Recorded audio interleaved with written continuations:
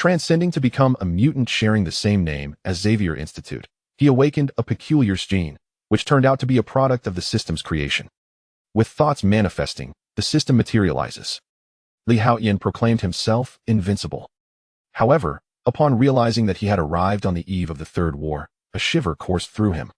Even without being an ardent fan of American comics, he had gleaned enough to understand the perilous nature of this world. It seemed that apart from the notorious troublemaker Magneto, there were numerous impending conflicts in Gotham, facing adversaries such as extraterrestrials and malevolent deities. To add to the chaos, the terrifying Sentinel Program had been insidiously completed.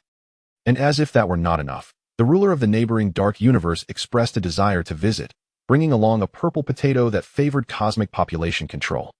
How is one to navigate such a treacherous existence? Should he rely on the green-clad behemoth or the flying armored hero for rescue? Yet, each rescue often resulted in the loss of many lives. For the sake of safety, my first system must be formidable, ideally allowing me to grow stronger even while basking in the sun. Chapter 1. In Xavier, my X gene is magnificent. Xavier Institute. Am I not dead? Haotian felt an intense headache, as if his entire being were on the verge of disintegration.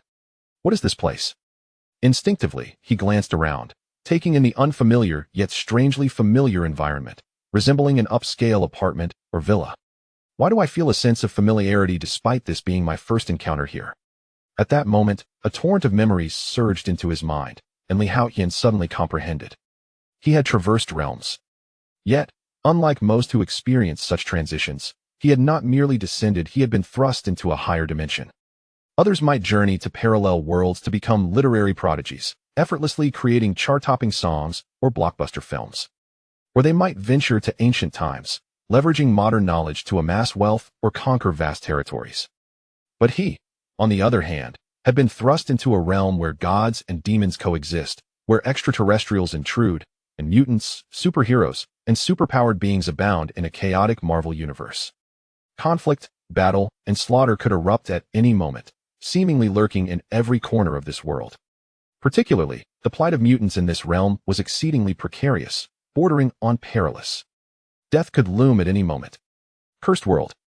In truth, Haotian was not as eager for this transcendence as many others. Though not a second-generation elite, he was a master's graduate from a prestigious university, having toiled long and hard to secure a position at a major corporation, finally earning a salary exceeding $1 million. His life was on an upward trajectory, and he anticipated achieving financial freedom within a few years, returning to his modest hometown. With property prices in his hometown barely $2 million for a villa, he envisioned purchasing luxury cars, residing in a villa, and marrying a charming partner, leading a blissful, leisurely life. Yet, upon opening his eyes, he found himself in this terrifying world. Was the original owner so unfortunate that the awakening of such a powerful gene caused their mind to shatter? Haotian murmured to himself. This was indeed the reason for his transcendence. According to the logic of consciousness, does this imply the creation of certain equivalent exchange powers? As he sensed the memories of the original owner and the power that accompanied the awakening of this gene, he began to formulate hypotheses. Having once been a top student, his cognitive abilities were commendable. In mere moments, he deduced the truth. Isn't this akin to a system? The more Haotian contemplated, the more peculiar his expression became. He had read numerous novels where protagonists possessed a system. For instance, a supreme lottery system requiring points to draw prizes. Or a supreme task system rewarding completion of missions. Even a one-hit kill system that allowed one to instantly ascend levels upon defeating an enemy. All were merely forms of equivalent exchange governed by certain rules.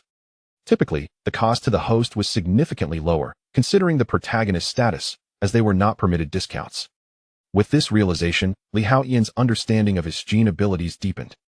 If utilized effectively, they could become an immensely powerful asset. Wait, does this mean I can freely create extraordinary systems? Suddenly, Haotian froze.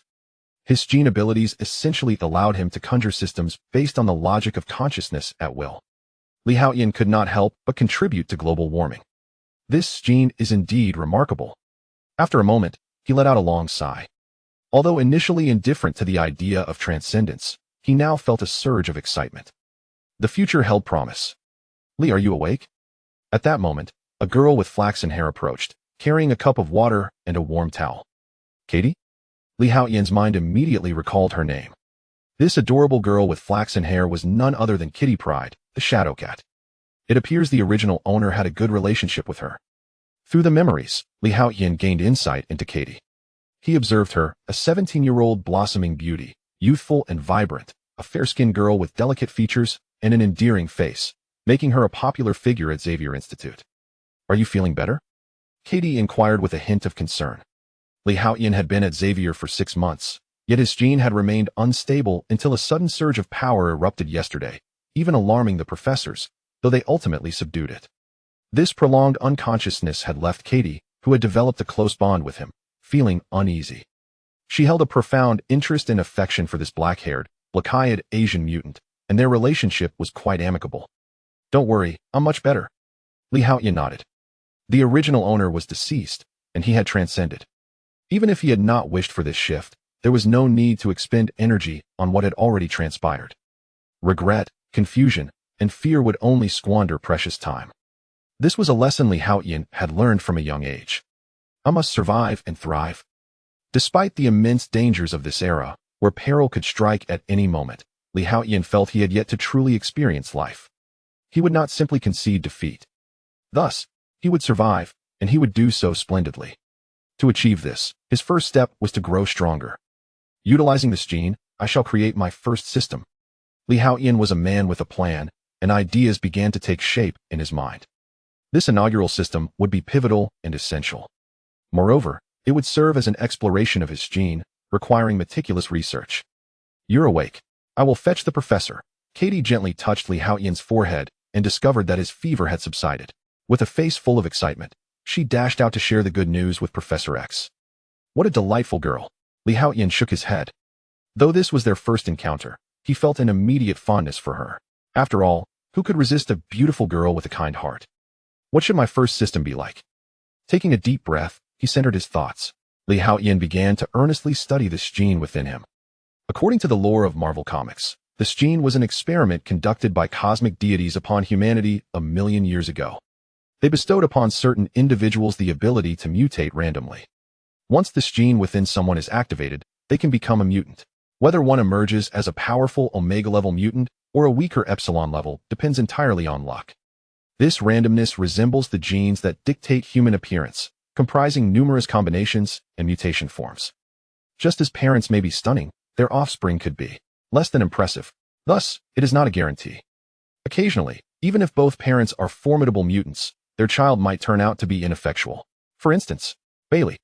His mutant ability, dubbed one-time human fireworks, has been officially recognized as the most lackluster and most pathetic mutant ability. Conversely, consider Franklin Richards, the son of Mr. Fantastic and Invisible Woman. Although neither parent is a mutant, he is naturally an Omega-level being. Even at a young age, he surpassed ordinary members of the cosmic deities. This exemplifies uncertainty. Chapter 2. Creating the System. And what about me? Haotian's gene is quite potent. While it may not be the strongest Omega level, it is at least Alpha level. However, he lacked the knowledge and insight to discern its exact caliber. Moreover, his mutant ability is rather singular. Simply put, it allows him to create certain equivalent exchange powers based on conscious logic. Yet, Haotian realized that this seemed to touch upon some fundamental rules. If utilized effectively, it could become a formidable power. The more I ponder, the more I feel this is the embryonic form of a system. Haotian mused. What kind of system should I create? Visions of various systems from novels and comics flickered through his mind. The one-cut 999 system, the invincible upgrade system, the daily check-in system, the multiverse fishing system. A plethora of system names raced through Haotian's thoughts. Yet, many concepts cannot simply be conjured from thin air. For instance, the multiverse fishing system, as described in those novels, promises access to countless worlds, offering pills, divine weapons, and techniques galore. However, in reality, Haotian's gene abilities are insufficient to breach the cosmic barriers and fish for items across the multiverse. While conscious logic can envision boundlessly, the power of equivalent exchange is finite. Furthermore, it cannot transcend the limits of the universe. At least, within this Marvel universe, Haotian cannot break through. The one-cut 999 is certainly destined for failure. The growth of energy cannot happen instantaneously, and to achieve level 999, there must be a reference point. But who is level 1? This question remains complex. Creating a system is certainly not as simple as a chime followed by your system has been credited, nor is it as baffling as system loading successful. Li, you're awake. At that moment, a gentle voice resonated. Li Haotian looked up to see a man in a wheelchair, being pushed by Katie, approaching him. It's him. This man was unmistakable. His piercing gaze, confident demeanor, and an intellect that radiated warmth and approachability made him easily recognizable. Professor X. Li Haotian regarded the man with a hint of wariness. The strength of his psychic abilities was formidable. Even Magneto required a helmet to avoid control and telepathic intrusion. He feared his secrets might be uncovered. Ding. Psychic shield system, creation successful. Psychic energy detected in the vicinity. The system automatically initiated a psychic shield. In that instant, a clear sound echoed in Li Haotian's mind. Had the system truly been created just like that? How was it achieved? Wait. Just now, he merely contemplated avoiding detection by Professor X, and the system manifested. Could it be? Li Haotian's heart raced as understanding dawned upon him. By employing conscious logic to create equivalent exchange power, this is how it was done. He finally comprehended. At that moment, Professor X raised an eyebrow in mild surprise, gazing at Li Haotian, yet spoke with warmth. Li, there's no need for such wariness. Even though I can easily manipulate, erase, browse, or even create the memories of others, I generally refrain from using such abilities. After all, we are not enemies, and everyone deserves their own privacy. Hearing Professor X's words, Li Haotian smiled awkwardly, feeling a bit embarrassed. Professor, you misunderstand. I merely thought of an application of my ability and was experimenting. I did not mean to be on guard against you. The people at the school hold you in great esteem. At this, Li Haotian smiled. So do I. No wonder it's Professor X. I had just created a system, and he detected it. The strength of his telepathy was indeed remarkable. However, Li Haotian felt at ease now. Not because Professor X claimed he would not pry into his thoughts, but because his gene powers had manifested. With the psychic shield system safeguarding his mind, no telepath or superpowered being could invade his inner sanctum anymore. Suddenly, he felt emboldened. You are my student. Should you have any questions, feel free to consult me. Imparting knowledge, guiding studies, and resolving doubts is my duty. Professor X spoke with a gentle tone. I understand. Li Haotian nodded. Then I shall not disturb your rest.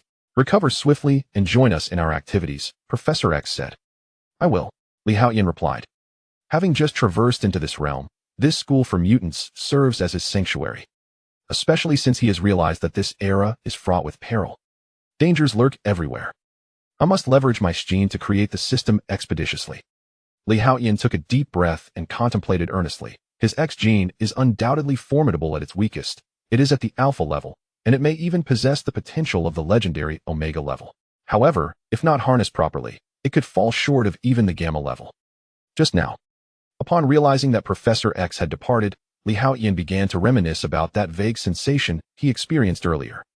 At that moment, my sole concern was to avoid being perceived by Professor X's telepathy, to prevent him from uncovering the secrets of my heart. That feeling. It was akin to the unique impulse felt between two individuals at the peak of intimacy. That was the threshold. Once crossed, it could lead to a rebirth of life. If closed off, it might result in a plea for mercy. Though the analogy may not be entirely precise, Li Haotian felt that while creating the system, there existed within him a peculiar force, reminiscent of that very impulse. Once activated, the system materialized. Ding.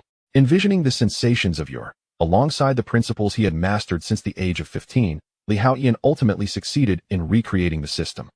Solar Empowerment System, creation successful.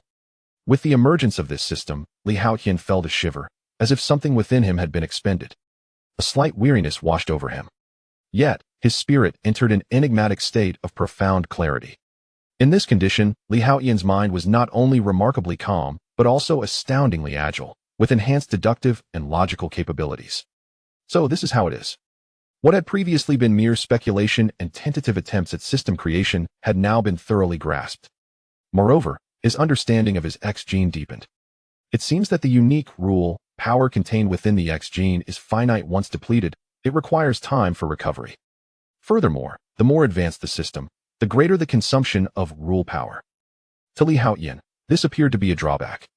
However, during the recovery of rule power, one briefly enters a state of remarkable insight and heightened mental acuity, akin to that of a sage.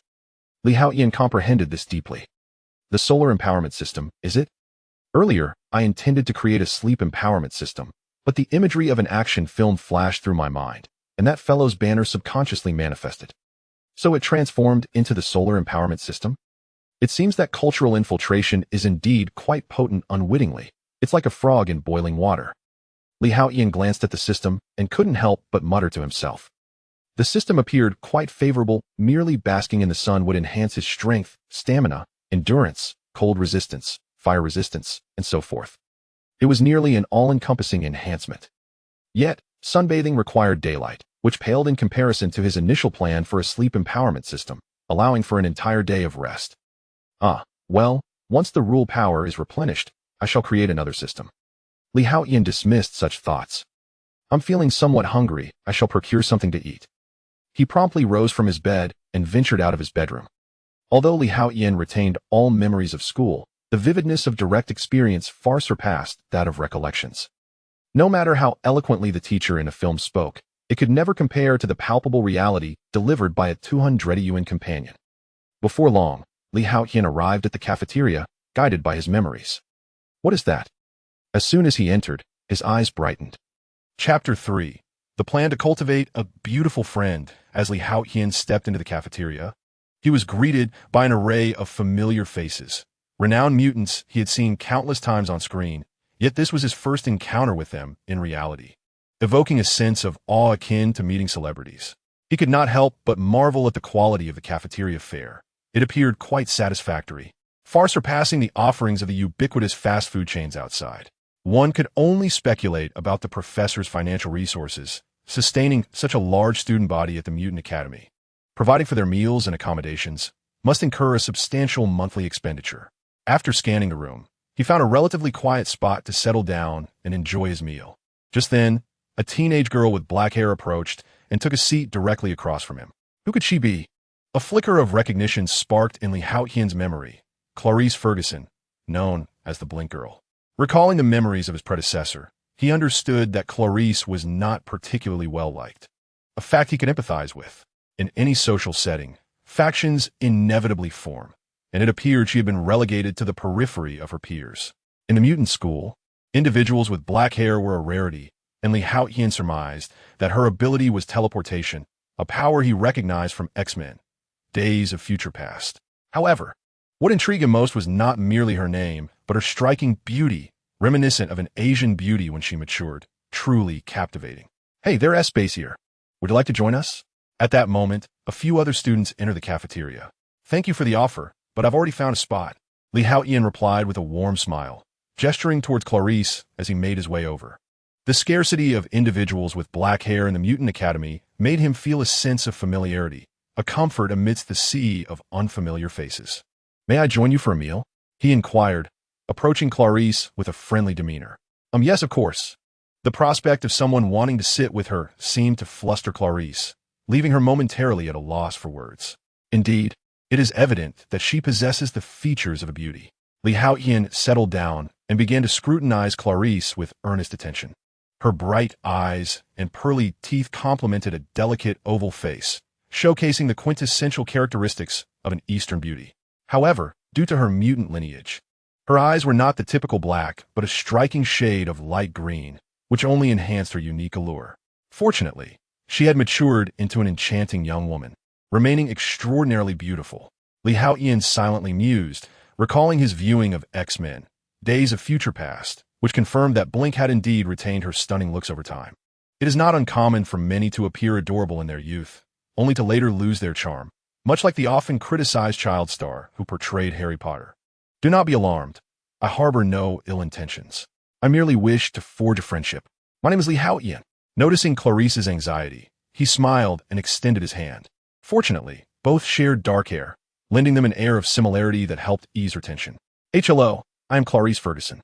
Although Blink had utilized her abilities to assist many in Days of Future Past, even managing to momentarily restrain Sentinel forces, she remained quite timid and introverted in her current state. Thus, Haotian refrained from overwhelming her with conversation.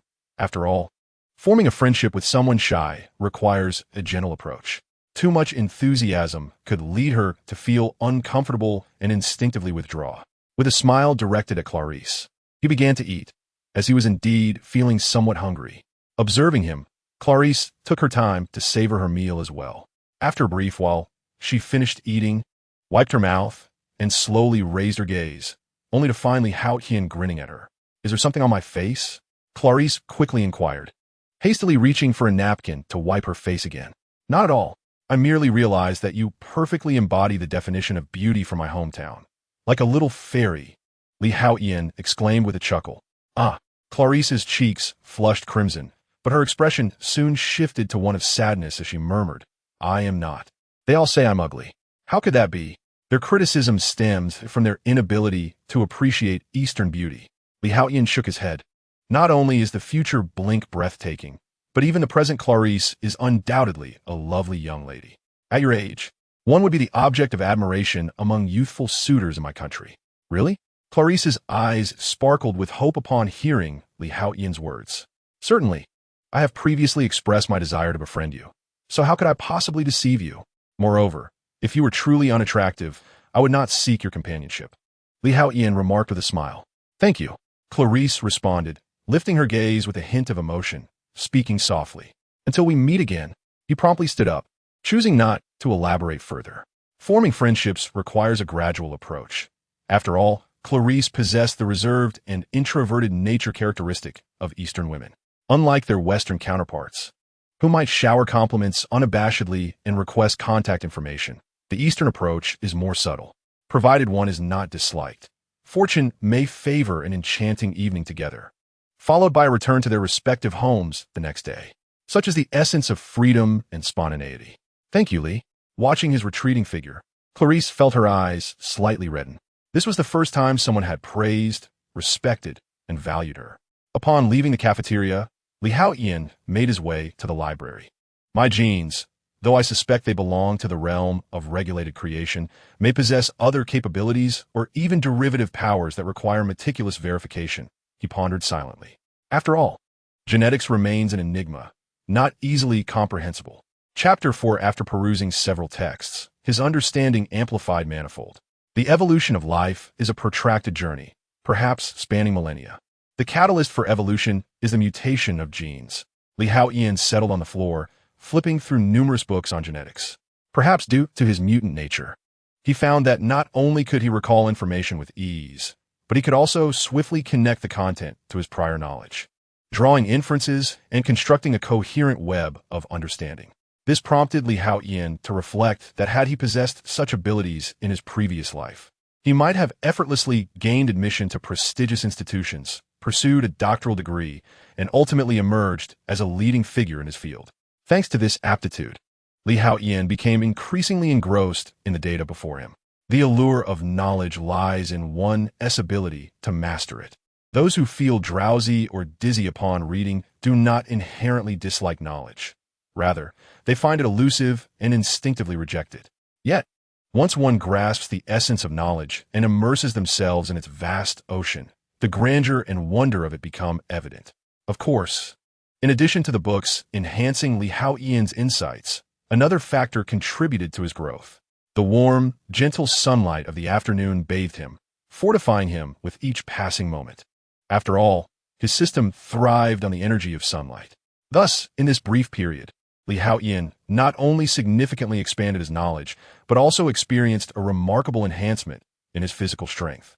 Attributes such as power, reflexes, skin resilience, and sensory perception were all advancing at an astonishing pace. It is no wonder that in the novels he had previously read, protagonists who acquired a system could seemingly conquer everything in their path. The existence of such a system was indeed exhilarating, Haotian mused. After all, merely basking in the sun could lead to greater strength. Could anything be more delightful than this?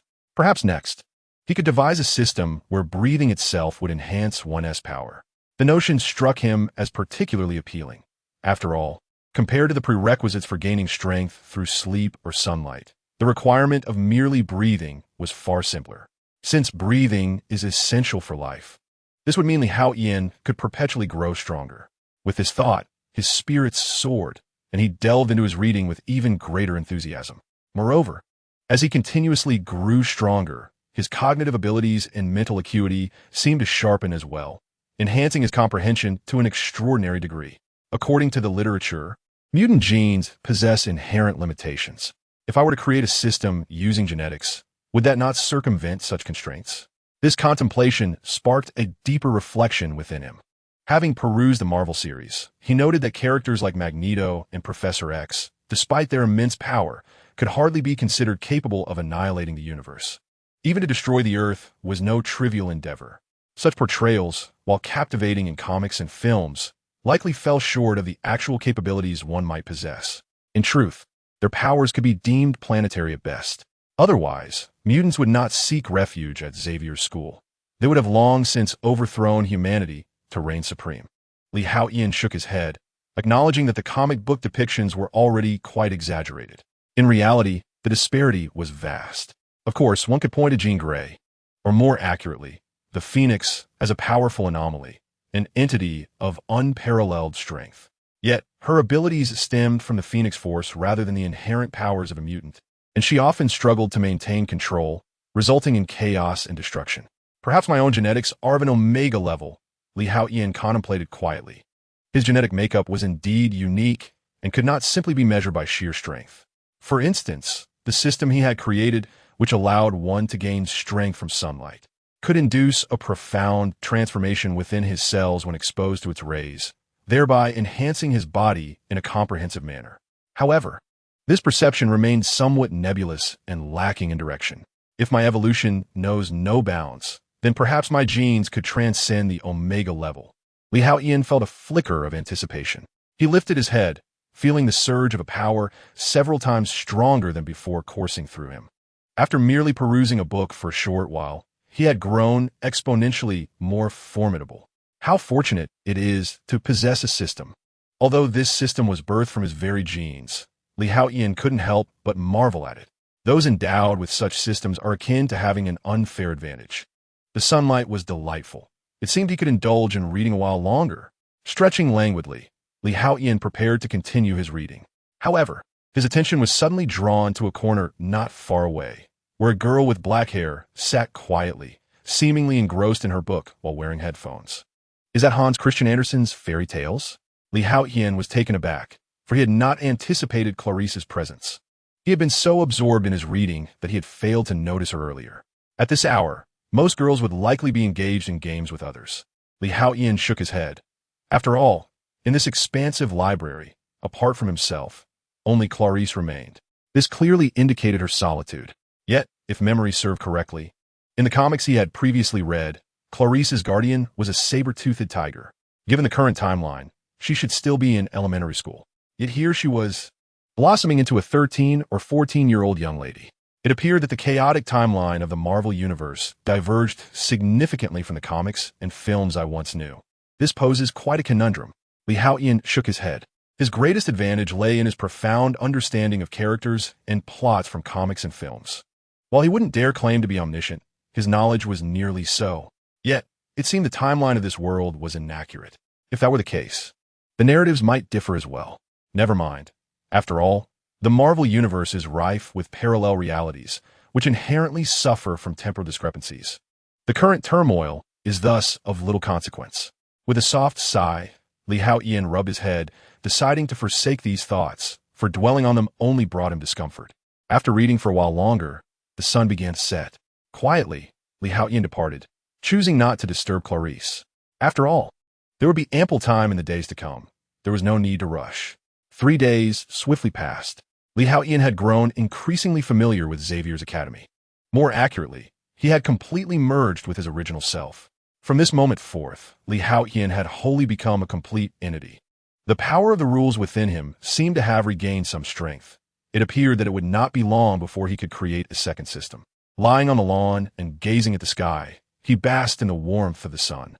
His cells continued to strengthen, and his power was perpetually on the rise.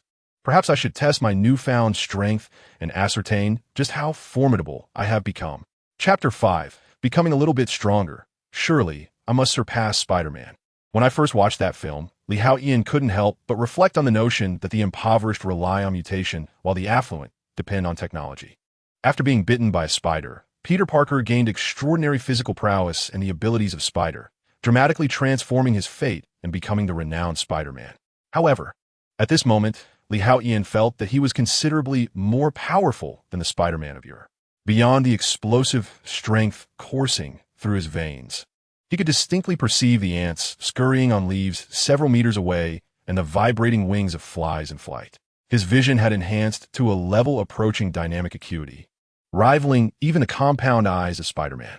Moreover, his reaction speed and cognitive abilities had also seen substantial improvement. Haotian found himself filled with anticipation. As he pondered these thoughts, basking in the warmth of the sun, time gradually slipped by. Before long, the sun dipped below the horizon, and dusk approached. With the sunlight no longer available, his enhancement period concluded, ushering in a time for enjoyment. Yet, before indulging, he felt compelled to first assess his current strength. With this resolve, Haotian made his way towards the school's training facility, where various training equipment awaited. In truth, Xavier's academy boasted even more superior facilities for evaluating his true capabilities. However, access to such places was typically reserved for the elite, those who had earned the title of X-Men. Indeed, the location Haotian referred to was the training ground for the X-Men, a venue off-limits to ordinary trainees. Nevertheless, he remained unperturbed. After all, just a few days prior, he had merely been a working-class individual. Although his salary was commendable, his strength, while not insufficient to contend with elementary students, would require caution against the more adept middle and high school students. Today's youth are undeniably formidable. Thus, despite the explosive power he sensed within and his remarkably sharp vision, Haotian remained humble, believing that the standard training facility sufficed for his assessment. Before long, Haotian arrived at the training ground, which was even larger than a basketball court. He couldn't help but marvel once again at the wealth of the professors. Xavier's academy was indeed vast. First, he would test his strength. He surveyed the surroundings, noting an array of fitness equipment, most of which were oversized, reflecting the fact that even within a standard training facility, its patrons were no ordinary individuals. The physique of mutants generally exceeded that of the average person, even if one is not a mutant of considerable strength. The influence of their genetic makeup still elevates their overall abilities beyond that of an ordinary person. I recall a time when I could barely lift a barbell weighing 60 pounds. Without hesitation, Haotian strode towards the seemingly extravagant dumbbell beside him. Each side of the dumbbell was adorned with 6 weight plates, each weighing 10 pounds. This meant that the dumbbell held a total weight of 120 pounds, equivalent to nearly 109 pounds. Truly, the training grounds of the Mutant Academy were impressive. Even a single dumbbell here rivaled the barbells of an ordinary gym. Haotian shook his head in resignation. Although there were a few slightly smaller options nearby, the majority surpassed the 120-pound dumbbell in size. I felt an explosive surge of power within me, capable of delivering a punch strong enough to fell a bull. Surely, lifting a dumbbell weighing over 100 pounds would pose no challenge? He approached the dumbbell, grasped it firmly with both hands, and with a mighty heave, unleashed a formidable force that coursed through his arms. The strength was so overwhelming that it surely exceeded 1,000 pounds, perhaps even more. In an instant, Haotian was caught off guard and fell backward. With a thud, he landed on the ground. Have I truly become this powerful? He pondered, momentarily dazed by the unexpected revelation. Are you all right? At that moment, Clarice entered, noticing Haotian sprawled on the floor, and hurried over to inquire. Me fine, Haotian replied, feeling a twinge of embarrassment. He had merely intended to test his strength, only to be astounded by its sheer magnitude. This incident was witnessed by Clarice, who had just arrived at the training ground. Are you here to train? Haotian asked, his curiosity piqued as he observed Clarice. She wore a white sports shirt that accentuated her fair neck, and despite appearing merely 13 or 14, she had already begun to exhibit signs of youthful allure. Her lower half was clad in snug blue athletic shorts, which highlighted her long and shapely legs. Her delicate features, adorned with violet-hued eyes, radiated the vibrant energy of youth. Compared to her demeanor in the cafeteria and library, she seemed to exude a bit more vitality and charm, especially with her youthful figure and smooth skin. Paired with the fitted shorts, it was almost distracting. Ahem. Haotian felt his face flush. What was he thinking? She was still just a child. True, the Western world embraced maturity at an early age, but one must maintain decorum, at least. I want to master my abilities as soon as possible, Clarice declared earnestly. The professor says that physicality is crucial, so I frequently come to the training ground to work out. You are indeed quite diligent.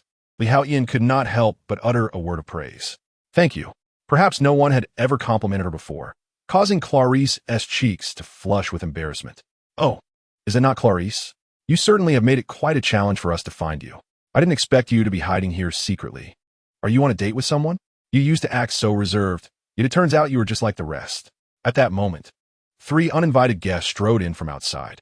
Jason, I have told you before, I do not wish to be friends with you, Clarice said, her voice tinged with fear. Now want to be my friend? So you prefer that yellow-skinned pig? Jason, the leader of the trio, sneered. You. Clarice's expression shifted dramatically, tears welling up in her eyes. Jason, aged 15, possessed the mutant ability of strength amplification. The other 2 were Yorkney, a 14-year-old mutant whose power allowed his body to elongate, and Spick, a 16-year-old mutant with canine characteristics. Upon seeing the 3, Haotian's memory instantly recalled their identities. All 3 were in the same class as Clarice, having formed a small clique that frequently bullied weaker classmates. Haotian was in another class, thus had little interaction with them. In the past, he had always detested bullies. To his surprise, having crossed over into this chaotic comic book universe, he encountered them again. Haotian narrowed his eyes. In his previous life, he had been bullied for reporting a school bully. He later realized a crucial truth. The only way to confront a bully's oppression was through violence. Chapter 6, One Punch. And the head flew off no matter where one goes. One cannot escape the cliches. Haotian shook his head. After all, with nearly 30 years accumulated for both lives, he was not inclined to stoop to the level of these young rascals. However, that was contingent upon them not provoking him. Haotian, do you know that Clarice is my girlfriend? The world is indeed filled with melodrama. Just when one wishes to avoid trouble, someone always appears intent on causing it. I do not know. Haotian slowly rose to his feet. Though he harbored a fondness for Clarice and even entertained some slight notions about her, she was still merely a girl at this stage of her life. To him, she was still in the formative phase. However, if Clarice had indeed developed feelings for someone, Haotian had no interest in stealing the affection of another. After all, he was no rogue. No, Lee, do not listen to Jason's nonsense. I'm not his girlfriend at all. At that moment, Clarice urgently interjected. Unbeknownst to her, Clarice was determined to prevent the boy with hair as dark as her own from misunderstanding her intentions. I have never consented to his advances, and I harbor a deep disdain for him. Thus, Clarice hastily shook her head in protest. Oh, have you heard that? Haotian immediately chuckled. If Clarice were to acknowledge her relationship with Jason, he would have turned on his heels without a second thought. Yet, it was abundantly clear that Clarice held no affection for Jason. You wretched girl, do you wish to be shunned by everyone in the class for eternity? Jason erupted in fury. Clarice's rejection had left him utterly embarrassed in front of his 2 friends. I say, Jason, let us not waste words. Let us teach this yellow-skinned pig a harsh lesson. At that moment, the 14-year-old Yorkney displayed a smile that belied his tender age, one tinged with cruelty. Despite being of mixed Mexican and Han descent, I find your 3 words particularly distasteful. Therefore, you shall pay for this transgression. Haotian's expression turned icy. He could tolerate the juvenile antics of these young rascals. After all, it was the responsibility of the educators at Xavier Academy to guide them. It was indeed an obligation of the headmaster to impart wisdom. However, Haotian would never permit anyone to insult the Chinese. Though he was not of pure blood in this lifetime, the essence of his soul was undeniably that of a true son of the Summer Kingdom. Silence, please. Just as Haotian was prepared to take action, Clarice stepped forward. Lee, he is my dearest friend. I will not allow you to insult him. Kindly cease your words at once. Otherwise, Clarice positioned herself protectively in front of Haotian. After all, when she had entered the training room, she had observed Haotian seemingly pinned beneath a 100-pound dumbbell. Despite being merely a girl of 13 or 14, the mutant genes bestowed upon her granted her strength beyond her years. Even if she was not a power-type mutant, she could undoubtedly lift that 100-pound weight.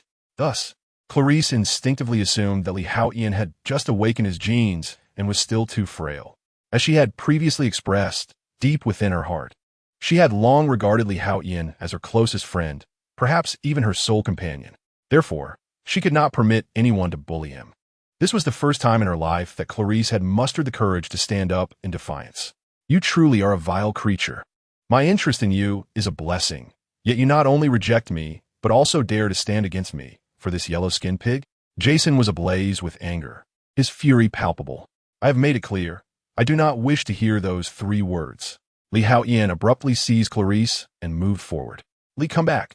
Clarice exclaimed in alarm as she witnessed him step out.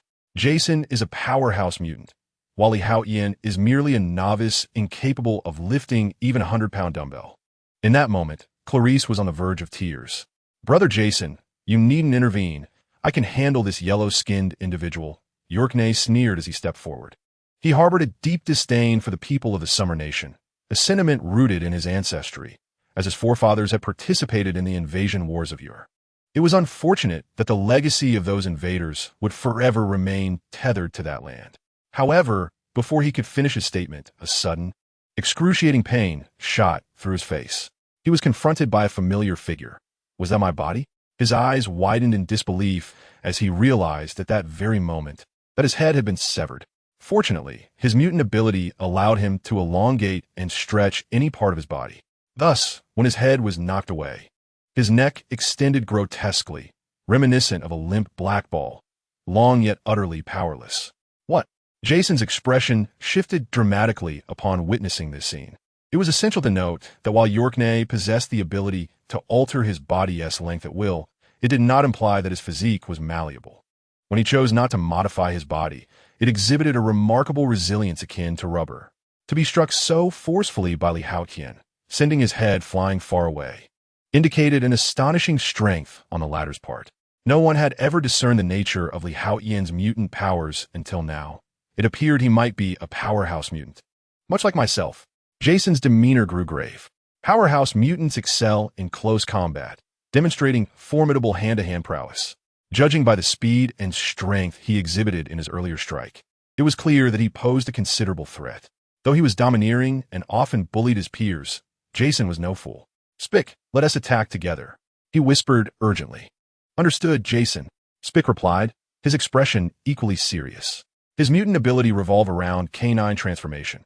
Although not purely a powerhouse mutant, it significantly enhanced his speed, strength, and resilience severalfold. However, even with these enhancements, he could not hope to achieve what Haotian had done to Yorkney. The situation was clear. Haotian was likely a pure powerhouse mutant, and one must never underestimate such an adversary. These mutants possess exceptional resilience and immense strength. They can endure attacks, but whether you can withstand their strikes is uncertain. The simplest strategies against such mutants involve either ranged assaults or employing a kiting tactic to wear them down completely. Otherwise, one could resort to greater strength and engage in close combat, overwhelming him with sheer force. It is evident that Jason has opted for the latter. As a mutant of considerable strength myself, I refuse to believe that your power surpasses mine. Strength amplification, 20-fold. With a sudden roar, Jason charged forward, unleashing his full might without restraint. Chapter 7. The Astonished Guardian. Be careful, Clarice exclaimed in alarm. Jason's ability to intimidate his classmates extends beyond mere words. He possesses a natural advantage in strength over most mutants. His base power is an impressive 500 pounds. After augmenting his mutant abilities, he wields a staggering 10,000 pounds, equivalent to 5 tons of force. The devastation wrought by such strength in a single punch is truly terrifying. Rest assured, I shall not kill you, for that would incur the professor's wrath. I will merely shatter your legs and break your hands, then extract your teeth to ensure you comprehend the dire consequences of crossing me. A cruel smile spread across Jason's face. Though merely 14 years of age, he exuded the presence of a malevolent fiend. Yet despite the intimidating display, Haotian furrowed his brow slightly. While the spectacle was indeed grand, and Clarice gasped in trepidation, he remained unperturbed. This punch, though formidable, did not instill fear within him. It seemed he could withstand it. This instinct compelled him to raise his hand, delivering a punch of his own with great force. With a resounding crash, their fists collided. It's over. Clarice's heart raced with panic, and she swiftly turned to seek out a teacher. If timely intervention occurred, perhaps, with a mutant's regenerative capabilities, healing could be achieved. Otherwise, Haotian would be left crippled. As Clarice's only friend, the thought of witnessing his downfall was unbearable. She could not allow him to suffer such a fate. Having endured bullying herself since childhood, she understood all too well the torment of being oppressed. Just then, a piercing scream shattered the air. Clarice halted instinctively, glancing back in disbelief. What she beheld was beyond comprehension. Jason's right arm had grotesquely twisted, the bones of his forearm piercing through the skin, revealing muscle beneath. What is happening? Clarice gasped, covering her mouth in shock as she witnessed this astonishing scene. Haotian had not only matched Jason, the powerhouse of a mutant, but had also gained the upper hand? How could this be possible? As Spick was about to make a move, he suddenly trembled and halted, having just completed his transformation. He now resembled a beaten husky after a ferocious encounter with a Tibetan Mastiff. Jason's punch was imbued with the force of 1,000 pounds. His eyes were filled with astonishment and dread. Even though he had undergone beastification, his strength barely reached 2 tons. In stark contrast, the pure powerhouse Jason possessed a staggering 5 tons of might. Faced with such terrifying force, Spick hesitated and dared not utter those 3 words again. The opponent could easily incapacitate Jason's right arm with a single blow and could just as easily deliver a fatal strike to him. Although the presence of professors at Xavier Academy would prevent any true loss of life, he had no desire to be rendered a cripple. My arm. Jason rolled on the ground, clutching his arm and howling in agony. After all, he was merely a 14-year-old student. Despite the mutant genes that granted them extraordinary strength, their mental disposition was not vastly different from that of ordinary individuals. I never wish to see you near Clarice again, nor do I wish to hear those 3 words. Otherwise, I shall not hesitate to tear your mouth apart. Haotian spoke with a calm demeanor, though internally he felt a tremor of astonishment. It dawned on him just how immense his power truly was. At that moment, he gained a tangible understanding of his strength. According to his recollections, Jason was a pure strength-type mutant, capable of delivering nearly 5 tons of force with a single punch. Yet, he was unable to withstand Haotian's strike. This indicated that Haotian's strength exceeded 5 tons. Just moments ago, he had utilized only half of his power, which equated to 5 tons. Thus, it appeared that he possessed nearly 10 tons of strength. A shiver of excitement coursed through Haotian. This revelation astonished even him. Truly, one endowed with a system was bound to feel exhilarated. He was thoroughly satisfied with this outcome. However, since he possessed a system, creating a property panel should pose no challenge. Suddenly, he recalled an important realization. He need not engage in ludicrous tests here.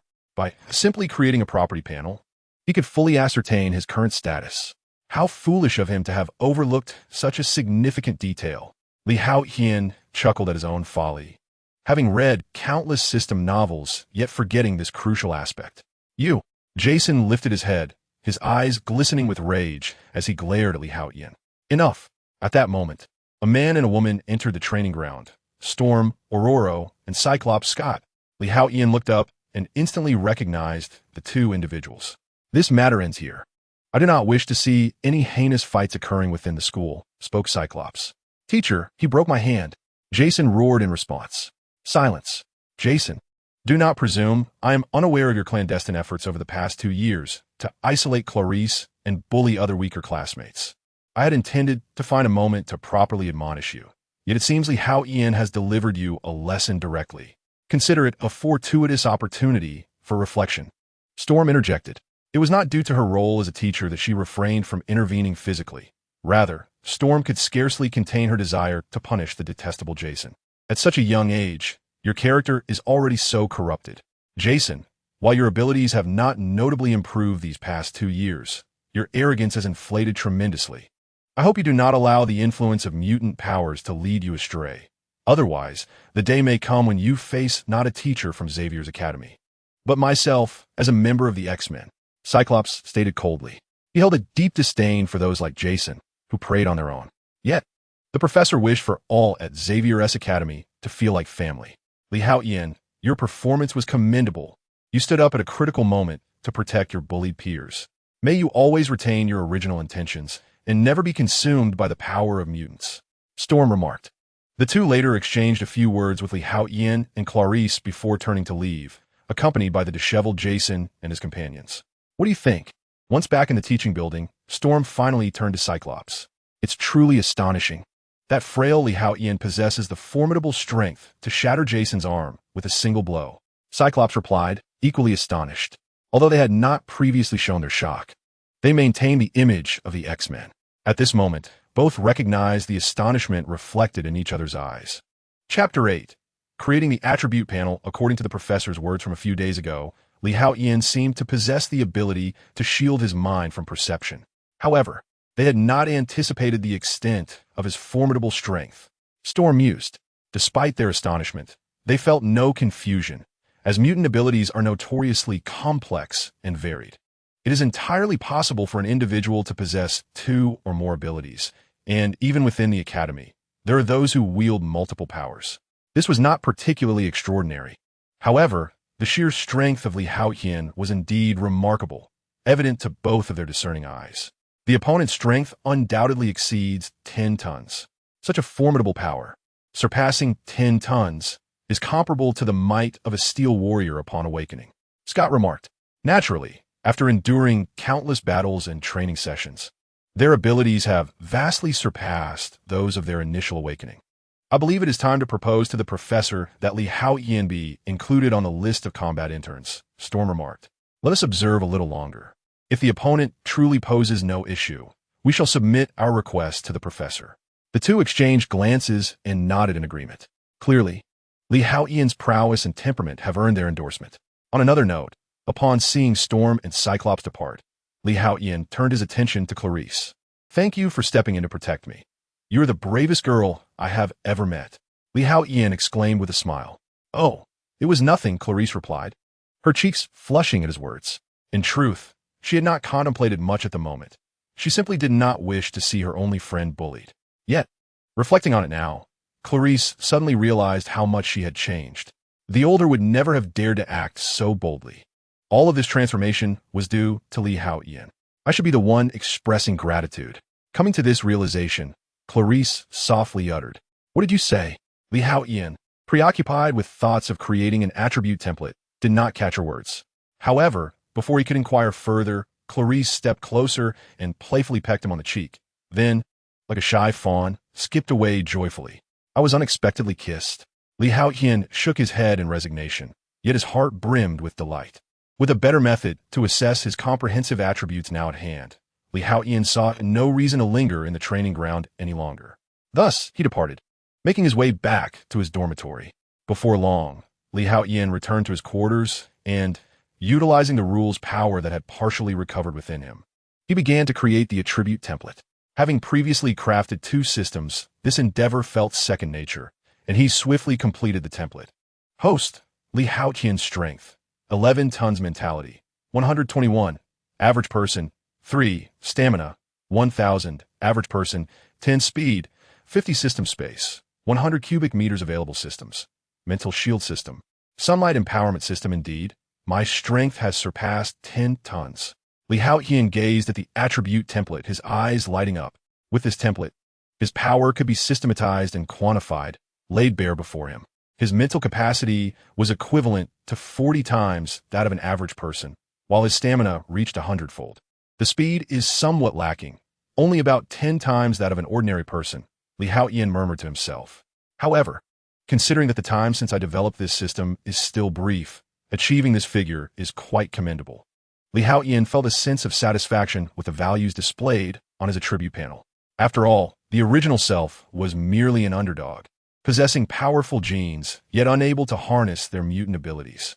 Now, by manifesting these genetic powers, Haotian has perfectly unleashed his mutant potential. All that remains is to patiently await his growth in strength. In this regard, Haotian is in no rush. Unlike others who must exert themselves in rigorous training to enhance their capabilities, he merely needs to bask in the sun and sip tea to become stronger. Moreover, once his reservoir of rule power is fully charged, Haotian can create a new system once again. Next time, he envisions a system that allows him to grow stronger merely by breathing. He muses to himself for the sunbathing system, while effective, is somewhat limited, as it only allows for strength augmentation during daylight hours. Yet, it seems that the more powerful the system, the greater the amount of rule power required. He wonders if, once fully charged, he will be able to create a breathing strengthening system. If not, he could always pivot to a system that allows him to grow stronger by drinking or sleeping. That way, he could enhance his strength day and night in all circumstances.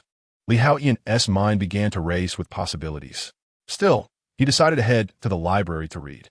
After completing the attribute panel, he suddenly realized he had little to occupy his time. After all, he need not toil in training to grow stronger.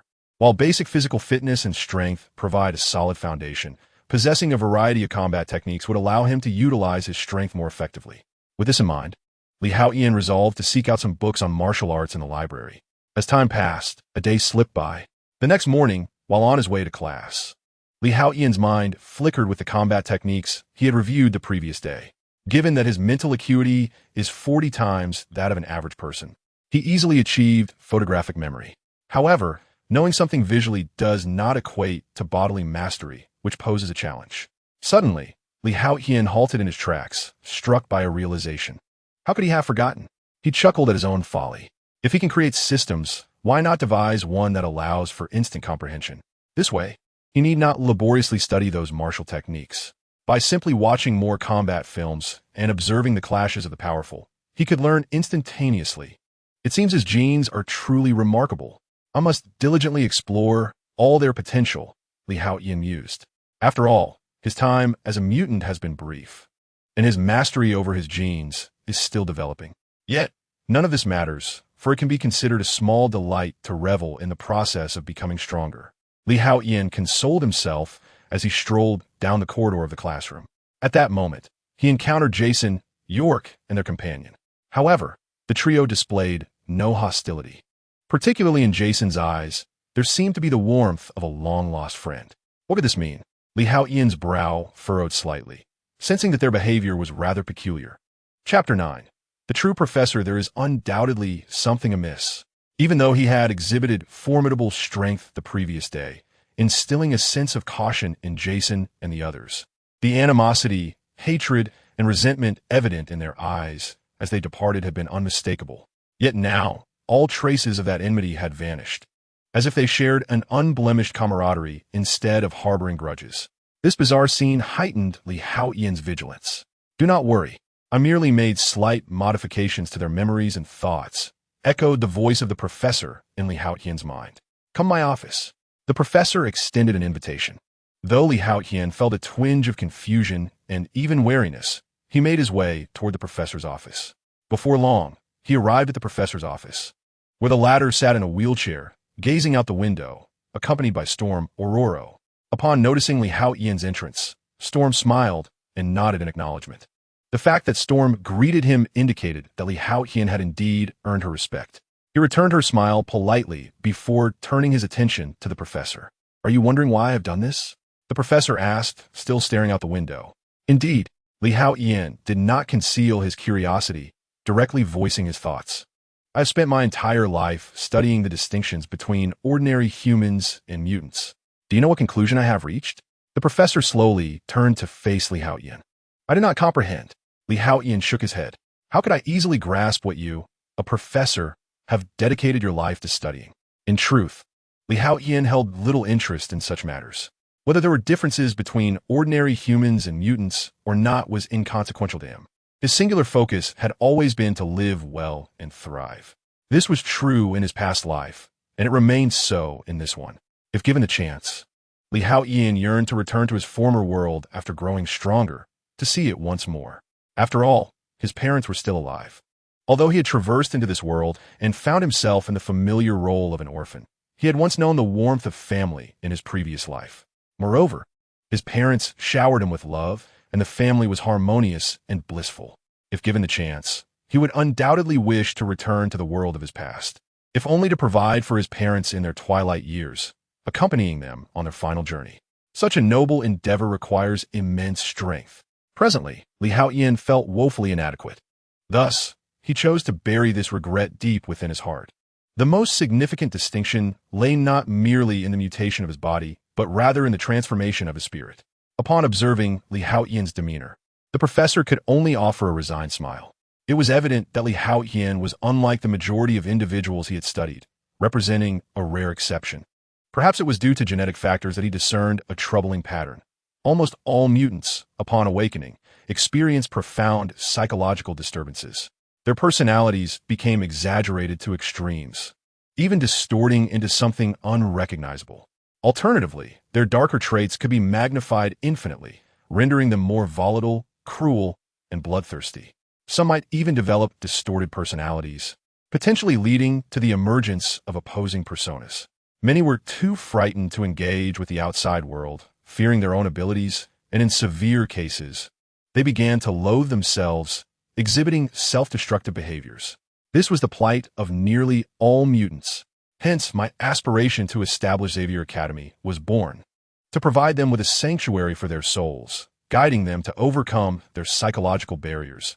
The professor spoke slowly, revealing his original intention. "And what of Jason and the others?" the Haotian inquired promptly. The professor had previously mentioned that Jason and his companions underwent such changes due to the professor's manipulation of their mutant abilities, which altered their memories. This left Li Haotian somewhat perplexed. Wasn't the goal to guide them? Why then impose changes upon their memories and personalities? Although my responsibility is to assist them in transcending their psychological flaws and achieving self-redemption, becoming masters of their power rather than being subjugated by it, it is essential to understand that sometimes mere guidance, or persuasive education, is insufficient, the professor replied with a smile. Yet, a chill crept into Li Haotian's heart. He suddenly realized that his previous understanding of the professor had been superficial. Many had claimed that the professor was overly benevolent towards both humans and mutants, often adopting a non-lethal approach, embodying an ethos of forgiveness. However, the professor before him felt somewhat alien, even intimidating. It became clear that he was not merely a kind-hearted individual, but a man of principle, willing to enforce his beliefs, even resorting to altering the memories and personalities of others. Though the professor had asserted his dislike for manipulating hearts and minds, Li Haotian suddenly grasped a profound truth. The reason the professor had bested Magneto several times, yet refrained from taking his life. Even those mutants who conspired alongside Magneto adopted a strategy of indulgence. They merely defeated their foes before swiftly retreating, seldom delivering fatal blows. It was not that they were unwilling to kill, but rather that they required a pair of white gloves. Li Haotian suddenly grasped this realization.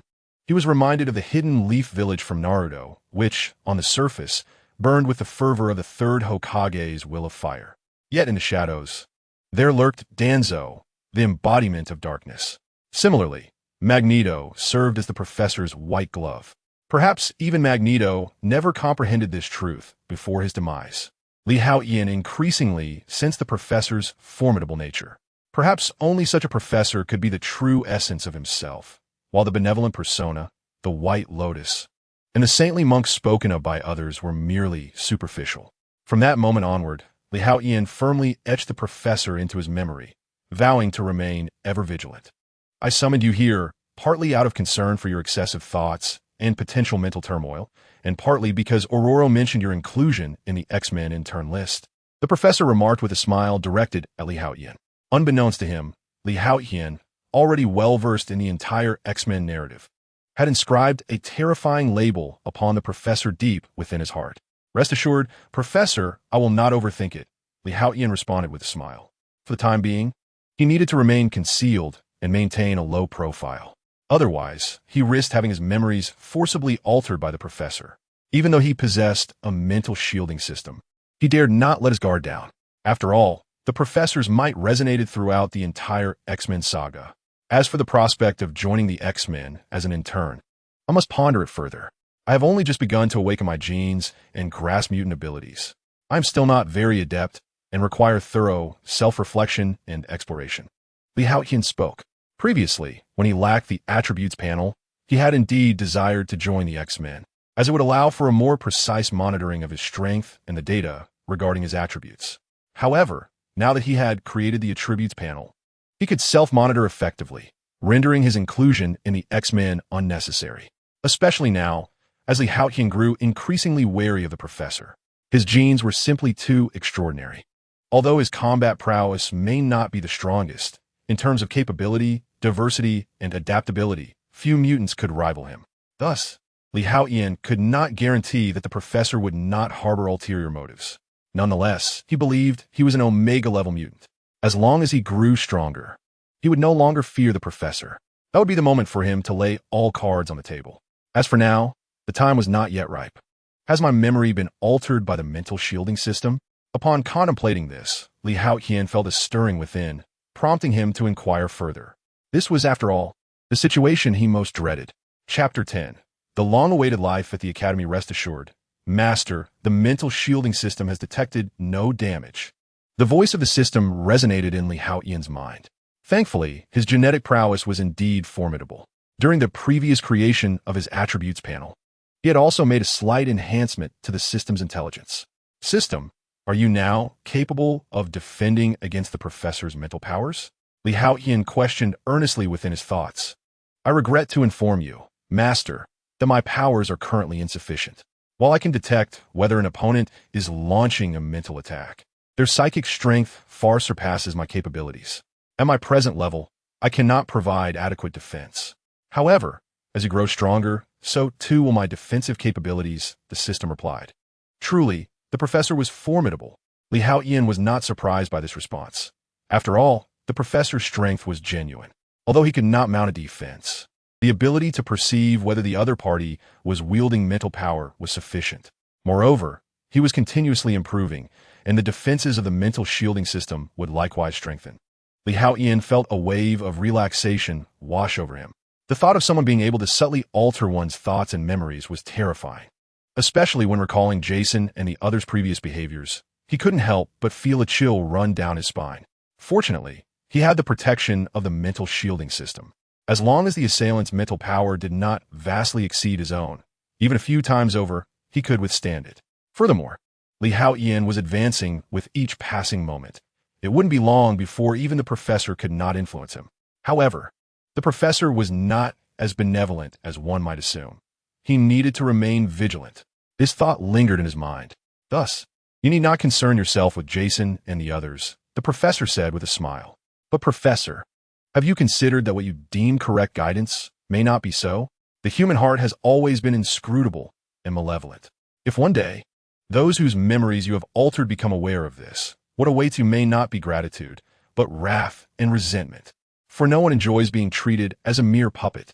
Li Haotian's heart grew colder upon hearing the professor's words. Very well, proceed with your duties. If you have any thoughts, feel free to communicate with me at any time.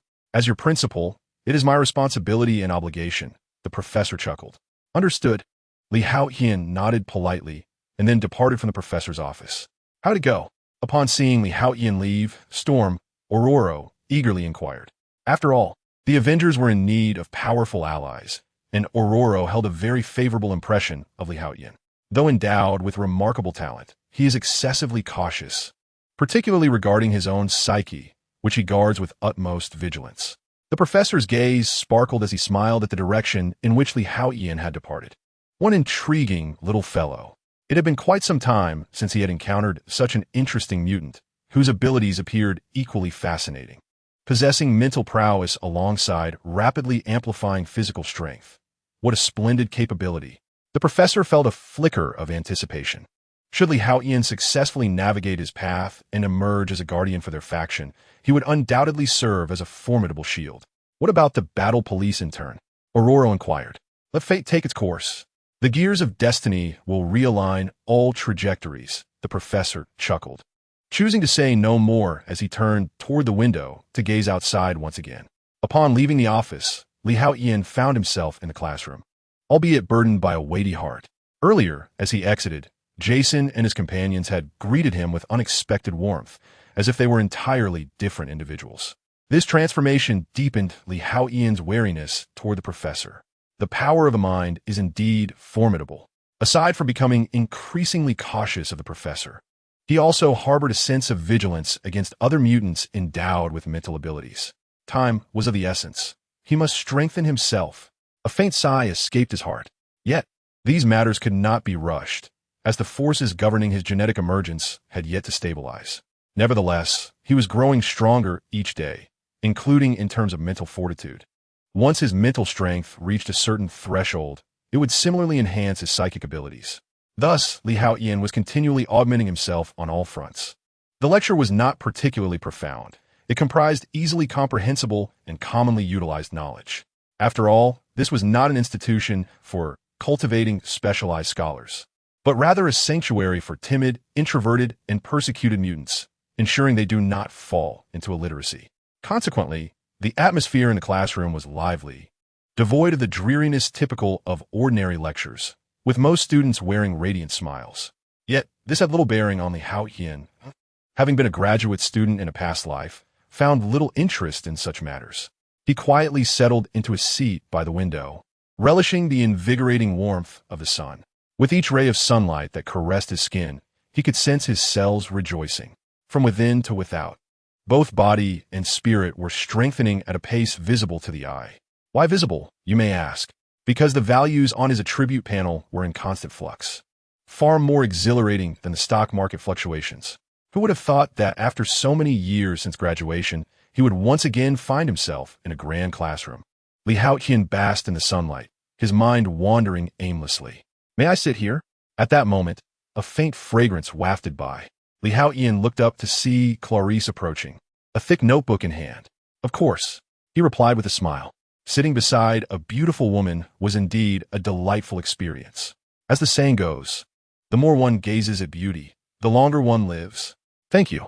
Clarice beamed in response, settling down next to Li Haotian, diligently taking notes. Li Haotian shook his head in resignation and laid his head on the table, succumbing to sleep. Amidst her note-taking, Clarice stole glances at Li Haotian's slumbering form, unable to suppress a soft giggle. Time always seemed to pass swiftly while one was asleep. Li Haotian felt as though he had only just dozed off when the bell rang, prompting him to rise and prepare for a meal in the cafeteria. May I join you? Clarice inquired, putting away her notebook and approaching Li Haotian with a smile. You've become much more cheerful than before. Li Haotian remarked with a grin. It's because of you. Clarice replied, her smile sweetening. You look lovely when you smile. Do smile more often. He encouraged as they made their way to the cafeteria. Along the way, Li Haotian entertained Clarice with several jokes, two of which were rather risque, causing the adolescent girl to blush, her cheeks reminiscent of ripe peaches. Two corn colonels got married, but the next morning, the male colonel discovered that the female colonel was missing. Beside him lay a popcorn kernel, prompting him to ask, Who are you? Where's my wife? Li Haotian chuckled. Guess what the popcorn replied? How annoying. I'm ignoring you. Clarice exclaimed, her face flushed as she shyly dashed away. The joyfulness of her retreating figure under the sun was particularly enchanting. It had been a long time since she felt so relaxed. Chapter 11. Practical training in the blink of an eye. It was time for afternoon classes. Li Haotian and Clarice entered the classroom, laughing and chatting, only to find it empty. There would be no knowledge classes in the afternoon. Instead, they had practical training. The students remaining in the classroom quickly informed them. Practical training? Li Haotian was momentarily taken aback. He exchanged glances with Clarice, and they turned to head towards the training ground. Before long, they arrived at the training arena, where many familiar faces had already gathered. Phantom Cat Kitty, Iceman Bobby, Laser Eye Scott, and others were present. To their surprise, both upperclassmen and underclassmen had come together. Li Haotian surveyed his surroundings. In the distance, upon a small podium, Storm stood, addressing the crowd. This afternoon, we were to engage in practical training. As mutants, the most crucial aspect of our existence lies in mastering our inherent powers. Those who comprehend the art of wielding their abilities can navigate this world with greater efficacy. By virtue of our genetic makeup, we mutants possess an innate strength that surpasses that of ordinary individuals. Whether one is a powerhouse, an energy manipulator, a telepath, or a physically altered being, our physical capabilities far exceed those of the average person. Thus, it is imperative that we acquire advanced combat techniques to harness our formidable strengths. Otherwise, we risk inflicting harm upon those around us, or even upon ourselves. At this juncture, Storm cast a cheerful glance toward the crowd. Surely, you are all aware that only exemplary students are permitted to join the X-Men. To aspire to become one of them, one must thoroughly master their mutant abilities. This is a fundamental prerequisite. With that, Storm Ororo turned her gaze to Cyclops Scott by her side. Indeed, only those who have completely grasped their powers are deemed worthy of joining the X-Men. In time, you two may stand as heroes safeguarding the realm of mutants. Much like we do. Cyclops, filled with enthusiasm, thumped his chest and exclaimed, "Bravo!" The surrounding audience erupted into applause, their excitement palpable, with some upperclassmen unable to restrain themselves from whistling in delight. "Now let us settle down. We shall commence our lessons with myself, Storm, and Iceman serving as your sparring partners. I hope you will cherish this opportunity, diligently familiarizing yourselves with your capabilities, while mastering your own powers. It is equally important to understand those of your companions, for you may very well find yourselves fighting alongside them in the future." Cyclops then gestured for silence, a curious expression crossing his face. It was indeed peculiar. Typically, upperclassmen and underclassmen did not share training sessions. Haotian felt a sense of intrigue. Could it be that the professor had sensed something amiss? A flicker of speculation passed through his mind. Although this world was chaotic, resembling a composite of the Marvel Universe, Haotian had gleaned some insights during his brief time here. Based on the memories of his predecessor and the news he had gathered, he surmised that we were on the eve of the X-Men's third battle. Danger was approaching. However, Wolverine had yet to return, and Jean had not been resurrected. Thus, I still had time. Haotian mentally calculated the timeline. Just then, two figures stepped onto the vacant space before the podium. Colossus, Haotian observed a towering man, his entire form encased in metal, as he strode forward. The weight of his substantial frame caused the ground to reverberate beneath him. I wonder just how immense Colossus's strength truly is, Haotian mused inwardly. "Steel Warrior, my freezing power has recently intensified, so you must tread carefully." Accompanying Steel Warrior is his old friend, Iceman Bobby. "Here they come." Steel Warrior clenched his fists together, producing a resounding thud. "I'm coming in." Iceman Bobby chuckled, immediately pressing both hands against the ground. In an instant, a surge of azure light erupted, emanating from him as waves of chill radiated outward like ripples. The surrounding moisture crystallized into ice, transforming the entire area into a frozen realm. Steel Warrior found his legs ensnared by the encroaching frost, as if attempting to immobilize him. "This mere chill cannot freeze me," Steel Warrior exclaimed, exerting his legs with tremendous force.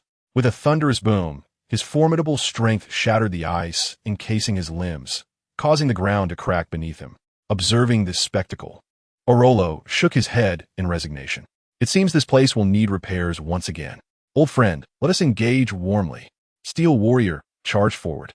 "I have no desire to engage closely with you, you giant."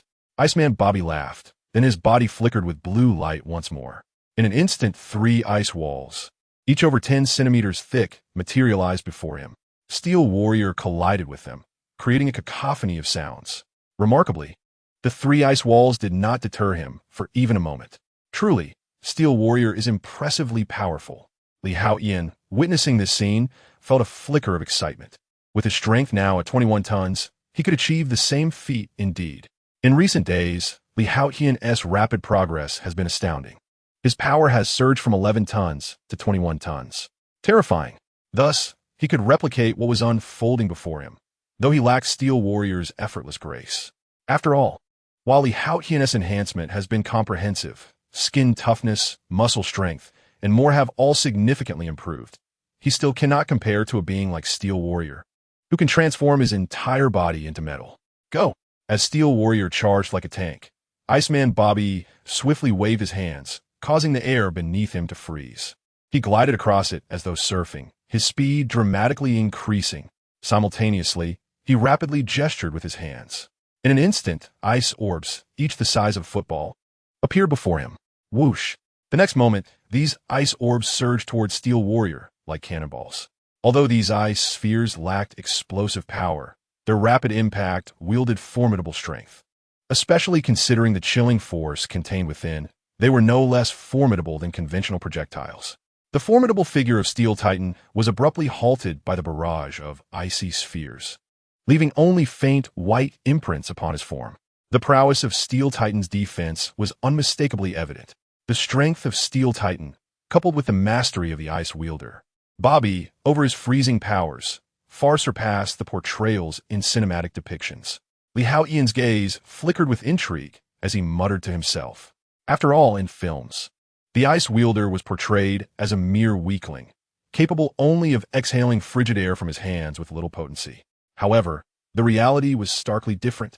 Bobby demonstrated remarkable finesse in both the swift creation of ice walls and the rapid assault with ice spheres, showcasing considerable power. This was a far cry from Haotian's recollections of Bobby. It was evident that this world diverged significantly from the fictional narratives he was accustomed to, instilling in him a heightened sense of caution. One must never underestimate any adversary, lest they find themselves in dire straits. Chapter 12.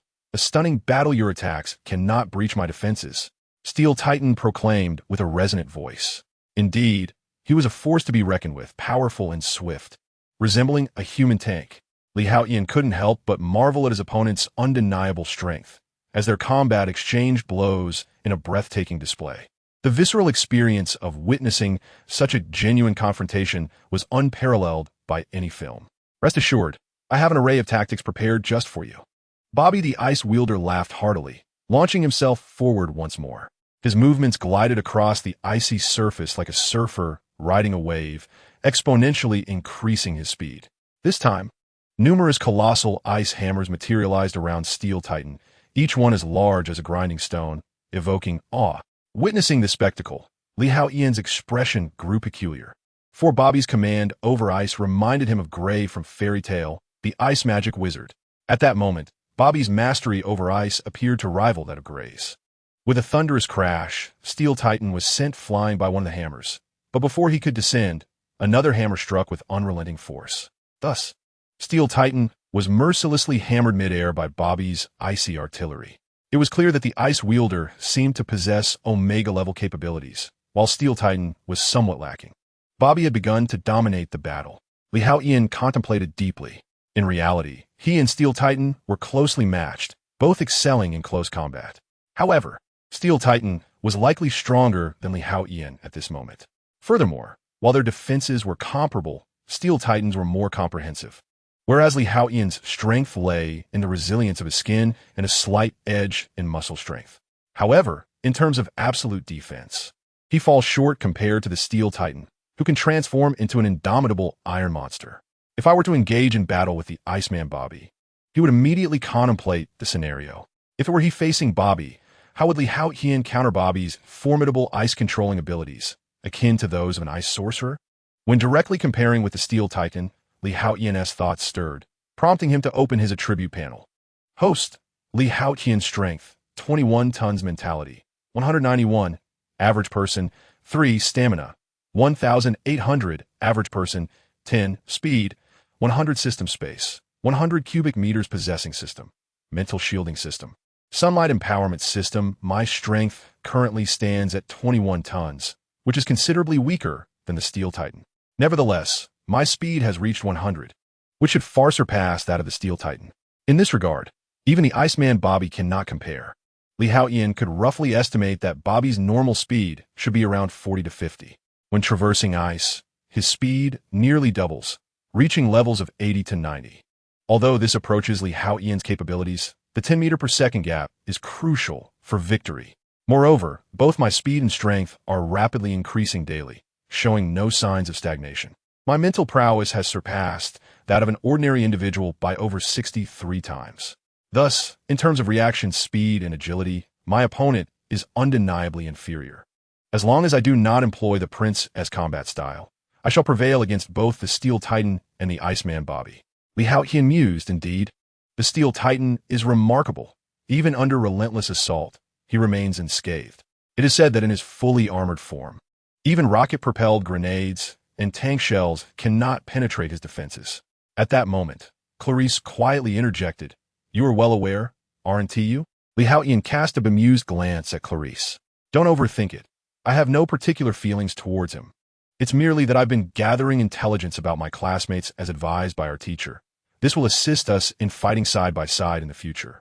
Clarice hastily clarified to Haotian, "There is no need to elaborate. I trust you." Haotian shook his head in resignation. He had only intended to jest with Clarice, not anticipating her to think so deeply about it. Those unaware might even assume he was teasing her. "All right, let us cease this." At that moment, the Storm Girl Aurora raised her hand from the small podium, signaling the Steel Titan and the Iceman Bobby to halt their duel. "You both performed admirably, especially you, Steel Titan. It seems your defenses have strengthened once more. Bobby is indeed formidable. Your ice hammer attack is truly imaginative. Cyclops Scott stepped forward at once to offer his commentary on the two. Hey, Colossus, your skin is remarkably tough. Bobby the Iceman chuckled. Yet, Colossus couldn't help but retort. But your colossal ice hammer makes me feel quite uncomfortable. All right, you two can step down. Next up are Aurora and Newt. Soon after, a somewhat shorter mutant approached. His ability was short-range teleportation. While not as convenient as Nightcrawler's, it was characterized by greater speed and fewer limitations. As he began, he dazzled everyone with his rapid movements. Unfortunately for him, he encountered Storm, Aurora. With the swift motion of her arms, a tempest erupted around them, and bolts of lightning seemed to materialize out of thin air. In an instant, Newt found himself ensnared in the whirlwind, akin to being tossed about in a dry-cleaning machine, and he was rendered utterly incapacitated. Ironically, he possessed an ability that excelled in attrition warfare, capable of exhausting opponents. Yet, against Storm, he could barely last a minute. The battle concluded almost instantaneously, highlighting the vast disparity in combat experience between the two. Subsequently, several mutants engaged in combat with Bobby, Colossus, and Cyclops. Each clash broadened Haotian's horizons. After all, the fight scenes he had witnessed in films could hardly compare to the breathtaking reality before him. One was merely a theatrical display, while the other was the tangible result of sweat and effort. Thus, this practical training significantly expanded his perspective and enriched his experience. Notably, with a mental acuity 63 times greater than that of an average person, he found he could almost memorize everything he observed. He absorbed numerous combat techniques and battle insights, concurrently gaining a deeper understanding of various mutant abilities. This realization left Haotian in awe. Indeed, the range of mutant powers was astonishingly diverse, far surpassing what he had seen on screen. While he was engrossed in the spectacle, Cyclops approached him. Aurora holds you in high regard, and the professor is eager to see your progress. Therefore, I have arranged for Colossus to be your sparring partner. You both share strength-based abilities. I hope this experience proves beneficial for you, Cyclops stated. Chapter 13. Does a punch weighing 20 tons hurt? The prospect of sparring with Colossus stirred something within Haotian. In truth, he had found the earlier battle between Colossus and Iceman quite exhilarating. In certain respects, Haotian considered himself a strength-based mutant as well. Of course, this is only the current perspective. After all, Haotian's advancement is comprehensive, while Steel Force, despite his immense strength and high defense, possesses a singular mode of attack, with glaring shortcomings. Given Haotian's genetic abilities, he is destined to become a versatile contender in the future, a quality that Steel Force cannot possibly rival. At this moment, Haotian nodded in agreement. Thud, thud, thud. Steel Force strode once more toward the vacant space before the podium. Come on, Junior. However, he did not transform, evidently deeming Haotian, a lower-grade student, unworthy of such an escalation. Go for it, Lee. Clarice enthusiastically cheered him on. Is this Haotian? I heard he used to struggle to control his mutant abilities. Just days ago, he triggered an explosion. How could Professor Scott allow him to engage with Steel Force? That seems quite an overestimation of his capabilities. I doubt he will last even 5 minutes. The surrounding crowd began to murmur. Let's not speak so harshly. Lee is our classmate, and we should support him, interjected Kitty, the Phantom Cat. Although her original form was not particularly adept at conversation, her rapport with Haotian was commendable. Please refrain from disparaging him. Lee is exceptionally strong. Clarice bravely defended him, addressing the onlookers. She was aware of Haotian's formidable strength, capable of overwhelming even pure-strength mutants like Jason with a single blow. Well, if it isn't our shy Clarice. Now, daring to speak up, teased a tall, older student nearby. Clarice's eyes reddened at the remark, feeling a wave of indignation. Yet, with her gentle nature, she was at a loss for a retort. She merely bit her lip, her eyes glistening with unshed tears, as she stood there feeling wronged. Shut your mouth, or I won't hesitate to teach you a lesson before I face Steel Force. Haotian shot a piercing glance at the provocateur, a cold glint in his eyes. This world is perilous. He never aspired to be a beacon of heroism, nor did he seek to save it. However, should anyone dare to bully his friends, he would not stand idly by. The young man was about to respond, but faltered at the intensity of Haotian's gaze, a shiver running down his spine. Kuba, As an upperclassman, how can you bully a lowerclassman? Storm, Ororo, interjected with a furrowed brow, having experienced bullying herself prior to her encounters with the professors. She harbored a strong disdain for those who preyed on the weak. My apologies. Kuba chuckled awkwardly, seeking a way to defuse the situation. Come on, Junior. Show me just how strong you are. Orolo has highly recommended you, believing that your potential is on par with mine. Furthermore, you excel in the realm of strength as a mutant.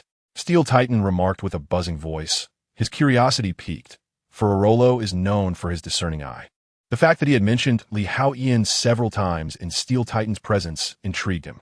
Senior Steel Titan, I believe it would be prudent for you to engage in metallization first, Li Haotian remarked, raising an eyebrow.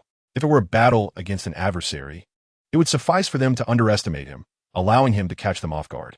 However, given that this was merely a friendly spar with Steel Titan, Li Haotian did not wish to take advantage of his opponent, nor did he want to be accused of ambushing him. Moreover, he was eager to ascertain the extent of his current strength, as he had not been able to fully demonstrate his abilities during his previous encounter with Jason and his companions. Very well, Steel Titan nodded in response. In truth, he believed that engaging with Li Haotian did not necessitate metallization. Due to his genetic makeup, even in a normal state, his strength was formidable. However, out of respect for Li Haotian's pride, he opted for metallization nonetheless. Here I come, Senior. With a thunderous roar, Li Haotian's expression sharpened as he forcefully propelled himself off the ground. He did not take a tentative approach. Instead, he unleashed his full might from the outset. He had observed Steel Titan's previous encounter with Iceman Bobby intently. The latter possessed immense strength and high defense, but his attacks were singular and his speed relatively slow.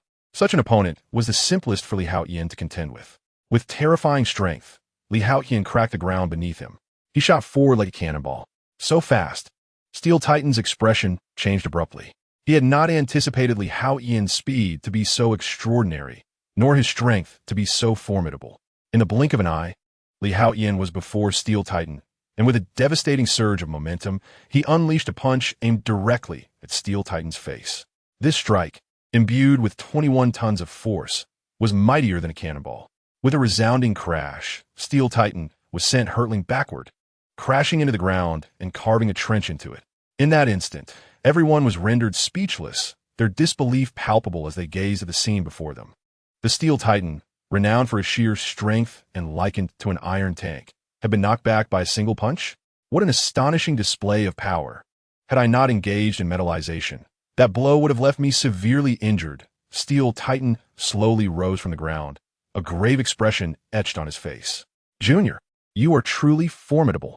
I shall now fight seriously, he declared with a resonant voice. Bring it on, Li Haotian replied, a hint of a smile gracing his features. The punch he had just delivered had been executed without an ounce of restraint. A terrifying force of a staggering 21 tons crashed against Steel Titan's face. Yet it failed to inflict any harm upon him, showcasing the remarkable resilience of his steel-structured body. In an instant, Steel Titan charged towards Li Haotian with fervor. Come on. Seeing this, Li Haotian boldly advanced rather than retreating. With a thunderous impact, their fists collided, producing a piercing roar akin to the sound of two mighty hammers striking together. Astonishingly, Li Haotian matched Steel Titan in a contest of brute strength. The spectators around them gasped in disbelief, witnessing such an extraordinary display of equal prowess in close combat against the formidable Steel Titan. Though he felt a slight ache, Li Haotian realized his skin's resilience and the strength of his bones. In a flurry, the two engaged in rapid and fierce exchanges, their fists connecting with a dull thud that stirred the onlookers into a fervor. Some could not contain their excitement, shouting and whistling in exhilaration. This was the epitome of a battle between men. Chapter 14, a brief interlude of warmth, a deep, restful sleep with a resounding crash. The terrifying power unleashed between them transformed into a formidable whirlwind. The spectators, their garments flapping in the gusts, stood transfixed, oblivious to the chaos surrounding them. The intensity of the duel escalated beyond the previous bout between Steel Titan and Iceman Bobby, with both combatants exhibiting a raw power that wreaked havoc upon the training ground. As the clash reached a fever pitch, Li Haotian's balanced attributes began to shine through, causing Steel Titan to falter slightly. The usually mild-mannered Steel Titan, incensed by the relentless onslaught, unleashed the full extent of his might. "Enough, you two! Cease this at once." At that moment, Cyclops Scott intervened, recognizing that if the battle continued, Steel Titan risked defeat at Haotian's hands. Despite Steel Titan's advantages in strength and defense, Haotian's speed, stamina, and recovery far surpassed those of his opponent. Thus, the longer the fight persisted, the narrower the gap between them became. It appeared that Ororo's assessment was indeed accurate. Haotian's mutant abilities extended well beyond mere strength. Scott immediately discerned some clues. "Lee, you are truly formidable. No one in the entire academy can match my strength to this extent. You are the first and the only one." The Steel Titan soon returned to his usual demeanor. Yet the admiration in his eyes was unmistakable. After all, he was several years older than Haotian.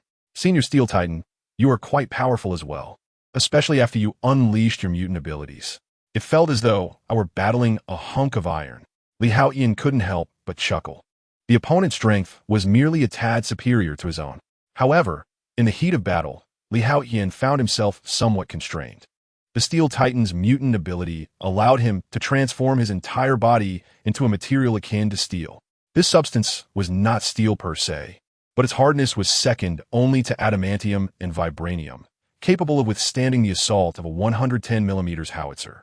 It could even endure the impact of a truck loaded with 450 pounds of explosives colliding at a speed of 100 miles per hour. Such terrifying defensive capabilities made Haotian's combat efforts quite exhausting. While Haotian possessed remarkable skin resilience, bone density, and muscular resistance, he still fell short compared to the Steel Titan in this steel-like form. Thus, he had no choice but to rely on frenzied attacks to deplete the Steel Titan's stamina and physical strength. Unfortunately, the Steel Titan himself possessed superhuman endurance. Otherwise, he would have succumbed to Haotian's ferocious onslaught long ago. However, Haotian also had formidable regenerative capabilities, a trait the Steel Titan could not match. His strength lay in his versatility. If the battle were to continue, within an hour, Haotian could exhaust the Steel Titan's stamina completely. "All right, you two should cease the mutual flattery. We all know now that you both are formidable warriors of Xavier Academy." At that moment, Storm Ororo descended, smiling as she spoke. The clash between the Steel Titan and Haotian had greatly pleased her. The Steel Titan had already been added to the Avengers roster, and she had previously informed the professor about Haotian. Earlier, the professor had even extended an invitation to Haotian. However, at this moment, Haotian had yet to accept. Nonetheless, Ororo was confident that he would eventually join them. This would undoubtedly strengthen the Avengers team further, as having a close combat ally was always reassuring. Suddenly, resounding applause erupted around them. In that instant, no one dared to underestimate Haotian any longer. Many had already begun to view him as their idol. The adolescent boys and girls naturally admired the strong, particularly since Haotian, like them, was still a student yet could contend with a senior like the Steel Titan to such a degree. For them, it was both a shock and a source of inspiration, as well as a tangible indication of their progress. After all, figures such as Cyclops Scott, Storm Ororo, and the esteemed professor were undeniably formidable. Already renowned in the realm of mutants, Haotian, like them, was merely a student, previously unremarkable and inconspicuous. It could be said he was rather ordinary. This realization further ignited their hope. "Lee, you performed admirably in the recent battle, yet there are certain aspects that could be refined," Cyclops Scott remarked, promptly articulating some minor shortcomings he had discerned. In truth, these details did not significantly impact Haotian's performance against the Juggernaut. Their influence was minimal. However, as a teacher at the Academy, Scott felt compelled to offer constructive criticism, especially after boasting of his ability to aid Haotian in his growth. Given the splendid display of skill in the battle, it would have felt remiss for him not to comment. Haotian perceived this dynamic, but chose to remain silent, recognizing that it bore no detriment to him. Subsequently, Scott and Ororo imparted additional insights and combat techniques to their peers. "Lee, you truly are impressive," Kitty Pryde exclaimed as she approached with enthusiasm. "Not too shabby," Haotian replied with a smile. "Are you hungry?" Clarice interjected softly at that moment. "You truly understand me." Upon seeing the shy and bashful girl, Haotian instinctively ruffled her hair. "Shall we head to the cafeteria?" Clarice lowered her gaze, her cheeks flushed, her voice barely audible. The previous battle had indeed drained Li Haotian's stamina, necessitating some replenishment. Of course, aside from dining, Li Haotian had another means of restoring his energy, basking in the sun. His system thrived under sunlight, enhancing not only his physical attributes, but also facilitating a rapid recovery of his vigor. It seemed he could convert solar energy into biological energy, remarkably wondrous. Let's go. The two departed the training grounds, heading to the cafeteria. Although sunbathing could replenish his strength, Li Haotian preferred to indulge in the delights of fine cuisine. It must be said, the cafeteria at Xavier's academy was quite commendable.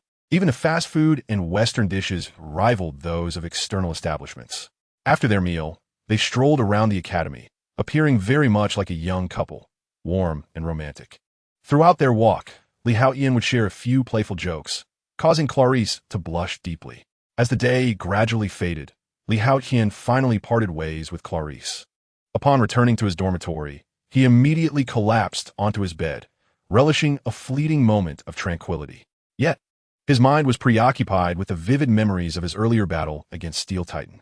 It must be said that this confrontation had indeed been immensely rewarding for him. After all, in a strict sense, this was Li Haotian's inaugural battle since becoming a mutant. He held nothing back, unleashing his formidable strength of 21 tons without restraint. The previous skirmish with Jason and others hardly counted as a warm-up. However, I must admit that my techniques still lacked diversity. My combat skills were somewhat akin to those of Steel Titan, yet in reality, my agility should have surpassed his. Regrettably, I failed to showcase that advantage during the fight. This indicates that my battle awareness requires improvement, and I should cultivate that innate talent further. Moreover, the ability to transform seems rather impressive. Iceman Bobby's elemental transformation, Steel Titan's metallic form, and even Storm Aurora, exuding an aura of chilling winds and crackling lightning, all possess striking effects. Should I also acquire a power with special effects next time? Lost in thought, Li Haotian soon drifted into slumber, indulging in a delightful sleep. Chapter 15. The powerful third system time slipped away swiftly, and 5 days had passed in the blink of an eye. On that morning, Li Haotian found himself in a large classroom. Initially bored, he rested his drowsy head on his arms. Beside him, Clarice diligently took notes, while occasionally stealing glances at Li Haotian. Unable to resist the allure of his handsome visage, she stealthily extended her delicate alabaster fingers to gently poke his nose. In truth, Clarice merely intended to play a harmless prank typical of good friends. However, at that moment, Li Haotian suddenly jolted, lifting his head abruptly. "Ah!" Clarice gasped in surprise. "Did I hurt you?" Seeing Li Haotian's reaction, her expression shifted instantly, nearly bringing her to tears. "No, you're wonderful," Li Haotian responded, his face brimming with joy. He couldn't help but plant a gentle kiss on her cherubic cheek. Fortunately, they were seated in the back corner of the large classroom. Otherwise, Clarice would have wished to hide in a hole out of sheer embarrassment. With a blush illuminating her cheeks, Clarice averted her gaze, her heart racing. He kissed me?" Li Haotian's affectionate gesture left her heart fluttering like a startled deer. Her delicate face resembled a perfectly ripe peach, utterly adorable. Yet Li Haotian, in that moment, was too preoccupied to appreciate such beauty. The power of the rules had reached its zenith. Li Haotian's heart swelled with joy, a glimmer of excitement flashing in his eyes. After waiting for many days, he finally replenished the power of rules. He had long anticipated this moment, when he could once again create a system. During these days, Li Haotian had contemplated extensively, even compiling a list of potential systems. The breadth of invincibility system, the invincible upgrade system, the infinite enhancement system, the one-punch invincible system, the godly inheritance system, and so forth. However, these systems existed solely within the realm of his imagination. Whether the power of rules was sufficient to bring them into existence remained to be seen through his attempts. Nonetheless, having previously created 2 systems, Li Haotian held certain conjectures. The power of rules that facilitated his system creation derived from the genetic essence within him. In the context of Marvel, the genes possessed by mutants on Earth were fundamentally a result of the celestial being's arrival eons ago, which infused a portion of humanity with random, mutated genes based on their genetic foundation. Yet, these mutated genes were complex and random in nature. their potential could be exceedingly low, resulting in something akin to the officially recognized weak mutant, Bailey, a one-time human firework. Conversely, the potential could soar to magnificent heights, reminiscent of Franklin Richards, the most formidable child in Marvel, capable of creating pocket universes at will. The abilities derived from these genetic mutations encompass powers from across the universe, spanning animal, physical, magical, and rule-based domains, rendering the strength of mutants difficult to gauge. Haotian's genes belong to the realm of rule-based abilities. However, the extent of their potential remained uncertain for now. Though he could not ascertain the limits of his genes, he resolved to continuously transcend his own boundaries. With a determined heart, Haotian commenced the creation process. In the next moment, he adeptly began to craft the systems he had prepared to experiment with. The attempts unfolded swiftly. The breath of invincibility system, creation failed. The billion-fold amplification system, creation failed. The one-punch invincible system, creation failed. The infinite surge system, creation failed. The godly inheritance system, creation succeeded. At last, after numerous attempts, Haotian achieved success. Ding! Master, please select a godly inheritance template. Might Guy, Sasuke Uchiha, Naruto Uzumaki. Ichigo Kurosaki, Astro Boy, Inspector Black Cat, Akainu, Kizaru Gray Konanagawa, Satoru Gojo, Edward Elric, Jeffrey, Jintoki Sakuta, Eren Yeager, Sakuraji Hanamichi, Tanjiro Kamadu, Vegeta, Master Roshi, Kakarot Son Goku, and the big brother of the Calabash Brothers, among countless others. A myriad of character templates flashed through Haotian's mind. Many aspects remain unfamiliar to me, so I shall choose him. Haotian, without a moment's hesitation, selected a character from a more familiar anime. In the world of Dragon Ball, on Earth, he chose the Scion, Kakarot, also known as Son Goku. Ding! Congratulations, Master. The God-level inheritance system has successfully awakened, granting you the character template, Kakarot, Son Goku. In the next moment, an attribute panel materialized before Haotian's eyes. Character, Kakarot, Son Goku Race, Scion Progress. 5 abilities: Instant Transmission, Kamehameha, Solar Flare, Key Control, Energy Blast. Rage Boost Transformation, Great Ape. Power increases tenfold. Requires a power level above 17 million. Talent, Blood of the Warrior. After being healed from the brink of death, power dramatically increases. Only a progress of 5 unlocked. Haotian felt a tinge of disappointment. Yet, upon examining the abilities and talents, excitement surged within him. He discovered that the system of gaining strength from sunbathing could actually be combined with the God-level inheritance system. Thus, Haotian need not endure the arduous training that Son Goku did in the original story. Simply basking in the sun would enhance his inheritance progress. Once the inheritance progress increased, so too would Haotian's strength. Although he currently possessed only the Great Ape transformation, he eagerly anticipated the later forms of Super Saiyan, from 1 through 4, as well as the God forms Super Saiyan Blue and the legendary Ultra Instinct. It can be said that, within the realm of Dragon Ball, while Son Goku may not be the strongest, he is ceaselessly breaking through his limits and growing ever more formidable. It seems that the notions of bottlenecks and limits do not apply to him at all. Excellent. With this, my combat strength is greatly assured. I need not possess power without the ability to wield it. Haotian was immediately filled with exhilaration. For within the inheritance, all of Son Goku's powers would be passed down to him, as if he were born with them. This is the essence of the protagonist's aura. This is the essence of life. Though the power of rules has once again been depleted, Haotian felt profoundly satisfied this time. It was worth it. Not only did it fulfill his desire for strength enhancement, but the subsequent transformations and rage boosts promised to be spectacular. The utilization of Ki would be nothing short of dazzling. The Scion bloodline must surely be at an extraordinary level of mutation. He could not help but laugh. Chapter 16. There is nothing more comfortable than sunbathing in the academy cafeteria. Lee, you seem quite pleased. Clarice inquired with genuine curiosity. It appeared that since the start of the previous class, Haotian had been wearing a smile. This puzzled Clarice, prompting her to wonder if he had encountered some simple stroke of good fortune. Indeed, he had. Haotian thought to himself quietly. As he had speculated, basking in the sun indeed synergized with his divine legacy system. After merely half a morning under the sun, his progress escalated from a mere 5 to an impressive 63. Although his transformation did not manifest a new form, he could distinctly sense the enhancement within him. The energy coursing through his body had at least doubled. Now, Haotian could perceive his energy with clarity. Should he choose, he could instantly sense every individual within the Xavier Academy. However, the strength of mutants primarily derives from the capabilities bestowed by their genes, with little correlation to the magnitude of their energy. For instance, in terms of perception, the energy of Steelman far surpassed that of the Professor.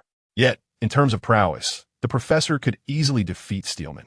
Nevertheless, for Haotian, as long as his energy intensified, his strength would inevitably follow suit. Unlike in the original narrative, where characters like Vegeta and Kakarot toiled tirelessly to augment their energy, he simply needed to soak in the sun to effortlessly enhance his power. Such is the benefit conferred by his genes. It seemed that I would soon surpass the Professor and Cyclops, Haotian mused. Based on his observations over the past few days and insights gleaned from his recent combat training, he discerned that the character dynamics in this world exceeded those he had encountered in previous films, yet they paled in comparison to their counterparts in comics. After all, in comics, Iceman could freeze the world, and Storm could manipulate the Earth's atmosphere. Not to mention Cyclops, who could obliterate planets, let alone the mightier Professor and Magneto. The stark reality, however, was that they were not invincible. They often faced persecution from ordinary humans, leaving them battered and bruised. In just a few days, he had nearly reached parity with Steelman. Should he invoke his transformation abilities now, even Steelman might not stand a chance against him. A smile once again graced Haotian's face. Yet, to transform into a great ape, a scion required the illumination of a full moon, specifically a radiation level of at least 17 million Blutz waves. However, Haotian remained unperturbed. After all, his potential was exceedingly vast. The future held the promise of Super Scion Forms 1 through 4, as well as Super Scion God and Super Scion Blue. In due time, he would effortlessly obliterate stars and shatter the cosmos. Figures like the Professor, Magneto, the Hulk, and Thor would be rendered inconsequential. Lee, what brings you such amusement? At that moment, Phantom Cat Kitty approached with a tray in hand. Would you mind sharing a meal? Kitty glanced at Clarice, her gaze laced with a hint of provocation. I don't mind, Clarice replied, momentarily taken aback, unsure of Kitty's insinuation as she had never crossed paths with her in conflict. Lee, I truly did not anticipate your remarkable strength, being able to contend with Steelman to such an extent, Katie exclaimed in admiration. Women are invariably drawn to the powerful, even if they are mutants, and Katie had always maintained a favorable relationship with the original host, as Haotian was undeniably handsome. The allure of Eastern beauty is simply incomparable to that of Western men. Now, witnessing his formidable prowess only heightened her admiration. Shall we go watch a movie after we finish eating? Katie suddenly proposed. Xavier's Academy boasts a small cinema, although it resembles a multimedia classroom more than a traditional theater. Nevertheless, the decor was quite impressive, prompting Haotian to marvel at the Professor's remarkable financial acumen. Beside them, Clarice felt a pang of discomfort as her eyes glistened with unshed tears. She finally comprehended why Katie had spoken as she did. It appeared that Katie harbored intentions of pursuing Haotian, viewing her as a rival. The moment she heard Katie inviting Haotian to the movies, Clarice felt a wave of unease wash over her, particularly given Katie's beauty, which could certainly be described as striking. Western girls tend to be more open and bold, possessing a charm that Clarice found difficult to rival. In an instant, she felt a twinge of sorrow, her nose prickling with emotion. I'm sorry, but I must go bask in the sun. Haotian responded with a smile, shaking his head. He hardly had the luxury of time to watch a movie. After all, the darkness of a theater held no appeal for him. The afternoon sun was far more inviting and coincided with his burgeoning strength. How could Haotian even consider a film when he was on the cusp of significant growth? Women are simply to be admired before becoming stronger. One must not delve too deeply into relationships. Otherwise, it could hinder my progress, he mused. Bask in the sun? Katie was momentarily taken aback. It was well known that she was regarded as one of the Academy's beauties, with many suitors vying for her attention. Yet, Katie held high standards and seldom found anyone worthy. Numerous individuals had sought to invite her to the movies, but she had not anticipated Haotian's outright refusal in favor of sunbathing. Was it perhaps due to Clarice? Katie interpreted his words as a mere excuse to decline her offer. After all, who would choose to bask in the sun over watching a movie with a beautiful woman? I will not concede. Although rejected by Li Haotian, Katie glanced at Clarice, her eyes glinting with determination. Once we finish eating, I shall go bask in the sun. Li Haotian paid little mind to the peculiar atmosphere, for to him, basking in the sun was of utmost importance. Though he was uncertain when the impending crisis would strike, he knew it was imminent. Therefore, before it arrived, he must amplify his strength exponentially. Otherwise, the danger would be insurmountable. To grow stronger, he must diligently pursue the sun. Leaving the cafeteria, Li Haotian headed directly towards the small park, a verdant expanse where the afternoon sun shone most generously. He relished lying there, basking in the warm breeze and sunlight. Thank you, Li. As he lay on the grass with his eyes closed, a delightful fragrance wafted through the air, and Clarice settled beside him. This unexpected gratitude left Li Haotian somewhat bewildered. Suddenly, Clarice, unexpectedly, lay down quietly next to him. Though perplexed, Li Haotian chose to remain silent, simply savoring the afternoon sun and the burgeoning power within him. Time passed gradually. In the blink of an eye, 3 days had elapsed. On this particular afternoon, as Li Haotian soaked up the sun and listened to music, he suddenly felt a shudder run through him, as a violent transformation occurred within.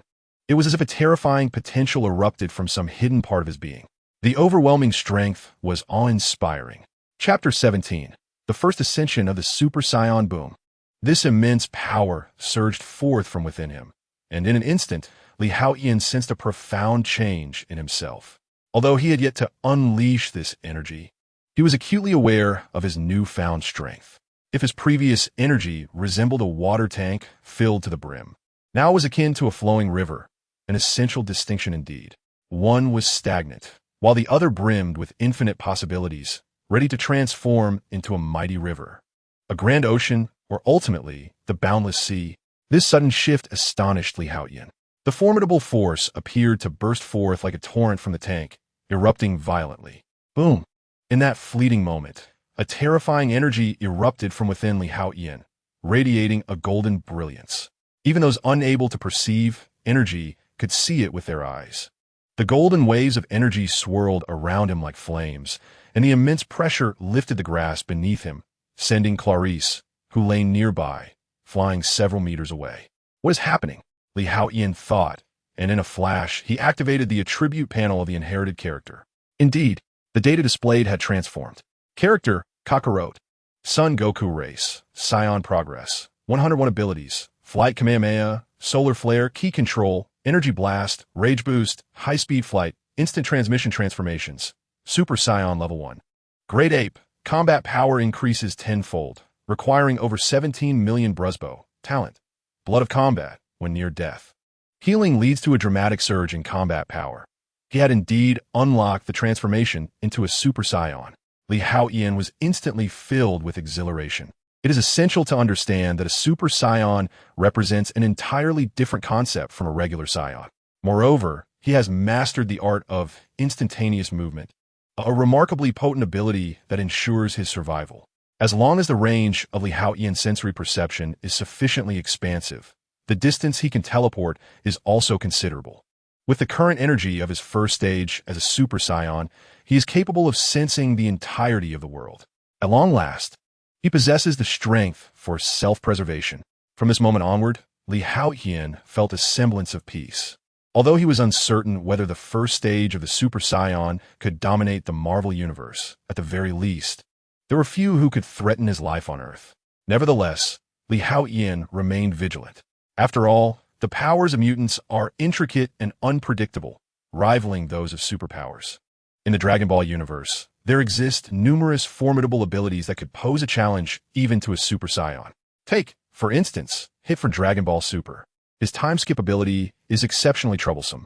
If Li Haotian were to encounter him for the first time without prior intelligence, he could very well be defeated in a single blow. The capabilities of mutants are undoubtedly comparable, such as Quicksilver's speed, which nearly halts time itself.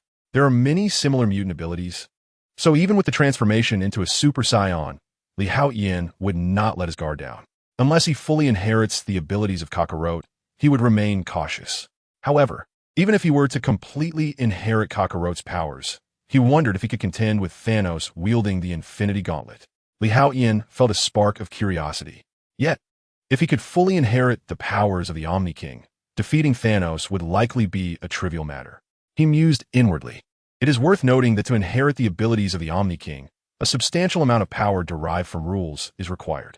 At the very least, Haotian must grow stronger with a more formidable genetic makeup to make it possible. After casting such thoughts aside, Haotian began to examine the Super Saiyan 1 transformation he had just unlocked. So it is like this. Through meticulous study, he came to understand that the Super Saiyan 1 form actually comprises 4 stages. The first stage, the second stage, the third stage, and full power.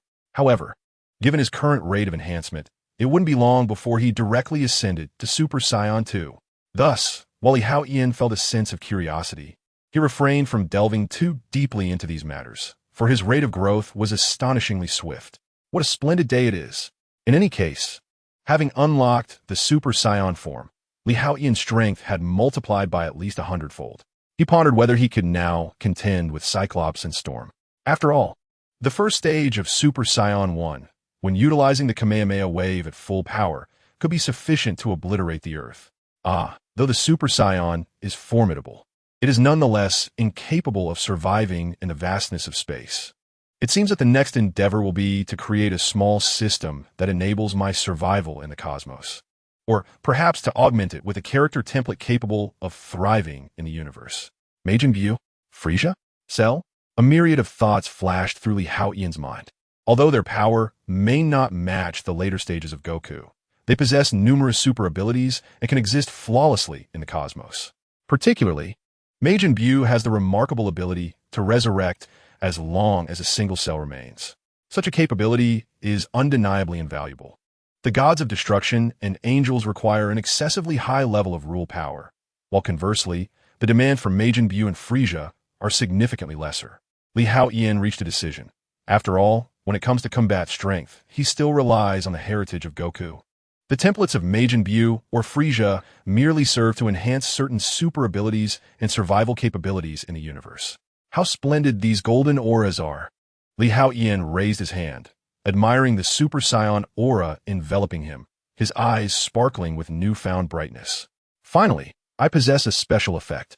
Although Haotian previously exhibited immense strength, it manifested solely in raw power, appearing rather unremarkable without any semblance of might. This left him, who once indulged in youthful fantasies, feeling somewhat regretful. But now, this aura that continuously envelopes him resembles a blazing golden flame, radiant and formidable. Suddenly, Haotian inhaled deeply and retracted his aura. Liu? Clarice approached cautiously, noticing the disappearance of the golden flame surrounding him, her expression tinged with concern. The abrupt occurrence of such a phenomenon left her somewhat bewildered. Fear not. It is not a negative development. I seem to have awakened a new mutant ability, Haotian replied with a smile. Given the diverse and illogical nature of mutant abilities, he held no apprehension about being discovered. Is this your new mutant ability? It is truly astonishing, resembling a burning golden flame. Could your newly awakened power be energy-related? Clarice inquired excitedly, her large eyes sparkling with curiosity. Energy-related? Haotian was momentarily taken aback. Perhaps, he chuckled. The aura within him, in a strict sense, could indeed be considered a form of energy. I never anticipated that you would awaken yet another ability. At that moment, Storm, Aurora, and Cyclops Scott approached from a distance, both astonished and exhilarated. They had merely passed by, but were captivated by the sight of Haotian engulfed in golden flames. Is this a second genetic awakening? Laser-eyed Scott gazed at Haotian, contemplating silently. Recently, he indeed felt his body growing stronger. Just moments ago, it seemed there was a surge of energy within him, yearning to be unleashed. Thus, he decided to experiment. Haotian chuckled, expressing his curiosity about the nature of this energy. Storm Aurora, intrigued, suggested, "Let us approach the professor." At that moment, laser-eyed Scott spoke up, indicating it was time to consult the professor. Aurora smiled in agreement. All right, Haotian nodded. However, a flicker of unease crossed his mind. The professor had not communicated directly through telepathy, but had spoken to laser-eyed Scott instead. Li, you are becoming increasingly formidable. Clarice observed the retreating figures of Li Haotian and the others, a complex emotion flickering in her eyes. Soon, they arrived at the professor's office. The door was ajar, allowing them to enter without hesitation. You have arrived. The professor greeted warmly, turning his attention to Li Haotian. I have heard you have awakened a new energy-based ability. Li Haotian was momentarily a loss for words. In truth, given the professor's capabilities, it was remarkable that he had sensed Li Haotian's earlier outburst. Surrounded by so many, the professor could effortlessly invade a person's mind, perceiving transformations through their very eyes. Nevertheless, not revealing his understanding, Li Haotian smiled faintly and nodded. It should be a new form of energy ability, though I am not entirely certain of its specific functions, he humbly responded. There are indeed numerous forms in which energy can be utilized: shockwaves, energy blasts, solar punches, key cuts, and energy manipulation. None of these are particularly difficult. As one capable of transforming into a Super Saiyan Level 1, Li Haotian could employ all the aforementioned techniques.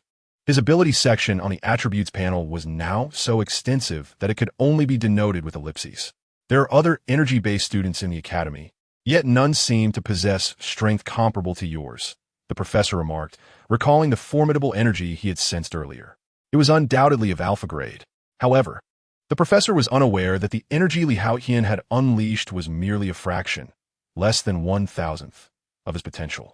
Had he fully unleashed it, he could have easily leveled Xavier Academy. Is that so? I'm not entirely sure, Li Haotian replied, scratching his head with a smile. A second awakening of genetic abilities is quite rare. I am genuinely pleased for your awakening, the professor said with a grin. It seems your genetics may indeed be closely linked to your physical form. After a moment of contemplation, he added, in truth, even the professor found it challenging to ascertain the exact nature of Li Haotian's mutant abilities. A formidable power has awakened once more, now manifesting as energy-related abilities.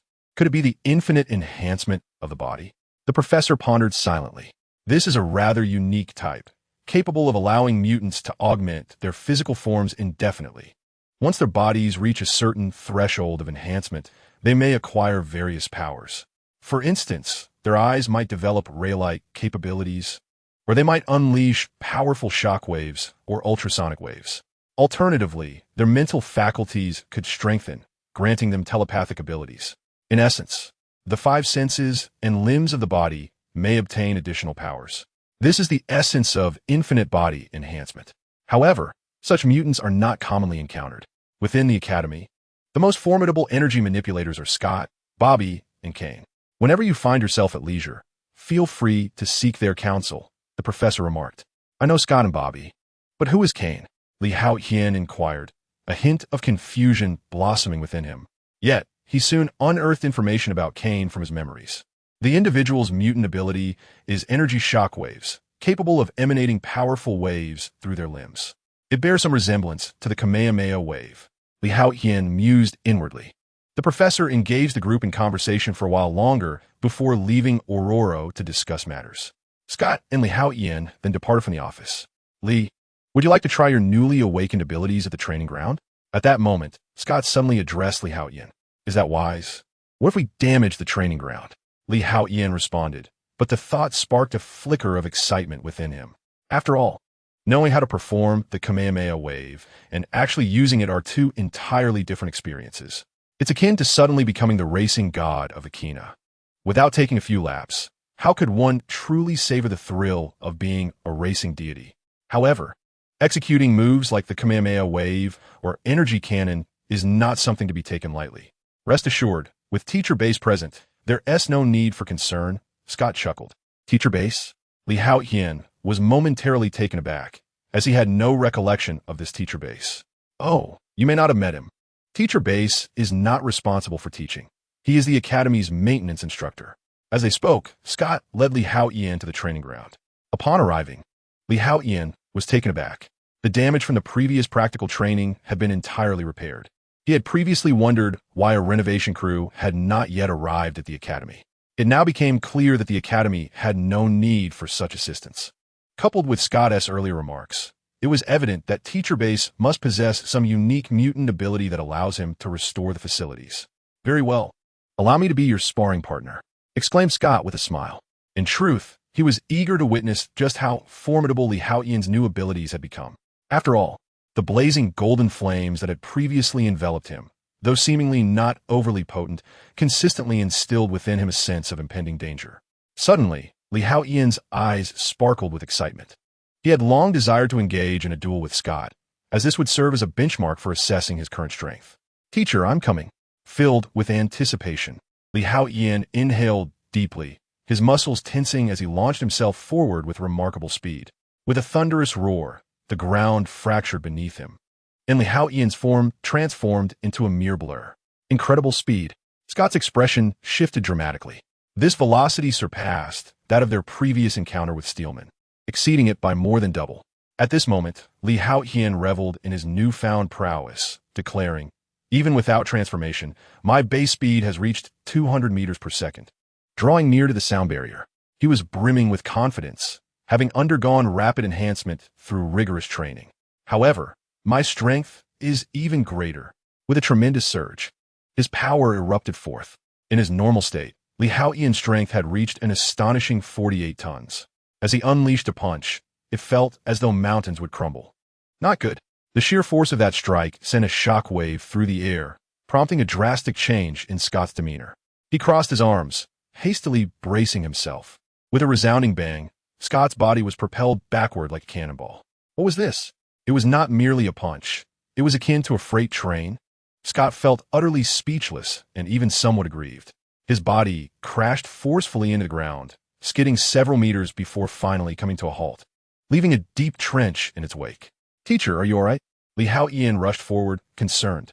While he was aware that his punch wielded a terrifying force of 48 tons, he remained uncertain about the true extent of such power. He had never encountered such might unleashed at such rapid velocity, and he wondered about the impact it could generate. But now, he was beginning to comprehend. Coughing, Scott, the laser-eyed hero, rose from the ground, his gaze toward Li Haotian tinged with astonishment. "Me fine. Though I didn't anticipate your strength to have increased so significantly." He waved his hand dismissively, though his arm trembled, particularly the one that had borne the brunt of the blow, hanging limply by his side, too fatigued to move. "Li, the last time you faced off against Steelman, your strength was roughly equivalent to his, around 20 tons, right? Yet, the power you displayed just now was at least double that, surpassing 40 tons. You are now the strongest individual I have encountered thus far." Scott spoke with a hint of disbelief. Generally speaking, after a genetic awakening, one might become stronger through training. However, to double one's power in such a short span is rather exaggerated. Were it not for the Academy's specialized methods designed to enhance the physiques of mutants, I would have likely lost consciousness from that previous punch. A force exceeding 40 tons is simply outrageous, Scott remarked with a wry smile. "Nevertheless, I am not a strength-oriented mutant. I shall now proceed with capability training. I will attack you using my optic blasts. Of course, I will suppress their intensity. Yet, being struck will still be quite painful, so do your best to evade. Alternatively, you could utilize the energy-based powers you have just awakened to defend yourself." Taking a deep breath, he spoke earnestly. "After all, I am Cyclops. It is only natural that I am somewhat weaker in terms of raw strength. However, with my signature move, it will not be so dire." Scott quietly reassured himself. "All right," Li Haotian exclaimed, his eyes lighting up. In reality, he did not need to engage in combat to assess the intensity of his strength. A simple strike against the ground or a mountain would suffice for testing. However, the true excitement lay in utilizing his abilities against a formidable mutant. Moreover, in comics, Cyclops at his peak could obliterate planets, yielding a power comparable to a planet-destroying shockwave. Although the Cyclops of this world appears considerably weaker than his comic counterpart, he undoubtedly surpasses the version portrayed in films. Thus, Li Haotian was eager to discover the current stage of his strength. "Be careful," Scott cautioned, touching the device on his face. In an instant, his confidence surged once more. He possessed unwavering faith in his optic blasts. "Since you are employing your optic blasts, I shall also try my newly awakened abilities." Li Haotian inhaled deeply, a smile gracing his face. Boom! A wave of white energy erupted from his body like a hurricane. "What is this?" Scott was momentarily taken aback. Earlier, he had witnessed an energy akin to golden flames, Yet now a white aura surrounded Haotian. Though faint and likely invisible to ordinary people, his optic blasts managed to capture it. While not golden flames, this white energy seemed formidable as well. Scott felt a strong sense of impending danger. He had faith in his sixth sense, and although it seemed somewhat absurd, he could not deny that Haotian had indeed presented him with a genuine life-threatening crisis. A teenager, a mutant, was somehow able to instill a sense of life-threatening danger in Cyclops, the captain of the X-Men. This was utterly absurd, yet Scott could not shake the conviction that accompanied this sensation. What a terrifying gift. Perhaps the young man's future accomplishments would surpass even those of Magneto, Scott mused to himself. In his eyes, the two most formidable mutants were Professor X and Magneto, with the former being invincible. Thus, for Scott, the notion that Haotian could eclipse Magneto was already the highest form of praise. Boom! As Scott summoned the energy within him, the transformation into a super scion unfolded instantaneously. A powerful sensation enveloped him. Haotian felt the energy coursing through him. Although he had unlocked this transformation several days prior, he had yet to genuinely unleash his energy. After all, he was concerned that if Professor X and the others discovered this, it might lead to complications. Until he achieved absolute strength, it was wise to exercise caution. However, now Haotian no longer felt the need to conceal his power, for he had grown sufficiently strong. Transformation. Boom. With the metamorphosis into a super scion, the white aura surrounding Haotian surged dramatically. Whoosh! In the blink of an eye, a circular crater formed within a few meters around him. A terrifying tempest erupted, sweeping outward and sending Scott flying. His expression changed drastically, but he had no time to feel embarrassed. He stared in shock at Haotian. With a resounding boom, a horrifying beam of golden energy obliterated the roof of the training ground. In that instant, many within the academy were stirred. How beautiful! What is that? Is someone fighting? Instantly, everyone rushed toward the training ground. Even Professor X and Storm, who were engaged in discussions in the office, were taken aback by the spectacle. Inside the training arena, Haotian was engulfed in golden flames, his hair standing on end. His once jet black hair had transformed into a striking golden hue. "All right, teacher, we can begin," Haotian declared, filled with an overwhelming sense of power. He had never felt so invigorated, as if boundless strength flowed through him. "Why do I feel a subtle sorrow?" A glimmer of moisture appeared at the corners of Scott's eyes. Who truly was the student, and who was the teacher? "Because I added onions." Upon hearing Scott's words, Haotian couldn't help but smirk, making a light-hearted jest. Unfamiliar with the reference from a culinary film, Scott was oblivious to the joke, yet he sensed that Haotian seemed to regard him with a hint of disdain. "I'm going to strike." Scott, feeling wronged and on the verge of tears, finally displayed an uncommon temper. The vibrant red hue flickered in his eyes. Chapter 20, A Thousandth of Power. It is rumored that the laser eyes connect to a terrifying otherworldly space. The laser beams emanate from within. The laser eyes serve as the key to unlocking that alternate dimension. One cannot fathom the extent of its power. Haotian was filled with anticipation. Whoosh! In the next moment, a terrifying beam of crimson light, as thick and viscous as molten lava, erupted from Scott's eyes. The temperature was so intense that the air surrounding the beam began to boil. Such formidable lasers. Haotian's eyes sparkled. A surge of battle spirit welled up within him. Was it the innate warrior blood of the science boiling within him? This is splendid. Boom! The air around him instantly contracted, coalescing at his surface. He raised both hands to shield himself. He intended to meet Scott's laser attack with his palms. Hiss, hiss, hiss. In an instant, the laser beam struck Haotian's palms. My heavens, it is Lee. He actually caught Scott's laser with his hands. Steelman, do you dare to receive Scott's laser with your bare hands? Are those hands or steel? Even steel cannot withstand the laser. It is truly unbelievable. At that moment, several students rushed over, witnessing this astonishing scene. They could not help but exclaim in awe. What? Scott, the laser-eyed professor, remained remarkably composed. Were it not for the laser beams currently emanating from his eyes, he would have been utterly dumbfounded. Someone actually caught his laser with their palms. Indeed, one can use energy to defend against destructive forces. Haotian pondered deeply. Scott's laser eyes are indeed powerful. The heat is sufficient to melt steel and penetrate rock. Yet, he managed to envelop it in his palms. sturdily resisting the searing and destructive force. As for the penetrating power, it was trivial for Li Haotian, who possessed a strength of 48 tons. Moreover, in his Super Saiyan form, his power would likely multiply several-fold, perhaps even 100-fold. In that moment, Li Haotian felt confident that he could overwhelm the Hulk with sheer strength. Clap, clap, clap. Just then, the professor and Storm arrived.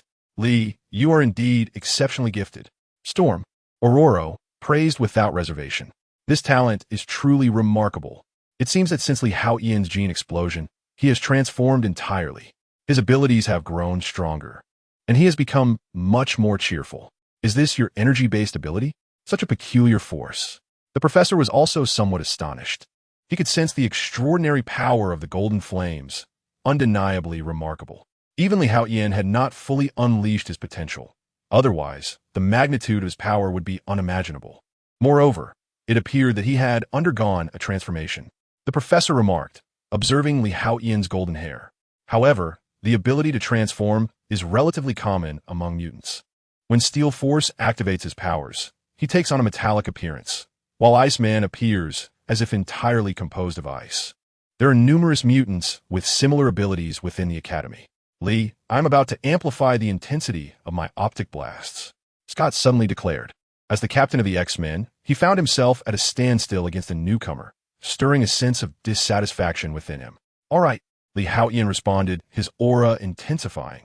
This moment also presented an excellent opportunity for him to master his energy control. Only through combat could he better grasp his powers. After all, the Divine Legacy system merely endowed Li Haotian with these abilities. The perfect execution would require time and practical experience to refine. Boom! The terrifying optic beam instantly thickened. The searing heat caused the surrounding air to boil. Everyone witnessed the air igniting. The substantial optic beam was fearsome, radiating an astonishing force. Enhanced fivefold, Li Haotian, feeling the heat emanating from his hands, was somewhat astonished. It was evident that Scott's position as the leader of the X-Men was well-deserved. The power of this optic beam surpassed that of the previously mentioned Steel Force. Now, this is intriguing. A flicker of battle intent ignited in Li Haotian's eyes. Boom! Half-transparent, circular waves manifested in the palms of his hands. Miniature, turtle shockwave. 2 azure energy waves surged forth from his palms, clashing against the optic beam and initiating a standoff. What? Scott's expression changed drastically. He had unleashed the full power of his optic blasts. Yet Li Haotian not only withstood it, but was now counterattacking. Sizzle! A dazzling red and blue shockwave collided fiercely, each driving against the other with a fraction of their power. A spark of surprise flashed through Li Haotian's mind. He was currently in his Super Saiyan form, and even a fraction of his power should not be underestimated. Yet, Scott was able to hold his ground, while Li Haotian was astonished. Scott was taken aback by the revelation. The optic blasts I unleashed with all my might are actually on par with his. His energy-based abilities have only just awakened. According to previous experience, he should have considerable room for growth. In light of this, could it not be said that Li Haotian will soon surpass him? Very well. I suggest you both cease your sparring. Otherwise, this training ground may be utterly destroyed. At that moment, the professor suddenly interjected. He glanced at the ceiling of the training arena, then at the vibrant red and blue beams of energy clashing with one another, feeling an overwhelming sense of helplessness. Although Professor Bass could repair the damage, the extent was so severe that restoration would be a slow endeavor. Furthermore, the professor sensed that Li Haotian's power was not merely this. He possessed considerable potential yet to be unleashed. Should it erupt, there was a genuine concern that Xavier's academy could be obliterated. The combination of Cyclope's optic blasts and Li Haotian's mini Kamehameha, if unleashed in full force, would likely level the training ground. Teacher, let us both hold back. Li Haotian, having discerned the outcome he sought to verify, was no longer inclined to continue. After all, he could not truly obliterate Scott with a single mini Kamehameha. All right, though somewhat reluctant, Scott nodded in agreement. He had exerted all his strength, yet it appeared that Li Haotian remained more composed. In an instant, both withdrew their energies. However, once Cyclops ceased his beam, it would vanish, whereas Li Haotian's Kamehameha could not be so easily contained. Swiftly, Li Haotian surged forward to stand before Scott, and with a look of confusion and astonishment in his eyes. He struck the mini Kamehameha, sending it flying. Boom! The two blue shockwaves shot forth through the ceiling of the training arena, exploding in midair. The powerful shockwave sent a terrifying wind pressure throughout the training ground, leaving all present momentarily stunned. Chapter 21. Wolverine arrives incredible, unbelievably powerful. Previously, the Haotian shockwave had been at a standoff with Scott's optic beam. The onlookers merely enjoyed the spectacle, unaware of the true implications. But now, upon the explosion of the mini Kamehameha, the ensuing shockwave made everyone acutely aware of its formidable destructive force. The professor's eyelids twitched. Although he was aware of Li Haotian's strength, he did not anticipate such immense destructive capability. From this, it became evident that Li Haotian's power was likely on par with Scott and the others. However, the professor was unaware that the earlier display of strength was but a fraction of Li Haotian's true potential. If he were to unleash his full might, would he not obliterate the very earth itself? Li Haotian pondered inwardly. His conclusion was unequivocal. Absolutely.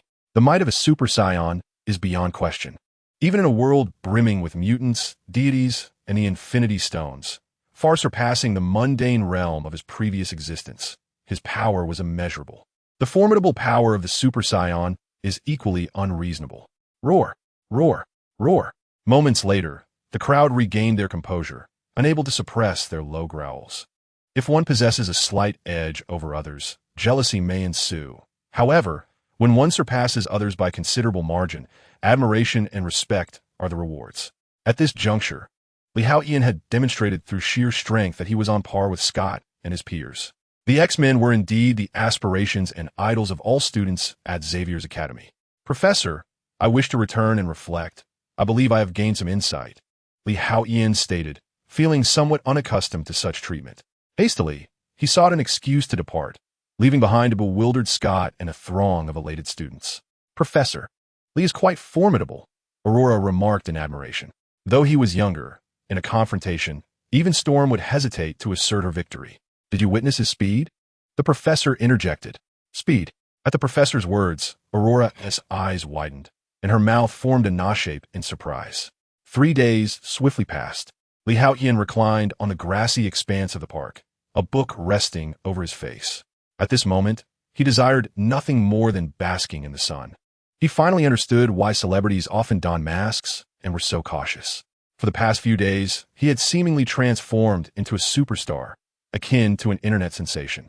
Wherever he went, people pointed and whispered, although most of them expressed envy, greeted him, or even requested autographs.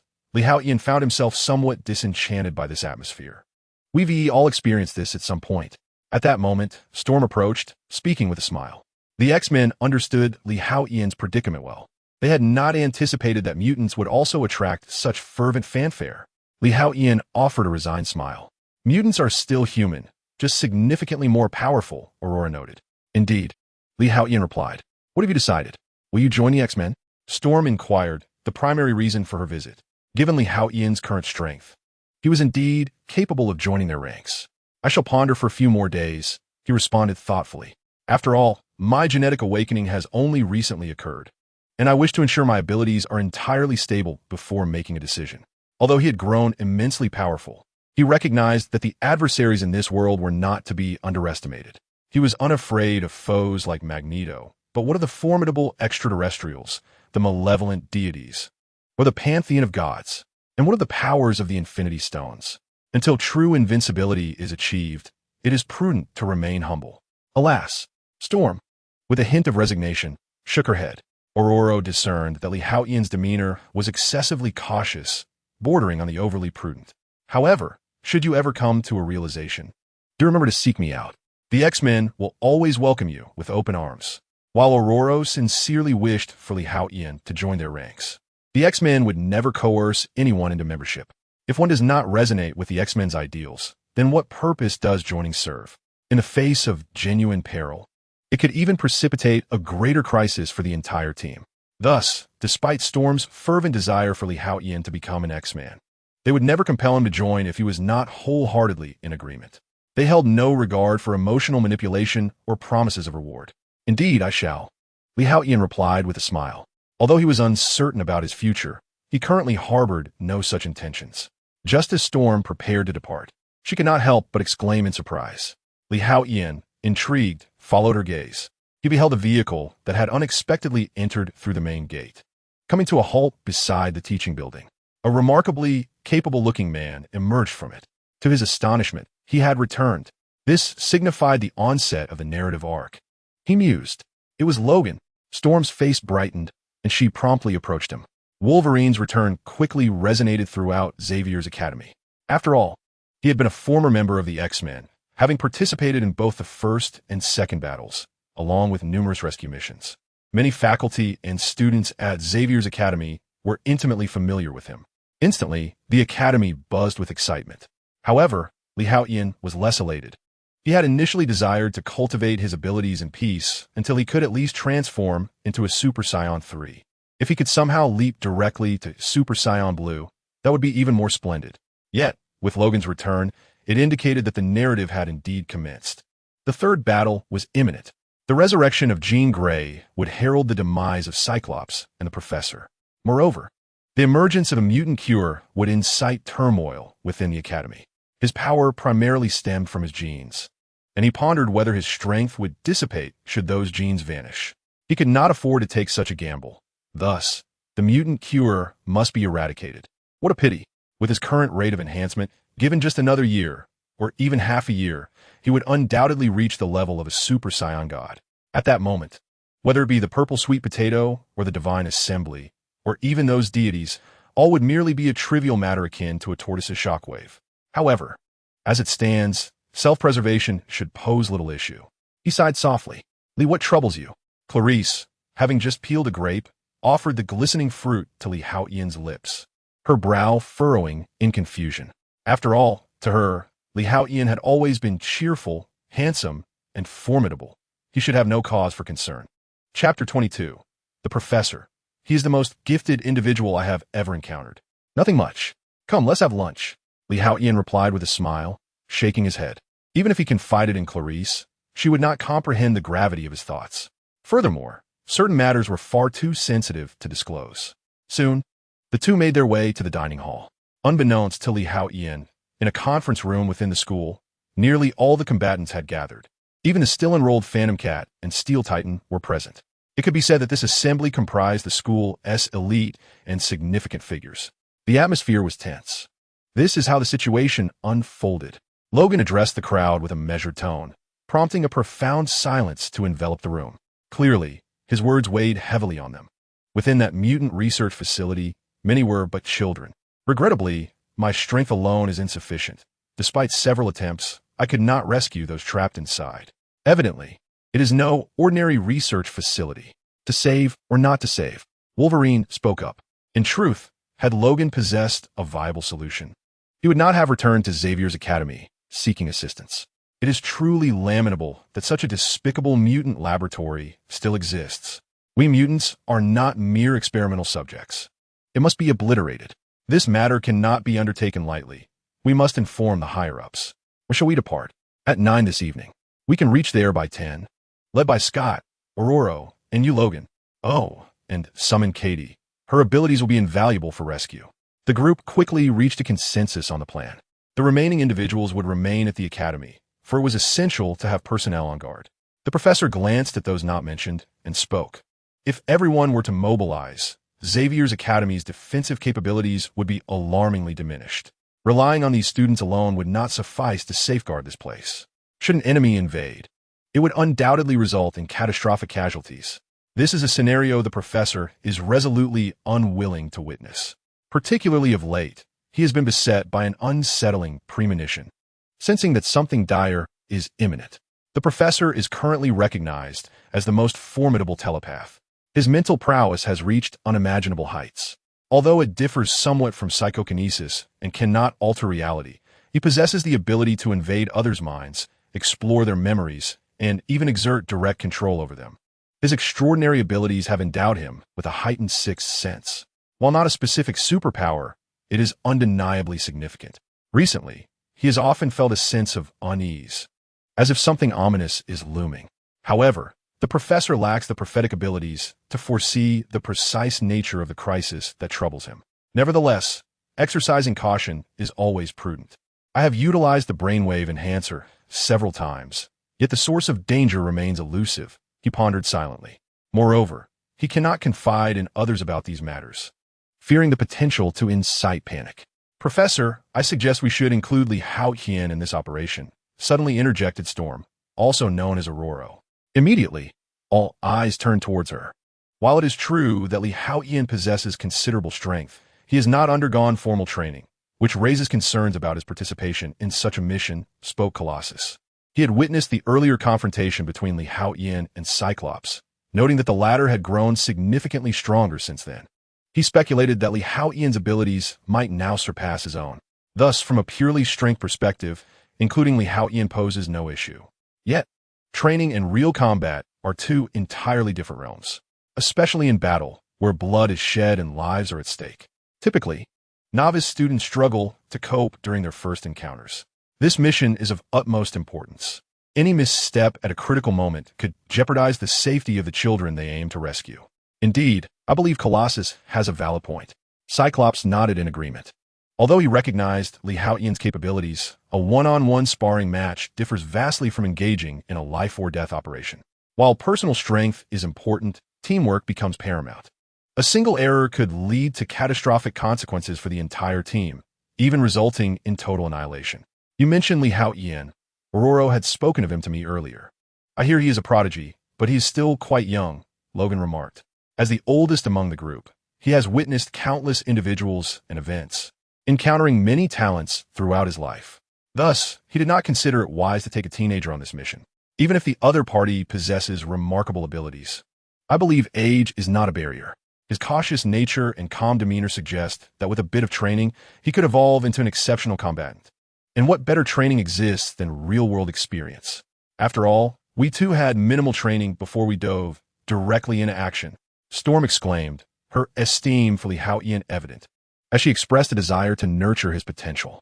Aurora, I never anticipated you would hold him in such high regard, the professor remarked, a hint of surprise in his tone. Storm had been with him for a considerable time, yet he had never witnessed Aurora bestow such praise upon anyone before. I have been closely observing him, Aurora responded. He is indeed the most talented individual I have encountered. At that moment, the professor nodded in agreement. Professor, you, too? Logan interjected, astonishment flashing in his eyes. If Aurora believed so, it was one thing, but the professor, a figure widely recognized as a leader among mutants and the most formidable telepath, also deemed Li Haotian the most gifted individual he had ever encountered. Such a commendation seemed exceedingly lofty. Even Magneto had not received such accolades from the professor in the past. Go ahead and inquire. The professor did not dismiss Aurora's suggestion. In truth, he felt a stirring desire to involve Li Haotian in the upcoming mission. However, he harbored reservations, suspecting that Storm's proposal might falter, especially since Li Haotian had previously declined an invitation to join the X-Men, let alone participate in a direct combat operation. Having just finished his meal, Li Haotian was about to head to the library terrace with Clarice to bask in the afternoon sun when he noticed Storm approaching him with Logan and others in tow. Chapter 23. The Warrior's Blood Library, Outdoor Terrace. What? You want me to participate in your mission? Clarice exclaimed, her astonishment evident as she gazed at Storm and the others. Upon hearing the invitation, Li Haotian was taken aback and fell into contemplation. Indeed, although Li is not yet a member of the X-Men, I would still like you to join this mission. The risk is relatively low, and it would greatly enhance your practical experience, proving beneficial for your future endeavors, Aurora stated earnestly, looking at Li Haotian. Rest assured, the professor has approved this operation. There will be no danger, Scott added. He noticed Li Haotian's silence and assumed it stemmed from concerns about safety. However, Li Haotian's quietude was not born from fear of danger. Rather, his mind was racing with thoughts of conflict. I cannot go. Although I possess the ability to ensure my own safety, what if an unforeseen circumstance arises? After all, my presence could very well trigger a butterfly effect. Moreover, this world is chaotic, not an absolute realm of the Third Battle Police. I must go. After all, I carry the blood of Scion within me. How could I, in all my pride, fear danger? The enemy? Merely confront them. Do you not yearn to engage in a contest with true masters? Once one acquires power, is there not an innate desire to seek out combat? No, you shall not, for you are a warrior of the Scion lineage. I cannot go. This world is still fraught with peril. What if a problem arises that even a super Scion cannot resolve? Why not find myself perishing mere moments after my arrival? The next opportunity to traverse realms may not present itself again. Death renders all null and void. Nonsense, I must go. Have you forgotten the pride of a Scion? Besides, you possess the blood of a gifted warrior. Nearing death only enhances your strength. Do you not wish to transcend the limitations of a super Scion? Calm yourself. I absolutely cannot go. This world harbors an array of bizarre mutant abilities, comparable to superpowers, as well as various deities imbued with formidable divine strength. A super Scion is powerful in combat, yet encountering peculiar superpowers could lead to unforeseen consequences. In that moment, two voices emerged within Li Haotian's mind. Am I on the verge of a split personality? He found himself at a loss for words. This was the first instance he had experienced two distinct voices in his consciousness. Li, what troubles you? Clarice inquired. Noticing the peculiar expression on his face, her concern evident. Do not pressure him further. How can we allow him to engage in such a perilous endeavor? We are merely students. The once introverted Clarice now bravely stood forth, daring to speak aloud to the Academy's instructors. This transformation surprised Storm, Cyclops, and others. They had not anticipated such courage from Clarice. No, Clarice, you have misunderstood us. Aurora interjected. As instructors of the Academy, how could they act in such a manner? Their intention was merely to allow Li Haotian a glimpse of the Battle Police's operations and to let him experience the joy of being a hero. Perhaps Li Haotian would come to cherish this sensation and choose to join the ranks of the Battle Police. After all, this operation posed minimal danger. With her, Cyclops, and Logan leading, confronting a mutant research facility guarded by merely a handful of special forces was not an overly daunting task. The sole reason for including Li Haotian was that Aurora held great promise for him. She merely wished to broaden his horizons and combat experience. Should Li Haotian genuinely feel apprehensive and decline this mission, Aurora would indeed feel a tinge of disappointment but would not coerce him into joining them. After all, their intentions were good. How could they turn into coercion? No, Clarice, you have misapprehended something. I choose to participate in this mission. A moment later, Li Haotian suddenly spoke up. Although he was still somewhat perplexed by the seemingly schizophrenic voices echoing in his mind, he ultimately resolved to partake in this mission. With his current prowess, he was confident in his ability to protect himself. Even if he were to encounter a mutant possessing rare superpowers or a deity wielding formidable divine strength, he could simply use teleportation to return to Xavier Academy. After all, his sensitivity to energy was sufficient to encompass the entire globe. Li, please do not act impulsively, Clarice exclaimed, her concern palpable. Despite Li Haotian's impressive abilities, they were still merely students. Fear not, Clarice, I shall be perfectly fine. The teachers have assured us that the risks associated with this operation are minimal. My involvement is not intended to serve as a primary combatant. Rather, it is an opportunity for me to broaden my horizons and enhance my combat experience. Li Haotian reassured her, gently ruffling Clarice's hair with a smile. Moreover, as long as you remain safe at school, I shall encounter no peril. This statement implied that as long as Clarice was safe within the school, he could utilize his teleportation to return here from any hazardous situation. However, Clarice interpreted it differently, her earlobes flushing crimson. All right, just be careful, she murmured, lowering her head. I shall wait for your return. Her voice was barely a whisper. Yet everyone present, being extraordinary individuals, heard her clearly. Ha ha ha. Cyclops, Scott, erupted in laughter and gave Li Haotian a thumbs up. I never expected you not only to possess great talent, but also to excel in charming the ladies. This was Scott's inner thought. Although Storm, Aurora, remained silent. The mirth in her eyes was unmistakable. Ah, youth is indeed splendid, remarked Wolverine, Logan, who had been quiet until now, shaking his head with a sigh. For no other reason than Li Haotian's words, he was willing to acknowledge him. Skill can be cultivated over time, but the ability to woo is innate. The primary objective of this mission was to rescue a child from a mutant research facility. Their defensive capabilities were not particularly strong, comprising several dozen special forces soldiers and a ragtag assembly.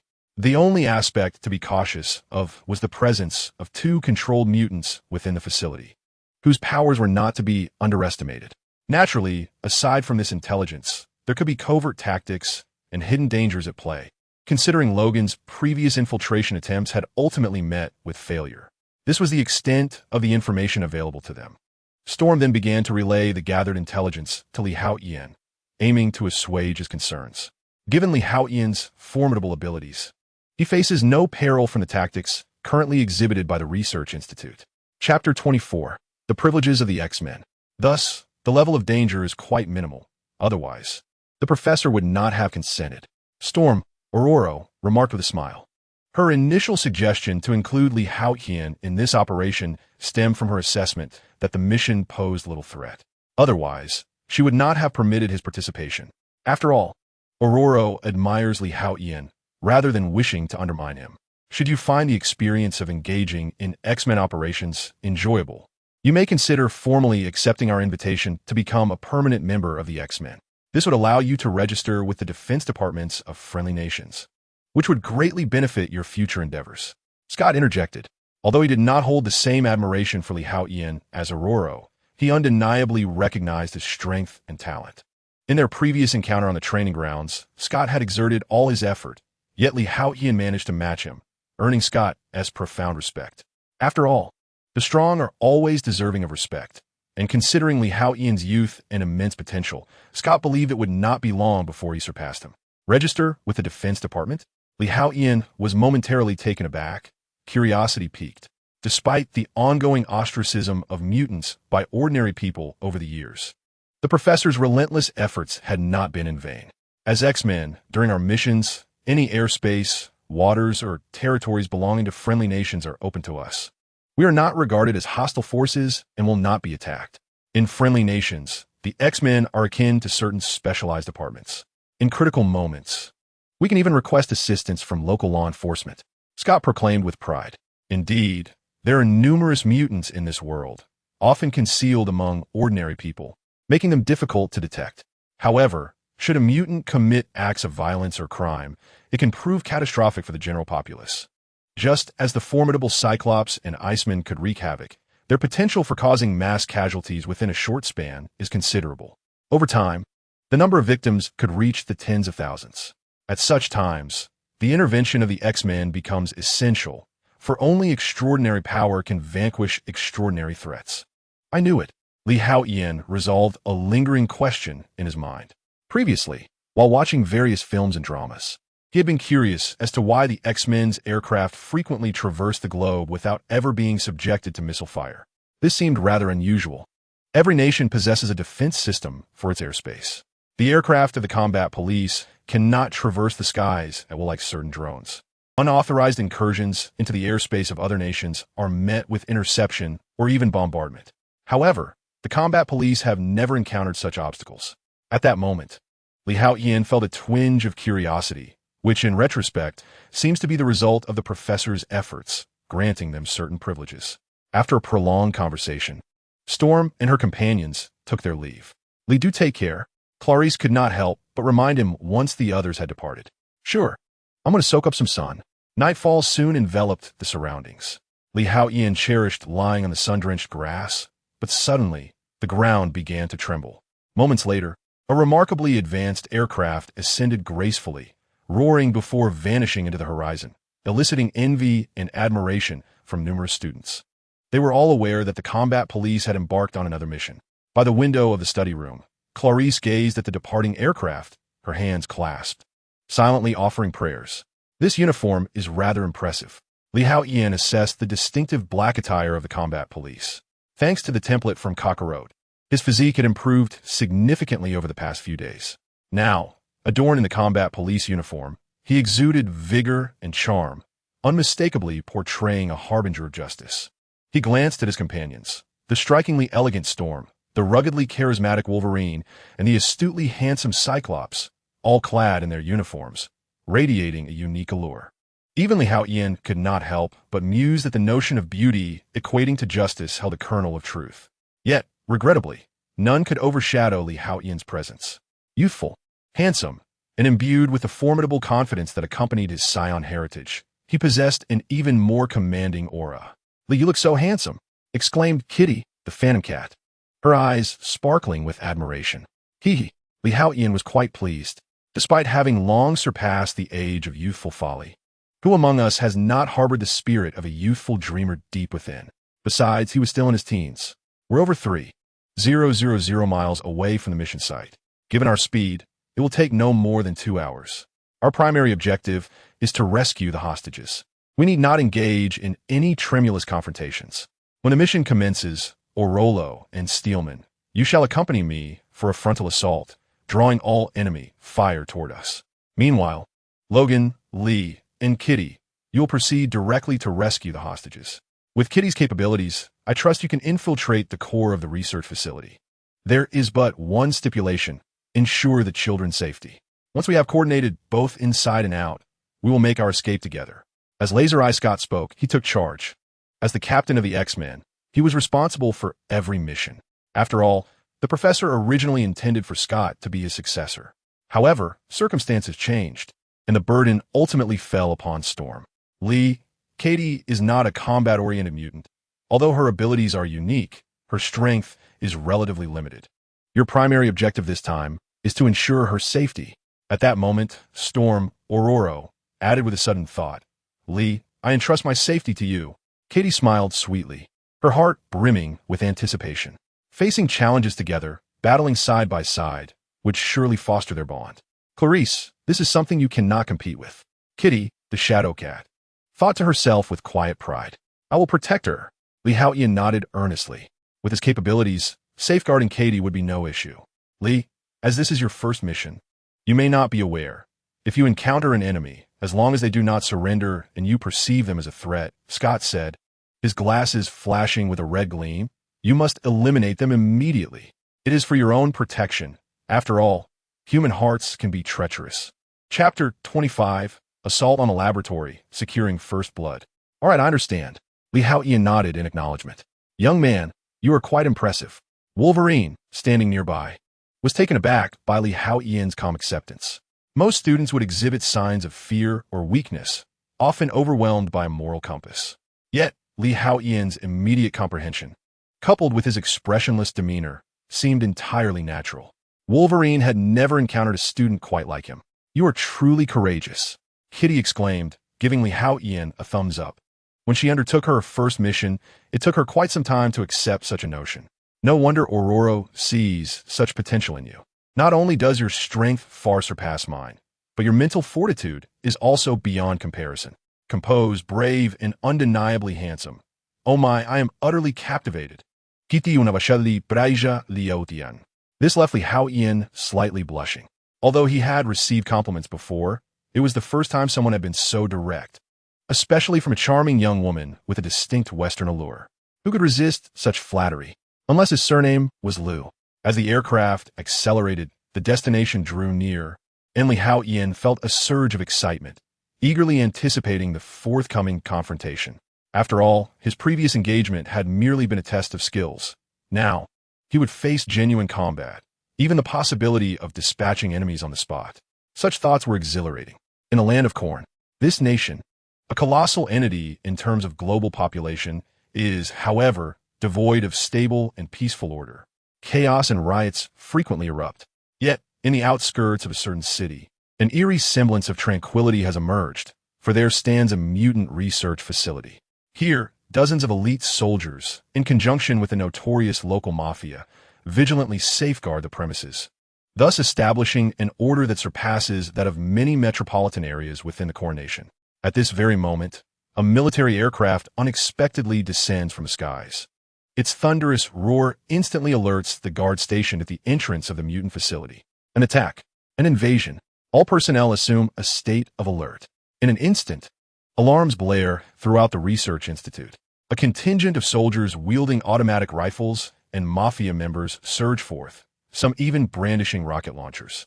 Equipped with Desert Eagles automatic rifles and submachine guns of the latest models, they could easily be mistaken for a local military force, and no one would dare contest this notion. The mafia's influence in the coronation is indeed formidable, and this serves as one of the reasons for the establishment of the mutant research facility here, the presence of absolute armed protection. Otherwise, infiltrating this place would not pose such a challenge, even for someone of Wolverine Ron's caliber. We strike. At this juncture, The aircraft opens, and Storm, among others, emerges. Before the guards at the facility can react, a tempest brews around them. A terrifying storm envelopes the entire research center, and the air grows noticeably frigid. Storm ascends slowly, her eyes turning white as powerful energy waves radiate outward. A chilling aura rapidly spreads, while lightning flickers ominously above. An experienced Storm unleashes her full might. Perish, invaders! One Mafia member, armed with a rocket launcher, prepares to fire at Storm. Boom! However, before he can act, Cyclops Scott unleashes a beam of crimson light. Instantly, the man ignites and is reduced to a pile of ashes in the blink of an eye. Though Scott's potent laser beam may seem ineffective against formidable foes like Haotian, as that adversary possesses extraordinary strength, it is insurmountable for an ordinary individual. Draw their fire, Scott commands, plunging into the throng. The devastating laser beams strike the elite soldiers and Mafia members mercilessly, inflicting injuries with mere grazes and death upon contact. Crack, crack, crack. At this moment, Storm finally unleashes her offensive. Thunderbolts, summoned from the clouds, rain down in a torrential cascade under her command. Meanwhile, Colossus charges through the crowd like a human tank, wreaking havoc in his wake. Whether it be an automatic rifle or a handheld submachine gun, the bullets striking against Steelman felt akin to raindrops hitting his body, causing not the slightest harm. What exhilaration! Haotian was instantly filled with excitement. In his previous life, he had occasionally indulged in battle royale games, yet nothing could compare to the thrill of the present moment. The scion blood coursing through his veins began to boil with anticipation. Let's proceed. At this moment, Storm and the advance team had already initiated the offensive, drawing the entirety of the firepower from the mutant research facility towards their location. Consequently, Wolverine beckoned Haotian and Kitty to charge into the depths of the research facility. In truth, Haotian yearned to join Storm's advance team, as that would be the more exhilarating experience. Nevertheless, he had previously promised Storm to safeguard Kitty Pryde. Moreover, his interaction with Kitty had been quite pleasant, with their camaraderie growing ever stronger. The firepower of the mutant research facility remained formidable, although Steelman was unscathed. A stray bullet could certainly spell disaster for Kitty. The trio swiftly entered the corridor within the facility. Watch this. At that moment, Kitty Pryde grasped the hands of Haotian and Wolverine. In an instant, an extraordinary force enveloped them, allowing Kitty to phase through the wall effortlessly. What a remarkable ability! Curiosity glimmered in Haotian's eyes. The powers of mutants were diverse. Individuals like Iceman Bobby and Cyclops Scott belonged to the aggressive types, while Kitty, with her weaker offensive capabilities, seemed to possess a unique superpower. He reminded himself to exercise caution in future encounters with unfamiliar foes. Familiarity would provide insight into an opponent's abilities, enabling him to devise countermeasures. Conversely, unknown adversaries necessitated a prudent approach. Much like Goku's battle against the Ginyu Force in Dragon Ball, where even a seemingly weak foe could wield devastating power if utilized wisely. Who goes there? Just as the trio passed through one wall and charged toward another, two gang members wielding automatic rifles noticed them. With a swift motion, Wolverine released Kitty's hand, and with a flash, his adamantium claws emerged, shattering the rifles into pieces. In the next heartbeat, he intended to deliver a fatal blow to the two, but Haotian's speed surpassed his. Two beams of energy shot forth from Haotian's fingertips, striking the foreheads of the assailants, who collapsed instantaneously. Chapter 26. The Mysterious Mutant Energy Beams? Wolverine was momentarily taken aback by this unexpected spectacle. He did not witness the clash between Haotian and Scott on the training grounds. Thus, observing Haotian emit lasers from his fingertips sparked a flicker of curiosity within him. You are far more composed than I had envisioned. Although, even without Haotian's intervention, Logan possessed absolute confidence in his ability to effortlessly eliminate those two individuals. Yet, as a first-time participant in such an operation, Haotian's calm and swift actions in dispatching the enemy elevated Logan's regard for him. "Lee, you are truly courageous." Kitty Pryde, the Shadow Cat, exclaimed in astonishment as she patted her small chest. Despite having participated in several missions with the X-Men, she had never taken a life. It was not due to an inability, but rather a lack of resolve to do so. "We must act swiftly. We need to rescue the children before the enemy becomes aware of our presence." Logan's expression grew grave. This was not the time for levity. Confronting the personnel within the mutant research facility was not particularly daunting. However, Logan's repeated failures stemmed primarily from his concern for the children's safety. Otherwise, he could easily resort to assassination. With his prowess, eliminating everyone here would pose no challenge. After all, whether they were elite soldiers or gang members, even with their advanced weaponry, they appeared woefully fragile when faced with formidable mutants. Logan, however, feared for the children's safety, suspecting that the adversaries might use them as hostages, thereby hindering his actions. In such a scenario, not only would he be unable to rescue the children, but he might also endanger his own life. "Follow me." Shadowcat nodded earnestly and grasped the arms of the two, leading them in a swift dash. The trio sprinted through the labyrinthine corridors, encountering armed personnel along the way, all of whom were swiftly dispatched by Logan and Haotian. Haotian's mastery over his strength grew increasingly adept. Soon, the three emerged into the final corridor, where Logan halted Kitty. "The mutant children are confined within the rooms on either side. We must split up." Logan turned to Haotian and Kitty, who both nodded and proceeded towards one side. The walls were infused with metal, composed of special concrete far sturdier than ordinary cement.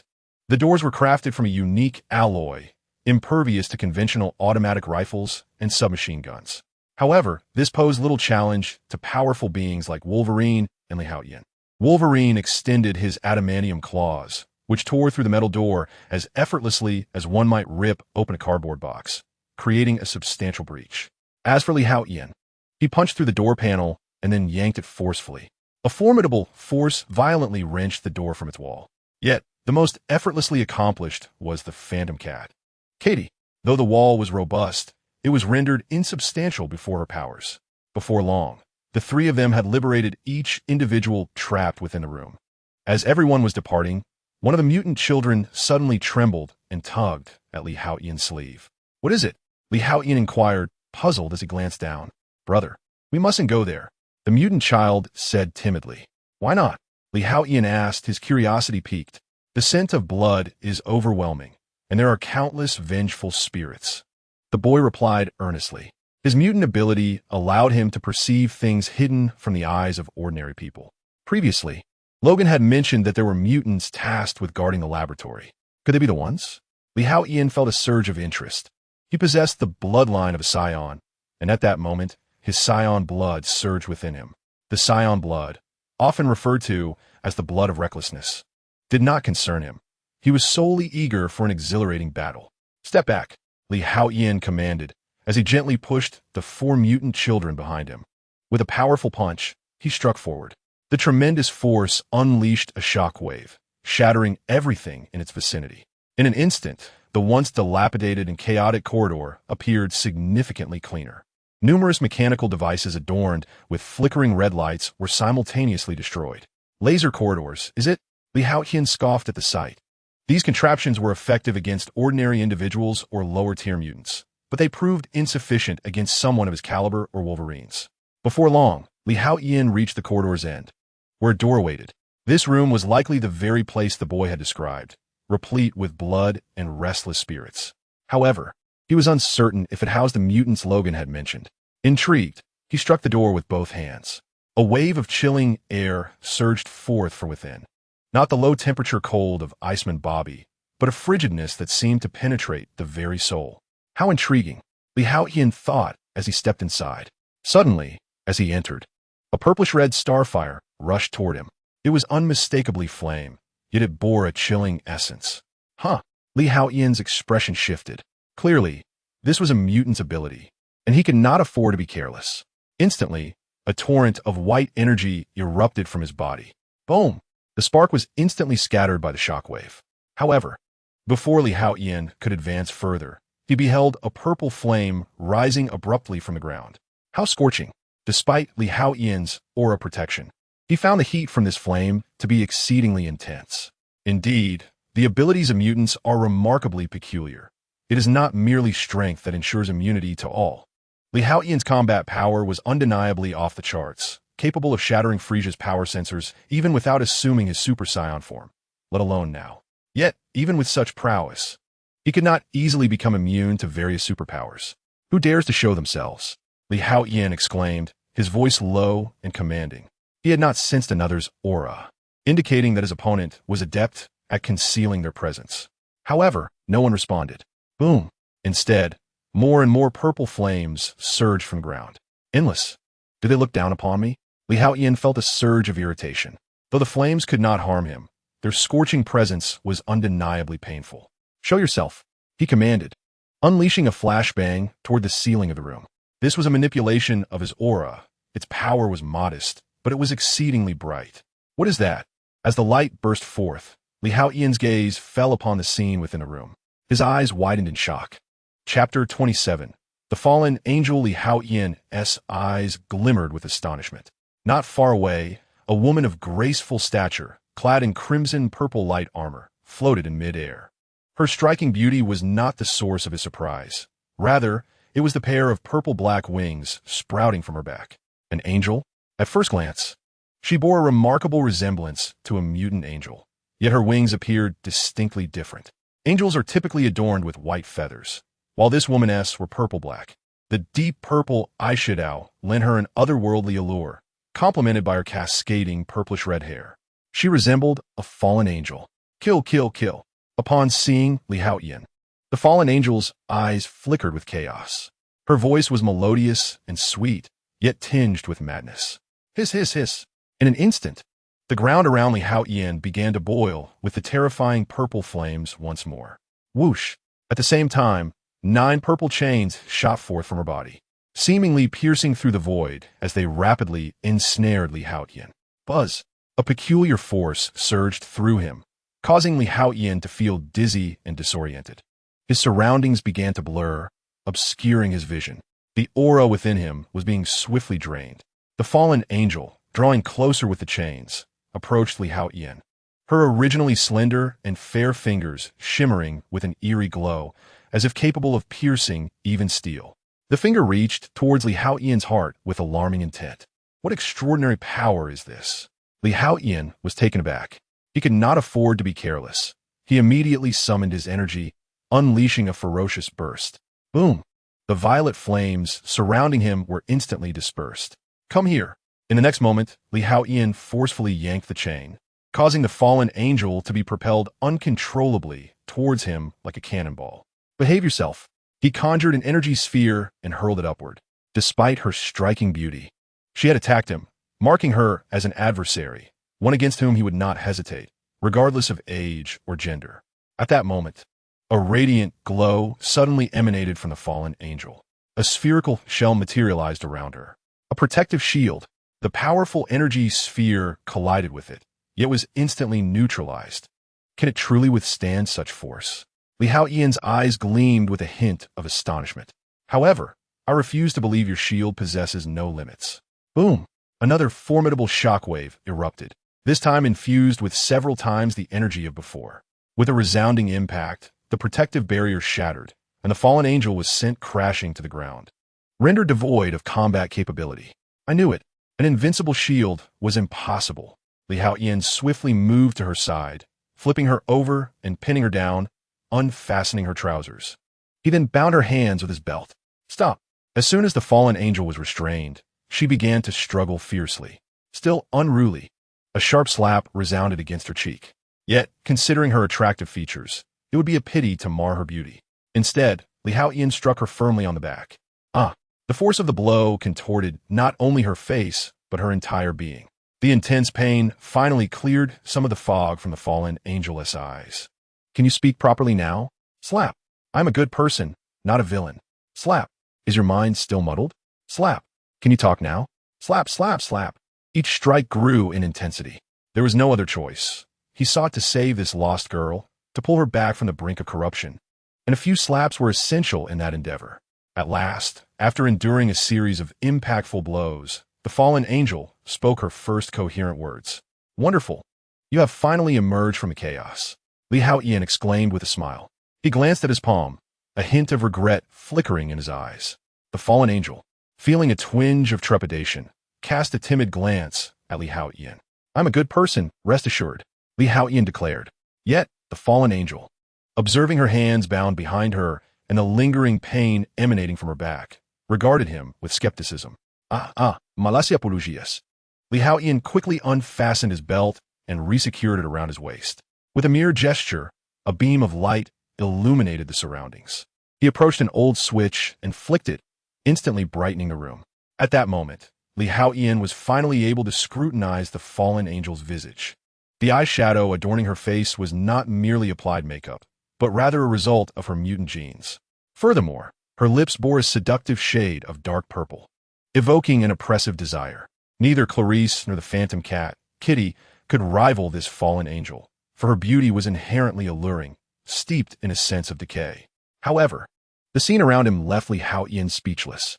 Debris lay scattered, traces of fire's wrath evident everywhere.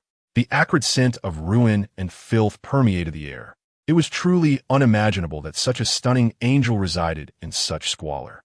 The owner of this research facility was indeed a scoundrel, Li Haotian thought, shaking his head in resignation.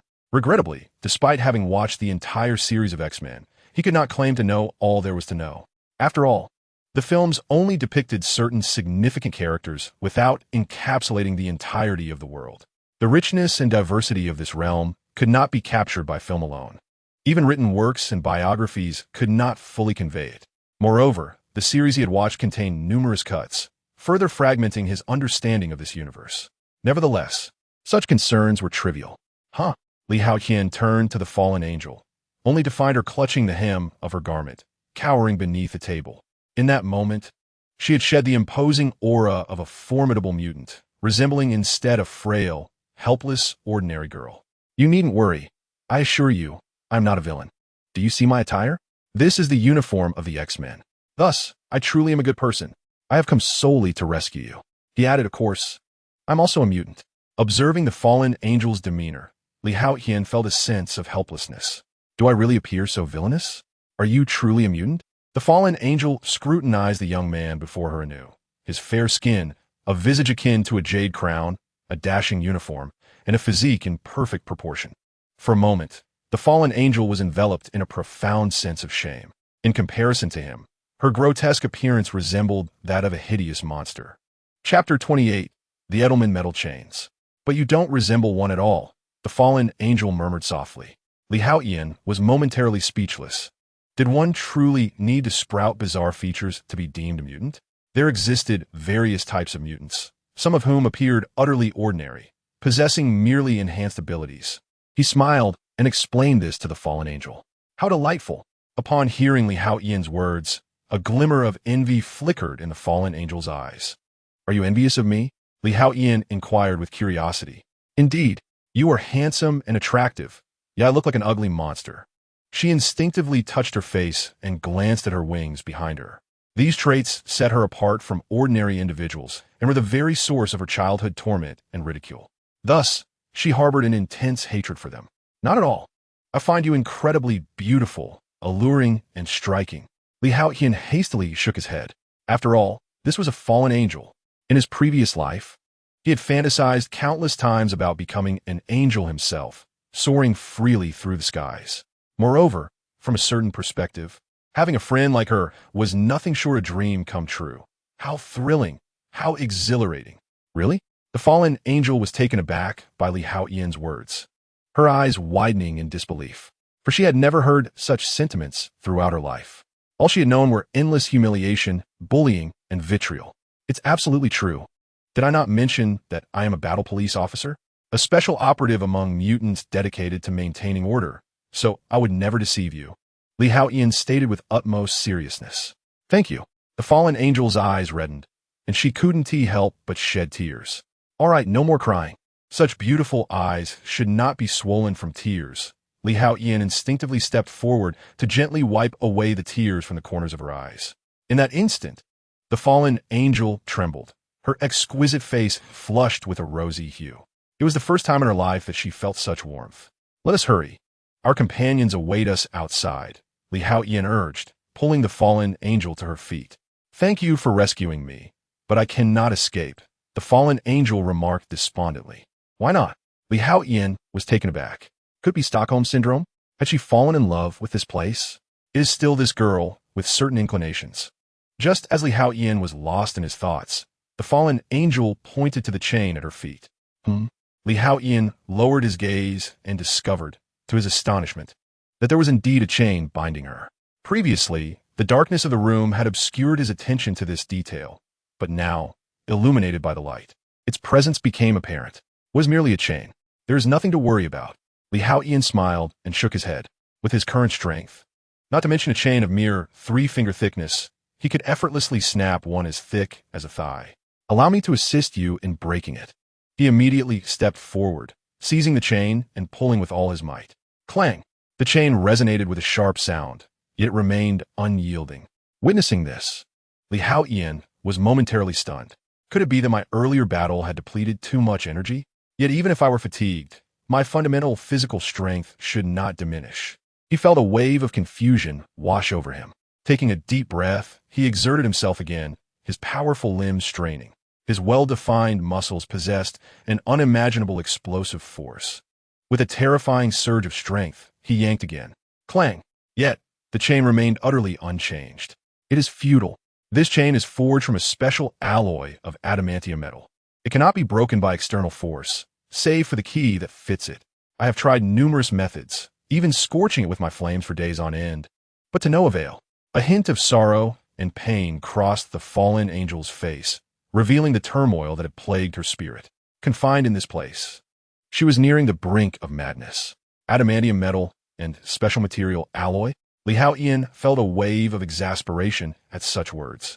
Indeed, it is not something that can be easily diagnosed, at least not by him at this moment. He could effortlessly obliterate the entire research facility, even reduce the whole of the coronation to mere dust. Yet this chain, crafted from adamantium and special materials, proved difficult to destroy. However, while he could not shatter the chain, it did not mean that he was powerless to liberate the fallen angel. Your chain is indeed formidable, but I refuse to believe that the entire house is constructed from adamantium, Li Haotian declared with a grin. The fallen angel looked taken aback, unable to comprehend his words. Be cautious, Li Haotian warned as he gripped the chain, summoning all his strength to pull outward. With a whoosh, the chain tightened immediately. Oh! His eyes brightened with sudden realization. Clearly, the point where the chains are anchored is also forged from adamantium. Yet, I cannot believe you possess such an abundance of adamantium to construct an entire dwelling. With a resolute bite of his teeth, Li Haotian unleashed a surge of golden energy. In the next instant, his hair transformed into a brilliant gold. He had achieved the Super Scion transformation. His hair! The fallen angel's eyes widened in astonishment at this spectacle. How exquisite! The golden locks, enveloped in flames of golden aura, were simply breathtaking. He was undeniably more handsome than any man she had ever encountered. The fallen angel recalled how Li Haotian had previously wiped her tears and showered her with compliments. In that moment, her heart raced as if a fawn were bounding within. At that moment, Li Haotian summoned all his strength. It must be said that these chains were undeniably tethered to something weighing over 100 tons. In his ordinary state, Li Haotian would have been powerless. However, after his transformation, his might surged dramatically. Boom! Instantly, the entire research facility trembled. Outside, Storm, Cyclops, and others witnessed a scene that left them astounded. Deep within the facility, a golden light erupted. Li Haotian emerged, grasping a solid metal block as tall as a 3-story building. Upon it sat several children. Chapter 29. I trust no one but him. Li Haotian. Storm, Aurora, was momentarily taken aback by the sight. She had sent him with Wolverine, Logan, to rescue people. Yet here he was instead. Moreover, the metal block he was holding was exceedingly exaggerated. Even a metal skyscraper would pale in comparison. Alice, can you help me safeguard these precious children? With a resounding crash, the metal block was cast down, landing heavily on ground, although the adamantium chains remained. Alice's strength was sufficient to withstand the attacks of ordinary individuals. Lee, I will protect them with my life, the fallen angel, Alice, affirmed with a firm nod.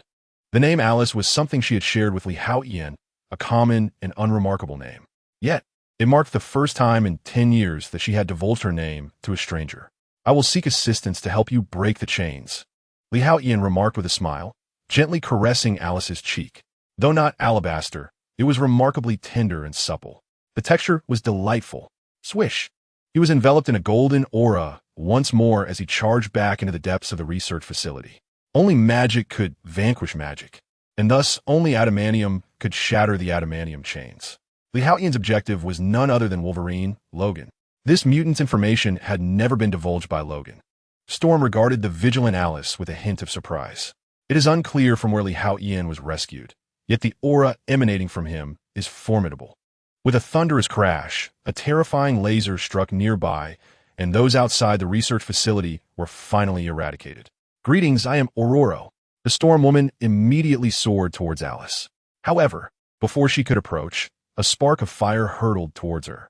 Hurricane, in an instant, a powerful gale encircled the vicinity, dispersing the flame. "I harbor no ill intentions."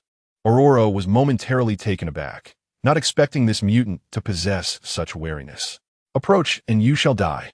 Alice's voice turned icy, her eyes reflecting a chaotic bloodlust. "We are the war police, not villains. We are the good guys." Steel Force also approached. "I trust no one but Lee." The chaos in Alice's eyes intensified once more. With a resounding boom, violet flames erupted from the ground, engulfing Steel Force. "Ouch, ouch, ouch." The searing flames caused Steel Force to leap about in distress. "Storm Woman, this fellow seems rather difficult to deal with." He sprinted away from the area shrouded in flames, feeling an unusual burning sensation. He couldn't fathom how Li Haotian managed to coexist peacefully with this individual. He shook his head in resignation. Just then, a terrifying shockwave erupted from within the research facility, creating a passage several meters wide in the ground. Li Haotian emerged, one hand gripping Logan and the other hoisting a large bag made of curtains, from which several children could be seen. Logan, the mighty Wolverine, was being dragged by the scruff of his neck. However, considering the children's safety, he refrained from resisting, allowing Li Haotian to carry him out. Cyclops Scott couldn't help but chuckle at Wolverine's predicament, given their not-so-friendly relationship, which could be described as rivals in a sense. "Oh." Steel Force's eyes widened in amusement, finding the situation rather entertaining, as they had never seen the typically fierce Logan in such a state. Yet, witnessing Li Haotian's ability to fly, the others exchanged glances, astonished yet somewhat resigned. Just how many abilities does this fellow possess?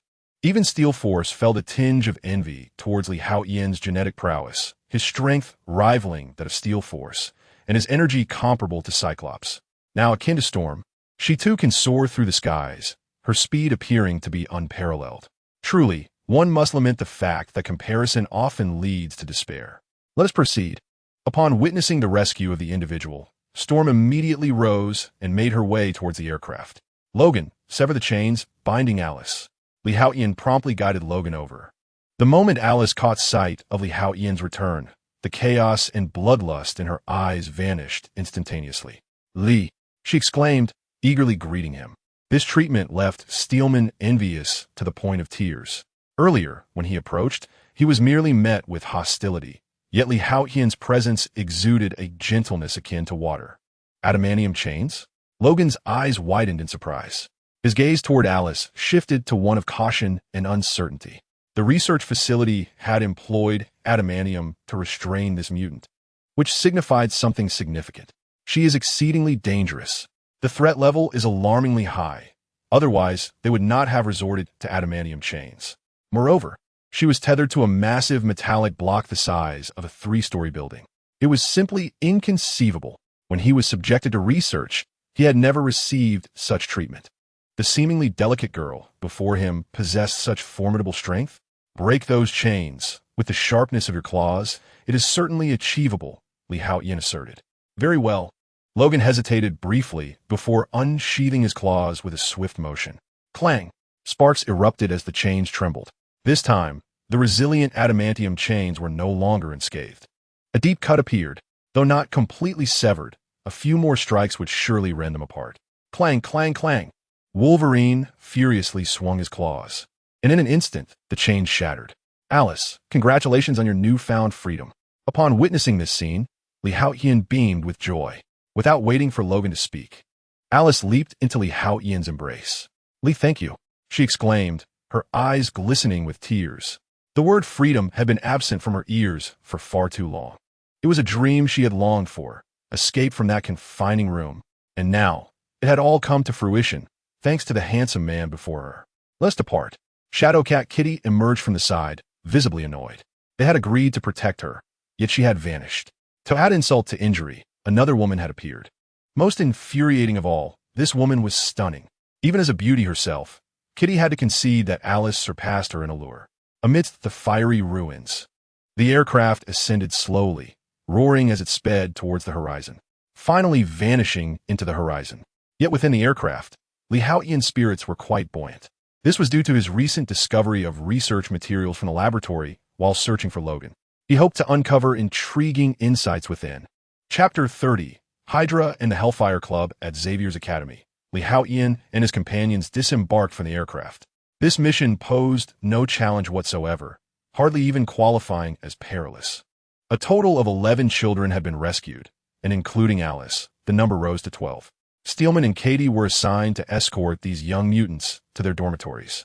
Storm and Cyclops proceeded to report the mission's outcome to the professor, while Haotian accompanied Alice back to his dormitory. There was no alternative. Alice trusted no one and refused to follow anyone but Haotian. Upon returning to the dormitory, Alice appeared exceedingly fatigued, collapsing directly onto the bed and falling into a deep slumber. It seemed that she had not experienced a single restful night at that dilapidated laboratory. Observing her in such a profound sleep, Haotian let out a soft sigh. The persecution endured by mutants was unfathomable to ordinary people. Those inhumane experiments rendered existence a fate worse than death. The 10 tortures of the Tartars paled in comparison to the horrors faced in mutant experimentation. Let me see what insights the research materials reveal. Haotian approached the computer and took a seat. The research documents he had procured were stored on a floppy disk. He quickly accessed the files, and in an instant, a plethora of mutant research data appeared on the screen. Genetic mutation data, various cruel experimental results, and analyses were organized into distinct documents according to subject information, experimental data, results, and conclusions. He skimmed through them rapidly. Haotian's enhancements were not limited to mere physical strength. His mental acuity, neurospeed, and overall cognitive abilities had also been significantly heightened. Thus, his mental capacity was formidable. He perused the materials with ease, imprinting them vividly in his memory. The videos, even at 32 times the normal speed, were still comprehensible.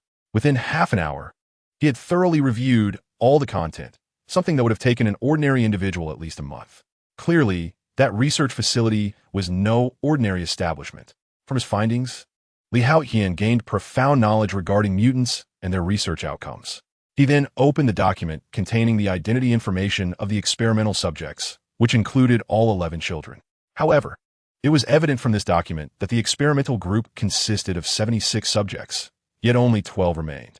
It was the 11 children, along with Alice, confined in a room by the Edelman metal chains. The materials and videos he had previously examined documented the horrific experiments conducted on numerous mutants, leading to their merciless demise. Soon, Haotian discovered Alice's profile amidst the experimental subjects. Subject 033 name, Alice gender, female age, 16 codename, fallen angel genetics, presumed rare triple mutant ability. Powers, stellar devouring fire, hellfire, energy shield, soul chains, berserk transformation, flight, absorption. Status, experiment paused, detained. Evaluation, malevolent, powerful, excessively uncontrollable. 17 failed experiments. Background, an orphanage in Carl City, Eagle Nation, suffered a catastrophic fire, claiming all lives, yet leaving the bodies unscathed. Agents were dispatched to uncover the truth, ultimately capturing a winged girl at the cost of 112 lives. Subsequently, she was taken by the organization and subjected to the mutant gene experiment 23. However, all 17 attempts ended in failure, resulting in the loss of 5 mutant guards and 43 ordinary special forces. Ultimately, she was imprisoned in cell number 1, secured with Edelman metal chains. The organization's headquarters achieved breakthroughs in scientific research, advancing the mutant gene experiment to phase 31, entering the second phase of the Fallen Angel Project. Haotian's gaze flickered with contemplation as he absorbed this information. It was evident that Alice had endured considerable suffering over the years. The research facility was indeed more formidable than he had initially surmised. The previously dismantled location appeared to be merely a branch. The so-called headquarters remained a mystery. Could it be Hydra? He pondered, stroking his chin thoughtfully. In the Marvel Universe, numerous malevolent forces lurked in the shadows. Among the most notorious were Hydra and the Hellfire Club. The former boasted a vast network, infiltrating even the S.H.I.E.L.D. of the United States, while the latter served as a haven for the affluent and influential. Haotian's curiosity piqued regarding the forces behind this research facility, wondering if it were Hydra or Hellfire. Yet, these matters were not his concern. For him, the priority was to hone his own strength to its utmost potential. In due time, whether facing Hydra or Hellfire, they would pose no more challenge than a mere flick of his finger. Indeed, this world was far more complex than he had ever imagined. He gazed at the slumbering Alice on the bed, murmuring to himself. Although Alice's power posed little threat to him, the intricacies of their reality were undeniable. However, this seemingly random stranger, a mutant, possesses strength exceeding level 3 and may even be approaching level 4. This realization left Haotian somewhat contemplative. What greater powers might lurk in the shadows? It remains uncertain. Although this mission posed little danger, the confrontation with Alice illuminated his own shortcomings. Haotian pondered the intricacies of this operation. In terms of absolute strength, he, capable of transforming into a super scion, undoubtedly ranks as the strongest in this endeavor. Yet, when it comes to the completion of the mission, he is not the most adept. Despite his overwhelming superiority over Alice, their battle proved evenly matched. This indicates that while Haotian has inherited the formidable power of the Scion Kakarot and can transform into a super scion, he has yet to fully harness this strength into his own capabilities. It is akin to Su Zhu from Demigods and Semi-Devils. Despite inheriting the North Ming divine art and immense internal energy from the leader of the free and unfettered sect, struggles to wield it effectively. Haotian currently finds himself in a similar predicament. It appears I must devise a means to enhance my combat abilities, he sighed inwardly. Just then, he was struck by a sudden realization. After days of accumulation, the power of rules within him had reached its zenith. This signified that he could create a new system once again. Chapter 31. The birth of the super battle space, what a timely occurrence. Haotian's eyes sparkled with excitement. Just as he was contemplating the need to elevate his combat proficiency, his power of rules had reached its peak. A fortuitous blessing. He decided to establish a battle space system. In truth, he had already contemplated the idea of a place capable of infinitely simulating battles, with suitable opponents for practice. He hadn't anticipated that the power of rules would fill so conveniently. It was as if he had just fallen asleep, only to have a pillow delivered. Inspiration struck. Haotian felt a surge of determination and began the creation process anew. With 3 systems already at his disposal, crafting a new system became increasingly effortless. Ding! The super battle space system has been successfully created. In a moment, the power of rules was entirely expended, leaving Haotian feeling somewhat drained. This was a mild after effect of the significant consumption of his power of rules. Yet, a prompt echoed in his mind once more. The system has been successfully created. Now, he need not worry about combat experience. A satisfied expression graced Haotian's face. The newly created super battle space system offers 2 distinct functionalities. One aspect involves the mind's immersion, while the other pertains to the physical body's entry. The system serves primarily 2 significant functions. The first function pertains to the flow of time. Within this super battle space system, when the mind enters, the time dilation can reach a ratio of 1 to 5. In simpler terms, 5 minutes spent in the battle space equates to merely 1 minute passing in the outside world. Conversely, when a body enters, the time flow alters to a ratio of 1 to 10. The second function involves the creation of sparring opponents. Within the battle space, hypothetical adversaries can be conjured, not exceeding 3 times the strength of Haotian. This functionality is accessible regardless of whether the mind or body is engaged. Naturally, the battle space can be accessed by others with Haotian's permission, allowing their minds or bodies to enter. Though this battle space is a construct of the system, it exists as a genuine miniature world, governed entirely by the rules set forth by Haotian. Given that the maximum power limit of this small world is 3 times Haotian's own strength, any individual entering must not exceed that threshold. Otherwise, they cannot disrupt this miniature realm. Should the mind enter, the opponent's consciousness becomes ensnared within this world. If the physical body enters the battle space, that individual becomes imprisoned within this small world. From this perspective, the battle space possesses a third function, a domain space. It can serve as a battlefield to enhance Haotian strength, a vast storage area, or even an interdimensional prison. Such a system is indeed remarkable. Haotian felt immense satisfaction as he cast a glance at his attribute panel. Host, Haotian, strength, 96 tons, spirit, 412, with an average human being at 3. Stamina, 4681, with an average human being at 10. Speed, 360, system space, 30,000 cubic meters, system zoned, mental shielding system, strength enhancement through sunbathing system, divine legacy system, battle space system. It appears that the progress made in recent days is quite substantial. Observing his current statistics, Haotian nodded in contentment. His foundational strength had reached 96 tons, drawing near to the remarkable 100-ton threshold. His speed had surged to 360 meters per second, surpassing the speed of sound at a standard atmospheric pressure, which is 340 meters per second. Thus, his speed now exceeds Mach 1. Previously, the system space was a mere 100 cubic meters. Now it has expanded to an impressive 30,000 cubic meters. Haotian sighed softly, yet he understood that this was due to the integration of the original 100 cubic meter space into the battle space system.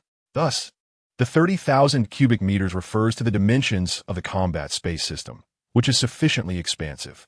Haotian expressed considerable satisfaction with the size of this space. In terms of mental acuity, it surpassed that of an ordinary person by a factor of 137, while his physical prowess exceeded it by a staggering 468 times. However, he recognized that his potential had yet to reach its limits. He could still sense that basking in the sun would enhance his strength. Haotian mused quietly, aware that the solar absorption system also had its constraints and could not perpetually augment his power. This limitation stemmed from the inherent ceiling of his own genetics. Therefore, the extent of Haotian's foundational abilities hinged upon the ultimate potential of his genetic makeup. Whether his genes belonged to the alpha or omega classification remained uncertain. Nonetheless, Haotian surmised that it was most likely of the omega tier. Setting aside such contemplations, Haotian glanced at the inheritance template. Character, Kakarot, Sun Wukong race, Scion progress, 111 abilities, flight technique, Kamehameha wave, solar fist, key control, energy sphere, rage boost, high-speed flight. Instant transmission transformations, Super Scion level 1, first stage. Great ape, combat power increases tenfold, requiring over 17 million Blutz waves. Talent, battle blood, combat power surges dramatically upon healing from near death, with progress having reached 111. He felt he was perhaps not far from the second stage of Super Scion level 1. Haotian's spirits soared. Everything seemed to be unfolding in a favorable direction. Observing the sky, he noted that morning had arrived. Alice was still deep in slumber. He approached her and gently caressed her delicate face, which remained as youthful as ever. However, the corners of her eyes were slightly furrowed, indicating she was not experiencing pleasant dreams. "Things will get better," he whispered softly in her ear. Gradually, the tension in Alice's expression eased, and her face relaxed considerably. It appeared that although he lacked psychic powers, his mental acuity, exceeding that of an ordinary person by 137 times, still held some influence. He chuckled softly, realizing that a typical hypnotist possesses only about double the mental strength of an average individual and can employ various techniques, such as watches and props, to hypnotize normal people. With his mental prowess surpassing that of the average by several magnitudes, he could certainly achieve similar results. Thus, offering Alice a simple form of mental comfort proved effective. Should I consider learning hypnosis? He mused with a smile, dismissing the thought. With his formidable strength, mastering the art of hypnosis seemed trivial. Whenever faced with challenges, a single punch could resolve almost any issue. If not, a Kamehameha wave would suffice. With the morning light brightening, Haotian promptly turned and departed the dormitory, making his way towards the dining hall. He ordered a hamburger and a cup of hot milk, just as he found a corner to sit down. Clarice, looking haggard, approached him. Upon seeing her condition, Haotian furrowed his brow and spoke with a hint of coldness in his voice. "Who has bullied you?" The first thought that crossed Li Haotian's mind was that someone had indeed mistreated Clarice. Otherwise, there was no reason for her to appear so weary, as if she had not slept a wink all night. However, he failed to realize that his own heart had grown much more ruthless than before. And no, Clarice stammered, clearly taken aback by Li Haotian's fierce demeanor. She had never witnessed him in such a ferocious state. No one has bullied you, Li Haotian questioned, his skepticism evident as he frowned slightly. Then why do you look so worn out, as if you haven't slept at all? It's because... Clarice hesitated, not expecting Li Haotian's anger to stem from this. Her face flushed slightly, and she lowered her head, mumbling softly to herself. Yet, despite her attempts to explain, she remained tongue-tied. What is it? Li Haotian pressed, eager for clarity. What else could it be? Surely, she was worried about you, and thus couldn't sleep all night. At that moment, the phantom cat, Kitty, approached, balancing a tray that held a hot dog and a cup of coffee. Upon hearing Kitty's words, Li Haotian was momentarily taken aback and turned to Clarice with confusion. He noticed that she had lowered her head even further, nearly touching the blossoming flower buds on the table. Is that so? He couldn't help but feel a mixture of amusement and exasperation. He had thought someone had mistreated Clarice. How do you know this? Li Haotian asked curiously, directing his gaze at Kitty. None of your business, Kitty retorted sharply. The thought of the beautiful mutant who had been rescued and had spent the night in Li Haotian's dormitory left her feeling somewhat discontented. Although she understood that nothing untoward could have occurred between them upon their return, it still irked her. In an instant, the girl who had previously regarded Clarice as a rival suddenly found her endearing. The truly beautiful mutant was the real adversary. Kitty believed herself to be no less than Clarice. Yet when faced with that mutant, she felt a pang of inferiority. The other was simply too stunning, exuding an unusual allure. This momentarily shifted her perspective, casting Clarice as an ally in the same trench. How perplexing. Li Haotian shook his head in resignation. Was it because he had promised to protect her yesterday, yet later went to rescue Alice? This thought suddenly crossed his mind, leaving him somewhat embarrassed. Indeed, his actions have been somewhat inappropriate. Rest assured, my strength is formidable. The only ones who will be injured are our adversaries. Li Haotian promptly shifted the topic, casting a smile towards the downcast Clarice. That is reassuring. Clarice sighed deeply, patting her chest to ease her anxiety. Observing her demeanor, a flicker of tenderness passed through Li Haotian's eyes. He had not anticipated that Clarice would be so concerned for his well-being. What transpired during yesterday's mission? With Li Haotian unharmed, Clarice's curiosity was piqued once more. Thus, as they dined, Li Haotian recounted the events of the previous day's mission to Clarice. As time slipped away, the three finished their meals. Just as Li Haotian was preparing to head to class with Clarice and Katie, the formidable Steel Force summoned them away. Soon, Steel Force guided the two into a room in the basement. Upon entering, Li Haotian discovered it to be a conference room, where the principal members of the X-Men were assembled, including the professor seated at the head of the table. Please take a seat, Storm addressed the trio. She then continued. Yesterday's mission was executed flawlessly. We successfully liberated 11 mutant children and 1 mutant girl from the laboratory. In the end, we utterly destroyed that facility. Li Haotian's performance during this mission was exceptionally commendable. After speaking, Storm turned her gaze to Li Haotian, offering him a warm nod. Li, everyone is quite pleased with your performance in this mission. Therefore, I extend another invitation for you to join the X-Men. Have you made your decision? The professor looked at Li Haotian with a smile. While aware of Li Haotian's impressive abilities, the professor had not anticipated such an outstanding display during this mission, garnering praise from Storm, Cyclops, and others. The rest of the team looked at Li Haotian with eager anticipation. After all, his prowess had been unequivocally demonstrated. Should he choose to join the X-Men, their success rate in future missions would undoubtedly increase. After all, who would refuse the addition of a powerful and striking ally? Indeed, Li, your performance has exceeded my expectations. Even Wolverine, who initially perceived Li Haotian as somewhat arrogant, could not help but voice his approval, particularly noting Li Haotian's decisive actions during the mission. In this regard, he was quite to Wolverine's liking. One must be resolute and fierce when confronting foes. I appreciate everyone's high expectations, but I believe I am still young and should prioritize my studies. I am not ready to shoulder such a responsibility. Li Haotian indeed spoke up.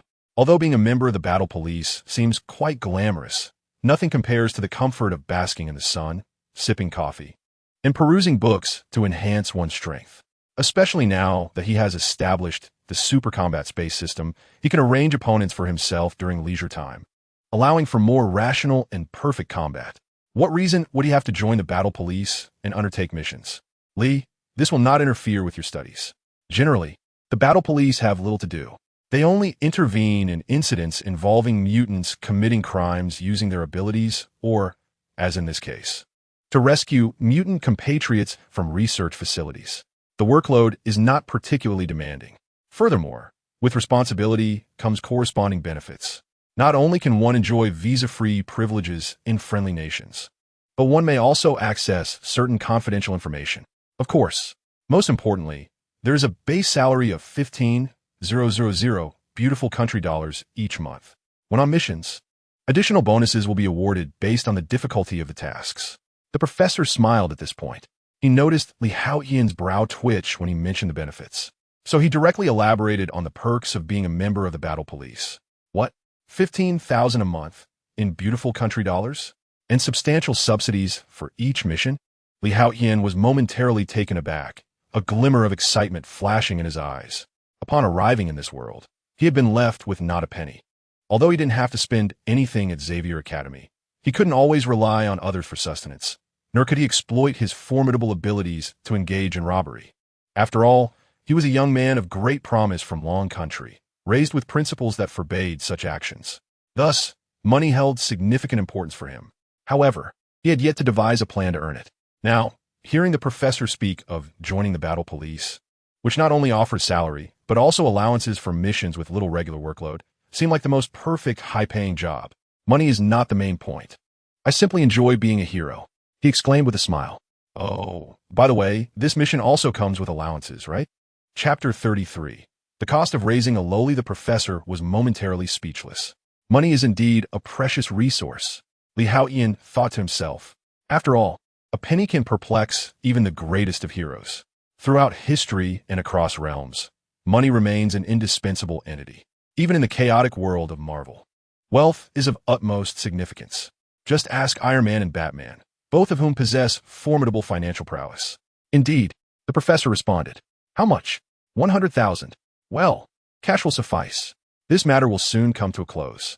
The professor elaborated on certain details concerning the lives of the 11 mutant children at Xavier Academy. The meeting was adjourned an hour later.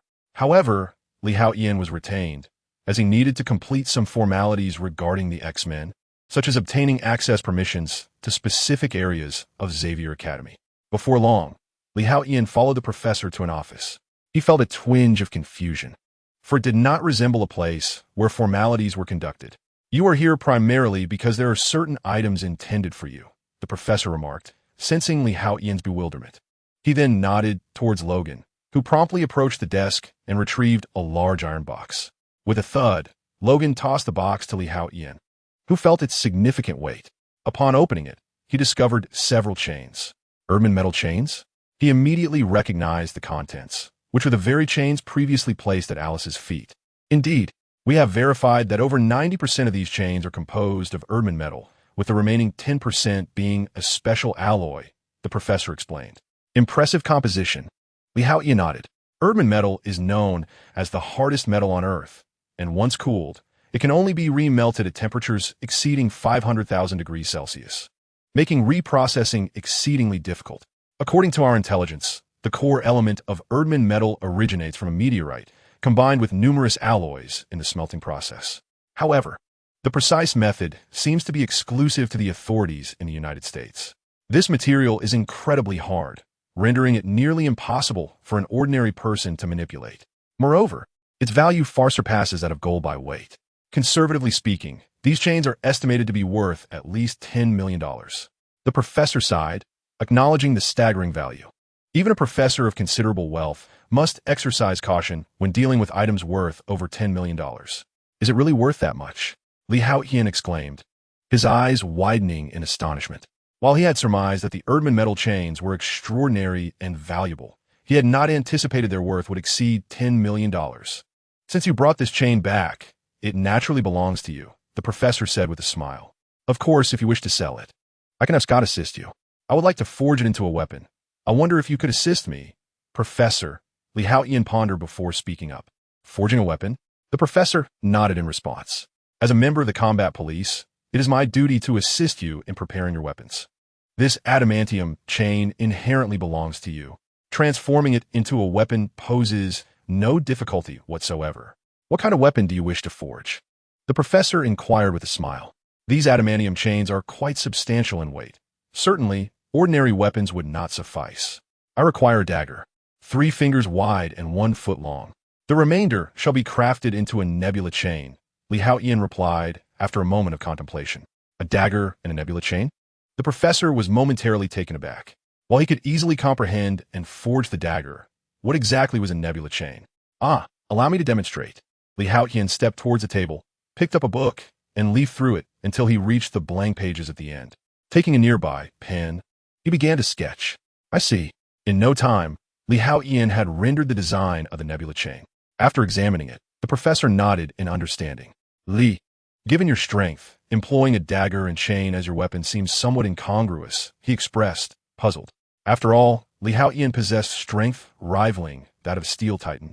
With the ability to fly and astonishing speed, he could effortlessly forge the adamantium chains into a colossal 2-handed sword, or perhaps a mountain-cleaving axe, a spike club, or a heavy hammer. Descending from the skies with such might, he would be nearly unstoppable against most mutants. Yet, the professor could not fathom why Haotian wished to create weapons that appeared to lack lethality, seemingly more suited for an assassin's repertoire, which did not align with his considerable strength. I am not crafting these for myself. Haotian chuckled, shaking his head. The dagger is intended for Clarice. Her mutant ability, Blink, allows her to traverse space. If paired with the indomitable adamantium dagger, it would enable her to achieve decisive kills, significantly enhancing her prowess. The nebula chain is meant for Alice. Oh, Alice is the fallen angel mutant we rescued yesterday, Haotian explained with a smile. In truth, with his current strength, he had no real need for weapons. The thought of selling the adamantium chains had never crossed his mind. Such a precious commodity is valuable yet rare. Money can be earned through various means, but adamantium chains are not something one can acquire at will. Thus, Haotian resolved to forge them into weapons for Clarice and Alice, both of whom were among his closest female friends. For our own, it is undeniably worthwhile. After all, both individuals are merely in their teenage years, which brings Haotian a sense of fulfillment in nurturing. Yet, nurturing entails a certain cost, and this investment is indeed justified. It is truly unexpected that you would generously bestow such precious adamantine metal upon a friend as a weapon, the professor remarked with a hint of nostalgia. Previously, he had presumed Haotian to be someone overly enamored with wealth, yet it now appears that he places greater value on emotional connections. This realization is a source of delight for the professor. Had the individual been solely concerned with monetary gain, it would have likely led to moral corruption, a scenario the professor wishes to avoid. Chapter 34. Clarice finishes her squats. Alice completes hers. Time passes, and in the blink of an eye, 3 days have elapsed. In the small garden of Xavier Academy, Haotian reclines languidly on the ground, basking in the gentle sunlight. It seems that every cell within him is growing stronger. He can sense the transformation of his body beginning at the cellular level, akin to breathing, akin to growth. Once the power of rules is abundant, he shall pursue the legacy of Majin Buu. When it comes to survival and learning capabilities, Majin Buu is indeed formidable, able to adapt to any environment, even in the vastness of space. Just then, a waft of delicate fragrance drifted his way. Clarice, you have arrived, he greeted, recognizing the familiar voice without needing to look. A crisp sound, tinged with sweetness, caught him off guard. What does this mean? Thank you, Clarice said with a bright smile, revealing a dagger that shimmered with a metallic sheen from her pocket. Its design was ancient, yet exuded a sense of quality. Jiaoshu has informed me that this is the dagger you had forged for me. It is made of adamantine. I've heard that its price per gram exceeds that of gold by 20 times. As Clarice spoke, her eyes began to glisten with tears. One should feel joy upon receiving a gift. Why then are you crying? Haotian found himself at a loss for words. The thoughts of this girl, whether mutant or ordinary, remain inscrutable. I have never had anyone treat me so kindly throughout my life. Clarice's shoulders quivered slightly. Even after arriving at Xavier Academy, no one had shown her such kindness. Those like Jason had found amusement in bullying her, while others kept their distance. Only Haotian regarded her as a friend, standing up for her and encouraging her. Now he has gifted her such a precious weapon, leaving Clarice sincerely grateful to him from the depths of her heart. Coupled with her youthful infatuation, she cannot help but admire his charm, strength, and gentleness. Those who are willing to spend on themselves cannot possibly remain indifferent. Indeed, this is a cause for celebration. Your mutant abilities, combined with this Edelman metal dagger, will undoubtedly enhance your strength. Li Haotian gently patted the other person's shoulder, speaking with a smile. Yes, I will grow stronger and accompany you in the future, Clarice declared with unwavering determination. Li Haotian felt a twinge of helplessness. He had gifted Clarice the dagger merely with the hope that she would protect herself, not to engage in missions with him. I believe in you. Yet, gazing into Clarice's resolute eyes, he nodded earnestly. I'm off to train. Without waiting for Li Haotian to respond, Clarice dashed away like a startled fawn. This girl, Li Haotian mused, stroking his face and chuckling. She truly is audacious. Oomph. In a few days, when the fruits are ripe, I shall surely reap the rewards. Stretching his waist, he noted that it was still early, with the sun shining brightly. He reclined once more, pulling out a book to shield his face and continuing to relish the languorous afternoon. Not long after, a delightful fragrance filled the air, accompanied by a unique scent, neither the perfume of a young maiden nor any common aroma, yet was far more enchanting. Alice, you have arrived. Li Haotian, recognizing the scent, discerned the visitor without needing to look. Li, thank you. Her melodious voice carried an alluring charm. However, Li Haotian felt somewhat bewildered. Another expression of gratitude? He sighed, shaking his head. Wasn't it said that beautiful girls tend to take, expecting it as their due? Yet Clarice did not act that way, nor did Alice. It was indeed perplexing. I truly appreciate the chain you gifted me. It harmonizes beautifully with my abilities, Alice remarked. Well, I'm glad you like it, Li Haotian replied, relieved to see Alice's eyes gleaming with clarity and vigor. He exhaled softly, genuinely fearing that Alice might also shed tears, which would be quite unfortunate, as he was particularly averse to seeing women cry. I have already informed the professor that I will remain at Xavier Academy. However, I shall only be with you, Alice stated plainly, yet her words resonated with unwavering conviction. In truth, Alice, you're now free. The world is vast. You can go wherever you wish, Li Haotian said earnestly. Although it is imperative for him to attain Alice, Li Haotian does not wish for her to lack freedom. This world, while not vast, is not insignificant either. There will always be a harbor to provide solace. In any case, given Li Haotian's prowess, he can sense the familiar aura across the entire world. He has already attuned himself to Alice's essence. As long as Li Haotian desires, he can teleport to her side at any moment. Thus, he harbors no concerns regarding her departure. No, this world has rejected me since childhood, hence I do not belong to it. Yet you have not turned me away. Therefore, I belong to you. Alice gazed at Li Haotian, speaking plainly. However, her eyes shimmered with determination and earnestness. Such a gaze was remarkably decisive. Li Haotian was momentarily taken aback. He swiftly comprehended that she was a woman who loved fiercely, harbored deep passions, and possessed a tenacious spirit. Well, if you're content, then so be it. Since Alice has made her choice, Li Haotian would not feign reluctance. Then let us remain together. The presence of an exotic beauty is not only a visual delight, but also exhilarating and pleasurable. However, in the next moment, Li Haotian was once again taken by surprise. The dark purple lips were unlike Alice's crimson hue, soft and imbued with a unique fragrance. I shall refine my proficiency with the nebula chains. Next time, I shall protect you. Alice promptly turned and departed with an air of nonchalance, exuding a cool and decisive demeanor. Ah, how different she is from Clarice. Cold yet alluring. I adore it. Li Haotian chuckled. Nevertheless, the professor's efficiency is truly remarkable. Within just 3 days, the weapon I requested has been crafted and presented to Clarice and Alice. He has indeed repaid their kindness. In 4 or 5 days, the power of the rules shall be replenished again. What kind of system should I devise? Lost in thought, Li Haotian began to feel drowsy. Yet, before he could succumb to slumber, a delightful fragrance wafted into the air. A voice echoed, once more. Here we go again. Turning his head, Li Haotian beheld the phantom cat, Kitty, approaching directly. Enough already. Do not keep taking advantage of me. Chapter 35, died by my own hand. Kitty departed. As expected, Li Haotian was once again met with a forceful kiss.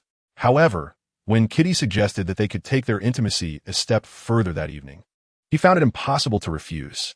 Am I that kind of person? Huh. At this moment, he merely wished to grow stronger. To hell with the trivialities of romance. Women only hinder my progress in basking in the sun. Hence, let us cultivate first and discuss the rest later. After basking in the sun, one need not worry about the progression of events. For instance, during the night, when the sun is absent, being excessively handsome can indeed bring its own set of troubles. In my earlier days of reading novels, I found myself unable to relate to the authors who crafted their protagonists to be so strikingly attractive. After all, none could surpass my own allure. However, now, I find myself fully immersed in that sense of identification. He shook his head, dismissing such thoughts, and returned his focus to soaking up the sun. Before long, night fell. Li Haotian promptly exited his bedroom and approached Katie's dormitory. His intention was merely to borrow a book, with no other motives at play. Yet, before he could even knock, he was whisked away by Alice. In no time, Li Haotian found himself led to a small grove behind the dormitory building. Was Alice implying something? A sudden spark lit up in Li Haotian's mind as he envisioned her alluring lips and her figure, which far surpassed that of Clarice and Katie. His throat inexplicably felt parched, prompting an urge for a refreshing beer. Li, if I were to become unattractive, would you turn your back on me? Just as Li Haotian was lost in his thoughts, Alice's voice broke through. Startled by her inquiry, he paused in bewilderment. I've just noticed this peculiar growth on my forehead. Upon seeing the confusion etched on Li Haotian's face, Alice wasted no time in lifting the hair that concealed her forehead. To his astonishment, there emerged a single horn, slightly curved and a deep shade of crimson, protruding from the upper right corner of her forehead. At that moment, Li Haotian could even hear the rhythm of Alice's breaths. Her gaze fixed intently upon him, leaving him momentarily speechless. If Li were to disdain her, she resolved to leave Xavier Academy, retreating to a secluded mountain, never to return. What a magnificent horn! How could you speak of yourself in such a disparaging manner? Li Haotian suddenly interjecta. This time, it was Alice who looked at him, utterly bewildered. Alice had envisioned numerous possible responses from Li Haotian, such as indifference, disdain, or a lukewarm acceptance, yet she had never anticipated such a reaction from him. That horn is simply a perfect complement to your already enchanting visage, enhancing your allure even further. I am utterly captivated, Li Haotian exclaimed, his words not merely a consolation, but a heartfelt truth. Alice was inherently a vision of beauty, reminiscent of a captivating fox spirit, exuding an exotic charm. The addition of the horn only accentuated her uniqueness, akin to how some reclusive enthusiasts are enamored with cat girls, bunny girls, or fox girls. Upon witnessing Alice with her horn, Li Haotian did not find her less attractive. Rather, he perceived an extraordinary beauty in her. Are you serious? Alice spoke in disbelief, her eyes glistening with unshed tears. I can prove it to you, but please do not be angry. Li Haotian responded earnestly upon noticing her expression. All right. Alice nodded emphatically. In truth, she was eager to discern whether Li Haotian was merely soothing her or truly believed what he said. Yet, in the next moment, she was taken aback. Li Haotian raised his hand, grasping Clarice's hand, a hint of sincerity illuminating his face. In an instant, Alice felt her cheeks flush. Huh? On what?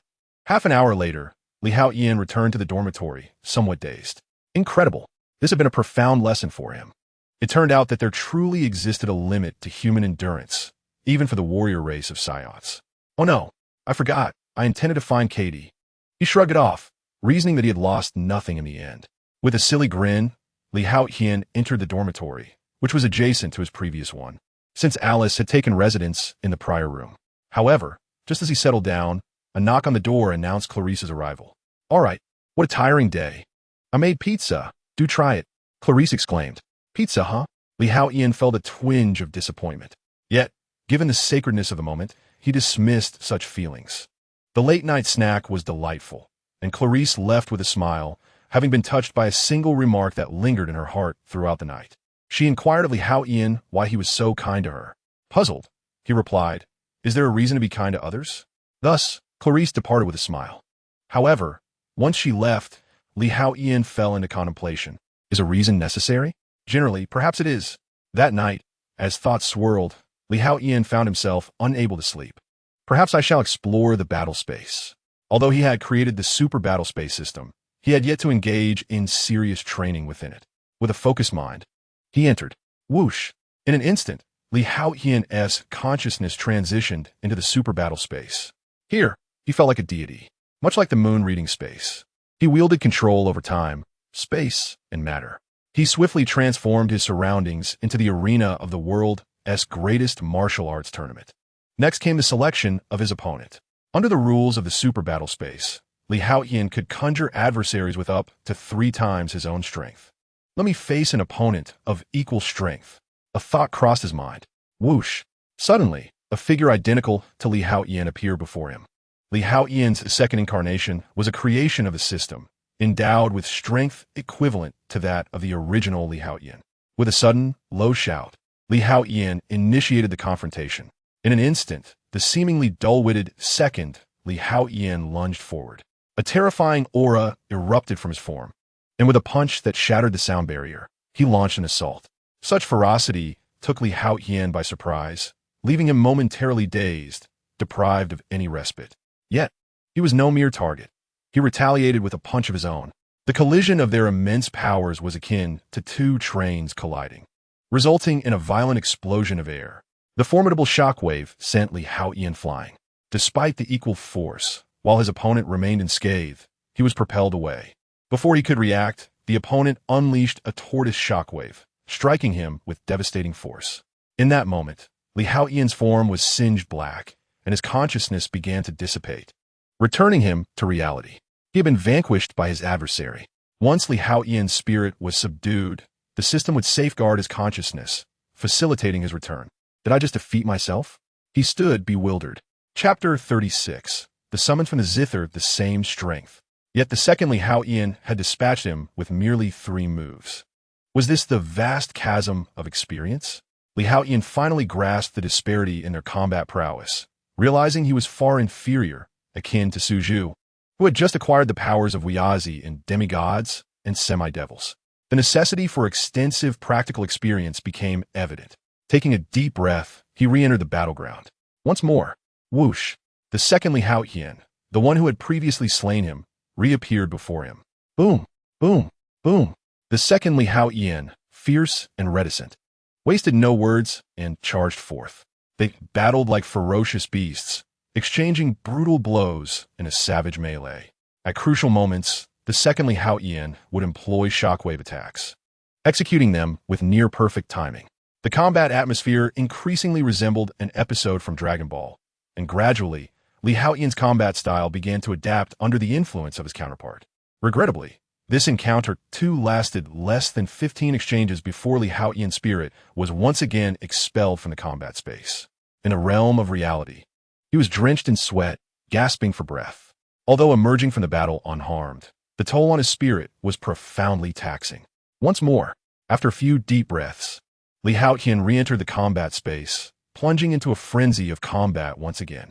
Time and again, he faced defeat, only to return anew, until his mental strength was entirely depleted, rendering him unable to re-enter the combat space. He finally came to a halt. During this encounter, he had been vanquished by the second generation of Li Haotian within the combat space, no fewer than 11 times. However, the results were undeniably significant. Li Haotian had progressed from barely enduring 3 exchanges at the outset to sustaining an impressive 68 exchanges before being defeated. The advancement in his abilities was evident. Indeed, it is only through the crucible of genuine life and death battles that one experiences explosive growth. Now, he was nearly twice as formidable as before. This was achieved despite external conditions, such as strength and aura remaining constant. The sheer elevation of his combat awareness allowed for a more profound control over his power, consequently enhancing his capabilities. Nevertheless, even with such progress, Li Haotian was still unable to match the second generation of Li Haotian, let alone the combat space, which could amplify the prowess of the second generation to triple that of the original Li Haotian. It seemed he still had a long way to go. Haotian shook his head in resignation before wearily lying down on the bed and succumbing to sleep. Possessing the bloodline of a scion, he awoke rejuvenated and brimming with energy. After a refreshing shower, Haotian invited his neighbor, Alice, to join him for breakfast. However, Clarice was notably absent. Typically, at this hour, Clarice would come over to share breakfast with him. Before long, the two finished their meal, and Haotian took Alice to class, only to discover that there would be no lessons that day. Instead, they were to venture into the city for shopping. In simpler terms, it was a leisurely outing to allow the students a breath of fresh air. After all, while Xavier Academy was indeed commendable, prolonged residence could feel exceedingly stifling. Over time, some students even likened it to imprisonment. For many, the opportunity to stroll through the city was akin to a festival. This news sparked excitement among all the students. However, Haotian remained somewhat disinterested. Soon, he was taken aback as Clarice approached. Today, she wore a slightly yellow dress. Though it appeared somewhat antiquated, it still looked lovely on her. Do you think it looks good? Clarice asked softly, a hint of blush gracing her cheeks. Indeed, Haotian nodded. Typically, Clarice donned her school uniform, making this his first occasion witnessing her in a dress. Oomph. The nearby phantom cat, Kitty, couldn't help but exclaim in indignation. You look lovely as well. Haotian turned to see Kitty clad in a casual floral shirt paired with green shorts, complemented by black sunglasses. She looked quite charming. You do have an eye for beauty. Kitty's face lit up with delight at his compliment. Aren't you upset? Haotian cast a curious glance at Alice beside him. A true warrior ought to possess more than an ordinary person. Otherwise, what purpose does the pursuit of strength serve? To charge forth for love? Alice coolly remarked. Haotian was momentarily taken aback, unable to suppress a thumbs up in admiration. Just look at her. What a remarkable woman. He truly felt fortunate. He could not help but express gratitude towards Storm for her insistence that he partake in the previous combat mission. Without her strong encouragement, he would never have encountered such serendipity. Soon, a bus arrived from outside. Storm promptly led the students onto the bus, filling it to capacity in no time. However, due to the presence of some mutants whose appearances were not particularly suited for public outings, the majority of the passengers, aside from Alice, appeared almost indistinguishable from humans, with few exhibiting overtly non-human traits. As for Alice, her wings could retract, and with a coat draped over her, her uniqueness became less conspicuous. The newly sprouted horn on her forehead was concealed beneath a hat, enhancing her allure and mystique. Before their departure, the professor thoughtfully distributed $200 to each student for snacks and toys in the city. Upon reaching the urban area, Storm began to address the group, instructing them not to wander aimlessly. Those wishing for cake could accompany her. For the X-Men, who could leave the academy at any moment, frequent visits to the nearby town of Zerville for shopping or leisure were commonplace, leaving them well acquainted with its shops, specialties, and supermarkets. The bus was filled with lively chatter. Yet Haotian felt a tinge of boredom and pretended to doze off, while his mind ventured into the realm of combat. Boom! The fighting resumed. An hour later, Haotian had been eliminated 8 times, with the 8th encounter lasting an impressive 100 exchanges. However, he refrained from engaging in a 9th battle as the bus had entered the city. The group was led by Storm, Wolverine, and the formidable Colossus. Upon arrival, they disembarked from a bus. The time allotted was 3 hours. After 3 hours, they were to reconvene at the same spot, and each individual was mandated to return punctually. Tardiness would mean forfeiting future outings. Teams were to be formed, allowing pairs or groups of 2 or more to venture together. Of course, they could also join Storm or Logan. However, students under 10 were required to accompany Colossus to the amusement park. With that, the assembly was dismissed. Storm, Ororo, spoke up immediately. Haotian, naturally called by Ororo, joined her for a shopping excursion. Thus, Alice, Katie, and Clarice all followed suit. At the same moment, in Xavier's academy, Scott's dormitory, he suddenly awoke with a start. Jean, are you calling me? Cyclops felt tears welling at the corners of his eyes. Wait for me. He sprang to his feet and dashed toward the professor's office. Chapter 37. Shopping Scott. Your heart is in turmoil. The professor remarked as Cyclops burst into the room. Professor, I can feel it. Jean is summoning me, Cyclops exclaimed. Scott, Jean is no longer with us, the professor sighed. He understood the depth of Cyclope's feelings for Jean. Yet the truth remained that she had passed. No, we have not seen her body. Perhaps she is still alive, Scott retorted, unwilling to accept Jean's demise. No one could survive such immense pressure. Not even Jean could manage it. Though harsh, the professor's words rang true. One must live in the present and not dwell on the past. Professor, please let me go and see, Scott implored. He recognized the professor's good intentions, but he could not defy the call he felt from Jean. For days, he had sensed her genuine plea. This was no mere delusion. That feeling was unmistakable. Very well. You may go, the professor acquiesced, fully aware that denying Scott this journey would only prolong his torment. I'm sorry, Professor. Scott took a deep breath, a hint of remorse in his voice. He understood that the X-Men were already stretched thin, with the situation becoming increasingly perilous. In particular, the professor had sensed an impending, unknown danger. Only Scott was privy to this information, as the professor had kept it from others. Yet now, at such a critical juncture, Scott felt it a burden to venture to Alkali Lake in search of the presumed deceased Jean. Be safe. I will await your return, the professor replied, smiling and nodding in understanding. In the city, Haotian followed closely behind Storm, feeling a sense of ennui. Clarice and Alice, too, wore rare smiles, clearly enchanted by the prospect of shopping. For girls, whether human or mutant, the allure of shopping was irresistible. However, as they surveyed the prices of goods in stores, the pressure weighed heavily upon them. Despite being mutants, their finances mirrored those of ordinary girls. Only by calling it forth did she receive 200 beautiful coins as shopping funds, which filled them with envy. Come on, what do you wish to buy? Go on and swipe the card. Haotian promptly extended a card in his hand to Clarice. Clarice was momentarily taken aback. Do not worry. There are 200,000 beautiful coins within. It should suffice for your shopping, Haotian reassured her, waving dismissively at Alice beside him. Where did you procure such a vast sum? Clarice exclaimed in astonishment. Meanwhile, Alice, beside her, asked no further questions. She took the bank card and entered the store. After all, for Alice, she entrusted everything to Haotian, including her very life. Thus there was no need for her to be overly courteous. Moreover, she too wished to indulge in shopping. Clarice, you ought to learn from Alice. Do not be so reserved with me, Haotian remarked, raising his hand to touzle Clarice's hair. In the blink of an eye, Haotian had gained considerable height over the past few days, now standing nearly 2 meters tall, giving him a sense of delight in this playful gesture. Rest assured, this money is from the rewards and salary acquired during the last operation. You may spend it without worries, Haotian said with a smile. I am unafraid, even if it were taken by force, as long as it is given by you. I could spend it freely. Clarice took a deep breath and nodded earnestly. An apt pupil indeed, Haotian chuckled. This is how it should be. My women must never become saintly. Soon, Clarice followed Alice into the store.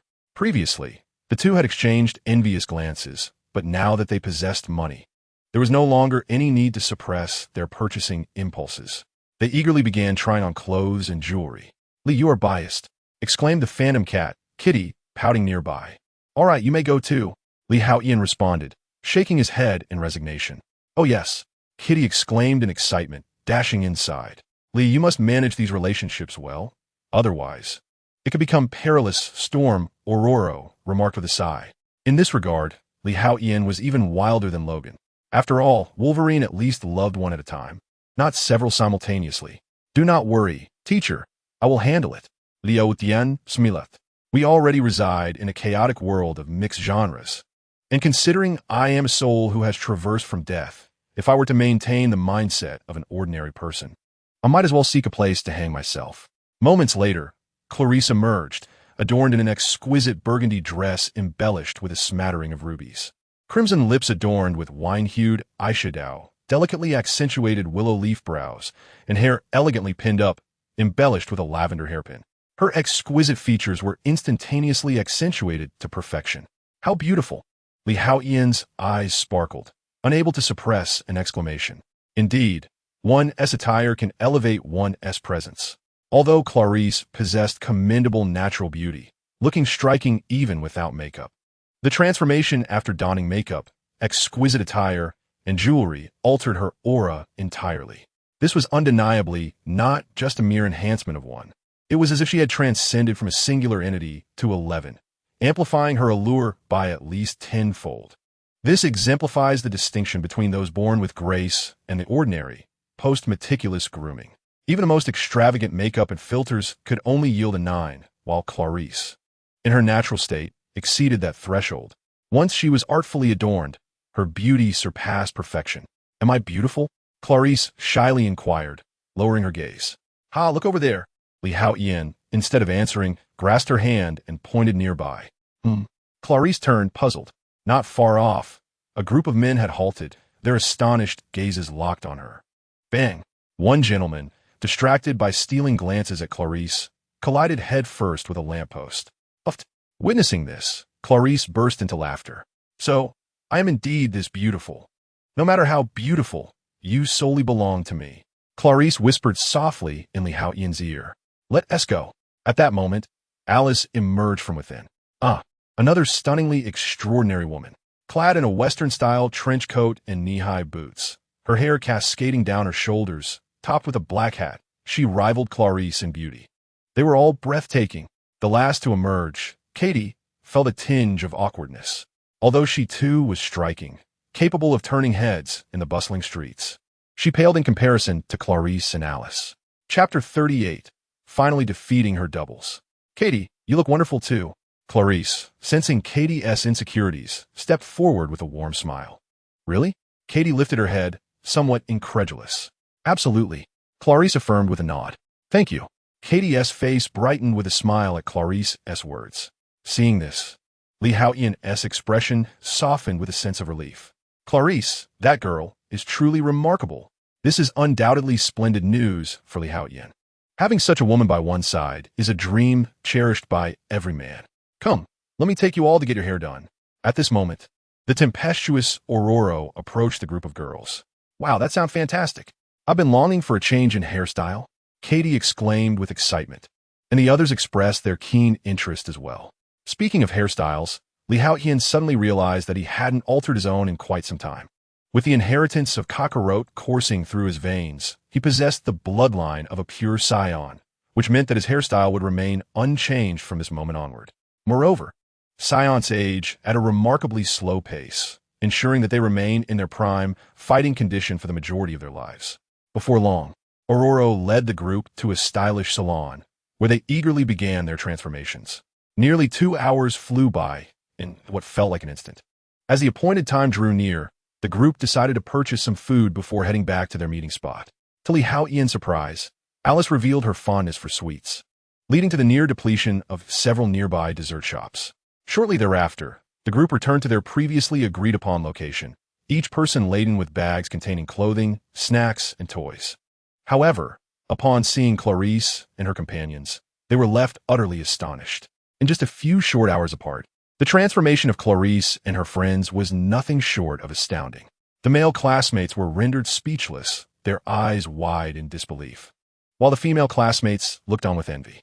"Clarice, you are simply stunning. May I befriend you?" One bold male classmate finally mustered the courage to approach her. However, before Clarice could respond, a chain appeared in Alice's hand, and, to the shock of everyone present, she swiftly hoisted the young man into the air, suspending him from a nearby tree. "Clarice belongs to Lee," Alice declared coolly, her gaze piercing through the eyes of the captivated male classmates. At this moment, everyone shivered involuntarily. "All right, little ones, it's time to get in the car." Logan, standing nearby, sighed and rubbed his nose. Is this how the younger generation plays these days? He couldn't help but voice his thoughts, feeling somewhat out of touch after many years of life. The group hurriedly boarded the vehicle, casting fearful glances at Alice, who was akin to a thorny rose. The boy hanging from the tree dared not meet Alice's gaze again. Indeed, Alice's efforts were not in vain. Witnessing this scene, Haotian's face immediately displayed a look of satisfaction. The bus swiftly set off, gradually making its way to Xavier Academy. Upon returning to school, Haotian promptly took a shower and then returned to his dormitory to continue his training. It was imperative that he could at least achieve a draw with the second generation of Haotian, who possessed double his strength.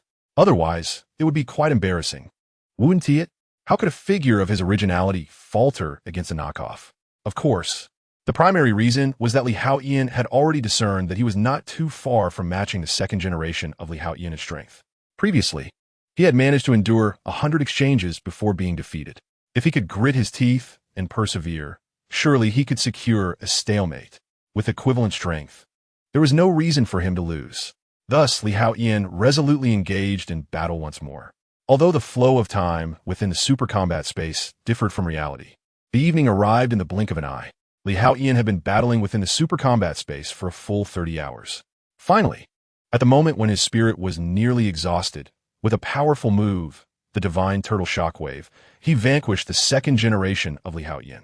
Upon exiting the super combat space, Li Haotian gasped for breath, drenched in sweat and utterly fatigued. Yet, his gaze was increasingly bright. He had finally triumphed over the second generation of Li Haotian. Li Haotian felt immensely satisfied with the results of his training. Although it had taken longer than expected, victory was his. Next time, he aimed to defeat him within 100 exchanges. Li Haotian promptly set another small goal for himself.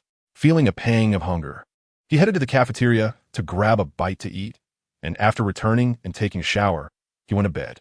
The super combat space, while convenient, was particularly draining on mental energy. Even with his mental strength being 100-fold greater than the average person, he still found himself utterly exhausted each time. However, the evident results of his training brought him a bittersweet joy. The night passed in silence. The following day dawned clear and bright, with not a cloud in the sky. It was yet another splendid day to bask in the sun. In his usual spot, Li Haotian comfortably reclined, picking up a magazine to shield his face from the sun's rays, relishing the warmth and the enhancement of his strength. Li, I heard that Professor Scott went on a trip. At that moment, Clarice approached, sitting beside Li Haotian, speaking with a hint of envy. Professor Laser, I went on a trip? Li Haotian was taken aback and immediately sat up to look at Clarice. What did he leave? Given Scott Summers' character, it seems utterly implausible that he would abandon the X-Men to embark on a leisurely excursion amidst the tense atmosphere at Xavier's academy. Thus, it is clear that he is not on a vacation at all. If Li Haotian's intuition serves him correctly, Scott must be heading to Alkali Lake in search of Jean. Indeed, the narrative has entered a pivotal phase. Li Haotian's gaze sharpened as he realized that the next sequence would likely involve Scott being consumed by the resurrected Jean. Or rather, the Phoenix. This signifies that the third battle of the X-Men is poised to commence. With his current strength, Li Haotian mused, he should be able to rival Magneto or Jean.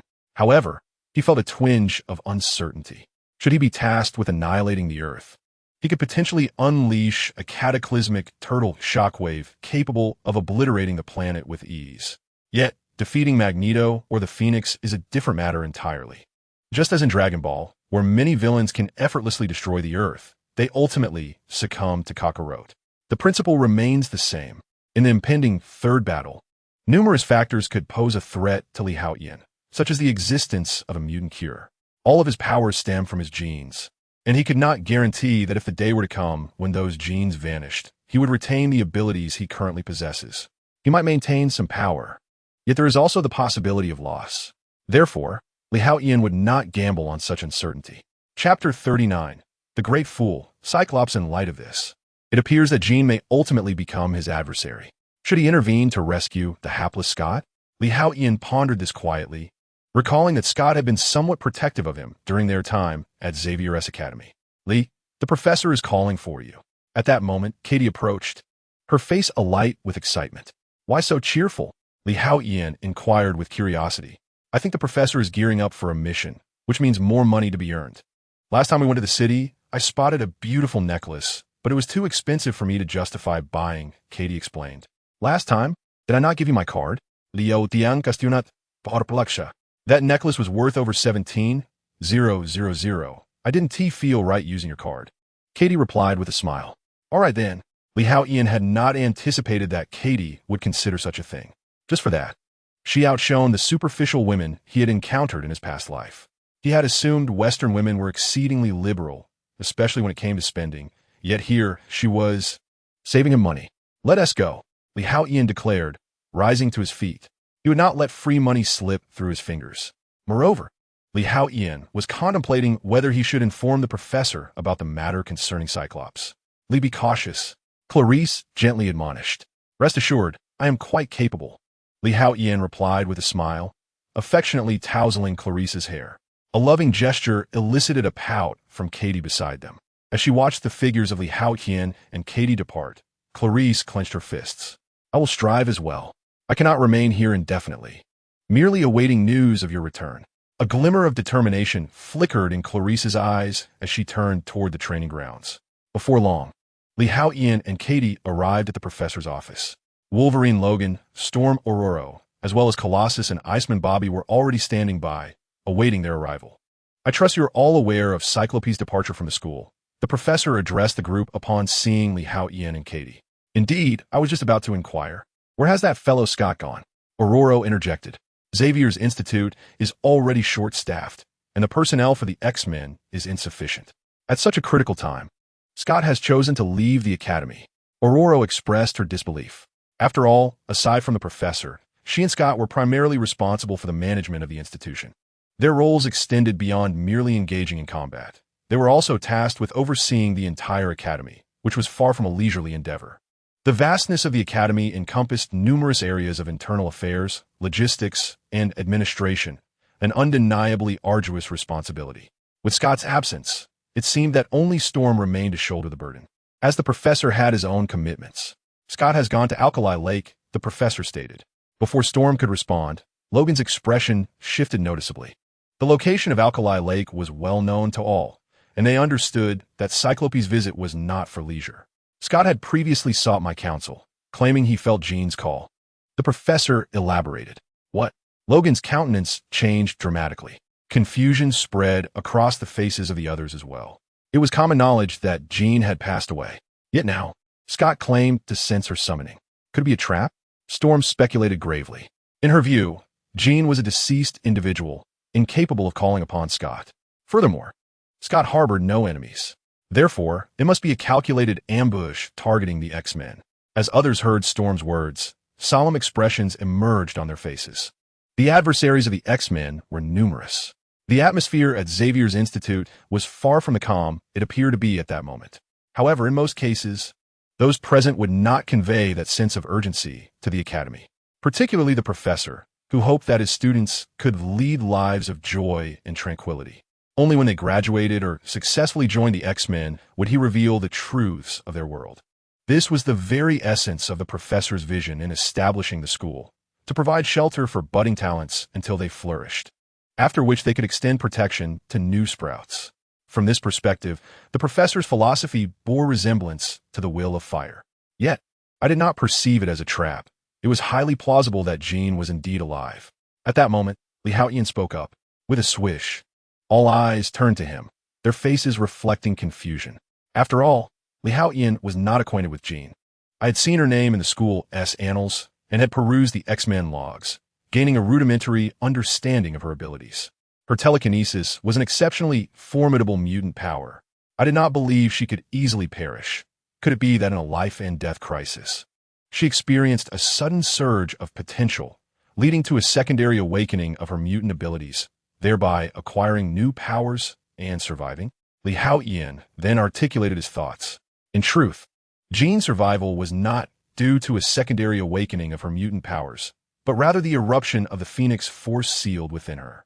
This was what transformed her disposition upon resurrection. Cyclops could be considered a tragic casualty in this scenario.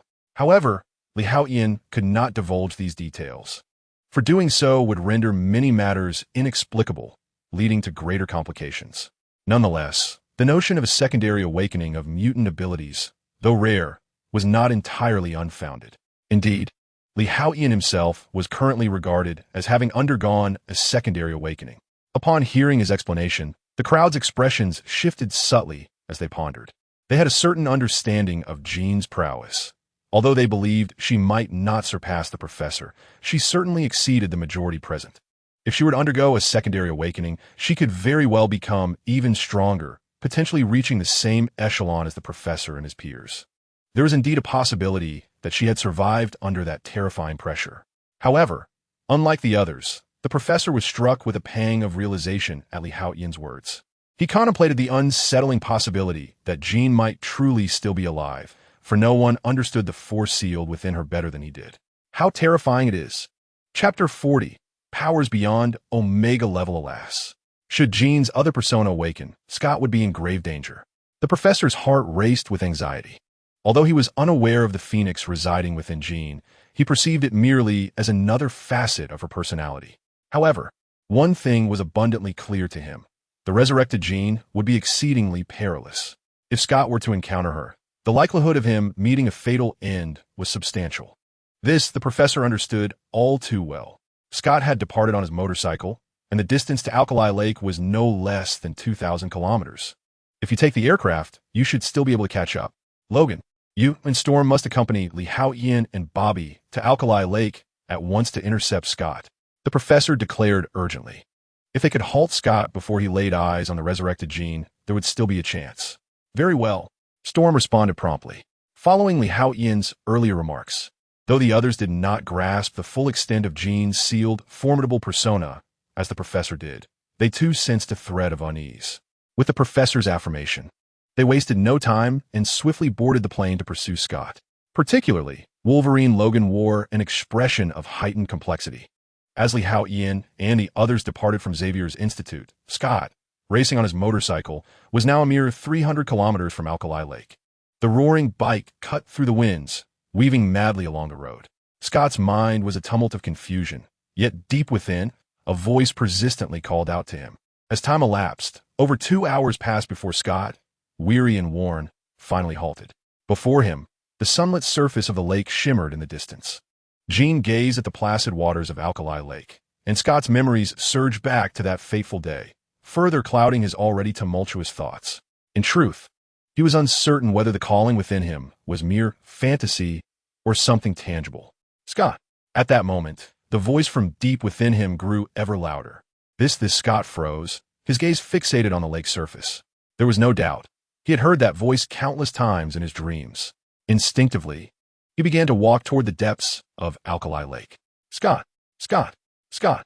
As he approached the lake's edge, the voice within him intensified. Yet, it felt as though his head had been struck with immense force. Nevertheless, Scott gritted his teeth and staggered to the banks of Alkali Lake, gasping for breath as he gazed upon the tranquil waters. The abrupt disappearance of sound ignited a tempest of fury within Scott. His eyes turned an alarming shade of crimson. Overwhelmed by rage. It's all a lie. Chino. Scott could no longer contain his wrath, unleashing a thunderous roar. In the next instant, his eyes emitted a terrifying beam of laser light. The searing heat instantaneously carved a chasm through Lake Akali, sending torrents of water cascading outward. It's all a lie. Scott's voice trembled, his heart shattered as he bellowed in despair. However, at that moment, the once tranquil Lake Akali began to churn violently, and a dreadful siphoning phenomenon emerged before him.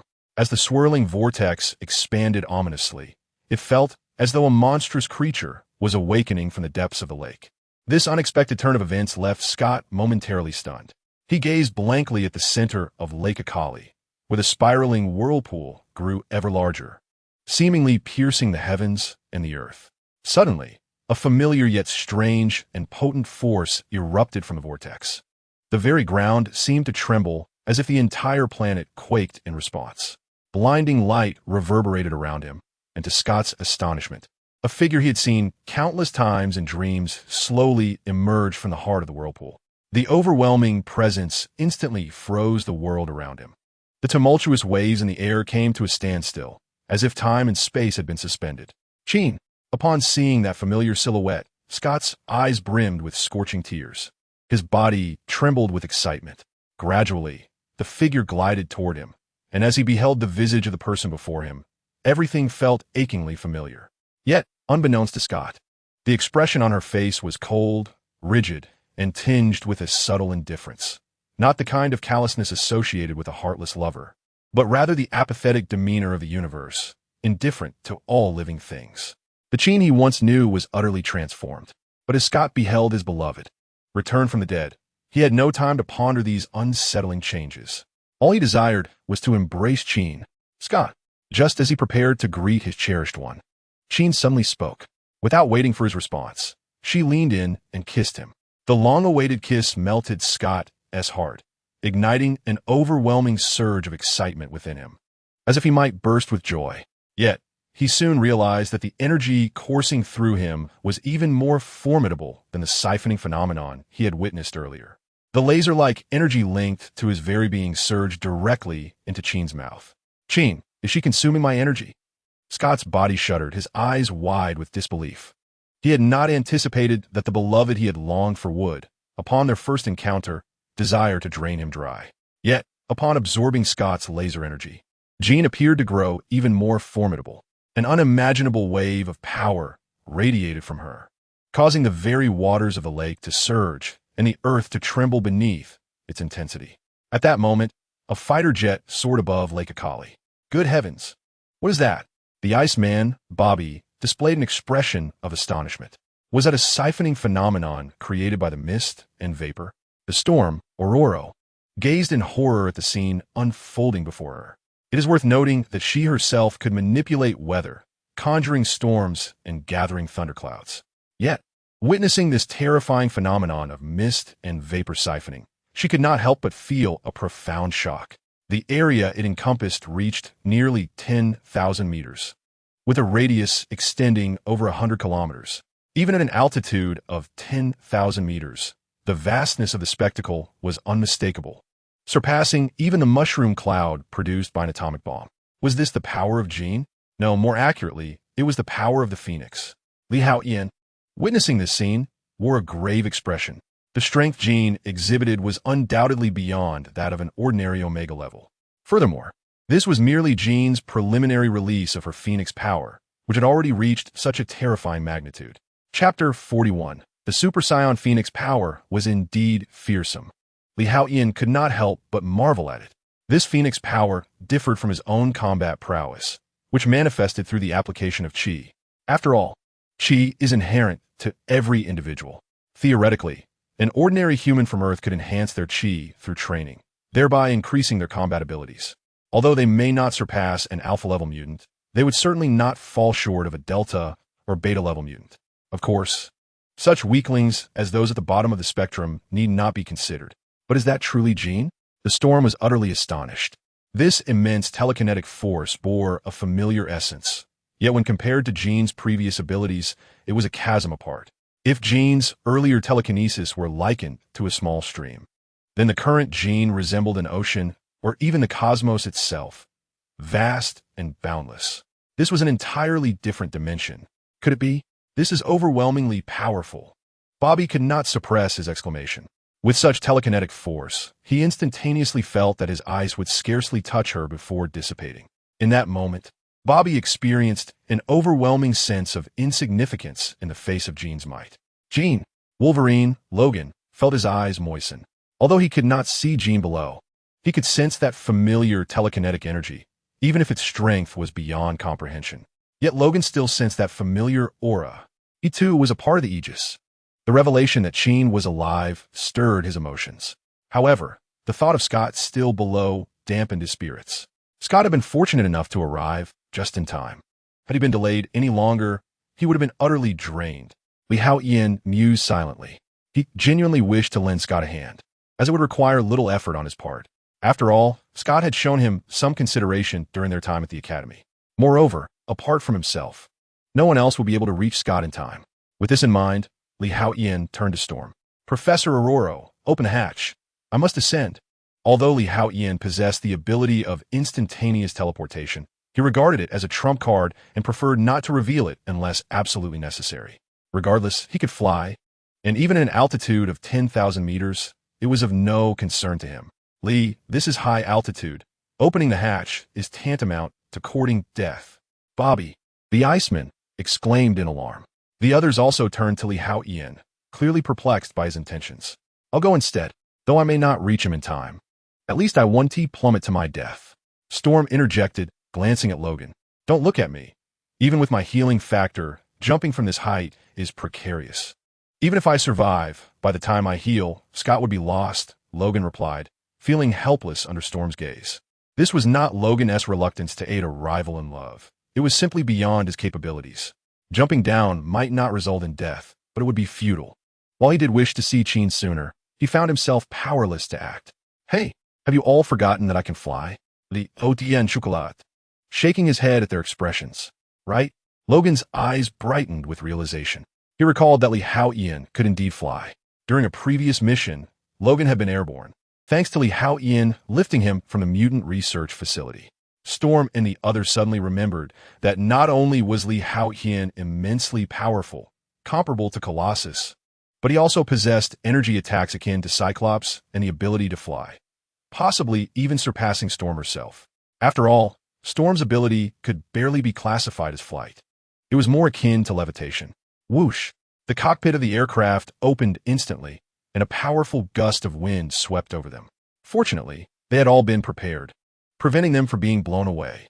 Utilizing this force, Haotian propelled himself into the air. Boom! A white aura enveloped him, and he sliced through the sky, leaving a long trail of shimmering white vapor as he plunged into the misty whirlpool below.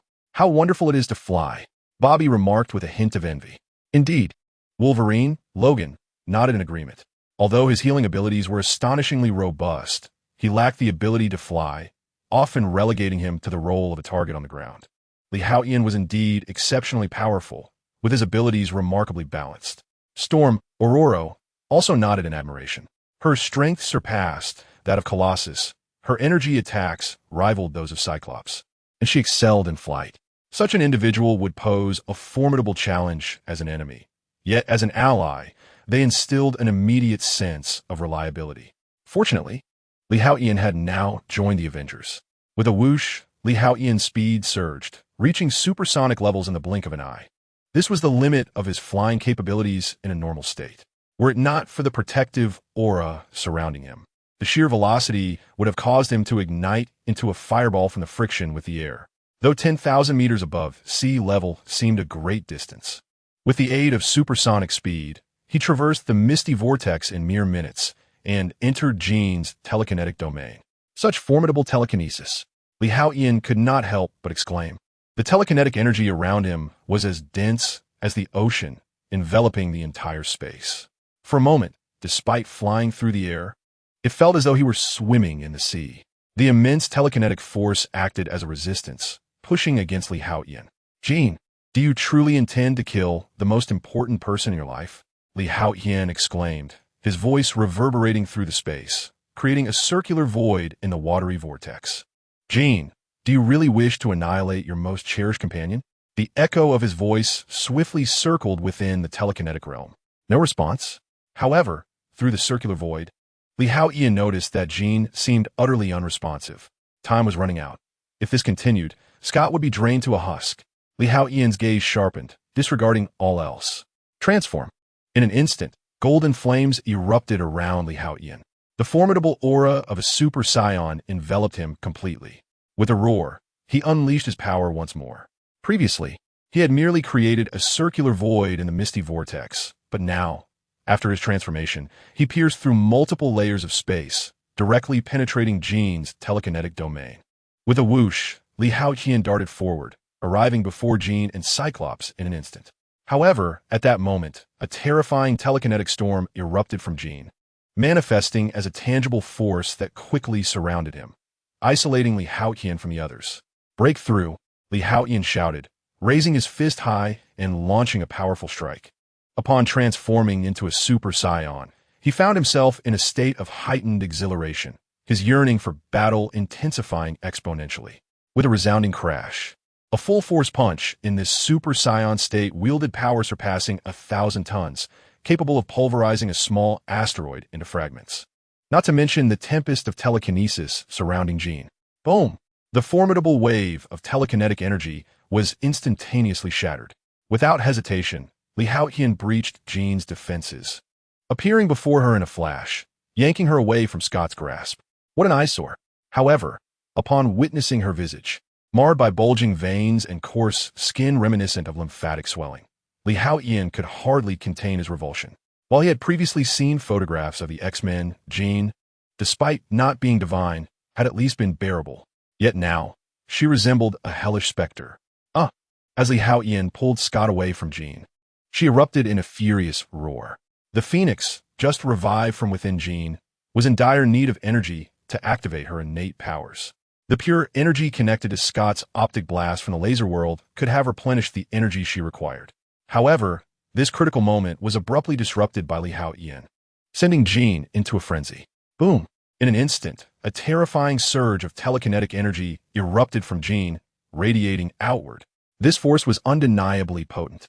Haotian furrowed his brow, acutely aware that, although this power differed from Ki, it still harbored a destructive essence. Suddenly, he contemplated acquiring a template of the destroyer god, Beerus.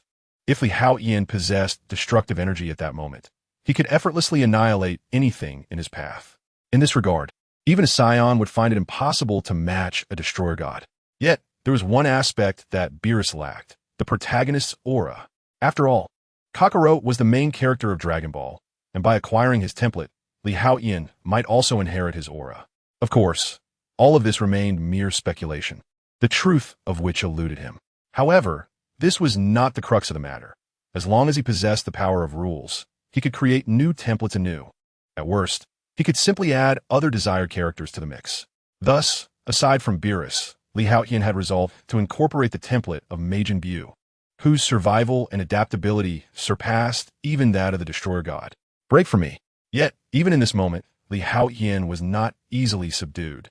The power of the Super Saiyan surged forth explosively.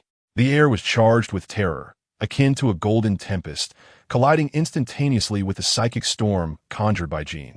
The sound of sizzling filled the atmosphere as the two formidable forces clashed, generating bolts of lightning. Suddenly, the sky dimmed, and the earth trembled, as if the very fabric of space was on the verge of distortion. Despite having transformed into the first form of a Super Saiyan, it was evident that, due to the disparate rules of this world, I was not as powerful as I had been in the realm of Dragon Ball. Haotian, having engaged in battle with Jean, gained a deeper understanding of his own strength and speculated on the limits of his power.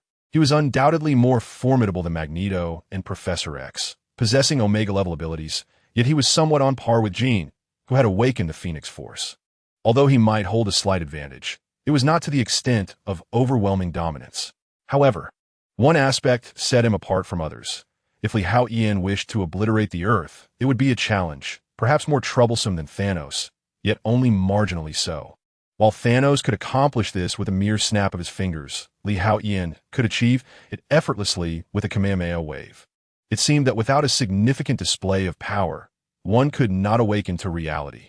Haotian immediately unleashed all the energy within him. Kamehameha.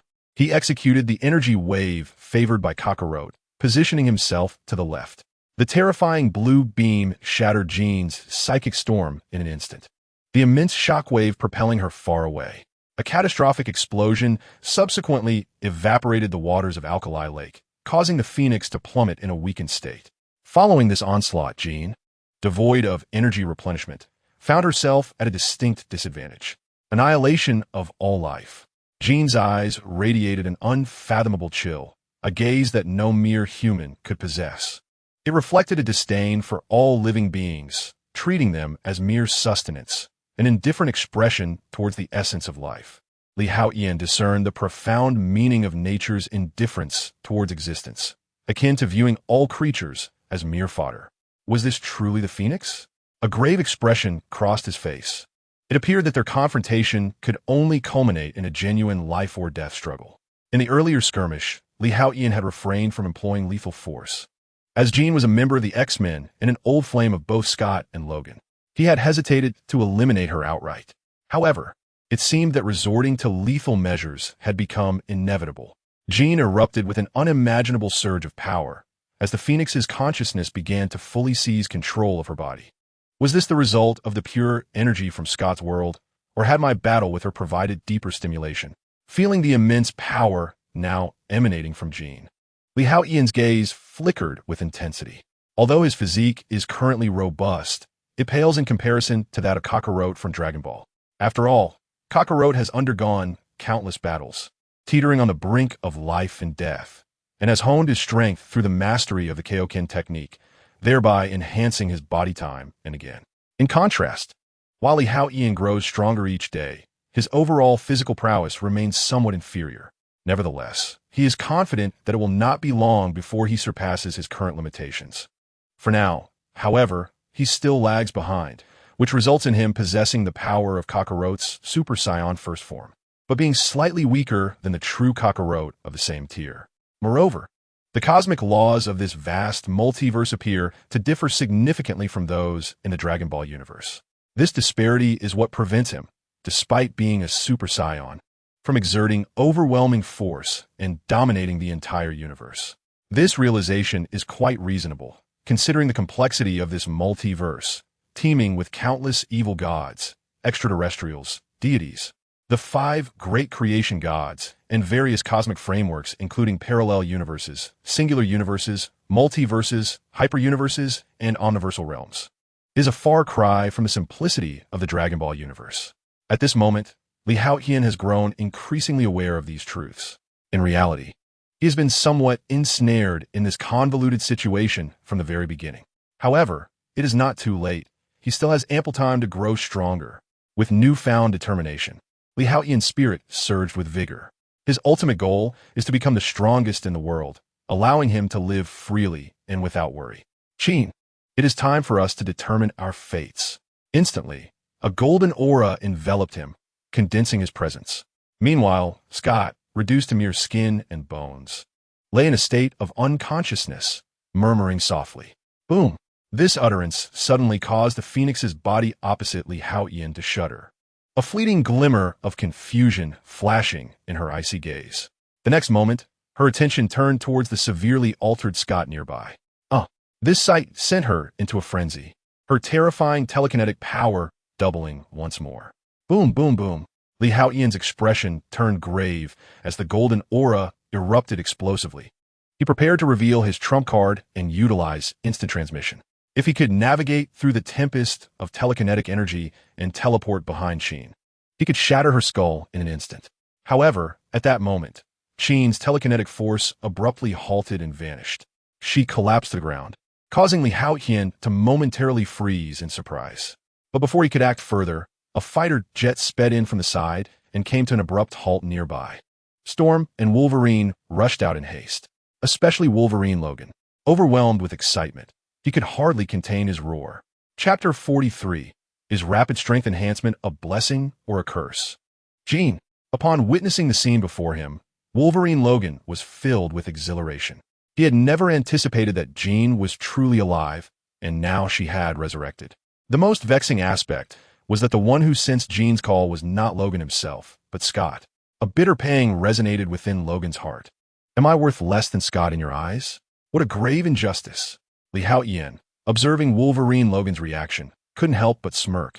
With a swift motion, he dissipated the aura enveloping him as Storm and the others approached upon seeing Jean faint. Lee, you were absolutely incredible, exclaimed Iceman Bobby, his face brimming with admiration. They had witnessed the fierce battle aboard the aircraft, which had been nothing short of tumultuous. Ha! Haotian replied with a calm smile.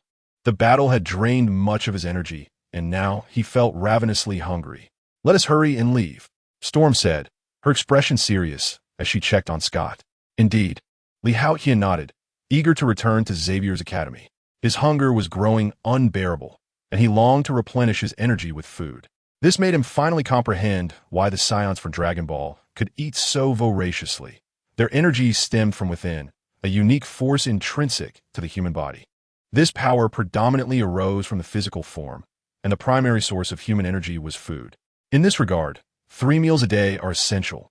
Otherwise, one risks energy depletion and disruption of internal energy flow.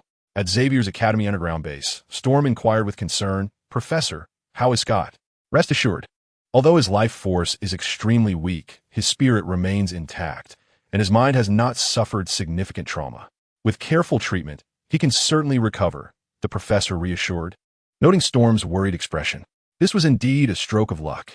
Had it been any later, or if Haotian had not intervened in time, Scott would have perished at the hands of Phoenix.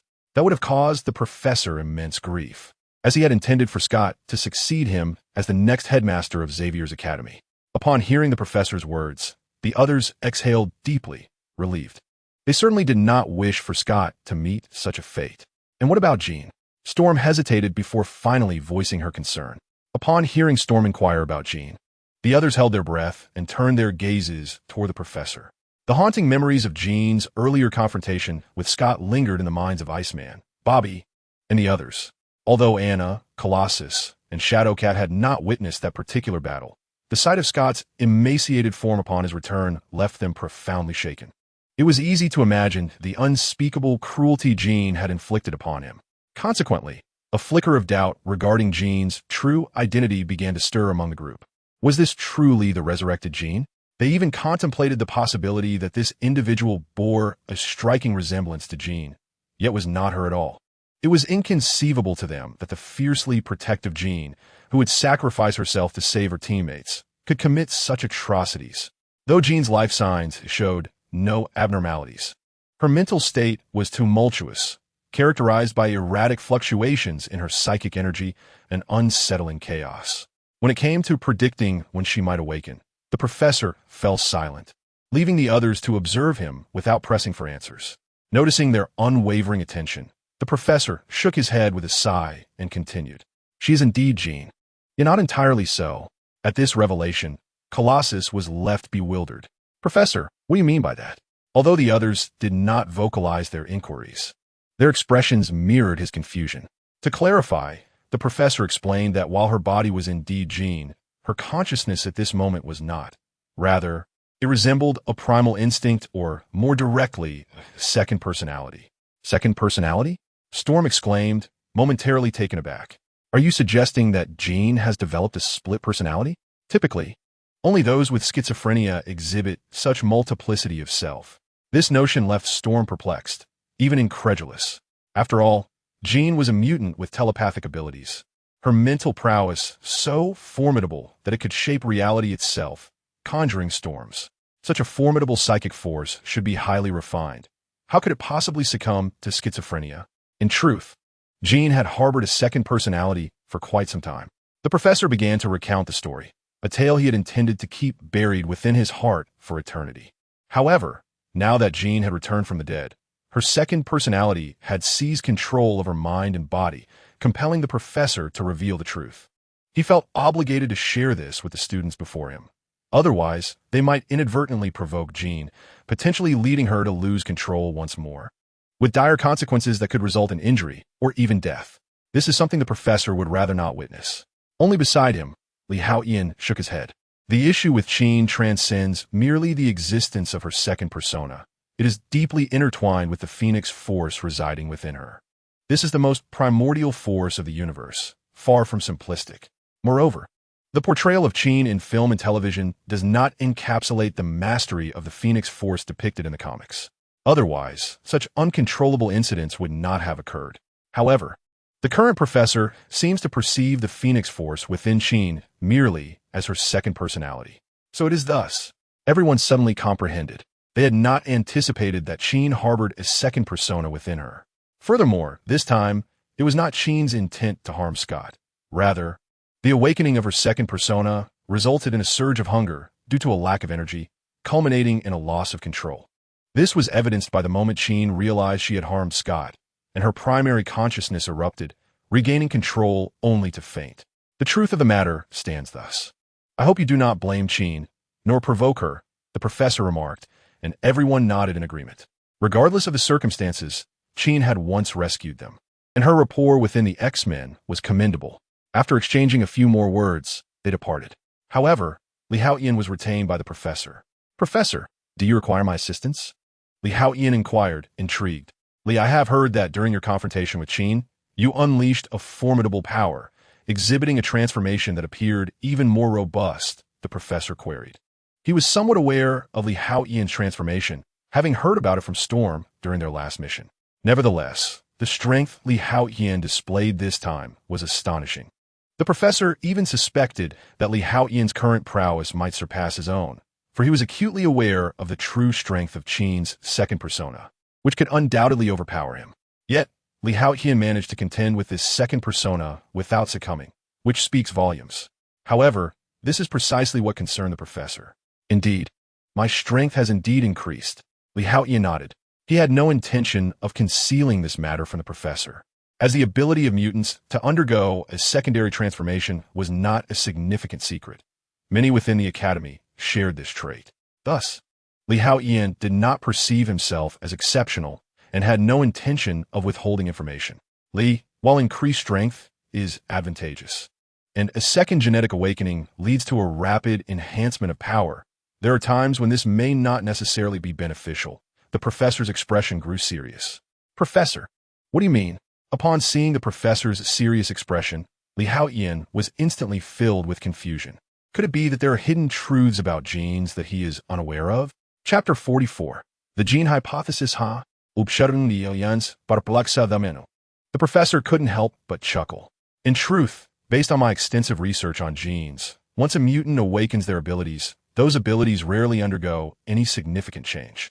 Even with extensive training and development over time, any additional powers that emerge are merely extensions of their original mutant capabilities. However, there are always exceptions. He proceeded to elucidate to Li Haotian. Exceptions? Are you referring to a secondary awakening of genes, Professor? Li Haotian pondered for a moment and then spoke up. Close enough. In the past, I encountered a mutant who was merely a weak Delta class. Yet, due to certain circumstances, his anger triggered an evolution. Initially, his ability was simply the emission of light, a rather trivial power, to say the least, even inferior to military-grade outdoor lamps. However, after his ability evolved, he could unleash searing high-thermal rays. The intensity of these rays rivaled that of Scott's laser beams. Unlike Scott, who could only emit light from his eyes, this individual could release powerful, scorching rays from any part of his body. He could even manipulate these rays to form an energy shield, rendering him impervious to even the most advanced thermal weaponry. At that time, the United States dispatched numerous formidable mutant agents, all of whom vanished without a trace. Ultimately, they sought my assistance. According to agreements between the police and various high-level authorities, we were obliged to capture and address such law-defying mutants. This was a perilous task, and just as I was preparing to mobilize the police for the mission, it was abruptly canceled. As the professor recounted this, a grave look flickered in his eyes as he turned to Li Haotian. Why was that? Li Haotian instinctively inquired. Because that mutant ultimately turned to ashes. The professor's eyes glimmered with a hint of regret as he spoke. It was a remarkably powerful ability. If harnessed properly, it could have reached at least alpha-class status. It is unfortunate that he perished in broad daylight, reduced to ashes. Li Haotian, upon hearing this, fell silent. He suddenly grasped the professor's underlying meaning. Perhaps the recent swift enhancement of Li Haotian's strength reminded the professor of that former mutant. For all these years, that incident has lingered in my mind, which is why I have never ceased my research on genes. Ultimately, the conclusion I have drawn aligns with my previous assertions. At the moment of awakening, every mutant's abilities are fixed, their potential irrevocably capped. The gene functions akin to a shackle within the standard human form. It serves as the key to liberate the inherent power, yet simultaneously acts as a lock to safeguard the mutant's life. Those endowed with greater potential manifest formidable abilities upon awakening, a phenomenon we often refer to as extraordinary talent. Conversely, mutants of lesser potential awaken with considerably diminished powers. However, the capabilities of mutants are diverse and mutable, making hereditary transmission of these traits exceedingly challenging. Yet, I have uncovered the secret of secondary genetic awakening. At this juncture, the professor's demeanor turned earnest. Upon undergoing a secondary awakening, a mutant consumes their own vitality. Some individuals even manage to transcend boundaries, forcibly achieving a third or fourth awakening. Yet the vitality they expend is correspondingly vast. Although no scientific evidence currently substantiates the existence of vitality or lifespan, it is unequivocal that humans possess a finite lifespan. The phenomenon of multiple awakenings in mutants is, therefore, a process that consumes their vitality, hastening their demise.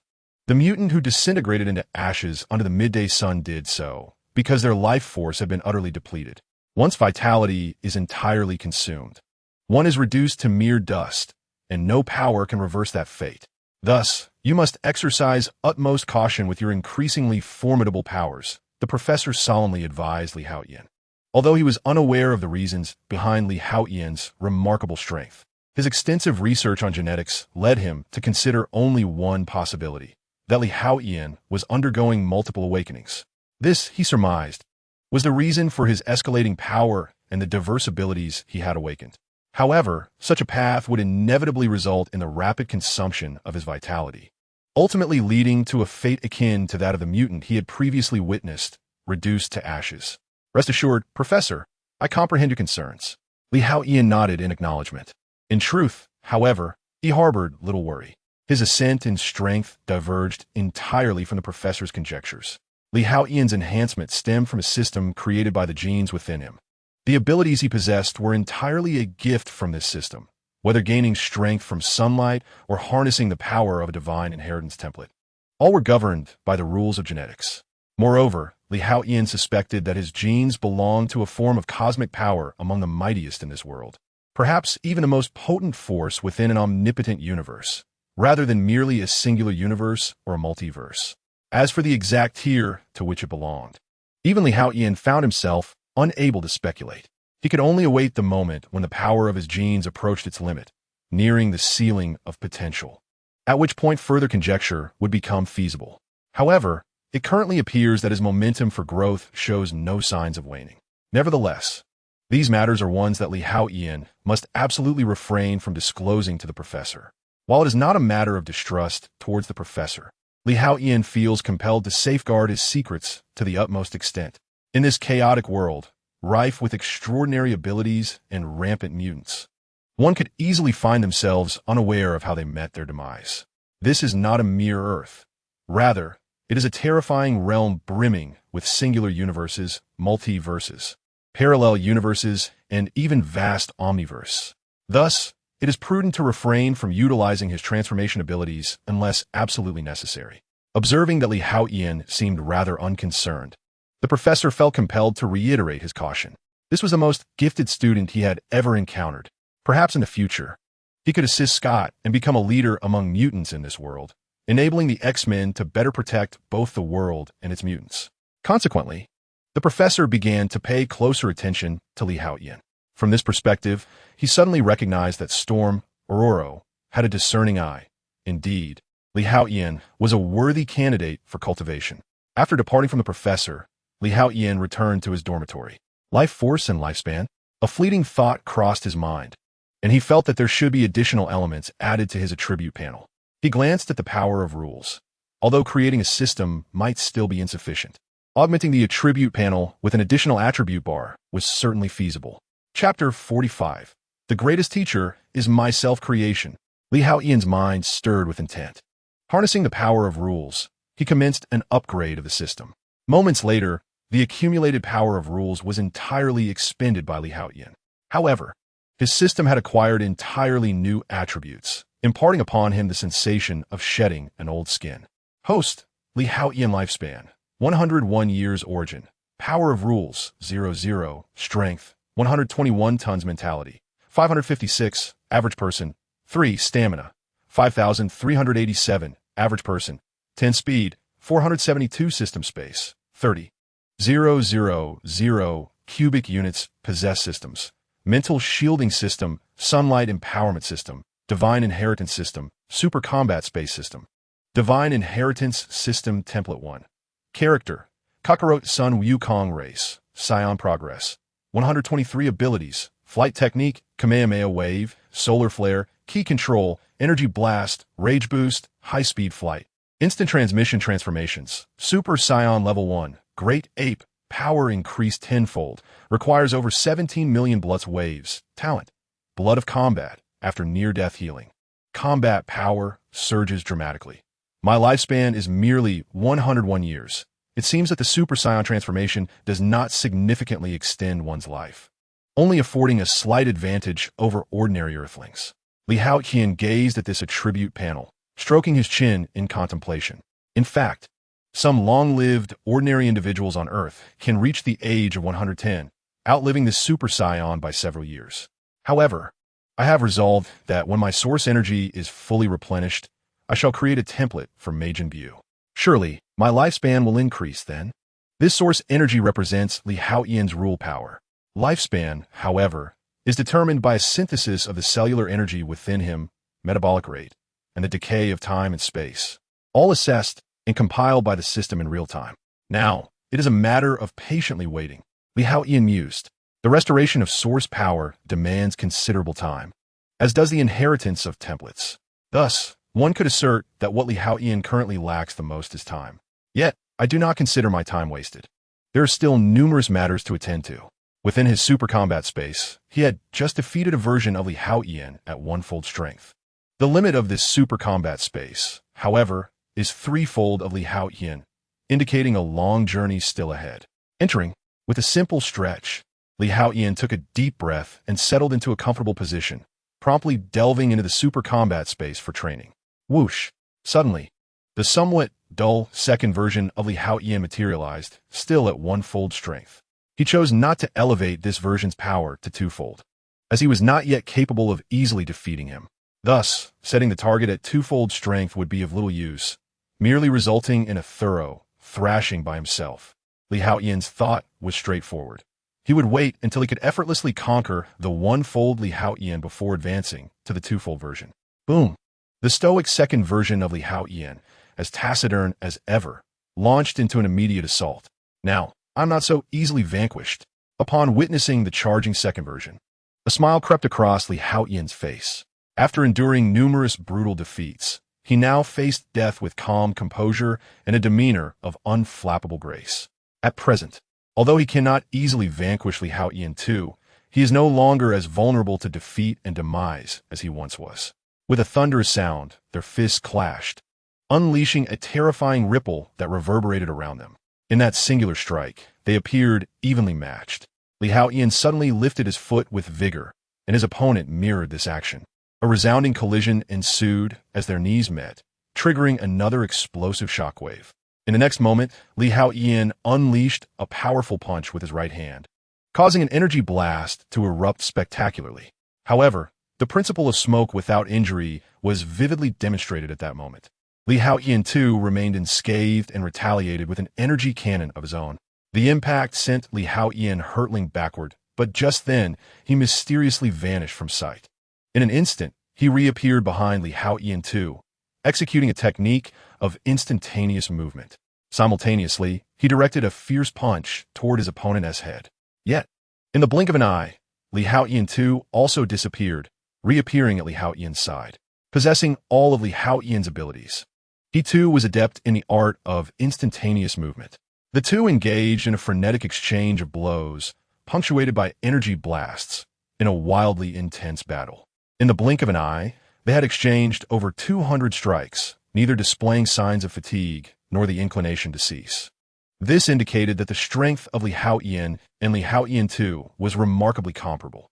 The fierce combat continued, reaching nearly 500 exchanges before Li Haotian seized an opportunity. Swiftly, he maneuvered to Li Haotian II's rear, delivering a decisive energy sword strike that pierced through his opponent's heart. Did you expect this? Li Haotian laughed triumphantly. Although the combat system could replicate Li Haotian's power, it could only reflect his state at the moment of entry. As long as Li Haotian improved during the fight, the replicated Li Haotian II would remain inferior. Throughout the prior intense exchanges, Li Haotian had grasped a new understanding of energy manipulation, compressing his energy into a sword-like form. This technique was reminiscent of a move previously utilized by the fusion of Kakarot and Vegeta.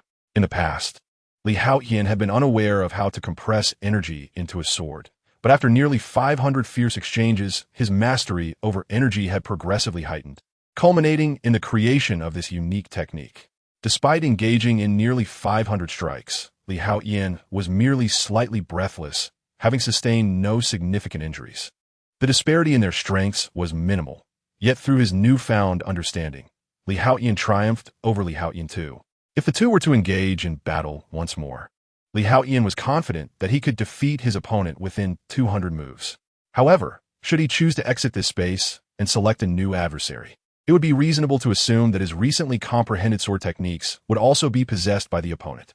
In this regard, the combat space system was indeed remarkably formidable, serving as an unparalleled mentor in the art of combat. No one could rival its capacity, for no one understands oneself better than oneself, especially when it can evolve alongside you, improving and even surpassing your strength threefold. This is the essence of a truly supreme teacher. Chapter 46. The Sentinel's first simulated battle. Feeling a touch of hunger, Li Haotian decided to procure some nourishment. He promptly exited the combat space. Though he bore no injuries, the exertion had undeniably drained his stamina. He had noticed a marked increase in his energy depletion lately. Fortunately, the cafeteria at Xavier's school offered late-night snacks, alleviating any concerns about sustenance. As he departed the dormitory en route to the cafeteria, he encountered Alice standing at the threshold. What are you doing here? Haotian inquired, curiosity piqued. I went to your room looking for you, but found you absent. I searched elsewhere, but could not locate you, so I waited here. Alice replied. Although she said little, Haotian discerned a hint of grievance and a subtle fear in her eyes. It appeared he had not considered her feelings. I just want to practice, he explained after a moment's reflection. Practice? Alice's brow furrowed in discontent. She was not entirely satisfied with his response, as she had just visited the training ground and had not seen him there. Consequently, she instinctively suspected he was evading her. The look of grievance on her face deepened. Yet the aloof Alice would never shed tears before Haotian. Her body merely trembled involuntarily. You don't believe me? Haotian, realizing Herdachts, sighed and shook his head in resignation. Anyone in her position would likely harbor similar thoughts, especially after searching the academy without success and finding him absent from the training ground.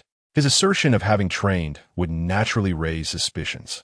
Come on, with this thought. Haotian smiled and grasped Alice's hand. Alice remained silent, her expression steeped in profound grievance. Soon, the two returned to Haotian's dormitory. This secret is just between us, Haotian remarked, noticing Alice's distressed demeanor, and playfully pinched her cheek. He offered no further explanation.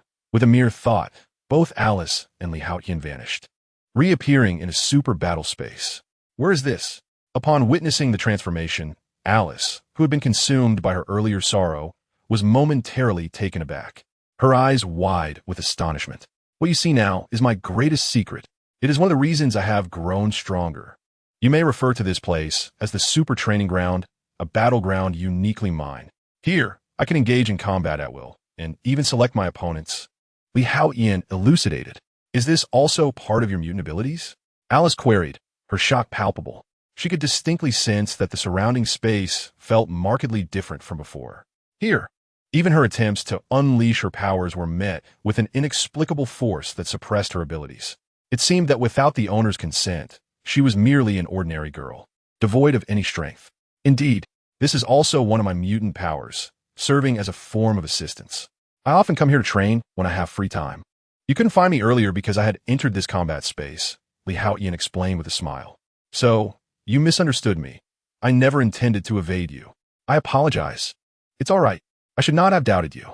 This misunderstanding is on me for not clarifying, Alice responded warmly. You are truly kind to me. Stop with the nonsense. From now on, wherever you go, please take me along. If my strength is insufficient, just tell me, and I will wait for you. But please don't let me lose sight of you, she implored. I will remember. Please, don't feel this way. You don't have to, he reassured her. This is what I desire. Oh, do you like it? Of course. Half an hour later, Haotian took Alice to the cafeteria for a late-night snack. Satiated, Alice retired to rest, while Haotian returned to the battle space for a mental skirmish. In the same mode, he found himself more focused and suited for combat. As time passed, 5 days went by. Scott had been treated, thanks to the presence of skilled healers among the mutants at the academy. Though not exceptionally powerful, their efforts, combined with the healing chamber, enabled Scott to return to a normal state within 3 days. However, at that moment, he was exceedingly frail. Not only was he unable to engage in battle, but he also required support to walk. Typically, he resembled the professor, often seated in a wheelchair. Indeed, he has become the most esteemed disciple of his professor, with even the styles of their wheelchairs bearing a striking resemblance. This incited a wave of jest among the onlookers. Yet Scott remained unfazed, his spirits remarkably buoyant during these days.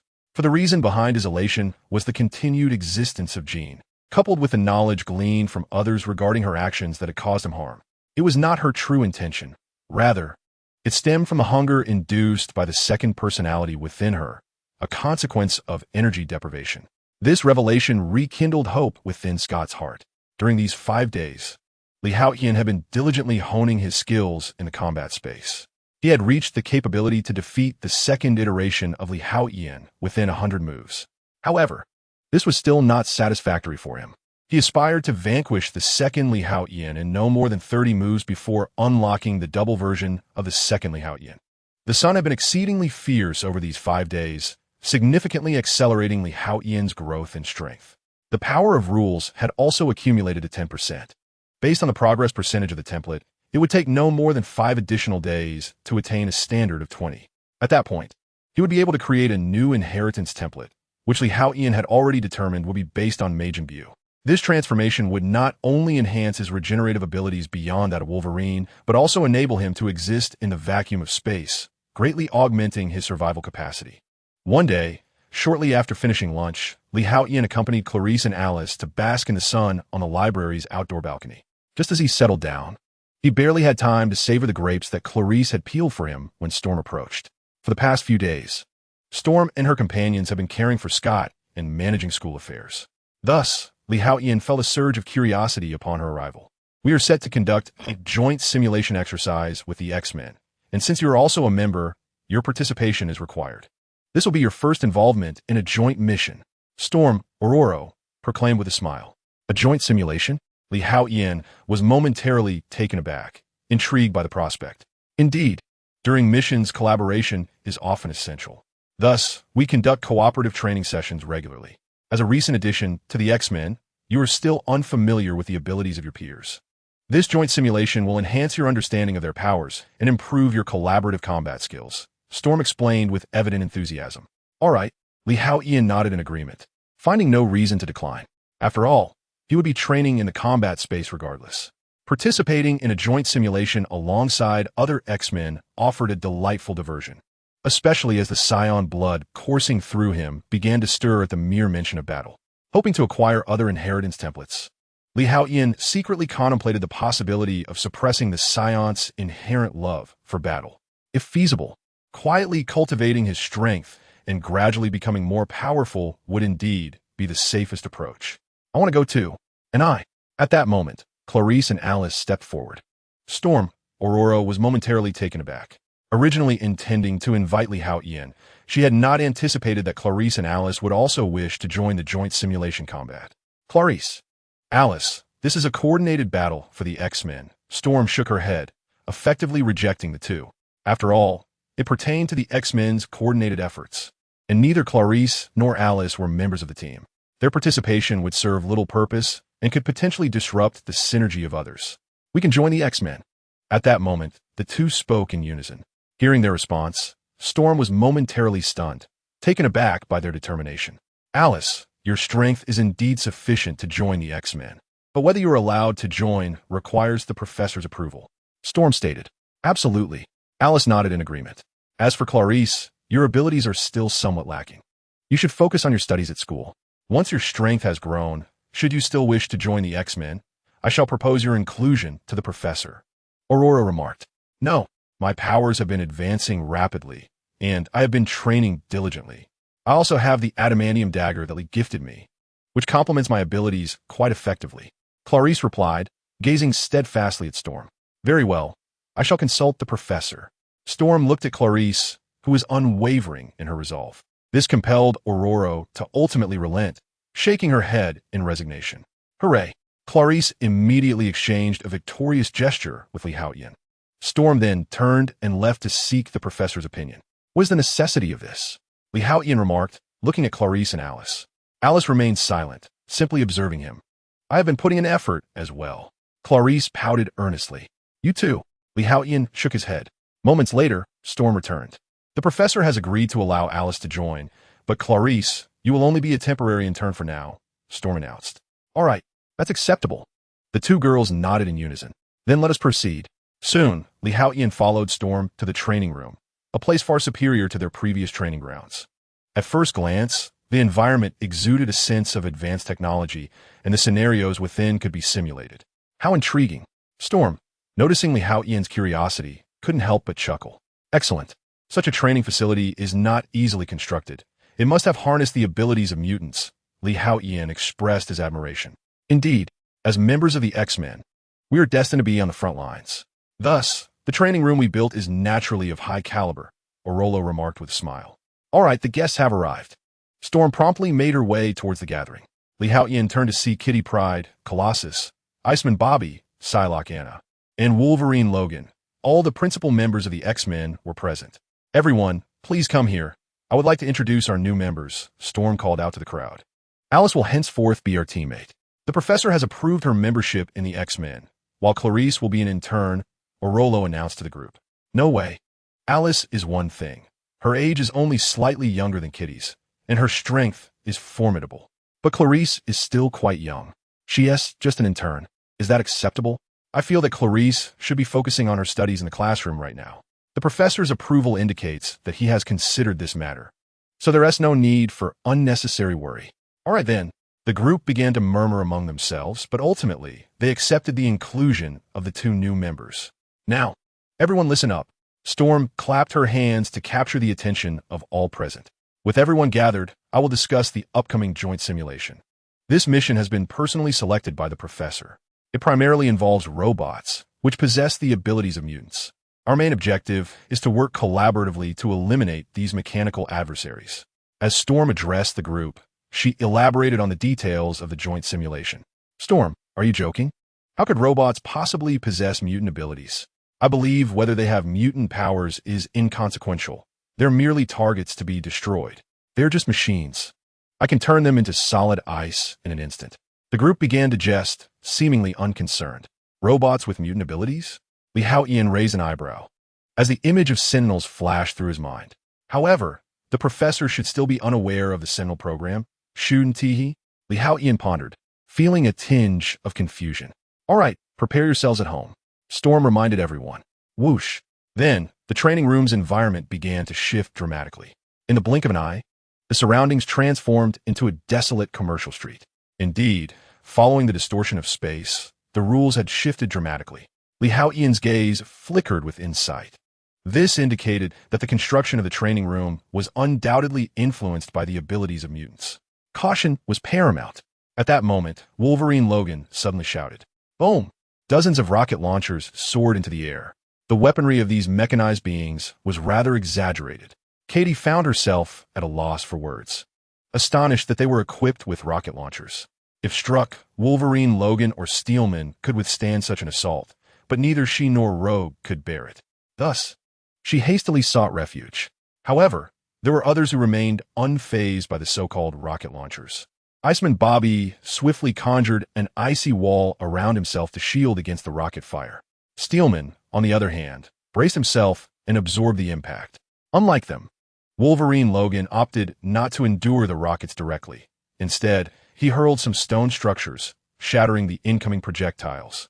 Clarice and Alice had already taken cover early on. Just then, a dozen more shells surged towards Haotian. Yet, such conventional weaponry posed no threat to him now. He did not flinch. Instead, he let out a low growl. Undishin a formidable. The rockets detonated a mere meter away from him, their violent explosions failing to graze his form, as he was repelled by sheer force. "Lee, you are remarkable," Clarice exclaimed, waving her hand in excitement. Whoosh! At that moment, two rockets materialized above Clarice. "Ah!" she gasped, momentarily flustered. Nevertheless, she swiftly clapped her hands. Conjuring a portal, without hesitation, she leaped into it. Whoosh! Moments later, the void trembled, and Clarice emerged from within. "Well done." Seeing this, Haotian promptly gave her a thumbs up. Despite her earlier panic, Clarice demonstrated considerable proficiency in utilizing the portal at the right moment. Oomph. At this juncture, Alice let out a disdainful huff, unfurling her wings to ascend into the air. In the next instant, she waved her hand, sending bursts of starfire towards three rockets. Boom! The projectiles erupted instantaneously. "Alice, you are incredible." Haotian nodded in approval, offering his praise. In truth, Alice's prowess was on par with Storm Ororo, and her abilities were remarkably balanced. Not only can it soar through the skies, but it also possesses the capability for mid to long-range assaults with its spark missile and area attacks with its Hellfire. In terms of defense, it is equipped with protective shields. Its strength can be deemed formidable, even ranking above average among the ranks of battle officers. Suddenly, a thunderous roar reverberated from above. As everyone looked up, they beheld 5 colossal robots suspended in the air. Is this what the professor referred to as robots? They appear rather impressive and stylish. Upon witnessing these mechanical giants, Iceman Bobby and others couldn't help but jest. However, Haotian's gaze sharpened. Indeed, they are Sentinels. The Sentinels before him bore a resemblance to the initial models, but appeared more advanced, albeit not as exaggerated as those seen in the future. It seems the professor had anticipated this all along. Haotian pondered that the professor should not have been aware of the Sentinel project at this time. Perhaps he had utilized a neural enhancer to access others' memories. Chapter 48.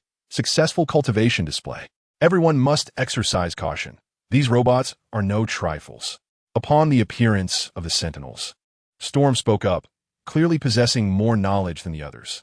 It is likely that the professor had informed her about the Sentinel project. Yet, was a mere hunk of metal to be afraid of?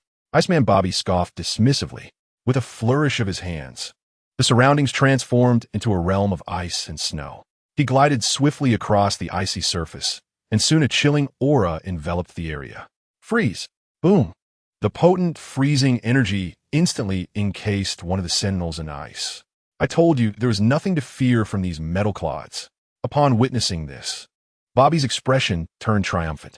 He often sparred with Steel Titan, rendering such hard opponents inconsequential. Be cautious. However, Storm's complexion shifted, and she cried out in alarm.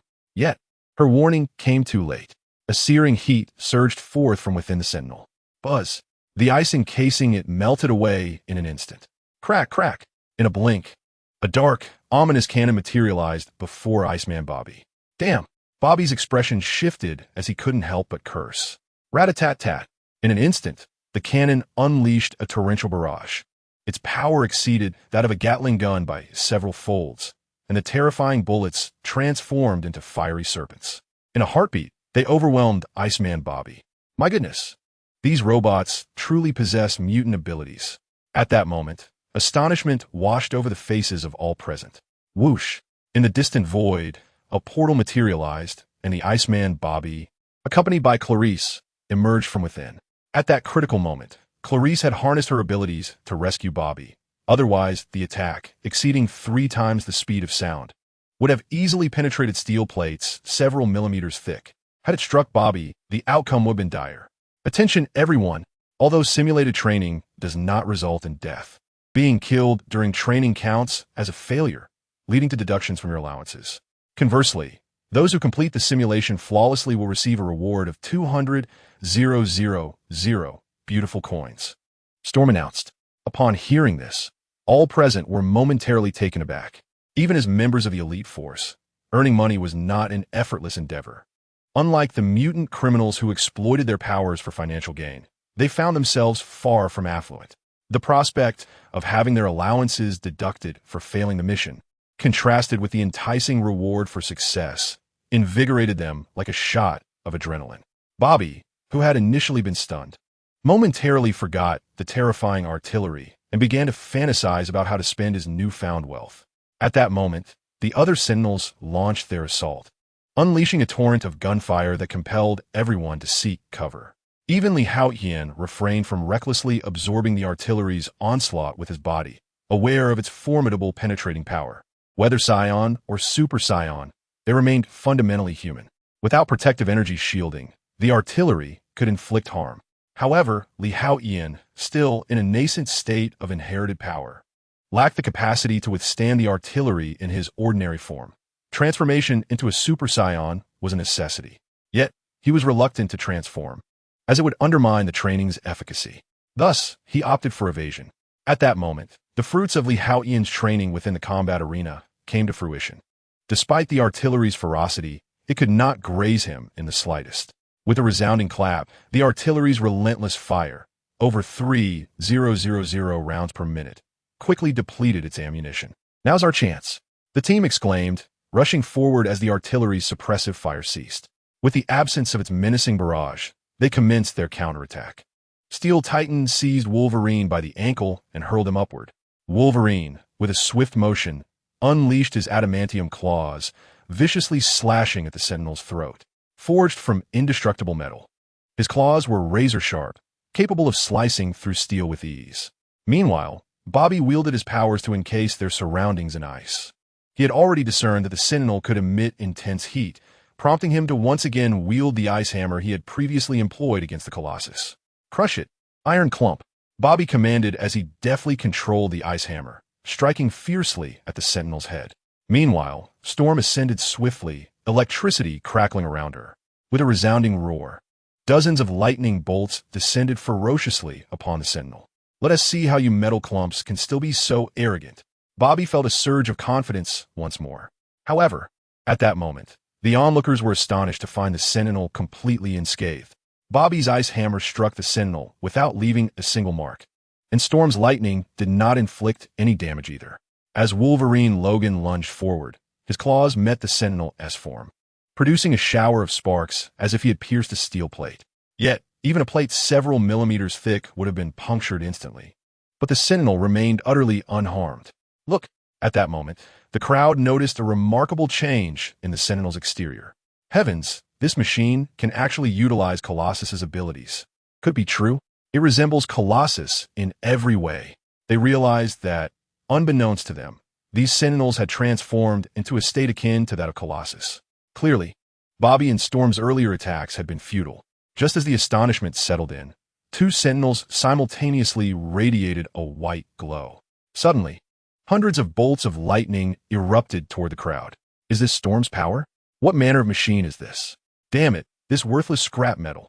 The onlookers were taken aback, never anticipating such a formidable foe that could wield their own abilities. The Sentinels indeed possessed remarkable capabilities. Li Haotian's expression turned grave as he contemplated the implications. The Sentinel's objective was to eradicate all mutants. Even in the future, ordinary humans with even a trace of mutant genes would be targeted for extermination. Thus, in a strict sense, Li Haotian himself was also a target for their annihilation. He would inevitably confront the true Sentinels in time. Hence, engaging with these Sentinels now could provide him with invaluable experience.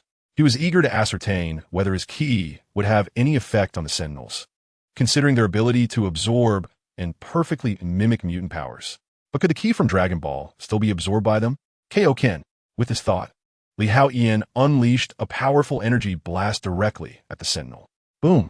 A terrifying blue beam struck one of the Sentinels with tremendous force. Chapter 49. Is Gene a disease?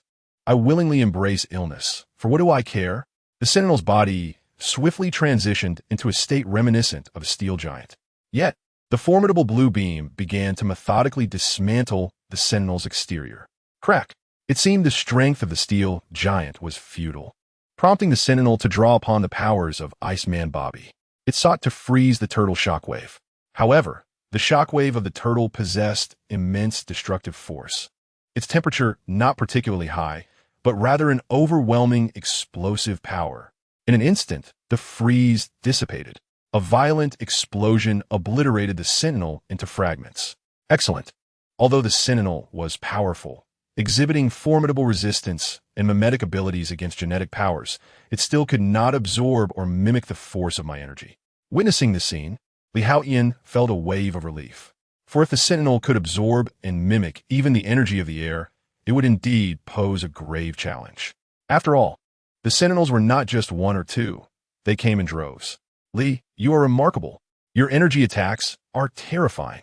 The destructive capability seems even superior to Scott's optic blasts. Everyone exclaimed in unison. They had engaged with the Sentinels themselves and were well aware of how troublesome these machines could be. They were astonished that the first to slay a Sentinel was none other than Li Haotian, who dispatched the mechanical foe with such ease. Continue. Everyone, stay vigilant. The enemy is not yet vanquished. Storm Girl promptly reminded. This time, I shall not be careless. Let us eliminate these metallic nuisances. With Li Haotian leading the charge, the morale of the group surged. Indeed, it proved wise to include Li Haotian in this joint simulation. Observing this, Storm Girl silently nodded in approval. Another. Li Haotian pressed forward, now aware that although the Sentinel was powerful, it could not replicate his energy, presenting him with a distinct advantage. Whoosh! A white wave of energy enveloped him, causing his speed to escalate dramatically. In the blink of an eye, he appeared behind a Sentinel. The combat awareness of the Sentinel was lacking, far inferior to that of Li Haotian's second iteration. Suddenly, he lunged forward, seizing one of its massive thighs. With a tremendous exertion, he wrenched it. Crack! Accompanied by a thunderous noise, the thigh of the mechanical sentinel was forcibly snapped by Li Haotian's bare hands. Sparks erupted from the exposed interior, and an eerily realistic liquid, whether oil or blood, began to seep out. Goodness! Li, you are incredible. From now on, Iceman Bobby shall refer to you as Xavier Institute's mightiest. Not far away, the Iceman Bobby, who had just frozen Sentinel, couldn't help but exclaim upon witnessing the scene. Steel Might, isn't your power comparable to Lee's? How is it that he can effortlessly tear apart a robot with his bare hands, while you are sent flying? Bobby remarked, observing Steel Might, who had just been hurled back by a Sentinel's punch. Steel Might was momentarily at a loss for words. He too desired to break the robot apart with his bare hands, but the Sentinel was exceedingly formidable the instant they made contact. His body transformed into a similar extraordinary material. Though their materials were alike, the Sentinel's size far exceeded his own, and its strength was undoubtedly on par with his. Consequently, Steel Might found himself at a distinct disadvantage, particularly given his smaller stature.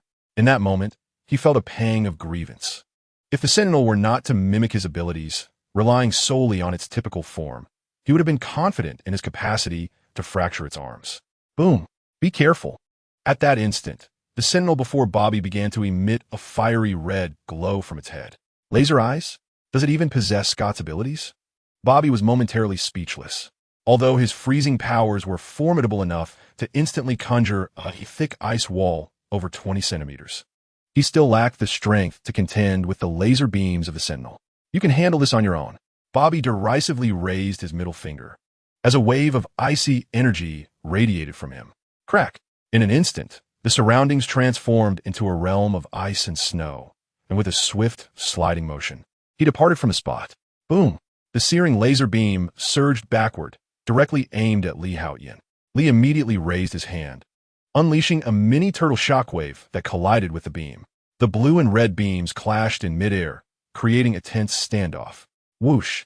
At that moment, a sudden tremor resonated beside the Sentinel, and a portal materialized. From within emerged Alice and Clarice. Alice's nebula chains intertwined, ensnaring the Sentinel's neck and arms, binding it. Meanwhile, Clarice descended from above, driving an adamantium dagger forcefully into the Sentinel's crown. Plunge!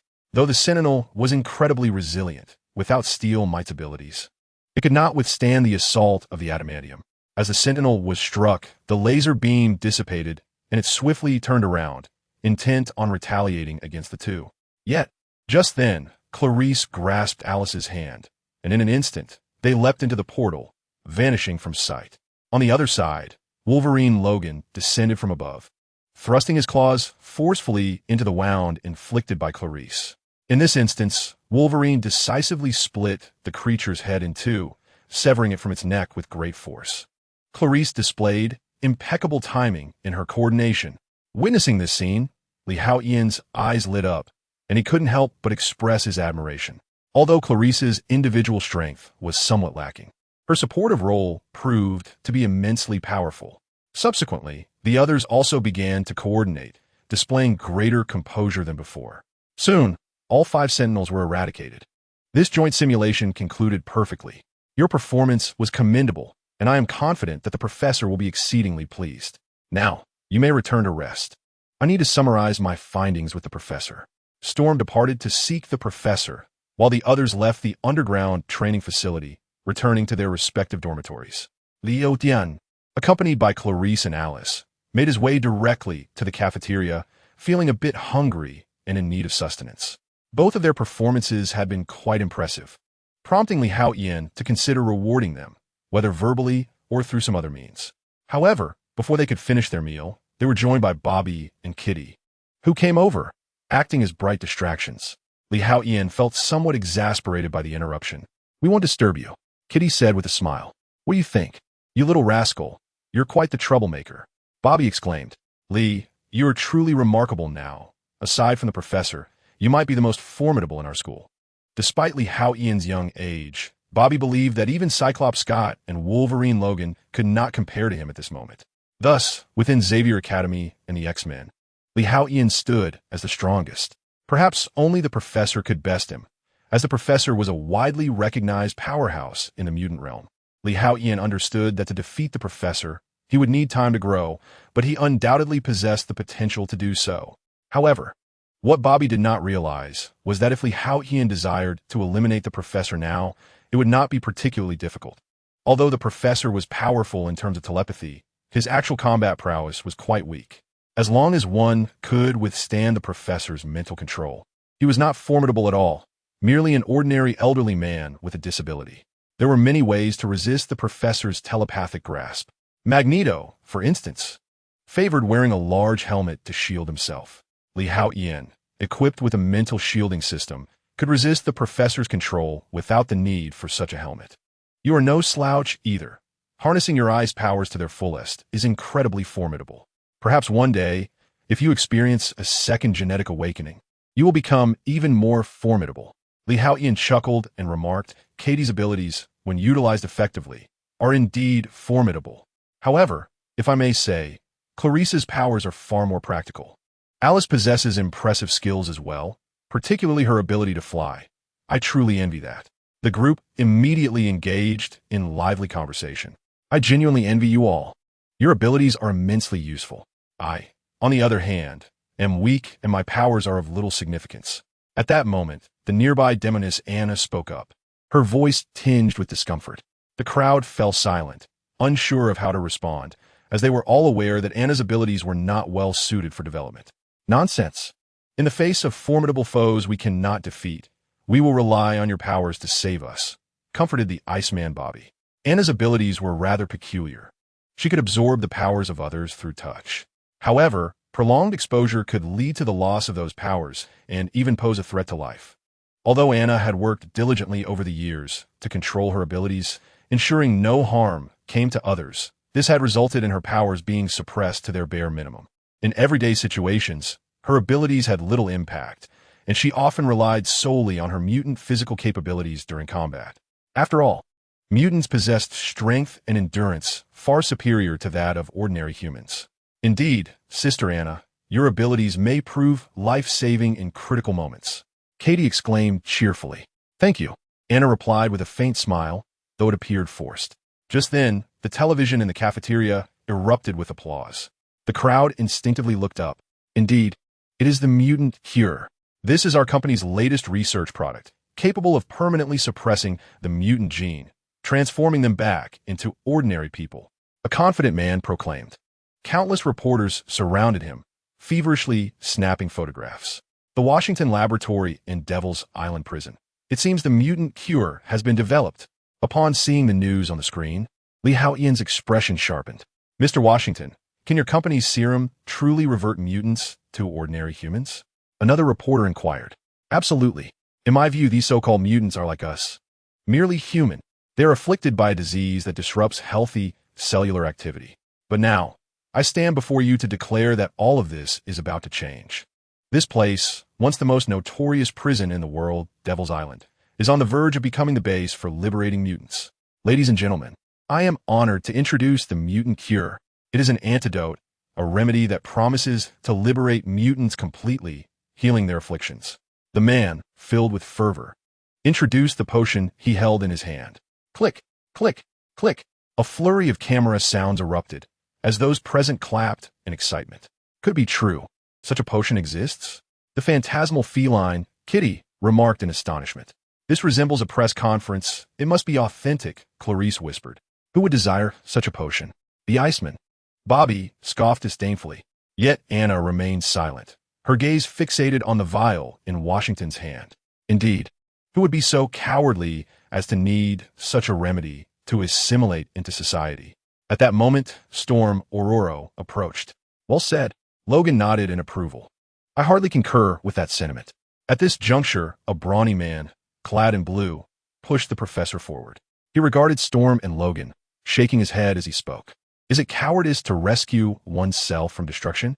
Not everyone finds it easy to integrate. After all, you do not need to shave.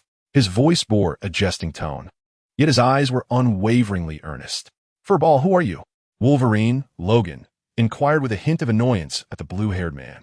Hank McCoy, Minister of Mutant Affairs. The blue-haired man promptly responded. Ah, so you're the minister. Splendid suit. Logan remarked with a trace of amusement. Hank, this is Logan. The professor hurriedly introduced the two. Wolverine, I have heard tales of your beast-like ferocity, Hank said. Beast. The sentiment is mutual. Logan raised an eyebrow. Now, Hank, what brings you here? The professor, sensing the atmosphere shift, sought to divert the conversation. He wished to avoid any conflict between Wolverine and Hank. I'm delighted to meet you all so promptly. Hank smiled. Of course, you will always be welcome here, for you have been part of this place. The professor returned the smile. My purpose for being here is quite straightforward. I wish to share the latest news. Hank began. Latest news? Could there be news of Eric? The professor's expression brightened. Not quite. Watch the television. Hank shook his head, then turned toward the screen above the cafeteria. At that moment, Washington's press conference continued unabated.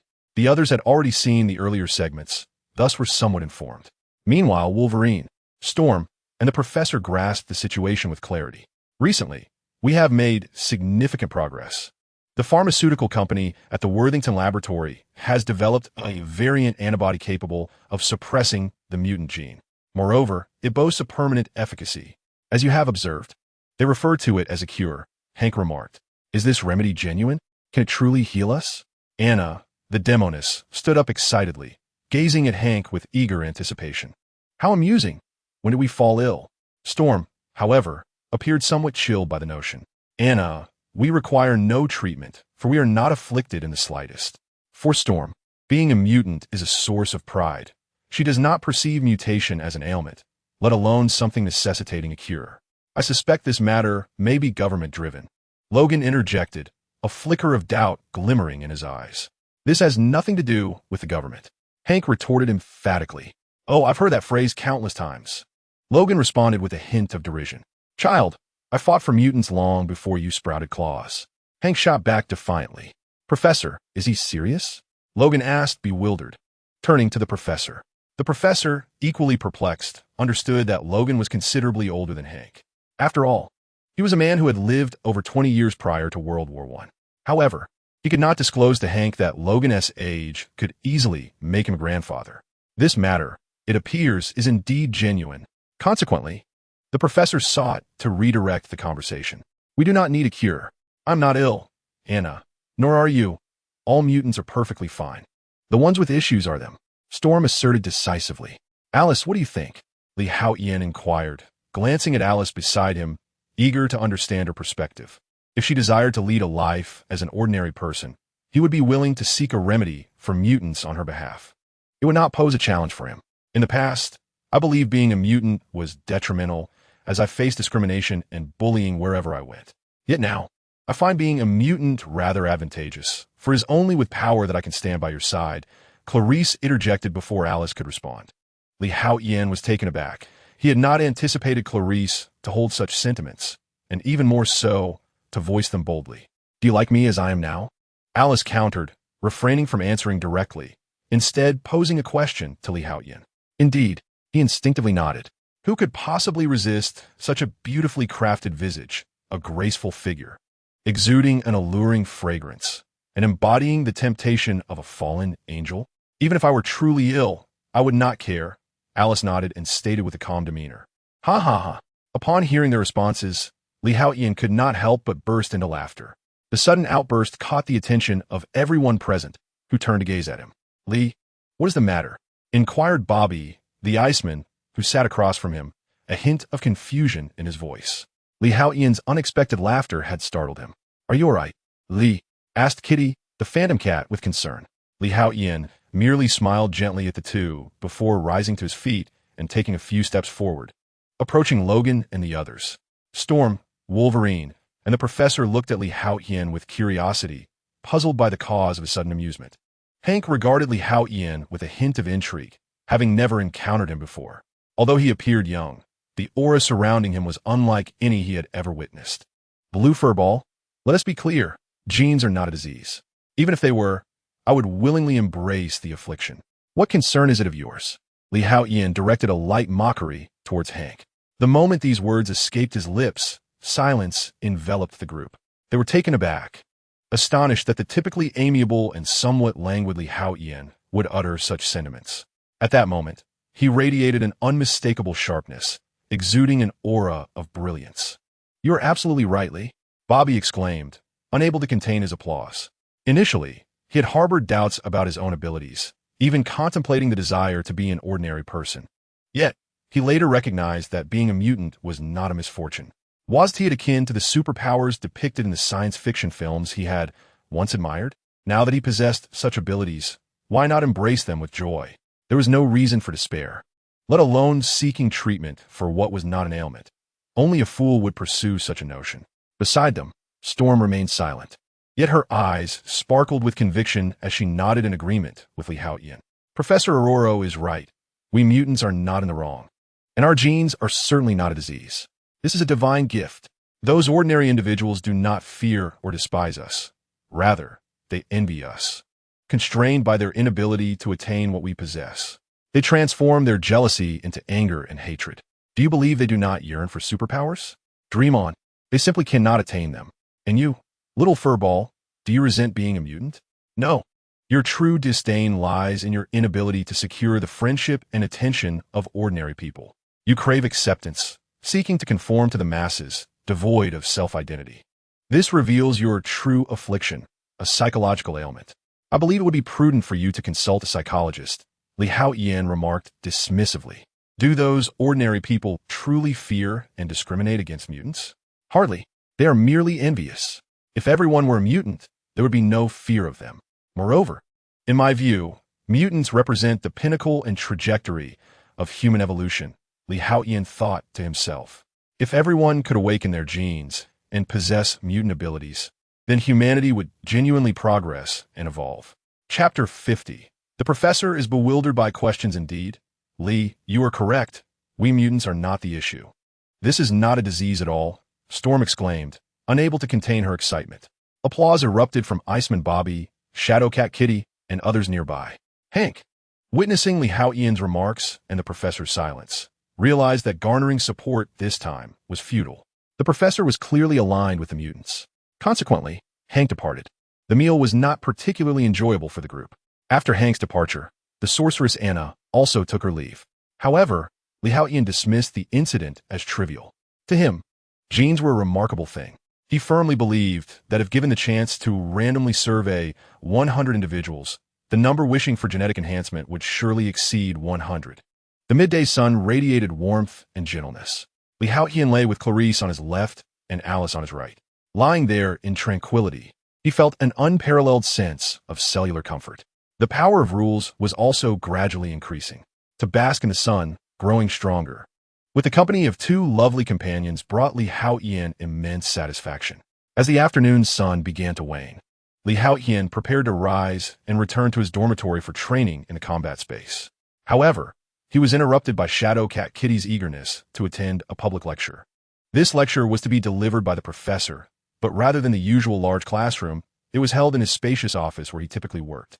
By the time Li Haotian and Clarice arrived, dozens of students, both upperclassmen and underclassmen, had already gathered in the office. After all, the knowledge imparted by the professor was not merely fundamental coursework. It primarily focused on ideological education, particularly in philosophy. His aim was to guide and cultivate the worldview and understanding of mutant students, ensuring they possessed a complete and healthy perspective. Thus, age held little significance in this context. In the professor's eyes, both older and younger students deserved equal treatment when it came to moral and ideological education. "You've arrived, please take a seat." Upon seeing Li Haotian and the others enter, the professor smiled and nodded. "Very well, let us resume our previous discussion. Once your powers surpass those of ordinary individuals, they will inevitably begin to influence everything around you. For instance, if you employ your abilities to aid society, to benefit the community, and to protect the vulnerable, then you're indeed a hero. Conversely, if you wield your powers to disrupt societal harmony, aspiring to elevate yourself above the world with an insatiable thirst for power, wealth, and beauty, you will ultimately become a part of evil. Regardless of whether you emerge as a hero or a villain, you have already begun to affect everything in your vicinity." As the professor spoke, his gaze swept over all present, ultimately pausing momentarily on Li Haotian before continuing. "As mutants, the moment we awaken our genes, we're no longer ordinary beings. Regardless of whether your abilities are formidable or modest, you must rise above the common populace. Thus, we must earnestly contemplate how to wield this extraordinary power, discerning the boundary between heroism and villainy, and understanding what this boundary signifies. The professor's words ignited profound reflection among all attendees. "Professor, what exactly is this boundary?" At that moment, a student, perplexed, posed the question. "I believe many here are unclear about how this boundary is defined." The professor responded, "This boundary is not dictated by any external authority, nor does it possess any explicit numerical value or threshold.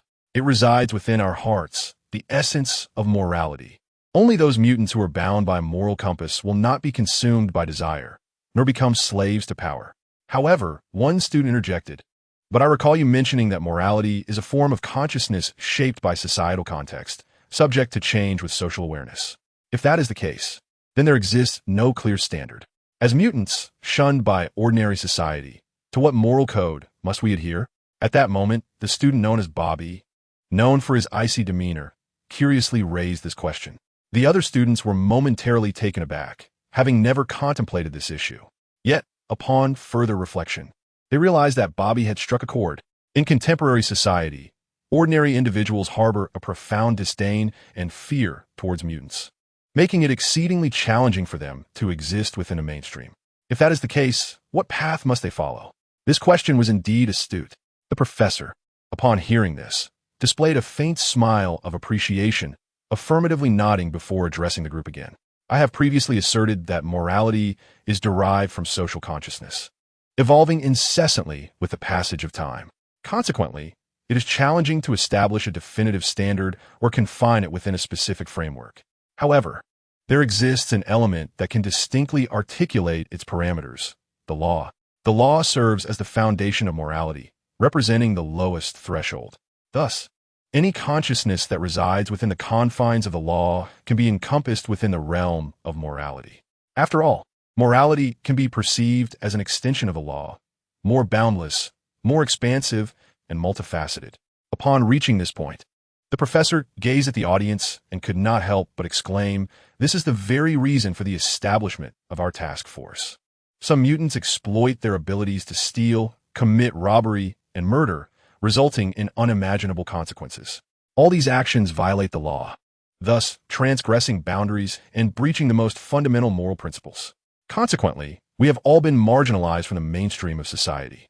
Our power allows us to easily transcend the law, enabling us to disregard the foundations of morality at will. It is no wonder that ordinary people harbor fear and trepidation towards us. They wish to engage us within the confines of the established framework, competing on equal footing, yet vehemently oppose our supremacy beyond it." The professor then turned his gaze towards Haotian. "During lunch in the cafeteria, you made a valid point," he remarked. "It is precisely because we mutants can effortlessly transcend the established framework that ordinary individuals fear us. This fear breeds jealousy, rendering our integration into their society exceedingly difficult. If a day arrives when we mutants can coexist within the same framework as ordinary people, their fear will dissipate. With the eradication of fear comes the extinction of jealousy, allowing us to become their equal counterparts. Within the framework, we must all adhere to the moral boundaries, thus eliminating the possibility of exclusion." Upon the professor's completion of his discourse, a profound silence enveloped the gathering.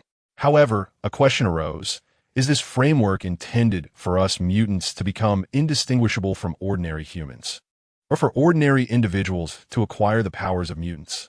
Only through complete alignment can we hope to extinguish the fear that exists between us, diminishing the jealousy born from disparities in power. But how can we obliterate this power disparity? At that moment, Haotian, intrigued, posed the question. Even within the constraints of moral obligation, such equilibrium remains elusive. Mutants inherently possess abilities that enable them to transcend the framework at any moment. As long as you do not provoke me, we are all individuals within the framework. Yet, should I become enraged, I can effortlessly surpass its boundaries. Can such an existence truly bridge the chasm of fear? Haotian remained skeptical. Unless mutants relinquish their power, or ordinary individuals attain the abilities of mutants, this serves to effectively narrow the gap of power between us. However, this brings forth a new dilemma. the disparity in strength among mutants is also profoundly significant. A formidable mutant can easily overpower a weaker one, with a chasm in their abilities even more pronounced than that between ordinary mutants and humans. If this is the case, how shall we proceed? It resembles our current society, where, despite all being ordinary individuals, the wealth disparity is stark. This has given rise to a faction that harbors intense resentment towards the affluent. What distinguishes these resentful individuals from the ordinary populace who harbor animosity towards mutants? This is a question worthy of contemplation. The professor was momentarily taken aback, unprepared for Li Haotian's inquiry. Yet, this is a conundrum that even he could not resolve at present. Silence enveloped him as he pondered. Meanwhile, within the borders of the beautiful nation, mutants began to congregate, seemingly guided by an unseen force, all heading towards a particular city. As night fell, the city grew restless, shrouded in chaos and peril. Few dared to roam the streets, and those who did hurried along their way. Within the grand cathedral of the city, shadows flitted about, not devout worshippers, but mutants drawn by some unseen power. At the pulpit, a tall, gaunt man fervently expounded upon his thoughts. Surely, you have all seen the news conference and are aware of the matter regarding the antidote. Yet, I am consumed with rage. We mutants are powerful, endowed with extraordinary abilities. This is the finest gift bestowed upon us by the heavens. Yet they dare to label us as afflicted with a disease. They do not seek to heal us. Rather, they aim to dismantle our power, to render us utterly powerless. I refuse to be cured, for I am not ill. Therefore we, the mighty, must unite. We must forge ourselves into a formidable collective. Only in this manner can we avoid being a disjointed assembly and instead possess greater strength. Let us shout loudly at those who deem us diseased. We are not sick. We are powerful. The sick ones are they. We must make them aware that we are not to be trifled with. The middle-aged man cried hoarsely. Indeed, we are not ill. Those feeble humans are our common adversaries. I will not lose my power. At this moment, the mutants erupted into frenzied roars. Witnessing this spectacle, a glimmer of satisfaction flickered in the middle-aged man's eyes. If this continues, we shall face extinction. Their objective is not to accept us, but to annihilate us. At that moment, an aged voice resonated from behind the crowd. Silence fell upon the gathering, for it was the first time someone had openly stated that these ordinary individuals feared their power. To eradicate them, the mutants, intrigued, turned to discover who had dared to utter such words. They beheld a figure clad in black, draped in a crimson cloak, gazing at them with a calm demeanor. His hair bore traces of gray, indicating his advanced years, yet he exuded an undeniable aura. A few individuals stood beside him, their strength equally formidable. Are you indulging in alarmist rhetoric? The middle-aged mutant at the podium interjected. He sensed that this group had come to seize control of the power here, a goal that aligned with his own aspirations. His plan was to organize these mutants into a unique collective, with himself orchestrating their endeavors from the shadows. However, it appeared that this individual before him sought to usurp his authority, prompting him to assert his position. Alarmist rhetoric? Magneto's gaze turned cold as he surveyed the assembly, ultimately resting on the middle-aged man at the podium. Do you believe that, at this very moment, special operations teams have commenced their missions? Perhaps today, perhaps tomorrow, armed individuals will storm your sanctuary, compelling you to accept treatment amidst your pleas of despair. His voice was devoid of warmth. Impossible. This is merely your... The middle-aged mutant's expression shifted, and he hastily retorted. Boom! Before he could finish his sentence, a searing fireball hurtled towards him. The middle-aged mutant barely managed to leap aside, yet the violent explosion left his back a gruesome sight. He raised his head, glancing at Magneto and his compatriots, terror flickering in his eyes. How infuriating! The fire-wielder scoffed, raising a middle finger in disdain. Am I engaging in alarmist rhetoric? I believe you are more aware than I. Magneto remarked, his tone as tranquil as a still pond. He held little regard for this insignificant mutant. As he spoke, Magneto traversed the crowd, ascending to the podium. My purpose here is quite simple. I seek to find allies who can join me in achieving great ambitions. As for whether you choose to side with humanity, wagging your tails in a pitiful existence, or allow us mutants to rise and claim our rightful place as masters of our destiny. From this moment forth, let humanity cower in fear of us, avoiding our presence, rather than us scuttling like mice, hiding in the sewers. It is for you to choose whether to reign as sovereigns or to live as beggars. Upon concluding his statement, Magneto turned abruptly and departed. His crimson cloak billowed without wind, exuding an aura of immense authority. The Human Torch regarded this assembly of mutants with a trace of disdain. To him, these mutants, who could only grovel before ordinary humans and scurry into the refuse of the sewers, were inferior, scarcely deserving of his consideration. In an instant, as the crowd observed Magneto and his companions retreat, a myriad of expressions flickered across their faces, even inciting a slight commotion among them. Haotian posed his earlier question to the professor in the presence of Magneto. He would have unequivocally asserted that it was utterly impossible for ordinary humans to coexist with mutants. Thus, for mutants to aspire to live openly and freely, akin to ordinary humans, there exists but one possibility. The entire planet must be populated solely by mutants. This could only be achieved through two means. Either every human being transforms into a mutant, or all ordinary humans are eradicated. While the professor epitomizes the dovish pursuit of coexistence, Magneto embodies the hawkish resolve to achieve his ends by any means necessary. For decades, Magneto has relentlessly pursued this ideal, even at the cost of severing ties with his closest ally, the professor, and becoming his adversary, willing to risk everything in the pursuit of his vision. As Magneto exited the hall, a few individuals could no longer contain their impulse to follow. Over the years, tales of Magneto's exploits have circulated among mutants: the slaying of the Black King, commandeering the Hellfire Club, the assassination of the president of a distant nation, and numerous fierce confrontations with the X-Men. His efforts to thwart the mutant genocide orchestrated by Stryker are legendary, and even recounting his deeds for a day would hardly suffice. He stands as a hero and idol in the hearts of many mutants. Thus his prestige rivals that of the professor. Consequently, as Magneto departed the chapel, a dozen followers trailed behind him. Although most were ordinary mutants, Magneto discerned some promising talents among them. For instance, the Nightcrawler, adept at short-range teleportation, possessed the ability to sense mutant levels and numbers, while the Arclight could generate shockwaves with a mere clap of her hands. This elicited a nod of approval from Magneto. He sought not a throng of ineffectual beings, but rather mutants capable of making a tangible impact. 3 days swiftly passed. Throughout this period, Xavier's Institute was abuzz with discussions about the antidote. Some students were overtaken by anxiety, others felt fear, some were eager to experiment, while a few seethed with indignation. The matter of the antidote has stirred an upheaval among these mutant students, akin to a bomb dropped into a tranquil stream, sending ripples and waves cascading outward. "Lee, the students have been quite uneasy these past few days," Clarice remarked with a hint of worry. After all, the mutant treatment merely suppresses the genes within, rendering them indistinguishable from ordinary individuals. Yet, fundamentally, mutants remain mutants, possessing an inherent distinction from the commonplace.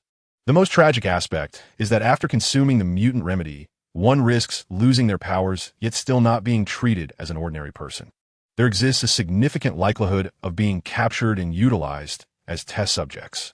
Devoid of their abilities, they would become far easier to control. The fate of mutants will be dire indeed. Haotian spoke up, Is the truth truly thus? Clarice gasped, covering her mouth in disbelief. To her, losing one's powers after taking the mutant remedy equated to becoming an ordinary person, deserving of the same rights and treatment. Little did she anticipate the grim reality. Becoming an ordinary individual might lead to even harsher exploitation for research purposes. Those wretches deserve to perish. At that moment, Alice, unable to contain herself, allowed a cold scoff. When it comes to mutant research, Alice harbors profound disdain, having endured years of confinement within a mutant research facility. Her mind is fraught with painful memories. Were it not for Haotian's arrival, which introduced a flicker of light and warmth into her life, Alice's soul might have succumbed to endless torment and darkness, lost amidst chaos and bloodshed.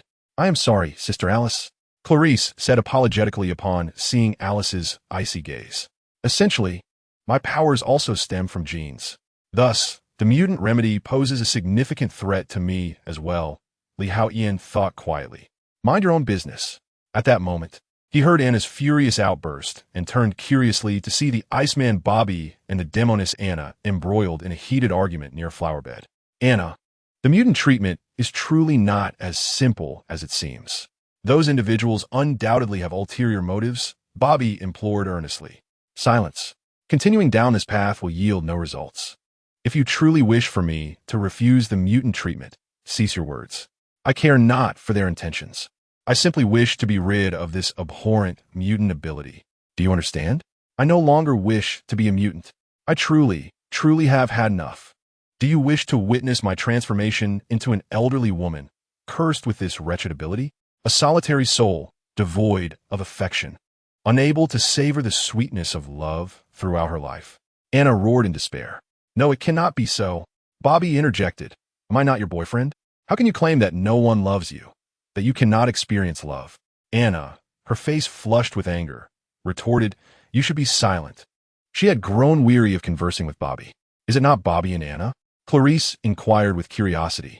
It seemed that Anna was contemplating the use of that antidote. Haotian siga souffli. Observing Bobby's vexed expression and his confusion, Haotian was left speechless. Did Bobby not understand that love is not merely to be spoken of, but to be enacted? What enjoyment could one derive from a love that cannot be expressed? Haotian shook his head, realizing that such truths must be discovered by Bobby himself. Ding! Congratulations, Master. The power of rules has reached the designated threshold. At that moment, the system's notification chimed. This was a minor feature Haotian had set up, a reminder to alert him when the power of rules reached a certain percentage, thus sparing him the need to constantly check the attributes panel. This way, he could utilize the power of rules promptly, avoiding any waste of its recovery time, ensuring he would not overlook its full restoration and squander several days of recuperation. Chapter 52. Truly remarkable. Clarice and Alice were utterly bewildered. However, the threshold Haotian had configured was not for a full value reminder, but rather a notification upon reaching 20. At last, he had achieved this milestone. A new template could be activated. A satisfied expression graced Haotian's face, for he had anticipated this moment for quite some time. After all, while Kakarot's template was formidable and brimming with potential, it seemed to lack a limit. Yet Kakarot, after all, was merely an ordinary scion, bound by numerous constraints. Thus, Haotian resolved to accumulate several templates for himself, choosing Majin Buu without a moment's hesitation. With newfound confidence in the creation system and the addition of functions, Haotian was becoming increasingly adept. It could be said that he was now quite familiar with the process. Before long, he had added a new template character to the Divine Inheritance panel. The Attributes panel now boasted an additional subpanel. Divine Legacy System Template 2. Character, Buu Race, Majin Progress. 3 abilities, Flight Technique, High-Speed Flight, Rapid Movement, Belly Attack, Ki Blast, Energy Sphere, Pressure I, Super Explosive Wave. Eruption Wave, Telekinesis, Transformation Beam, Restoration, Division, Shape Alteration, Restoration Beam, Healing Beam. Talents, Cosmic Survival, Ultra Cell Regeneration. Remarkable. I never anticipated that with merely a progress of 3, so many abilities would manifest. Furthermore, it seems that Buu possesses nearly all of the capabilities. Haotian nodded in satisfaction. With this, his life-preserving abilities have become exceedingly formidable. Let us test these abilities. Among Majin Buu's powers, some overlap with those of Kakarot, such as Ki Blast, Energy Sphere, and High-Speed Flight. However, there are also unique abilities, including Telekinesis, Transformation Beam, Restoration, Division, Shape Alteration, Restoration Beam, Healing Beam, as well as 2 innate talents, Cosmic Survival and Ultra Cell Regeneration. Lee, what are you contemplating? You appear to be quite amused. Clarice inquired with a hint of confusion. Since earlier, Haotian had suddenly fallen into a daze, followed by an unexpected burst of laughter. This caused Clarice to grow increasingly concerned. What could be troubling him? Ha ha ha. A breakthrough, of course, is worthy of such joy, Haotian exclaimed, chuckling as he lightly nudged Clarice on the cheek. Nearby, Alice's expression turned icy, prompting Haotian to quickly amend his actions, which eased her demeanor. What breakthrough? Clarice shyly asked while covering her face. Alice remained silent, though curiosity sparkled in her eyes. It seems I have awakened a new ability, Haotian declared. Having already experienced several awakenings, He felt no trepidation about having more. Wow, you've awakened another ability? Clarice's interest peaked. In her eyes, Haotian was nothing short of an omnipotent boyfriend. His strength surpassed that of the strongest heroes, his energy attacks rivaled those of Cyclops, his speed and flight outpaced Storm, and his combat skills were unmatched even by Wolverine. Apart from lacking Logan's healing factor and Jean's telepathy, he was almost endowed with the virtues of every member of the X-Men. Would you like to see some of these minor abilities? Haotian asked with a grin. Absolutely. Clarice responded with enthusiasm. Now, hand me the dagger. What do you need the dagger for? Clarice was momentarily taken aback, but obediently retrieved it. With a swift motion, he struck with the dagger. In truth, Haotian merely wished to test whether an attack would be painful. After all, in the world of Dragon Ball, Bu suffered no reaction from being struck. Of course, this is limited to ordinary attacks. Many subsequent strikes can indeed amplify the damage inflicted. Hence, Haotian surmised that as long as no damage is incurred, there is no sensation of pain. Clarice was taken aback, not anticipating that Haotian would use a dagger on himself, and she gasped in shock. Just as she was about to bandage him, she froze. To her astonishment, no blood flowed from the wound on Haotian's arm, and the injury healed rapidly, as if it had never existed. Clarice was left speechless by the scene before her. "Lee, do you possess a healing ability akin to Wolverine's?" she exclaimed, her face a mask of astonishment. Moreover, this healing speed appears to surpass even that of Uncle Logan. Clarice remarked in disbelief. Not quite. At that moment, Alice interjected. The absence of blood from his wound indicates that the dagger did not inflict any harm. Wolverine's healing ability requires him to sustain injuries. It is merely that his cells heal at an astonishing rate, quickly stemming the blood flow. Alice stated with earnestness, and within her eyes, Haotian could discern a flicker of astonishment. However, unlike Clarice, Alice was less adept at articulating her thoughts. Sharp observation. You truly live up to your reputation, Alice. Haotian praised her with a thumbs up. Good heavens, Lee, you possess such formidable healing abilities. Clarice felt a genuine joy for Haotian, for with this, his survival capacity had significantly increased. In the future, when undertaking perilous missions, his ability to safeguard his life had been greatly enhanced. To Clarice, this was even more gratifying than an improvement in her own survival skills. This is not merely a healing ability. It is a restoration capability, Haotian declared with a smile. Through the encounter with the dagger, he had discerned certain nuances. Although the healing ability and Majin Buu's restoration capability appeared similar, they were fundamentally distinct. Wolverine's healing ability necessitates sustaining damage to activate the healing process, while Buu's restoration capability operates without any damage being inflicted.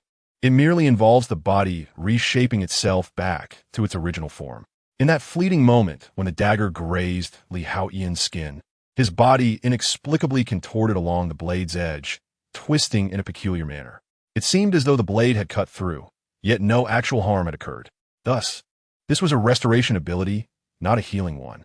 This distinction also elucidates why, in Dragon Ball, during battles with Bu, many attacks aimed at him did not diminish his energy in the slightest. However, in later confrontations, when he sustained injuries, his energy would dramatically decrease. This clearly illustrates the difference between being injured and remaining unharmed.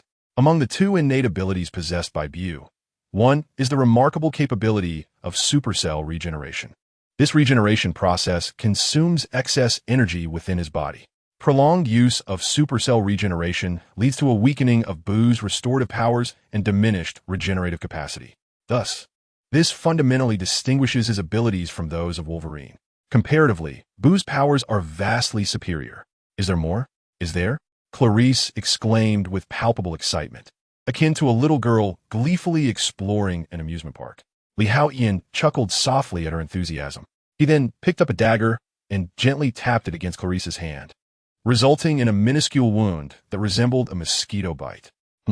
Clarice queried, a hint of confusion in her expression, although the sensation was not painful.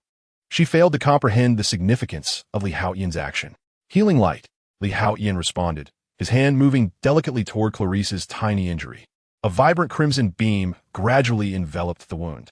In an instant, the small cut made by the dagger was miraculously healed, closing seamlessly. My goodness, Lee, have you awakened healing abilities? Clarice was genuinely astonished. After all, possessing self-healing capabilities is not particularly extraordinary. Many mutants share this trait. Among the elite is Wolverine, Logan, yet this ability is not exclusive to him. However, mutants who can heal others are considerably rarer. Moreover, Haotian grinned, twirling the dagger. In the next moment, Clarice's sideburn was abruptly severed. Before she could react, Haotian raised his hand and gestured forward. Restoration light. A beam of turquoise light illuminated Clarice's hair. In the blink of an eye, the severed sideburn bizarrely restored itself. What? Clarice stammered, her beautiful eyes widening in disbelief. The astonishment Haotian had evoked in her was staggering, one wave of surprise after another. Initially, she had thought he merely awakened some trivial abilities. However, the so-called trivial abilities he mentioned turned out to be increasingly rare and astonishing. Whether it was surpassing Wolverine's regenerative powers, the healing light, or the current restoration light.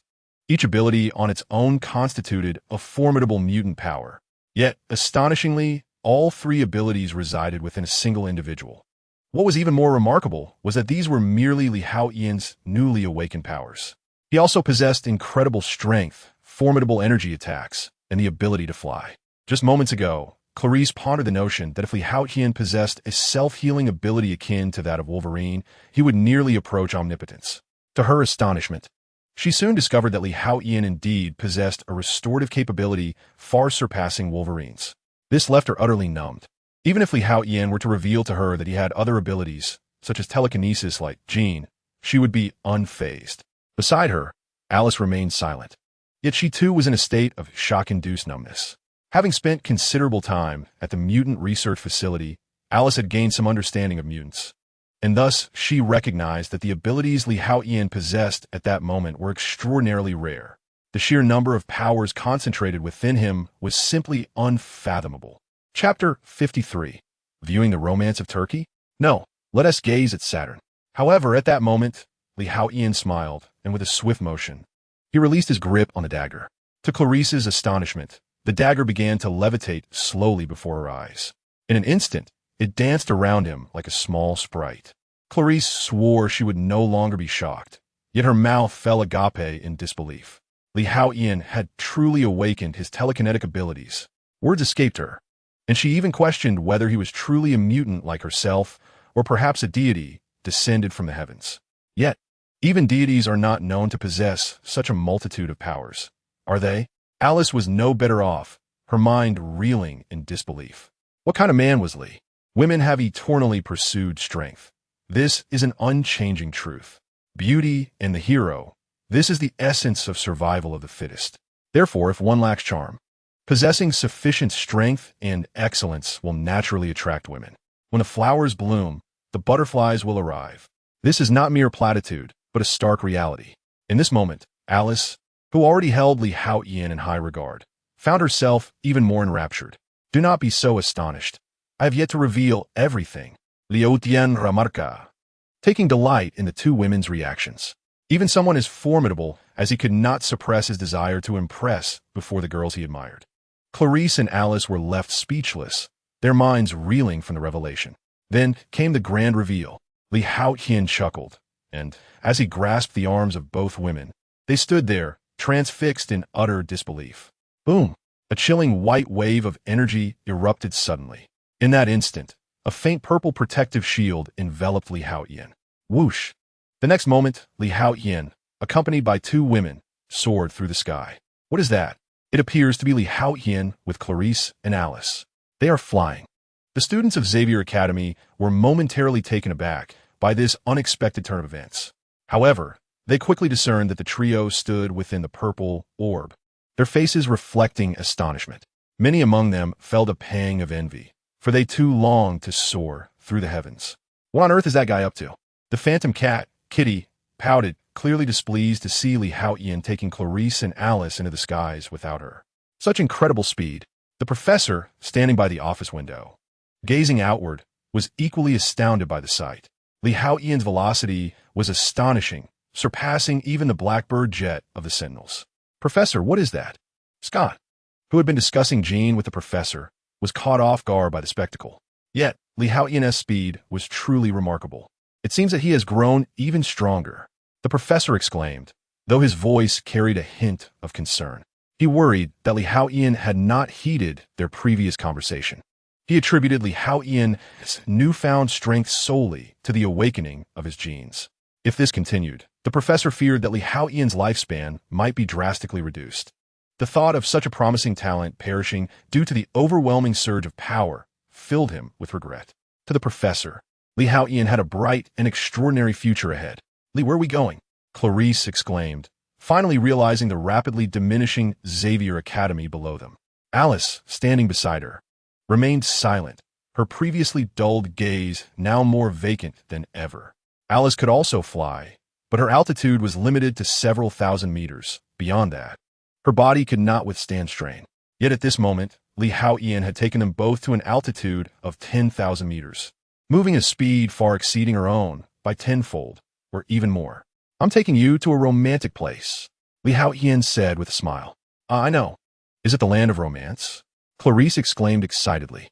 She had long heard of this country, known for its romantic allure, spanning the Eurasian continent, adorned with breathtaking scenery and surrounded on three sides by the sea.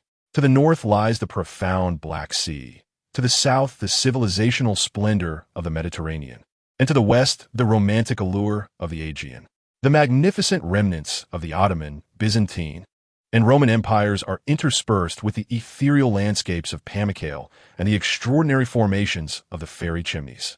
Among these, Lake Tuz is celebrated as the sky mirror of the romantic realm, its surface radiating a gentle blush of pink, enchanting like a fairy tale dream.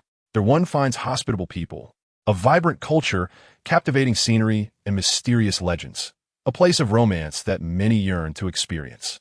Upon hearing Li Haotian mention a romantic destination, Clarice immediately envisioned this enchanting land, filling her with anticipation. A romantic land? No, I shall take you not to this romantic country, but to the realm of romance itself. Li Haotian erupted into laughter. His surroundings transformed from shimmering white aura to a brilliant gold. His hair shimmered in a golden hue, embodying the essence of a super scion. In an instant, his speed surged tenfold, propelling him beyond the confines of Earth towards Saturn, one of the nearby planets. Good heavens! Clarice and Alice gasped in astonishment. They soon realized that Li Haotian was not merely taking them to another country. He was whisking them away from Earth. The vast cosmos unfolded before them, a deep azure adorned with twinkling stars, with Earth appearing as a beautiful blue orb. Is this the universe? We can actually breathe in space. Clarice and Alice were utterly astounded. A hint of pride flickered on Li Haotian's face, for this was the power of Majin Buu. "Let us go." With a swift motion, Li Haotian pushed his speed to its limits. In a dazzling blaze of light, he sped through the deep blue expanse of the universe, trailing a golden comet-like glow behind him. It was his first experience of such extreme velocity, leaving even him in awe. The sensation of full-throttle flight was exhilarating. The journey from Earth to Saturn took scarcely a few breaths. Upon arrival, Li Haotian halted, gazing at the exquisite planet before him. How does romantic Turkey compare to the stunning beauty of Saturn? He turned to Clarice and Alice, exclaiming, "It is breathtaking." Clarice, her eyes wide with amazement, responded, "Though I have seen images of the 9 planets of the solar system, none could match the awe of this live spectacle." Slowly rotating, Saturn was adorned with a vibrant and colorful ring, captivating all who beheld it. In this vast and enigmatic universe, imbued with a touch of fairy tale charm, the beauty is truly breathtaking. "Thank you, Li." Clarice gazed at the magnificent Saturn before her, her eyes glistening with tears. "This is the most precious and splendid birthday gift I have ever received." A crystalline droplet escaped the corner of her eye, cascading down her cheek and evaporating upon contact with the protective shield.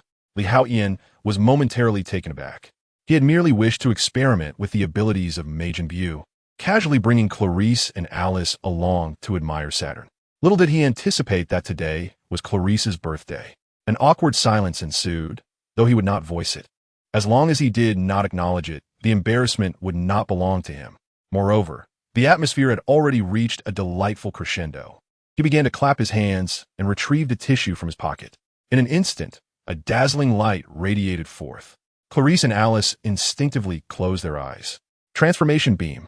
However, when they opened their eyes, they discovered that Haotian now held a delectable slice of cake. "Happy birthday," he exclaimed with a smile. Overcome with emotion upon seeing the cake, Clarice could no longer contain herself and leaped into Haotian's embrace. Despite her usual reserve, especially with Alice present, she was simply too moved. What woman could resist such a heartfelt atmosphere? Especially someone like Clarice, who had long been deprived of love and warmth. Witnessing this scene, Alice felt a flicker of warmth in her own eyes.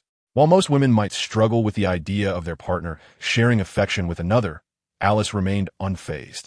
After all, she, Clarice, and Haotian were no ordinary individuals. For Alice, the absence of a formal title mattered little.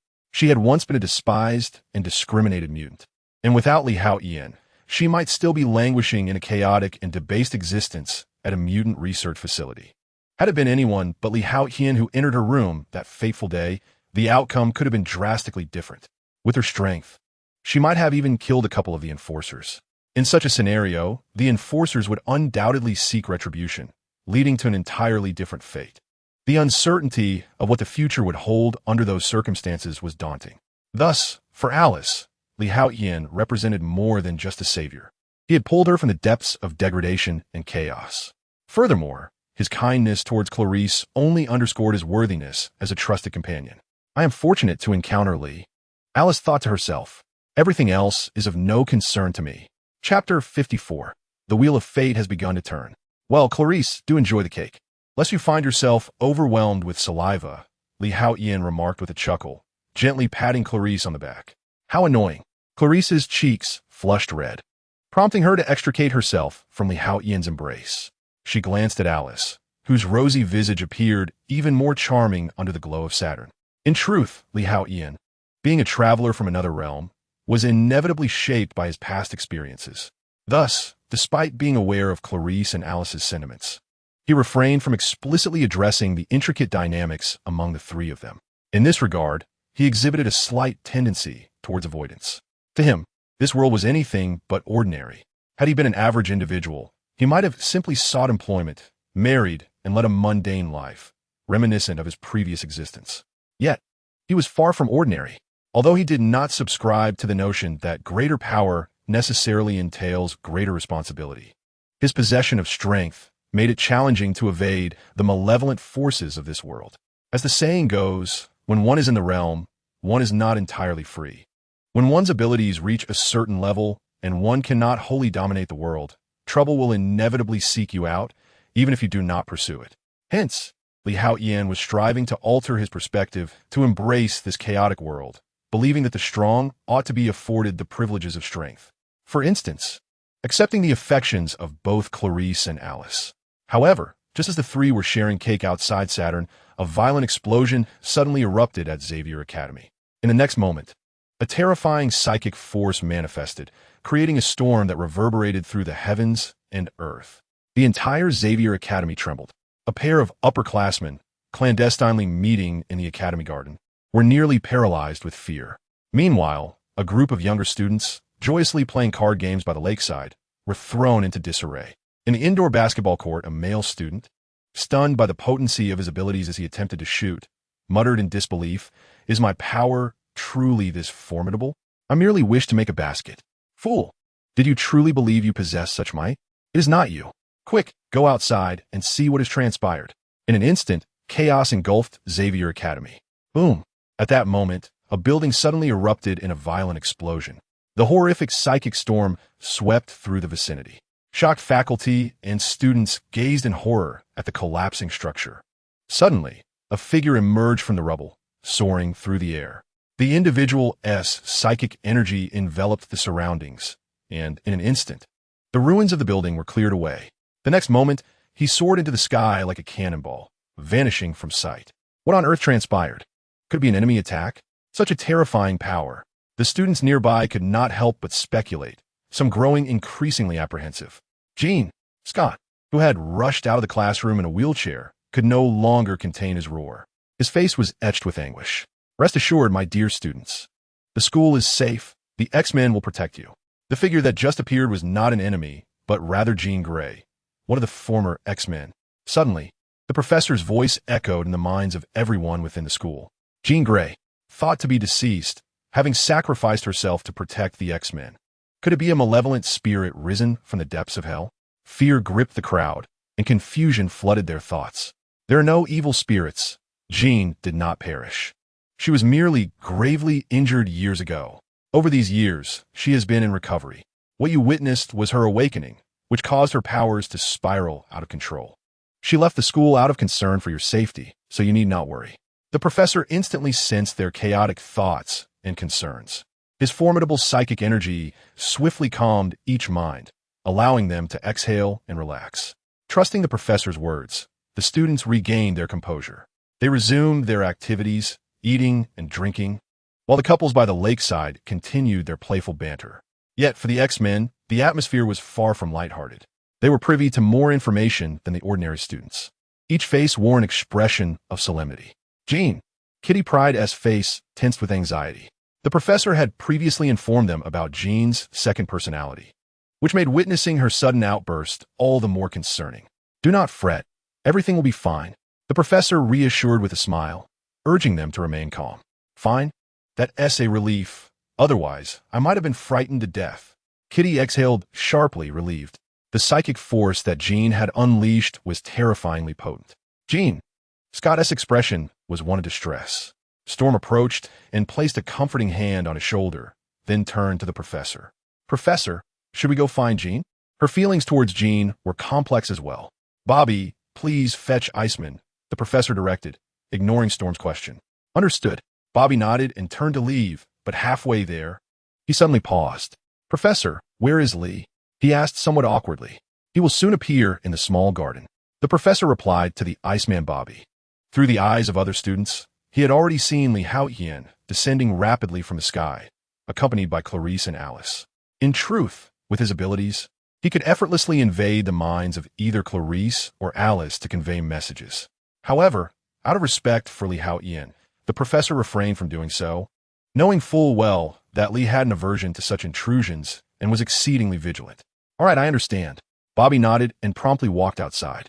As expected, upon his arrival at the small garden, he spotted Lee Haotian descending with Clarice, the two women gliding down gracefully. What's going on? Are there enemies attacking? Lee Haotian had noticed a building collapse into ruins as he approached Xavier Academy. Some teachers were already beginning to clear the debris and restore the FAOD. However, it did not appear to be an explosion resulting from a routine experiment. It bore the hallmarks of a powerful ability user. Lee Haotian felt a flicker of curiosity. After all, with the professor present, alongside Wolverine, Colossus, and Bobby, their strength was formidable. It was unlikely that anyone would recklessly attack Xavier Academy. It's Jean. Bobby relayed the recent events and the professor's words to Lee Haotian. Has Jean truly lost control again? Lee Haotian was momentarily taken aback by Bobby's words, followed by a soft sigh in his heart. He had assumed that with his involvement, the storyline would shift. After all, Scott had not perished, and Jean had been brought back to Xavier Academy. Yet, he did not anticipate that Jean would still erupt and leave the academy. This left Lee Haotian somewhat displeased, for fate is indeed unpredictable. Yet, destiny seemed to follow a fixed trajectory, as if the wheels of fate turned slowly, binding all within its grasp. However, most traversers despise the notion of predestination. The professor asked me to summon you. There may be matters to discuss. After finishing his account, Bobby called to Lee Haotian, and together they hastened towards the professor. Lee Haotian nodded and followed closely behind Alice and Clarice. Soon, they arrived at the professor's location, where most of the X-Men had gathered. While others appeared somewhat composed, Cyclops wore a face marred by anguish and regret, and Wolverine exhibited a complex silence. Lee, you've arrived. The professor greeted Lee Haotian with a warm nod. Deep within his eyes, there flickered an indescribable expression that left Lee Haotian somewhat bewildered. This nuance, however, was perceived solely by him, while others remained oblivious. In that moment, Lee Haotian began to harbor a slightly altered perspective of the professor. Professor, how is Jean faring? Lee Haotian inquired with a hint of curiosity. The professor had presumably been observing Jean closely these past few days. How could she have suddenly erupted? Jean possessed formidable power. Within her, in addition to the abilities of a mutant, dwelled a unique force. It was precisely this force that rendered her both immensely powerful and perilously dangerous. Should that power erupt, the consequences would extend beyond mere mortals. Even mutants, and perhaps the very world itself, could face annihilation. Thus, we must bring her back and assist her in mastering that power, the professor stated. Indeed, the Phoenix Force has manifested. Haotian instantly comprenda. Furthermore, the professor had evidently discerned the Phoenix Force within Jean, perhaps having done so long ago. Suddenly, a thought struck him.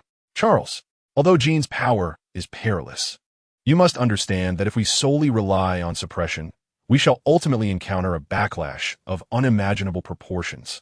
At this juncture, Wolverine's expression turned serious as he earnestly addressed the professor. No one wishes to be controlled. After all, Wolverine himself had once narrowly escaped becoming a heartless instrument of slaughter. He understood all too well the discomfort of being dominated. As Wolverine uttered these words, Alice, standing beside Haotian, instinctively clenched her fists, for his statement resonated profoundly within her. Whether mutant or human, no one relishes the thought of being governed.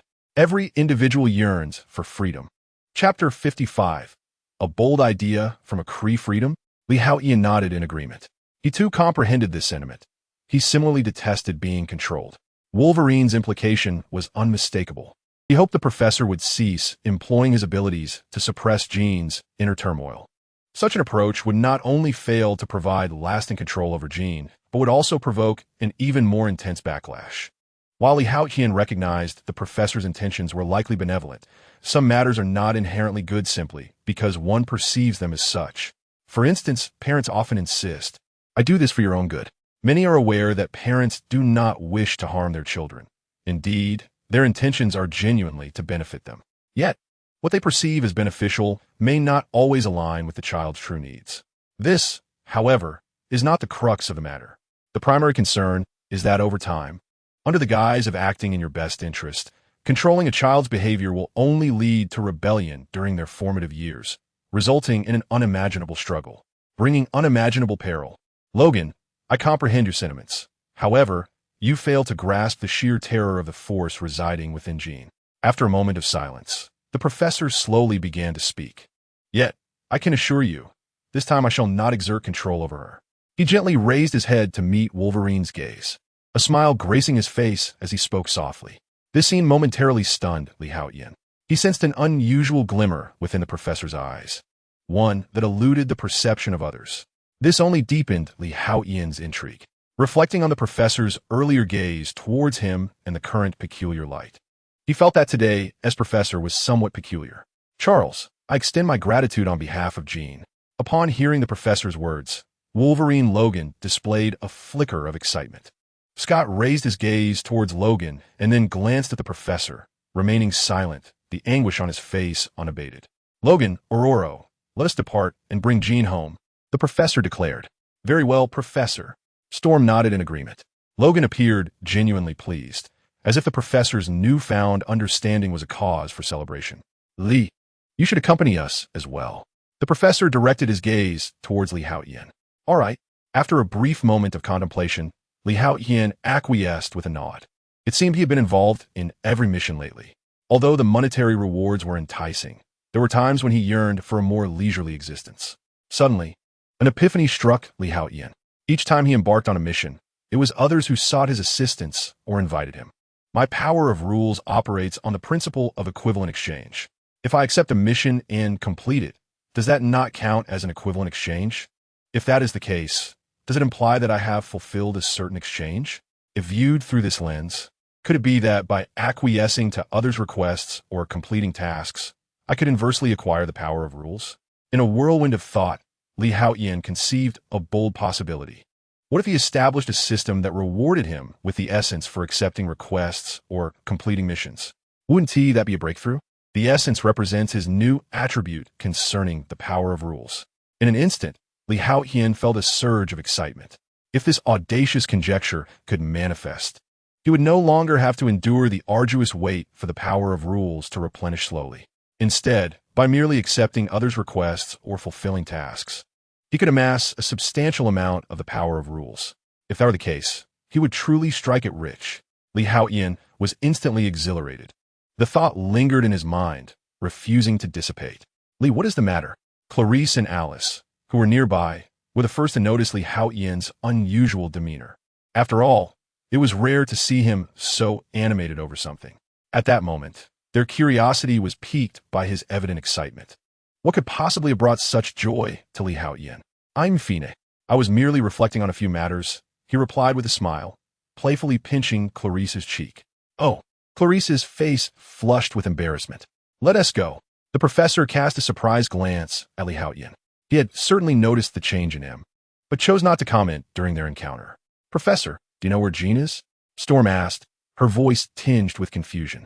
Although she is resisting me, I have discerned her location. The professor spoke gently. Indeed, Jean's powers were formidable. Even the professor's psychic abilities could not penetrate them. However, it was undeniable that such potent psychic energy resided in a particular place.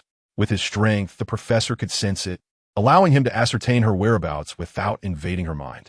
Let us go. Soon, the group set off. A large truck sped along the highway, flanked by police and agents, exuding an air of seriousness. Inside the truck, the President of the United States was vociferously demanding, "Let me out. Don't you know who I am? I am the President." The voice emanated from a white-haired elder confined in a special cell, shackled at hands and feet. "Oh, Mr. President, do be quiet." A burly police officer admonished him coldly. Just as he turned to leave, a little girl's voice echoed from the cell. "Why are you treating me this way? Please let me down. I'm a good girl. I beg you, let me go." The burly officer turned back, exasperated. To his astonishment, the white-haired elder had transformed into a delicate, pitiful little girl. "If this continues, I will surely spray you in the face," he threatened, brandishing a canister of spray.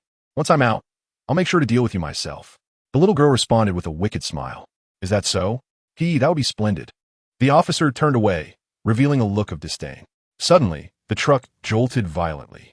The officer lost his balance and slid to the ground, crashing directly in front of the cell. Oh, his face flushed with irritation, wishing to express his disdain for the driver's ancestors. However, before he could lean against the iron bars of the cell to catch his breath, a pair of blue feet abruptly extended from within, swiftly twisting around his neck. Crack! The hefty man succumbed to his fate.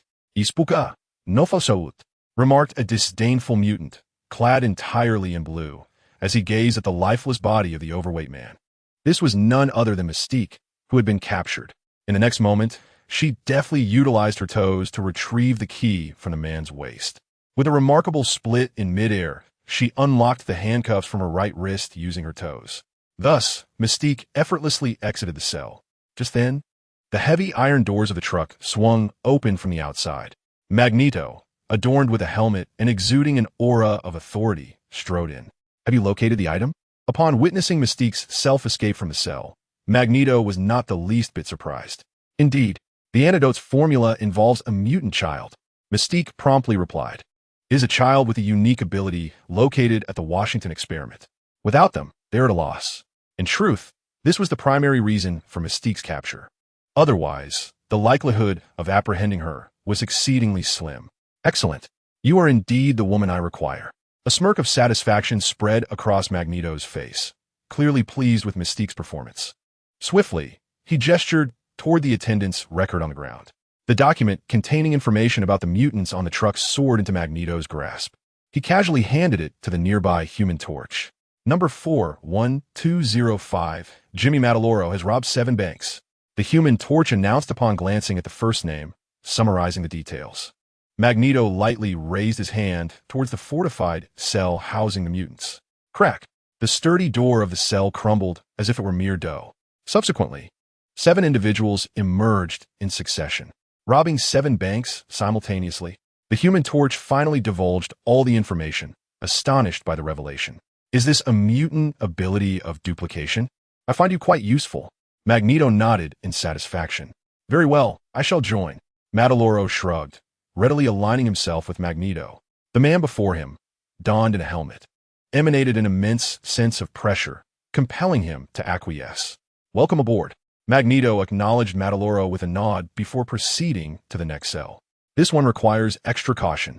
As the fireman walked, he turned to the second page of the roster and promptly spoke up. "Subject 88393, Coin Marco, is under solitary confinement. Oh, listen, this inmate must remain imprisoned indefinitely. Once he gains momentum, he will be unstoppable, the fireman exclaimed. The description seemed somewhat exaggerated. However, upon hearing his words, the nearby master of words broke into a smile. Excellent. He raised his hand, and the cell of subject 88393 was immediately opened. Inside, a tall and burly man was confined, with his limbs, waist, and even neck bound by specialized instruments. The level of restraint far exceeded that of Mystique and the earlier Madro. This indicated that the danger posed by the inmate in cell 88393 was undoubtedly significant. Chapter 56, The Confidentiality Agreement of 1998. First update, very good. The master of magnetism gazed at the imposing figure before him, his face reflecting satisfaction. The treatment this mutant received clearly indicated his formidable abilities, compelling them to resort to such extreme measures.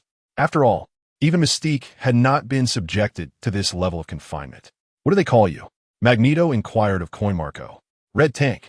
The burly mutant replied promptly. Red Tank? I cannot fathom the reason. Magneto expressed his bewilderment. The name sounded rather peculiar. Let me out. I need to urinate. Red Tank shouted loudly. The fireman next to him was momentarily at a loss for words. Crack, crack, crack. Magneto raised his hand and gently gestured. The special shackles binding Red Tank shattered like clay. Boom! Red Tank stepped out of the cell, his heavy frame causing the nearby truck to sway. No! At that moment, Mystique suddenly exclaimed and swiftly positioned herself in front of Magneto. It was then that a police officer, having inexplicably regained consciousness, pointed a gun containing mutant suppressant towards Magneto and fired. Thud! However, Mystique had already shielded Magneto, and the bullet struck her shoulder with force. Bastard! The fireman raised his hand, unleashing a torrent of scorching flames that reduced the officer to ashes. In truth, as Magneto's bodyguard, this task should have been his responsibility. Yet, unexpectedly, Mystique had protected Magneto, receiving the mutant suppressant bullet instead. At that moment, Mystique collapsed to the ground, trembling in agony. The entire figure rolled back and forth, the mutant attributes gradually diminishing. The ability to assume any appearance began to fade from the body, replaced by the skin of an ordinary human. Though fair and smooth, Magneto's eyes were filled with sorrow and disappointment.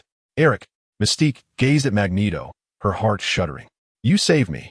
A flicker of resolve crossed Magneto's eyes as he turned away. I'm sorry, my dear. You are no longer one of us. At these words, the nearby Pyro felt a jolt of fear. Had he been struck just moments ago, would Magneto have? He dared not contemplate the thought, terrified that his faith would shatter completely. What a pity! She was once so beautiful. Magneto felt a pang of heartache, but quickened his pace, leaving Mystique with a helpless gaze, shimmering with shock and disbelief. Where are we going? The Red Tank inquired curiously. Boss, I've found the source of that terrifying magnetic disturbance. Before Magneto could respond, Nightcrawler spoke up. Excellent. Let us invite her to join our ranks. Magneto smiled, a glimmer of amusement in his eyes. Charles, I once said, either kill her or do not seal her away. Such formidable power cannot simply be contained. Hearing Magneto's words, Nightcrawler hesitated. Boss, do we really want to seek her out? The source of that power is immensely strong. She is the most powerful mutant I have ever encountered. Even you fall short in comparison. She may have surpassed the classification of level 5. If we cannot control her upon bringing her back, she will not be a comrade, but rather a harbinger of death, jeopardizing our very safety. Let's proceed. Magneto's face revealed a hint of a smile. Jean, I am determined to have her. Storm drove swiftly towards a small town not far from the city, the home of Jean Grey. It was from this very place that the former professor had taken her away. Earlier, the professor had discovered that Jean had returned to her home. Professor, have you considered what we will do if we confront Jean and cannot overpower her? The Haotian, seated beside the professor, inquired out of curiosity, noticing the latter's silence. Though it had seemed that Li Haotian and Jean were evenly matched in their previous encounter, with Li Haotian having the upper hand, he was acutely aware of Jean's overwhelming power. Back at Alkali Lake, when Jean had just awakened, the Phoenix force within her had been alarmingly scarce, yet she had managed to battle Li Haotian for an extended period, even in such a state.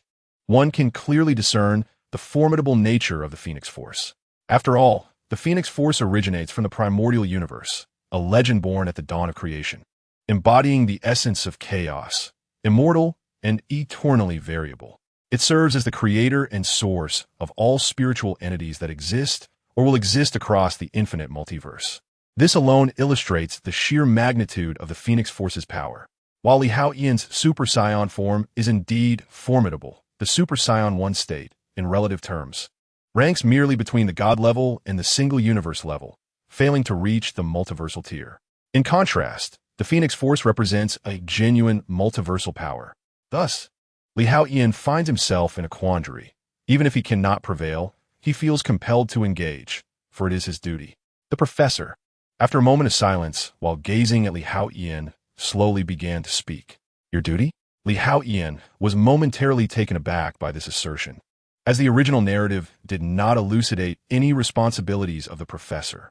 Very few are privy to this matter, not even Aurora and Scott. The professor then spoke up. Teacher, what exactly is this matter that we are unaware of? Hearing this, Storm's interest was piqued. In fact, back in 1998, I and several formidable individuals among humanity established a confidentiality agreement that we must uphold. Given that this event transpired in 1998, it is referred to as the Confidentiality Agreement of 1998. The representatives from a mutant side were Magneto and myself, while the other side comprised terrifying human powerhouses. Numerous discussions took place during that time, even leading to battles. However, the outcome of the agreement was that each party would manage its own affairs, refraining from interfering in one another's matters unless absolutely critical. Should one side cross the line, the agreement would be rendered void, and a relentless conflict would ensue, potentially culminating in an apocalyptic scenario. The professor gradually unveiled this long-concealed secret from his heart. It can be said that no one among today's mutants is aware of this situation. Only he and Magneto are privy to the agreement of that year. Chapter 57. A terrifying revelation. The professor's plan. Second update. What? Are there such powerful entities among ordinary humans? Storm, Aurora exclaimed, her face a mask of shock. Indeed, ordinary humans possess formidable beings. The professor sighed softly.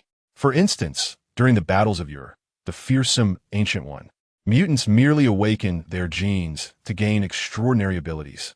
Yet, within the realm of humanity, there exist a myriad of extraordinary powers, be it magic, sorcery, ancient martial arts, or cultivation techniques.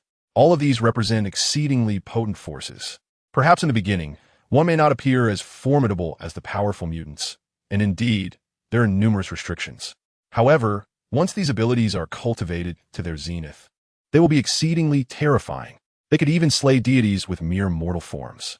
The confidential agreement from the tumultuous year of 1998 witnessed a battle of brutal ferocity, resulting in the demise of many mutants. Numerous powerful mutants perished, their existence unknown to the world, lost in that very conflict. Only he and Magneto survived among the mutants. Fortunately, the prowess of mutants garnered recognition among human elites, which led to the establishment of the 1998 Confidentiality Agreement. Otherwise, the living conditions for mutants would be far more dire than they are now. As the professor recounted this clandestine affair, Storm, Aurora, and Wolverine, Logan, fell into a contemplative silence. They were astonished to learn of such a hidden truth that had eluded them.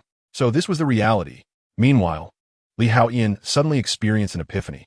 He pondered why the mutants were causing such upheaval without any superheroes or beings akin to the Ancient One intervening. It became evident that a protocol existed between mutants and human powerhouses. However, it seems that in this chaotic world, the timeline is indeed convoluted. Li Haotian could not help but sigh within.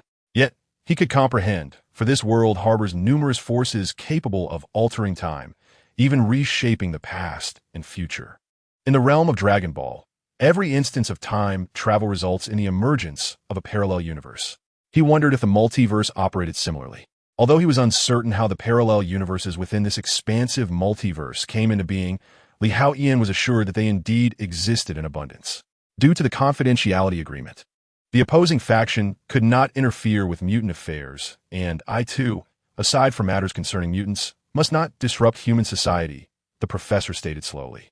Do not be deceived by the professor's seemingly frail demeanor in front of Jean Grey. It is merely that her Phoenix Force is overwhelmingly potent. Even Haotian, who possesses the transformation of a super scion, could not confidently assert that he could defeat Jean's Phoenix Force. How much less so could the Professor? After all, the Professor's powers are confined to the realm of a singular universe. If the adversary can guard their mind, the Professor's strength diminishes further, potentially rendering him weaker than an ordinary mutant. His psychic abilities cannot influence reality, a limitation compared to the powers of telekinesis. In contrast, Jean's Phoenix Force operates on a multiversal scale. Thus, he appears somewhat diminished.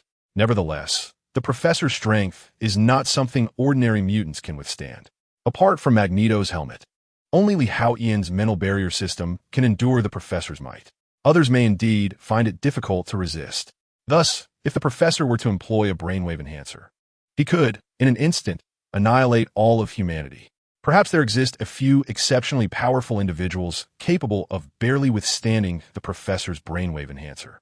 However, in such a scenario, the entire human world would be on the brink of destruction.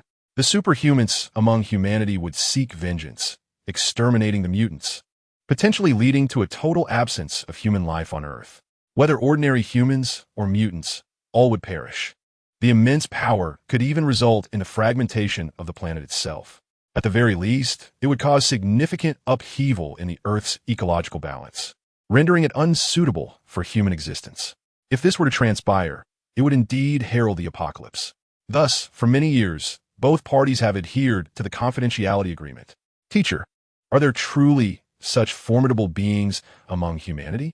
Storm Aurora inquired, as she considered mutants to be the epitome of strength, and the Professor as a top-tier mutant. Could any ordinary human truly rival him?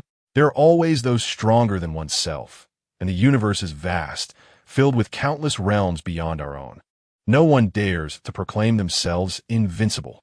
Therefore, whether they be more powerful mutants or ordinary humans, they are indeed innumerable. Moreover, this world encompasses far more than just humanity as an intelligent life form. The Professor spoke slowly, and his words left Storm, Wolverine, and others in profound shock. Even for Haotian, it served as a significant revelation. Thus, regardless of whether I could defeat Jean, I must come, the Professor declared. However, given Jean's intense hatred for him, it seems he is courting peril this time. Does he truly intend to come knowing that death is imminent? Haotian found it difficult to comprehend the Professor's resolve. Even if he arrives, what significance does it hold if he cannot halt Jean? As long as the Professor lives, perhaps the confidentiality agreement still holds some weight. Yet, once the Professor is gone, will the agreement retain its validity? Moreover, as long as the Professor remains alive and does not obstruct the Sentinel Program, the future of mutants remains bleak. Without a reversal of the future's events, Sentinels will ultimately slaughter all of humanity, given their rapid evolutionary capabilities. Moreover, a single Sentinel can amalgamate the powers of multiple mutants, rendering even the strongest humans incapable of defeating them. This indicates a grave oversight on the part of human strongholds in underestimating the Sentinels, thereby inviting disaster. In such a case, the existence of the confidentiality agreement becomes irrelevant. Thus, the Professor's life remains of utmost importance. If he were to perish before addressing these looming threats, would it not render all efforts futile? Wait, address the dangers? The Professor's life took a sudden turn, and Haotian was struck by a shocking possibility. Could it be that the Professor had intentionally orchestrated his own demise at the hands of Jean, thereby liberating the resentment that had long dwelled within? And in releasing her pent-up anger and bitterness, Jean might awaken her rationality. Thus, even in the event of the Professor's death, Jean would continue to safeguard the mutants. Moreover, in a certain sense, her powers could surpass those of the Professor. After all, Jean wielded the Phoenix Force, a formidable power of multiversal magnitude. In that fleeting moment, Haotian contemplated a new possibility, a mutant endowed with the Phoenix Force, younger and more potent. This, coupled with the Professor's parting words upon leaving the Academy, seemed almost like a path being paved for Jean. Indeed, if memory serves, in the final Easter egg of the last battle, the Professor appeared to have revived through his comatose brother. Chapter 58. Is the essence of a person consciousness or soul? Third update. It is evident that the Professor is not as straightforward as he appears. Haotian Musha Inwarli. After all, having ascended to such heights and endured numerous trials. How could he possibly be simple? Reflecting on this, Li Haotian found it increasingly reasonable. Even if Jean's outburst led to a more profound awakening of the Phoenix Force, making her even stronger, she would not be able to kill him. In the past, Li Haotian might have lacked the confidence for such a confrontation. However, having acquired the template of Majin Buu, he now possessed that confidence. Though his overall strength had not seen a dramatic increase, his survival capability had surged at least 100-fold. Li, your emotional fluctuations are quite pronounced, came the professor's voice, echoing suddenly in the depths of Li Haotian's mind.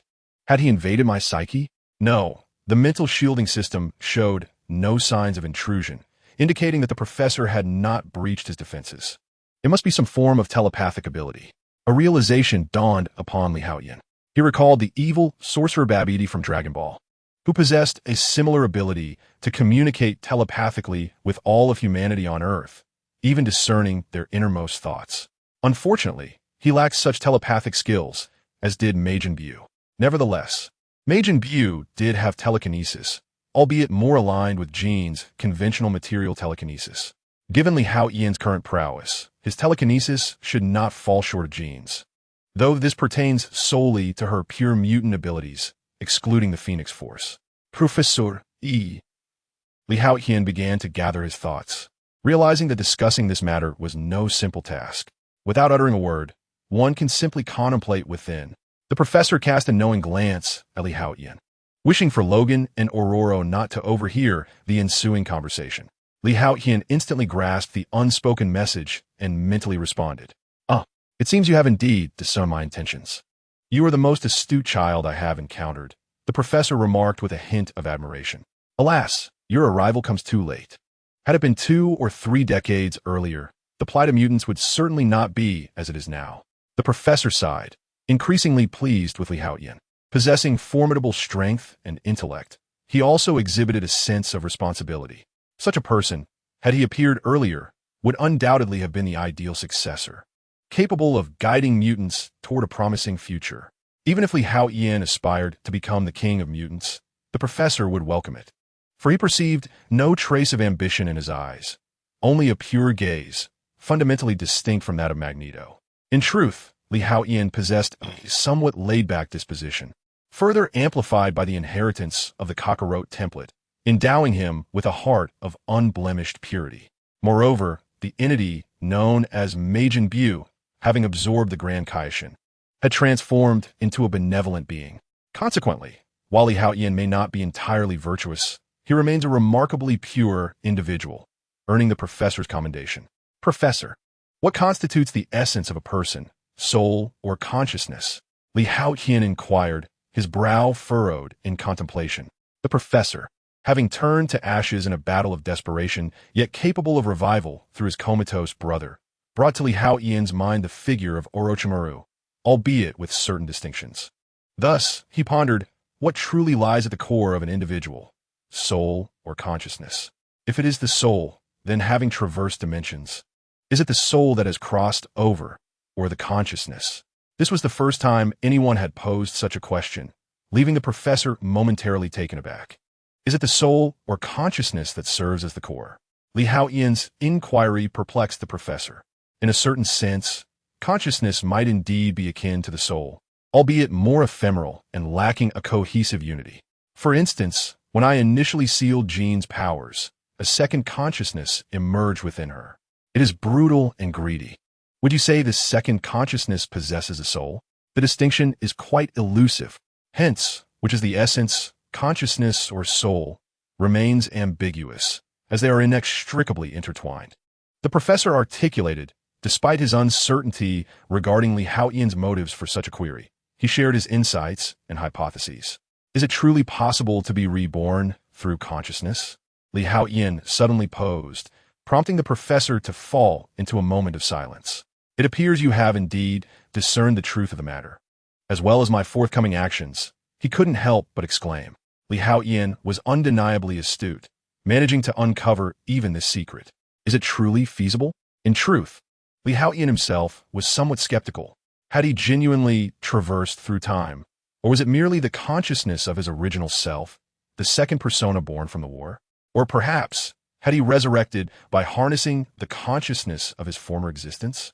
Whether a complete rebirth could be achieved remained uncertain. This was merely a fragment of the research I have pursued over the years. However, I estimate there to be a 70% chance of success. The professor spoke slowly. Since Haotian had already grasped the truth, the professor had no intention of concealing any further details.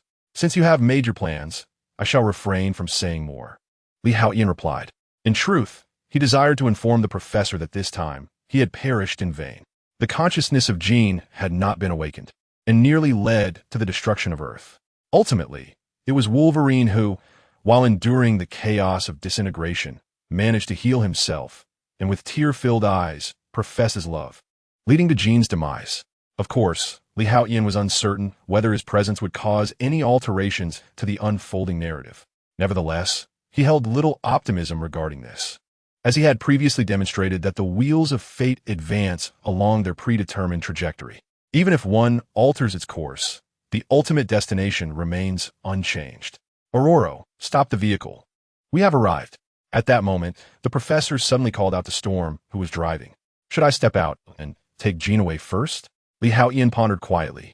Although Jean could rely on her telekinesis to fly, if Haotian were to carry her directly away from Earth toward Saturn, would she be able to return? With Jean's powers, perhaps she would not perish on Saturn. Moreover, Haotian needed only to wait a little longer, confident that he could ultimately defeat Jean. Even if she were to awaken the full might of the Phoenix, what of it? He was not to be underestimated. Once again, we have arrived here.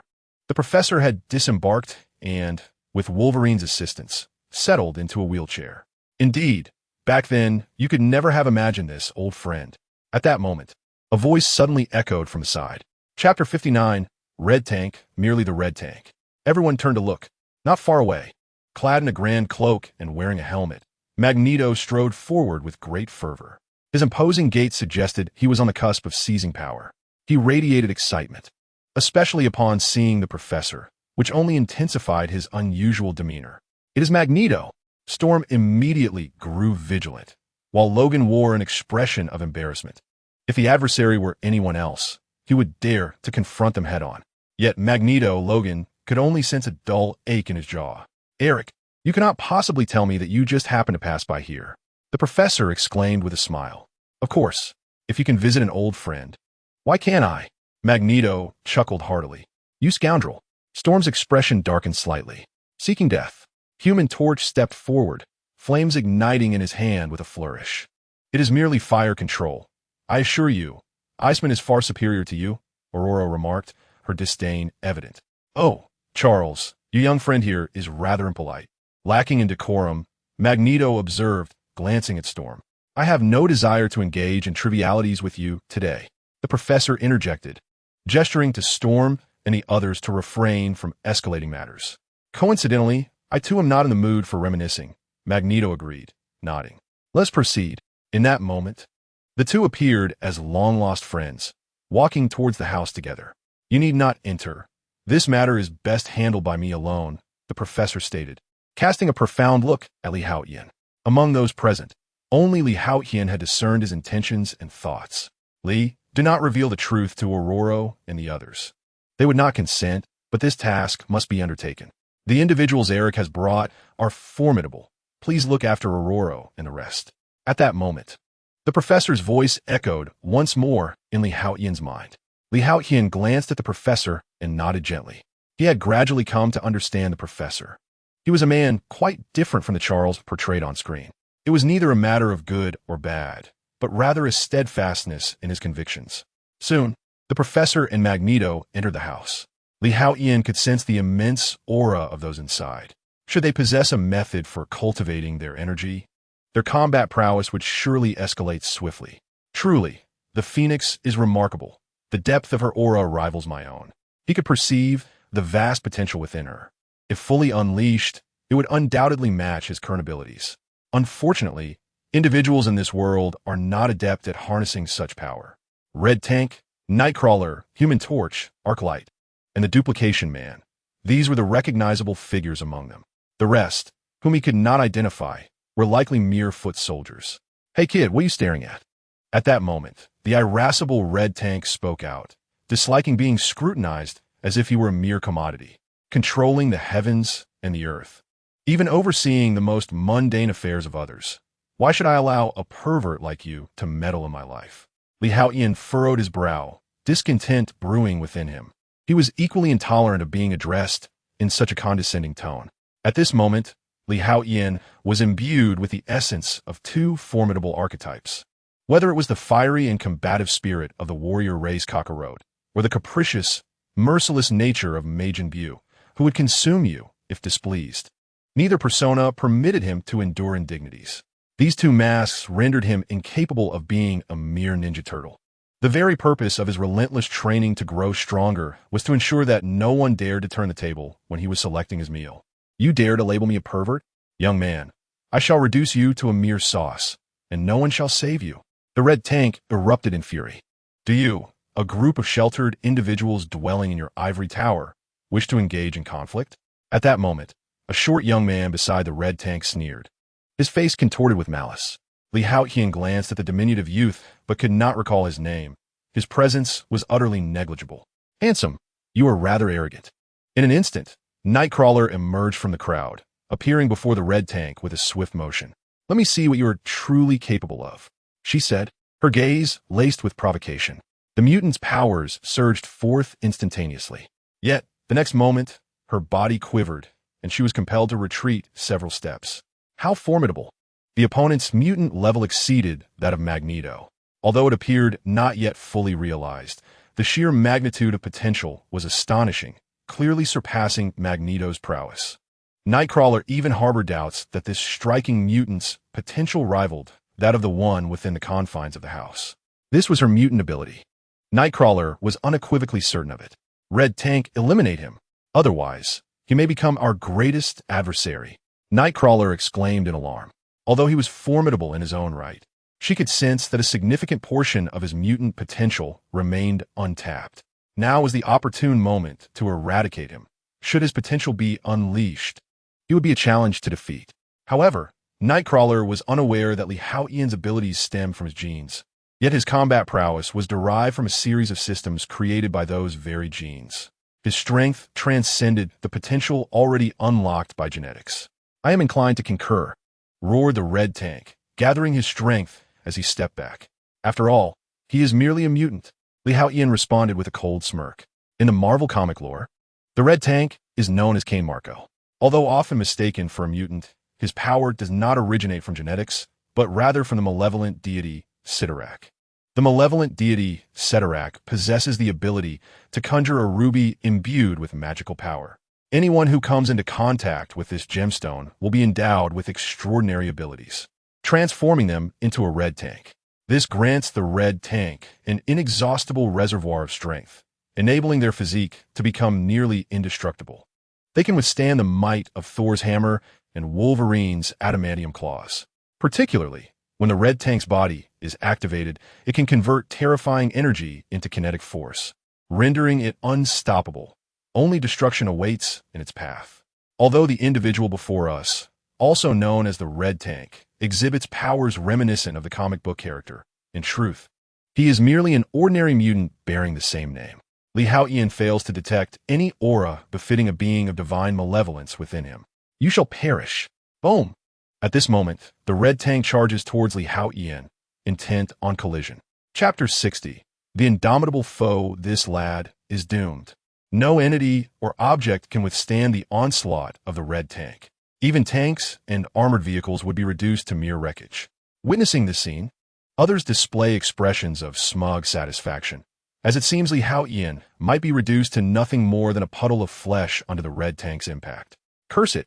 Storm, witnessing the direct confrontation, prepares to intervene. Boom! However, at that moment, a sudden tremor reverberates through the home of Jean Grey. Everyone is momentarily stunned, their gazes drawn to the house, which begins to shake violently. In the next instant, even the ground beneath them quakes as if a magnitude 10 earthquake has struck. The violent vibrations cause nearby structures to collapse and vehicles to topple. Professor, Storm's expression shifts drastically, and she rushes towards the house. You shall not enter. At that moment, Nightcrawler vanishes and reappears before Storm, attempting to bar her passage. After all, Magneto has commanded that no one is to enter the dwelling, and they are resolute in preventing Storm and the others from doing so. Get out of my way. Yet, in her desperation, Storm is unwilling to allow anyone to impede her progress. Boom! Her eyes turn white as immense power radiates around her. A formidable force of lightning surges forth, crashing into Nightcrawler. Bang! Nightcrawler is sent flying. Damn fool. He had not anticipated Storm's attack to be so swift and resolute. Storm once again darts towards the house, but Nightcrawler, having just been struck, vanishes from sight. Bang, bang, bang. In the next moment, the interior of the house erupts with the sounds of intense battle. Clearly, the Nightwalker was unwilling to be outdone and engaged in a fierce battle with Storm. Witnessing the spectacle, Wolverine, Logan, made a beeline for the house. Don't even think about causing trouble. But the Human Torch would not permit Wolverine to charge in so easily. Suddenly, he raised his hand, his palm igniting with flames, releasing a flicker of fire. Boom!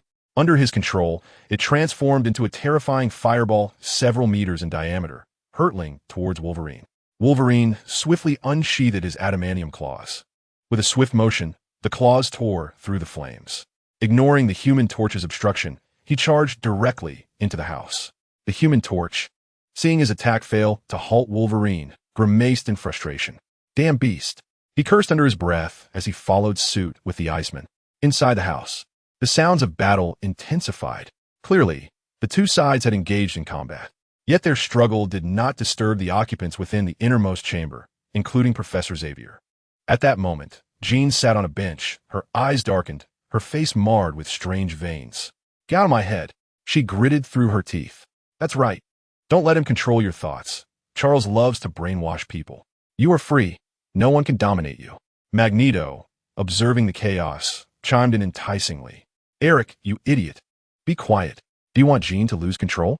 That could very well lead to the apocalypse. The professor admonished sharply. Get out. Get out. Get out. Jean screamed. Suddenly, a terrifying psychic force erupted from her body, manifesting as a visible, fearsome storm that swept through the surroundings. Centered around her, everything began to disintegrate. This was the dreadful power of disintegration. All that was touched by her psychic energy reverted to chaos, dissolving into its most fundamental molecular state. Jean, do not succumb to the evil consciousness, the professor said, a gentle smile gracing his lips, seemingly undeterred by the colossal psychic force surging toward him. To him, death held no fear. As long as Jean could regain her true self, all would be worthwhile. Boom! At that moment, a tremendous noise echoed from outside. The red tank, already on the move, was abruptly halted by Haotian. The terrifying force exploded outward, creating a massive crater over 10 meters deep and long at their feet. As if a missile had detonated, the red tank, said to be unstoppable, had been thwarted by Haotian. Yet, in that instant, Haotian's body began to disintegrate, akin to mud crumbling away. Ha ha ha. Child, I warned you that I would turn you into a puddle of flesh. Now, you shall perish. In hell, may you repent slowly. Upon witnessing this scene, the red tank erupted into an ecstatic roar. Truly, he embodied the essence of the red tank, despite some discrepancies with the version from the comics. Nevertheless, he undoubtedly achieved alpha level, and of the highest caliber. Haotian could not help but express his admiration. The power of the red tank was indeed formidable, especially when given time to charge and accelerate. The force of his collision was immensely potent. The simplest way to confront the red tank was to strike before he fully initiated his movement. Otherwise, once he began to run, the terrifying force generated was something even an ordinary alpha-level mutant could not withstand.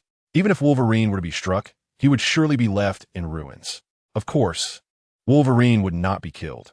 After all, his body is infused with a notoriously resilient adamantium.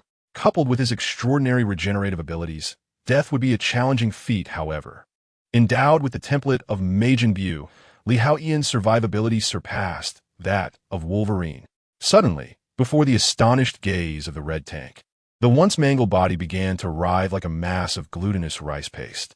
In an instant, it transformed back into Haotian's form. The red tank, witnessing the spectacle, was rendered speechless, disbelief etched across his visage. Why you? The red tank, a quintessential example of brawn over brains, found himself bewildered by this unprecedented occurrence. To encounter a mutant capable of recovering from such a brutal transformation was a first for him, especially considering that moments ago, the opponent had managed to withstand his charge with sheer strength. Although the opponent had also been reduced to a pulp, it was evident that their power was immensely formidable. In fact, in a normal state, they might even surpass him. After all, once the red tank began to run, his strength escalated exponentially. The fact that his adversary could withstand him indicated an incredible prowess. Yet now, the question lingered. Could this opponent be immortal? Chapter 61. The despairing red tank. I refuse to believe it. The red tank roared vehemently, swiftly turning to flee. Boom! Boom! Boom! After creating some distance, the red tank charged towards Haotian once more, this time with even greater speed. A crimson glow began to emanate from his form, a manifestation of friction against the air, igniting flames and releasing bursts of kinetic energy. The terrifying kinetic force erupted instantaneously as the red tank propelled himself forward. His power surpassed that of a cannonball. He bellowed. Boom! The crimson tank once again collided violently with Haotian. What a splendid encounter! Haotian braced himself with his arms, a subtle smile of exhilaration gracing his face. With a thunderous roar, a terrifying explosion erupted once more. In an instant, beneath them lay yet another deep pit, this one measuring several dozen meters in length and over 10 meters in depth. The entire street was utterly ravaged. Haotian was reduced to a mere puddle of mud, appearing quite tragic. Huh! I told you there is no such thing as an immortal being. You have perished. The crimson tank bellowed with laughter. Yet, before his laughter could fully dissipate, he noticed the mud on the ground beginning to writhe. Suddenly, it transformed again into the likeness of Haotian. The crimson tank was momentarily taken aback. Once could be a fluke, but for a second time, he had unleashed his utmost power.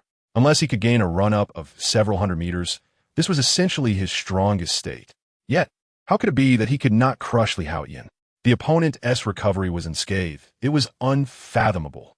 You have already exerted your full strength, but I have yet to make my move. Haotian observed the crimson tank's bewildered expression, a smirk forming at the corner of his mouth. Boom! In the next moment, a tempest of energy swirled around him. A golden aura, akin to flames, erupted from his surroundings. Faced with a mutant of the crimson tank's caliber, Haotian opted for his scion transformation. Ordinary attacks would prove futile against such a formidable and robust adversary. You could transform as well. The crimson tank was momentarily stunned. Be cautious. My form after transformation may be rather ruthless. Haotian grinned broadly. Boom! In an instant, he vanished from his position, propelling himself at great speed towards the crimson tank. He collided fiercely with the crimson tank. Bang! Bang! Bang! This forceful impact sent the crimson tank careening away, his massive body rolling across the ground like a colossal iron sphere, leaving shallow drag marks in its wake. The crimson tank was momentarily dazed by the force. Previously, he had always been the one to charge at others, never anticipating that he could be sent flying himself. Truly, the crimson tank was formidable. I have unleashed my speed at the pinnacle of super scion form, yet I could only hurl you a few dozen meters away. Haotian could not help but marvel. The crimson tank truly was a shield of flesh. With the force of his earlier charge, he could have punctured through mountains in an instant. After all, at that velocity, with his full power unleashed, the might was profoundly terrifying. Yet, he had only succeeded in sending the crimson tank a mere few dozen meters away. It is evident that the defensive power of the red tank is truly formidable. I refuse to believe this. It must be a fabrication. The red tank suddenly rose from the ground, fiercely striking his chest and letting out a wild roar. In the next moment, he dashed away. Upon witnessing this scene, Haotian did not attempt to intervene. In the blink of an eye, the red tank had sprinted nearly 300 to 400 meters, reaching the maximum distance at which he could exert his strength. You dare not stop me. This is a death wish of your own making. The red tank bellowed in madness. With a powerful thrust of his legs, the red tank charged towards Haotian once more. He could not believe that his opponent was genuinely this strong.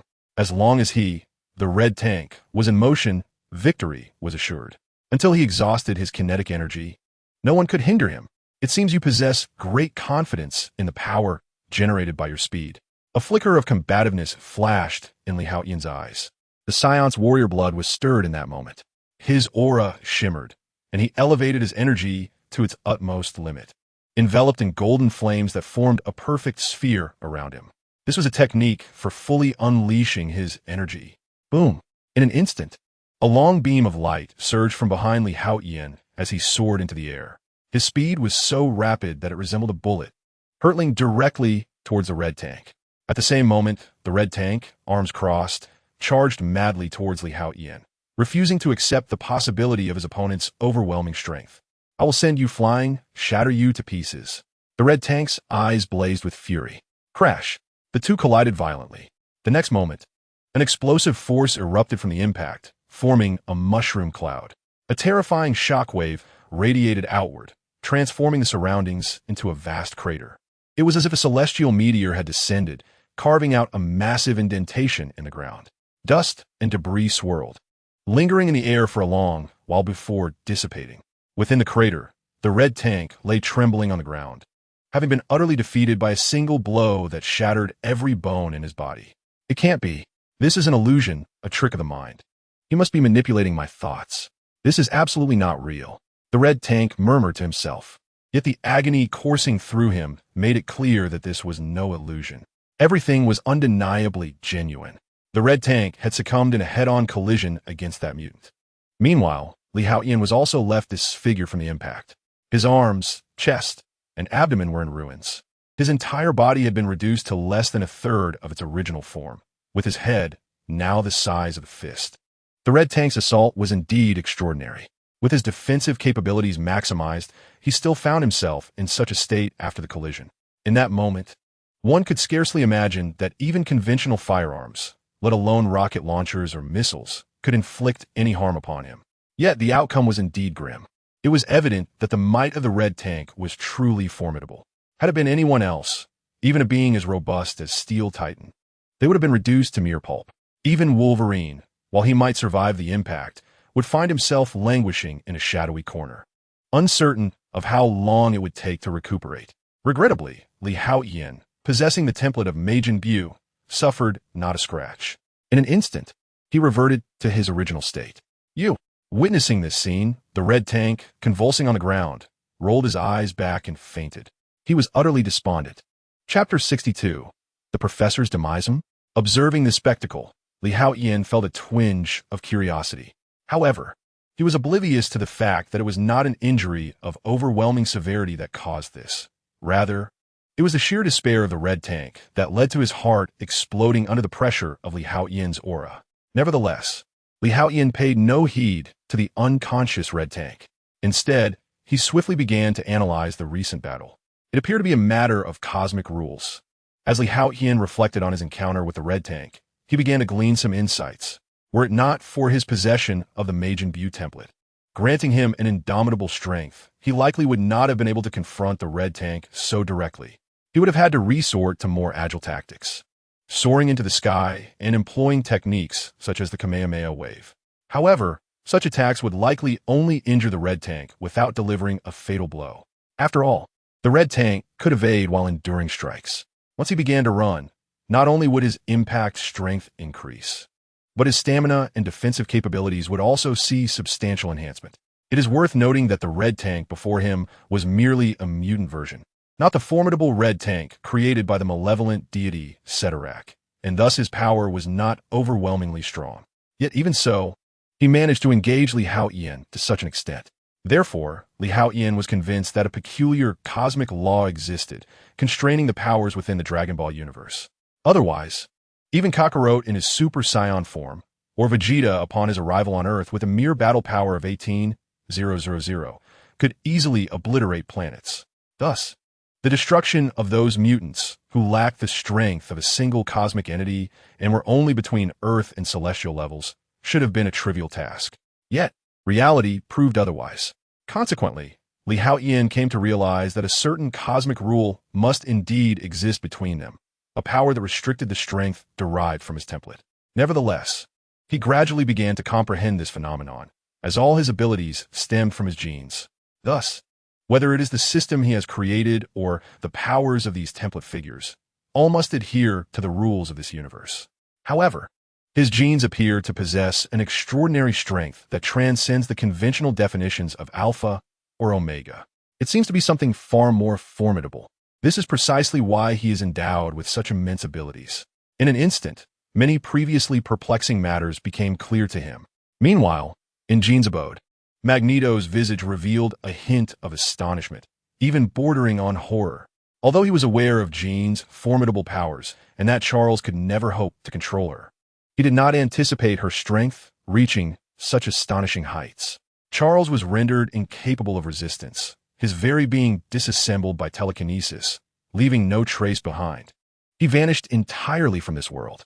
Yet, in truth, this was not Magneto's intention. He merely wished for Jean to deliver a stern lesson to Charles, that scoundrel who constantly opposed him. His plan was simply to drive Charles and his companions away, after which he would take Jean and proceed with his subsequent plans. However, he never expected Charles to be killed by Jean. Magneto took a deep breath, attempting to calm himself. In a fleeting moment, his expression became cold and merciless. At that moment, Jean, in the wake of the professor's death, seemed to have regained her composure. Magneto approached her, gazing into her dazed eyes, and spoke, "Let us go." At this juncture, Jean's mind was in utter turmoil, her consciousness clouded. The professor's death had plunged her into a brief state of confusion. Seizing the opportunity, Magneto took Jean away. What had transpired to lead to this? Yet, as Magneto emerged from the dwelling, he was immediately struck with bewilderment. The vicinity had transformed into a desolate ruin, as if ravaged by a terrifying battle, the result of a confrontation between the red tank and the young man beside the professor. The Nightcrawler's face registered shock as he remarked, "I witnessed the clash between the red tank and Haotian just now. It was terrifyingly powerful. Whether it was the red tank's overwhelming strength during that final sprint or Haotian's eruption of golden flames, it surpassed my perception entirely. In that moment, the force unleashed by both was undeniably greater than that of Magneto himself. What was the outcome of the battle?" Magneto furrowed his brow, pondering. He had gained considerable insight into the red tank's prowess, yet he was astonished that someone could contend with him to such a degree. It is worth noting that this was not a case of suppressing the red tank before he commenced his run. Instead, it was a harrowing battle, allowing the opponent to unleash their full potential. Otherwise, even Magneto would need to act before the red tank could mobilize. Otherwise, the red tank's immense power might be more than Magneto could withstand. "It should be over there." Nightcrawler pointed toward the distant, gaping chasm. "I sense that boy is still there."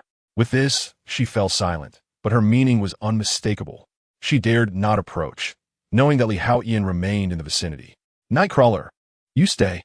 Once the person leaves, go retrieve the red tank," Magneto declared after a moment's contemplation. The immediate priority was to escort Jean away from this place. If Jean were to be further provoked, it would become increasingly difficult to extract her. Understood. Nightcrawler hesitated for a moment, her expression darkening.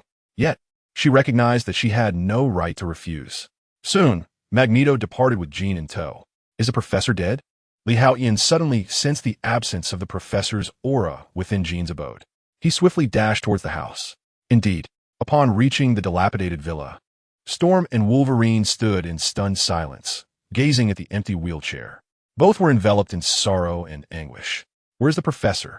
Although Haotian was aware of the professor's demise, he feigned excitement as he inquired. After all, he had promised the professor not to reveal the truth of the matter. Storm opened her mouth to speak, but was rendered speechless, fixated on the wheelchair. "He was killed by Jean." After a moment of silence, Wolverine's face betrayed a hint of regret as he spoke. He suddenly realized how misguided his conclusion had been when he advised the professor to cease controlling Jean's mind and to let her be free. Indeed, no one enjoys being manipulated. Yet without such control, devastation can ensue, leading one to act against their true will. So, was this situation right or wrong? Chapter 63. The terrifying transformation ray. If Jean had been conscious, she would never have harmed the professor. Wolverine mused inwardly. He believed Jean to be inherently good and would never strike down the man who had nurtured her since childhood, a figure who was both mentor and father. Yet, the reality remained that Jean not only killed the professor, but also disintegrated him at the molecular level, leaving no trace of his existence. At this moment, Wolverine felt a profound sense of regret. "Let us go," Haotian addressed the two of them. with Jean taken by Magneto and the professor deceased. There was no point in lingering here any longer. After a long silence, Storm finally picked up the wheelchair from the ground, clutching it tightly as she made her way outside. Wolverine, Logan, cast a complex glance around, absorbing the gravity of the situation. They slowly followed behind. The three of them emerged from the dilapidated villa, only to be greeted by a scene of utter devastation. Deep craters, charred vehicles, and collapsed buildings sprawled before them. Orolo and Logan were instantly struck with shock, their eyes wide with horror. What a brutal battle this had been. I apologize. That red tank was indeed formidable. I exhausted all my cards and strategies just to barely defeat it. However, I was unable to enter in time to protect the professor. Haotian spoke up. In truth, he had had the opportunity to rescue the professor, but he had promised the professor not to disclose the truth to Storm and Wolverine. Thus, he could only feign regret and reveal another truth to them. Imsuri, Li. After a moment, Orolo turned to Haotian, speaking sincerely. Why do you say that? Haotian was taken aback by Storm's words. The professor has died, and as the most powerful among us, you failed to protect him. I resented you for this. Yet now I realize you're fighting against such a formidable enemy. I misunderstood you. Orolo gazed at Haotian, her eyes filled with remorse. It's all right. Haotian waved his hand, responding with a smile. In reality, he had intentionally allowed the professor to perish. Although this was indeed the professor's wish, it did not mean that Orolo was wrong in her feelings. Our vehicle has been destroyed. Let us find another in the next town, Logan suggested.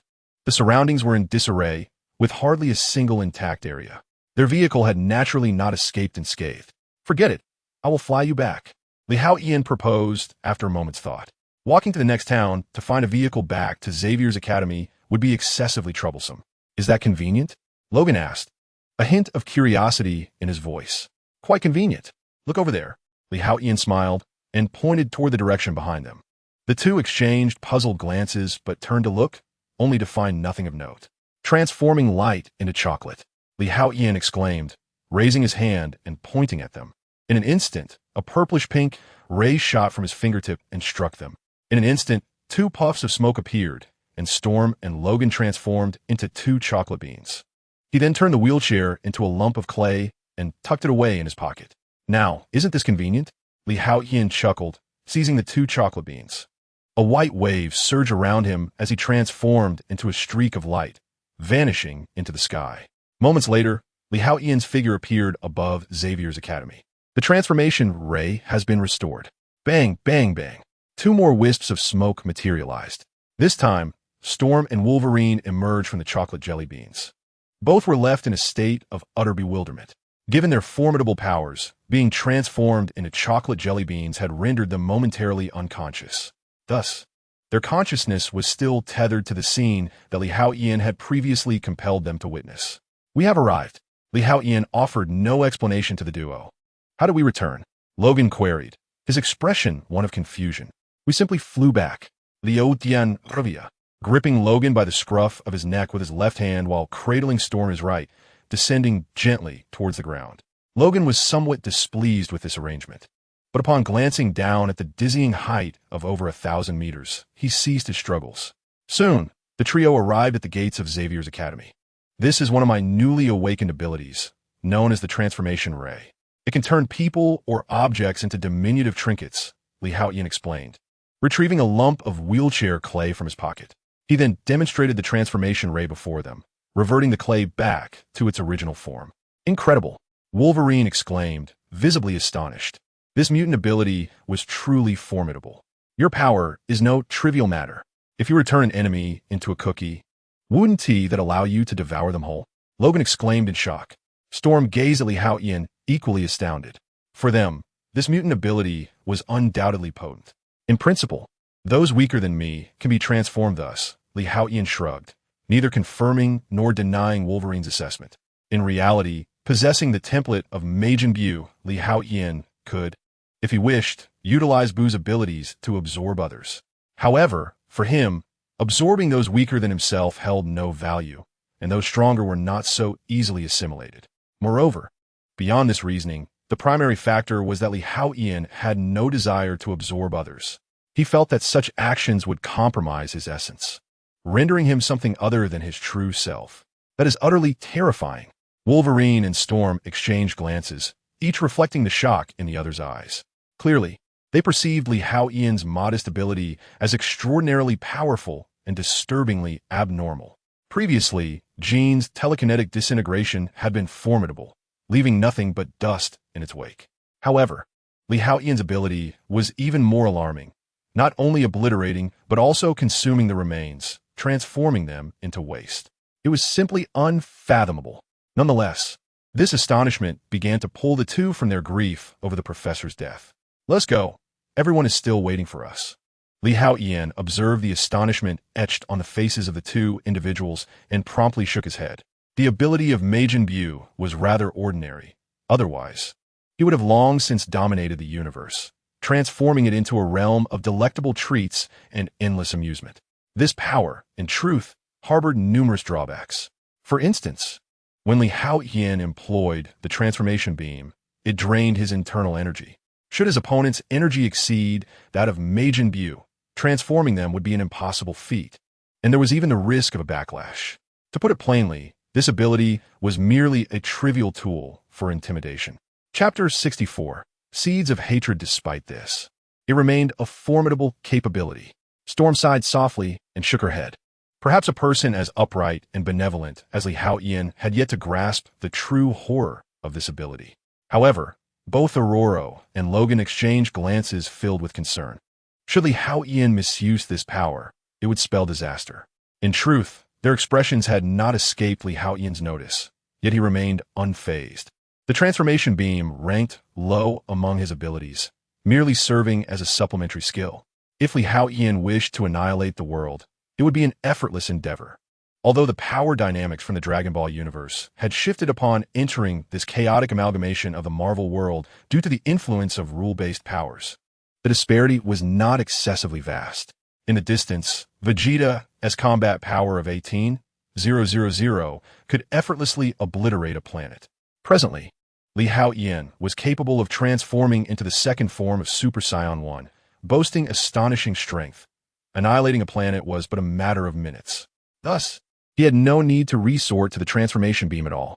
Indeed, just a moment ago, Li Haotian's inheritance progress had surpassed 13, unlocking the second form of Super Saiyan 1. Nonetheless, these details were of little consequence in this tumultuous Marvel universe. Achieving a level akin to that of a celestial father sufficed for the destruction of Earth. Not to mention, attaining a level of universal magnitude would enable the obliteration of an entire universe. Beyond the universal level, there existed multiversal, hyperuniversal, and omniversal tiers, along with various parallel universes. Therefore, the endurance of Earth thus far was indeed remarkable. The trio immediately made their way towards the academy. How should I broach this subject with Scott? Just as they stepped through the entrance, Storm felt a weight upon her heart. The professor had not only regarded Scott as his heir, wishing to pass on his mantle, but had also treated him like a child. Yet now, the professor lay deceased, and this had occurred under the watchful eyes of the three of them. The very individual responsible for the professor's demise was none other than Scott's beloved, Jean Grey. Storm was unaware of whether Scott could endure such a heavy blow. Yet, the truth would inevitably be revealed to all the students. Thus, the entire Xavier Institute trembled with anticipation. All the mutant students became agitated. They could not fathom the revelation of this truth. In their eyes, the omnipotent, powerful, and erudite headmaster had met his demise. Upon witnessing the fervent expressions of the crowd, Storm took a deep breath, suppressing her inner anguish, and began to recount the events that transpired. Aside from the absence of a psychic dialogue between the professor and Li Haotian, she laid bare nearly all that had occurred, including the emergence of Jean Grey's second persona, which erupted with overwhelming resentment. The terrifying telekinetic force had utterly disassembled the professor, leaving no trace of his existence. In that moment, shock and hatred engulfed the crowd. How could Jean treat the headmaster in such a manner? Bah! She is unworthy of being called a senior. She is a murderer. The professor's demise was so tragic.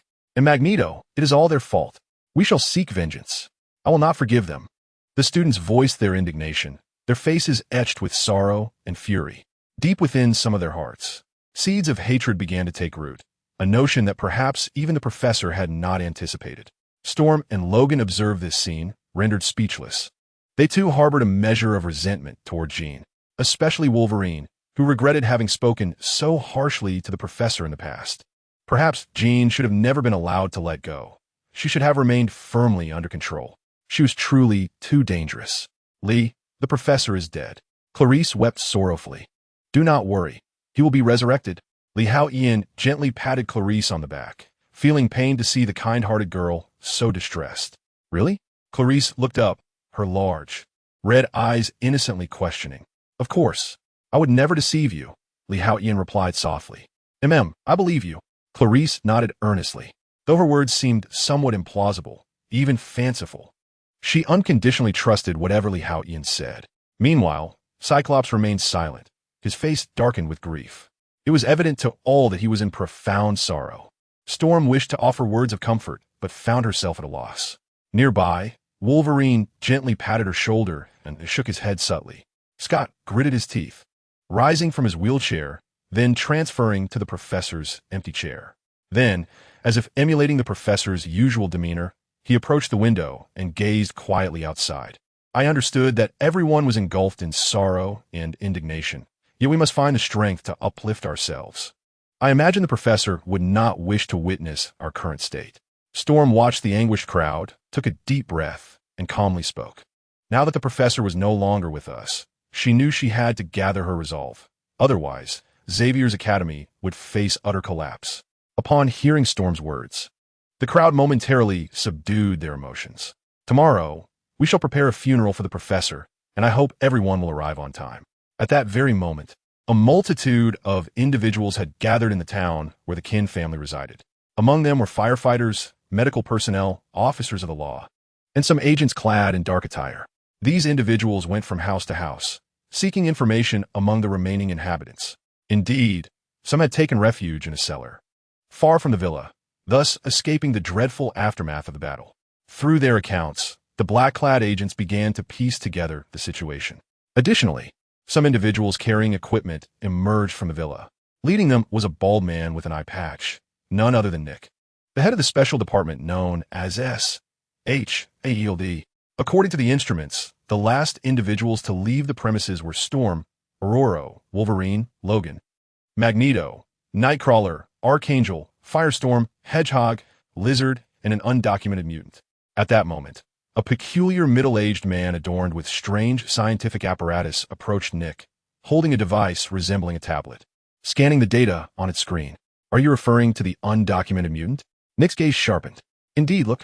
The middle-aged man, Cantor, promptly handed the device to Nick. On the screen was a startling image of Li Haotian. I recognize this individual.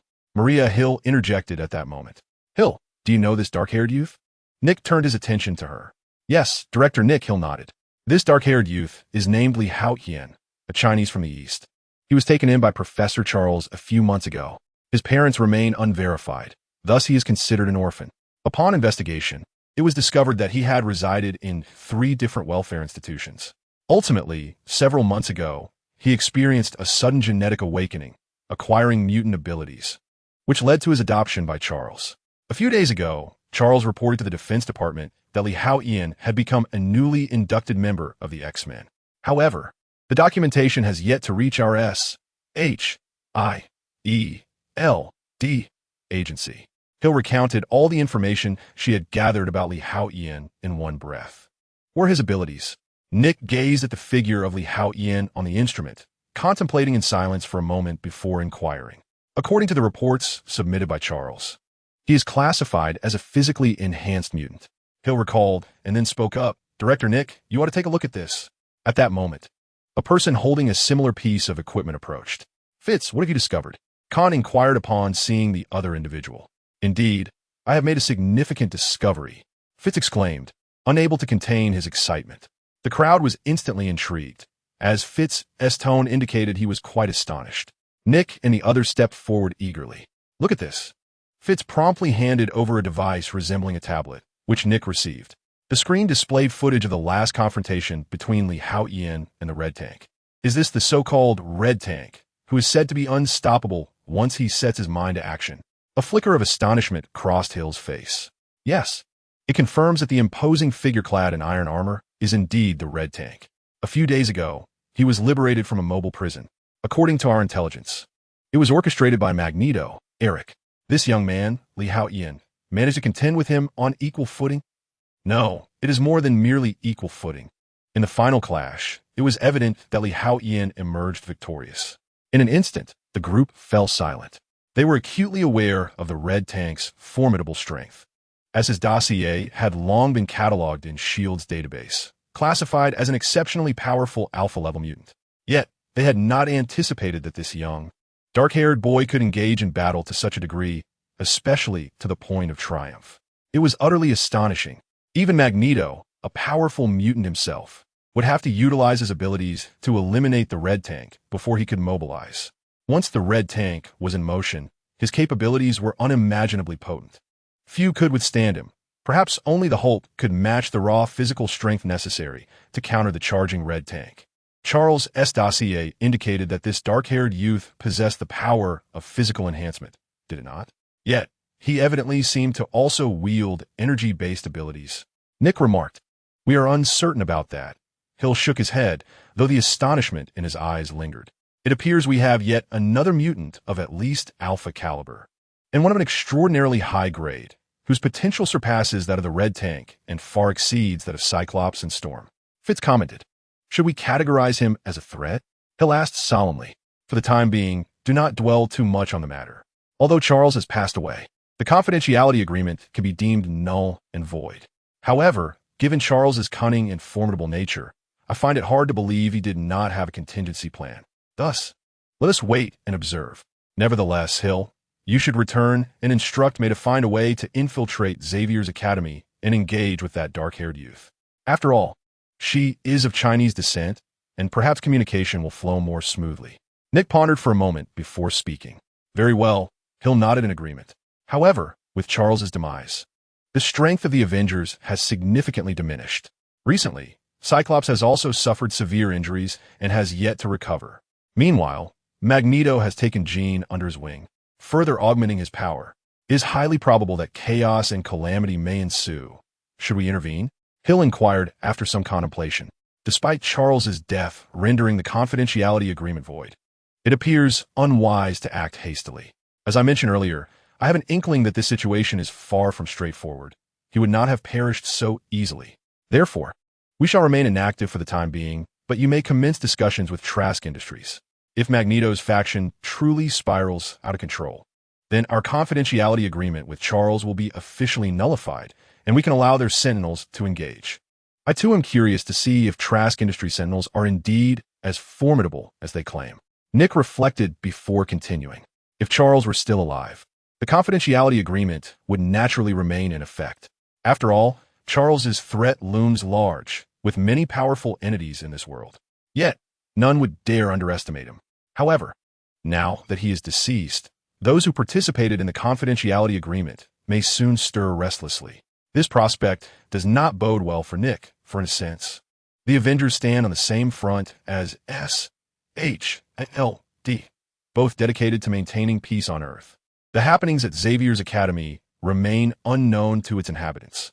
The professor's funeral was conducted with great solemnity, with all students donning black attire to pay their respects. In less than a day, such profound changes had transpired at Xavier's academy, prompting significant growth among many. Scott has assumed the role of the new principal. In fact, Storm had previously suggested nominating Haotian as a candidate, but he graciously declined. The notion of taking on the burdensome role of principal was far too daunting for someone of his laid-back disposition. Thus, he outright rejected the idea, citing his youth and lack of experience as reasons. With Haotian's refusal, Storm and Wolverine had little to say. After all, Scott is more than capable of fulfilling the role of principal, and Storm is well aware that the professor had long intended for Scott to succeed him. Everything proceeded smoothly. Xavier Academy had once again returned to a state of tranquility. In the blink of an eye, a week had passed without any significant events occurring within the academy. Meanwhile, Magneto seemed to have vanished without a trace. However, Haotian was acutely aware that this individual was undoubtedly concocting some scheme. Nevertheless, these matters bore little relevance to him at present. His focus lay on becoming stronger, at the very least to be capable of swiftly defeating opponents of the caliber of Red Tank in their next encounter. After all, due to the constraints of this world's rules. Despite possessing the ability to transform into a super scion, he did not wield the same overwhelming power as seen in the Dragon Ball universe. Moreover, he had only just attained the first stage of super scion transformation, with vast potential yet to be unlocked. On the rooftop of the teaching building, Haotian reclined on a mat, gazing serenely at the sky. Beside him, Clarice was peeling an apple while Alice was shelling sunflower seeds. The scene was warm and harmonious. Ding! Congratulations, Master. The power of rules has reached the set value. At that moment, the system's notification chimed in. Chapter 66. The all-purpose task system. It had reached the designated value. Haotian's eyes sparkled with excitement. He could finally attempt to manipulate the power of the rules. This was something he had longed to explore. Given that his power of rules operated on the principle of equivalent exchange, could he not externalize this power? This way, rather than waiting patiently for the power to restore itself, he could utilize the rules of this universe to expedite its recovery. After all of Haotian's strength stemmed from his genes, which in turn were derived from the cosmic forces of rules. Thus, could it be posited that his power of rules was a specific sub-branch of the cosmic rule power? In this light, as long as equivalent exchange was possible, he could absorb the power of rules. Though it seemed intricate, Haotian felt there was great potential for success. With this thought in mind, he felt a surge of anticipation. If this experiment succeeded, he would no longer need to wait patiently for the gradual self-restoration of the power of rules. Instead, he could swiftly recover it through some form of equivalent exchange with others, such as the task system he envisioned. With this in mind, Haotian's thoughts ignited, and he set to work. He was already well-versed in the creation system, familiar with its intricacies. After numerous adjustments and attempts, he finally succeeded. Ding! All-purpose task system. Creation successful. As the voice resonated in his mind, the new system had finally come into existence. Excellent. A smile broke across Haotian's face. In truth, at the outset, Haotian intended to create a system that would allow for the arbitrary issuance of tasks and the self-determination of rewards. However, such stipulations exceeded the limits of his rule power.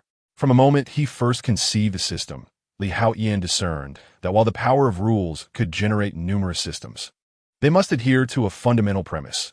They could not surpass the upper limit of his genetic capabilities. Thus, although he possessed the ability to create systems at will, success was not guaranteed for every design he envisioned. Consequently, each time Haotian endeavored to forge a new system, he was compelled to undertake various trials. On occasion, even if the ideal state remained elusive, he could achieve a comparable effect through alternative means. For instance, the initial system he created did not involve gaining strength merely from basking in the sun. Rather, it revolved around gaining strength through breathing or heartbeats. Such a configuration would enable him to grow stronger every moment of the day, yet it exceeded the genetic limit and could not be realized. Hence, Haotian opted for the more achievable system of gaining strength from sunlight, which was readily manifest. The all-encompassing task system. A smile of satisfaction graced Haotian's face, as what had initially been a mere speculation had unexpectedly come to fruition. What are you smiling about? At that moment, Clarice, having finished slicing an apple, cast a curious glance in his direction. She cut the apple into small pieces, skewered them with toothpicks, and offered them to Haotian. I was just thinking of something joyful, hence the smile, Haotian replied, taking a small piece of apple and grinning. What joyful thing? Clarice inquired, her curiosity piqued by Haotian's words. Isn't it a joyous occasion to have you and Alice by my side? Haotian remarca. How annoying. Clarice's face flushed at his words, and she hastily covered her face with her hands. Yet, her body inclined towards Haotian. Alice, standing nearby, remained silent but wore a faint smile. She cherished the current days immensely and found great contentment. The contrast to her previous existence in a mutant research facility was stark. Night and day, utterly incomparable. At that time, she had never imagined that she would one day experience such a life. The notion had seemed a distant dream, yet now it was a tangible reality before her, a fact she treasured deeply. And it was this man before her who had brought it all to fruition. Clarice and Alice, do you both have anything urgent you wish to accomplish? Haotian suddenly inquired. Alice remained silent, merely shaking her head. For her, simply being by Haotian's side was her greatest desire. She sought nothing more. I don't have anything particularly I want to do either. Just being able to spend time with you and Sister Alice each day brings me immense joy. Clarice earnestly nodded in agreement. Li Haotian was momentarily at a loss for words.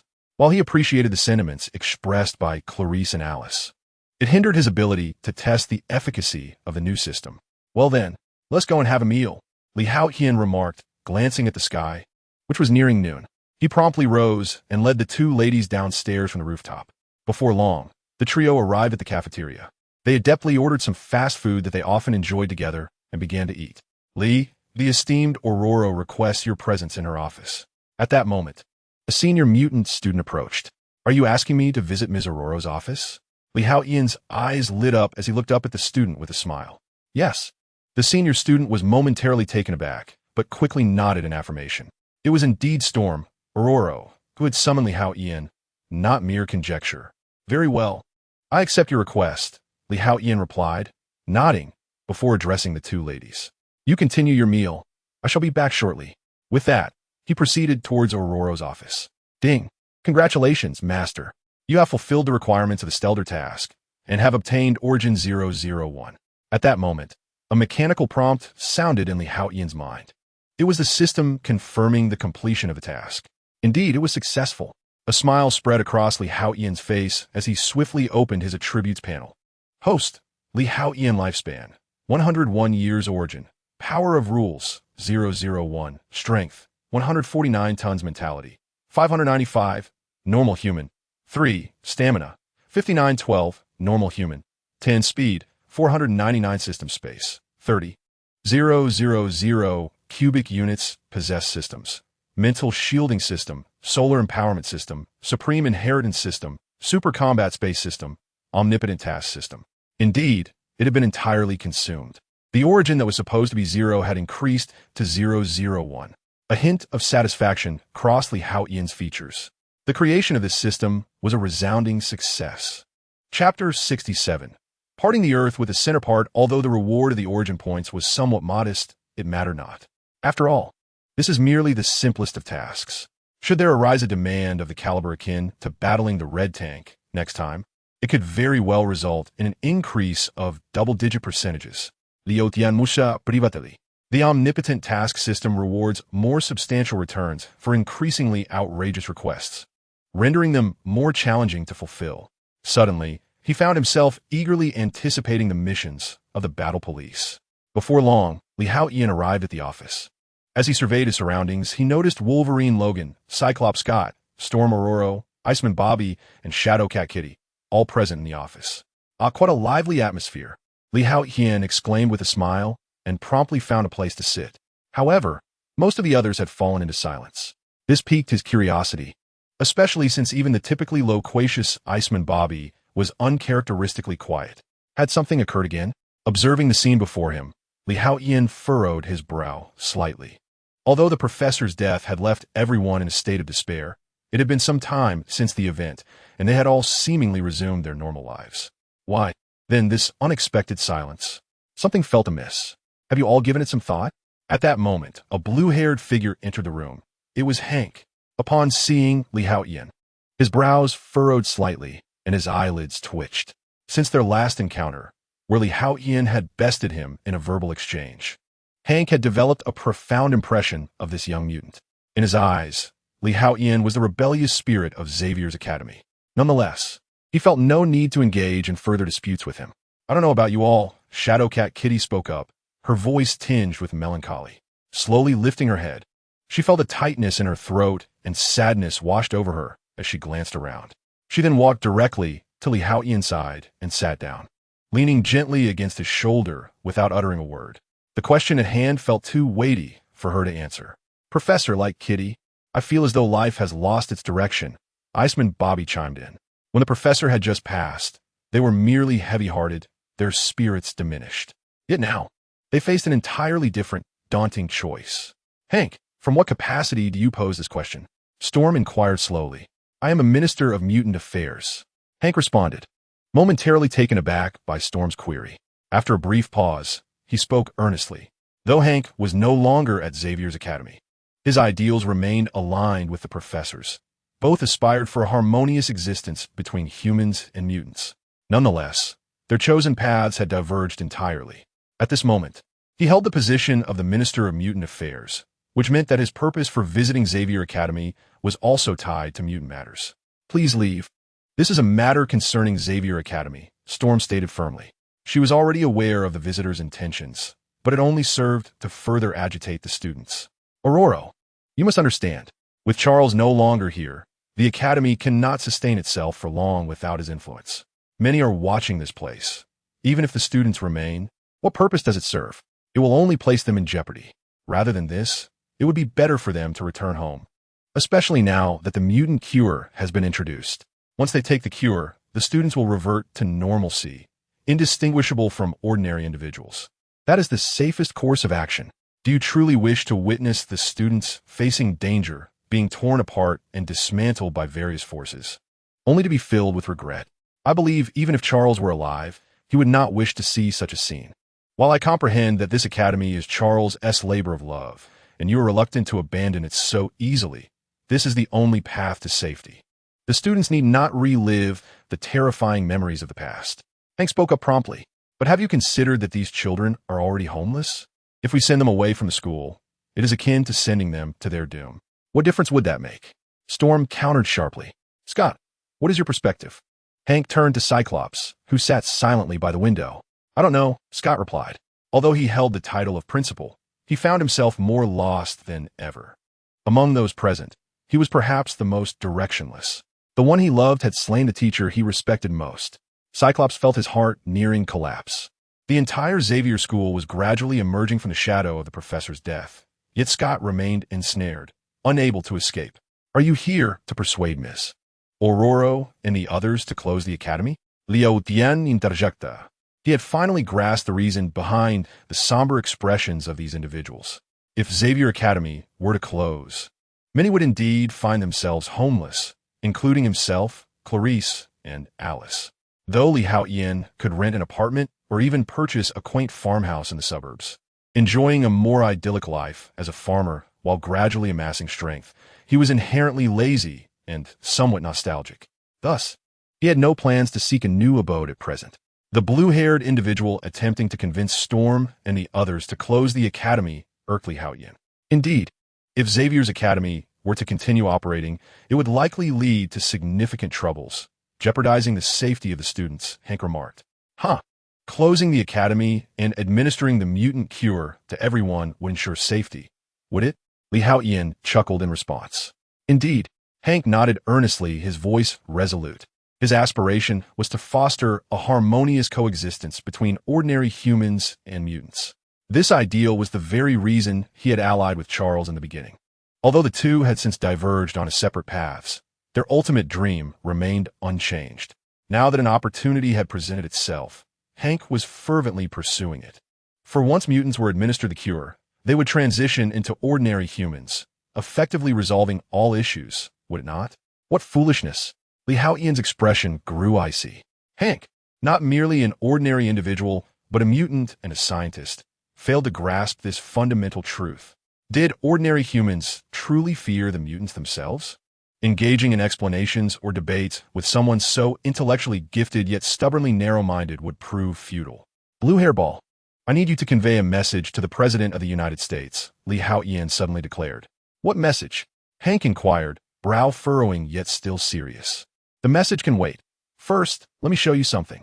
Haotian grinned suddenly. What is it? Hank's confusion deepened. You will find out shortly. Without directly answering Hank, Haotian turned his gaze towards another large window in the office. He approached the window and slowly raised his hand. Hiss, hiss, hiss. In the next moment, a terrifying shockwave of energy began to coalesce within his palm. What is this? Hank's expression changed drastically. The energy beam emanating from Haotian's hand was undoubtedly on par with Cyclops' laser beams, but it appeared that the control wielded by Haotian surpassed that of Cyclops. What was his intention? Witnessing this scene, Hank's heart raced, sensing something monumental was about to unfold. Suddenly, with a thunderous roar, a blue beam, as thick as a water barrel, shot forth from Haotian's hand. The terrifying shock wave surged forth, far exceeding the speed of the Blackbird aircraft. In its wake, a chasm several meters wide and deep formed.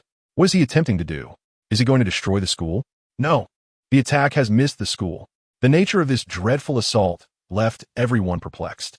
Hank, in particular, was engulfed in confusion, his face a mask of bewilderment. Yet for reasons unknown, the unease swelling within him only intensified. Chapter 68. President, surely you do not wish for such a fate to befall our beautiful nation? Hiss. The terrifying blue beam pierced the sky, vanishing into the ether. What could be the intention behind this? Hank's unease intensified. The crowd was enveloped in confusion, unable to comprehend Haotian's actions. Yet, the relentless energy assaults from their adversary left Storm and the others hesitant to interfere. Suddenly, a flicker of a smile graced Haotian's lips as he soared through the window. Let's investigate. What could Haotian be up to? The others paused momentarily before hastily following suit. Although Hank's expression was one of skepticism, he too joined their pursuit. Haotian hovered in midair, surveying the skies above the academy. Boom! In an instant, a formidable white aura erupted from his being, elevating his power to its utmost potential. This only deepened the crowd's bewilderment. Whoosh! At that moment, a distant point of light appeared on the horizon, rapidly expanding into a formidable energy wave with a diameter exceeding 10 meters. Most alarming was the colossal blue orb, radiating an ominous force of destruction. What is that? Could it be impossible? Upon witnessing the blue sphere, shock rippled through the crowd. Even Hank broke into a cold sweat, grappling with disbelief. Could this be the energy attack Haotian had unleashed moments ago? The thought flickered through their minds, yet they quickly dismissed it as improbable. Whoosh! Just then, the catastrophic assault struck Haotian with ferocity. The full-powered Kamehameha wave possessed unparalleled destructive capability.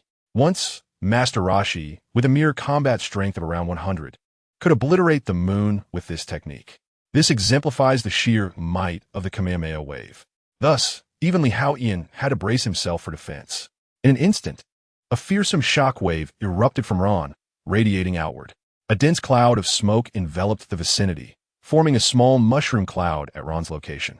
Xavier Academy was suddenly illuminated in a dazzling glow.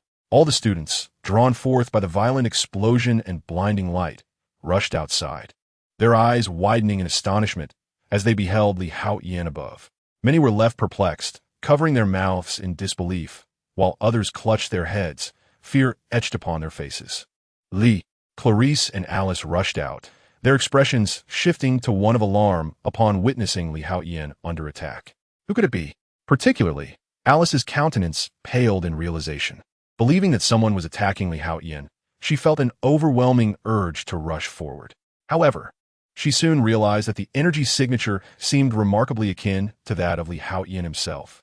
A flicker of confusion crossed her eyes as she pondered why Haotian's attack would be directed at her. Moments later, as the dust settled, she marveled, this Kamehameha truly possesses formidable strength. Haotian chuckled and shook his head in amusement. The Kamehameha, also known as the Divine Turtle Wave, is a powerful technique mastered by the turtle hermit on Earth. Although the energy wave can manifest in myriad forms, the Kamehameha undoubtedly ranks among the most potent. It can concentrate energy in an instant, amplifying its power several-fold. When Raditz first arrived on Earth in Dragon Ball, Kakarot's combat power was a mere 300. Yet upon unleashing the Kamehameha, his battle prowess surged to approximately 1,000 in an instant. This exemplifies the sheer might of the Divine Turtle Wave. Throughout the early to mid stages of Dragon Ball, only the Earthlings possessed techniques capable of enhancing energy. Most extraterrestrial beings, including the Scions at the outset, were unable to conceal their energy, let alone elevate the power of their techniques instantaneously. However, Vegeta quickly grasped the concept, eventually developing a signature move, the Final Flash, that rivaled the Kamehameha in strength, indeed surpassing it. Hank, you may return now and turn on the television to catch the news. After you've finished, please convey a message to the President of the United States for me. As long as I, Haotian, remain, Xavier's Academy shall not close. Should anything happen to the Academy, I might become quite displeased. Therefore, those who wish to threaten Xavier's Academy should think carefully before acting. Haotian stated calmly. Hank was momentarily taken aback by Li Haotian's words, feeling somewhat perplexed. What would he possibly mean? You'll understand once you turn on the television and watch the news. Li Haotian offered no further explanation, speaking with a serene demeanor. All right, I understand, Hank replied, his curiosity intensifying as he wondered what Li Haotian had done. Consequently, he refrained from persuading Storm and the others to close Xavier's academy and hastily departed. Shortly thereafter, he returned to the White House. Hank, how's your work progressing? The President of the United States inquired, a hint of confusion evident upon seeing Hank's return. Mr. President, we can discuss this matter later. Hank promptly approached the television mounted on the wall beside the president, eager to unveil the significance of Li Haotian's earlier remarks. This is New York television, and I am reporter Peter. Moments ago, an unidentified energy attack swept across the entirety of New York City. This is Houston Entertainment News, and I'm your host, Sweetie. The recent attack was truly terrifying, with experts speculating it to be an extraterrestrial assault. Here in Mexico City, I'm your dear friend Asha. Aliens are indeed preparing to invade Earth, just moments ago. In Manaus, our city has been utterly devastated. As each news report flashed across the screen, Hank's expression grew increasingly grave. Good heavens, how could he have accomplished this? Shock washed over Hank's face as he murmured to himself. What on earth is happening? The president of the beautiful nation looked utterly bewildered, unable to grasp the unfolding events. Yet, Hank remained in stunned silence, offering no explanations, which only heightened his anxiety. Mr. President, it seems the task you entrusted to me is unfeasible, Hank finally managed to say, taking a deep breath to stifle his astonishment before addressing the president. What do you mean? The president inquired, genuinely perplexed. Someone asked me to convey a message to you, President. You and T want the beautiful nation to end up like this, would you? The president paused, taken aback. Hank, do you truly understand what you are saying? Mr. President, the matter is Hank began to relay Li Haotian's message to the president. Chapter 69. I generally do not speak out, unless I cannot contain myself, Xavier Academy. Li, what has transpired? Iceman Bobby asked, astonished, as he gazed at Li Haotian, who sat comfortably on the sofa sipping coffee. The others remained silent, all eyes fixed on Li, their expressions filled with a mix of shock and confusion. The recent assault had been undeniably potent, aside from select few. Most present were unable to withstand it. Yet even those who could endure it were not unscathed like Li Haotian. However, the crux of the matter lay not in the attack itself, but rather in Li Haotian's motivations. To this day, they struggled to comprehend what Li had truly done and why. I did nothing, merely parted the Earth's hair down the middle, Li Haotian remarked with a smile. At this statement, everyone was momentarily taken aback. What do you mean? Clarice, please turn on the television. Li Haotian cheerfully instructed Clarice, who was peeling an apple beside him. Clarice nodded and approached the television, switching it on. Instantly, the screen was filled with news reports, all undoubtedly related to the recent mysterious attack. I released a wave of energy from here, encircling the globe, merely to part the Earth's hair down the middle, Li Haotian laughed. Gasp!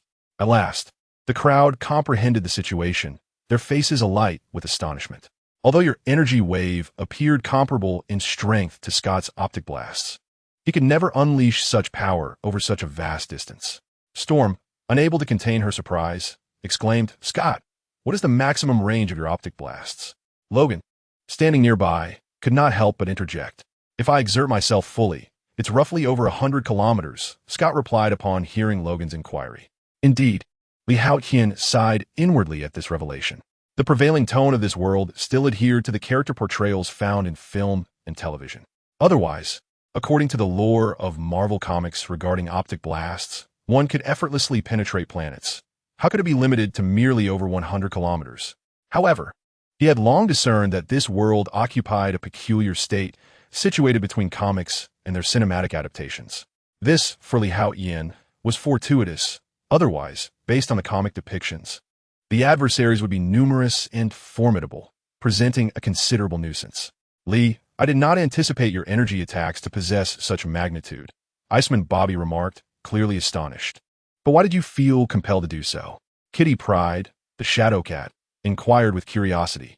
Because Hank is correct. The professor's demise will render those eyeing Xavier's school for gifted youngsters increasingly predatory. This matter, I ideally should not disclose to you. Yet I believe it is better to share. Storm glanced at Logan and Li Haotian, and upon seeing their nods, she continued. Thus, Storm swiftly recounted what the professor had revealed to them concerning the confidentiality agreement from 98. The group then realized that the professor had, unbeknownst to them, accomplished so much. Moreover, they were astonished to discover that there existed powerful humans rivaling mutants. Indeed, were it not for their trepidation of the professor's strength, they could very well obliterate mutants. The purpose of this action is to intimidate those individuals, to convey to the forces that, emboldened by the professor's absence, may be stirring, that Xavier School has not lost its might. Without the professor, we remain formidable. Storm articulated, her emotions becoming fervent. Clearly, even she had not contemplated these implications moments prior. It was unexpected that among the youngest, it was Li Haotian who had pondered this issue, demonstrating immense power before Hank to assert dominance over the authorities of the beautiful nation. This, in turn, captured the attention of all humanity. Surely, those who have harbored doubts about Xavier's School must now tread cautiously, for even in the professor's absence, Xavier's School would not be easily subdued. To contemplate an action against Xavier's Institute, one must seriously consider the repercussions. Very well, let the school proceed as it must. The professors certainly do not wish for chaos to ensue in their absence. I find my life here quite comfortable and have no inclination to relocate. Li Haotian remarked as he stretched lazily. Glancing at the sky, he noted it was an opportune moment to bask in the sunlight. Such splendid sunshine must not be squandered.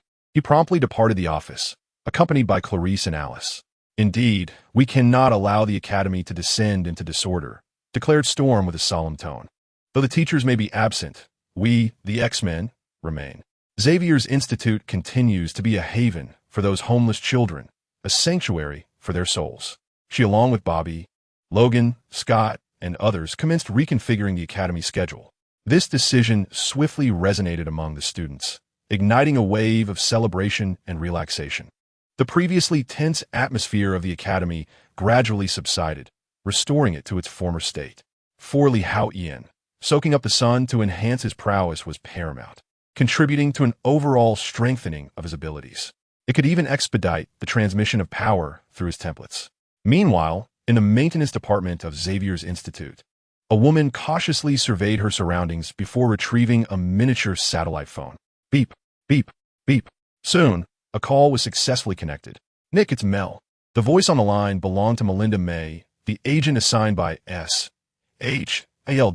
to infiltrate Xavier's Institute. What is it? Speak quickly. I am occupied with dealing with a mysterious energy attack, came the response from Nick, the director of S.H.L.D. I am aware of the situation. Mel promptly reported everything she had observed at Xavier's Institute in detail. Continue monitoring. After a considerable pause, Nick finally responded. Understood. Upon hanging up, Mel returned to her duties in the restroom. Meanwhile, Nick was absorbed in thought. He'll instruct the Trask Industries personnel to suspend the Sentinel Program for the time being. Then gather information on Li Haotian for me, he said slowly after a moment. A few days later, Li Haotian and his companions were enjoying breakfast in the cafeteria. You want to be a teacher? Li Haotian exclaimed, unable to contain himself after taking a sip of soda, which he inadvertently spewed across the table, catching Logan off guard. Although Logan was unfazed by bullets or energy waves, he certainly did not expect to be doused with soda. My apologies. I am usually quite composed and do not spray, Li Haotian quickly apologized, while Clarice hurriedly offered him a napkin to wipe his mouth. Unless I simply cannot help myself. Chapter 70. The beginning Wolverine helplessly retrieved a tissue to wipe his face. Although the beverage was delightful, its residue left on his skin was exceedingly sticky. Amused by Logan's predicament, Li Haotian chuckled softly. However, are you truly serious? Once he deemed the moment appropriate, Li Haotian took a deep breath, setting aside his jest. With a serious demeanor, he turned his gaze towards Wolverine, Logan. After all, he was still a student, having not been enrolled for long. Yet now, Wolverine was suggesting that he take on the role of a teacher. This prompted Li Haotian's earlier reaction, unable to suppress his laughter. Now, however, having regained his composure, he inquired with earnestness. In truth, given his capabilities, assuming the position of a teacher was indeed feasible. Yes, Aurora, Scott, and I have deliberated. and your prowess certainly qualifies you to serve as an instructor at the academy. Wolverine nodded in affirmation. Moreover, there is no need for concern regarding compensation. Although Professor is no longer with us, the Academy's funding is sourced from Charles's family enterprise. You need not fret about a lack of income. The institution has long been managed by a dedicated professional. Thus, even in his absence, the Foundation remains operational. The Academy receives a steady monthly income, which covers daily expenses and the salaries of the faculty, along with the operational costs for the X-Men's missions. Logan, aware of the Haotian's potential worries about financial compensation, hastily clarified. In discussing this, he could not help but admire Charles from the depths of his heart. Despite being significantly older, he had to concede Charles's foresight in establishing the company and the Foundation. This was something Wolverine could not compare to. Unlike himself, who had traversed through 2 world wars and yet found himself alone and destitute. Very well, I shall accept your proposition. Upon hearing this, Li Haotian ceased his resistance. Whether as a student or a teacher, it mattered little to him. His daily routine consisted of basking in the sun, indulging in food, and sleeping, a simple trifecta of existence. Dedicating a bit of time to classes would hardly disrupt his life. Furthermore, becoming a teacher would likely entail additional requests. Ding! Congratulations, Master, on fulfilling Wolverine's request and earning 15 source points. At that moment, the system's reward of source points was promptly credited. Excellent. Li Haotian nodded in satisfaction. This was the primary motivation behind his agreement to Logan's proposal, to acquire source points and restore his powers of regulation. He could hardly contain his eagerness to unlock the next inheritance template and had even identified his candidate. Ah, the new class schedule. I shall send it to you shortly. Logan nodded with a smile. As long as Li Haotian agreed, his task would be deemed accomplished. This also provided some explanation to Storm and the others. Li, are you truly going to become a teacher? Clarice inquired with curiosity. Let me hear you call me teacher. Li Haotian replied with a raised eyebrow and a grin. Hello, Teacher Li, Clarice sweetly responded. Very well. Remember to wear your uniform next time, Li Haotian said, a mischievous smile gracing his face. How annoying. Clarice's cheeks flushed slightly. Hey, could you all be a bit more mindful of the occasion? I just experienced a heartbreak. At that moment, the Iceman Bobby couldn't help but interject. Just days prior, the fierce Anna could no longer resist the allure of the mutant cure and ultimately departed from Xavier Academy. This was her own choice. Anna yearned for a life of normalcy, and thus Storm and the others refrained from intervening, despite their profound heartache. After all, the fierce woman had been with them for quite some time and was a member of the X-Men. They had never anticipated that she would ultimately choose to take the mutant cure and become an ordinary person. Do we truly seem like heir to you? Pouted the illusionist Kitty, her irritation evident, particularly as she cast a glance at Clarice, infused with a hint of jealousy. Boom! At that moment, a tremendous sound erupted from the television. Li Haotian and the others looked up to see countless individuals in the streets of the nation's largest city, waving placards and shouting, "Abolish the cure! Protest, protest! We are not patients. We are perfectly normal and do not require treatment." These individuals were mutants, though their powers were not formidable. Their numbers were vast. They protested while marching towards the Worthington Experimental Company. The police, witnessing this tumultuous scene, were instantly thrown into disarray. It was unclear who fired the first shot, but chaos soon ensued. These ordinary mutants, though lacking in strength, were utterly fervent. Some unleashed their powers, breaking through police barricades, while others charged into the company, clutching bombs. The scene devolved into utter chaos, with explosions ringing out, and the Worthington Company sustained severe damage. All of this was broadcast live by nearby journalists. Several news channels reported fervently, causing their viewership ratings to soar exponentially. The reporters, undaunted by the peril, frantically adjusted their cameras, striving to capture every moment. Gradually, a man began to descend from the sky. Hello everyone, my name is Eric. Many of you may not have heard this name before. However, it matters not, for I possess another name. Magneto, Eric proclaimed, his arms outstretched, exuding an undeniable presence. With a resounding force, as Magneto spoke, all metallic objects in the vicinity, cars, metal structures, utility poles, fire hydrants, seemed to be subjected to an overwhelming push, violently dislodged from their places. In an instant, the area surrounding Magneto was left desolate, with only him remaining amidst the chaos. At that moment, from behind him emerged dozens of formidable mutants, led by notable figures such as Shadowcat, Quicksilver, and the Red Tank. I must convey to you all that mutants are not afflicted. There is no need for treatment. The true ailment lies with you. The weak are the ill. They are the sinful.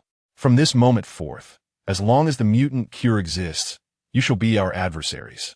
We shall wield our strength to uphold our dignity. To all mutant brethren, if you refuse to live like vermin scurrying in the sewers, or to be reduced to mere test subjects in a laboratory, then join me in the fight for our rights. We are invincible. As Magneto concluded, he gestured, and a figure materialized on screen, Jean, who had been taken by Magneto after the chaos caused by the professor's demise. Upon her arrival, she waved her hand, and in an instant, a towering skyscraper crumbled to ashes. Invincible! Invincible! Invincible! The mutants behind Magneto roared in unison. Chapter 71. Awareness of the Physical Restrainer. As long as the mutant antidote remains, this battle shall never cease.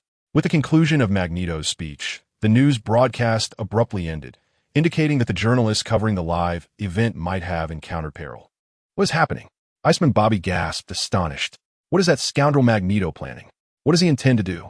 Shadowcat Kitty could no longer contain her fury and exclaimed, "You are indeed here.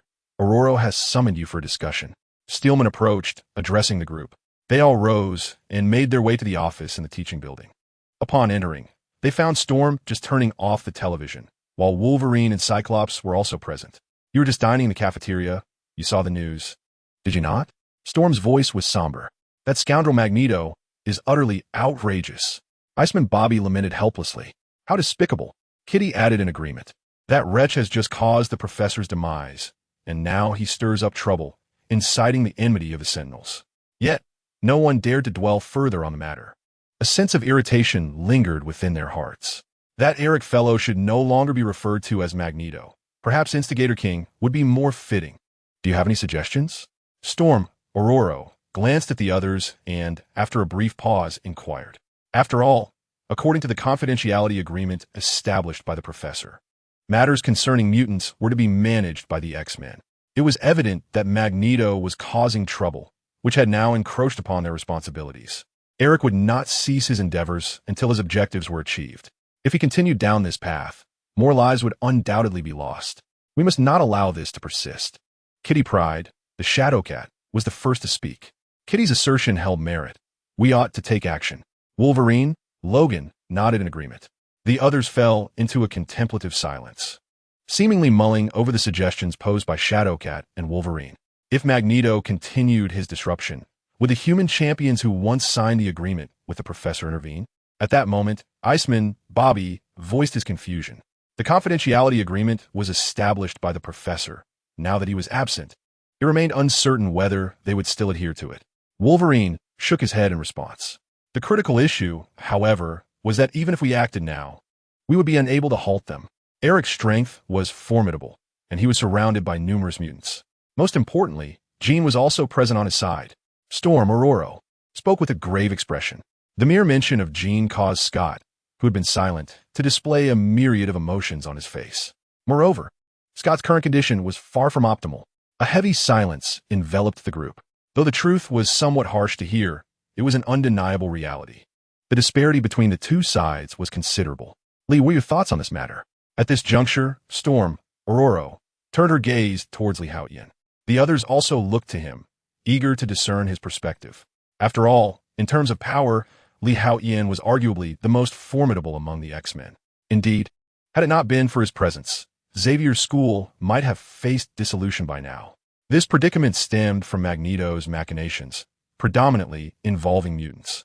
Thus, based on the confidentiality agreement signed by the professor and the top human champions, we, the X-Men, bear an undeniable obligation. Yet, with the professor absent, pinpointing those mutants has become increasingly challenging. Furthermore, Scott, as the headmaster, was not in a suitable state for battle. It could be said that the X-Men were in their most dire condition, ill-prepared for immediate confrontation. I believe that maintaining a steady course amidst uncertainty is the most prudent strategy. Lee Haotian spoke with a calm demeanor. His power of primal rules had yet to accumulate to the requisite threshold. Although this did not diminish his strength, Li Haotian's considerations were clear. Once he establishes the next inheritor, he may be able to contend with the Phoenix Force within Qin. This would place Li Haotian in a position of advantage rather than the current passive stance he finds himself in. After all, he has come to comprehend the disparity in rules between the two universes. The exact difference is incalculable. Yet it appears that the Dragon Ball universe is somewhat inferior to the Marvel universe. Otherwise, with his first form as a Super Saiyan, even having just reached the second stage, he would undoubtedly surpass someone like Qin. Moreover, he now possesses the template of Majin Buu. Nevertheless, Qin is still a single universe-level entity. When unleashing the full extent of her Phoenix Force, she could even attain a multiverse level. The fact that Li Haotian can hold his own against Qin speaks volumes about his strength. It indirectly illustrates that while there's a gap between the Dragon Ball and Marvel universes, it is not vast. After all, in the Dragon Ball realm, there are numerous beings far stronger than Kakarot in his Super Saiyan form or Fat Majin Buu. Just considering the tournament of power in Dragon Ball Super, the participants there would easily overpower Super Saiyan and the former Fat Buu. Yet, there are not many who exceed Qin's Phoenix Force. Thus, the starting points of the two universes are inherently different. However, once I create the third character template, I will be able to see some initiative Li Haotian used. So, for now, I just need a bit more time. To remain still amidst movement, to respond to change with constancy, is Li Haotian's current mindset. I concur. Li, you are absolutely right. I believe this is the most prudent approach. I will heed your counsel. In a moment, everyone expressed their agreement. For now, let us proceed according to Teacher Li's suggestion. As for the officials from the beautiful country, Scott and I will temporarily pass the buck, Storm declared decisively, her voice calm. Thus, this matter reached a temporary conclusion, and the crowd dispersed. Li Haotian then took Clarice and Alice to the rooftop to bask in the sun. He could sense that his body had recently reached a certain threshold of enhancement. Suddenly, he encountered an elusive boundary or perhaps a bottleneck of sorts, imposing a limitation. It seemed that after a period, he would be able to transcend this boundary and acquire even greater power. This prospect intrigued Li Haotian and filled him with a vague sense of anticipation. For all of Li Haotian's strength stems from his genes. He had a feeling that once he surpasses this boundary or bottleneck, everything within him would strengthen once more, including his genes. This would enhance all his abilities, and his mutant powers would also become mightier. In that case, he would possess a more formidable force of rules, enabling him to create an even more powerful system. After all, the systems Li Haotian currently creates are bound by certain limitations. Perhaps once Li Haotian breaks through that boundary. Thus, the system forged by the power of rules would transcend that boundary. Chapter 72. Creating the third template. Boom! Terrifying waves of energy surged through the air. Kamehameha! Li Haotian suddenly unleashed a formidable beam of blue light. A powerful shockwave erupted, illuminating the surroundings in an instant. However, the individual across from him was enveloped in a shimmering pink shield, effortlessly blocking the Kamehameha. In the blink of an eye, the opponent, exuding an even more terrifying aura, forcefully repelled the Kamehameha back. Boom! A horrific explosion enveloped the vicinity, leaving Li Haotian severely injured.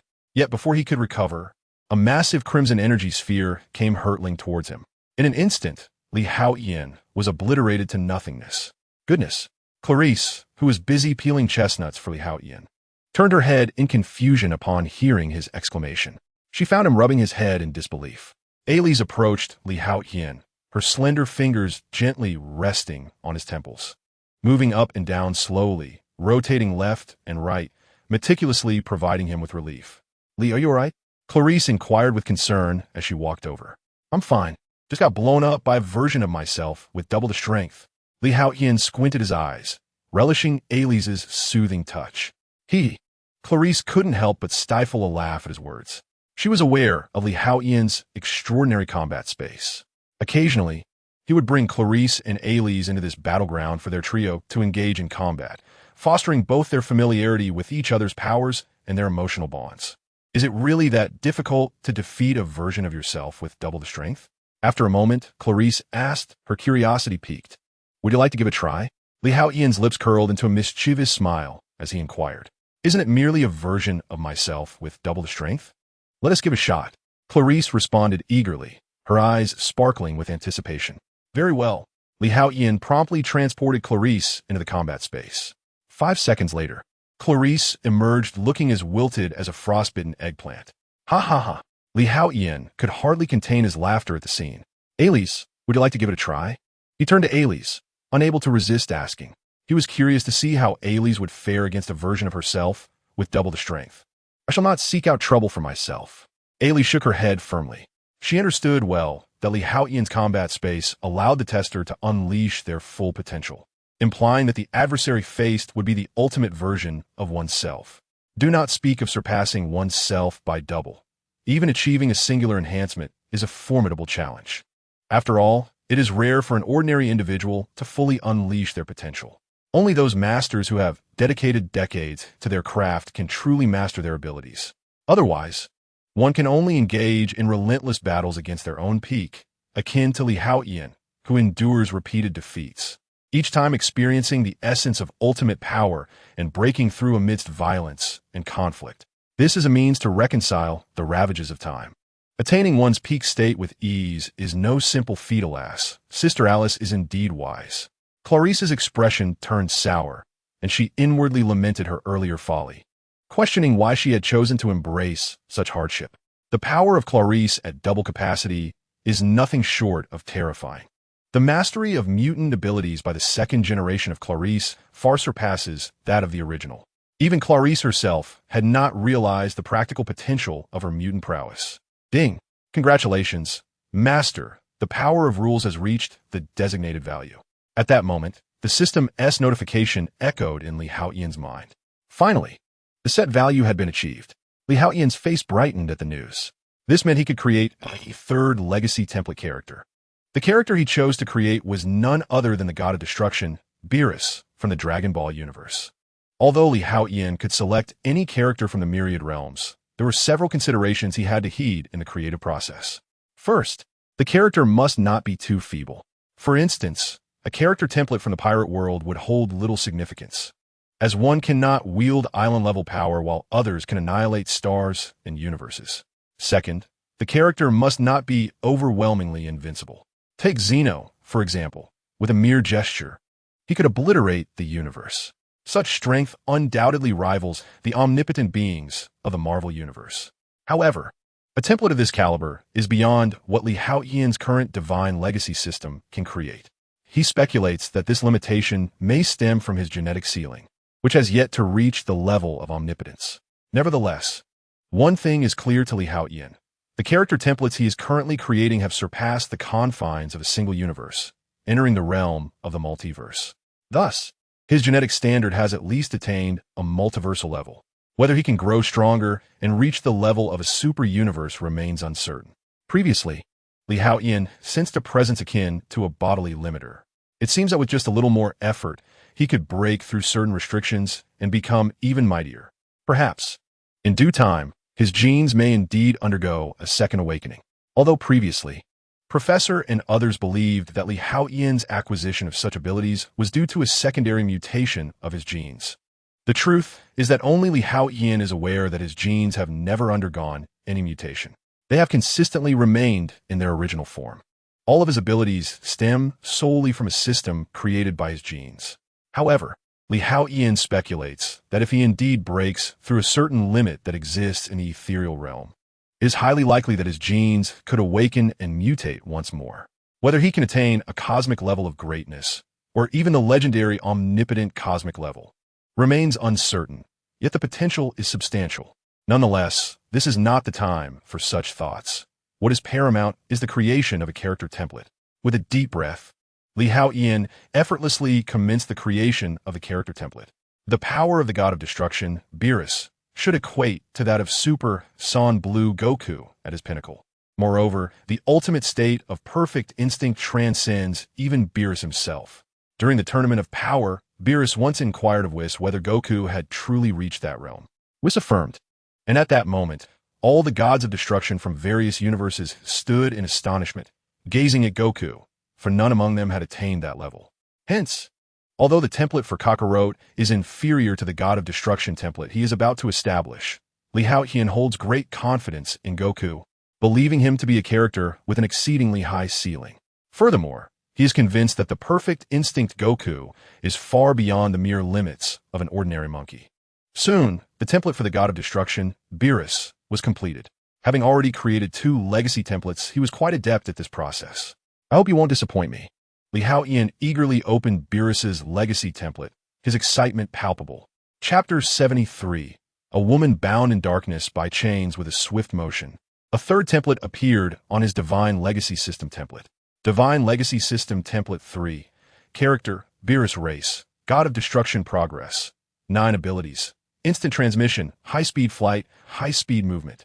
Purple Sphere, Scorching Sphere, Infinite Light Sphere, Perfect Instinct, Imperfect Talent. Destruction Energy. Indeed, Destruction Energy is a talent rather than a mere ability. Upon seeing Beerus's template, a flicker of excitement crossed Haotian's face. This confirmed his earlier conjectures.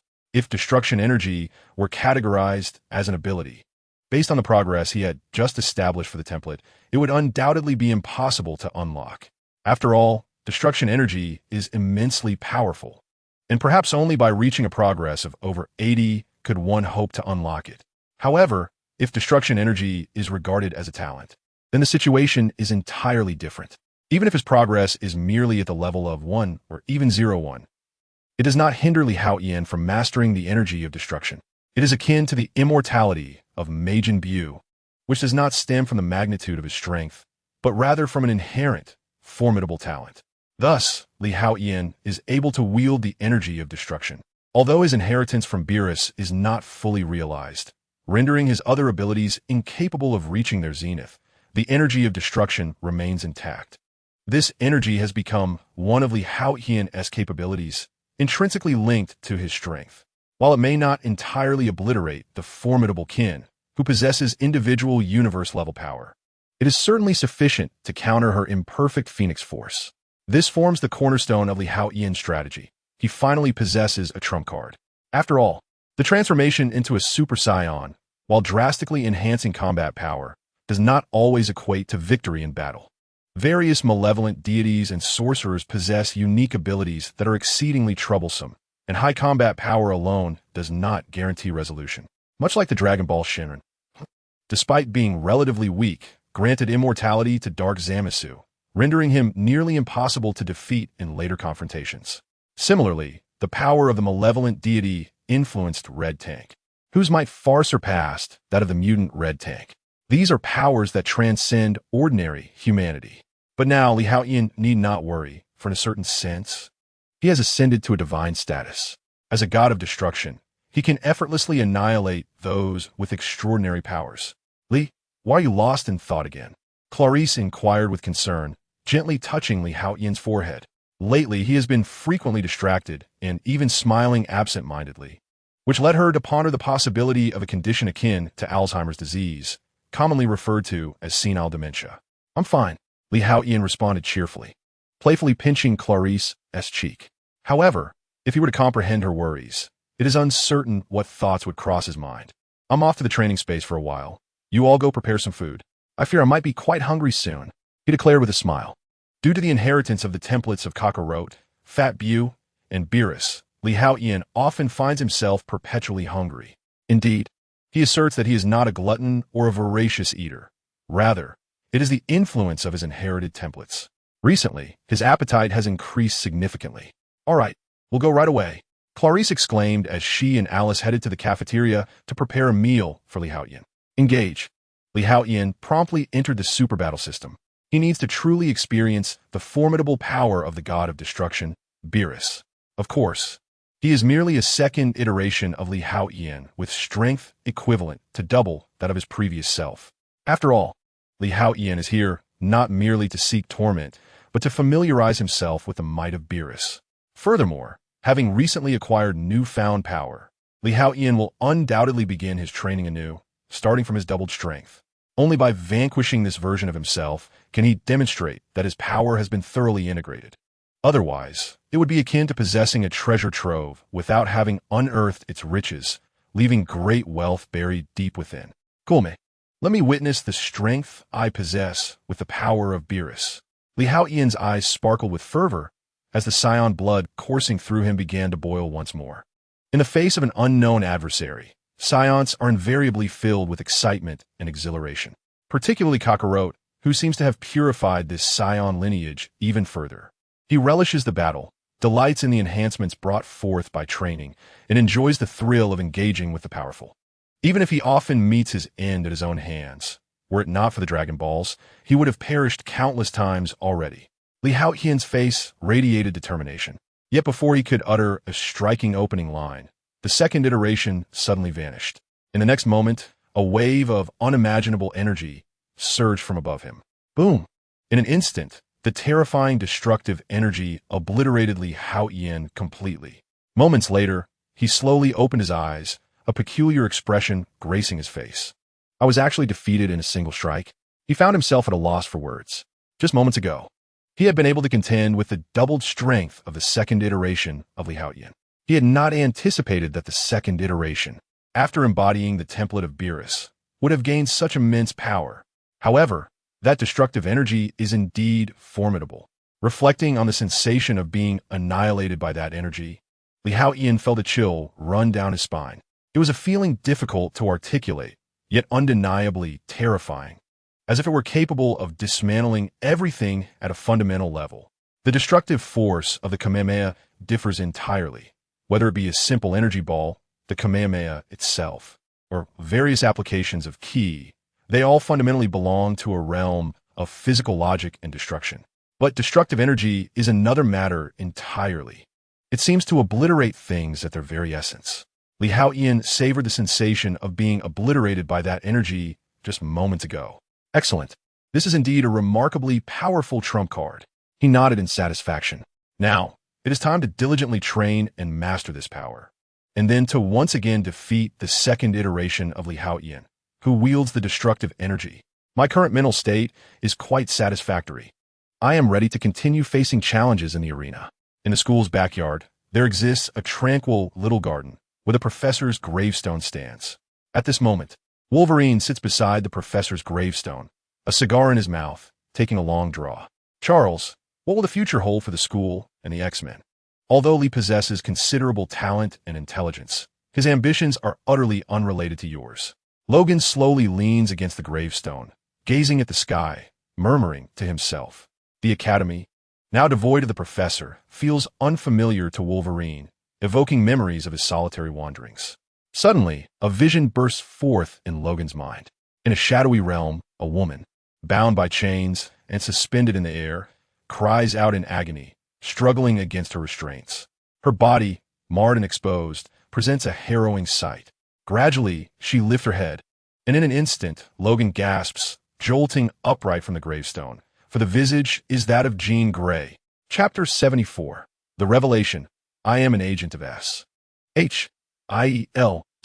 The chains emit a chilling sound as they rattle. In the dim space, devoid of light, Logan perceives Jean's face. "Jean!" he exclaims, rubbing his eyes, but the next moment, the vision vanishes, replaced by a haunting plea from within. "Save me, Logan. I am in so much pain." The sorrowful cries pierce deep into his soul. "Jean!" Logan clenches the cigar until it crumbles to ash, the once leisurely pleasure of smoking extinguished by urgency. At that moment, a terrifying aura erupts from the depths of his being, causing Logan to feel dizzy. He shakes his head vigorously, yet the inner voice fades away. "Jean! Jean!" But no response echoes back. She must be in peril. Yes, it must be her, the kind, beautiful Jean. Wolverine spirals into a frenzy and races toward the Academy's parking garage, mounting Cyclops' motorcycle and speeding into the distance. Upon learning of this, Storm's expression darkens. At such a critical juncture, Logan has chosen to abandon the Academy. When she attempts to call him, he merely states, "I'm going to find Jean and bring the real Jean back." Although she feels displeasure and even harbors some resentment towards Logan, Aurora understands that with Logan's tenacity for Jean, she cannot deter him. The strength of the Academy has significantly diminished, causing considerable distress for Storm. Perhaps it is best not to inform Scott of this matter just yet. It would be more prudent to say that Logan has gone in search of Magneto's whereabouts. Storm felt quite troubled. With a soft sigh, she headed toward the administrative building. With Wolverine's departure from the school, his classes and responsibilities must now be redistributed among others. Such a selfish act, Aurora shook her head, realizing there was no recourse. She couldn't simply chase after him in a car for a dramatic showdown. Moreover, she understood that given Logan's nature, even if she were to catch up with him, he would not return. This incident could only be considered a minor interlude, one that had not caused significant upheaval among the students. Merely rumors circulated about Logan and Aurora having a quarrel, suggesting that was the reason for his departure. Although Storm had come forward to dispel these rumors, explaining that Logan left to track down Magneto and others. Such gossip is, throughout history and across cultures, impossible to suppress. Is it true that Professor Logan really left after a fight with Professor Aurora? Clarice inquired, her eyes alight with curiosity, as if the flames of gossip were igniting within her. Absolutely not. Haotian chuckled, shaking his head. Wolverine wouldn't leave for such trivial reasons, especially at such a critical time. There can only be one plausible explanation for his departure. It must be related to Jean. Let's head to the cafeteria. I hear they have developed new dishes today. Compared to Wolverine's departure, Haotian was far more intrigued by the prospect of the cafeteria's new offerings. That sounds great. A smile emerged on Clarice's face upon hearing Haotian mention the new dishes, perhaps influenced by his enthusiasm. Unbeknownst to her, she too had transformed into a bit of a foodie. However, despite how much Haotian ate, his physique remained unchanged, which left Clarice feeling a hint of envy. Recently, she had noticed that she had gained 3 pounds, prompting her to engage in nightly battles within Haotian's training space to expend her excess energy. She was aware that Haotian preferred a more slender figure, and thus she was determined not to allow herself to gain weight. Sister Alice, how come you can eat so much yet remain so slim? Clarice asked curiously. I practice refining my body daily with starlight, burning off any excess fat, Alice replied nonchalantly. Upon hearing this, Clarice paused momentarily, then pouted in response. Sister Alice, you are quite cunning. How could you possess such a convenient method without informing me? Alice glanced at Clarice, a faint smile gracing her lips. I thought you enjoyed combat. In an instant, Clarice transformed into a small lemon. Before long, the trio arrived at the cafeteria. The new dish featured codfish and bacon hot dogs, enhanced with onions, a novel attempt from the cafeteria. Haotian promptly ordered 30 hot dogs. He then led Clarice and Alice to a cozy corner by the window. Would the addition of onions really enhance the flavor of the hot dog? Clarice pondered in uncertainty. Haotian was about to respond when suddenly, a person clad in cleaning attire approached. May I assist you? Clarice inquired, a hint of confusion in her voice. May I have a word with you? The individual disregarded Clarice's question and turned to Haotian. Haotian frowned, unfamiliar with his cleaning staff and feeling discontent with their demeanor. Clarice politely inquired again, yet was met with indifference. Who are you? Haotian took a sip of cola before casually asking. In reality, I am not a cleaning staff. I am Agent Melinda May, a level 7 operative of S.H.I.E.L.D. Agent May declared. Ma'am, you are with S.H.I.E.L.D. A flicker of surprise crossed Haotian's eyes. He had not anticipated that this newly arrived cleaning lady was associated with S.H.I.E.L.D. May felt a wave of disbelief. She was only 30 and yet referred to as ma'am. Indeed, I am a level 7 operative of S.H.I.E.L.D., May stated, a hint of pride in her voice. After all, she was a level 7 operative. And then, Haotian took a bite of his hot dog, savoring its flavor reminiscent of a bread roll with green onions and sausage. I represent S.H.I.E.L.D. and formally extend an invitation to you. Agent May proclaimed. S.H.I.E.L.D. is inviting me? A glimmer of astonishment flickered in Haotian's gaze. Is this an attempt to undermine me? I'm afraid I have no interest in S.H.I.E.L.D., he replied coolly after another bite of his hot dog. Director Nick Fury holds your talents in high regard, which is why he has extended this invitation. If you refuse, the consequences may be dire. Agent May interjected, her tone carrying an unmistakable edge. Upon hearing Agent May's words, Haotian's expression turned icy. A threat tinged with malice? It seems that my prolonged passivity has led some to perceive me as an easy target. Have they assumed that my amiable nature and reluctance to assert myself render me pliable and vulnerable? Haotian slowly rose to his feet, casting a glance at Agent May, a flicker of murderous intent flashing in his eyes. He was angry. Chapter 75.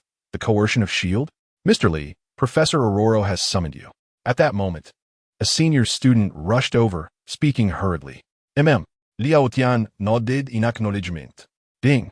Congratulations, Master, you have fulfilled Rosvart's requirements and obtained Origin 001.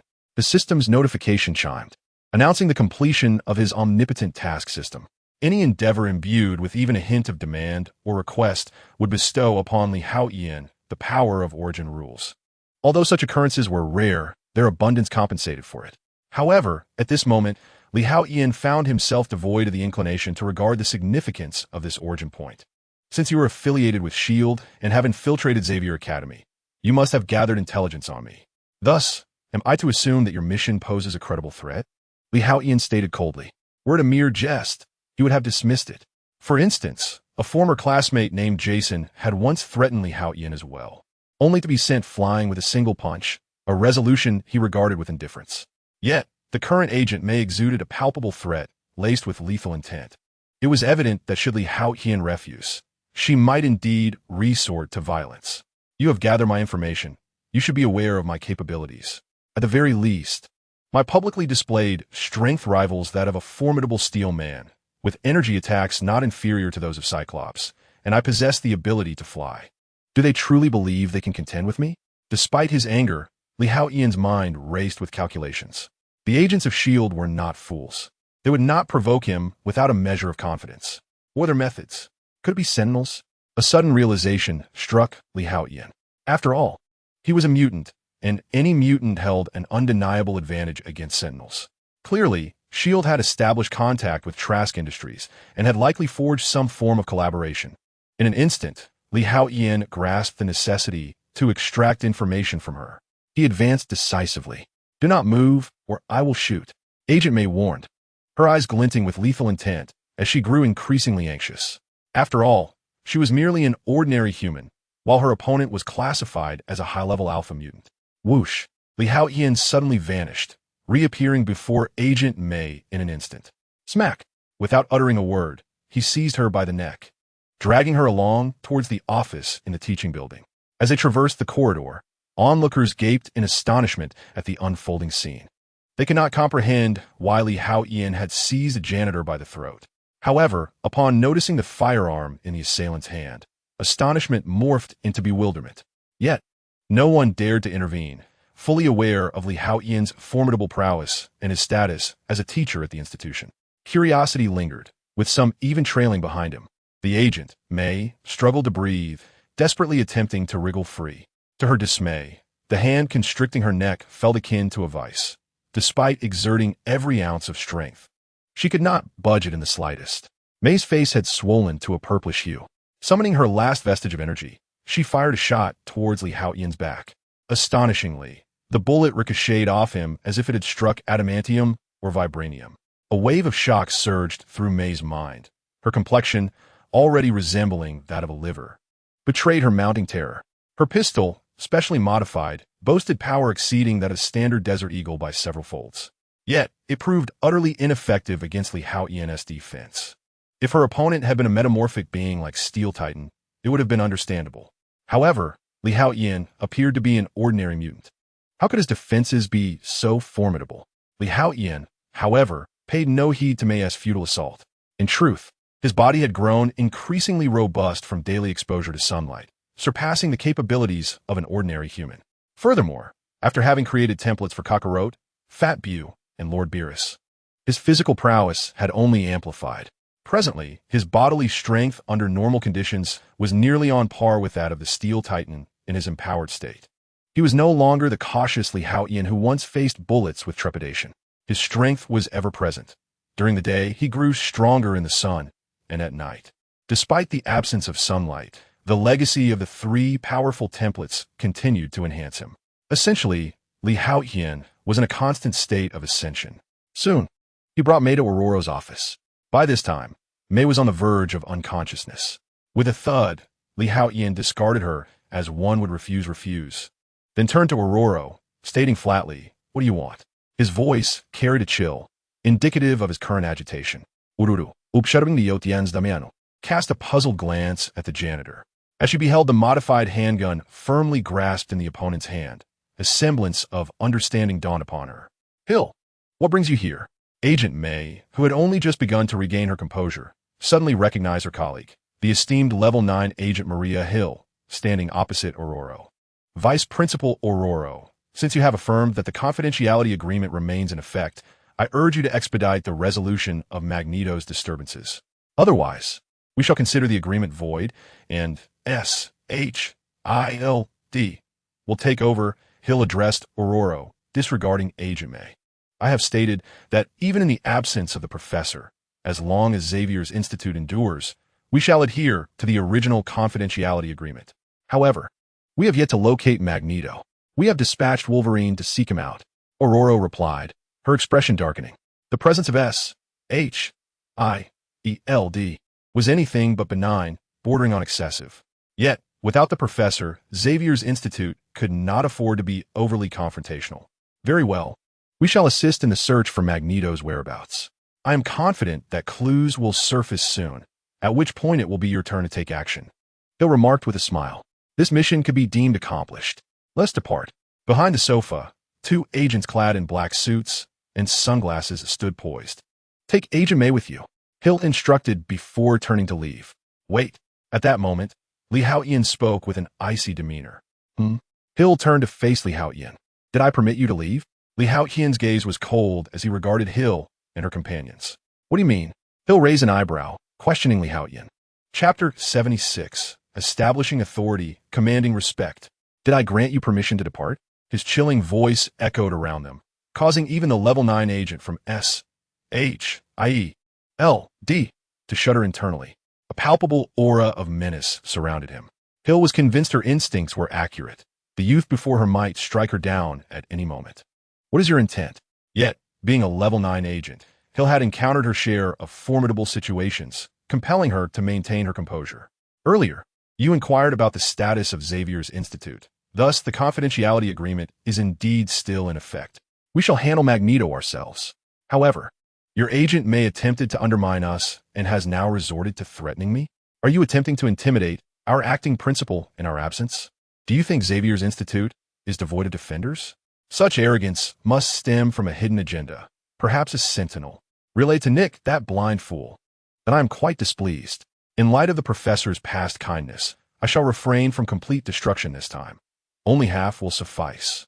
However, should this occur again, I shall consider the confidentiality agreement nullified by your actions. If you wish to fight, you may let Nick the Blind try.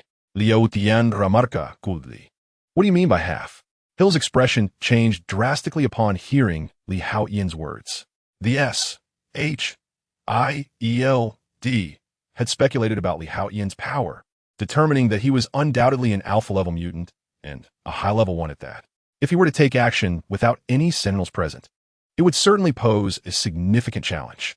Yet, deep within Hill's mind, she was even more puzzled by the mention of half. What could that possibly signify? However, it soon became clear.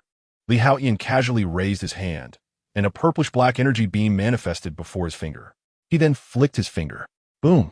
In an instant, a terrifying force of destruction surged forth from his fingertips. To the astonishment of onlookers, the beam vanished as swiftly as a flash of a blade. Enough! You may leave. Haotian waved his hand, sending Hill and Agent May flying away. Thud! The two landed awkwardly, rolling a considerable distance across the ground. Or relief. Bobby could no longer contain his excitement. He had felt oppressed until that moment. However, Hill, being a member of SHIELD, was not one to provoke without Professor Xavier's guidance. Yet, with Haotian's appearance, it felt like a calming balm had been applied. Everyone felt reassured. You have not disappointed me. Aurora felt a surge of emotion. She had always believed in Haotian, and in such a short time, he had evolved from a mere student to someone capable of upholding the Academy's dignity and interests. Well done, Kitty Pryde added. If not for Clarice and Alice standing behind Haotian, she would have been tempted to cling to him. Outside, Hill and Agent May were left utterly bewildered, unable to comprehend Haotian's actions or the source of his formidable strength. Nevertheless, they retreated in dejection. Unbeknownst to them, chaos had erupted within SHIELD. An enemy attack? What is this power? It's terrifying. Everyone was in shock, their faces expressing disbelief as they beheld the scene before them. The SHIELD headquarters had been split in two. Even the agency's trump card, the concealed sky carrier, had been torn asunder. Everything within SHIELD had been divided. One half remained intact, while the other was utterly destroyed. The magnitude of this power was simply unimaginable. Even the agency's protective shield had proven ineffective. Everything was obliterated in an instant. Had a god descended? Before the remnants of the SHIELD headquarters, Nick, with his singular eye, bore an expression of disbelief that had yet to fade. He gazed upon the scene before him, murmuring to himself, "This is an act only the might of a god could accomplish. Could it be that a malevolent deity has invaded Earth?" A grave look settled upon Nick's face. If that were the case, the planet would soon be plunged into chaos and bloodshed once more. However, upon the return of Hill and the others, witnessing the obliterated headquarters, they would finally grasp the meaning behind Haotian's cryptic remark about half. In their shock, they hastily conveyed the news to Nick, leaving him utterly astounded. Although he had already greatly underestimated Haotian's power, it now appeared that the force he wielded transcended mere alpha-level abilities. Could it be Omega level? This conjecture astonished Nick. Yet he found no alternative explanation for the circumstances before him. At Xavier's school for gifted youngsters, Nick fell into deep contemplation. If Haotian were indeed Omega level, then even in the absence of the professor, the school could not afford to be complacent or dismissive. "Lee, you were simply magnificent," exclaimed Bobby, the Iceman, who, despite being older than Haotian, resembled a starry-eyed admirer. One might say that Haotian embodied the ideal image of a mutant in Bobby's eyes. "Thank you, Lee." Aurora could not help but express her gratitude. Although Scott, the narrator, remained silent, he offered a thumbs up to Haotian from his wheelchair. Ever since Jean's tragic act against the professor, Cyclops had grown increasingly reticent. Moreover, his body had yet to recover fully from the near-fatal drain inflicted by Jean. While SHIELD might not pose a significant threat, it was evident that Magneto was plotting something. "I will remain vigilant," Haotian assured. Storm nodded in agreement. Sensing that Aurora had already formed a plan, Haotian refrained from further elaboration. His true desire was to relish life. However, the world was not yet at peace, necessitating his intervention. Yet, he remained unfazed. All schemes and dangers, when confronted with overwhelming strength, were rendered feeble. It would not be long, at most 3 to 5 months, before Haotian felt confident enough to face any formidable opponent this world could throw at him. Even the 4 Celestials and the 5 creation gods would not intimidate him. At that moment, he would experience true freedom and unrestrained joy, when life could finally be savored. For now, everything revolved around the pursuit of strength, basking in the sun and fulfilling the tasks of the omnipotent system. Had it not been for the earlier encounter with Agent May, which had left him quite irked, Haotian would not have felt compelled to act. He needed someone to take the initiative to speak up, thus allowing him to reap the rewards. As long as there were sufficient source points, numerous unlocked systems, and a plethora of powerful templates, he could significantly shorten the time required to grow stronger. What followed would be the true climax. Haotian was filled with anticipation. Chapter 77, The Combat Power Detection System. A gentle breeze whispered through the sky. On this languorous afternoon, Haotian languidly fermented like a salted fish on the lounge chair of the library terrace. Beside him, Clarice offered precise nourishment, complemented by Alice's exquisite craftsmanship. Such was the essence of enjoying life. "Ding! Congratulations, Master! The combat power detection system has been successfully created." As the mechanical sounds resonated in his mind, Haotian, eyes closed in blissful enjoyment, gradually revealed a smile. It had finally succeeded. Although some of the rule's power had been consumed, he had nonetheless established this system. The combat power detection system, while incapable of enhancing combat strength or offering any special boosts, merely served to assess power levels. It was a small auxiliary system. This world bore certain distinctions from the Marvel Universe and the Dragon Ball realm I had previously encountered. The power levels appeared somewhat chaotic, rendering the combat power system necessary. Haotian Musha. He had already acquired templates of 3 formidable beings, Kakarot, Mage in View, and the god of destruction Beerus. Were this in the Dragon Ball universe? he would be nearly invincible, if not outright so. Yet, Haotian realized that he did not seem to possess absolute dominance, even in this chaotic Marvel world. After all, there existed individuals like Jean, who had awakened the Phoenix Force. Numerous hidden, peak human powerhouses still lurked in the shadows. This left Haotian with an unsettling feeling.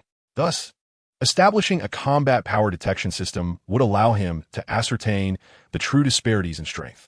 Furthermore, it would provide him with a numerical framework to gauge potential adversaries in the future. After all, his combat power detection system was not akin to the scouters used by Frisia and his ilk. Even concealed strengths could be detected. Detection target: combat power 39 points. Upon reflecting on this, Haotian glanced at Clarice nearby. How low? He then turned to Alice on the other side. Detection target: combat power 97 points. Haotian was momentarily taken aback. Alice's power level exceeded Clarice's by more than double. It seemed Alice's strength was indeed formidable. Is there something on my face? Alice asked, noticing Haotian staring at her in a daze as she touched her face. No, you look splendid, Haotian replied, playfully pinching Alice's cheek. Her combat power was an impressive 97 points, indicating her considerable strength. How much do I have? He wondered, glancing curiously at his own stats. The target detected possesses a combat power of 962 points with hidden potential. Upon hearing the system's introduction, Haotian fell into a moment of contemplation. His regular combat power of 962 points surpasses Clarice by a staggering 255 times and is approximately 103 times that of Alice. In this regard, there is no significant issue. Generally speaking, a power exceeding double that of an opponent is sufficient to easily vanquish them. If one's power exceeds tenfold, it becomes a complete domination, and surpassing 20 or even 50 times enters an entirely different realm. Currently, Haotian exceeds Clarice's power by 255 times and Alice's by several multiples. Should he desire to eliminate the two, it would likely be a trivial task. For instance, utilizing Bu's extraordinary abilities would allow him to effortlessly deal with the two women, transforming them into candy or chocolate to consume in mere moments. However, this is not yet the pinnacle of Haotian's combat prowess. His hidden potential remains undetected by the system. It appears that full detection is only possible when this potential is unleashed. This limitation speaks to the system's constraints. It seems that the minimal consumption of rule power has weakened the system's capabilities. Haotian shook his head, aware that despite possessing the omnipotent task system, which allows for rapid accumulation, there remains an upper limit, contingent upon the strength of his own genes. I am becoming increasingly powerful. My genetics are also enhancing. He mused inwardly. Yet, this transformation cannot be rushed. As he grows stronger, so too will his genetic prowess. This is not a significant concern. What he lacks at present is merely time. He decided to test his full combat power. The hidden latent power should pertain to his transformation abilities, the destructive energy of a god of destruction, as well as the augmentation of his ki to its maximum, all of which would alter his regular combat power. You two go grab some afternoon tea. I shall join you shortly at the cafeteria. Haotian smiled and promptly ascended into the sky. Should he unleash his powers within Xavier Academy, it would cause damage to the surroundings. Thus, he flew beyond the confines of the Earth. First, let us observe the transformation into a super scion. Boom! A terrifying force erupted instantaneously, with golden energy waves radiating like a miniature sun. Target detected. Combat power 79. 696 points. Indeed, the system's prompt echoed, indicating that Haotian's power had surged significantly, nearly an 80-fold increase. A glimmer of contemplation crossed his eyes. According to the established parameters, the transformation into Super Scion 1 yields a combat power that is 50 times the regular state. This concept originated from the Dragon Ball Encyclopedia 7, which pertains to the Dragon Ball manga and anime, chronicling Goku's combat power during the Namek saga. However, Haotian's regular combat power is considerably lower than that depicted in the Dragon Ball universe. Perhaps it is due to the differing rules of the two universes. Haotian could only contemplate this notion. However, according to the later established Guidebook Super Exciting Guide, Story Edition, applicable to the Dragon Ball manga, this premise was further clarified. When the 2013 film Dragon Ball, Battle of Gods was released, the program accompanying the film reiterated this concept.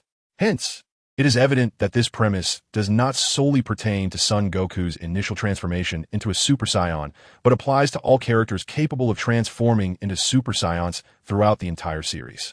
From this perspective, it indeed reflects the alterations in the rules of the two universes. He pondered deeply. Different cosmic rules would naturally lead to various anomalies.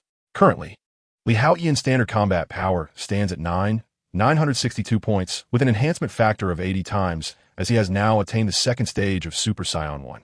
This is significantly more formidable than the first stage's 50 times, thereby achieving the 80 times multiplier. However, the subsequent stages, Super Saiyan 1's third phase and full power, exhibit only marginal differences. Should Haotian desire to amplify his strength once more, he must await another increase in progress before entering the realm of Super Saiyan 2. According to the established lore, the power of Super Saiyan 2 is 100 times the norm, while Super Saiyan 3 can reach an astounding 400 times. As for the subsequent forms, Super Saiyan God Blue, and ultimately the divine mastery of Ultra Instinct, these represent not merely multiplicative enhancements in power, but rather a fundamental transformation of essence. However, the attainment of these forms necessitates that Haotian progress further in his inheritance journey. With this thought in mind, he promptly accessed his attribute panel. Chapter 78. Magneto begins to cause trouble. Swish.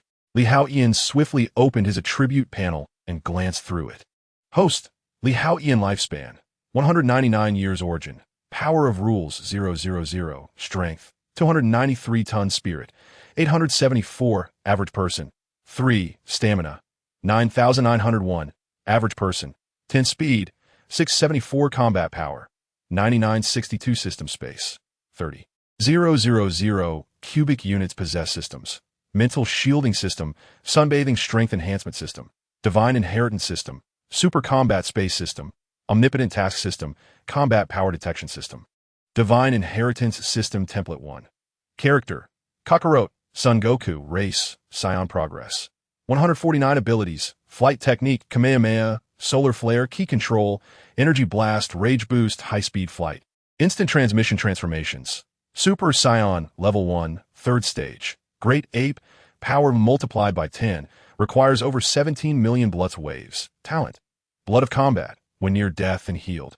Power surges dramatically. Divine Inheritance System Template 2. Character: Majin Buu race, Majin progress. 123 abilities: flight technique, high-speed flight, rapid movement, belly flop attack, ki blast, energy sphere, menacing gaze, super explosive wave, eruption wave, telekinesis, transformation beam, regeneration, division, morphing, restoration beam, healing beam. Talent: cosmic survival. Ultra cell regeneration, divine inheritance system template 3. Character: Beerus title, god of destruction progress. 116 abilities: flight technique, high-speed flight, rapid movement, purple energy sphere, heat blast, infinite light sphere, ultra instinct, imperfect. Talent: destructive energy. It appears there is still much work to be done. Haotian cast a glance at the 3 inheritance templates. Even the earliest Kakarot template had only reached 149. Nevertheless, he gained a deeper understanding of his own strength. In his normal state, his battle power reached 9,962 points, and in his transformed state, it soared to 6,960 points. Although this paled in comparison to Kakarot's terrifying battle power of 150 million in the Dragon Ball universe. It was attributed to the differences between the two universes. It was akin to comparing the value of the American dollar with that of the South Korean won. Both may be equal in quantity, but their worth is not the same. Due to differing rules and universes, discrepancies are inevitable. I must seek a unit of measurement. Haotian proceeded to further test the destructive energy. His battle power remained unchanged, indicating that the destructive energy was a form of power belonging to the god of destruction, distinct from the Kamehameha technique. Then, he unleashed a full-power Kamehameha, elevating his battle power to 1 million. This was nearly a 200,000 point increase from his transformed state of 79,6960. It seems my peak battle power hovers around 1 million. Haotian finally attained a concrete understanding of his capabilities. With a swift motion, he returned to Xavier's academy. Wolverine. He first sought out Logan to assess his battle power, which astonishingly registered at only 88 points. It appears Wolverine's strength is not particularly high. possibly only at a level 3 mutant.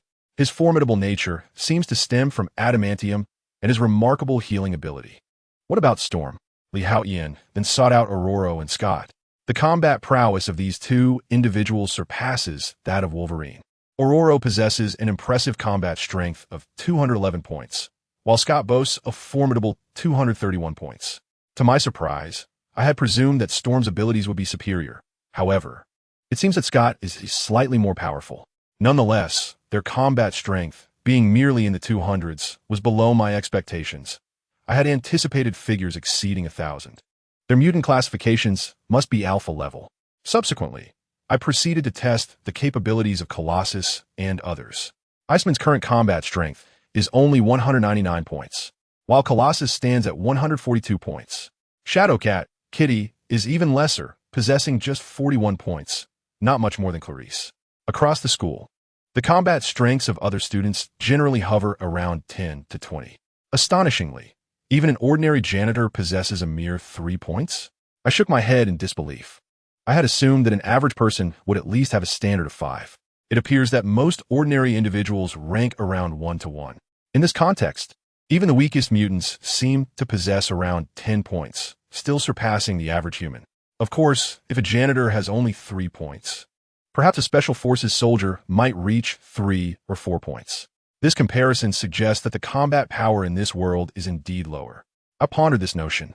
In the Dragon Ball universe, even an ordinary person wielding a shotgun boasts 5 points of combat strength. During the Dragon Ball era, Bulma utilized Raditz Scouter to assess Master Roshi and Krillin, discovering that Master Roshi had a combat power of 139, while Krillin achieved an impressive 206. This indicates that the combat power in the Dragon Ball world is generally superior to the chaotic Marvel universe I currently inhabit. It's akin to the conversion of 1 pound to approximately 0.45 kilograms, which translates to about 0.9 gene, although both values are 1 point. The mass they represent is drastically different. I wonder how much combat strength Gene possesses at present. My curiosity piqued. However, combat strength does not encapsulate everything. After all, beyond raw power, there are unique abilities that cannot be quantified by combat strength alone. For instance, my own peak combat strength is around 1 million. Yet that figure does not account for destructive energy.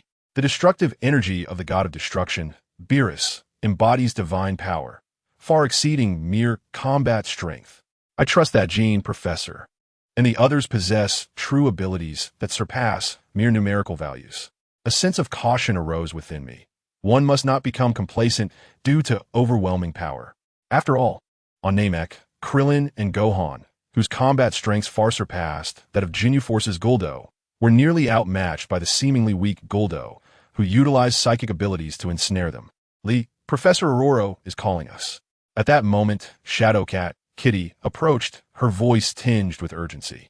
Is there something wrong? Upon witnessing Katie's palpable anxiety, Haotian found himself intrigued. It seemed they had pinpointed Magneto's location, and the X-Men were preparing for action.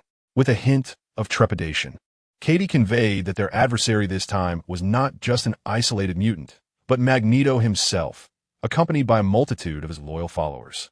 Was Magneto finally beginning to stir trouble? Haotian quickly grasped the situation and followed Katie towards Aurora's office. Upon entering, they encountered Wolverine, whose expression was grave. I apologize. Aurora. I sensed Jean's distress earlier and felt compelled to leave. Logan expressed with sincere regret, fully aware that his earlier departure had been irresponsible. What did you discover? Aurora inquired solemnly. Since he had been summoned by Jean, what was the outcome? Chapter 79, Magneto in High Spirits. Everyone turned their attention to Wolverine, with Aurora fixing an intense gaze on Logan, a flicker of irritation evident in her eyes, although she was not one to hold grudges. Logan's abrupt departure during such a critical moment left her feeling quite aggrieved, especially without an explanation. I saw Jean, trapped in that dim world, shackled and in despair. Logan began after a moment of silence, his voice steady as he recounted a poignant confession, reminiscent of a compelling tale. Instantly, the expressions of Aurora and the others softened, their approach towards Wolverine dissipating. Who would have thought Logan possessed such eloquence? Haotian mused internally, impressed by Wolverine's ability to convey the gravity of the situation so vividly. In a bygone era in China, He could have easily been a storyteller beneath the bridges. Beside him, Clarice was nearly moved to tears. The Sentinel has just provided me with Magneto's location. Their message is clear. It is time for us to act, Aurora declared, her gaze turning towards Haotian amidst the crowd. Clearly, in Aurora's eyes, the most formidable force at Xavier's Institute was Haotian. Moreover, she had come to respect his approach following the previous incident. Then let us take action, Haotian replied with a smile. Ding! Congratulations, Master, for acquiescing to SHIELD's request, earning source 612. Ding! Congratulations, Master, for agreeing to Aurora's request, earning source 015. At that moment, the all-encompassing task system registered a surge of source points. Excellent. Haotian felt quite satisfied. Let us prepare for departure. Upon hearing Haotian's words, Aurora felt a wave of relief wash over him. Without Haotian's unwavering support, the storm would have deemed their combined strength with Wolverine insufficient. After all, Scott was currently incapacitated.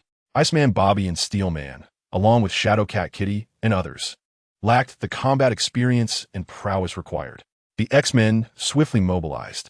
The students of the Academy gazed longingly at the dashing uniforms of the X-Men, each silently vowing to strive for strength and to become part of their ranks. Boom! With the fiery blaze of the engines, the aircraft vanished into the horizon. Unlike the envious glances of the students, the expressions of those aboard the aircraft turned grave. For their adversary this time was no ordinary mutant, but the highly renowned Magneto. He was a figure of legend among mutants, evoking the same reverence as the Professor. Furthermore, intelligence indicated that Magneto had gathered a formidable cadre of powerful mutants.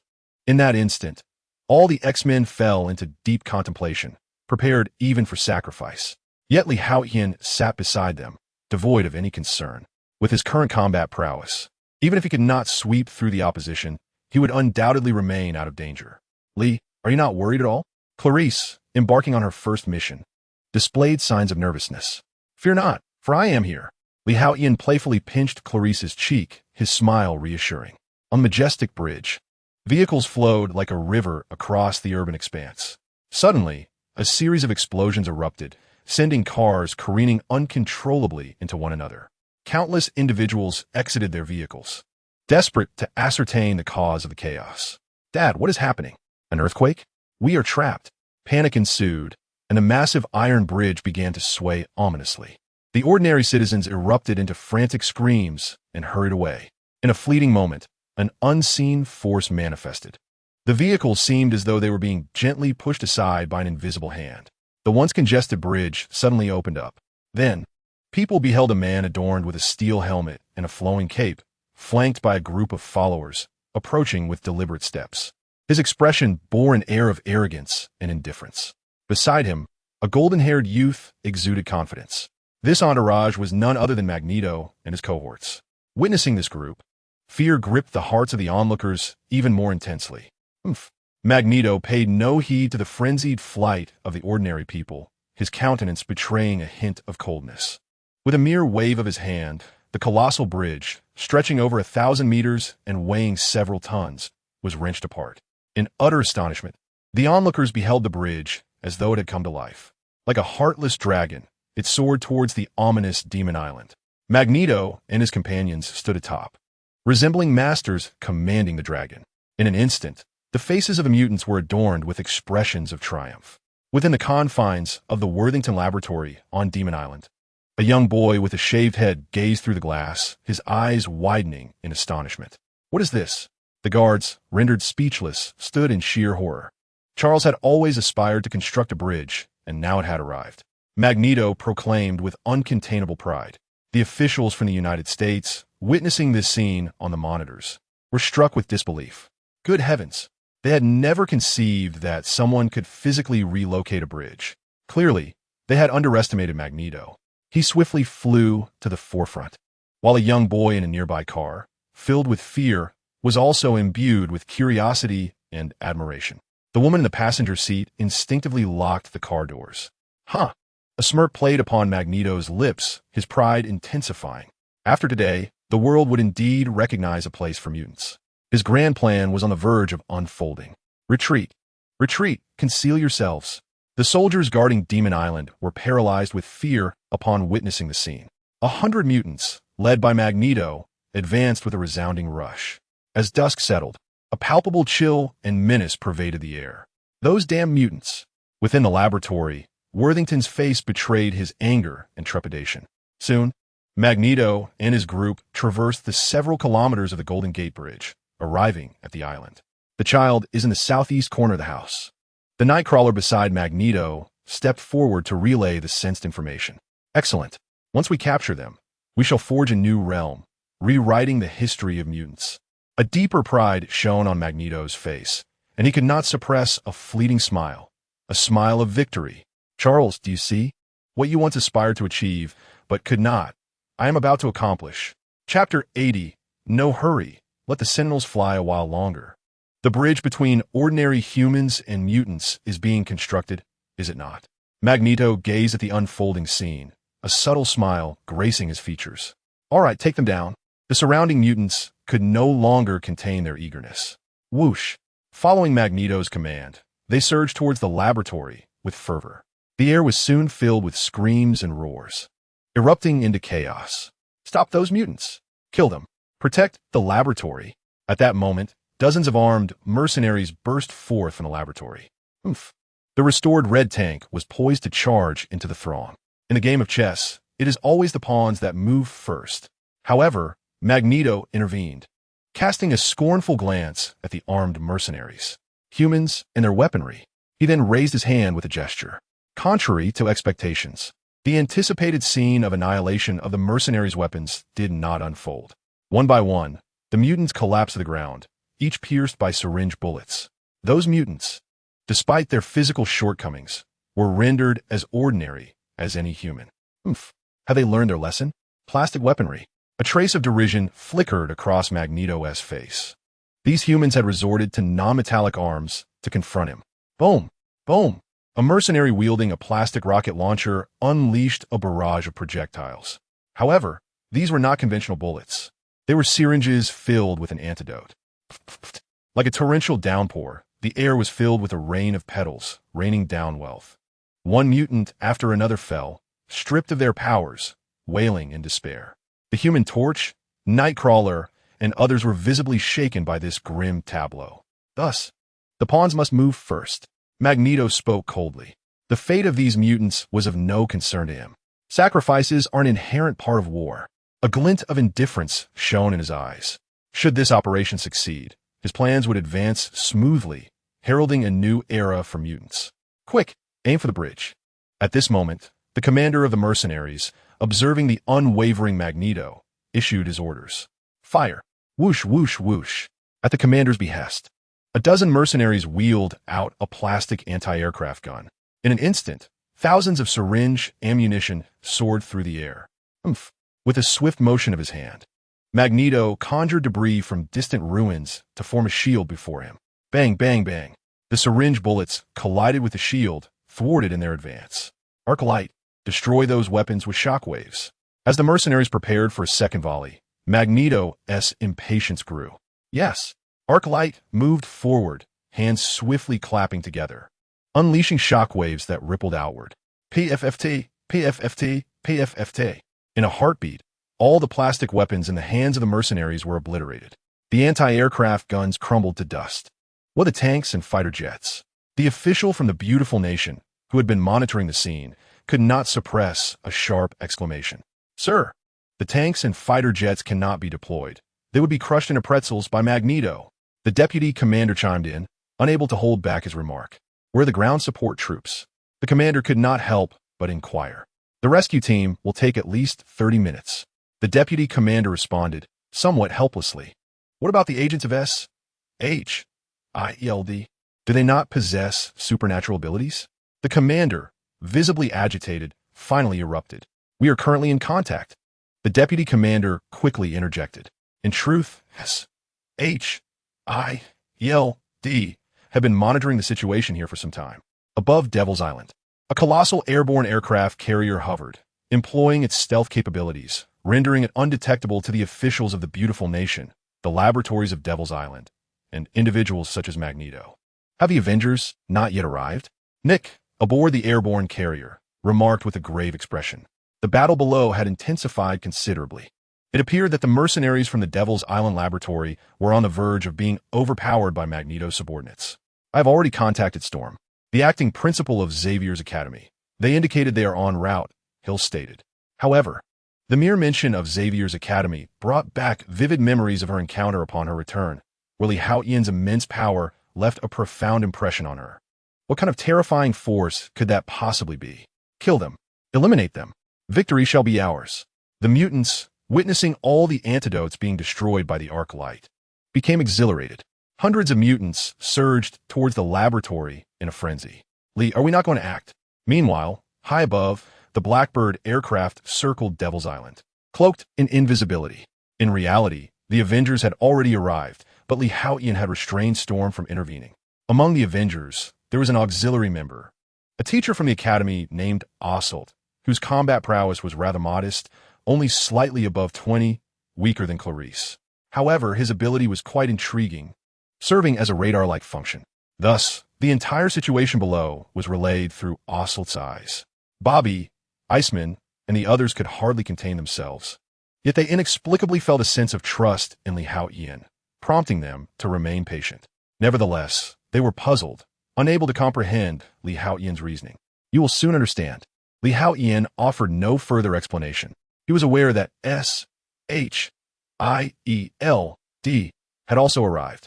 Although the airborne carrier below could evade the radar detection of the Blackbird, the individuals aboard could not escape Haotian's perceptive awareness. Hence, he realized that S-H-I-E-L-D had arrived even earlier than they had. Let the Sentinel fly a little longer. He had faith that S-H-I-E-L-D was preparing the Sentinels. These entities posed a considerable challenge. Thus, Haotian resolved to destroy them all this time. The Sentinels must never be allowed to appear here, to enact slaughter and then depart. This place is home to countless mutants, many of whom have reached level 2 and even a few at level 3. Should the Sentinels gain access to the data and profiles of these mutants, it is highly probable that they may evolve into even more formidable Sentinels in the future. Although Haotian possesses immense strength, he remains a mutant, thus harboring a degree of wariness towards the Sentinels. The moment is upon us. Indeed, at that instant, Nick aboard the airborne aircraft carrier could no longer restrain himself. He contacted Trask, urging the activation of the Sentinels. Chapter 81.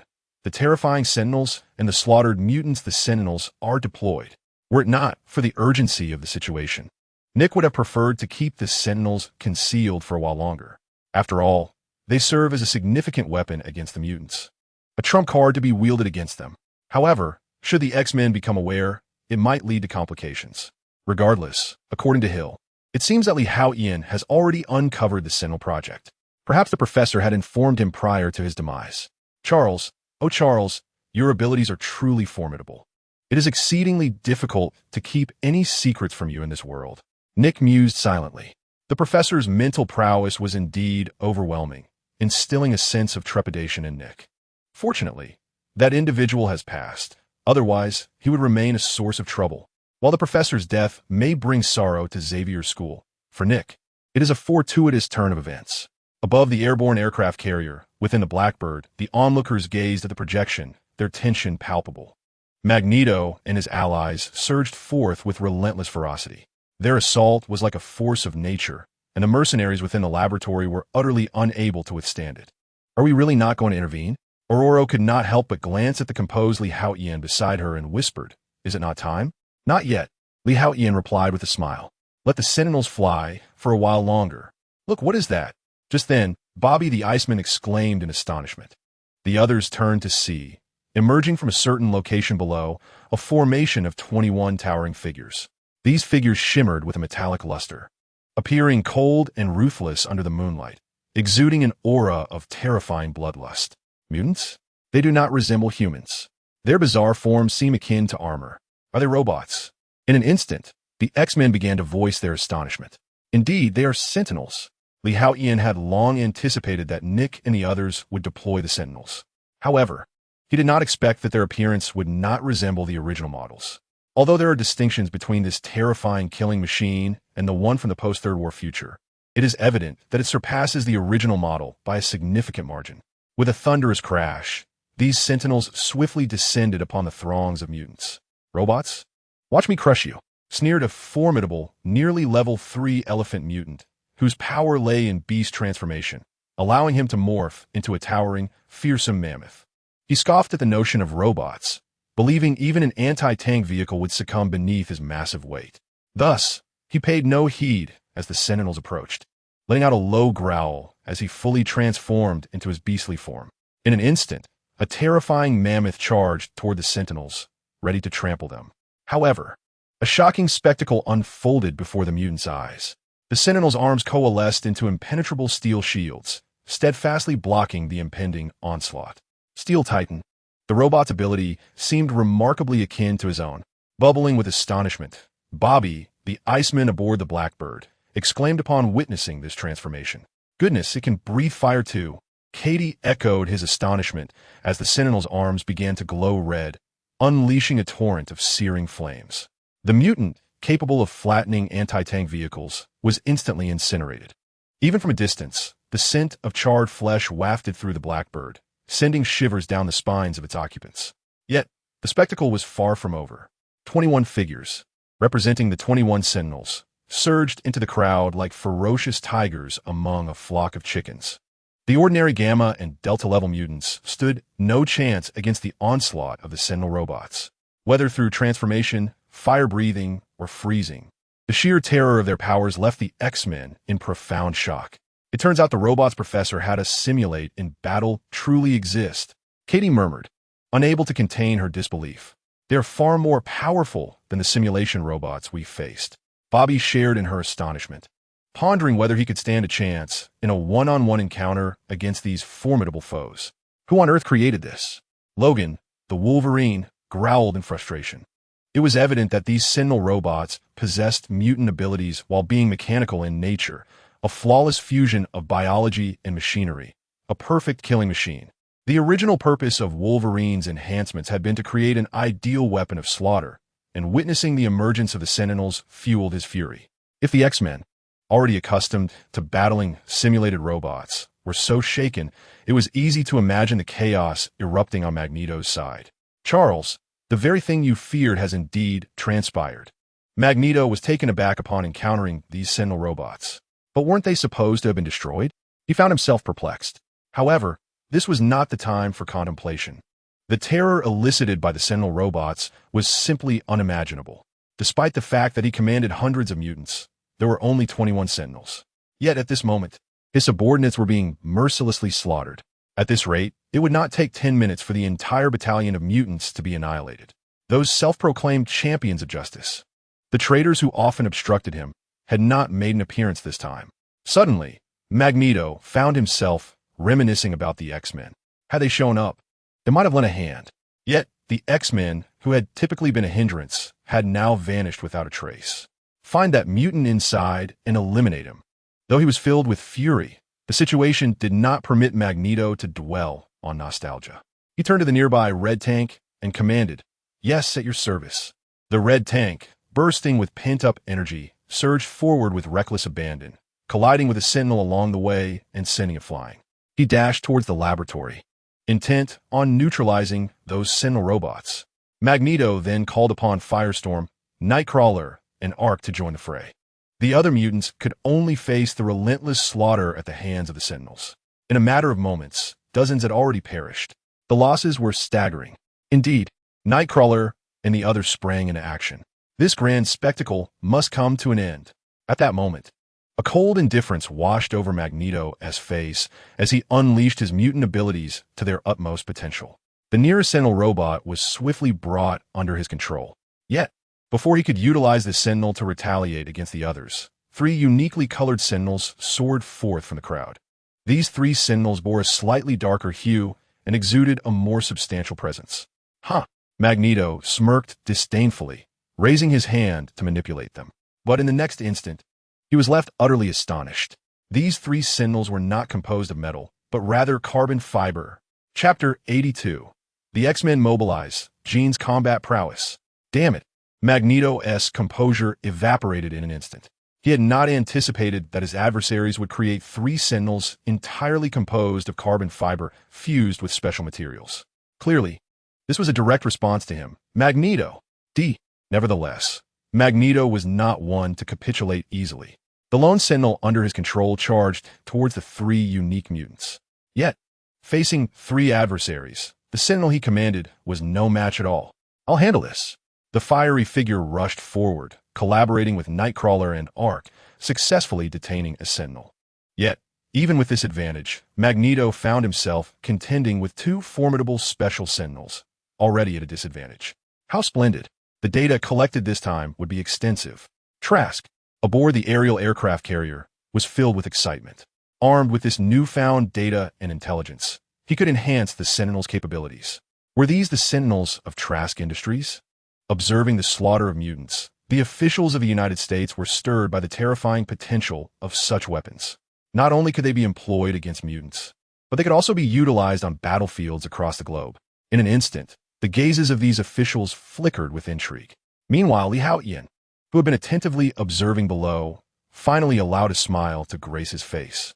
It seemed that all the Sentinels were gathered here, 21 in total, comprising 18 standard metal Sentinels and 3 special ones. Haotian's eyes shimmered with determination. It was time to act. He surveyed the surroundings and noticed everyone looking at him, prompting a smile. The moment had arrived. Buzz. The Blackbird jet dove swiftly. "You handle Magneto. I shall take care of those Sentinels first. They must not leave Devil's Island unscathed," Haotian declared to the X-Men. Typically, acquiring mutant data was quite challenging for Trask Industries. In research facilities, having a few or even a dozen mutant samples was considered remarkable. Yet now, with Magneto's cadre of mutants at hand, it was as if they were offering their lives to provide a treasure trove of data for Trask Industries. This opportunity could not be squandered. "Leave it to us," Iceman Bobby exclaimed, already brimming with excitement. The others held their breath, eagerly awaiting Haotian's command. Although Haotian was neither the principal nor the leader of the X-Men, he had earned their respect, regarded as one of the most esteemed individuals among them, second only to the Professor. Even if Haotian was younger than most present, his stature commanded respect. Boom! Boom! Boom! The horrific carnage continued unabated. Despite the valiant efforts of Magneto, Human Torch, Nightcrawler, and Arc, the situation remained grim, with mutants still falling victim to the slaughter. At this rate, it would not be long before they were annihilated. Curso months. Magneto seethed inwardly. The strength of the Sentinels was formidable. Each one approached the caliber of an alpha-level mutant, possessing a myriad of mutant abilities, boundless stamina, precise attacks, and an absence of fear. They were the epitome of a perfect killing machine. "Jean, are you not going to make your move?" The number of mutants succumbing to death continues to increase, yet Jean remains remarkably composed, hardly making a move. This has left Magneto in a state of exasperation. Which version of Jean do you prefer? Had she intervened, perhaps these adversaries would have been dealt with long ago. Magneto has never doubted her abilities. However, at this moment, a flicker of struggle appears in her gaze, as if her consciousness is in disarray. Damn it, could it be that her mind is faltering again? Witnessing this scene, Magneto is momentarily at a loss for words. He is aware that Jean's psyche has issues, likely due to the presence of multiple personas within her. Yet, the sudden emergence of a struggle for dominance at such a critical juncture is rather unfortunate. It seems that Jean may no longer be reliable. Magneto feels a sense of resignation. Did the red tank eliminate that mutant? He ponders that if this situation continues, even he will be unable to endure. Retreat appears to be the only option. Magneto is confident that if he wishes to withdraw, these robots will not impede him. Just then, the Blackbird jet descends rapidly. Those traitors! Upon seeing the familiar aircraft, a smile breaks across Magneto's face, and for the first time, he finds the X-Men somewhat less detestable. The jet swiftly lands, and everyone disembarks, ready to confront their respective opponents. "Let us go," everyone, Haotian announces. Given that the X-Men often engage in indiscriminate slaughter, he is unconcerned with devising a plan. He merely advises Clarice to avoid unnecessary conflict and prioritize her safety, while suggesting that Alice keep a close watch over Clarice, considering Alice's combat prowess exceeds 90, while Clarice remains below 40. Whoosh! The other X-Men leaped from the aircraft, initiating their battles. Target detected. Combat power at 307 points. Haotian's gaze shifts to Magneto. As expected, his power significantly surpasses that of Storm and others, and he is far stronger than Wolverine. It is no wonder Logan is often toyed with when facing Magneto. Their disparity in combat strength is substantial. He ponders this thoughtfully, casting a curious glance at Jean, who remains in a daze not far away. Target detected. Combat power at 108 points with hidden potential. Astonishing. Her base power reaches 108 points. She truly embodies an Omega-level mutant. Moreover, her hidden potential, could it be the Phoenix Force? Haotian's expression turns serious. Her base combat strength exceeds his own, which stands at 10,021 points.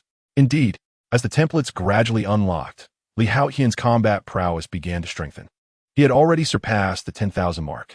However, he was still somewhat inferior to the current Jean. Within a day or two, he would undoubtedly exceed her standard combat power. Yet, he pondered the extent of her peak Phoenix Force capabilities with curiosity. Presently, his peak power was approximately around 1 million, which was rather intriguing. Nonetheless, noticing his opponent in a daze, Haotian opted to disregard her for the moment. He cast a glance at the Sentinel, which registered a combat power of 288 points. Surprisingly, this Sentinel possessed formidable strength.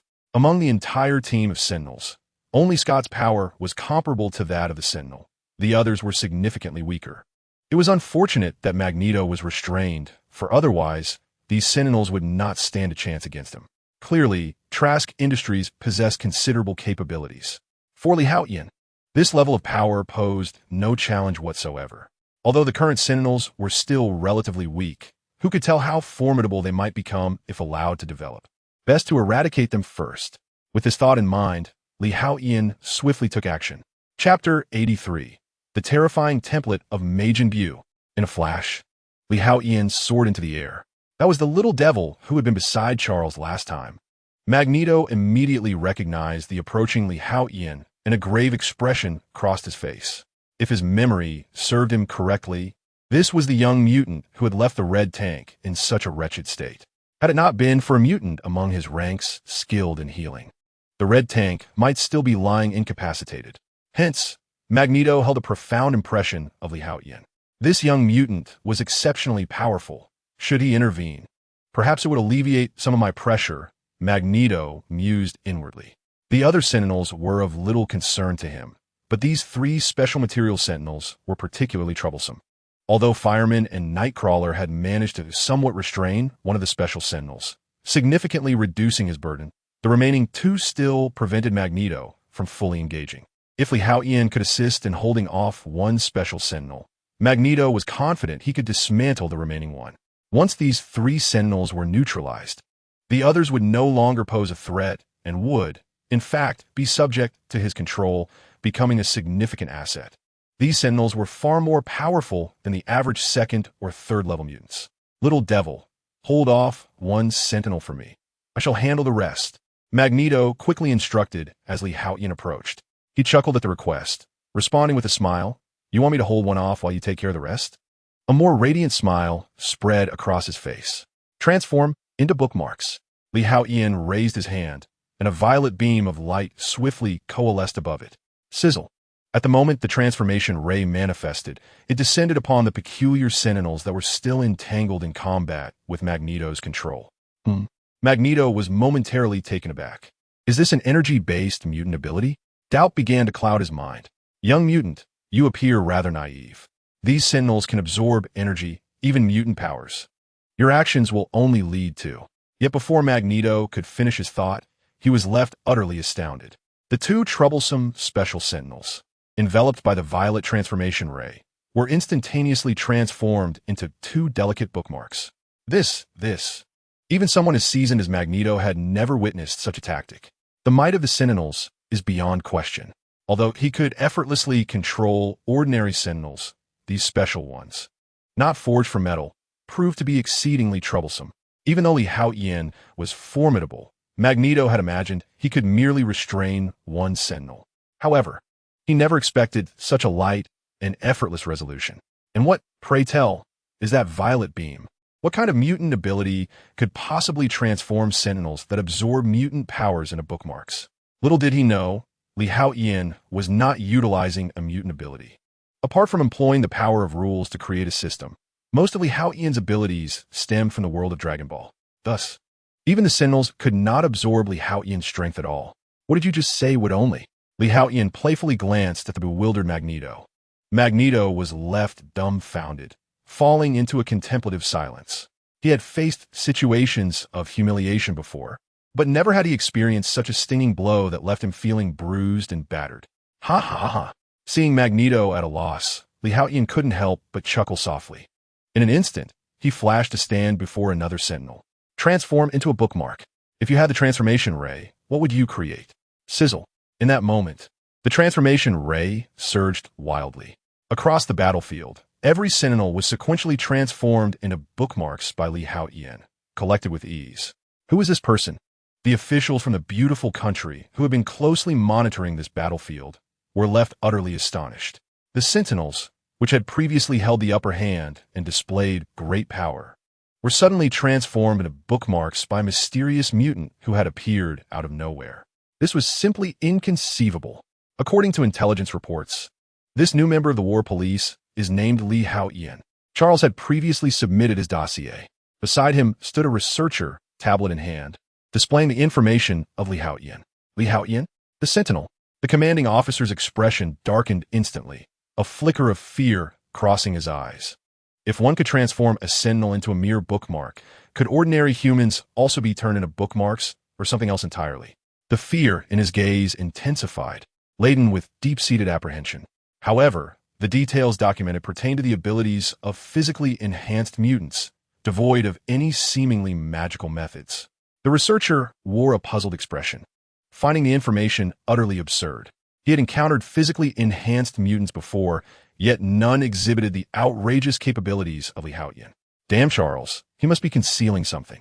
It was inconceivable that Haotian was merely a physically enhanced individual. I always knew those mutants harbored ulterior motives, never truly aligning with humanity.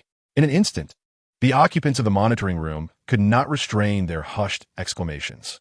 The officials from the beautiful nation were genuinely intimidated by Haotian's extraordinary abilities. After all, who would wish to be transformed into a bookmark or something else with a mere touch? Yet, beneath this fear lay a tempest of anger, stemming from their own helplessness and dread. Meanwhile, within the skies above the laboratory, aboard the airborne aircraft carrier, the expressions of Nick and his companions were equally captivating. Was this truly a case of physical enhancement? Nick could not help but exclaim once more. He had sensed inaccuracies in the reports Charles submitted following the incident with Jean Grey. Now, it was evident that the information was not merely inaccurate, but utterly ludicrous. This ability was terrifying. He recalled the last time when Haotian had employed some unknown method to obliterate the S, H, L, D with ease. Now, the emergence of this horrifying ability to transform into bookmarks left him pondering just how many more tricks Haotian possessed. In that moment, the agents of S, H, I, E, L, D fell silent, their expressions steeped in trepidation. The air of apprehension thickened around them. Meanwhile, within the airborne carrier, Trask erupted into a frenzied roar. At that moment, he resembled a madman. This was impossible, absolutely impossible. My Sentinels are flawless. They cannot be so easily dispatched. Trask's face contorted with anger and indignation. These Sentinels were the heart of Trask Industries, their very soul. To face mutants was akin to slaughter, yet to have been so effortlessly eliminated by a young mutant, transformed into a bookmark. He could not accept it. Chapter 84. Magneto's Ambition. Astonishing Promises. How could this be? Pain etched across Trask's face. These Sentinels were like his own children. It is the lifelong pursuit of his existence. Yet now, before Haotian, he appears even more fragile than fish on a chopping board or a lamb awaiting slaughter. This evokes a certain phrase in his mind. Paper tiger. The once rampant Sentinel among mutants now seems as delicate as something crafted from paper. A flicker of hatred glimmers in his eyes. I shall exact my vengeance. Haotian remains oblivious to all of this. Of course, even if he were aware, it would matter little to him. After all, Would an ordinary person concern themselves with the hidden malice of an ant? Ignorance may be bliss, but should that very ant one day dare to ascend to your foot, flaunting its presence with audacity, even the most unremarkable individual would not hesitate to flick it away with a disdainful gesture. Or if in a foul mood, one might grasp it within their hand, gently rubbing it between their thumb and forefinger, reducing the ant to mere ashes. Meanwhile, on the battlefield, the Sentinels bore witness to the terrifying spectacle presented by Haotian.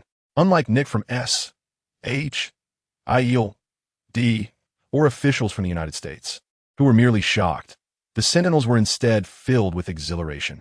Lee is astonishingly powerful. Is this a manifestation of Lee's new ability? Such a formidable machine, utterly devoid of the capacity to retaliate, has been rendered into a mere bookmark. Oh, how thrilling! The Sentinels erupted in excitement.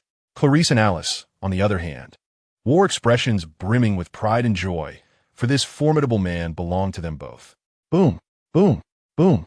At that moment, a cacophony of explosions erupted from the laboratory. Suddenly, the red tank burst forth, radiating a dazzling light. Has he killed? Upon witnessing the red tank's emergence, Magneto inquired. The objective of Magneto's mission was to eliminate or capture the mutant capable of producing the antidote. However, earlier, the presence of the Sentinel had instilled a sense of danger within him. Hence, he had instructed the red tank to eliminate that mutant. Had he known that the Sentinels would intervene and that Haotian possessed such formidable strength, Magneto would undoubtedly have commanded the red tank to apprehend the mutant instead. Once that mutant was under his control, it would equate to Magneto possessing dominion over the antidote. At that juncture, whether it be recruiting subordinates or eliminating disobedient mutants, it would become exceedingly convenient, thereby augmenting his power. Yet, it now seemed rather implausible. After all, with the prowess of the red tank, Magneto firmly believed the opponent would not survive. Indeed, haha. Upon hearing Magneto's words, the red tank broke into a foolish grin. I apologize for my reckless charge. The mutant was reduced to mere pulp. The situation was dire, and the red tank could not foresee how the battle would unfold. Thus, he accelerated furiously, maximizing his strength. Everything in his path was obliterated to dust. Even the building housing the mutants was reduced to powder under the heated air he generated. His immense power directly turned the child possessing the mutant's antidote into a mere smear of flesh. This diverged significantly from the original narrative, as the red tank did not foolishly crash into a wall. Instead, he adeptly utilized the formidable energies surrounding him, transforming the target into a mangled mass at the moment his powers dissipated. Nonetheless, the nuisance was resolved. All personnel, retreat. Although he had not gained control over the situation, the objective had been achieved. With that, Magneto hesitated no longer and ordered retreat. This operation would elevate Magneto's reputation to new heights. Without the antidote, this threat was neutralized, allowing him to proceed with his subsequent plans. This marked the true beginning of Magneto leading the mutants in opposition to humanity. Retreat. Everyone withdraw. The mission was accomplished. Rapid withdrawal. Upon hearing Magneto's command, the mutants gasped in unison. In truth, by this stage in the battle, a third of the mutants had perished. However, Magneto was indifferent. To him, these mutants were not particularly elite. They were, at best, high-level cannon fodder. Only those of the caliber of Fireman, Nightcrawler, and the Red Tank were regarded by Magneto as genuine subordinates. Yet, he was merciless. Even Mystique could be sacrificed in his eyes. If the moment called for it, all these mutant subordinates could be discarded without hesitation. Soon, the remaining mutants began their tactical retreat amidst the conflict. At that moment, Storm descended gracefully, landing beside Haotian. Although unspoken, nearly everyone accepted that Haotian was the leader of the X-Men. His formidable power commanded respect and loyalty. Everyone, regroup and return to the aircraft. I will test Jean Grey, Haotian directed Storm. Understood. Storm nodded without a trace of hesitation, promptly rallying the other X-Men to retreat as well. Clearly, Haotian's words had been taken as orders, with no dissent. In an instant, Haotian soared towards the direction of Magneto and the others. Young mutant, do you dare to oppose me? Magneto intoned gravely as he observed Haotian's approach. What will you do? Upon encountering the charismatic figure, Haotian's face immediately revealed a hint of amusement. Charles is deceased, and a place like Xavier's school is utterly unworthy of you. Come with me, Magneto stated with a smile. Following you would render me worthy? Haotian responded, his curiosity piqued by Magneto's words. Indeed, what is Xavier's school but a mere well? What I seek is the vast ocean. This world, while vast, with billions of inhabitants and an expanse of over 500 million square kilometers, is astonishingly large. Yet paradoxically, it is also exceedingly small, unable to accommodate mutants. Therefore, I shall create a realm for mutants. From this moment forth, mutants shall stand resolutely against humanity. If you join me, we shall govern this nation together. How does that sound? Magneto, ever the master of the moment, elicited surprise from Haotian with his proposal. The audacity to establish a nation, particularly a realm for mutants, is no small ambition. Haotian could envision that once the nation was founded, a conflict between mutants and humans would inevitably ensue. What he desired was not merely a country, but dominion over this world. Humanity might ultimately face annihilation or subjugation. Chapter 85, Invincible Sweep, the Might of Destruction Energy. Truly, Magneto is a man of grand designs. In that moment, Haotian felt a measure of respect for him. Magneto's ambition was undeniably vast and far more ruthless than the professor's. To use a mutant nation as a foundation to engulf the pinnacle of the world. While the ideal is commendable, reality is seldom so accommodating. Do not be swayed by his allure. At that moment, Storm, Ororo floated closer, having overheard Magneto's attempt to entice Haotian, her expression shifting drastically. After all, Ororo understood that the allure of Xavier's school pales in comparison to Magneto's proposition. In an instant, she genuinely feared that Haotian might be seduced by Magneto's charm and agree to depart with him. Such a scenario would not only result in Xavier's school losing a prodigy, but the X-Men would also forfeit a powerful leader. It was even conceivable that Magneto could indeed realize his ambitions through Haotian's strength. Storm, increasingly aware of Haotian's formidable capabilities, felt a surge of urgency. Silence.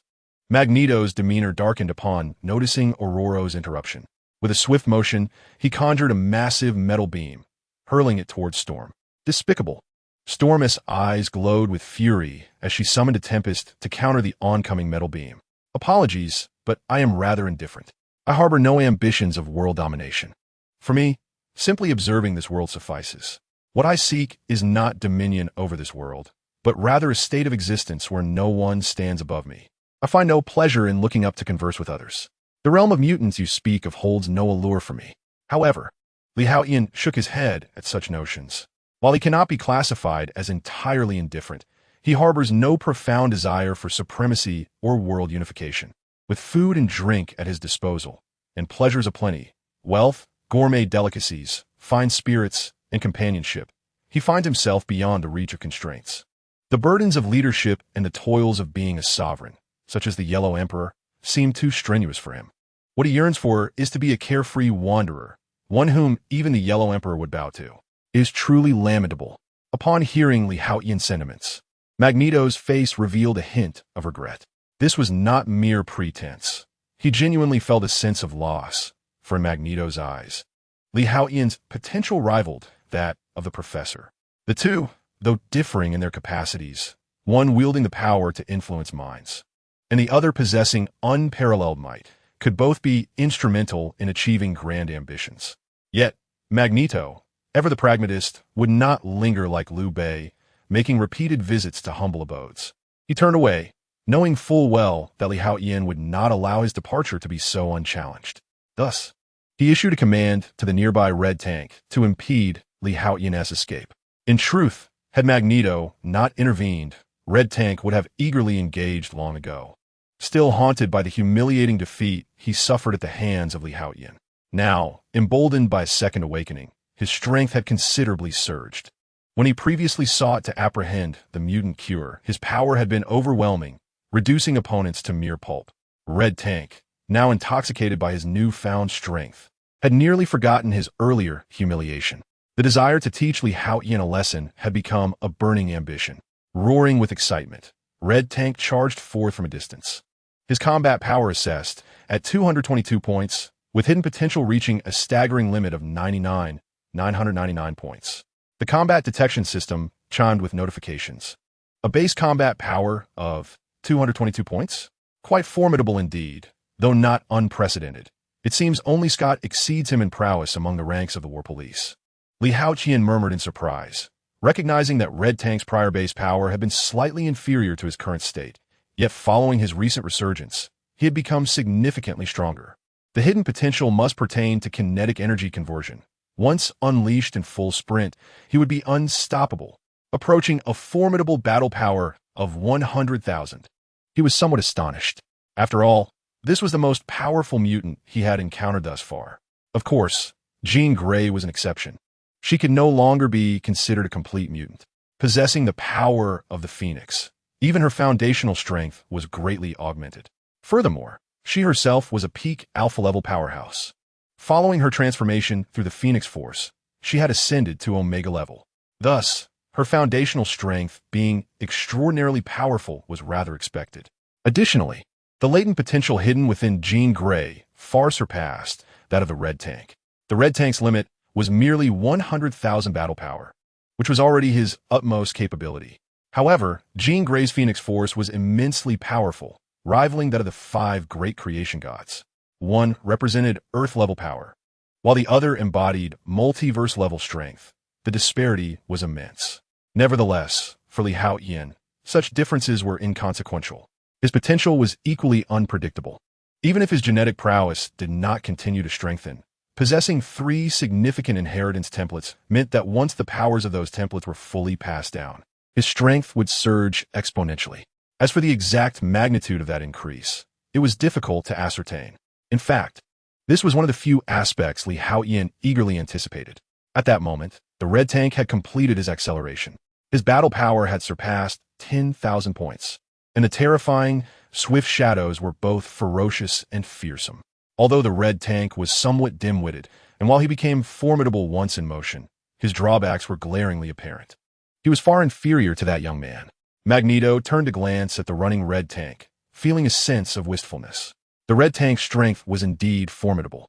Yet his weaknesses were too evident, and his methods too singular. There were countless ways to counter him. He was far from being Magneto's ideal subordinate. Only someone like Haotian would suffice. It was a pity that Haotian had rejected him, despite the Red Tank's lack of intelligence and singular tactics. Once he was in full stride, even I would find it difficult to withstand him. Magneto was about to turn away, confident in the Red Tank's capabilities.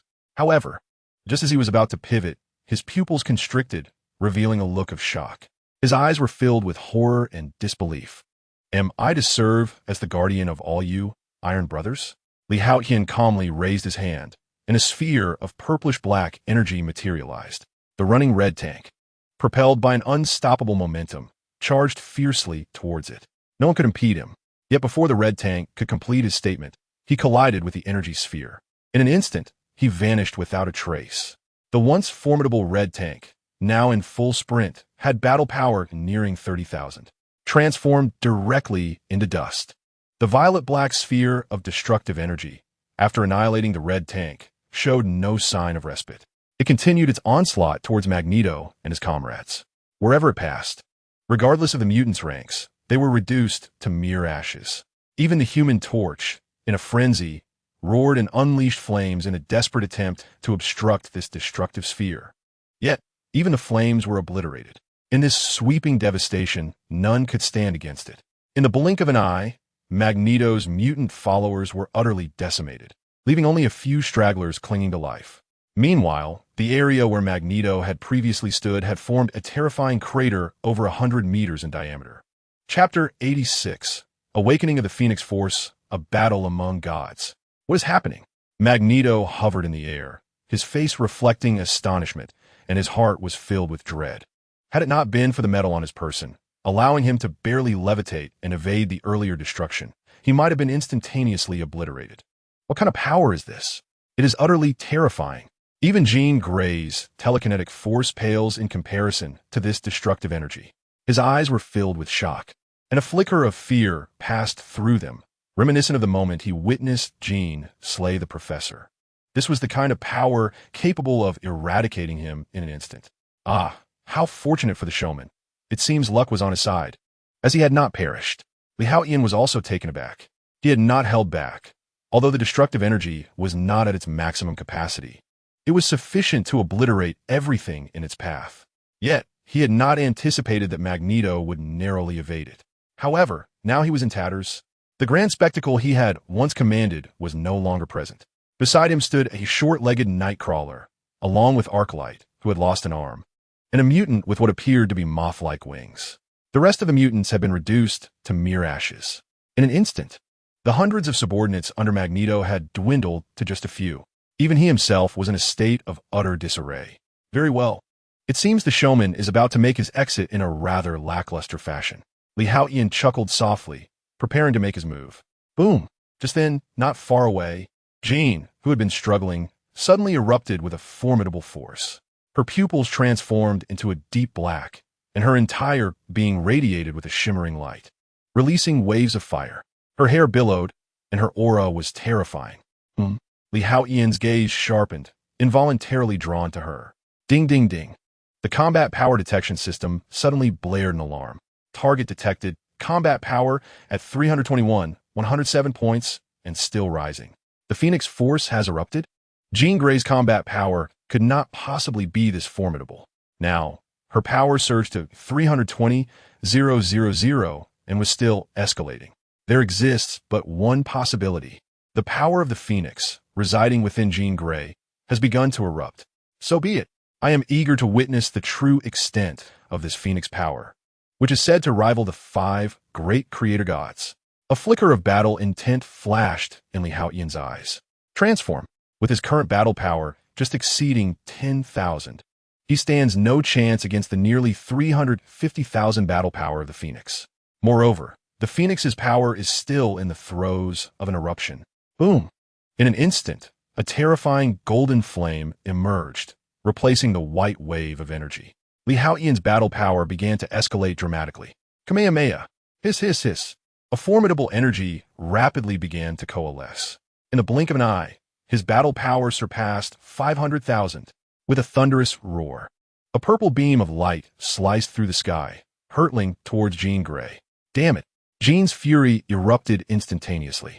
Her eyes, devoid of whites, glimmered with a chilling murderous intent, brimming with ruthlessness and savagery. Is this the result of fragmented consciousness due to the shards of the Phoenix power? Haotian pondered as he observed this scene. A normal Phoenix consciousness would never manifest in such a manner. It can only be said that the consciousness contained within this Phoenix power is meager, resembling a chaotic awareness. Greed, ferocity, annihilation. Hiss, hiss, hiss. Suddenly, a terrifying wave of destructive mental energy, infused with the formidable Phoenix power, coalesced into a storm around her. Jean's mental power was astonishingly potent, transforming into a catastrophic tempest. The powerful Kamehameha was unexpectedly thwarted by this wave of annihilative energy. Truly, the Phoenix power is on par with the 5 great creator gods. Even in fragmentary form, its strength is absurd. While it was clear that Jean Grey's Phoenix power would not be weak, it was nonetheless astonishing that her destructive mental energy storm could repel his Kamehameha, which exceeded 500,000 in battle power. This indicates that Jean's strength has grown significantly since their last encounter. She has unlocked even more of the Phoenix power. Let all revert to chaos. A cold growl escaped Jean's lips. Boom! An appalling wave of destructive mental energy coalesced into a horrifyingly pale red storm of annihilation. The earth, buildings, ruins, and vehicles around began to disintegrate into mere dust. This scene left the officials of the United States, who had been monitoring the situation, utterly aghast. How terrifying! The strength of mutants is simply incalculable, especially Magneto, that young man, and the woman in crimson with flowing hair. Their threat is the gravest. Deploy the ultimate measures. Dispatch the entire fleet to the Golden Gate Bridge and obliterate Devil's Island completely. However, Magneto is neither dead, nor has he lost his mutant abilities. Missiles are ineffective against him. Therefore, we shall employ a method of blockade and indiscriminately bombard the waters surrounding Devil's Island, advancing layer by layer. Deny Magneto any opportunity for control. Obliterate that place. At this moment, the officials of the beautiful nation can no longer concern themselves with anything else. They have forsaken the likes of S, H, I L, D, and the X-Men.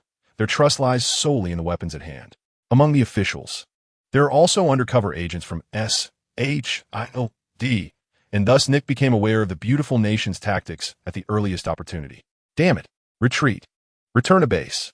The once composed and profoundly strategic Nick could not suppress a curse. This was not in alignment with their prior discussions with the beautiful nation's officials. This aerial aircraft carrier was the last remnant of SHIELD's reserves. Although it was an older model, if it were to be destroyed, SHIELD will be left with nothing. Moreover, the defensive capabilities of this aircraft carrier could not withstand the onslaught of the beautiful nation's entire fleet. Although the missile yield was not significant, far inferior to that of intercontinental missiles, the sheer volume was overwhelming. A simultaneous barrage could indeed obliterate the waters near Devil's Island. By then, even Magneto would be of no consequence. This strategy equates to inflicting 1,000 in damage while sustaining 800 in losses. Yet, the beautiful nation's officials are beyond such considerations now. Boom! As Nick uttered his curses, the aerial aircraft carrier began to flee frantically from the scene.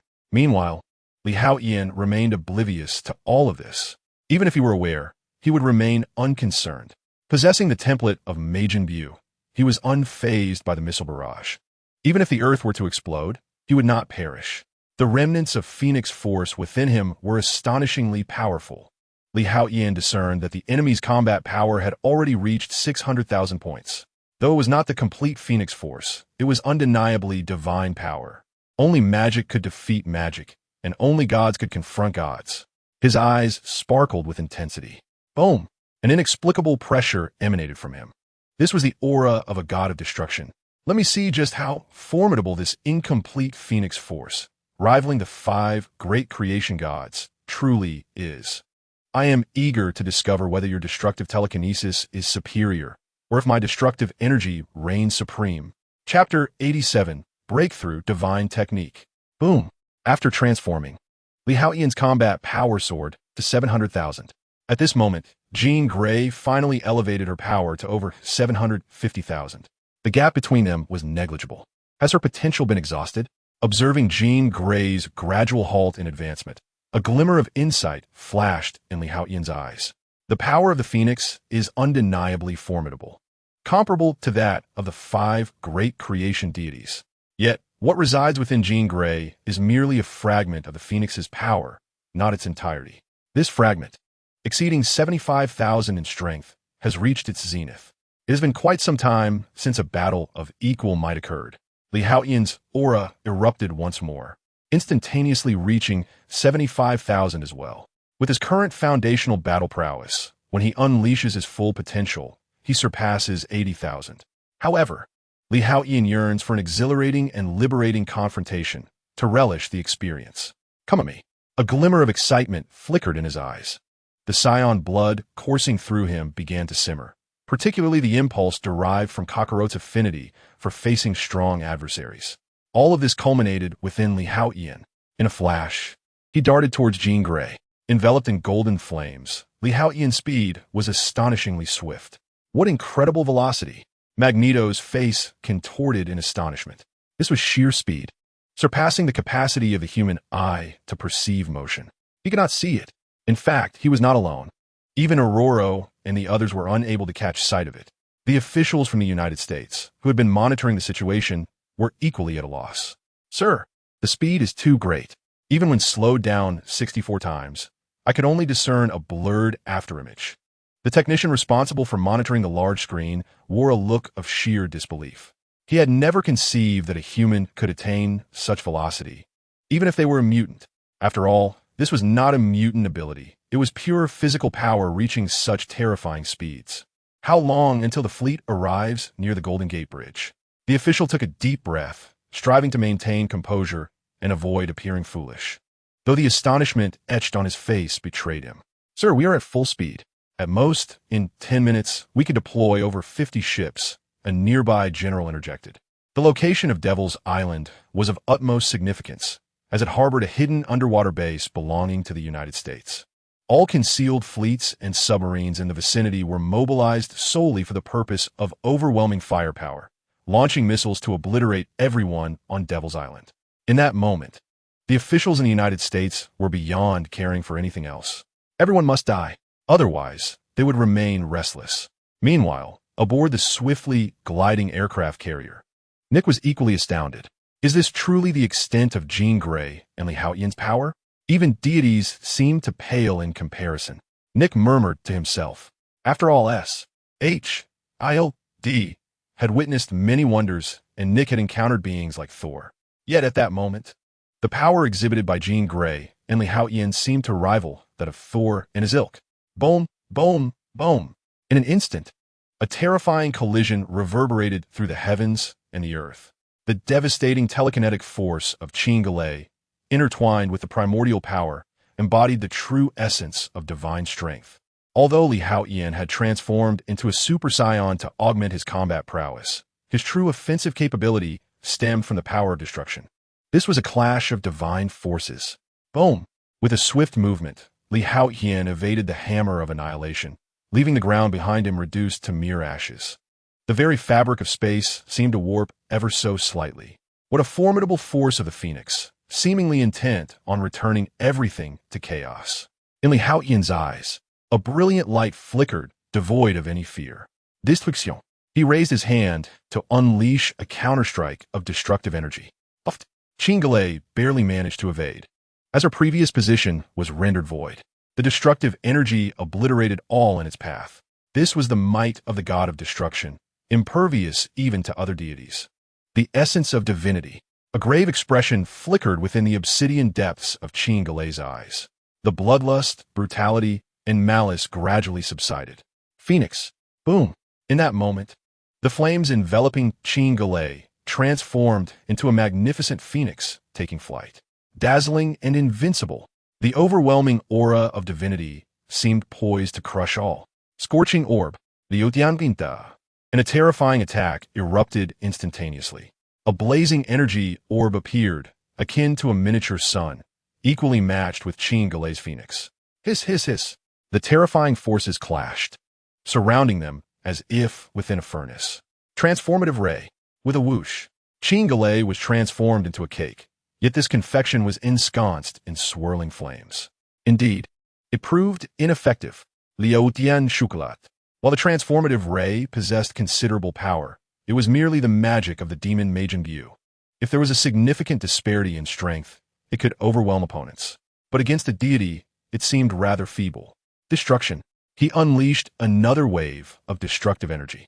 This was one of the divine techniques. Boom! The terrifying destructive energy shattered the phoenix, and the cake reverted instantaneously to reveal Chingale. However, at that moment, her pupils suddenly grew unfocused. One moment they appeared normal, and the next they returned to blackness.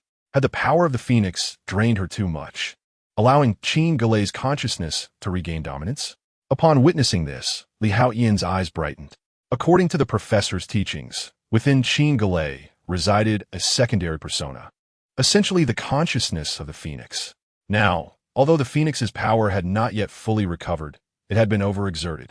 Thus, it struggled to suppress Chingale's consciousness. Allow me to assist you. He erupted with an unimaginable aura. The combat prowess surged to its zenith, an astounding 890,000. This represented Li Haotian's true strength post-transformation. Yet, in a fleeting moment, his aura erupted once more. Devastation. The aura of the god of destruction was unleashed to its utmost limit. His power escalated yet again. Previously, Li Haotian's strength had surpassed 790,000, with a potential maximum of 1 million upon unleashing his full might. However, in an instant, it soared beyond 3 million. The battle with Chingale had accelerated the inherent speed of Li Haotian's god of destruction template, amplifying his might significantly. In this moment, Li Haotian wielded greater control over the powers of destruction. Boom! The terrifying aura of the divine manifested like an inexplicable chain, piercing through the void and embedding itself within Chingale. Buzz! In an instant, Li Haotian found himself in an exceedingly dim universe. Deep within, a dazzling light enveloped the entire starry sky. The searing heat, infused with chaotic energy, permeated this dark cosmos. A creature of immense proportions, larger than a planet. Nay, even larger than a galaxy, loomed, rendering the galaxy mere playthings in its presence. Am I fearsome? Would the neighbor's child cry for crumbs scattered about? With a cold, brutal gaze, it slowly turned its attention towards Li Haotian's consciousness. It was the Chaos Phoenix. Chapter 88. Terrifying nuclear explosion. Is doomsday approaching? Is this the true form of your Phoenix power? Li Haotian was somewhat astonished. He had not anticipated that the consciousness of the Phoenix power within Qingale would manifest in such a manner. A silent roar reverberated through the starry expanse of the universe. Around them, ethereal flames ignited, as if seeking to return everything to chaos. This was the adversary's intent to incinerate Li Haotian's fragment of consciousness. Destruction. The exterior Li Haotian sneered coldly. The overwhelming energy of destruction began to coalesce wildly. Divine technique, void destruction. This was a newly unlocked ability following the further enhancement of his inheritance template. While fundamentally still utilizing destructive energy, this technique targeted the realms of spirit and soul. Bruce's destructive energy was not merely confined to the obliteration of matter. It possessed the capacity to devastate all, including the mind. Boom! The terrifying purple-black chains, akin to a divine dragon, swiftly coiled toward the Chaos Phoenix. If it were the complete essence of the Phoenix power, Li Haotian's current strength would not suffice to dismantle it. Yet, the adversary possessed merely a fragment of that power. Sizzle. The might of two deities collided instantaneously, illuminating the previously dim expanse of the universe with radiant brilliance. Accompanied by a mournful wail, the power of the Phoenix dissipated. The vast cosmos once again succumbed to darkness, utterly devoid of light. However, Li Haotian understood that the Phoenix's power had not been annihilated. Rather, it had been concealed after being shattered. If he wished to completely eradicate the Phoenix's force residing within Qingale, it was beyond his current capabilities. This shrouded expanse of the universe seemed to connect to a multiverse. Should Li Haotian endeavor to obliterate the Phoenix's power, he would need to dismantle this multiverse. Although he had grown immensely powerful, rivaling that of deities, he had only just entered the realm of a singular universe, and had yet to attain the standards of a multiversal entity. In a swift motion, Qingale's body shuddered, and she plummeted. In an instant, Li Haotian caught her. Who are you? Qing's frail form was too weak to even struggle, yet her gaze brimmed with wariness. Oh, do not be alarmed, Senior Qing. I am a student from Xavier Academy, your junior, Li Haotian replied with a smile. Qingale's consciousness had been persistently suppressed by the Phoenix's essence, leading to a temporary disarray in her memories, rendering her unable to recognize Li Haotian. Ah, Senior Qing. It is rather impolite to intrude upon another's mind so casually, he remarked with a bemused expression. Just moments prior, Li Haotian had received a notification from the system indicating that Qingale attempted to invade his psyche and read his thoughts. However, with the mental shielding system in place, even the professor could not penetrate it, let alone Qingale. After all, in terms of mental prowess, the professor was the strongest on Earth, albeit limited to pure telepathy. Unlike Qingale, who possessed psychokinetic abilities, suddenly a violent explosion reverberated from afar, accompanied by a terrifying shockwave that surged forth like a tsunami. The intense blast uprooted the surrounding waters, creating towering waves that not only disrupted the local magnetic field but also enveloped the entire Demon Island. It was as if a colossal wave had fashioned a prison. Above this prison, countless warships and missiles soared through the air like a barrage of arrows unleashed, reminiscent of celestial maidens scattering flowers. Yet, these were not beautiful blossoms, but rather harbingers of hellish fireworks.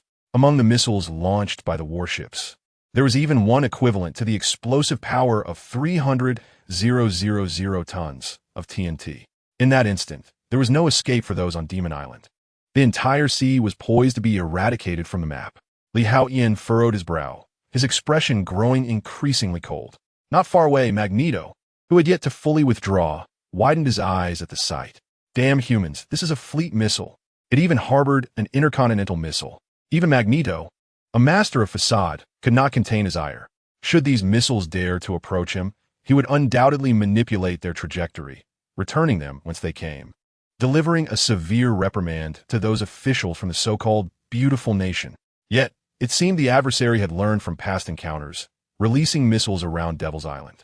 Their intention appeared to be the eradication of this maritime expanse, along with the island itself, from the map. It was over. Everything had come to an end. Magneto's eyes grew hollow. "Charles, I shall ultimately join you," he murmured, his spirit waning.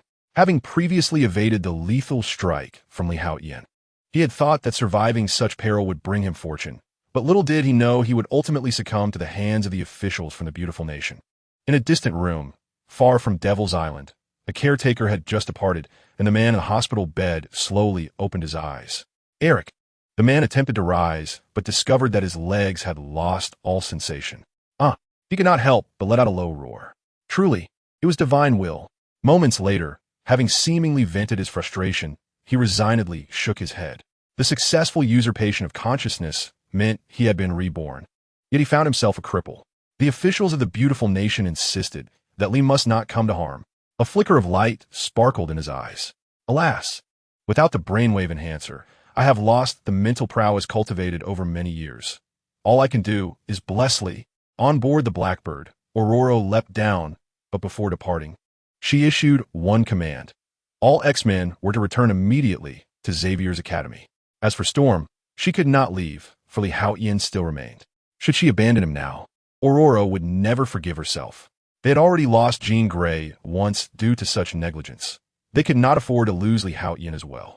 Even if there seemed to be no hope, she would accompany him. He must not be left alone. However, just as Aurora had begun to control the storm and lower herself, she discovered that Clarice had already taken Alice and departed the aircraft. With her ability to traverse space, Clarice was swifter than Storm. "Lee, we will not abandon you," Clarice declared resolutely. Alice remained silent, but her haughty demeanor drew her closer to Lee's side. Upon seeing Clarice and Alice, a flicker of a smile emerged on Haotian's previously icy countenance. "Your pain has not been in vain." He lifted his hand, playfully pinching Clarice's cheek before glancing at Alice. Such kindred spirits are rare in this life, and it brings a profound sense of fulfillment. Which of you favors the glimmer? Which flicker do you prefer? You need not come. Haotian once again turned his gaze towards Aurora, for there was no necessity for the latter to court death. "I shall not abandon you." A glimmer of determination flashed in the eyes of Stormwoman. Boom! The explosions intensified. The ocean roared, and colossal waves surged mightily. It resembled a purgatory on Earth, a harbinger of the apocalypse. Chapter 89. In the Name of the Divine. Haotian laughed heartily, a genuine expression of mirth. He had not anticipated that Stormwoman would act in such a manner, nor did he foresee that the officials of the beautiful nation would resort to such tactics. If missiles could slay a deity, how feeble must that deity be? However, the adversary had inadvertently done him a favor, revealing to Haotian that Clarice and Alice were indeed willing to share life and death with him, and Aurora was capable of the same. Although his relationship with Aurora had not yet developed to that stage, they were more akin to friends. From the very beginning, Aurora had admired Haotian and had consistently looked after him. Haotian was no ingrate. He embodied the archetype of a traditional Chinese man.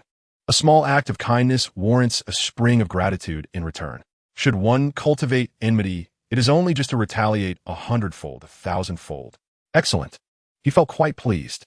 Nonetheless, the intention of the beautiful nation's officials to obliterate him warranted discussion. Let's test that strategy. A glimmer of coldness flickered in Haotian's eyes. Since they wished to annihilate him, he would not let it slide so easily. Within the legacy he had just unlocked, besides the divine technique of void destruction, which had previously subdued the Phoenix, there existed another divine technique. Destruction in the name of the divine. Although it also employed destructive energy, this technique pertained to the annihilation of fate. It appeared that the narrative scope of Dragon Ball was indeed limited, unable to fully showcase the power of the gods. It merely provided a brief introduction to the Supreme Kai, responsible for creating planets and life, as well as maintaining the balance of the universe. If it were merely simple energy waves, how could one create planets and life? The god of destruction was no different. While his specific task was to dismantle planets to uphold the equilibrium of creation and destruction, he possessed immense power capable of obliterating an entire universe, sharing the common skills of destruction among the gods of destruction. Both the Supreme Kai and the God of Destruction were deities and thus possessed their own unique divine techniques. However, in the anime, only the simplest of techniques were depicted, left unexecuted. A sudden clarity dawned upon Haotian. Had he not unlocked this divine technique, he would not have realized that the seemingly casual gesture of gathering destructive energy by Beerus could indeed be a divine technique. Up to this point, he had unlocked 2 divine techniques in total: void destruction. In the name of divine craftsmanship, destruction is wrought. The former targets the annihilation of spirit, consciousness, and soul. Once unleashed, it leaves no opportunity for reincarnation, let alone the possibility of becoming a specter, ghost, or demon. The latter, however, shatters fate itself. This is an existence even more ethereal, ineffable, and indescribable, yet undeniably real. Allow me to give it a try. Haotian was filled with admiration for the power of the divine. After all, he was a god. First, let us deal with the immediate threat. He gazed at the torrents of bombs cascading towards him, resembling monstrous waves ready to engulf the land. Transformative light. Sizzle, sizzle, sizzle. A formidable beam erupted from Haotian, radiating outward in a spectacular explosion. Transform into fireworks. Boom, boom, boom, boom, boom. In the next instant, the once impending cataclysmic waves of missiles, capable of flattening mountains, transformed into a vibrant display of fireworks, soaring through the sky in breathtaking beauty. Especially on this night, a hint of romance lingered in the air. In his embrace lay Galai, while Clarice and Alice stood beside him, and Storm Girl stood before them, resembling a painting slowly unfolding, etched against the heavens. Junior. Galai was momentarily stunned, gazing in awe at the man before her and the unprecedented dance of fireworks. What a pity, she mused. If only she were a decade younger. Witnessing this, Haotian sighed inwardly. Had she been younger, perhaps she might have held some allure for him. After all, age is said to grant wisdom, yet the 20-year gap was a barrier he could not overlook. Though given a second chance at life, enjoying wealth, status, power, women, and gourmet delights, Haotian never neglected to savor the pleasures of existence. However, not everything could be settled for mere convenience. He had the resolve to pursue an exquisite life. This ambition was one of his driving forces, not merely to stand unobserved, but to freely choose what he desired. Such aspirations far surpassed the triviality of dining without fear of a table being turned. How beautiful! Clarice gazed in amazement at the scene, believing her demise was inevitable, only to witness such a stunning tableau emerge instead. Alice remained silent, yet a gentle smile graced her lips. In truth, both women were aware of Haotian's transformative light ability. However, they had not anticipated that such a modest power could be unleashed on such a grand scale. Regardless, they were relieved to be alive and to share a life with Haotian. Moreover, his formidable strength filled them with pride, for he was indeed their man. The tempestuous storm, Ororo, was utterly astonished. This was an unforeseen spectacle. In truth, she had chosen to descend from her aircraft to accompany Haotian, prepared to face death. Yet, the horrific explosion did not transpire. Instead, a dazzling display of fireworks illuminated the sky, breathtakingly beautiful. How could this be? The women were left in shock. While the command center of the United States had grown numb, all present stared blankly at the large screen, revealing unprecedented horror. What kind of power could possibly dissipate towering waves and transform countless missiles into fireworks? Was this truly achievable by human hands? Even if the opponent were a mutant, they were still human, merely a monster afflicted by illness. However, the scene before them transcended their understanding. It appeared to be a miracle. Magneto, present at the scene, grasped the terrifying nature of this moment more intuitively than anyone else. For the first time, he was profoundly shaken by the spectacle. Could this truly be an Omega-level mutant? A being surpassing the 5th-level Alpha class? He murmured to himself. Though both he and Charles were at the pinnacle of 5th-level mutants, truly the apex of Alpha, they were suspected by many to be of Omega caliber. Yet, Magneto understood that neither he nor Charles had reached that level. Perhaps Jean Grey did, but Magneto firmly believed that Haotian before him was undoubtedly an Omega-level mutant. Otherwise, such miraculous power would be impossible to wield. However, the situation was far from over. In the name of destruction, Haotian gazed at the fireworks in the sky. his eyes flashing with cold determination. Those who sought to harm him would not find such endeavors easily concluded. Boom! In an instant, a terrifying force erupted from within Haotian. A purplish-black energy swiftly coalesced into an enormous holy sword. The surrounding space seemed on the verge of tearing apart. The overwhelming pressure caused the nearby waters to sink several meters. Suddenly, the holy sword cleaved through the void. Chapter 90. The Third Awakening of Mutant Genes? The Professor's Concerns. Buzz. The colossal holy sword shimmered with a purplish-black glow, lacking the radiance of sanctity. Instead, it emanated a fierce aura of destruction. Undoubtedly, the powerful presence of divinity seemed to suppress all. In an instant, the officials of the United States and the captains of the ships that had previously fired their cannons trembled. It was as if something had been severed in the depths of fate. Their faces suddenly contorted with the visage of death. Even without the insight of a fortune-teller, it was evident that their time was short. "I feel an unexpected fatigue, as if my spirit is not well," remarked a U.S. official. "Is that so? It seems that I, too, am enveloped in an invisible burden, a weighty pressure that feels as though a sword hangs precariously above my head, ready to descend at any moment. I appear to have glimpsed my grandmother coming to fetch me." After a brief moment of astonishment, the onlookers could no longer contain their whispers. What has he done? In this instant, their minds were inundated with dark question marks. Those from S.H.I.L.D., having distanced themselves from the treacherous waters surrounding Devil's Island, fell into a profound silence as they beheld the colossal holy sword in the distance. Was that the power of a deity? Nick murmured, his singular eye radiating a look of sheer terror. He had witnessed the divine, yet even a mighty Mjolnir, the thunderous weapon of the god of thunder from Asgard, paled in comparison to the awe-inspiring presence of that distant holy sword. He had encountered both the malevolent god and the thunderer, but neither possessed the might of that sacred blade. What manner of terrifying mutant has emerged from Xavier's academy? In that moment, Nick's eyes glowed with a fierce crimson, reflecting the weight of his thoughts. Meanwhile, in a distant chamber, the resurrected professor bore an expression of similar shock. Has Lee's power ascended to such heights? Has it truly been many years since my demise? He instinctively gauged the passage of time, only to discover that the interval since his death was alarmingly brief. How could Lee's strength have transformed so dramatically in such a short span? Even with great faith in Haotian, the professor was rendered speechless by the sheer velocity of his progress. It was akin to a fledgling bird, having only recently entered the school, suddenly graduating from the most prestigious institutions, even attaining a doctoral degree of the highest caliber. This is simply terrifying. Has Lee undergone a third awakening of his genes? After a moment of silence, the professor began to feel a sense of dread. For him, it appeared that only through a third genetic awakening could Haotian possibly achieve such extraordinary advancement. He had previously encountered mutants so feeble they could not even reach level 1. Yet, following their second genetic awakening, they could rival the formidable level 5 alphas.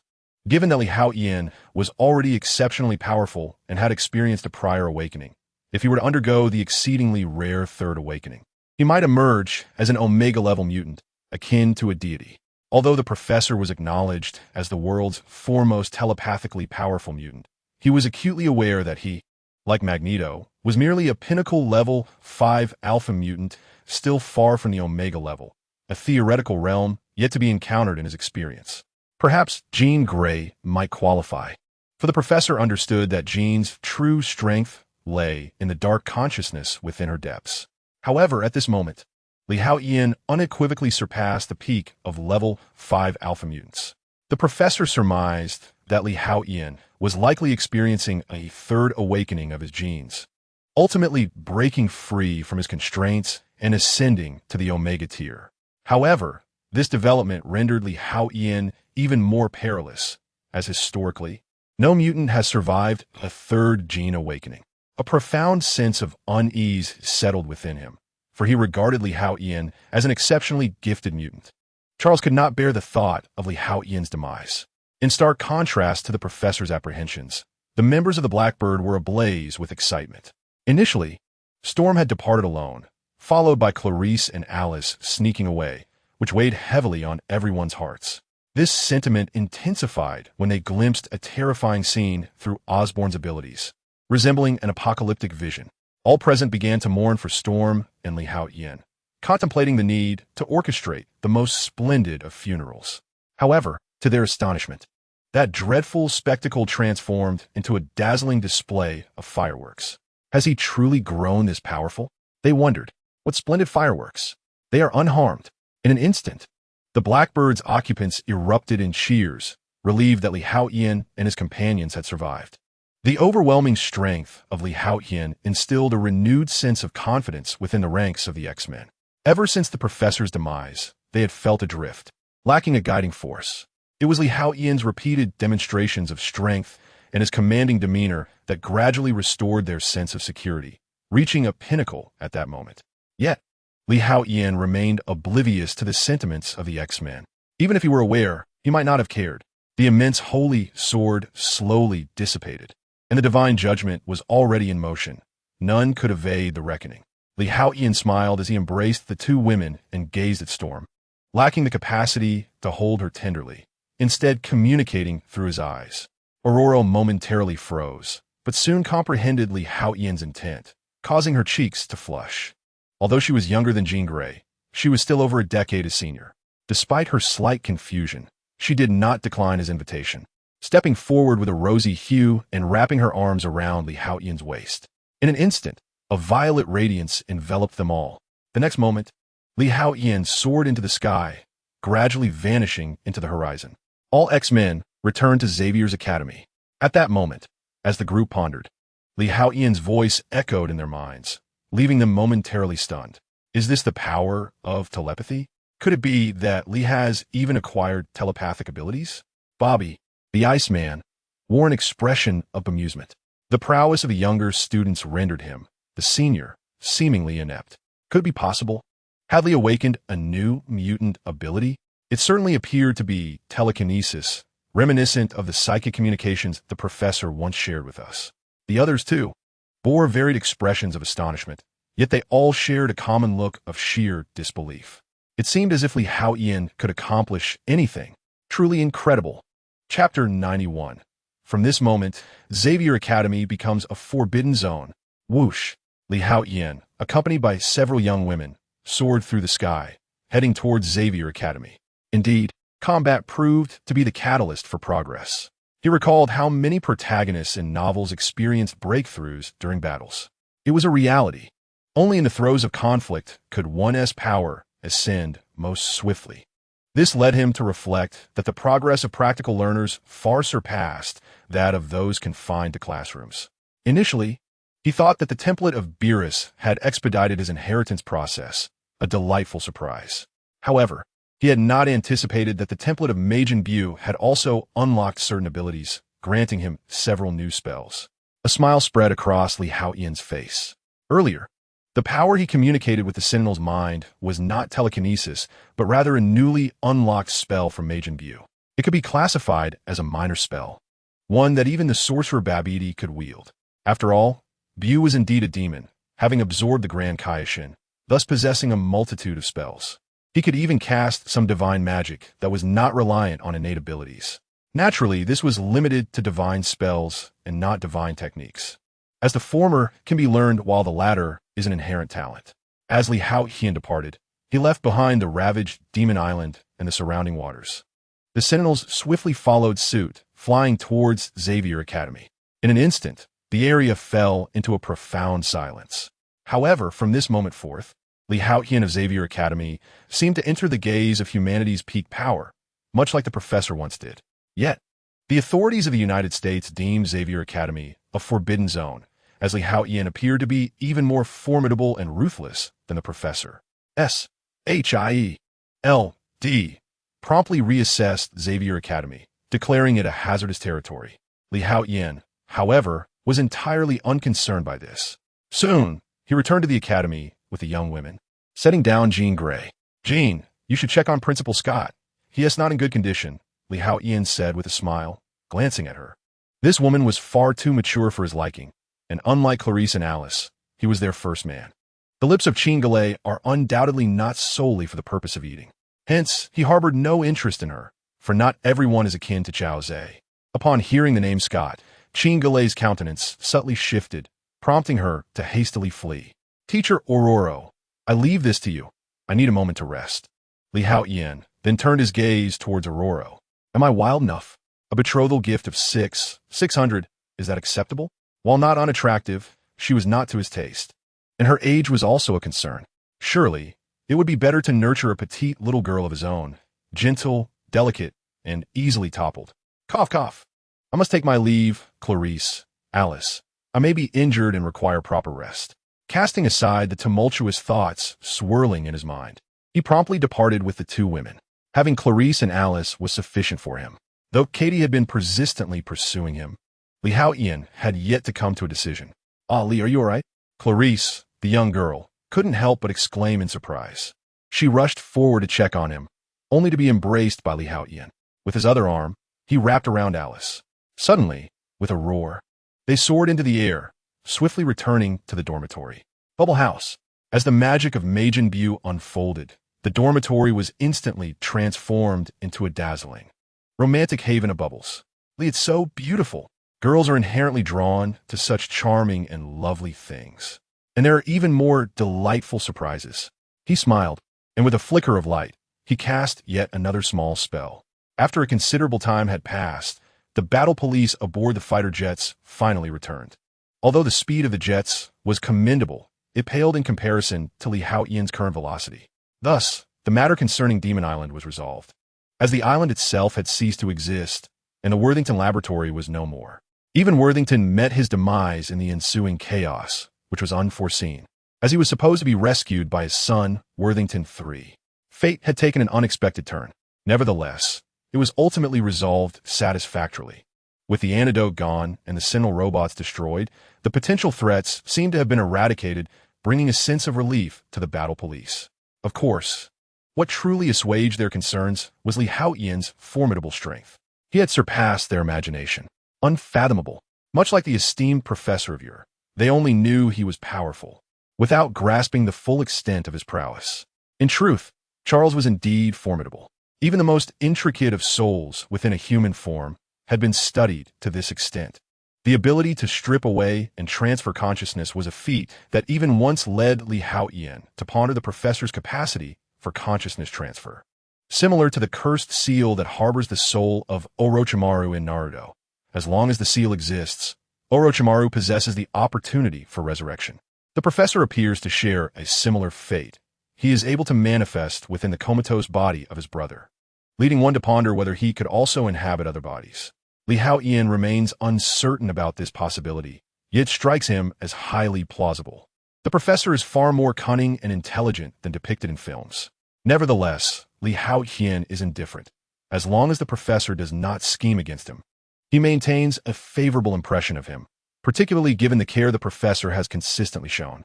Upon the return of the X-Men, Storm promptly summoned them for a meeting. Originally, Ororo intended to invite Li Haotian as well, even enlisting Kitty to fetch him. Unfortunately, Kitty discovered upon arrival that Li Haotian's dormitory door was inexplicably locked. Although she could hear sounds emanating from within, they were indistinct. This piqued Kitty's curiosity, prompting her to use her powers to penetrate the barrier. Shortly thereafter, she emerged with a flushed face, returning to the meeting room. She merely informed Storm that Li Haotian required rest, refraining from divulging any further details. Storm, though slightly puzzled, chose not to press the matter, as the latest mission had concluded. Li Haotian's presence has notably altered the reputation and standing of Xavier's institution, which is indeed a positive development. Ororo must now recalibrate her plans. Thus, Xavier's Academy entered a brief period of respite. However, on that day, as Jean Grey accompanied Scott, she suddenly trembled, her eyes glistening with moisture as she turned to gaze at Cyclops. "Jean, what's the matter?" Cyclops inquired, immediately sensing her distress. Having already undergone treatment, he was determined not to let his physical condition hinder him, and despite still being in recovery, he rose from his wheelchair. Gripping Jean's arms tightly, anxiety etched across his face. He had only just begun to recover from the anguish of losing her and did not wish to face that torment once more. "I'm fine. The professor just contacted me," Jean Grey replied, tears welling in her eyes. The memory of being controlled by the Phoenix and inadvertently causing the professor's demise remained a lifelong torment for her. She had not anticipated that the professor was alive and had returned, soon to be back at Xavier's academy. What? With a thud, an overwhelmed Scott sank back into his wheelchair, his entire being slumping in disbelief. Moments later, a hint of color returned to his face. This is wonderful. The professor is not dead. This is truly fantastic, Scott exclaimed, his voice rising in exhilaration. His deepest anguish lies in the fact that the person he cherishes most has taken the life of the one he reveres above all. Even though Jean has returned, stirring a surge of excitement within him, he consciously chooses to suppress the memory of her actions against the professor.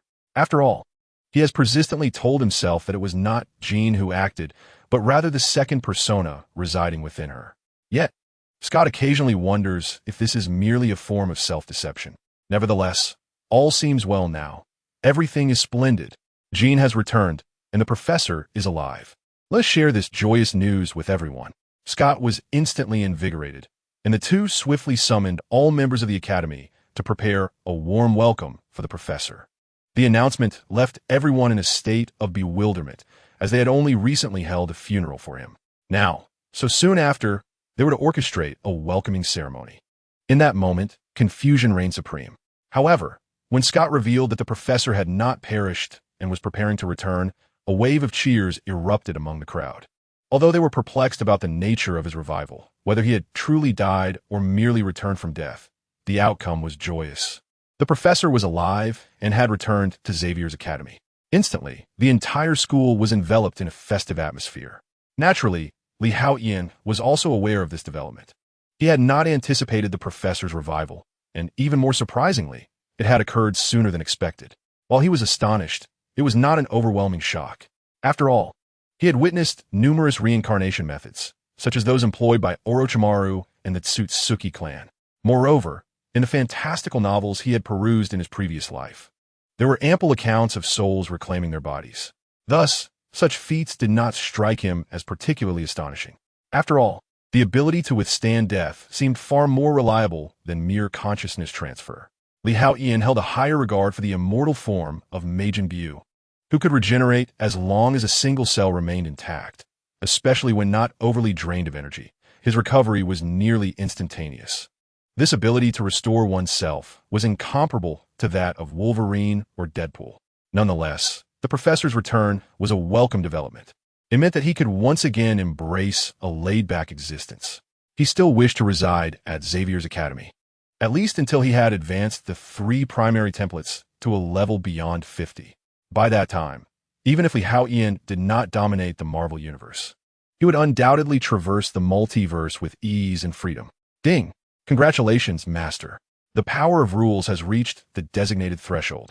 At that moment, the system's notification echoed, indicating that the power of rules was at its peak.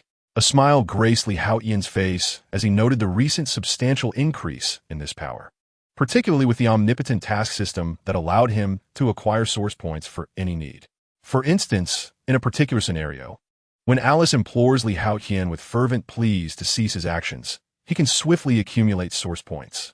Although it amounts to a mere 0.01 point, the numerical value may seem trivial, yet with Haotian's industriousness, even the smallest increments can lead to substantial gains over time.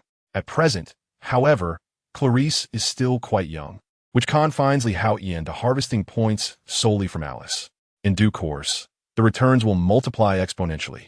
Furthermore, any semblance of a request, demand, or plea enables Haotian to acquire source points. However, he has discerned that such points are diminishing in number.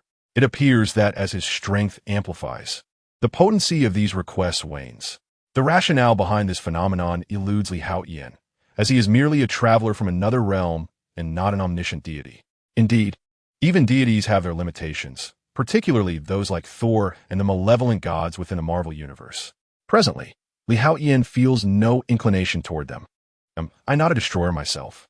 If he so desired, he could easily conjure templates of angels or supreme beings without difficulty. The power of rules, if left unutilized, would simply go to waste. His current constraints primarily stem from his genetics, which hinder his abilities, and these genes are derived from his very being. Although he possesses a system that fortifies him through sun exposure, it appears that this enhancement is not limitless, as he has already sensed a peculiar restriction multiple times. Could this be what they refer to as a limiter? Haotian pondered deeply, reflecting on Saitama's extraordinary strength in the world of One Punch Man, which was achieved by breaking free from such limitations. However, the means by which Saitama confronted this limiter seemed rather peculiar, performing 100 push-ups, 100 sit-ups, 100 squats, running 10 kilometers daily, and enduring the heat without air conditioning, all while vanquishing a myriad of monsters in the process of physical training. This regimen appears unremarkable at first glance, yet Saitama steadily grew stronger. He now senses the existence of a limiter within his own world as well. However, he remains utterly clueless about how to shatter this constraint. Should he succeed in overcoming it, not only would his powers surge dramatically, but the genes within him could undoubtedly awaken anew. Haotian Musa Internadi. Although the professor believes he has experienced a third genetic awakening, only Haotian understands that he has yet to even reach his second. All of this is a consequence of the system created by his genes, fundamentally belonging to the realm of mutant abilities, albeit Haotian's powers are more conceptual, even bordering on the realm of rules. Such power surpasses that of beings like Iceman, Storm, and Steelman, whose strengths are rooted in matter and elemental forces. To shatter the constraints imposed upon me, there exist two potential paths. The first involves the endeavor to create a new template, akin to Saitama from One Punch Man. Perhaps upon inheriting Saitama's might, I could transcend these limitations. Yet, it is also conceivable that the divergent rules of these two worlds may prevent me from breaking free from the confines of the Marvel Universe. If that proves to be the case, I shall have no choice but to resort to the second method, Haotian pondered. Chapter 93, Power Refinement. The Path of the Strong. Must read. The constraints are ethereal, a result of the disparate laws governing each world. It is possible that my perceptions are flawed, merely obscured by empirical biases. After all, the anime and films I have consumed were all crafted by human hands. Upon entering this realm, I have come to realize that many aspects are fundamentally different. Indeed, how could a vast, immeasurable world be encapsulated within mere minutes or a handful of episodes of animation? Haotian's gaze flickered, gradually igniting with clarity. The templates I create merely allow me to harness those powers, rather than transforming me into them. The true mastery lies in effectively wielding these powers, thereby integrating them as my own. However, it seems the genes within me are shackled. Those elusive constraints are not limitations of my physique, but rather signify a blockage or threshold within my genetics. Those familiar with Marvel's mutants should understand that mutants do not arise from singular human evolving to a certain stage, but are the products of experimentation. Ordinary humans cannot become mutants. Only those endowed with the requisite genes can evolve into them. As elucidated in the background of Marvel's comic The Immortal, Volume 1. The origins of mutants trace back to ancient times when the celestial beings descended upon Earth and conducted genetic experiments on the humans of that era. Thus, the genes within me also possess limitations, entirely dependent on the caliber of the primordial genes. The Celestials themselves, despite their might, are fundamentally of only Omega-level prowess. Therefore, should I rely solely on the powers of genetics, I may never break these shackles. This unseen bottleneck could very well confine me for a lifetime. Haotian appeared to grasp this notion. The rules and laws of this world bear inherent flaws. After all, genes are merely the outcome of an experiment conducted by the Celestials. Consequently, the genes present in mutants are fraught with significant imperfections. It is these imperfections that Haotian mistakenly perceives as constraints, erroneously believing that overcoming them would liberate him from the shackles of his physical form, akin to Saitama. Possessing terrifying physical strength, one becomes akin to a hero of unparalleled might. While genes belong to the corporeal realm, certain abilities of mutants, such as those exhibited by Professor X and Jean Grey, delve into the domain of the mind. Indeed, my very own genetic makeup aligns more closely with the realms of rules and concepts. Yet all of this originates from the physical form. For the essence of power, at its core, is rooted in one's genes. Should I desire to transcend these limitations entirely, I must fortify my body. Only through the enhancement of my physical being can my genetic potential flourish. Alternatively, I might simply replace my genetic prowess with an entirely different system of power. In a flash, the world before Li Haotian became brilliantly illuminated. Indeed, if one wishes to shatter the constraints of this world's rules, then one need only adopt a different power system, be it the inheritance of the three great templates or a system that strengthens one through basking in sunlight. Fundamentally, these still draw upon the power of genes, representing a form of enhancement within established rules. It cannot be said that these powers lack strength. However, they are ultimately limited. Otherwise, he would not have merely attained the strength of a Super Saiyan 1 or the power of a Destroyer God, with only a fraction of that combat prowess remaining. This is evidently a form of incompleteness. It is akin to the scenario in Dragon Ball, where the initial fusion of Goku and Vegeta via the Patera earrings birthed Vegeto, an immensely powerful being. Yet, upon entering Majin Buu's body, they were instantaneously separated, unable to even break through the confines of Buu's form due to their diminished size. This exemplifies the limitations imposed by certain rules, which render their power incomplete. In light of this, I shall embark on my own journey of cultivation, seeking the powers from other worlds and universes. A glimmer of determination sparkled in Li Haotian's eyes. This does not imply that Li Haotian would forsake the power of his genes. On the contrary, he possesses them, and they can significantly assist in his cultivation. For instance, he could create a divine-level comprehension system, an infinite leveling system, or a one-click max-level system to facilitate his training. While these systems may also utilize the power of genes, they serve merely as aids. This will not hinder Li Haotian's true cultivation of strength. Rather than relying predominantly on genetic power, he would transform the genes into a supportive system. Thus, this shift would not only liberate him from the shackles of genetic constraints, but also unveil infinite potential for growth. Especially for Li Haotian, he suddenly envisioned the unimaginable, colossal powers found within the realms of fantasy and cultivation novels. Such strength is beyond the comparison of any divine assembly, with an upper limit that is undoubtedly far more formidable.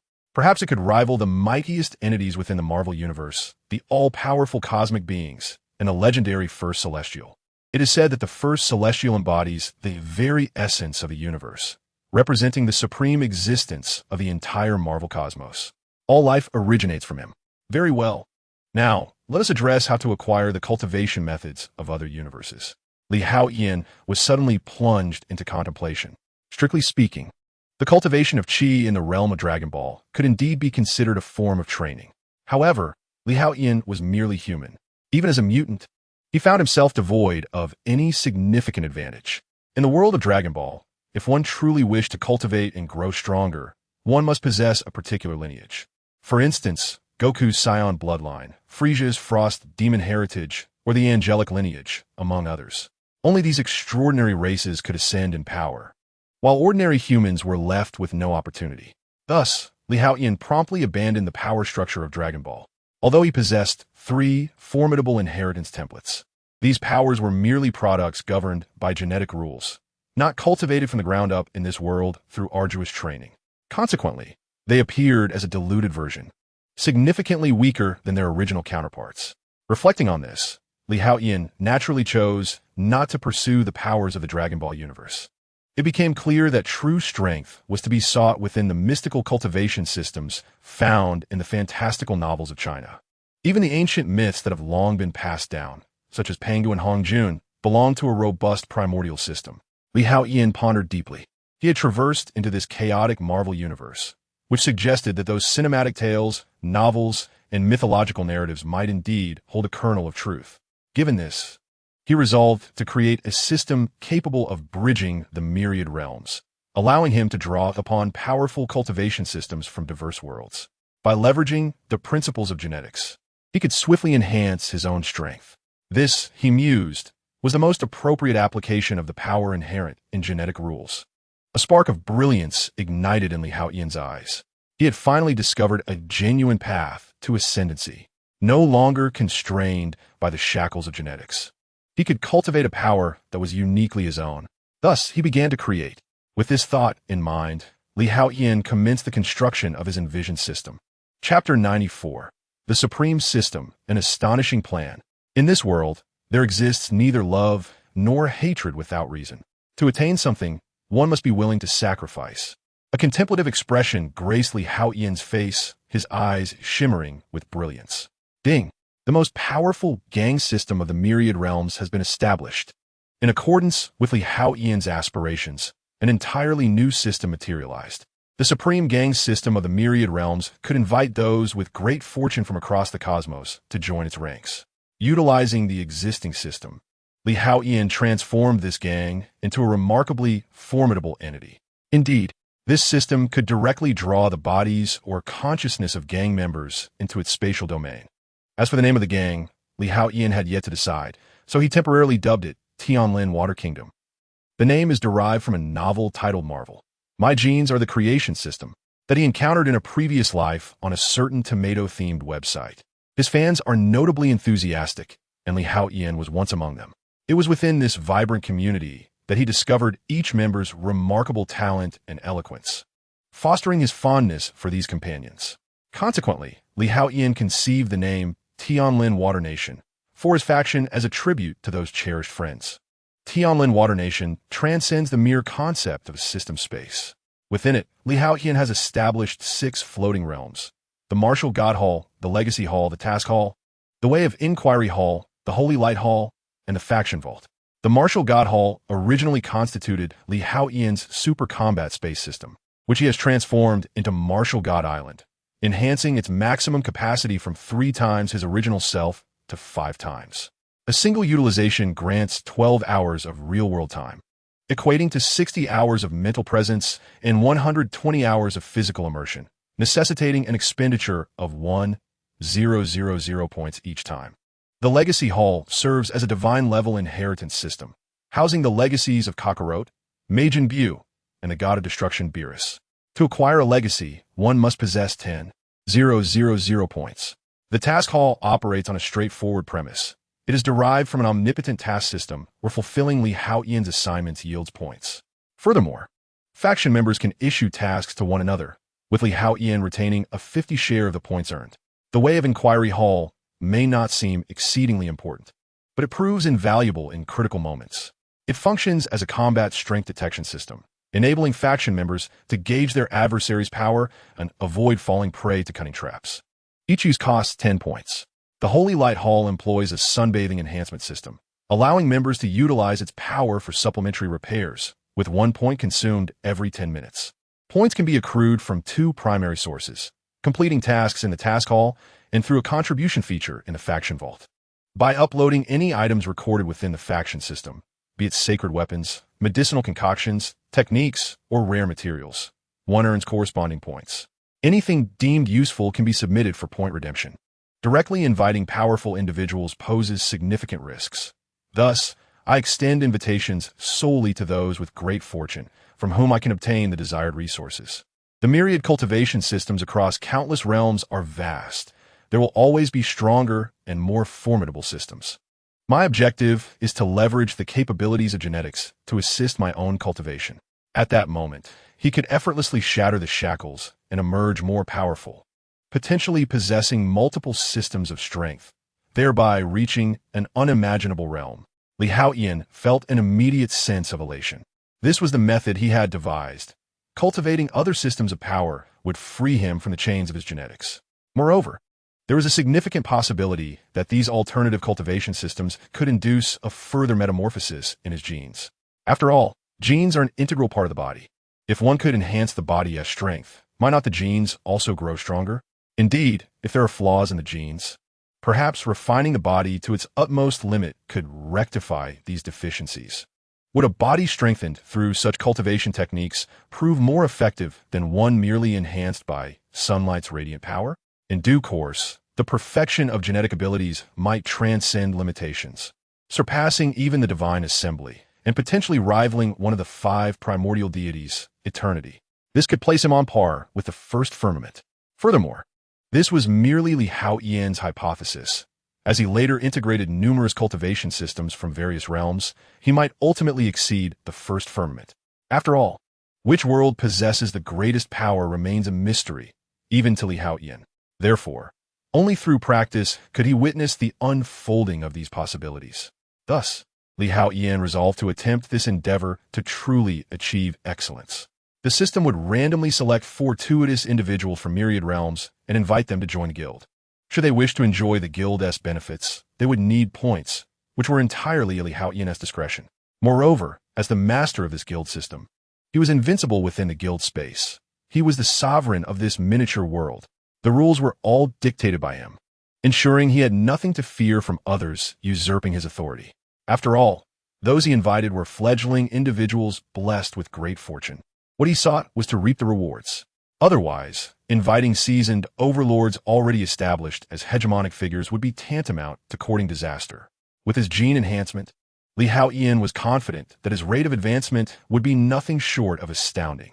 This supreme guild system of the myriad realms was essentially a fusion of other systems, and thus the power of the rules was primarily expended on inviting individuals from across the multiverse. He mused to himself, "Ding! The energy reserves of the strongest guild in the multiverse are now full. Shall we invite guild members?" At that moment, the system's notification chimed. A single energy recharge allows for the invitation of 12 guild members. Once the energy is depleted, a brief period is required for recharging. Invite the Haotian exclaimed. His curiosity piqued regarding the identity of the first individual to join the guild. Whoosh! Soon, a mysterious figure materialized within the realm of Tianlin Water Nation. However, judging by its ethereal appearance, it is evident that consciousness has entered rather than the physical body. The new gang member appears to be quite vigilant. Ding! Congratulations, Master. The new member, sworn to eradicate light, has joined the Heavenly Rainwater Kingdom. At the moment this spectral figure manifested, the alert chime of the strongest gang system in all realms echoed. Sworn to eradicate light, Haotian was momentarily taken aback. The name carries a rather juvenile connotation. Yet, it seems to harbor an infinite animosity towards light. Who could it possibly be? Chapter 95, A New Power, Terrifying Cultivation Speed. Where on earth is this place? Sworn to eradicate light, cautiously surveyed the surroundings. Ding! You have received a new message. Soon, a letter addressed to the new member appeared in the gang's mailbox. The mightiest gang across all realms, the Heavenly Rainwater Kingdom. Gang leader Haotian. He promptly began to read the letter with utmost seriousness. The Martial God Hall, the Inheritance Hall, the Mission Hall, the Enlightenment Hall, the Holy Light Hall, and the Gang Warehouse. Is this reality or mere illusion? It seems to be a verification of authenticity. Uploading Spirit Enhancement Technique of the Flat Blade Sect, Foundational Theories for Mages, and Earth Magic Explanations. As he uploaded these items, the system's notification sounded. Gained 1 gang point. Gained 1 gang point. Gained 2 gang points. Before long, he discovered that 4 points had been added to his gang panel. With the additional 10 points granted for being a newcomer, he now possessed a total of 14 points. Let us try the Enlightenment Hall. The other party immediately consumed 10 points to conduct a combat power assessment. Ding! Detection target. Level 8 mental power. Level 7 fighting chi with hidden potential for dragon transformation. Overall combat power of 277 points. They could even detect my hidden dragon transformation. The other party's expression shifted slightly. However, he was somewhat perplexed by the meaning of this overall combat power of 277 points. Yet, this was of little consequence. As long as he could assess adversaries and compare them to himself, he would generally understand the relative strength of others. What truly mattered was that the Enlightenment Hall was indeed functional. Does that imply that the other halls, the Martial God Hall, Inheritance Hall, Mission Hall, Holy Light Hall, and so forth, are also operational? Seemingly for the sake of testing, he uploaded an array of currently master materials, including the essentials for mage cultivation, earth magic spells, and wind magic incantations. Soon, he gained an additional 11 points. Then, he spent 3 points to utilize the capabilities of the Holy Light Hall. Indeed, in reality, he could perceive his physical body rapidly enhancing at an astonishing speed. This pace was equivalent to what he could achieve through arduous training over half a day, all within a single minute. The Heavenly Rainwater Kingdom is truly a wondrous place. I wonder who the founder of this gang could possibly be. Could they be a certain deity? His eyes sparkled with shock and disbelief.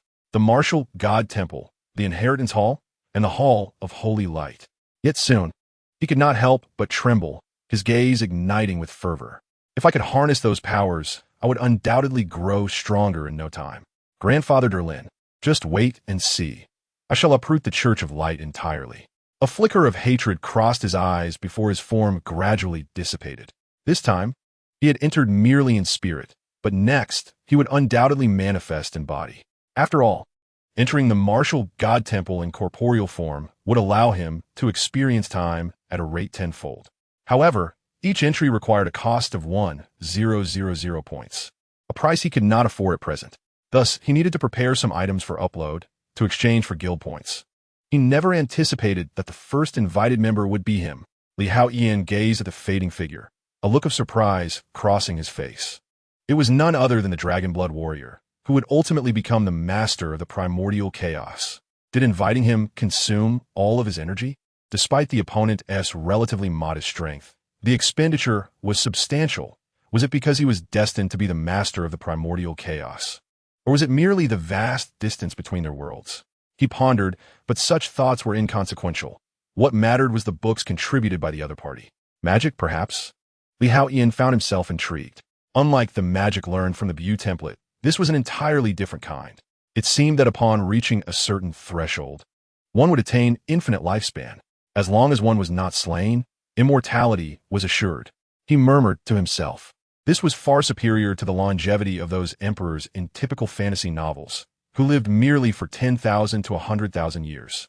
In the world of the Dragonblood youth, those in the Holy Domain could almost enjoy infinite lifespans.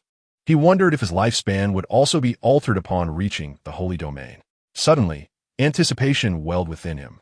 After all, Li Haotian's current lifespan barely exceeded 300 years. Indeed, following the last enhancement of the inheritance template, his lifespan had increased slightly. Yet even so, it paled in comparison to the Holy Domain powerhouses in the Dragonblood youth's world. Even if the pinnacle power structure of this world was lacking, the prospect of possessing an infinite lifespan was an immense boon. Li Haotian eagerly awaited the next contributions from the other party. He transformed the previously uploaded fundamentals of magic into a book. Then, holding the book, he reclined on the library balcony, basking in the sun while reading. Li, what are you reading? At that moment, Clarice approached him with a sweet treat. Noticing his engrossment in the book, her curiosity piqued. It's a magic book. Would you like to take a look? He cheerfully pulled Clarice closer, smiling down at the girl in his arms. No. Clarice's face flushed with embarrassment. After a moment of intimate exchange, she scurried away like a startled rabbit. Previously, at the Bubble House, Li Haotian had been learning English with Alice, which had left Clarice utterly mortified. What about elemental affinity and the levels of mental strength? He gazed at the contents of the book, curiosity piqued. What is my elemental affinity? Li Haotian gradually closed his eyes, entering the meditative state as described in the tome. Although it was his first attempt, he was a mutant endowed with the legacy of 3 formidable templates. Thus, while most would require considerable effort to meditate, he swiftly found himself in a profound state of focus. In this meditative realm, Li Haotian was astonished to discover a myriad of colorful orbs floating around him. A veritable nightmare for anyone with a fear of crowded spaces. Y possess a multi-elemental affinity. He abruptly opened his eyes. Despite emerging from meditation, he could still distinctly perceive the presence of those elements, clear and vivid. It seemed he possessed at least a superior elemental affinity. As for his mental strength, a smile graced his lips. Long ago, Li Haotian had already surpassed ordinary individuals by over 200-fold, and now he had reached an astonishing 315 times. Such power was ample for the cultivation of magic. The first step was to refine the elements into his body and cultivate magical energy. Li Haotian commenced his training as instructed in the book. The process was as smooth as the finest latte, almost rivaling the softness of Alice's skin. Coupled with his adeptness in controlling power, he demonstrated remarkable precision, assimilating a substantial amount of earth elements into his body, rapidly refining them. In the blink of an eye, a considerable reservoir of magical energy had formed within him. Had the Dragonblood boy been present, he would have been astounded, for it had taken him years of arduous training to reach such a level. Li Haotian accomplished it in just 1 minute. What about its potency? His eyes sparkled with curiosity. In the next moment, a peculiar wave of magical energy began to emanate from him. Li Haotian's gaze drifted towards the balcony of the library.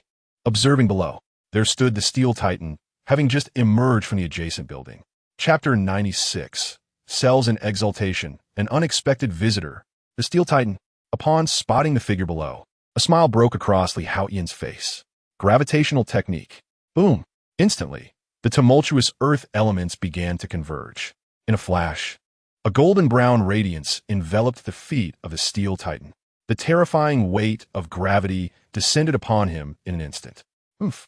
As the Steel Titan was walking, he suddenly trembled and collapsed to the ground. Bewildered, he glanced around but found no enemies in sight. Is this the 5th-level Earth magic gravity? A spark of realization ignited in Li Haotian. It seems my magical power exceeds expectations. After casting the 5th-level spell, Li Haotian noticed that his magical energy had scarcely diminished. However, I must not have reached the 7th level yet. I should be at the pinnacle of the 6th level. He pondered quietly. There exists a fundamental distinction between a 6th-level mage and a 7th-level mage. The former's magical energy has yet to begin liquefying. At this moment, despite having an abundance of magical power, Li Haotian's energy had not yet been refined into liquid form. Earth Spike Rain. With renewed focus, he swiftly cast another Earth-type spell. Boom, boom, boom. The Steel Titan, just having risen from the ground under the influence of gravity, witnessed the earth tremble as massive earth spikes, each as thick as a thigh and nearly 2 meters long, erupted from the ground, hurtling towards him with ferocity. Steel hardened. Upon witnessing this, the Steel Titan immediately activated his mutant abilities. Crack, crack, crack. But at that moment, the earth spikes suddenly dispersed, vanishing without a trace. The Steel Titan was left in a state of confusion.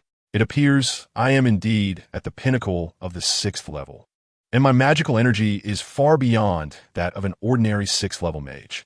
Therefore, while I managed to cast the 7th-level Earth magic, Earth Spike Rain, it failed to unleash its full potential and subsequently dissipated.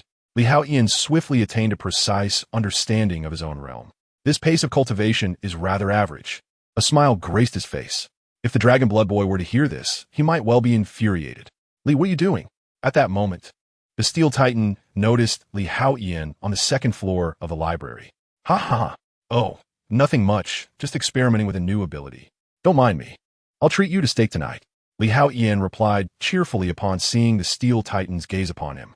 Steak? You better keep your word. The Steel Titan's face lit up with excitement at the prospect of Li Haotian treating him to steak. Recently, he had lost a significant amount of money in stocks, draining his savings entirely. He was at rock bottom. The thought of not even having a wife yet dampened his spirits further. Thus, he quietly descended, resolving to save up since he had yet to find a partner. Now, he certainly could not pass up a chance to indulge in steak, and Li Haotian's offer solidified his decision to feast that evening. Of course, Li Haotian waved his hand dismissively. Did he lack money? Certainly not. After all, it was merely the American dollar, which he could utilize with booze abilities. In mere moments, the mundane can be transformed into the extraordinary. The ashes of the earth can turn to gold, and paper offerings can metamorphose into currency. The key to transcending to the 7th level lies in the liquefaction of magical energy. As time gradually passed, half an hour later, Li Haotian suddenly opened his eyes. He silently chanted, and in the next instant, the earth elements swiftly gathered around him, coalescing into an ancient-looking armor. This armor, reminiscent of jade, was imbued with a rich essence of earth. 7th level earth magic, the guardian armor of the earth. Li Haotian's eyes sparkled with delight.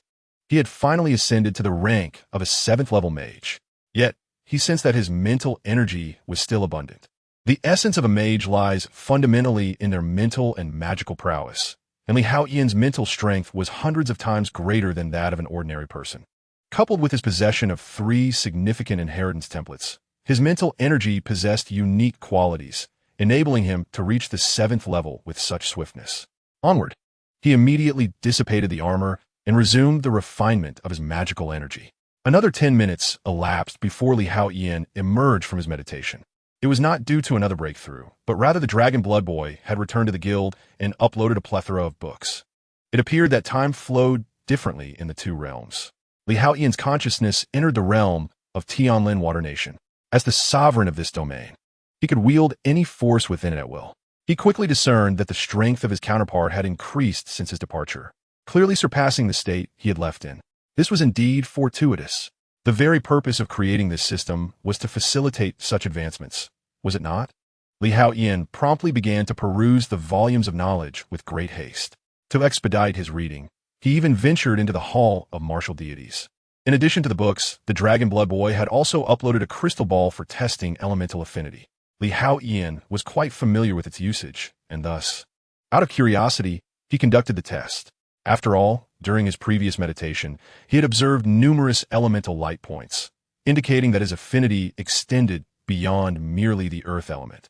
Soon, through his testing, he discovered that he possessed complete mastery over the 7 elemental attributes: earth, fire, water, wind, lightning, light, and darkness. Furthermore, in addition to these 7 elements, 4 ethereal forces lingered around him. He speculated that these might correspond to the 4 fundamental rules of existence: life, death, fate, and destruction. However, in the world of the Dragon Blood Boy, such concepts were nearly non-existent, with only the necromantic arts of the death rule being present. Yet, the materials uploaded by the Dragon Blood Boy did not include any information regarding necromancy. All attributes, you say? That is not necessarily advantageous. Li Haotian recalled that it was the 4 elemental forces, earth, fire, water, and wind, that could potentially lead to a spiritual metamorphosis. Then, upon acquiring the fusion of the supreme divinity, one may ultimately become the master of the primordial chaos. Is this truly the sole method to attain such a status? Moreover, it is not imperative for me to cultivate the system of the Dragon Blood Youth world to its utmost strength. I simply need to amalgamate the powers of various realms to shatter my own constraints. Ultimately, I shall forge a system of unparalleled strength that is uniquely mine. What suits me best is undoubtedly the finest. His vision grew ever brighter before he immersed himself in his cultivation. In addition to the tomes of magic, there existed numerous secret texts and books on the cultivation of battle chi. At this moment, I find myself in greater need of a warrior's cultivation system than that of a mage. Warriors cultivate battle chi, absorbing the elements of heaven and earth, refining them into pure battle chi within their bodies. The circulation of elements within will enhance one's physique. The more formidable the warrior, the better their constitution, naturally extending their lifespan. Perhaps the warrior system could also be beneficial to my genes. So this is how the cultivation of battle chi works. His vision brightened even further. Li Haotian promptly commenced his training in battle chi. Gradually, he sensed that his cells seemed to be bubbling with newfound energy, as if the battle chi could stimulate them more effectively. Just as Li Haotian was earnestly cultivating, an elderly gentleman clad in a suit arrived at Xavier Academy. "I am here to seek the young master," he stated plainly to the professor before him. "Do not expect to probe my memories with your mental detection. Within me lies a protective artifact left by my ancestors. Your psychic powers will prove futile." The elderly gentleman spoke with an air of indifference, clearly aware of the professor's mutant abilities, as the artifact was intended to counter them. "The Leaf family of Chinatown, it was you who cast Li out of his home. What brings you here to reclaim him? Li now belongs to Xavier Academy." The tempestuous woman beside him could not contain herself and questioned loudly. Were Li Haotian present, he would undoubtedly be astonished, for he held little knowledge of the original body's past memories. Thus, he had not placed much importance on the former identity and background of the original. "Ororo, please summon Li. He deserves to know this, and he has the right to choose the path of his future." At that moment, the professor interjected. He recognized the man before him, the steward of the Leaf family from Chinatown, known as Vulture Li Jia. He was a formidable character, and the Leaf family was a member of the pinnacle of humanity's council. The professor had encountered the head of the Leaf family before, who possessed tremendous strength, rivaling that of an alpha-level mutant. He could be considered a peak expert, and the power of the Leaf family was shrouded in mystery. In mysterious eastern realm of Huaxia, there exists an ancient lineage of sorcery. "Professor," exclaimed Storm Woman, her tone tinged with urgency. While the professor's words held truth, Oroluo was unwilling to entrust Li to this individual. The Li family of Chinatown had been merciless, casting Li aside without a second thought. Had it not been for the professor's timely intervention, Li might have succumbed to the perils of his initial genetic awakening. Although the reasons for Li's apparent amnesia regarding that dark chapter remained unclear, Oroluo was determined to shield him from recollecting those distressing memories. "Go ahead." The professor, however, smiled gently. "This is a right that rightfully belongs to Li Haotian. No one else has the authority to decide." Reluctantly, Storm Woman acquiesced and departed to seek out Li Haotian, casting a fierce glance at Li Jia as she turned away. On the balcony of the library, the cultivation of combat energy proved to be simpler than anticipated. At this juncture, Li Haotian had advanced his light combat energy to the 8th level. His physique had undergone multiple enhancements, rendering him significantly more robust. This transformation was a process of cellular metamorphosis, transcending mere muscle growth. To his astonishment, the ancestral templates seemed to have loosened somewhat. Soon, Li Haotian was even more astounded, for the cultivation of the Dragon Blood Boy's power system appeared to have elevated all 3 of his ancestral templates. He sensed a shift in his genetics. It seemed my hypothesis holds some merit. Perhaps by studying other power systems, I could indeed shatter the shackles of my genes and become stronger. Ultimately, I aimed to forge a unique power system of my own. Li Haotian's expression was one of exhilaration and fervor. This path was fraught with challenges and complexities, yet it presented a genuine opportunity for him to ascend to the highest peak. Therefore, he vowed not to relinquish his pursuit. He would integrate the myriad power systems from across the realms to dismantle his own limitations. With the enhancement of the ancestral templates, his mental prowess surged dramatically by a staggering 10-fold. His vision sharpened. Previously, he possessed a foundational strength over 300 times that of an ordinary individual, augmented by the peculiarities of the 3 templates, which rendered his mental acuity 500 times greater than that of an average person. Now, with another boost to the ancestral templates, his mental prowess had skyrocketed to over 5,000 times that of an ordinary person. This represented an extraordinary level, hinting at an imminent qualitative transformation of his mental capabilities. It appeared that reaching the pinnacle of a 9th-level mage would pose no challenge. A satisfied smile graced Li Haotian's face. The transition from a 9th-level mage to the realm of the Holy Domain signified a fundamental transformation. The demands placed on mental prowess were exceptionally stringent, a fact Li Haotian had gleaned from the text transmitted by the Dragon Blood Boy. However, once he breached the threshold of the 9th level and entered the Holy Domain from this moment on, a true metamorphosis began. The potential for an almost infinite lifespan emerged. Yet it was only almost eternal, for a typical sacred domain expert, should they linger too long in existence, could easily lose their way. However, Li Haotian, who possessed a modicum of understanding regarding the world of the Dragon Blood youth, remained curious. After all, while the sacred domain was formidable, a mere glance at the data suggested that it paled in comparison to his current prowess. Thus, he yearned to uncover the extent of longevity that lay beyond the sacred domain. At present, his lifespan amounted to a mere 800 years. Indeed, having once again unlocked the progress of his inheritance, Li Haotian found his lifespan extended further. As the inheritance template continued to unlock, his strength grew increasingly formidable. First, he resolved to elevate both his mage rank and martial prowess to the pinnacle of level 9. With this thought, he promptly closed his eyes once more, plunging into meditation. He wondered if the Dragon Blood youth would be astonished to witness his ascent from nothing to the pinnacle of level 9 in a single day. A faint smile graced Li Haotian's lips. Undoubtedly, the early-stage Dragon Blood youth would be rendered speechless with astonishment. However, in the later stages, such awe would be tempered. After all, upon entering the divine realm, he had encountered numerous prodigies and powerful beings. Some individuals were born as divine entities, while others were designated as messengers of supreme gods from the moment of their inception. Such beings certainly existed. Thus, while it was indeed remarkable for Li Haotian to cultivate to the pinnacle of level 9 in under a day, it could hardly be deemed unparalleled. The journey ahead remained arduous and long. As meditation resumed, the elements around him began to swirl and were swiftly refined. Just then, the tempestuous Orolo approached. "Teacher Orolo, is there something you need?" Li Haotian slowly opened his eyes to address the Storm Woman.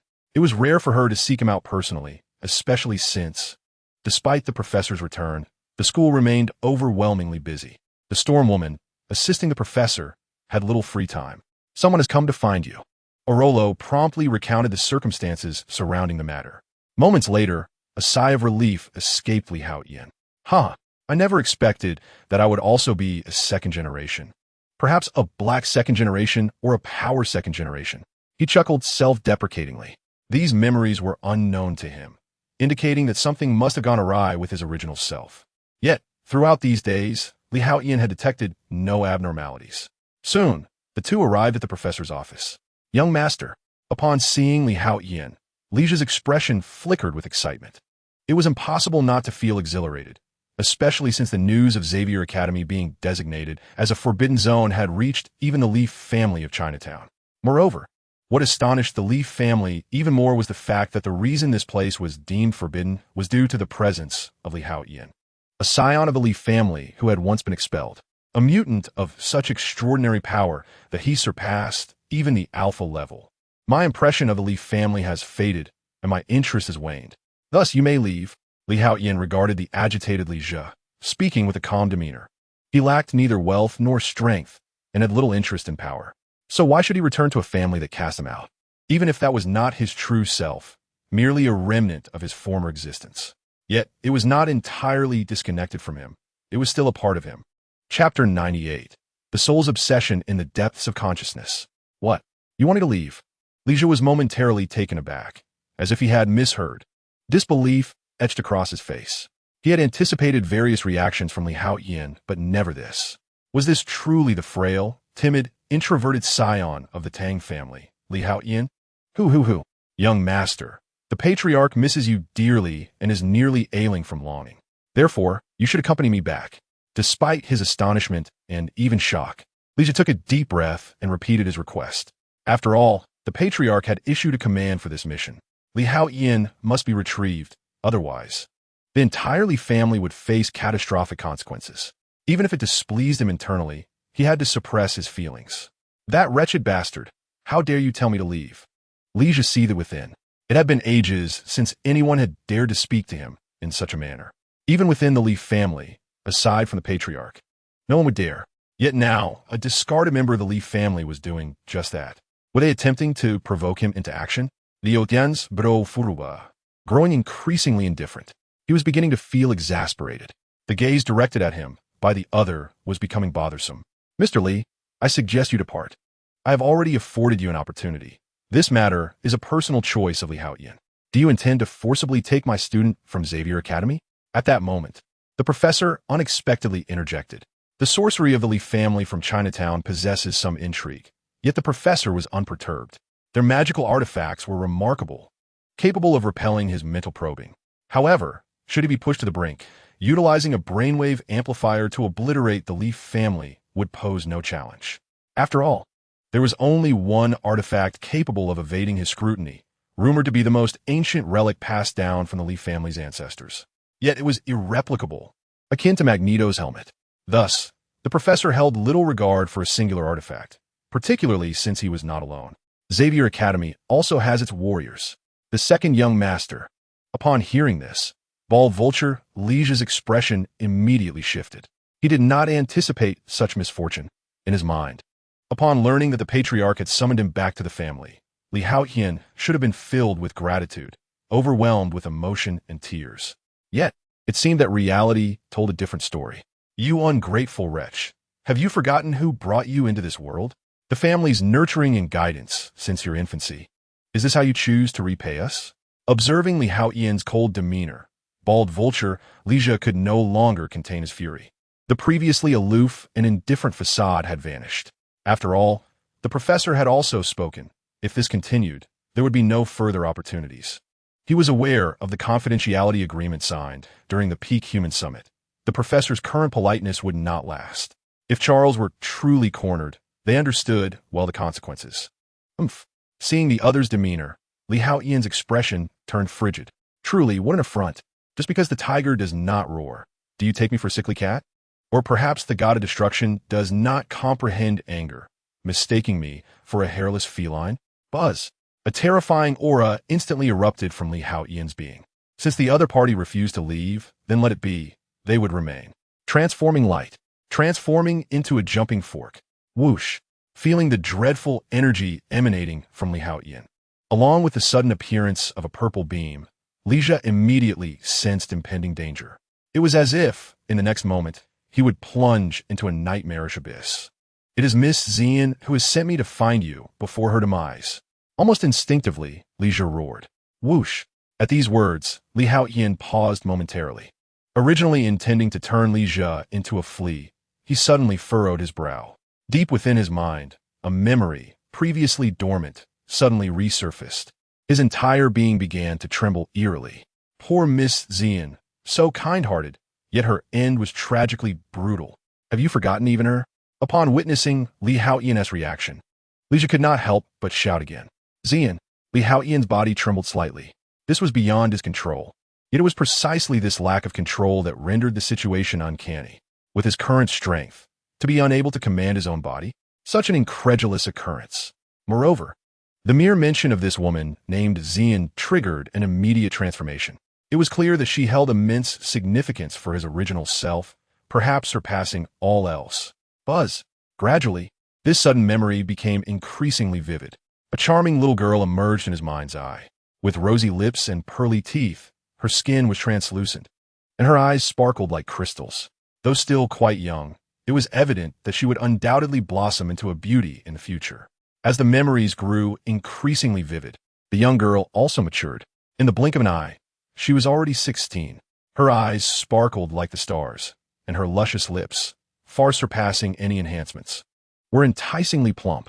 With a delicate visage and porcelain skin, she wore her shoulder-length hair, tinged with a hint of chestnut, cascading casually around her neck. Even in recollection, she seemed to exude a fragrant aura, pure and exquisite, evoking a sense of tenderness.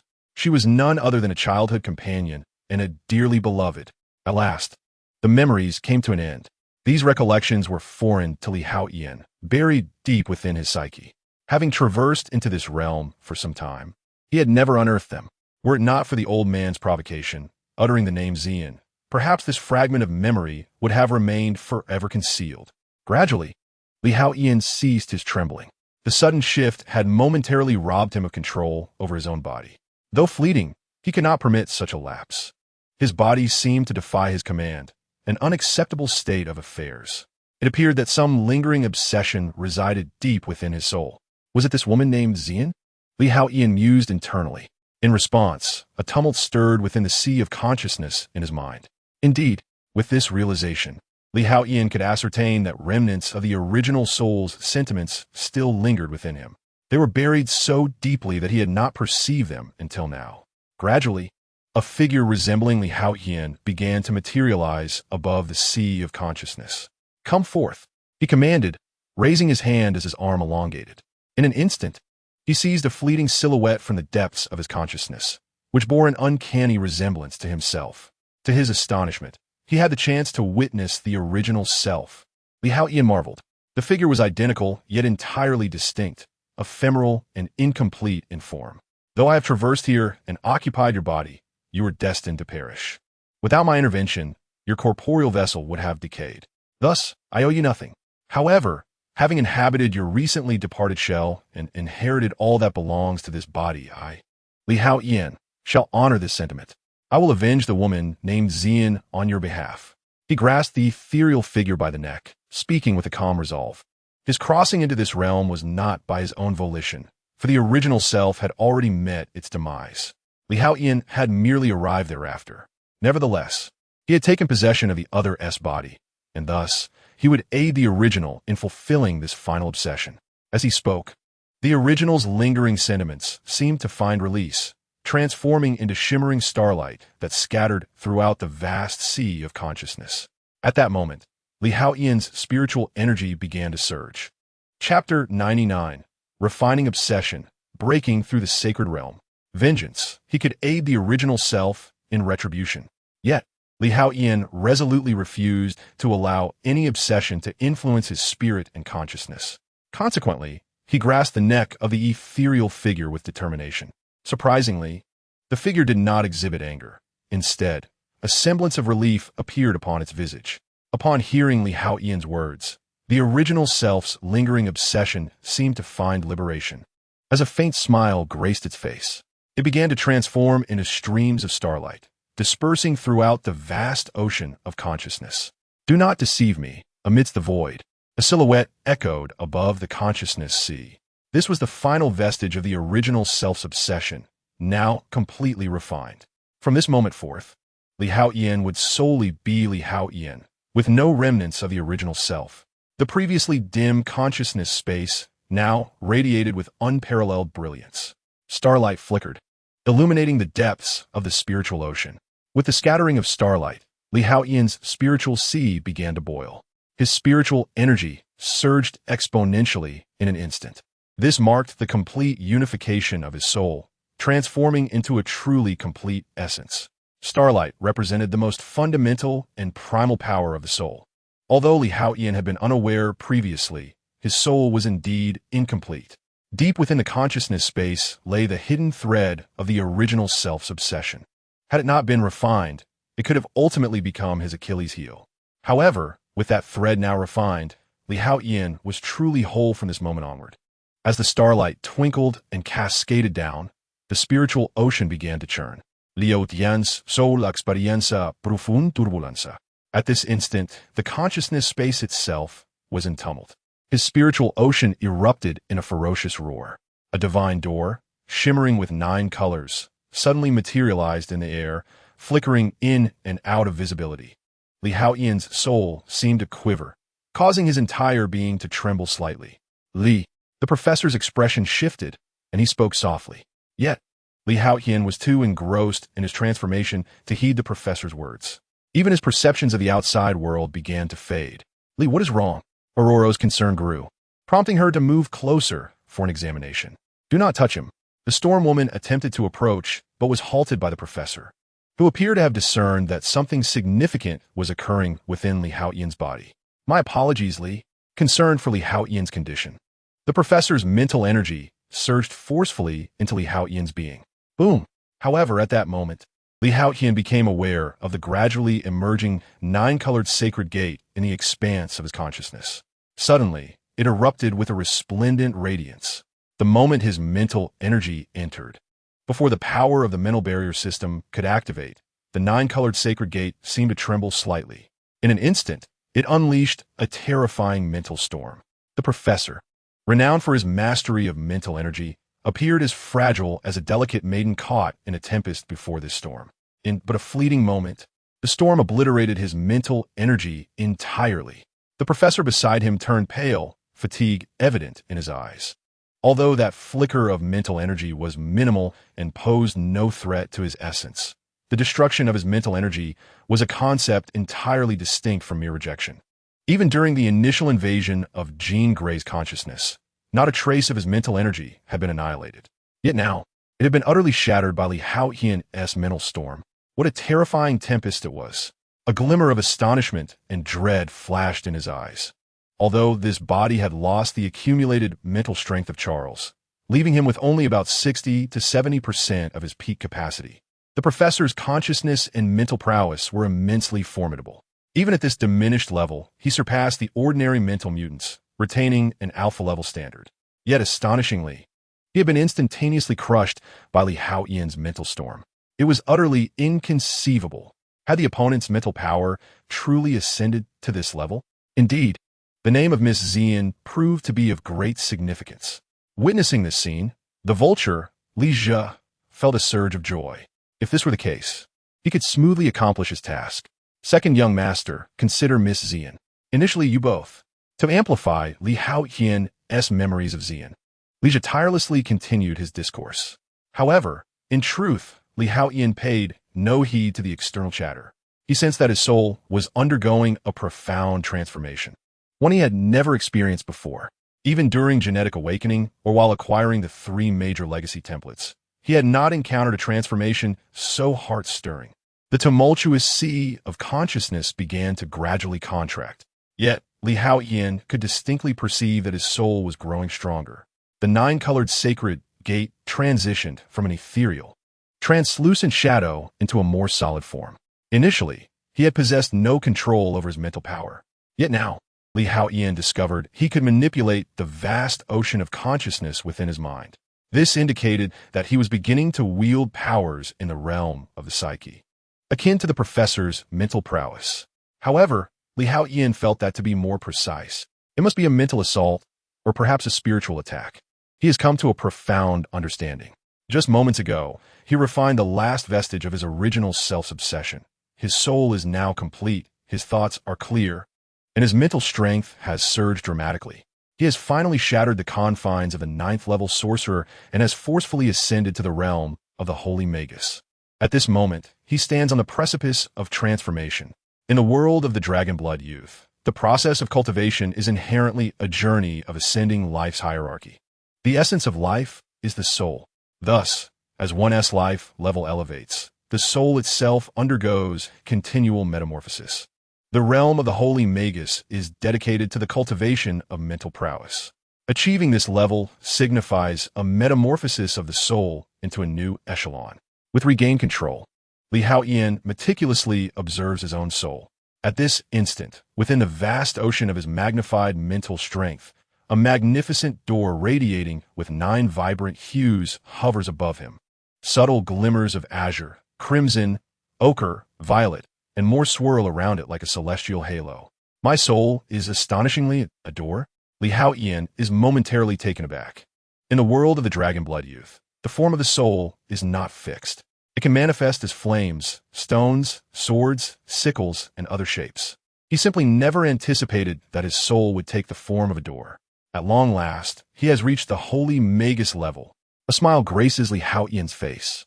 Despite the swift progress due to refining his obsessions, achieving the holy domain within half a day fills him with exhilaration. I wonder how much my lifespan has changed? The thought of how, in the world of the Dragonblood youth, both sorcerers and warriors, upon reaching the holy domain, nearly attain eternal life, ignites a flicker of anticipation within him. After all, the allure of immortality is irresistible to any human. Indeed, when Haotian opens his attribute template, he observes significant changes. I love you all.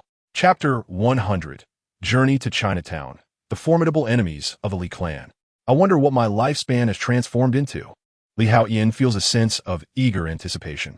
The temptation of immortality is one that most cannot resist, and he is no exception. Swiftly, the data of the attribute panel appears before his eyes, revealing notable alterations. Host, Haotian lifespan. Source, power of rules, 000. Strength, 500 tons mentality, 10,016. Average human, 3 stamina, 15,132. Average human, 10 speed, 43 ma combat power, 110486 system space, 30,000 cubic units possess systems, mental shielding system, sunlight empowerment system, divine inheritance system, super combat space system, omnipotent task system, combat power detection system, multiverse gang system, divine inheritance system template 1.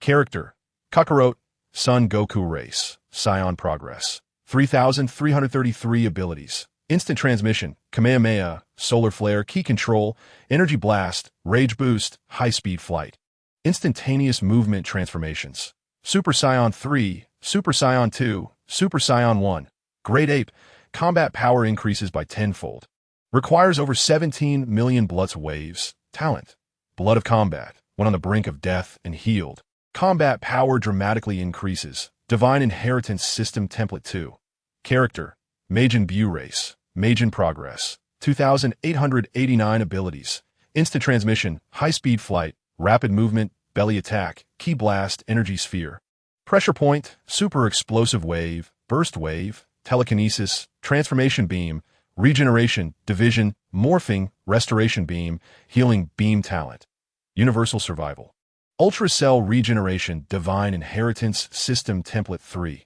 character, Beerus race, god of destruction progress, 2,344 abilities, instant transmission, high-speed flight, rapid movement, purple energy sphere, heat blast, infinite energy blast, ultra instinct, imperfect, divine technique, void destruction, divine technique, destruction in the name of God talent, destructive energy, although it is speculated that, similar to the sacred domain of the Dragon Blood Boy world, one may attain eternal life. It may also be a truncated or censored version. After all, the characters inherited from my 3 major templates seem to be somewhat diminished in essence. Haotian's gaze flickered, as if deep in thought. Thus, my previous conjecture appears to be correct. The inheritance of the 3 major templates, seemingly a diluted version, is indeed a consequence of genetics. This breakthrough to the sacred domain, however, is rooted in the world of Dragon Blood Boy, cultivated through my own efforts.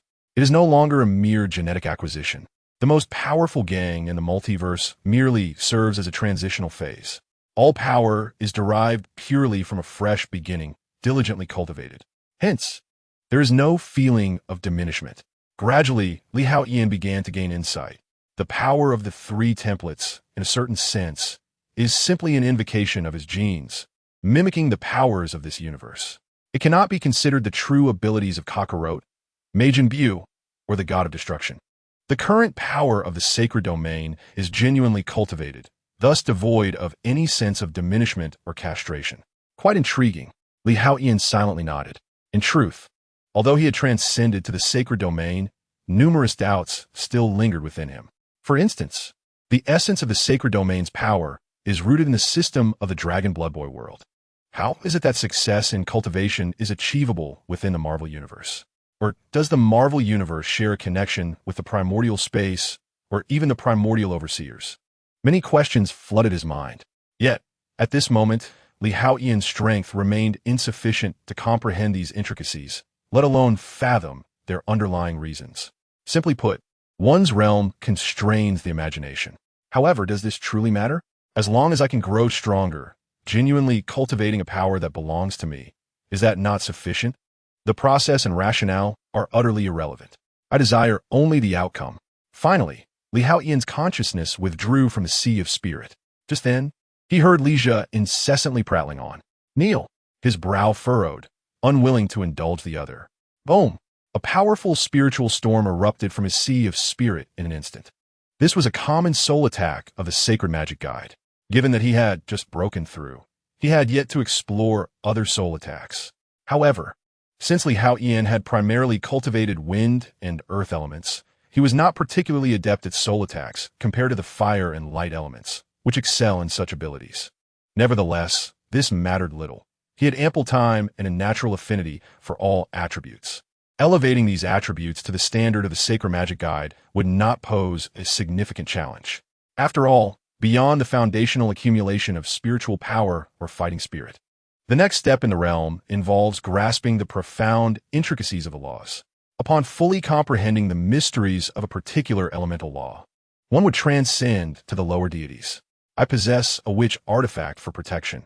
Even if you wield mental power, you cannot harm me. Lija roared in response.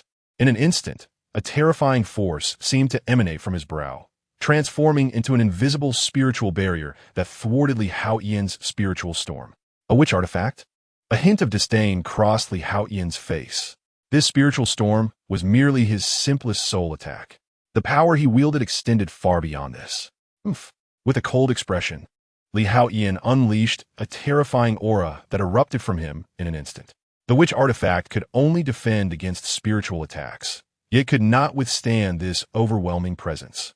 With a crack, Lija was directly forced to kneel under the pressure of this formidable aura. A formidable power even caused the wooden floor to crack. How could this be?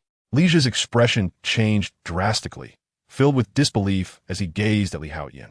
The other party had managed to force him to kneel merely through sheer presence? How incredibly powerful must one be?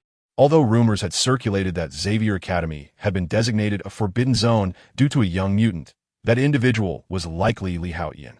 Yet, Lija found it difficult to reconcile the image of the weak, introverted, self-deprecating second young master from a few months ago with the terrifying figure before him now. Should you speak out of turn again, I will reduce you to a mere pile of excrement. Haotian stated flatly. The vulture-like figure's face contorted in anger. Yet he dared not utter another word. Professor, I shall make a trip to Chinatown. Haotian addressed the professor. This would fulfill the final obsession of the original host. Very well. Charles nodded with a smile, responding gently. As long as Haotian remained safe, that was all that mattered. Moreover, he had sensed that Haotian seemed to have grown stronger. The potency of the recent mental storm was indeed formidable. Before long, Haotian accompanied Lija aboard the Li family's private small aircraft, heading towards Chinatown. Now, you may divulge the identity of the enemies of the Li family. Haotian spoke. The reason they summoned him was not to inherit the family business or enjoy a life of luxury, but rather due to a grave threat looming over them, prompting them to seek out this once cast-off heir. Chapter 101. No distinction of rank, one step to obliterate. However, Li Haotian was unconcerned. As long as he could help fulfill the original host's last obsession, this matter would be resolved. It was a promise he had made, and thus he would not go back on his word. Second young master, our enemy is a creature with green skin. Leisure began to recount slowly. It turned out that a few days prior, a green-skinned monster had stormed into the Leaf family in Chinatown, slaughtering many of their elite, including Xian. However, that monster was exceedingly powerful, and all of the Leaf family's experts were no match for him. Yet, if that were the case, they likely would not have sought out Li Haotian. The creature had declared it would return to the Leaf family in 5 days, and tomorrow marked the 5th day. Thus, the family head issued a stern command to retrieve Li Haotian, for otherwise, Leisure would have no desire to attend Xavier Academy. A green monster? Li Haotian's gaze flickered slightly. Could it be the Hulk? No. If the Hulk transformed, he would not possess such meticulous and composed thoughts. This led to the possibility that the adversary could be the abomination, Emil Blonsky. Li Haotian was not particularly familiar with this individual. After all, he had scarcely watched the Hulk series of films. Moreover, this world is in a state of utter chaos, distinctly diverging from the original Marvel universe in numerous aspects. Even the personalities of certain individuals exhibit subtle variations. However, Li Haotian remains indifferent to these discrepancies, perceiving this realm as a foreign one, which scarcely affects him. Instead, his understanding of certain plot lines adds a delightful thrill of spoilers. Yet, it is also possible that he may encounter a variant of the Hulk. Although the visage of the abomination is formidable, there may be other unpredictable factors at play. In the comic lore, the Hulk is afflicted with dissociative identity disorder, leading to diverse temperaments that influence his demeanor. Given that this world is inherently chaotic and deviates from the source material, there exists a probability that he may indeed confront the Green Giant, the Hulk. Whether it be the Hulk or the Abomination, both possess extraordinary strength, resilience, and endurance.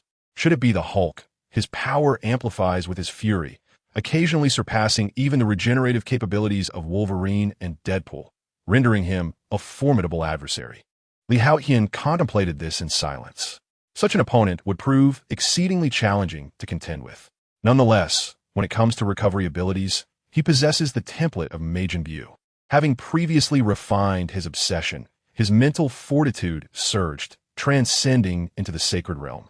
This transformation has rendered him somewhat evolved. While the metamorphic intensity of the holy Magus' physique may not rival that of the sacred warriors, he is undeniably a formidable entity of the sacred realm. Hence, Li Haotian can discern a certain fervor within his genes. The 3 major legacy woodblocks have also experienced a significant enhancement, surpassing even the improvements he witnessed during his last battle.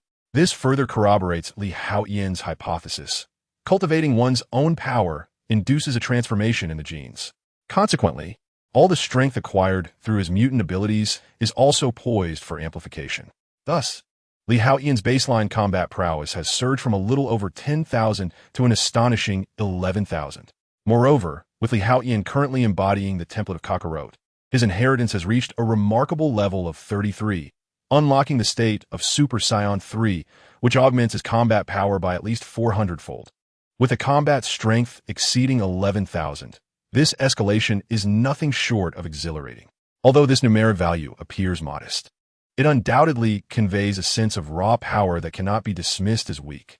He is capable of subduing Jean Grey, who has unleashed a portion of her Phoenix Force, relying solely on his strength rather than the narrative advantages akin to Wolverine's.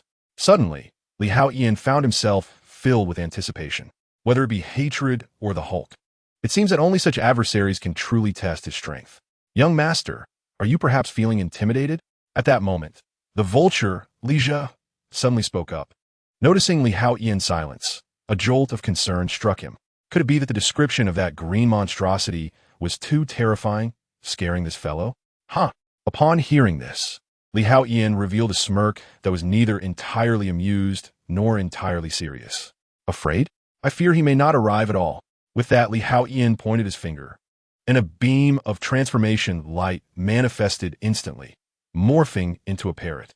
In an instant, a purple beam erupted, and the vulture, Lija, was transformed from a living man into an exceedingly ugly black parrot, even less appealing than a common black mina, for atop his head was a bald patch. The flight attendants standing nearby ever ready to serve, gasped in shock at this scene. Though they were trained by the Lee family and possessed considerable skills, they had never witnessed such a spectacle.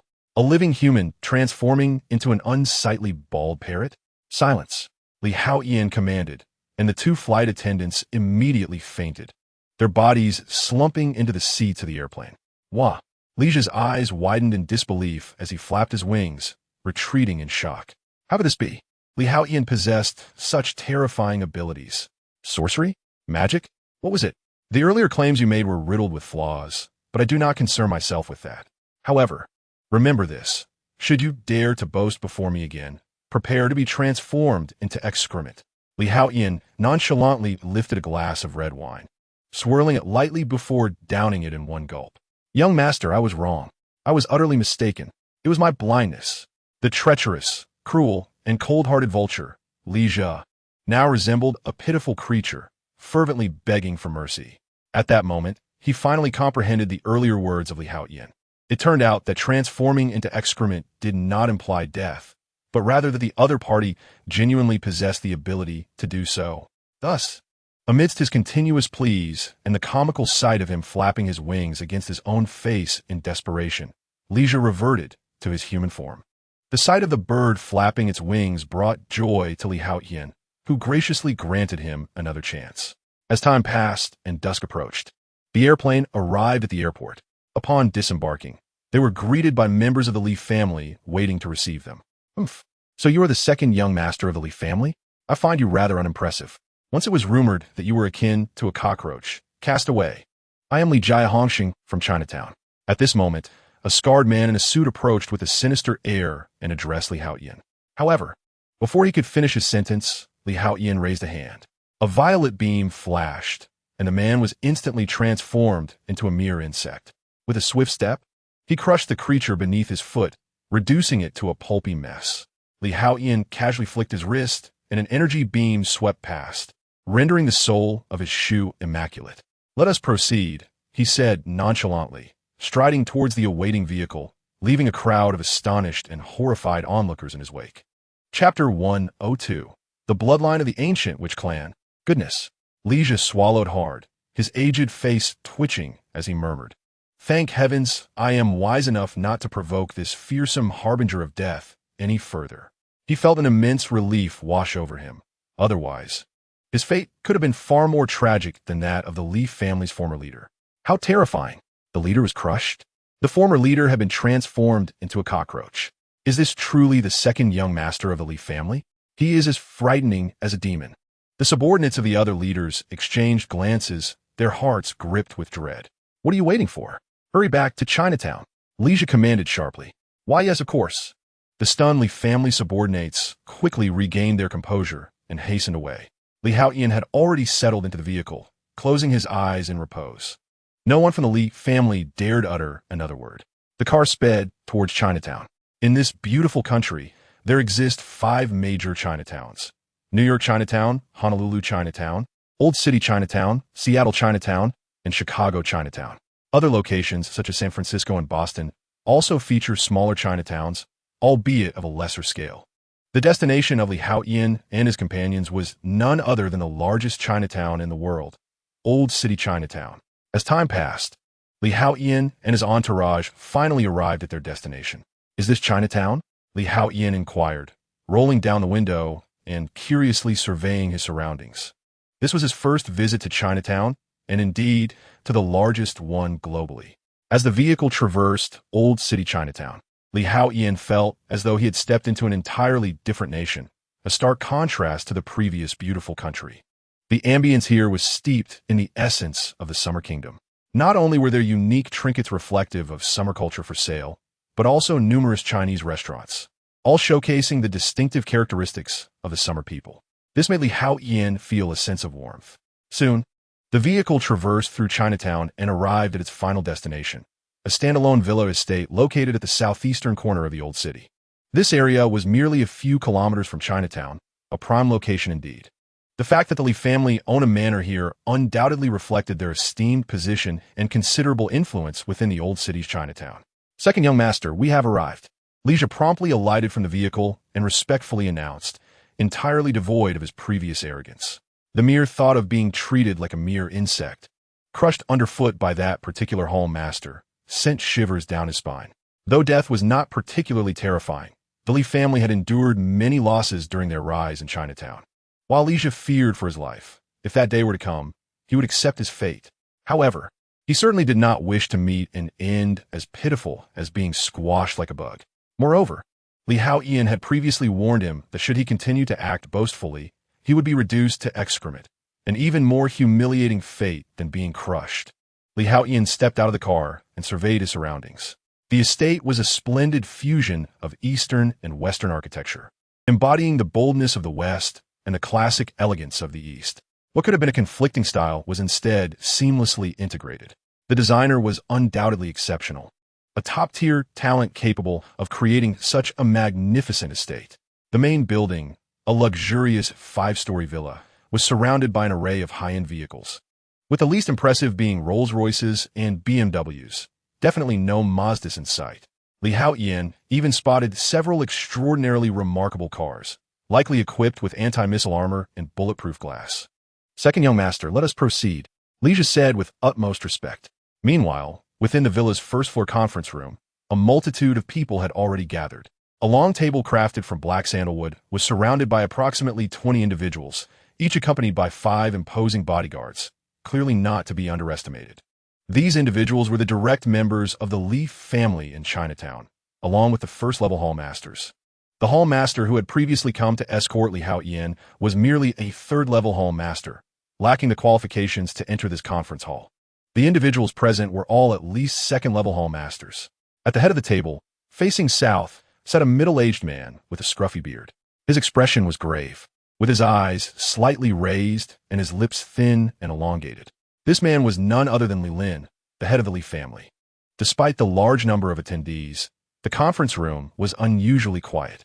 Some played with their phones, others filed their nails with a nail file, while a few simply closed their eyes to rest. Tomorrow marked the final deadline. "Master, do you truly believe that sending Li Jia to summon that wretch can save the Li family?" At that moment, a Mediterranean man clad in a white suit and sporting glasses spoke up. He was Bai Siyuan, a first-level Hall Master of the Li family.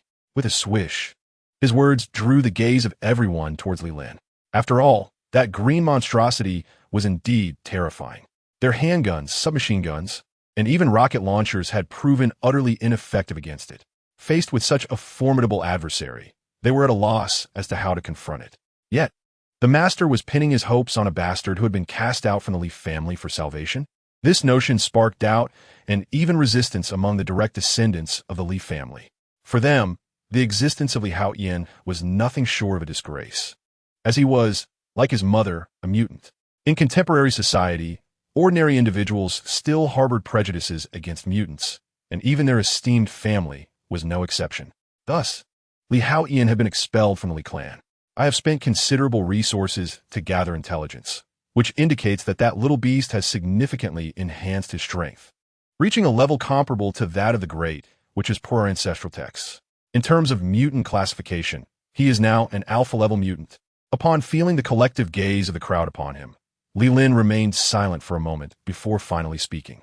"Father, that little beast has attained the strength of a great witch? How is that even possible?" A man beside Li Lin exclaimed in shock. He was Li Chunglin, the eldest son of the Li family.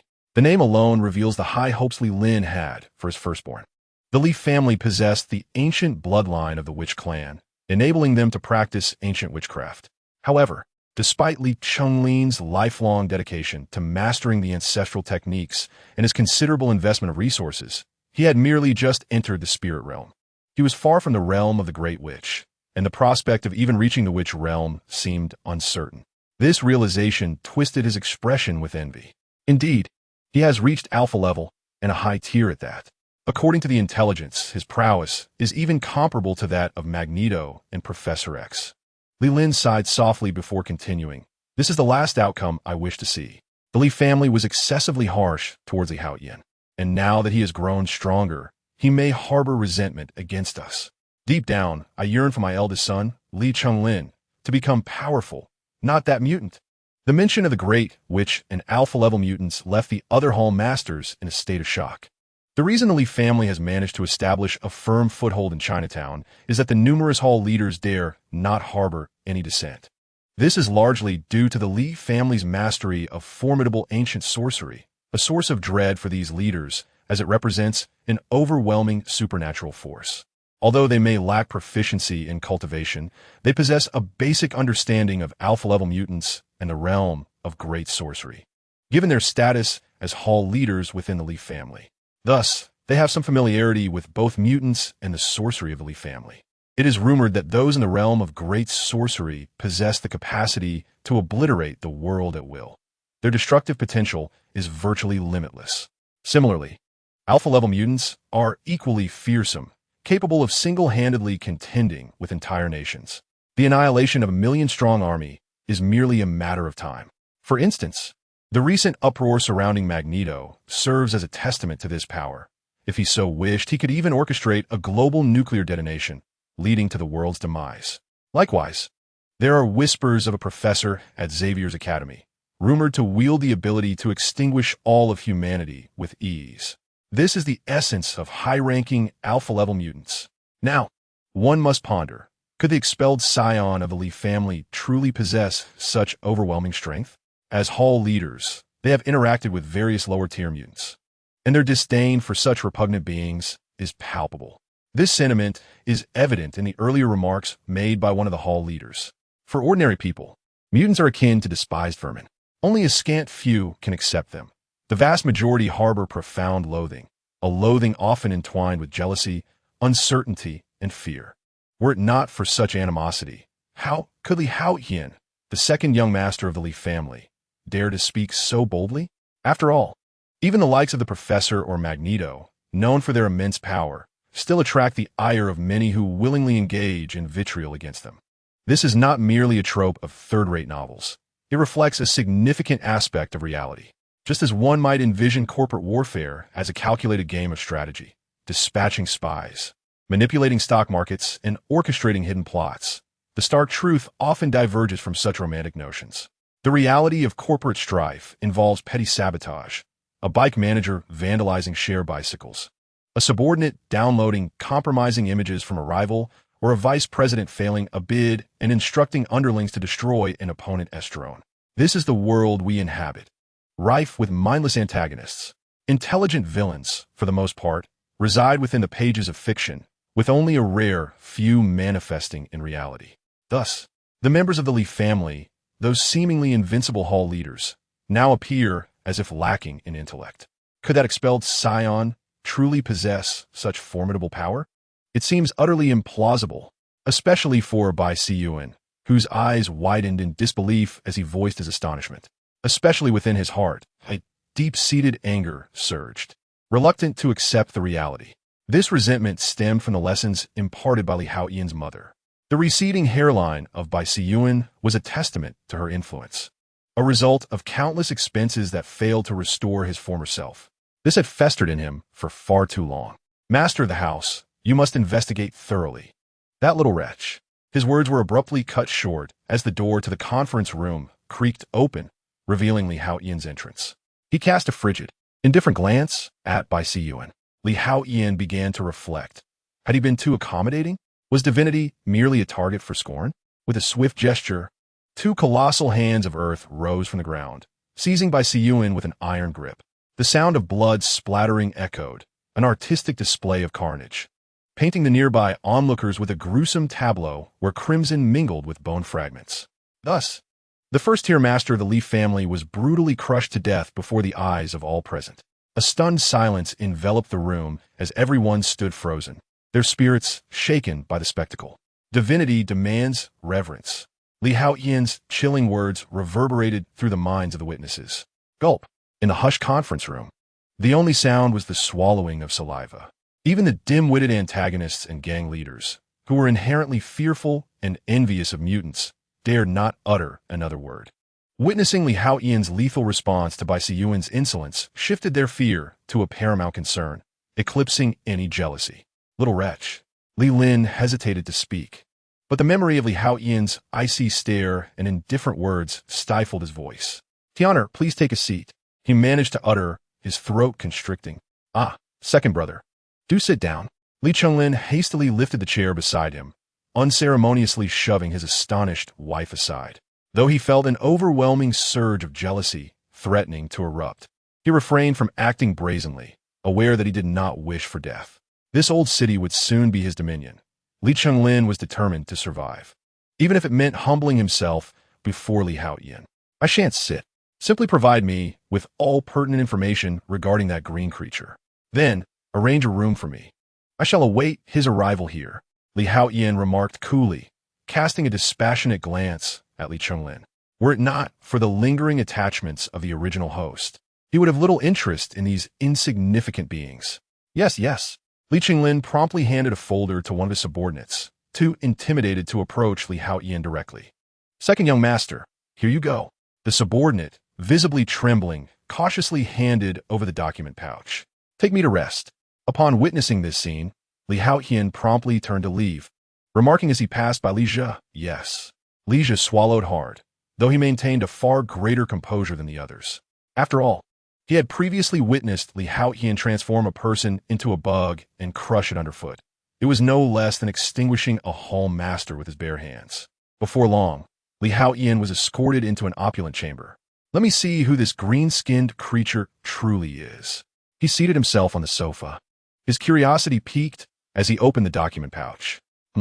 Upon glimpsing the individual depicted, Li Haotian's brow furrowed slightly. This fellow seems rather peculiar. Salutations. Chapter 104. The terrifying 10,000-fold cultivation speed. Hul. Not quite, yet also not resembling abomination. Li Haotian's brow knitted in contemplation, his gaze flickering with thought. In his recollections, it seemed that within the Marvel universe, there was no creature of this sort. He had seen abomination appear in 9 distinct forms. The 1996 animated series The Incredible Hulk, the 2009 animated film Big Hero 6, the 2010 animated series The Avengers, Earth's Mightiest Heroes, the 2013 animated series Hulk and the Agents of S.A.S.H., the 2013 animated series Iron Man and Hulk, Heroes United, and the 2008 film The Incredible Hulk, alongside the 2021 film Shang-Chi and the Legend of the Ten Rings, as well as the 2022 TV series She-Hulk. Yet, none bore the bizarre visage before him. Thus, Li Haotian deduced that this green-skinned entity was likely not abomination. However, if it were to be classified as Hulk, it still bore dissimilarities. To Li Haotian's knowledge, there existed a total of 18 versions of Hulk. Gray Hulk Joe Fixit, the Savage Hulk from the original comics, the merged persona of Savage Hulk and Gray Hulk known as Maestro, the Sleepwalking, Heartbroken Hulk, World Breaker Hulk, Composite Hulk, Dark Hulk, War Hulk, Demon Hulk, Evil Hulk, Cosmic Captain Hulk, Composite Hulk, Breaker of Worlds Nor Hulk, Green Doctor Hulk, Clue, Immortal Hulk, Ultimate Hulk, and War Master Hulk. Evil Hulk, War Hulk, Savage Hulk, Breaker of Worlds, Nor Hulk, Professor Hulk, Composite Hulk, initially intending to upload more for my comrades, but due to limited quantity, I could only share a few that appeared rather impressive. Which do you think is the most formidable? Yet, these 18 versions bore no resemblance whatsoever to the Hulk before him. Undoubtedly, within the Marvel realm, green and towering monstrosities are indeed quite rare, based on the intelligence gathered. This towering green-skinned behemoth possesses immense strength, impervious even to rocket artillery. Its might is formidable, having once effortlessly sent a heavy road roller flying with but a mere snap of its fingers. This raises intriguing questions. Could this be a creature unknown to me? It is certainly not the Hulk or Abomination. Li Haotian flipped through the information, yet found himself at a loss. The creature's visage was unfamiliar, though its power bore some resemblance to that of the Hulk, albeit with distinct differences. It seems the only course of action is to bide my time, he mused quietly. Nevertheless, Li Haotian suspected that the Li family was concealing certain truths. Why else would this green-skinned monster seek trouble with them? There must be something amiss. However, Li Haotian was disinclined to meddle in these matters. By vanquishing this green monstrosity, he could help the original soul fulfill its lingering desire, thereby achieving his own purpose. To attain clarity of thought is the final barrier for Li Haotian. Once surmounted, he would attain a state of spiritual unity, free from impurities. Of course, He had yet to reach a state of complete detachment, as he still experienced the spectrum of human emotions. He found himself missing the little girl Clarice and wondered what Alice was up to. With a resigned stretch, Li Haotian acknowledged the fatigue that crept in without Alice to massage his shoulders. He resolved to continue his training. After all, sleeping alone without a woman was simply a waste of time. Thus, he commenced his meditation. Strictly speaking, he could be classified as a holy mage of earth affinity. However, with his affinity for all elemental properties, he could also be regarded as a mage of universal attributes. The Dragonblood youth was a dual affinity holy mage of earth and wind. Upon breaking into the holy domain, he ascended directly to become a holy mage of both wind and earth. In contrast, Li Haotian now stood as a universal holy mage, his power sufficient to sweep aside peers of equal standing, even confronting 5 adversaries with ease. This, of course, refers to the unique power system of the Dragonblood youth's world. Were he to incorporate the strength of the 3 primary templates, Li Haotian might well be invincible below the divine level. Whether he could contend with a deity remains uncertain, as the realm of the Dragonblood youth is but a singular plane rather than a collection of stars. Perhaps there lies a distinction. The cultivation within the holy domain presents little challenge. It merely requires the accumulation of fighting spirit, magical energy, and mental fortitude. However, to break through the holy domain, one must delve into the mysteries of the laws. Apart from the 4 supreme attributes, I possess nearly all elemental properties. The comprehension of these profound laws will inevitably take considerable time and effort. Li Haotian shook his head. In this circumstance, Li Haotian could only select a particular arcane principle for his study. He aimed to first attain the status of a lower deity, and when the time was right, he would also opt for the division of his soul. This would allow him to retain a corporeal presence in the sacred domain while continuing to comprehend other profound principles. Subsequently, he would possess an additional lower deity avatar. The notion of an avatar reminded him of something he had once murmured to himself. Just then, a notification echoed in his mind. Ding! Congratulations, Master! A new member, Delicious Ramen, has joined the Tianlin Water Kingdom. As this announcement resonated, a figure materialized within the realm of Tianlin Water Kingdom. True to his nature, he had directly entered in corporeal form. Li Haotian was taken aback. He had not anticipated that the new member would be this particular individual. However, in contrast to the newly joined Dragonblood boy, whose consciousness had merely entered, this new arrival exhibited far more caution. The second new member was none other than Naruto Uzumaki from the world of Naruto. Yet, at his current age and appearance, Li Haotian couldn't help but smile. Where's this? I haven't even properly learned a jutsu yet, despite possessing an impressive scroll. Once I master the jutsu from this scroll, I should be able to graduate, right? Naruto scratched his head, looking around with a somewhat foolish expression. Soon after, he too received a novice email. Wow, how fascinating. Just like the Dragonblood boy, Naruto became quite excited. However, while the Dragonblood boy felt the need to verify the authenticity of the email, the naive Naruto accepted it without hesitation. He uploaded everything he had just learned, but given his low points, he instinctively also uploaded the sealing book on his back. Instantly, he accumulated a significant amount of points. Thrilled, he promptly chose to utilize the Hall of Holy Light and began his training. Indeed, it was the sealing book. Li Haotian's eyes brightened. Upon seeing Naruto's age and observing the large scroll he carried, he had begun to speculate that perhaps this was the initial timeline of the Naruto world. Now, witnessing Naruto upload the sealing book confirmed his suspicions. This referenced the incident where Naruto was deceived by Mizuki and had the sealing book stolen. Without the sealing book, the confrontation between Irika and Mizuki would no longer take place. Furthermore, without the sealing book to present, it was uncertain how the third Hokage would treat Naruto. This was intriguing. Was the storyline of Naruto altered from the very beginning? He suddenly found himself eager to see Naruto's future growth journey. However, this also presented an opportunity for him. Li Haotian had just been contemplating that if he had an avatar, it could assist him in his training. After all, mastering the profound principles of the 7 elemental attributes, fire, water, wind, lightning, light, and darkness, was quite time-consuming.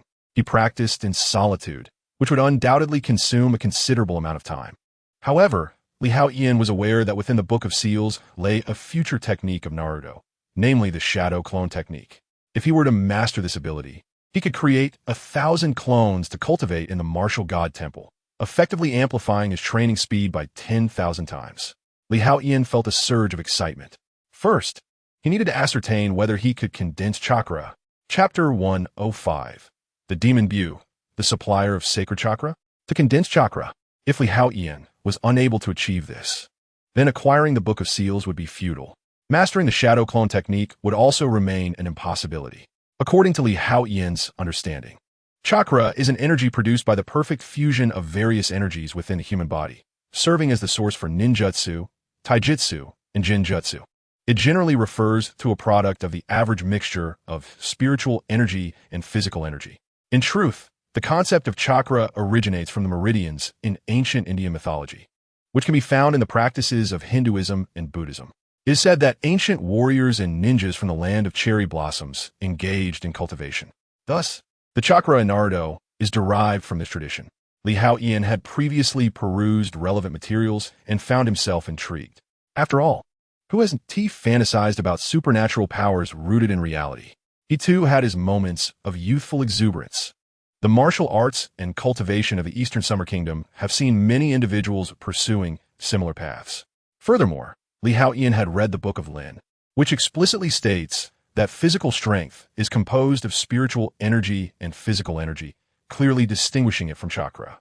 This implies that prior to a certain refinement, the chakra present within the human body cannot be solely attributed to the initial spiritual and physical energies.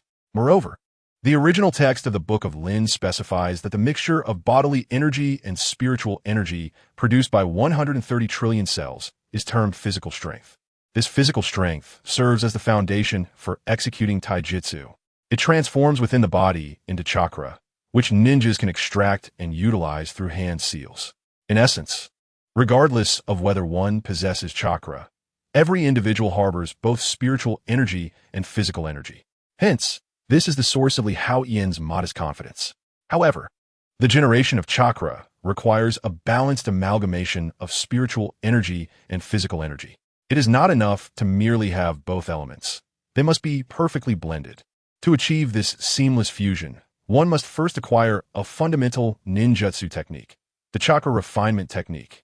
Li Haotian's eyes glimmered as he swiftly perused the content uploaded by Uzumaki Naruto, which included the chakra refinement technique. This foundational knowledge was something Uzumaki Naruto had evidently studied diligently. Possessing the template of Majin Bu, Li Haotian's learning ability is indeed formidable. Thus, after merely observing once, he witnessed the current Naruto Uzumaki in Tianlin Water Country condensing chakra, and he immediately grasped the technique. The efficacy of this endeavor now hinges upon his efforts. Li Haotian promptly commenced the refinement of his chakra. His mental energy, he has already attained the status of a holy mage, with his soul crystallized into the nine-colored sacred gate within the sea of consciousness. Therefore, he possesses absolute control over his internal spirit. Furthermore, no one commands their body's energy with greater mastery than Majin Bu. After all, Majin Bu's regenerative ability allows him to restore himself as long as a single cell remains. His control over the body has reached a cellular level.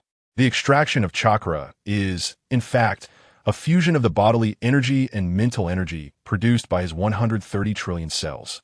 With a sizzling sound, as Li Haotian refined his energy, he indeed discovered a trace of chakra in his dantian. This chakra began to circulate throughout his body like blood. However, its pathway was not through the blood vessels, but rather through the meridians. Although the existence of meridians is quite extraordinary, it has been scientifically validated. Beyond the traditional Chinese medicine meridian studies in the Eastern Xia Kingdom, several biotechnology research companies have also employed technological means to uncover the existence of meridians.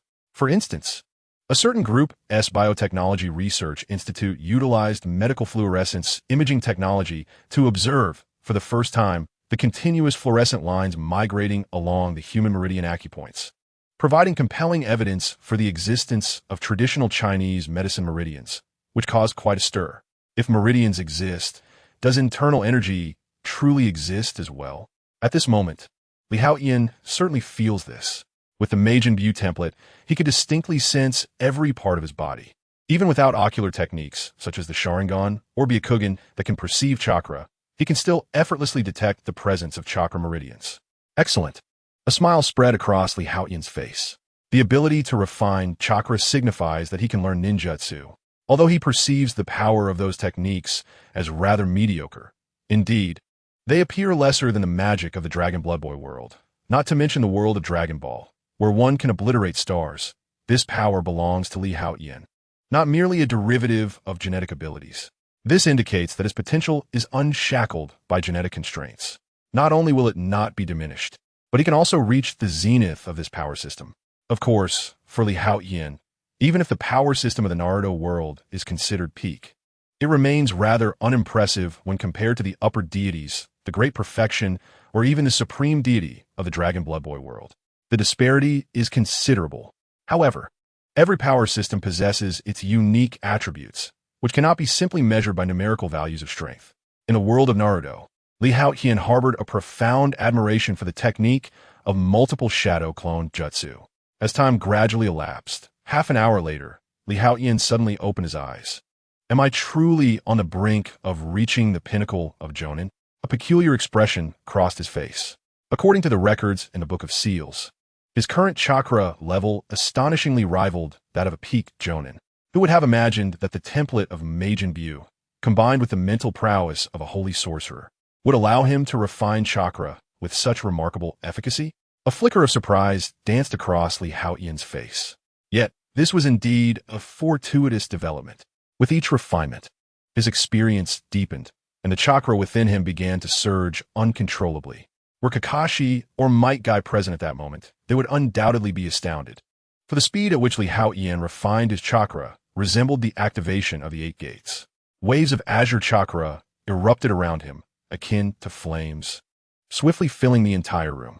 A powerful gust of wind swept through, leaving the space in disarray. Second young master, are you unharmed? The servants of the Leaf family, stationed outside, rushed in. However, the fierce chakra storm sent several of them flying. Moments later, Li Haotian finally ceased his activity. Was he at the super shadow level? Or perhaps at the 6 paths level, or even beyond? He slowly opened his eyes, murmuring to himself. The sheer magnitude of chakra was so astounding that even Li Haotian found it difficult to ascertain its level. Nevertheless, he had reached his limit, as his mental strength had peaked. This was the pinnacle of a holy sorcerer. Unless he achieved a breakthrough, the level of his chakra could only remain at this stage. Although he could not discern the exact standard, mastering the multiple shadow clone jutsu was ample for his purposes. This was, after all, Li Haotian's true objective. He had little regard for other ninjutsu. Second young master, are you all right? At that moment, the members of the Leaf family hurriedly gathered, their demeanor cautious and filled with reverence as they inquired in hushed tones.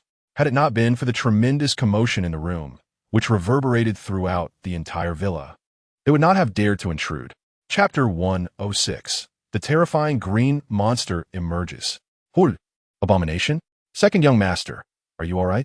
The servants of the Leaf family asked with trepidation, each forehead glistening with beads of sweat, afraid to breathe too loudly, lest they inadvertently provoke the wrath of this seemingly godly second young master. After all, the tragic demise of Hall Master by Siyuan had already spread throughout the Leaf family's villa estate. A calamity indeed. I am in the midst of training. You may leave. Li Haotian glanced at the servants, showing them no sign of displeasure. Understood. The crowd, as if granted a reprieve, hastily retreated with utmost respect. The seals of the shadow clone technique reverberated with a series of resounding thuds. In the next moment, shadows began to flicker within Li Haotian's chamber. With a thunderous crash, the entire room collapsed, and countless figures surged forth. The multitude of silhouettes seemed to obscure even the moonlight. The very room where Li Haotian resided shattered completely, along with several nearby chambers that cracked under the strain. Fortunately, the Leaf family villa was constructed with considerable sturdiness, allowing the other sections to remain relatively intact. An enemy assault. Had the monster arrived? Quickly, everyone, to your posts. The tremendous commotion instantly alarmed all those within the villa estate. Members of the Leaf family, alongside their associates and bodyguards, rushed forth, only to behold a scene that left them utterly astounded. Above the villa estate, tens of thousands of Li Haotian hovered in the air, so densely packed that even the moonlight was obscured. Each individual gazed down impassively, causing the onlookers to tremble. With a thud, one of the hall leaders collapsed in fear. Another leader stammered, nearly biting his own tongue in shock. A miracle! This is a miracle! One leader clad in a wine-red suit could not contain his exclamation. He finally grasped the meaning behind Li Haotian's earlier words. God must be revered. Li Haotian possessed the terrifying ability to create clones. How many clones were there? Cursed be it. Li Qinglin's eyes brimmed with astonishment, but within, he roared in frustration. Why should Li Haotian be so powerful? He could not accept it. Meanwhile, the family patriarch, Li Lin, felt a twinge of regret for the first time. Initially, he had discriminated against Li Haotian simply because of his mutant bloodline, treating him like an ordinary person. Had he erred in judgment?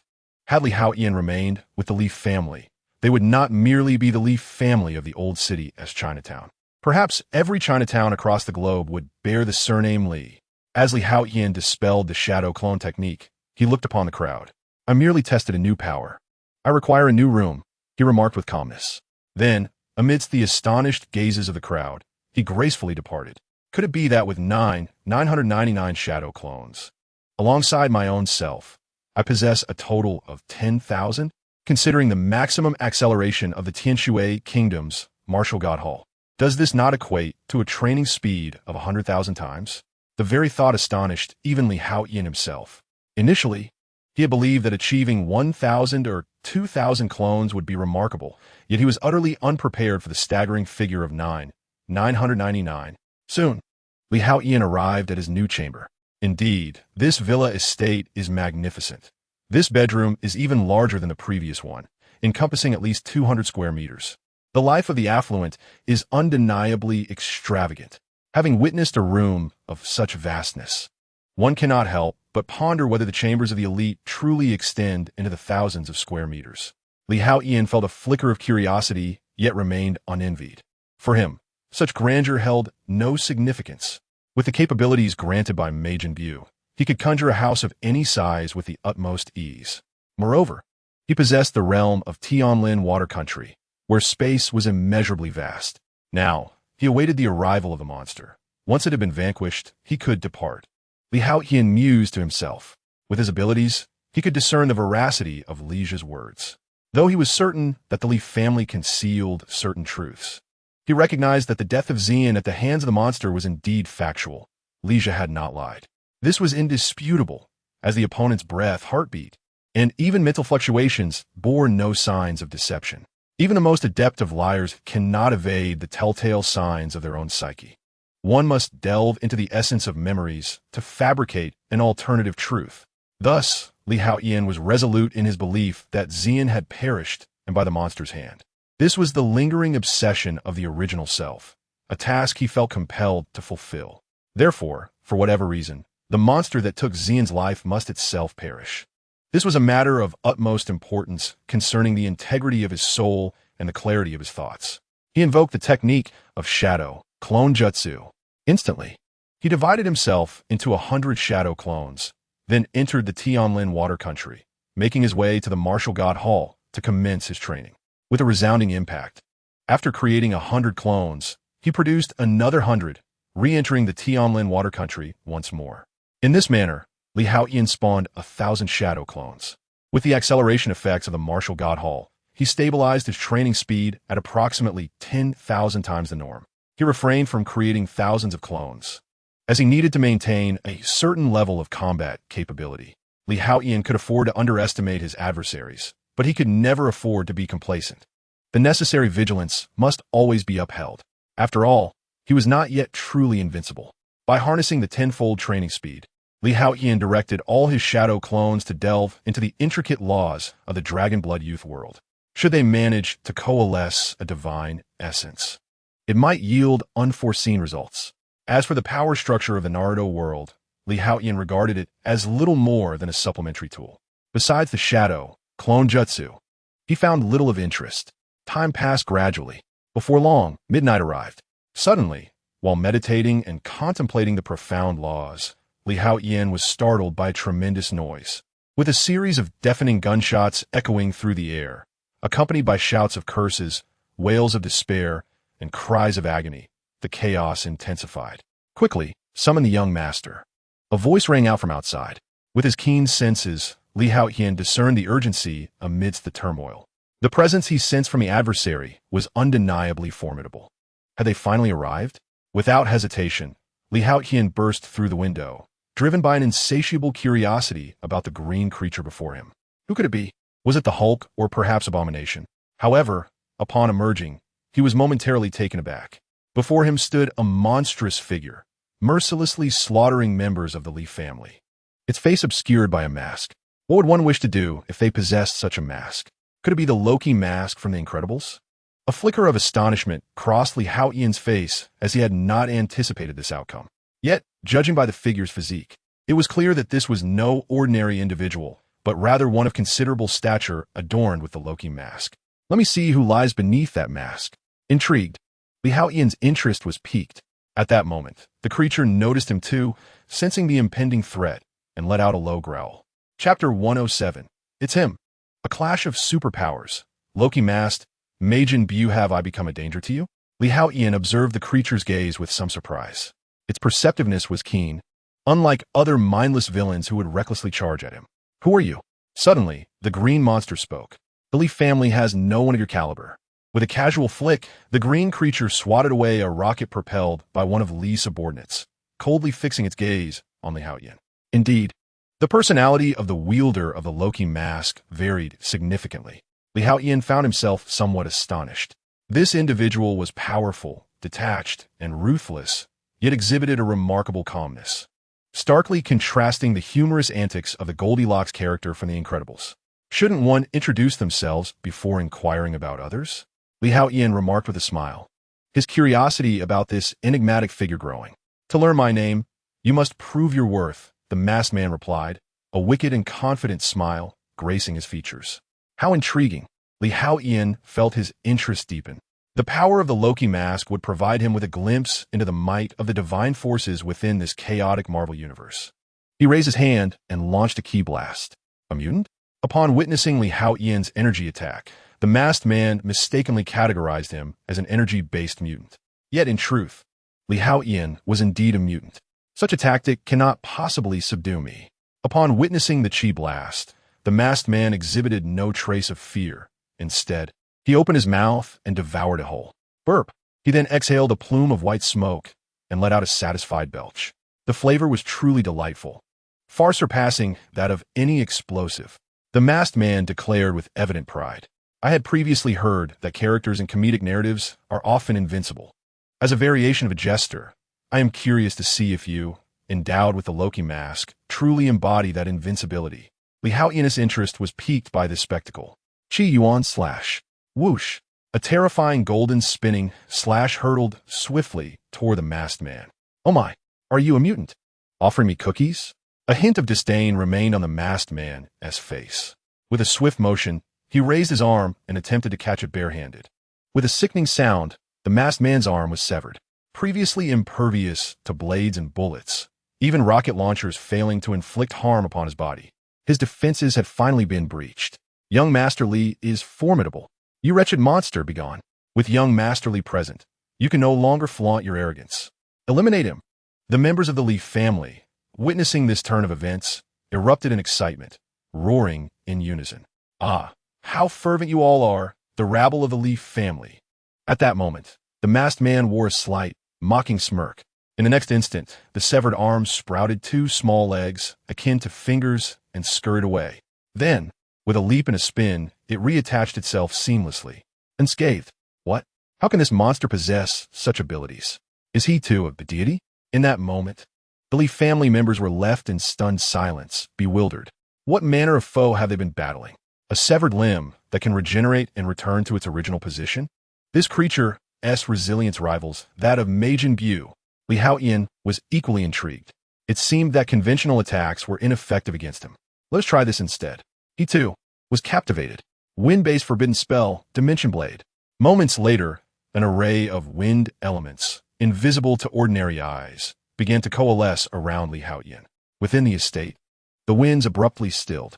In an instant, a semi-transparent azure wind blade, measuring several meters in length, materialized.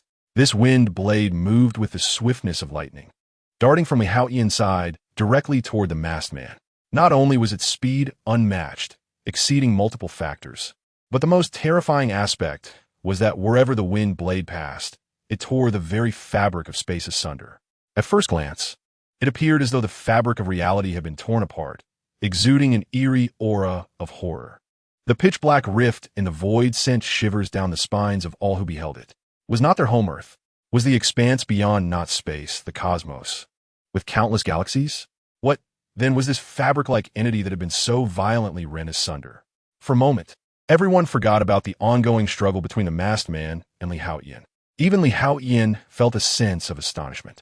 It seemed that space was ubiquitous, not confined solely to the material and divine realms of the dragon blood use world.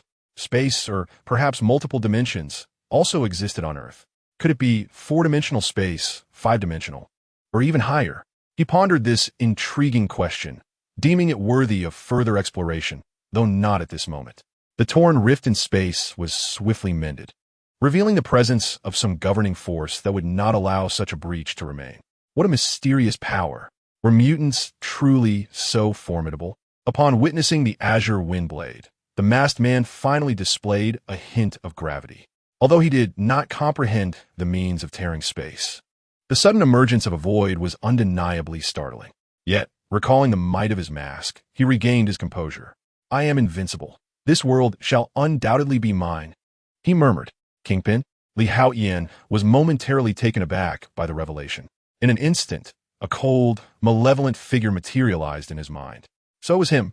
"I am Kingpin, who has dwelled in the shadows for 2.5 years, relishing in murder and schemes, hoping to instill fear in you all." This man was renowned as the Earth's Thanos. Among the villains of the Marvel Universe, few ordinary individuals could rival his influence. Due to Kingpin's overwhelming impact in the realm of antagonists, every superhero, regardless of their efforts to combat evil, would inevitably find themselves intertwined with him, to some degree. Consequently, his enemies were nearly ubiquitous across the globe. His arch-nemeses included Spider-Man and Daredevil, yet he had also caused considerable turmoil for the Avengers. Even the Fantastic Four and X-Men had encountered him in conflict. Most notably, Kingpin was merely an ordinary man, and achieving such a formidable legacy was truly remarkable and commendable. Haotian did not anticipate that this masked figure would turn out to be him. With a swift strike, the dimensional blade proved its might, swiftly tearing Kingpin apart. Ouch, that hurts. Yet, unsurprisingly, he did not perish. His shredded body reformed, limbs sprouting anew, and instinctively came together once more. It seemed that the Loki mask granted Kingpin various superhuman abilities and an immortal existence. Haotian began to grasp the nature of his opponent's powers. This was indeed fascinating. In a moment of playful curiosity, he yearned to ascertain whether the powers of Loki's mask or those of Majin Buu were superior. Transformation beam. With a sizzling sound, a violet beam shot forth directly towards the unsuspecting Jinbing. Transform into a dog. Chapter 108. The Arrival of Hatred and Hulk. The beam flickered and, with a resounding thud, Jinbing was instantaneously transformed into a green dog.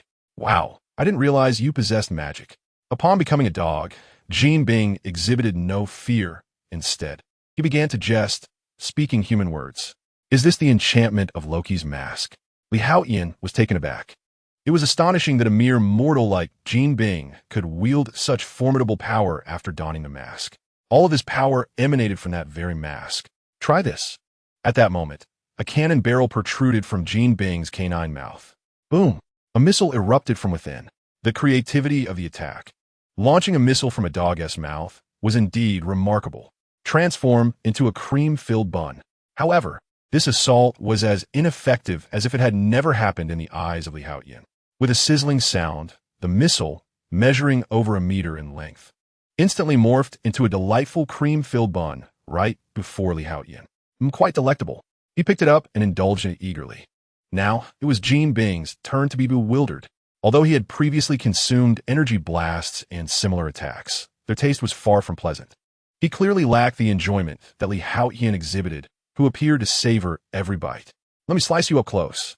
Jinbing suddenly spun around, and after a gust of wind, he reverted to his monstrous green form. With a flourish, he revealed two enormous swords, each the size of a door panel, which looked exceedingly menacing. I excel in close combat. He grinned and charged forward. The colossal swords, in his grasp, seemed as light as chopsticks, slicing through the air with a resounding whoosh. Close combat, you say? Haotian chocolat. Possessing 3 significant legacy templates, he was no stranger to hand-to-hand combat. In fact, he was likely even stronger. Boom! Boom! Boom! The two immediately engaged in battle, and Li Haotian, unarmed, found himself evenly matched with Jin Bing. In the blink of an eye, they exchanged blows for over 100 rounds, and Li Haotian relished the thrill of combat. After a long hiatus from fighting, his scion blood surged within him, slightly igniting his spirit. For an ordinary person, Jin Bing's prowess was indeed impressive. Even with Loki's mask, Li Haotian acknowledged Jin Bing's strength, recognizing that the mask possessed unique magical properties. Otherwise, the Dimension Blade would have been more than capable of tearing him apart. In truth, it has indeed come to fruition. However, the Loki mask seems to possess a certain enchantment, bestowing upon its wearer an immortal essence. The transformation beam of Majin Buu proves to be futile against it. Thus, only one final means remains to be attempted. After engaging in over 100 rounds of combat, Li Haotian has thoroughly discerned the prowess of his opponent, resulting in a loss of interest. Having toyed with the situation long enough, it is time to conclude this farce and return to Xavier Academy. Clarice and the others are likely awaiting his return with bated breath. With a single punch, Li Haotian sent Jin Bing flying, raising his hand as he did so. A swirling mass of purplish-black, destructive energy swiftly coalesced. The formidable power of the Loki mask may very well stem from divine essence. Hence, it stands to reason that only divine force can vanquish divine force, destructive divine energy. Boom! Suddenly, 2 figures plummeted from the heavens, crashing down and creating a massive crater upon impact. Who could it be? What manner of beings have descended? It seems as though 2 green creatures have fallen from the sky. The onlookers from the Lee family, who had retreated to a safe distance to observe, were utterly bewildered. The second young master had yet to deal with the green creature before him, and now 2 more had appeared. Furthermore, these newcomers appeared even more imposing. Nevertheless, the Lee family members dared not advance recklessly. The previous battle between Li Haotian and Jin Bing had left them in a state of shock. Was this truly a contest among humans? With missiles transforming into loaves of bread and creatures morphing into dogs, the close-quarters melee was even more terrifying. It was simply absurdly powerful. Now, with the battle still unresolved, an unexpected turn of events had arisen. These wretched beings, Li Lin could scarcely contain his inner turmoil. He had an inkling that these new arrivals might also be drawn by that coveted artifact. Boom! Boom! Boom! At that moment, the 2 green creatures in the crater resumed their fierce combat, leaping out of the pit as they fought.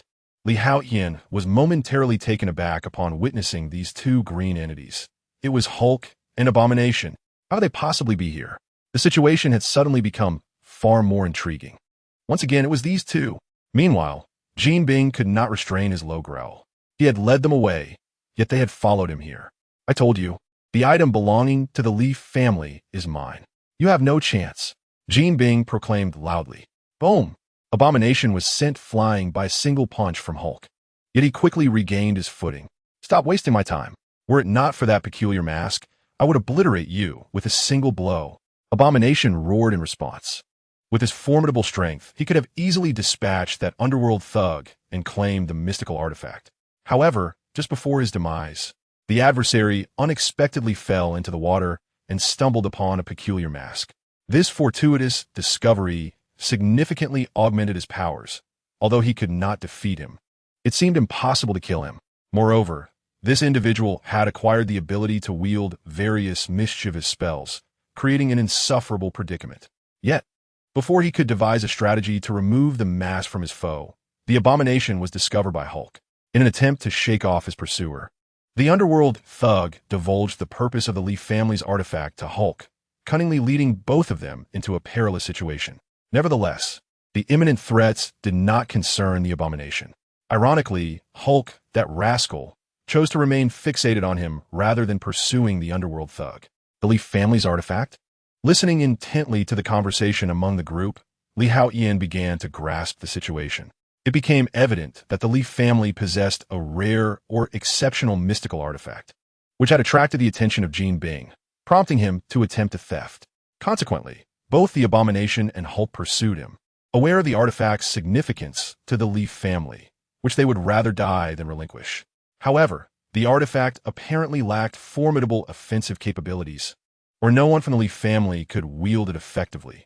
Otherwise, Jean Bing would not have been so easily vanquished. Jean Bing, adorned with Loki's mask, was indeed powerful, yet his strength had its limits. He was merely more resilient, potentially even possessing a form of undying existence within certain constraints. Although he was not truly immortal, as long as the enchantment of Loki's mask remained intact, he could not be killed. The existence of such an artifact within the Leaf family piqued his curiosity. You two should cease your quarrel.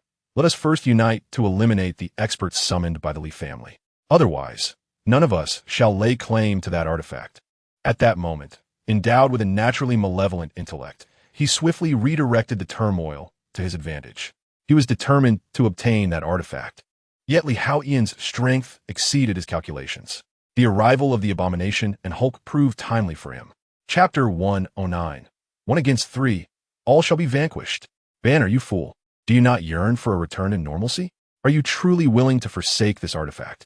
Frustrated by Hulk's continued entanglement, the Abomination seethed. If the Leaf family's expert was not dealt with, acquiring that artifact would be impossible. Moreover, with that underworld thug still in play, it would be infuriating if he seized the opportunity. Boom! Hulk's massive fist was the response to the Abomination's grievances. The Abomination was instantly incensed. When Banner transformed into Hulk, he often operated with a diminished intellect, resembling a fool. Yet, witnessing Hulk's demeanor, Jean Bing revealed a wicked smile. If one possesses a resolute will, he may find himself at a loss. Yet, a person consumed by rage and lacking in intellect can be manipulated. You must conquer him. You must conquer him. You must conquer him. Behold, Jean Bing swiftly raised his hand towards Hulk. His thick fingers danced like a wand, weaving an intricate spell. Gradually, Hulk's eyes grew increasingly bewildered and turned a deeper shade of crimson. With a furious roar, he charged headlong towards Li Haotian. What a foolish creature. Upon witnessing this scene, Li Haotian arched an eyebrow. Hulk possessed remarkable mental defenses, making him impervious to ordinary control. However, Jean Bing harnessed the dark magic of Loki's mask to amplify Hulk's fury. This was not mere control, but the incitement of negative emotions and desires, subtly directing Hulk's wrath towards Li Haotian, compelling him to eliminate Li Haotian as a means of catharsis. The mask of this underworld thug was indeed formidable. Once he acquired the Leaf family's enchanted artifact, he would seize that mask for himself. Upon observing this, Zhang Yi reached a resolute decision. He would first eliminate Li Haotian before settling scores with Jean Bing. He too charged towards Li Haotian, acutely aware that anyone capable of besting Jean Bing was certainly a formidable opponent summoned by the Leaf family. He would not underestimate his adversary. That enchanted artifact was of utmost importance to him. With it, he could easily vanquish that ruffian Hulk. Boom! Boom! Boom! The two towering giants rushed towards Li Haotian, fueled by madness and brutality. Let us see how you will handle this. Jean Bing revealed a sinister grin, extending his arms backward. He then produced a colossal 40-meter-long sword, flickering with flames. Here I come. He instantly joined the fray. Huh, do you intend to gang up on me? Li Haotian chuckled at the sight. Very well. Let you experience the consequences. Shadow Krun technique. Bang, bang, bang. In the next moment, 3,000 shadow clones emerged. Oh, you big oaf, so you're called Hulk. And you over there with the mask, you resemble a dog. Hey, look at that one, even uglier, akin to a freak.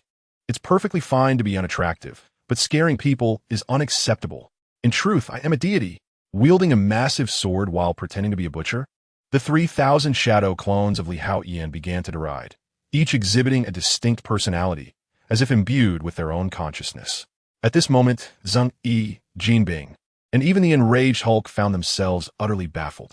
Fortunately, they could not be considered ordinary individuals. Even Jean Bing, owing to the Loki mask, possessed divine power. In an instant, realization struck. Could they be a variant of the cloning ability? After all, individuals capable of creating duplicates did exist. However, the notion of thousands of clones seemed rather exaggerated. Yet, despite the exaggeration, they doubted that each clone was equally formidable. Attack! Jean Bing was the first to wield his massive sword, slicing through the air. The fiery blade swiftly connected with one of the shadow clones. Yet instead of disintegrating into mist, it merely split apart, transforming into two smaller versions of Li Haotian. This was the capability of Magneto. Masked One, your sword is ineffective. Allow me to demonstrate. With a resounding thud, the adjacent Li Haotian morphed into a decapitating blade, ruthlessly aiming for Jean Bing's neck. What manner of ability is this? Jean Bing found himself at a loss for words. Was it truly impossible to vanquish this clone? Boom, boom, boom. Meanwhile, Abomination and Hulk were engaged in combat with hundreds of Li Haotian clones. Their strength was indeed remarkable, bordering on the absurd. Even clones possessing nearly 1,000 tons of power were sent flying by a single punch. Yet, the shadow clones endowed with Magneto's abilities exhibited astonishing resilience. For a moment, Hulk and Abomination resembled a lion confronting a pack of leopards, while they could adeptly handle a solitary clone. Facing hundreds or even thousands of these Magneto-empowered duplicates soon turned the tide against them. What a pity! In this chaotic Marvel universe, some characters surpassed their cinematic portrayals, yet fell short of their comic book counterparts. Hulk, true to his filmic representation, appeared to be evenly matched against anyone, proving himself rather weak. Or was it that Hulk in this world, at this juncture, simply possessed such capabilities? Li Haotian found himself pondering. Have you had your fill of fighting? Now it's my turn. Prepare yourselves. Li Haotian unleashed a barrage of 6,000 consecutive strikes. Boom, boom, boom. At that moment, the multitude of Li Haotian clones became incensed, relentlessly pummeling Hulk and the others. Thousands of fists and sweeping legs surged forth with even greater potency, each imbued with energy. Boom, boom, boom. 3 deep craters suddenly formed as Abomination and his companions were sent crashing into the depths. The energy-laden fists wielded far more than a mere 1,000 tons of force. Even a mountain, or an entire mountain range, could be effortlessly reduced to dust. The terrifying power sent tremors throughout the entire old city. The farce must come to an end. I have thoroughly enjoyed myself. Li Haotian promptly retracted the shadow clones. He had long since assessed the combat prowess of his opponents through the system, finding none exceeding a mere 1,000,000 in strength. Boom! In a breathtaking transformation, his golden hair cascaded down to his waist, radiating an aura of terrifying power. Golden flames surged around him, accompanied by crackling lightning, as a tempestuous force enveloped him, sweeping outward in a fierce gale. One might wonder how much shampoo would be required for such majestic locks. At this moment, his combat prowess had surpassed 4,000,000. He slowly raised his hand, unleashing a wave of destructive energy. It was over. With a random yet potent strike, he unleashed his power. There was no terrifying explosion, no dazzling light, merely the swift obliteration of 3 green monstrosities, reduced to mere dust without a sound. They were utterly annihilated. Meanwhile, in the realm of Asgard, Loki, lost in thought, suddenly shuddered. A spurt of blood erupted from his mouth, staining the ground before him. An ambush? Loki's expression shifted to one of alarm. Yet, upon realizing the absence of any assailants, he discerned that his injuries were not the result of an attack. As a trickle of divine energy returned to him, Loki's countenance darkened. Had someone destroyed my mask? His disbelief was palpable. The mask was an artifact imbued with his divine power, a contingency he had prepared for himself. He never imagined it could be shattered, and by a force emanating an unknown divine essence, one unlike the gods of Asgard, imbued with a more sinister and destructive aura than even that of Thor. Could such a terrifying entity exist on Earth? Who could it be? You dare to destroy my mask? Amidst all this chaos, Li Haotian remained blissfully unaware. Of course, even if he were informed, he might not care. After all, what concern did he have for Loki or even for Odin, the all-father of the Asgardian gods? With Li Haotian mastering the technique of multiple shadow clones, akin to the learning ability of Magneto, his pace of cultivation was akin to having an extraordinary advantage. It could be said that he was in a realm of his own, throughout the realm of Tianlin. Thousands of shadow clones of Magneto were tirelessly honing their skills in the martial god temple, engaged in profound insights and simulations, ensuring Li Haotian was perpetually growing stronger. Now, liberated from any genetic constraints, he was harnessing an entirely different power system. It was time to depart. Haotian glanced at the vast pit, measuring 100 meters in depth, and turned to leave, a playful smirk curling at the corner of his mouth. What could the coveted artifact of the Leaf family, desired by the three of you, truly be? Initially indifferent to the secrets of the Leaf family, Haotian's interest was now piqued.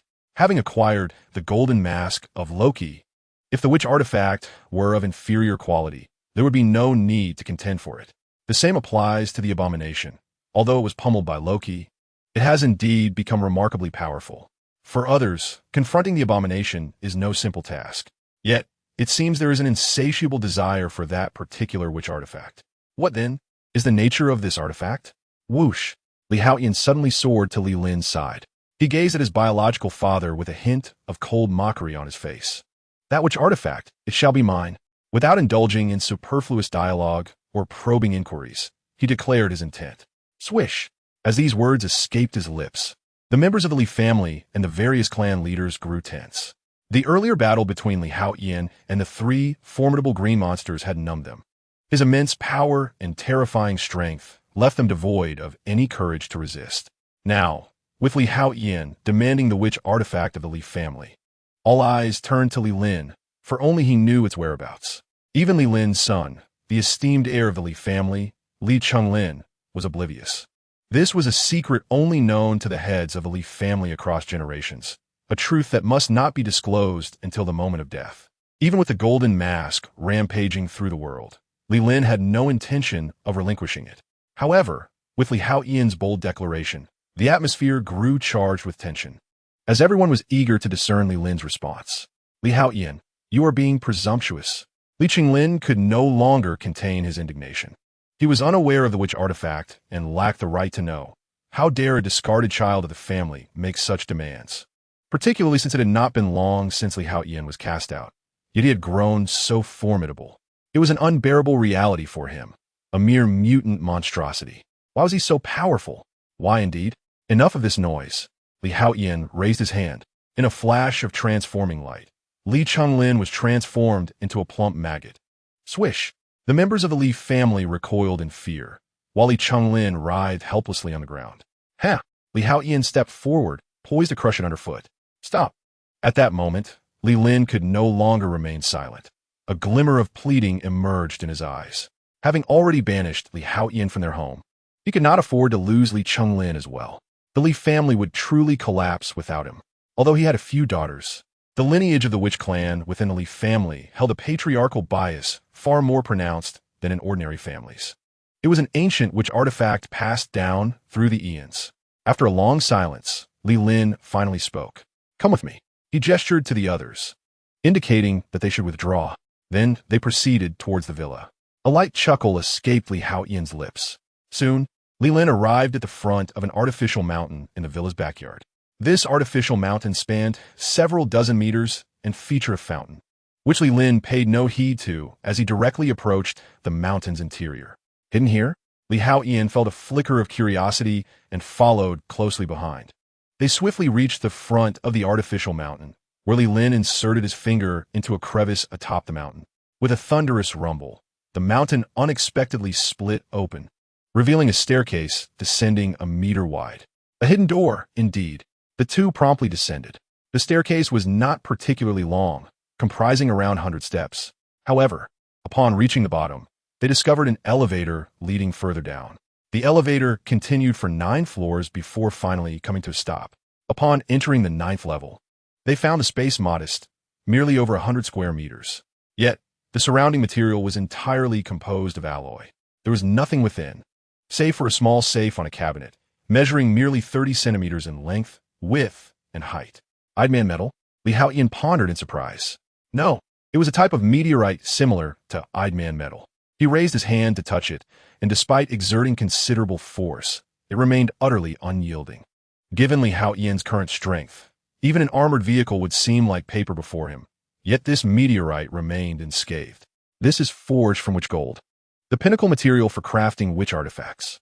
It is undoubtedly on par with the so-called Idman metal. Li Lin spoke, his tone tinged with a hint of pride. Though the Li family had fallen into decline, with dwindling numbers and weakened strength, They were still descendants of the ancient Witch clan. Before long, Li Lin unlocked the safe, not requiring a fingerprint verification or a password.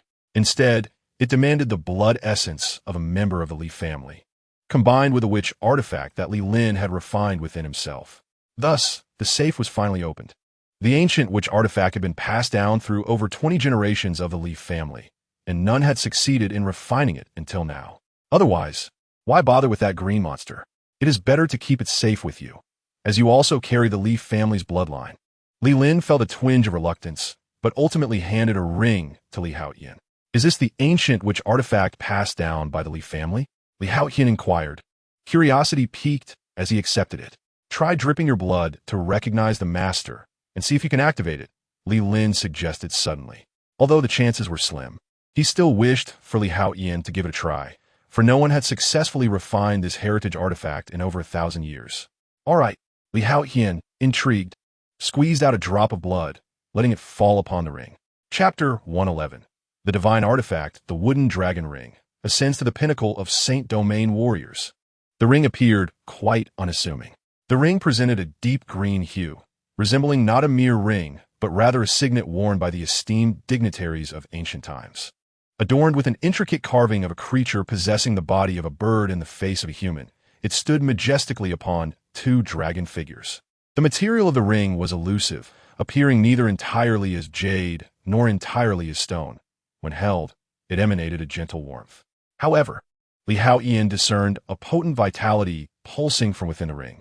Once I am affluent, I shall bestow one upon each of my close companions as a token of goodwill. Could it be a mystical artifact capable of blood binding? Observing this, curiosity began to stir within Li Haotian. With a hum, as his blood dripped onto the ring, it was swiftly absorbed. Instantly, an extraordinary wave of energy surged forth. In the next moment, an ethereal silhouette materialized from the void, a creature mirroring the earlier description, exuding an unimaginable aura, standing atop two divine dragons, seemingly appraising Li Haotian. Boom! Moments later, the apparition dissipated, and a surge of information flooded into Li Haotian's mind. The name of the ring was revealed, the Wood Dragon Ring. He was astonished to discover it was an auxiliary mystical artifact, contrary to his initial belief that it might serve a defensive or offensive purpose, as most jewelry tends to be protective in nature or capable of unleashing magical attacks. The Wood Dragon Ring possessed two remarkable functions. The first was the enhancement of the body, regardless of its current strength. The ring could further refine it until reaching its utmost potential. Within the ring lay a drop of ancient witch's blood, a direct descendant of the Eastern Wood ancestor, Jumong. Among the 12 ancestors of sorcery, theoretically, this could elevate the wearer's physical prowess to that of Jumong's ancient lineage. The second function was even more pivotal, the mastery of life itself. As long as a whisper of life remained, it could facilitate resurrection, or even reverse aging and accelerate growth. This essence of life encompassed not only the soul, but also any living matter that had not lost its vitality. In this regard, it surpassed the restorative capabilities of Mage Imbue by a significant margin. For Li Haotian, the power to control life seemed less impactful. However, the enhancement and refinement of his physical form held immense promise. A smile graced his lips at the prospect of his burgeoning strength, potentially fortifying his genetic lineage. Delighted, he declared his intention to claim the Wood Dragon Ring as his own, turning away with a sense of fulfillment. This endeavor was indeed a resounding success.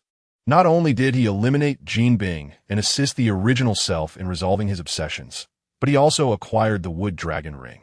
Just then, unexpectedly, Li Lin spoke up.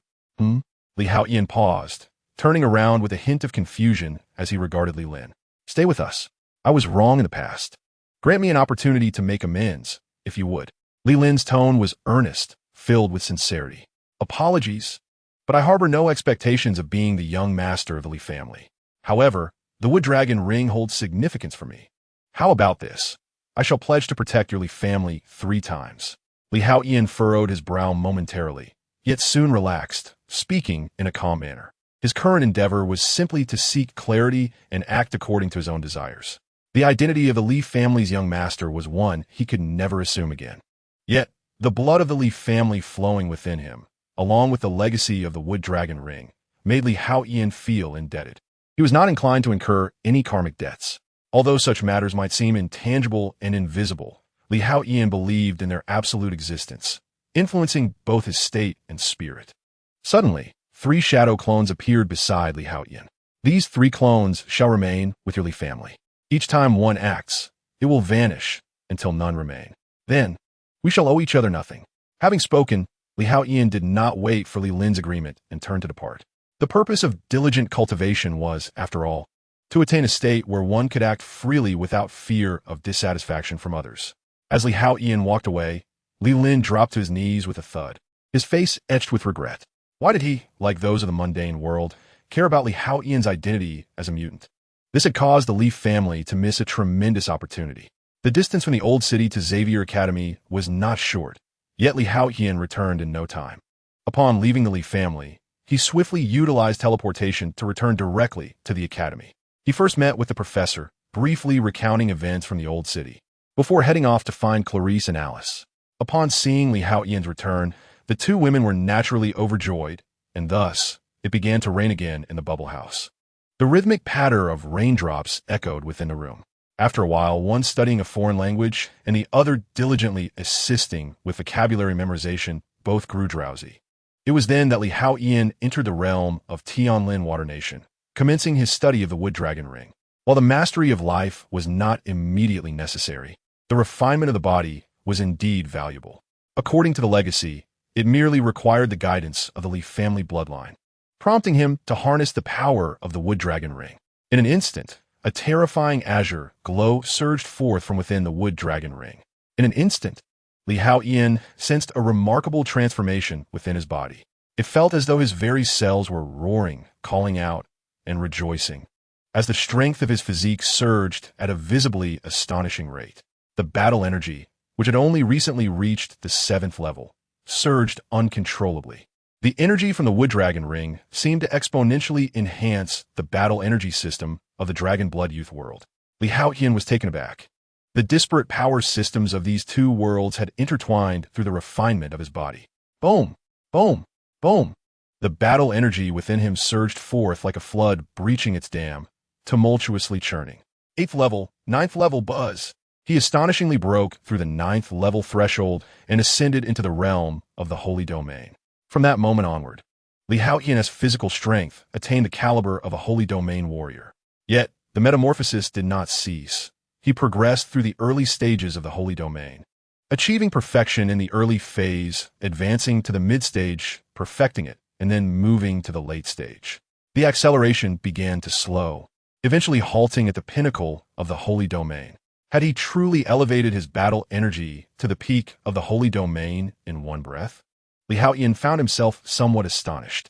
His body was now vastly more powerful than before, resulting in his accompanying battle energy also reaching the pinnacle of the Holy Domain. The next step was to comprehend the profound laws, thereby entering the realm of the Holy Sorcerer. Understanding the profound laws and breaking through to the lower deity level was indeed a monumental task. In the Martial God Hall, numerous shadow clones possessing the learning capabilities of thousands of demon beings were engaged in this comprehension. Li Haotian had already reached a bottleneck with many of these profound laws, attaining the extreme level of the Holy Domain. Chapter 112, The Unpredictable Fate. Happy New Year! Happy Year of the Rabbit! Esteemed ladies and gentlemen, please command. Truly, it is no wonder that this ancient inherited artifact is remarkable. Li Haotian could not help but exclaim in admiration. The rich energy unleashed by the Wood Dragon Ring had forcefully elevated his battle energy to the extreme limit of the Holy Domain. Apart from his insufficient understanding of the profound laws, there was no further elevation possible. Moreover, it seemed that his genes had undergone some slight changes as well. He pondered whether a second awakening might occur. He immediately sensed that this enhancement of his body had brought his genes to a critical threshold. It felt as though just a tad more would allow for a genuine second awakening. After all, previously, the professors and others had believed he had suddenly awakened. However, Li Haotian was acutely aware that he had only undergone one awakening. Yet this time, it seemed he was truly on the verge of awakening. Perhaps the moment he breaks through to the lower deity level would coincide with the day his genes awaken once more, he mused thoughtfully. That sensation was peculiar. as if he were merely a step away from another transformation. Alas, the wood dragon ring contained no inheritance from the witch clan, and only family-s legacy was too feeble, having lost the core cultivation methods. He sighed softly. Otherwise, it could indeed lead to the establishment of another cultivation system. Currently, Haotian is following a path that amalgamates the strengths of various schools of thought. All he needs is to facilitate a genetic metamorphosis, shattering its constraints. Moreover, attaining an exalted level within a powerful system is also a primary focus. For instance, in the realm of the Dragonblood youth. Not to mention the level of the supreme god, even achieving the pinnacle of the upper god realm could yield unimaginable power. After all, Haotian had previously unleashed the dimensional blade, tearing through the very fabric of Earth space. This was merely within the realm of the holy domain, a far cry from the prowess of the upper god at its zenith. As for reaching the supreme god level, that path is unattainable through cultivation alone. One must seize the divinity of a supreme god. Regardless, as the number of gang members grows, the cultivation systems will become increasingly diverse. With the ability to utilize multiple shadow clones in conjunction with the learning capabilities of Mage Imbue, along with the time acceleration afforded by the Martial God Hall, mastering other techniques becomes exceedingly effortless. Haotian is brimming with confidence. As long as he desires, his speed of cultivation and comprehension could reach an astonishing 10,000 times. This is far more terrifying than his previous estimate of merely 1,000 times. Let the cultivation continue. He resumed his training. However, while Haotian was immersed in his practice within the Martial God Hall, two figures simultaneously appeared in the Hall of Attraction in the kingdom of Tionlinwater. "Who are you?" a young boy inquired warily, gazing at the yellow-haired youth before him. "I am Naruto Uzumaki, destined to become the Hokage," Naruto proclaimed with pride. "Are you also a member of the Tionlin Water Kingdom's gang?" asked the Dragonblood youth. "Of course," Naruto replied, beaming with pride. He had successfully advanced to the rank of Genin through training in the Holy Light Hall, and his true strength could now easily overwhelm any Chunin. In Naruto's eyes, he felt like the chosen one, akin to a protagonist from a novel. All of this began when he uploaded that stolen sealing book. Of course, he only uploaded the content, and he had since returned the actual book. Now, Naruto was basking in the glow of success. Hokage? The Dragonblood youth furrowed his brow slightly. It was the first time he had heard this name. It seemed that members of the Tionlin Water Kingdom were indeed not from the same world. Could they be individuals from other planes? He pondered silently. At this moment, he had already attained the level of a 9th-rank warrior, indicating that the Dragon Blood Warrior transformation had granted him the strength of an early-stage holy domain. Moreover, during the past few days, he had been diligently gathering resources and intelligence, gaining some understanding of this world. He realized that the realm he inhabited was merely a material plane, with numerous divine planes and even higher planes beyond it. In his view, the master of the Tionlin Water Kingdom, the leader of the gang, must be a deity from the divine realm, perhaps even a supreme god. Such extraordinary abilities could not possibly belong to an ordinary being. Leader, are you there? I wish to express my gratitude." At that moment, Naruto Uzumaki boldly called out. "How reckless of you!" The Dragonblood boy's expression shifted as he hastily restrained his companion. He understood that his suspicion regarding the master of the Tionlin Water Kingdom being a divine entity was highly plausible. Perhaps even a being of utmost significance from the highest realm. The young boy, Naruto, appeared to possess barely the strength of an 8th-level warrior. Yet he dared to address the leader so directly. It was indeed quite disrespectful. Should they provoke the leader's wrath, they risked being expelled from the gang, which would be disastrous.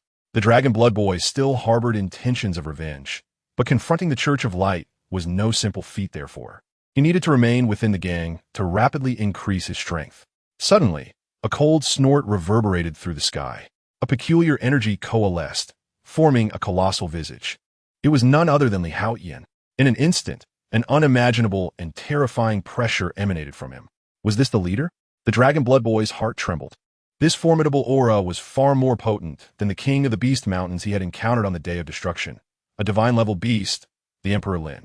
In truth, without any comparison, it was difficult for even Haotian to ascertain how his strength measured against that of the divine-level beast. However, within the Tionlin Water Kingdom, he was truly invincible, akin to the supreme god of the divine realm. Haotian's colossal face loomed in the air. casting a gaze upon the Dragon Blood Boy and Naruto below. Is that the threat of fate? He suddenly perceived that Lin Lei's body seemed to be subtly connected by an elusive line to the void, leading to a mysterious destination. This must be the essence of an unpredictable fate. A flicker of surprise crossed Li Haotian's mind. The Dragon Blood Boy and Naruto were not the same. One was merely the strongest in the world of Hokage, while the other was destined to transcend the confines of the universe and enter the primordial space. His fate belonged to the realm of the unpredictable. It appeared that he had only invited the youthful version of Lin Lei. Should the latter have become a master of the primordial realm, his invitation would surely be sensed. With such power, a direct arrival was also conceivable. However, would my presence alter the course of the Dragon Blood Boy's fate? Curiosity began to stir within him. After all, those with unpredictable fates were not limited to a single individual.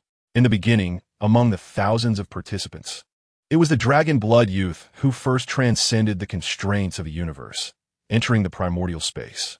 In this regard, the one who governs fate appears somewhat pitiable, for he was so close to success. Are you the leader? I am Uzumaki Naruto, destined to become Hokage. I am deeply grateful for your invitation, and I shall repay your kindness in due time. At that moment, Uzumaki Naruto, hands on his hips, spoke with an air of arrogance. The Dragon Blood youth immediately broke into a cold sweat. Should I maintain my distance from such a member of the faction in the future? Chapter 113. Quicksilver and Polaris arrive. Magneto's ambitions. Hee. Li Haotian chuckled lightly, his colossal visage gradually fading from view. The terrifying aura instantly dissipated. The kingdom of Tianlin returned to its tranquil state. He merely made a brief appearance to make these two aware of his existence, showing little interest in engaging them in conversation, especially since the Dragon Blood youth was shrouded in an unfathomable web of fate. Had it not been for his invincibility in the kingdom of Tianlin, Li Haotian would likely have overlooked these details given his current strength. Is that the leader? He must be an unparalleled existence among divine beings, perhaps even a supreme deity beyond the divine level. The Dragon Blood youth's heart raced with astonishment. He had encountered divine beings before, yet none compared to the leader's might. Grandpa Dellen, just watch. I too shall become this powerful. Beside him, Uzumaki Naruto, lacking in strength, could not fathom Li Haotian's true power. The leader looks rather peculiar with such a large face. Could he be a giant from mythology? Uzumaki Naruto squinted, expressing his confusion.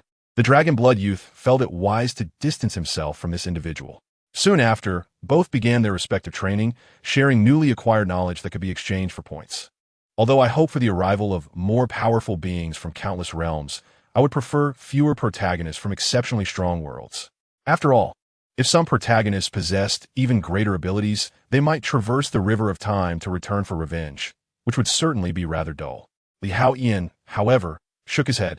Fortunately, the Dragon Blood youth was still in his early stages, not yet having transformed into the master of primordial forces.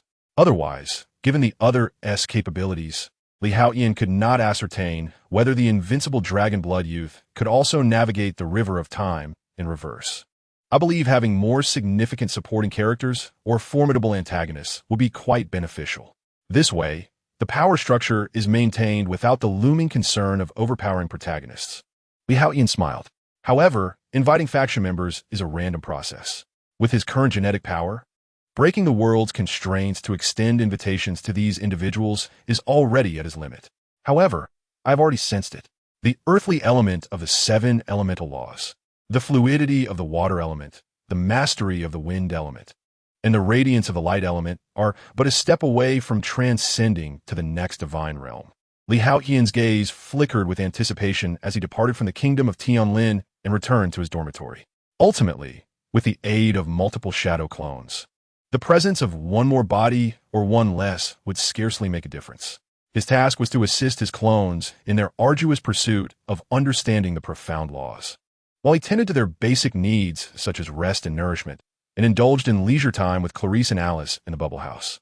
After all, humans are governed by their emotions and desires. Solely focusing on cultivation is not the wisest of strategies. Thus, this laborious task fell solely upon his main body. How considerate of me, he mused, as he approached the two ladies, savoring his coffee while observing them. Although his main body was not engaged in cultivation, Li Haotian still held a degree of expectation for his clone's insights, for he felt that once the power system of the Dragon Blood Boy's world experienced a significant elevation, perhaps breaking through to the divine level, his own body would undergo yet another transformation. At that moment, he speculated, there might be some profound changes, possibly a second awakening of his genes or other unforeseen occurrences. In any case, such revelations would only be unveiled after he ascended to the divine realm. "Ali, you are awake," Clarice exclaimed, her eyes fluttering open. Upon seeing Li Haotian enjoying his coffee while watching her and Alice, her cheeks flushed with a rosy hue. "Let's have breakfast first," Li Haotian replied with a smile, having previously sent a shadow clone to fetch breakfast. Clarice's face brightened with joy, while Alice, being more direct, promptly took her breakfast and began to eat, even sensually licking her lips. Li Haotian found himself momentarily at a loss for words. Here I am, with thousands of clones, nearly exhausting my chakra, and yet this girl wishes for me to expend even more energy? Hee. Sister Alice, you are truly alluring. Clarice giggled at the sight of Li Haotian and Alice's interaction. This little one only ever cheers on and assists in pushing the cart, but never gets on herself. Li Haotian thought as he glanced at Clarice. Suddenly, a mischievous idea struck him, and a sly smile crept onto his face. "Clarice," he suddenly called out to the giggling girl. Clarice froze at his address. "Do you wish to grow up quickly and become an adult like Alice?" Li Haotian inquired, resembling a cunning wolf questioning Little Red Riding Hood. "Yes." Clarice's eyes sparkled with excitement as she eagerly nodded her head. "Each time I encounter the romance of the Bubble House, I find myself missing her presence. This is because Li Haotian would always deter her from joining, claiming she was still too young. Now that an opportunity has presented itself, she certainly would not decline. I have newly acquired a power that allows me to command life." Li Haotian exclaimed with a smile. "The Wood Dragon Ring possesses the ability to govern the growth of life. This naturally includes the capacity to accelerate one's development." This reminded Li Haotian of the ripening fruit used by a hen in the anime, which enabled him to touch anything and induce rapid decay or hasten maturation in others. In that series, a hen transformed Momonosuke into a 28-year-old man. Now, with the Wood Dragon Ring in his possession, Li Haotian's abilities far surpassed that of the ripening fruit. I want it, Clarice exclaimed, her eyes brimming with anticipation. Bubble House. In the next moment, countless shimmering bubbles of vibrant colors appeared in the dormitory. In the professor's office, two guests arrived. "I never expected that you two would truly acknowledge Eric," the professor remarked, unable to suppress his astonishment at the sight of Quicksilver Pietro and Polaris Lorna. As New Year's approached, he queried, "Is anyone in need of a girlfriend or a close companion? I can assist. I simply wish to stay by his side and guide him toward the right path," Quicksilver stated, looking at the professor. Aware of the professor's capabilities, he knew that deceit would be futile. "I do not harbor affection for him, yet he remains my father," Polaris added. Have you come here at his behest?" the professor inquired. "Professor Charles, you should already be aware of our purpose," Polaris replied. Given the professor's abilities, it was impossible for him to be unaware of their intentions. Eric truly intends to establish a mutant empire. This is no trivial matter, the professor spoke. His tone, still gentle, yet a gravity flickered in his eyes. Chapter 114. The high ranks of the beautiful nation succumb to sudden deaths amidst rising undercurrents. Establishing a mutant empire. While this notion may seem straightforward, the execution is far more intricate. It requires not only territory and funds, but also a plethora of talent. After all, a kingdom cannot be managed by merely a handful of individuals. Perhaps it was precisely these considerations that led him to send us here, Quicksilver remarked helplessly. In truth, if one were to set aside Magneto's current status as the head of state, his presence at Xavier's academy would be quite awkward. Ultimately, Quicksilver is Magneto's son. However, now that Magneto intends to establish a mutant empire, he will be on equal footing with the beautiful nation and other official entities in the future. Thus, Eric's identity transcends that of merely being Magneto. The chairman hopes that you and Li Haotian will attend the upcoming founding conference. Quicksilver spoke, his tone tinged with a hint of entreaty. He was not well acquainted with Li Haotian, but shared a certain camaraderie with the professor, having once been a member of the X-Men.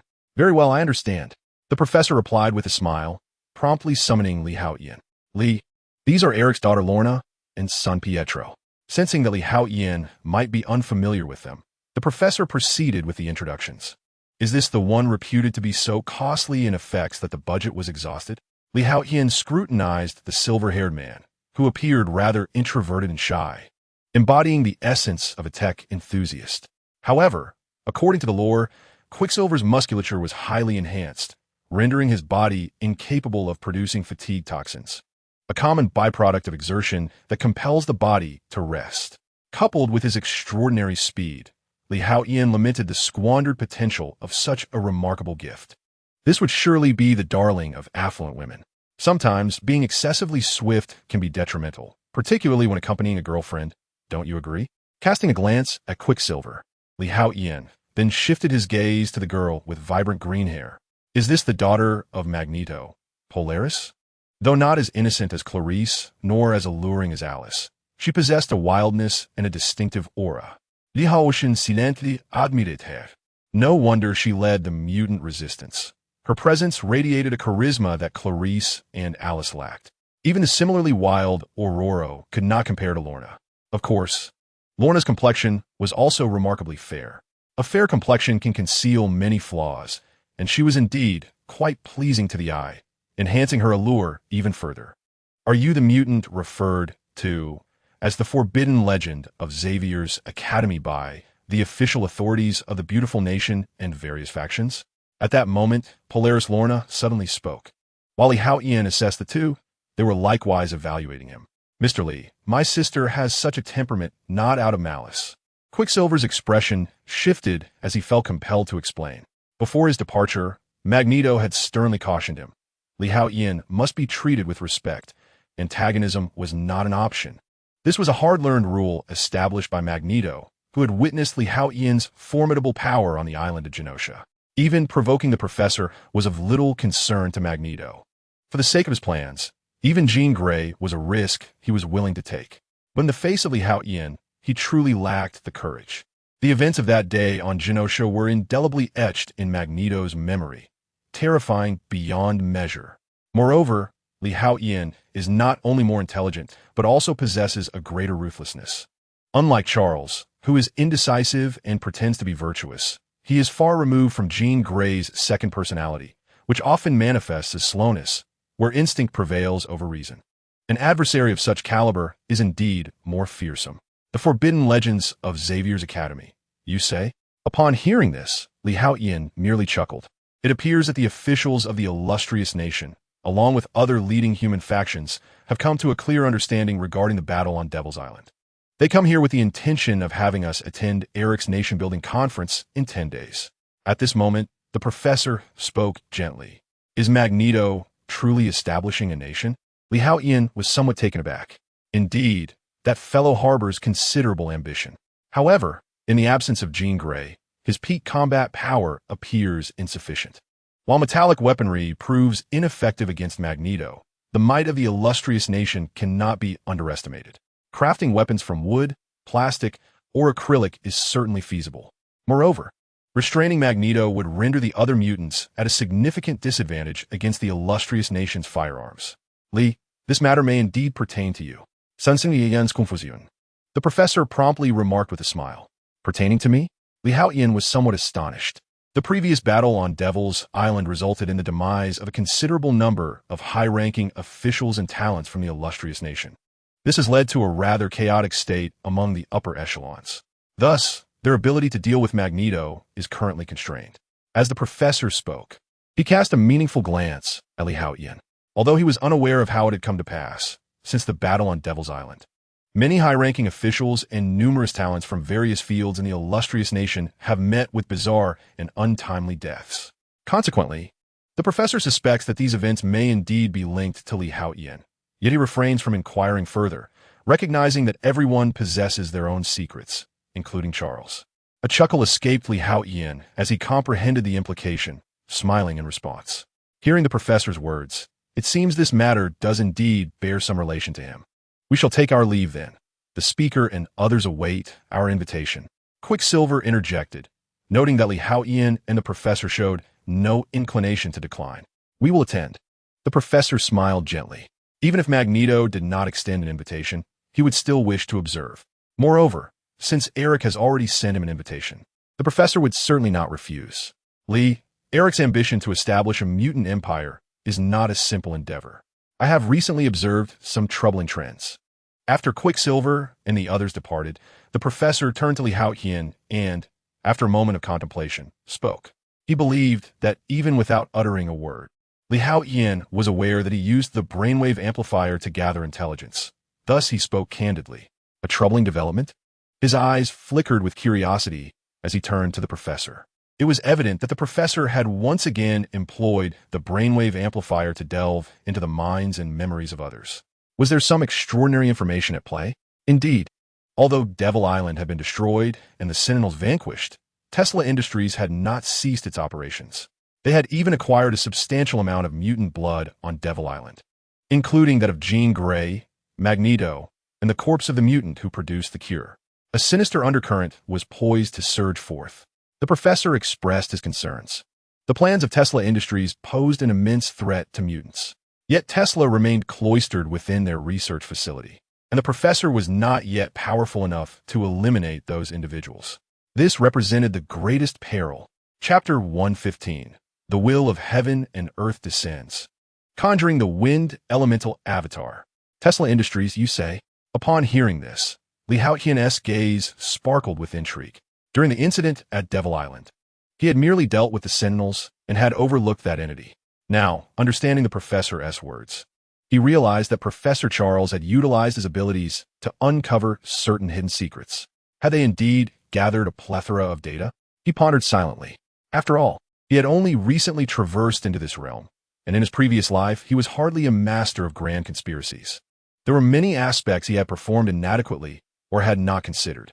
It appeared that the rodents of Tesla Industries had not yet surrendered. Although the threat of the Sentinels to Haotian was no longer as formidable, he would not permit even the slightest possibility to go unchecked. Moreover, Tesla had obtained the corpse of the mutant responsible for creating the cure. If they were to cultivate a special Sentinel or unique weapon from that body, it would indeed pose a significant danger to Haotian. After all, abilities acquired through genetics would be suppressed. It seemed that his understanding of the profound laws must be expedited. An idea began to form in Haotian's mind. The cultivation system of the Dragon Blood Boy was not derived from mutant abilities granted by genetics.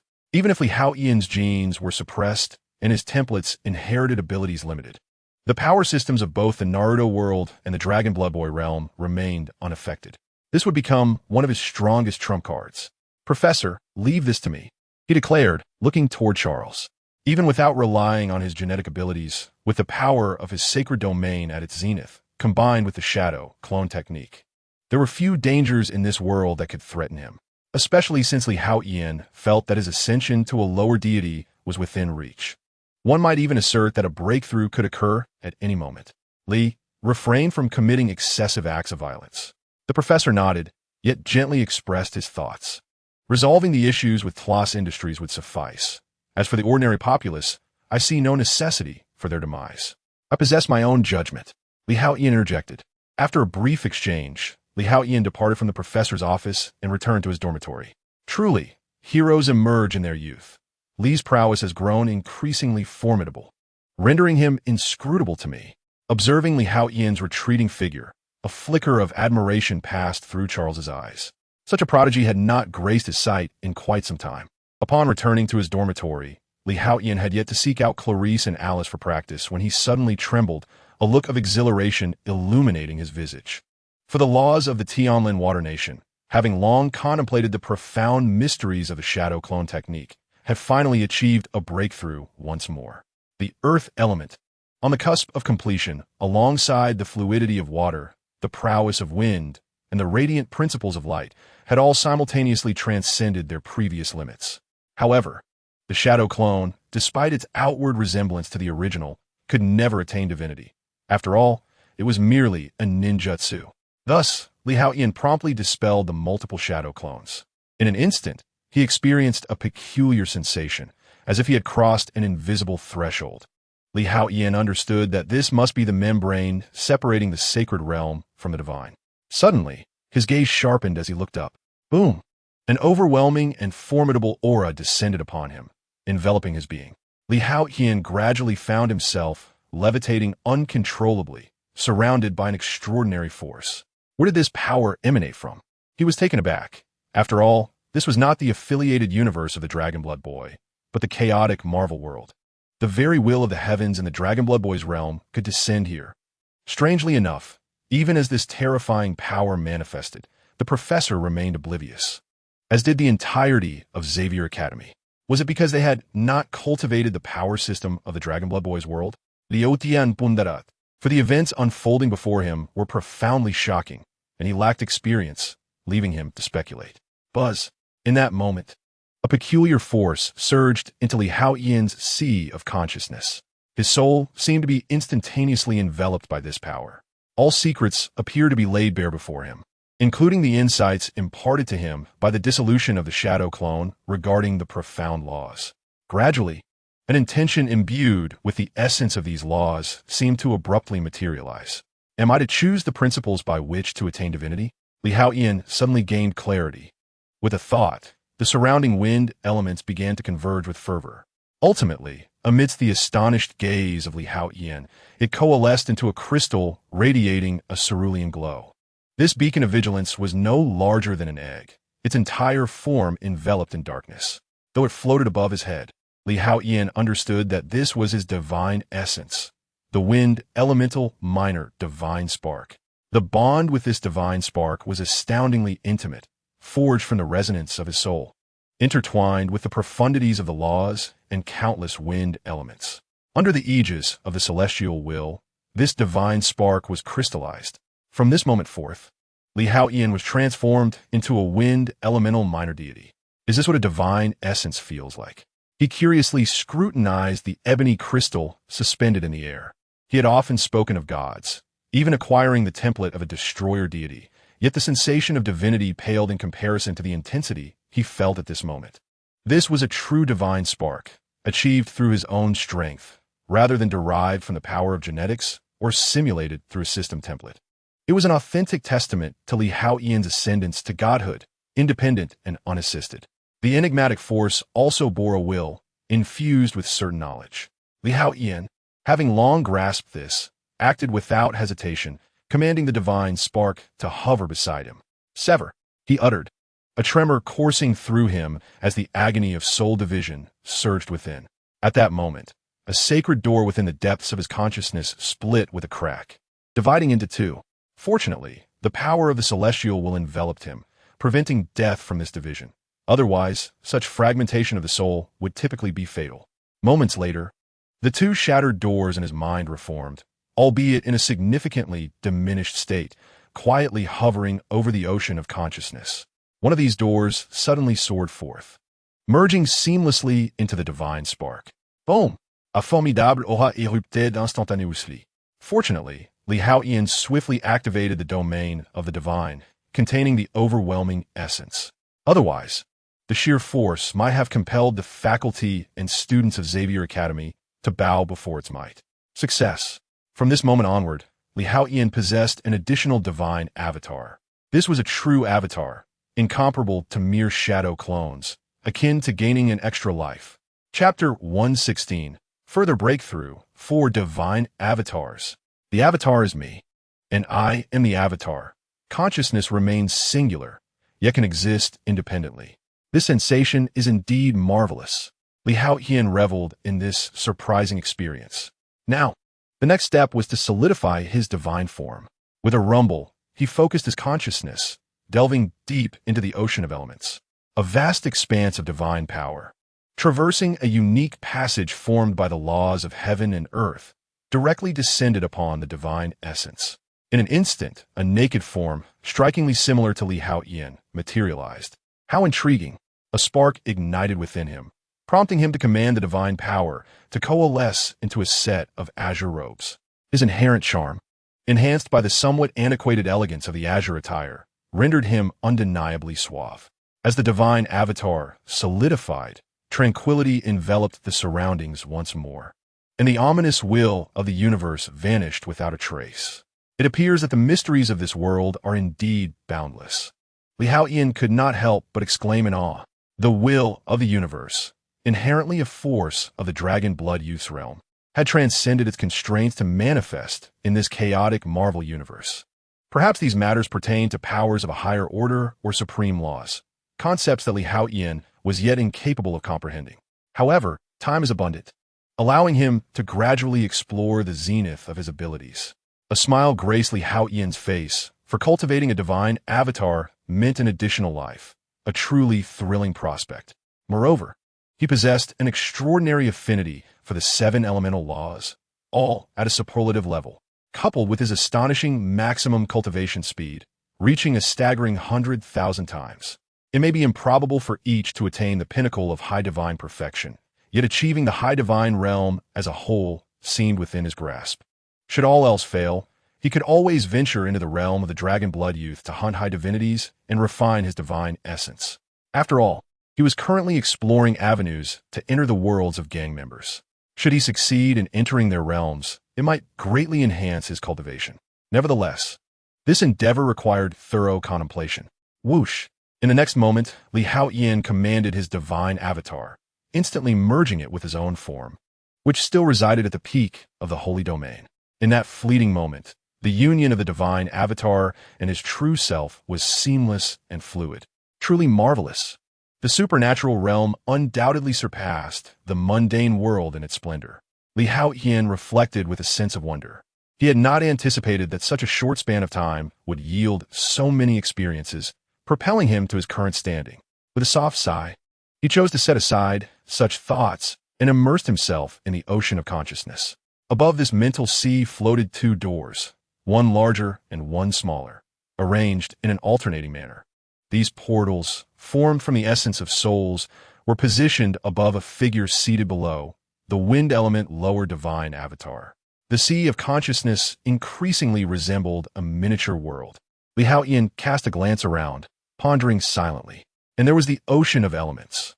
Through the divine essence within his avatar, he once again sensed the vastness of the elemental sea. The surging divine power within him was nothing short of terrifying, vast, and boundless, akin to the cosmos itself. Alas, Li Haotian was acutely aware that this divine strength was beyond his grasp. That ocean of elemental energy could only be wielded freely by one who had ascended to the rank of a supreme deity. Even a deity of higher status would find themselves powerless. The pace of his progress remained lamentably slow. Thus, should his corporeal form be destroyed, the effort to reconstitute it would demand an exorbitant amount of divine energy. The weaker one's essence, the more sluggish the restoration. Furthermore, when Li Haotian endeavored to use his wind element divine avatar to comprehend the laws of light, he discovered an utter inability to sense it. Fortunately, having perused that novel, he understood well that the divine avatar was indeed the optimal path. First, he must refine his own body. Now endowed with divine power, he could naturally enhance the strength of his sanctified form once more. Perhaps he was merely a hair's breadth away. Li Haotian had long harbored a feeling that a significant transformation in his physique was imminent. Perhaps this was an opportunity. With this thought, he promptly directed his divine energy to merge with his true self. Hiss, hiss, hiss.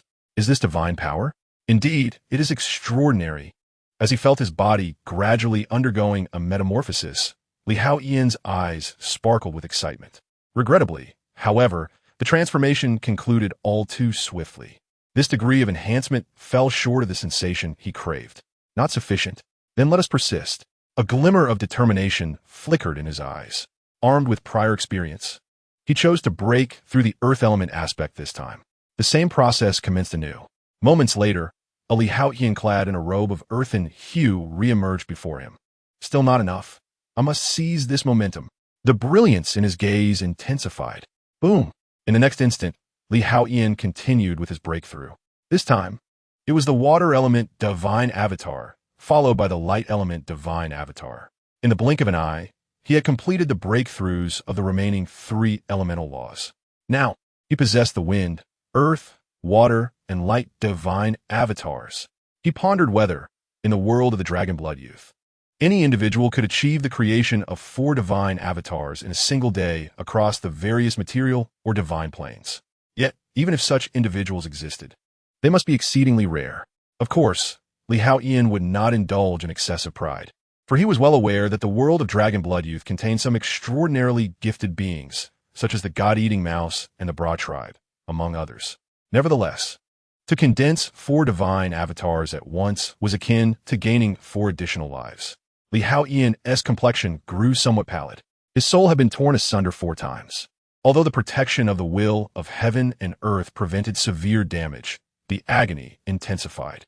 Fortunately, his resilience and willpower were formidable. Otherwise, the torment of this soul, which has been torn apart 4 times, would likely drive an ordinary person to the depths of despair. The next step involves harnessing divine energy to fortify the body. He promptly absorbed the other 3 divine avatars into his being and commenced the utilization of divine power. The elemental forces, wind, earth, water, and light, each possess unique attributes, bestowing upon them special effects.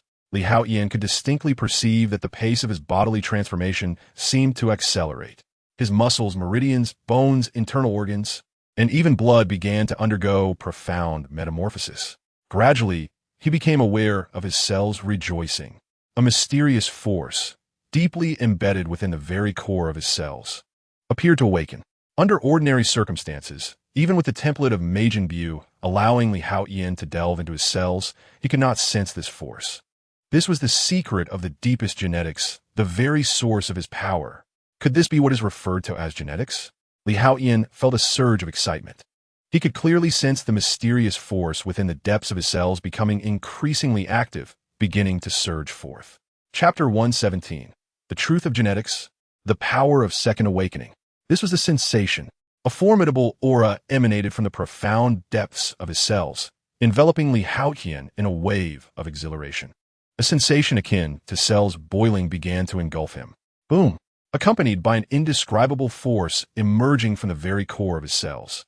A terrifying fluctuation erupted from Haotian's being. This force seemed to resonate with a special law, a principle that blossomed from the void, communicating with his cells and facilitating their profound liberation.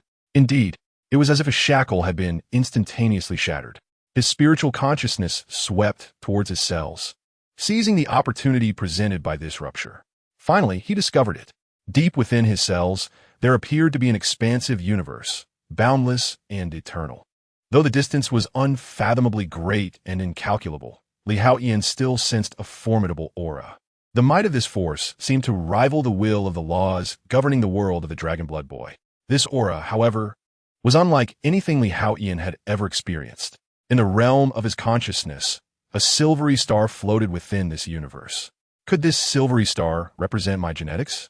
Haotian's face was filled with astonishment. He felt an intimate connection with that star, as if it were an integral part of his being, its aura profoundly familiar. Thus, Haotian was certain that this was indeed his own genetic essence. Haotian never anticipated that genes could resemble celestial bodies. Deep within these cells lay a vast and terrifying universe, surrounded by countless stars that flickered incessantly in the ether. Yet, these stars appeared to be ensnared by invisible shackles, rendering them immobile. Even the silver star, corresponding to Haotian, was firmly bound. However, with Haotian's transformation, the aura of the stars intensified significantly. The stars unleashed formidable power, sending out unseen waves that shattered the outermost chains inch by inch. At that moment, a semi-transparent star nearby seemed to tremble slightly. Studying Lian, this star bore the essence of Professor Charles. Could this be the greatest secret of genetics? He felt a surge of astonishment.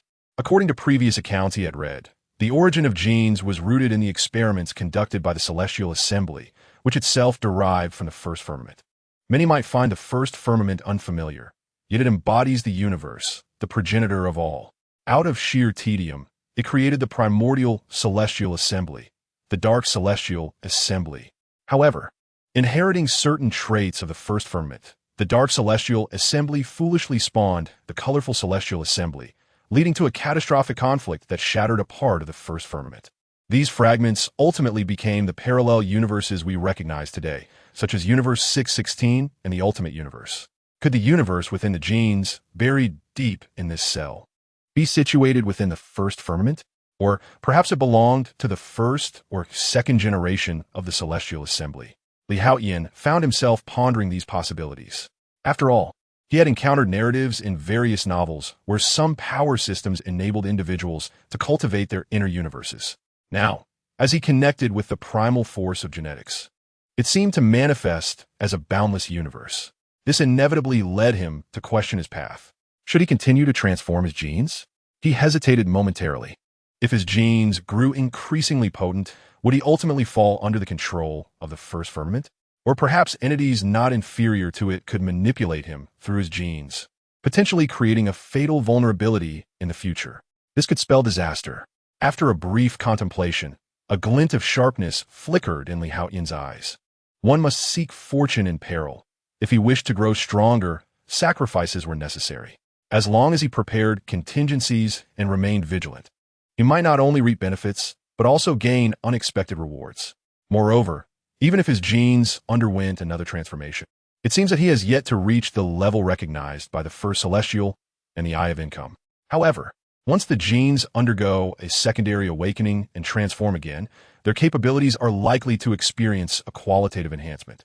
This will significantly aid Li Haotian in his ascent of power. Although he could sweep across the earth with ease and even annihilate stars at will, he finds himself still lacking when it comes to the grand cosmic scale. Not only the hyper-universal level, but even the singular universe level seems insufficient. A glimmer of determination sparkles in Li Haotian's eyes. The singular universe in Marvel is roughly equivalent to one of the 12 universes in Dragon Ball.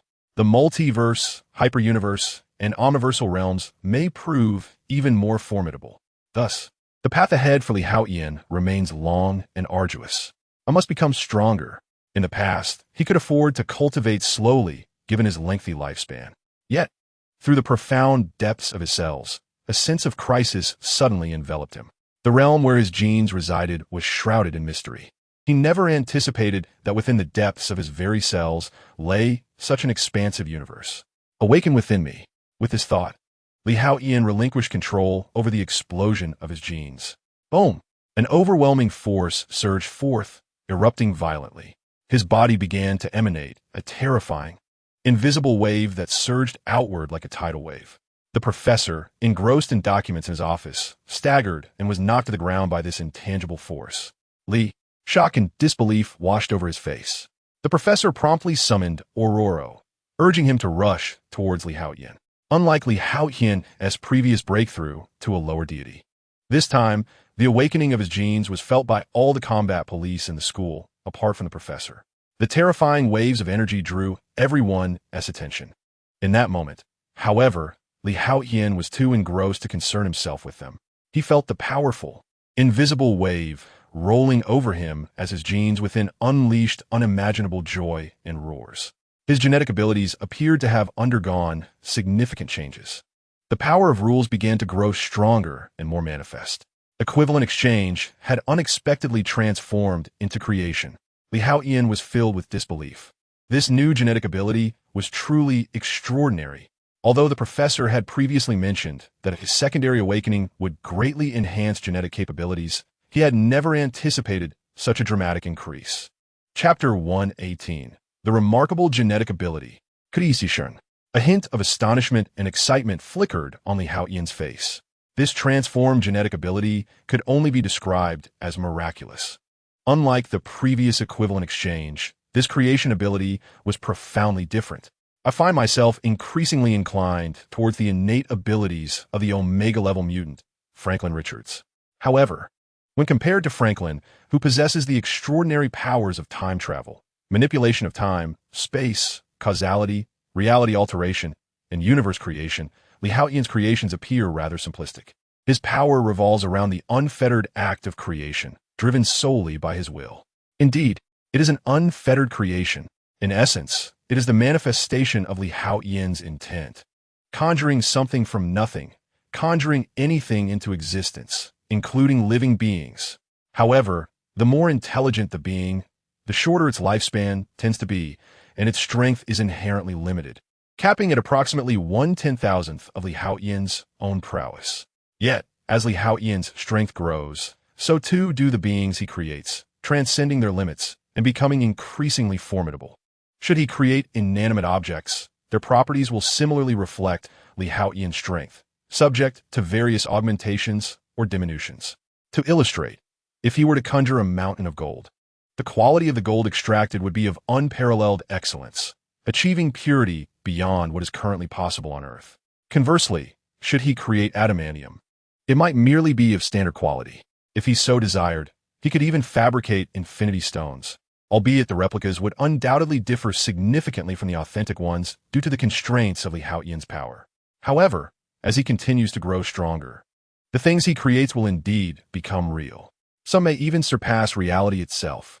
Ah, is this the ability I have gained after my genetic second awakening? A surge of excitement welled within Haotian, although this creative power is heavily tethered to his own strength. It will not remain a drawback should he continue to grow stronger, as it could elevate the creations alongside his own prowess, thus raising their potential to extraordinary heights. Delight flickered across his face. Lee, has your gene undergone a fourth awakening? At that moment, the professor, hastily pushed by Aurora, entered Haotian's dormitory. The earlier upheaval had shattered his door, leaving the entire room in disarray, as if it had been ransacked. Yet, no one paid heed to such chaos anymore. A throng of onlookers had gathered, their eyes gleaming with fervor as they gazed upon Haotian. After all, he had already proven himself formidable, and now he had awakened his genes once more. How can anyone possibly compete? Lee, I feel as though you might just crush my spirit, remarked Bobby, the Iceman, with a face full of envy. He had been striving diligently to strengthen himself, only to realize the chasm between him and Haotian was widening ever further. It seemed to have grown even stronger, echoed the voice of Colossus. Lee, you appear to have become even more handsome. Kitty Pryde, the shadow cat, could not help but exclaim. In truth, this transformation was not merely the result of a genetic awakening, but rather a profound breakthrough in the arcane laws. The four divine avatars refined the true essence of the sanctum, enhancing his already handsome visage with even sharper contours. Furthermore, he emanated the weight of the earth, the gentleness of water, the grace of the wind, and the radiance of light. In Katie's eyes, and indeed in the eyes of an ordinary woman, the sight of Haotian was akin to a being imbued with the very essence of spring, radiating an aura of brilliance. While the crowd was filled with joy, astonishment, and excitement, the professor's heart was heavy with concern. To him, it seemed that Haotian had not merely experienced a second genetic awakening, but rather a fourth. A mutant awakening their genes 4 times was a phenomenon unheard of, a sight never witnessed before. Through the cerebral amplification device, how many secrets had he uncovered?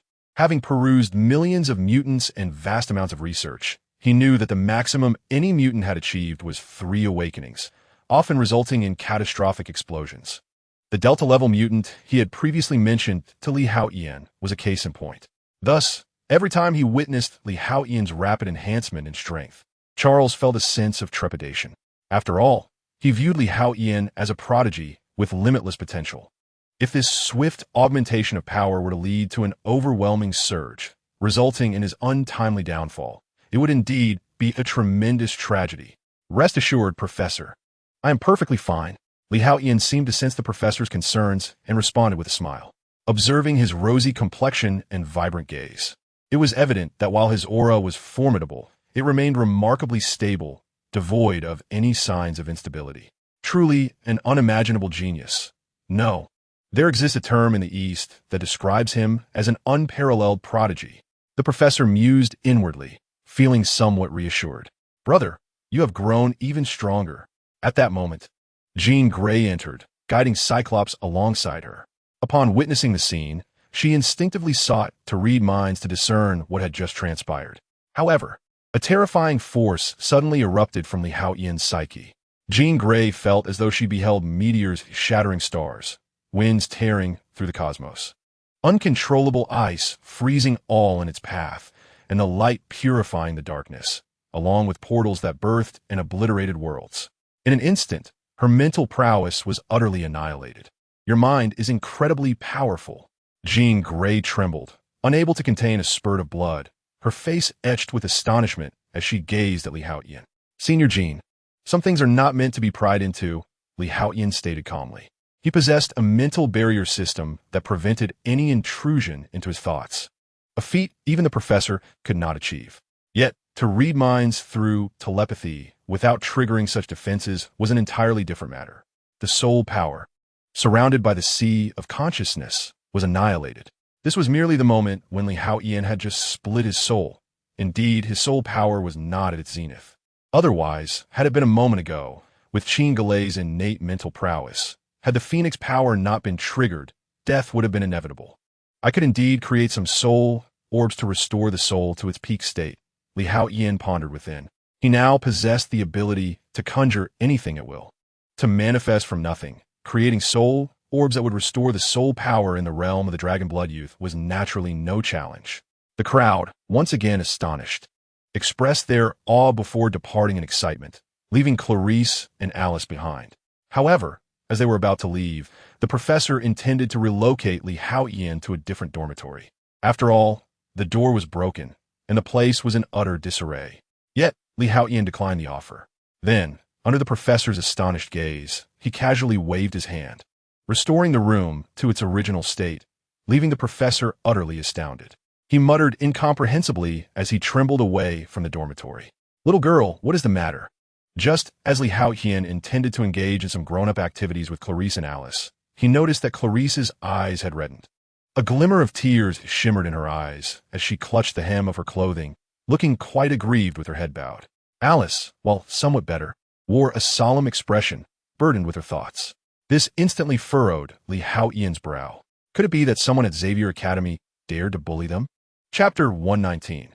Creating a technique is a matter of mere moments, isn't it?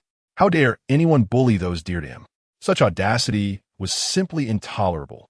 Though Li Haotian was not typically violent, he could not abide any provocation against those he cared for.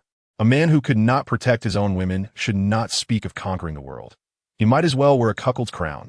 He declared, "No matter who it is, I will stand up for you." Seeing the two girls, Li Haotian spoke with a fierce determination. "Li, please do not be agitated. No one is bullying us." Clarice, startled by Li Haotian's demeanor, quickly grasped his hand and said, this was the first time she had witnessed him so angry, especially over their matters, which made her anxious yet filled her heart with sweetness. "No one is bullying you?" Li Haotian was taken aback.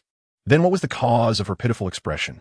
"Li, you are becoming stronger, while Alice and I are progressing very slowly." Noticing Li Haotian's confusion, Clarice softly began to explain. Yet, as she spoke, the glimmer in her eyes sparkled once more. "In the future, your strength will continue to grow, while our progress, in comparison to you, will feel akin to stagnation, bearing little difference. Li, will you look down upon our weakness?" With what seemed to be the last of her strength, Clarice gazed at Li Haotian with glistening eyes. Slap! The response to Clarice came from Li Haotian's hand. "Ah!" Clarice's face flushed instantly, unable to suppress her exclamation. "After the awakening of my genes, I have just acquired a new ability. Come with me." Li Haotian grinned mischievously. In the next moment, the bubble house materialized. Creation, a straightforward yet forceful technique, was conjured by Li Haotian. Although the method I devised, even at its peak, can only achieve 1% of the might I possessed at the moment of its conception, it suffices for now. Moreover, as I grow stronger, I can always create an advanced version of this technique. Thus, it will never become obsolete. The dual cultivation technique, isn't that a matter of mere moments?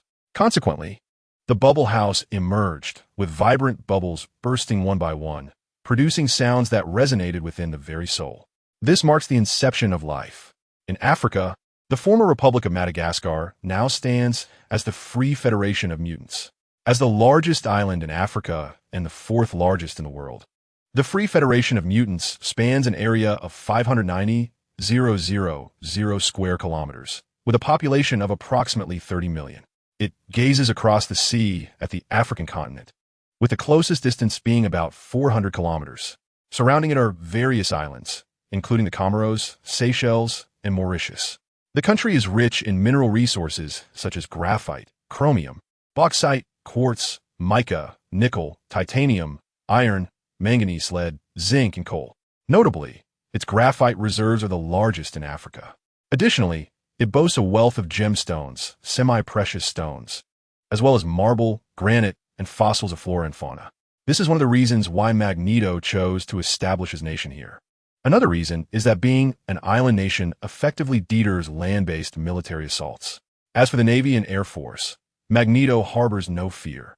After all, while the United States may produce plastic weapons, they cannot fabricate plastic aircraft or warships, can they? Thus, the Free Federation of Mutants becomes a fortress difficult to breach. In 3 days, the founding Congress will convene. In the office of the Speaker of the Federal Assembly in Charles City, Magneto gazed out at the sky, murmuring to himself. How many years have passed? He finally has the opportunity to create a homeland exclusively for mutants. Yet, the renaming of the capital to Charles City carries a hint of irony. Speaker, here are the reports from the past week. At that moment, Nightcrawler entered, interrupting Magneto's reverie. How many? Magneto inquired as he took the reports, his eyes scanning the documents. As the founding of the nation approaches, the number of mutants flocking to the Federal Empire has not only increased, but has surpassed 200,000. The total citizenry of the Empire now stands at 18 million, among which 610,000 are mutants and 570,000 are ordinary humans. The Nightwalker recounted the situation with the familiarity of one recounting cherished memories. Has the number of mutants truly reached 610,000? A flicker of astonishment crossed Magneto's eyes. Initially, he believed that attracting 200,000 mutants would constitute a formidable force.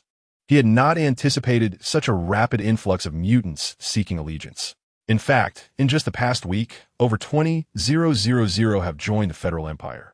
The recruitment of ordinary talent must be expedited, as the mutant self-defense forces and the Special Construction Army for Mutants need to be swiftly organized. After reviewing the documents in hand, Magneto addressed the Nightwalker. Indeed, my esteemed speaker. She promptly nodded in agreement. Following further instructions from Magneto, the Nightwalker swiftly departed the office. Charles, you shall be astonished, Magneto murmured to himself as the Nightwalker exited. Unbeknownst to Magneto, far away in the picturesque Alaskan city, a sprawling ice mountain conceals the largest factory of Trask Industries, which is currently bustling with activity. This clandestine yet formidable military base is a collaborative construction between Trask Industries and the government of the United States. Since the inception of the Sentinel Program by Trask, the base's construction commenced, albeit initially with modest investment.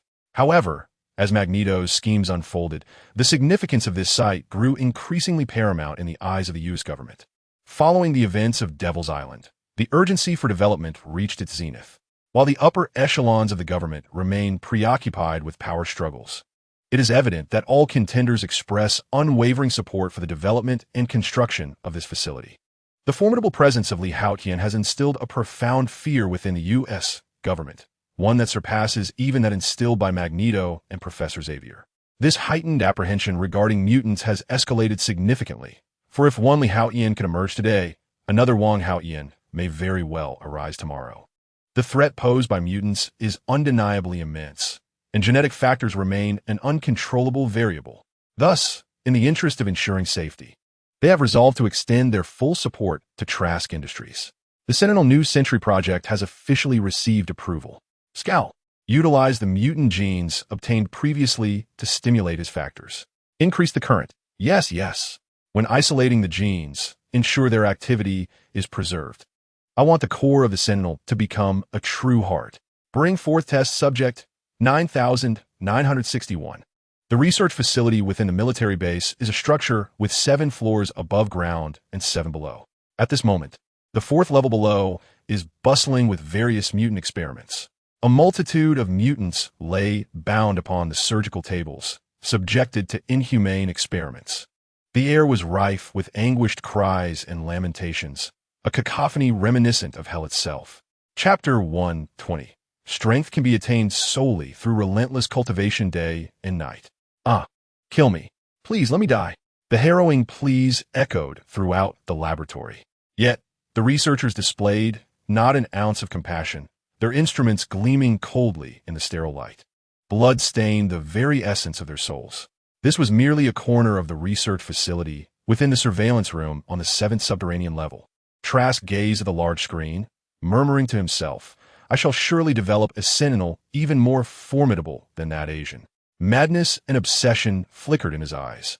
The unparalleled strength of Li Haotian on Demon Island was an indelible memory for him, a presence akin to a deity. Thus, Trask silently vowed to elevate the Sentinel to the status of a god among Sentinels. Hence, the new Era Sentinel project was initiated.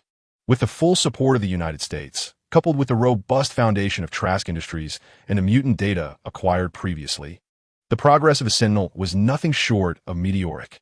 In just a few days, the first generation of the new Era Sentinel would be completed, destined to make waves across the globe. An extreme fervor and obsession gleamed on Trask's face. Above New City, a purple halo flickered and a portal materialized in the void. 3 figures emerged from within. "Is this truly my power?" Clarice exclaimed, astonished as she surveyed her surroundings. Unable to believe her eyes, she embraced Li Haotian tightly. After merely 2 days of harmonious cultivation within the bubble house, her mutant abilities had amplified 100-fold, allowing her to teleport directly from Li Haotian's dormitory to New City. This was something the former Clarice would never have dared to envision. "You now possess roughly 1,000th of my strength, with ample room for further enhancement." Li Haotian replied with a smile. The technique he had devised, when cultivated to its zenith, yielded only 1% of the formidable power he once wielded. Clarice and Alice had only just begun their training with him for 2 days, yet it was anticipated that with another 10 sessions, they could reach their limits. Another 10-fold increase would grant them 1% of Li Haotian's current prowess. It is noteworthy that Li Haotian's 3 templates had surged once more, each exceeding a level of 60, and he had even unlocked the Super 4 form, his combat power surpassing 100 million. Thus, even at just 1% of his present strength, they already possessed a combat capability of 1 million. This level of power rivaled that of Jean Grey upon her initial awakening of the Phoenix Force. "Let us hasten back and continue our cultivation." Clarice blushed at that moment and inquired, "Is it merely for training?" Li Haotian, with a mischievous grin, teased her by responding, "How annoying." Upon hearing his words, Clarice's cheeks reddened further. "Ha ha, training it is then." He laughed heartily. Amidst the shimmering light, a portal materialized before them, and the trio stepped through it. Days swiftly passed.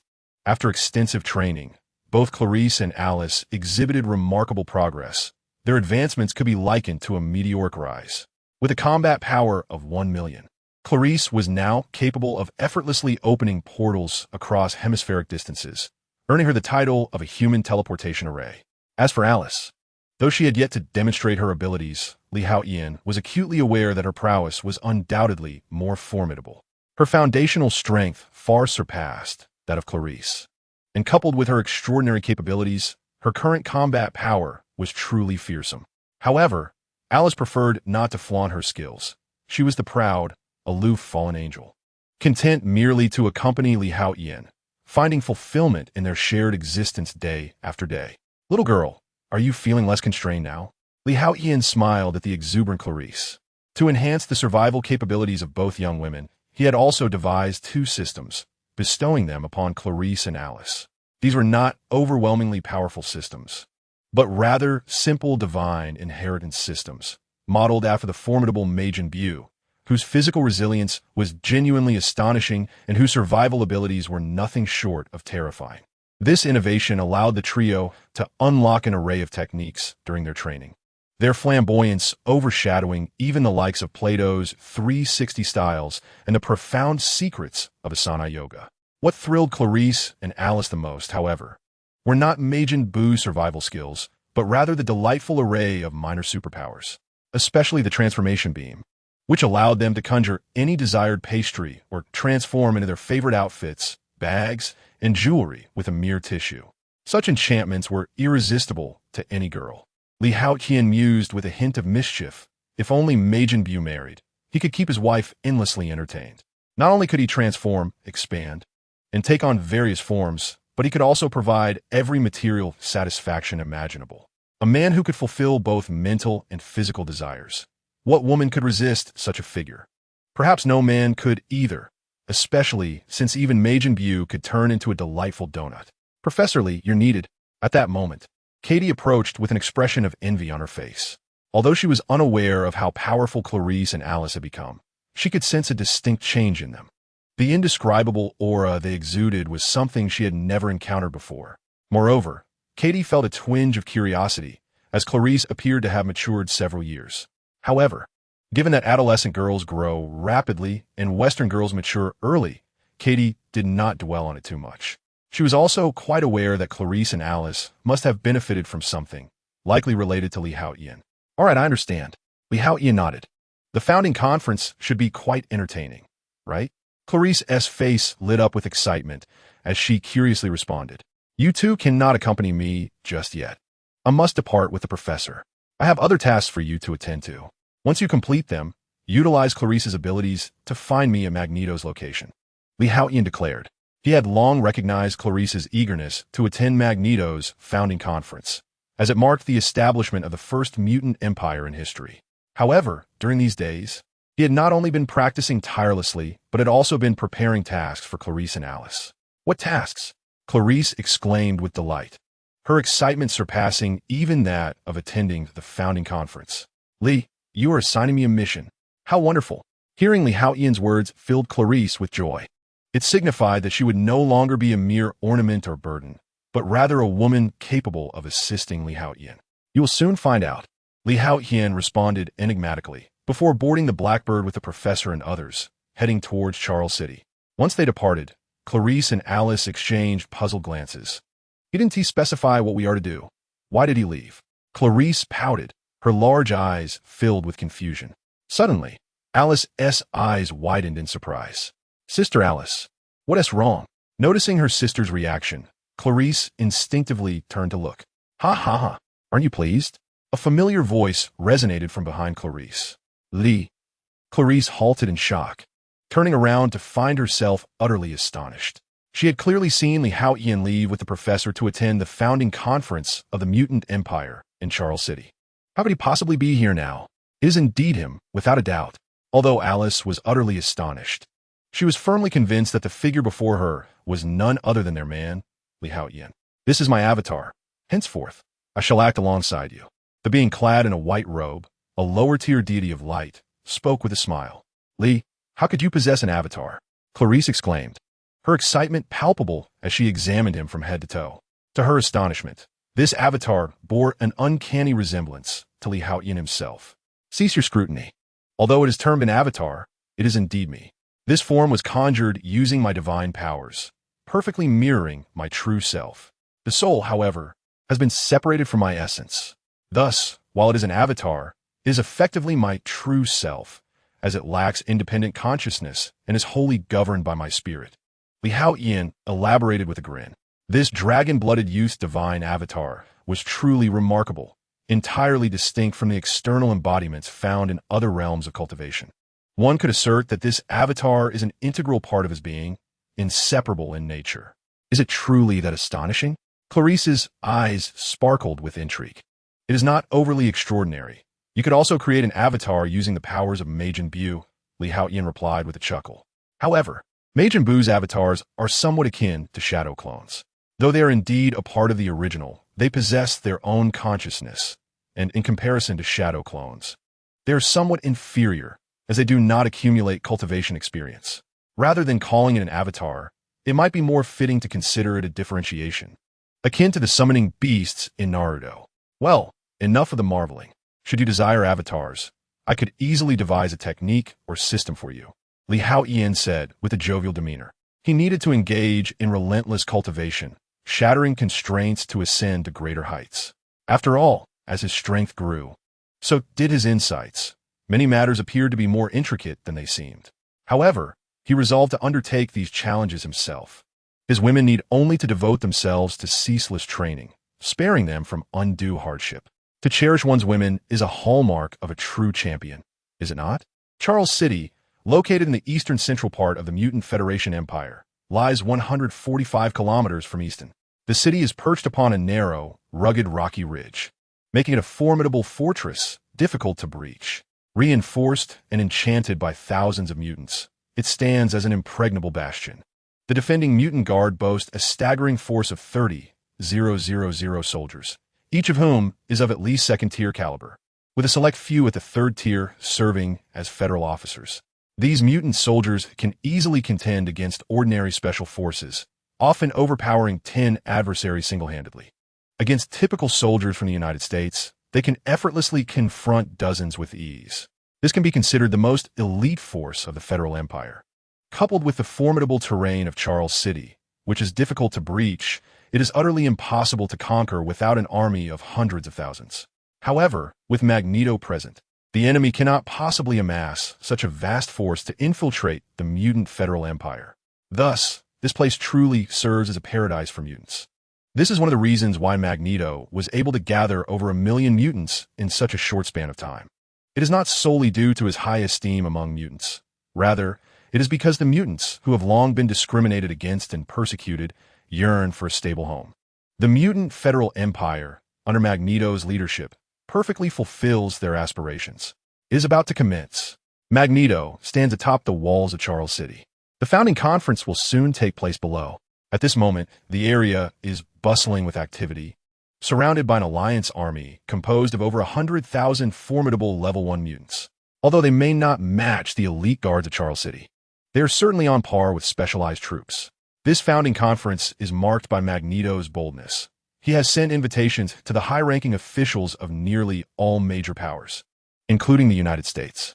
He aims to showcase to the world that mutants have finally risen. No longer will they be the pitiful creatures scurrying to evade persecution. Akin to rats in the street, they stand proudly as mutants.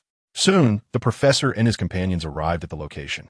They parked their aircraft at the airfield, which already housed dozens of planes, indicating that representatives from numerous factions had gathered here. Eric must be overjoyed, the professor could not help but exclaim. Once, their dream was to grant mutants a genuine status, enabling them to live alongside ordinary people and integrate into society. Though over the years, the professor has managed to secure some recognition for mutants, such as the privileges of the Sentinels, the general populace still harbors fear and disdain towards them, as evidenced by the behavior of the Leaf family in Chinatown. It is disheartening that someone as exceptional as the Haotian could be cast out. This is not due to ignorance, but rather reflects the prevailing attitude of ordinary people towards mutants. How many students at Xavier's Academy have been abandoned and rejected by their families, only to seek refuge here? Too many. Yet, Eric, in his whimsical manner, has named this capital Charles City. This peculiarity elicits a mixture of amusement and exasperation from the professor. It momentarily brings to mind the decades past when both were still young. Charles, you have finally arrived. From the walls, Magneto glimpses the professor and others taking their seats below, a smile gracing his face akin to a child reveling in victory during a game with friends. As time ticks away, the ancient bronze bell of Charles City tolls the noon hour. The founding Congress of the Mutant Federation Empire has officially commenced. Magneto, brimming with excitement, descended from the city walls and landed gracefully upon the podium that had been constructed below. Welcome, everyone, to the founding Congress of the Mutant Federation Empire, he proclaimed, as if he had reached the pinnacle of his existence, his face aglow with anticipation. However, at that moment, a thunderous roar resonated from the heavens. An aerial transport airship rapidly descended through the clouds. Accompanying this spectacle were towering figures, and Magneto's expression shifted dramatically. "You're the one they call Magneto?" a sentinel inquired, its voice laced with incredulity. Chapter 122. The terrifying sentinels that never existed in history. With a swift motion, imposing sentinel robots cascaded down from the airship. They hovered in midair, evidently possessing the ability to fly. Moreover, their design had undergone significant alterations since the last encounter on Devil's Island. Now, instead of relying on jets, they were enveloped by swirling currents of energy, indicative of some mutant ability. Professor, among the crowd, Aurora and others were visibly alarmed. As seasoned warriors, they were all too aware of the capabilities of these Sentinel robots. Powerful, cold, and merciless. Indeed, Trask Industries had not abandoned their Sentinel project. Upon witnessing the scene before him, the professor's countenance grew grave. With his keen insight, he recognized that these newly appeared Sentinels were far more formidable than any he had previously encountered. Professor, with Magneto commanding such a vast army of mutants, surely these Sentinel robots cannot pose a threat, can they?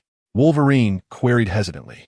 While these Sentinels appeared formidable, Magneto was no longer the same individual he once was. He was now the head of an empire, commanding millions. After all, every mutant was a soldier in their own right, whereas these Sentinels numbered merely 21. It's hard to say. Although in theory, Wolverine's assertion held merit, the professor remained apprehensive, plagued by an unsettling premonition. Lee, what is your perspective on this matter? The professor instinctively glanced at Haotian. There's no need for concern. Let us observe Magneto's performance first, Haotian replied with a smile. What if Magneto is not up to the task?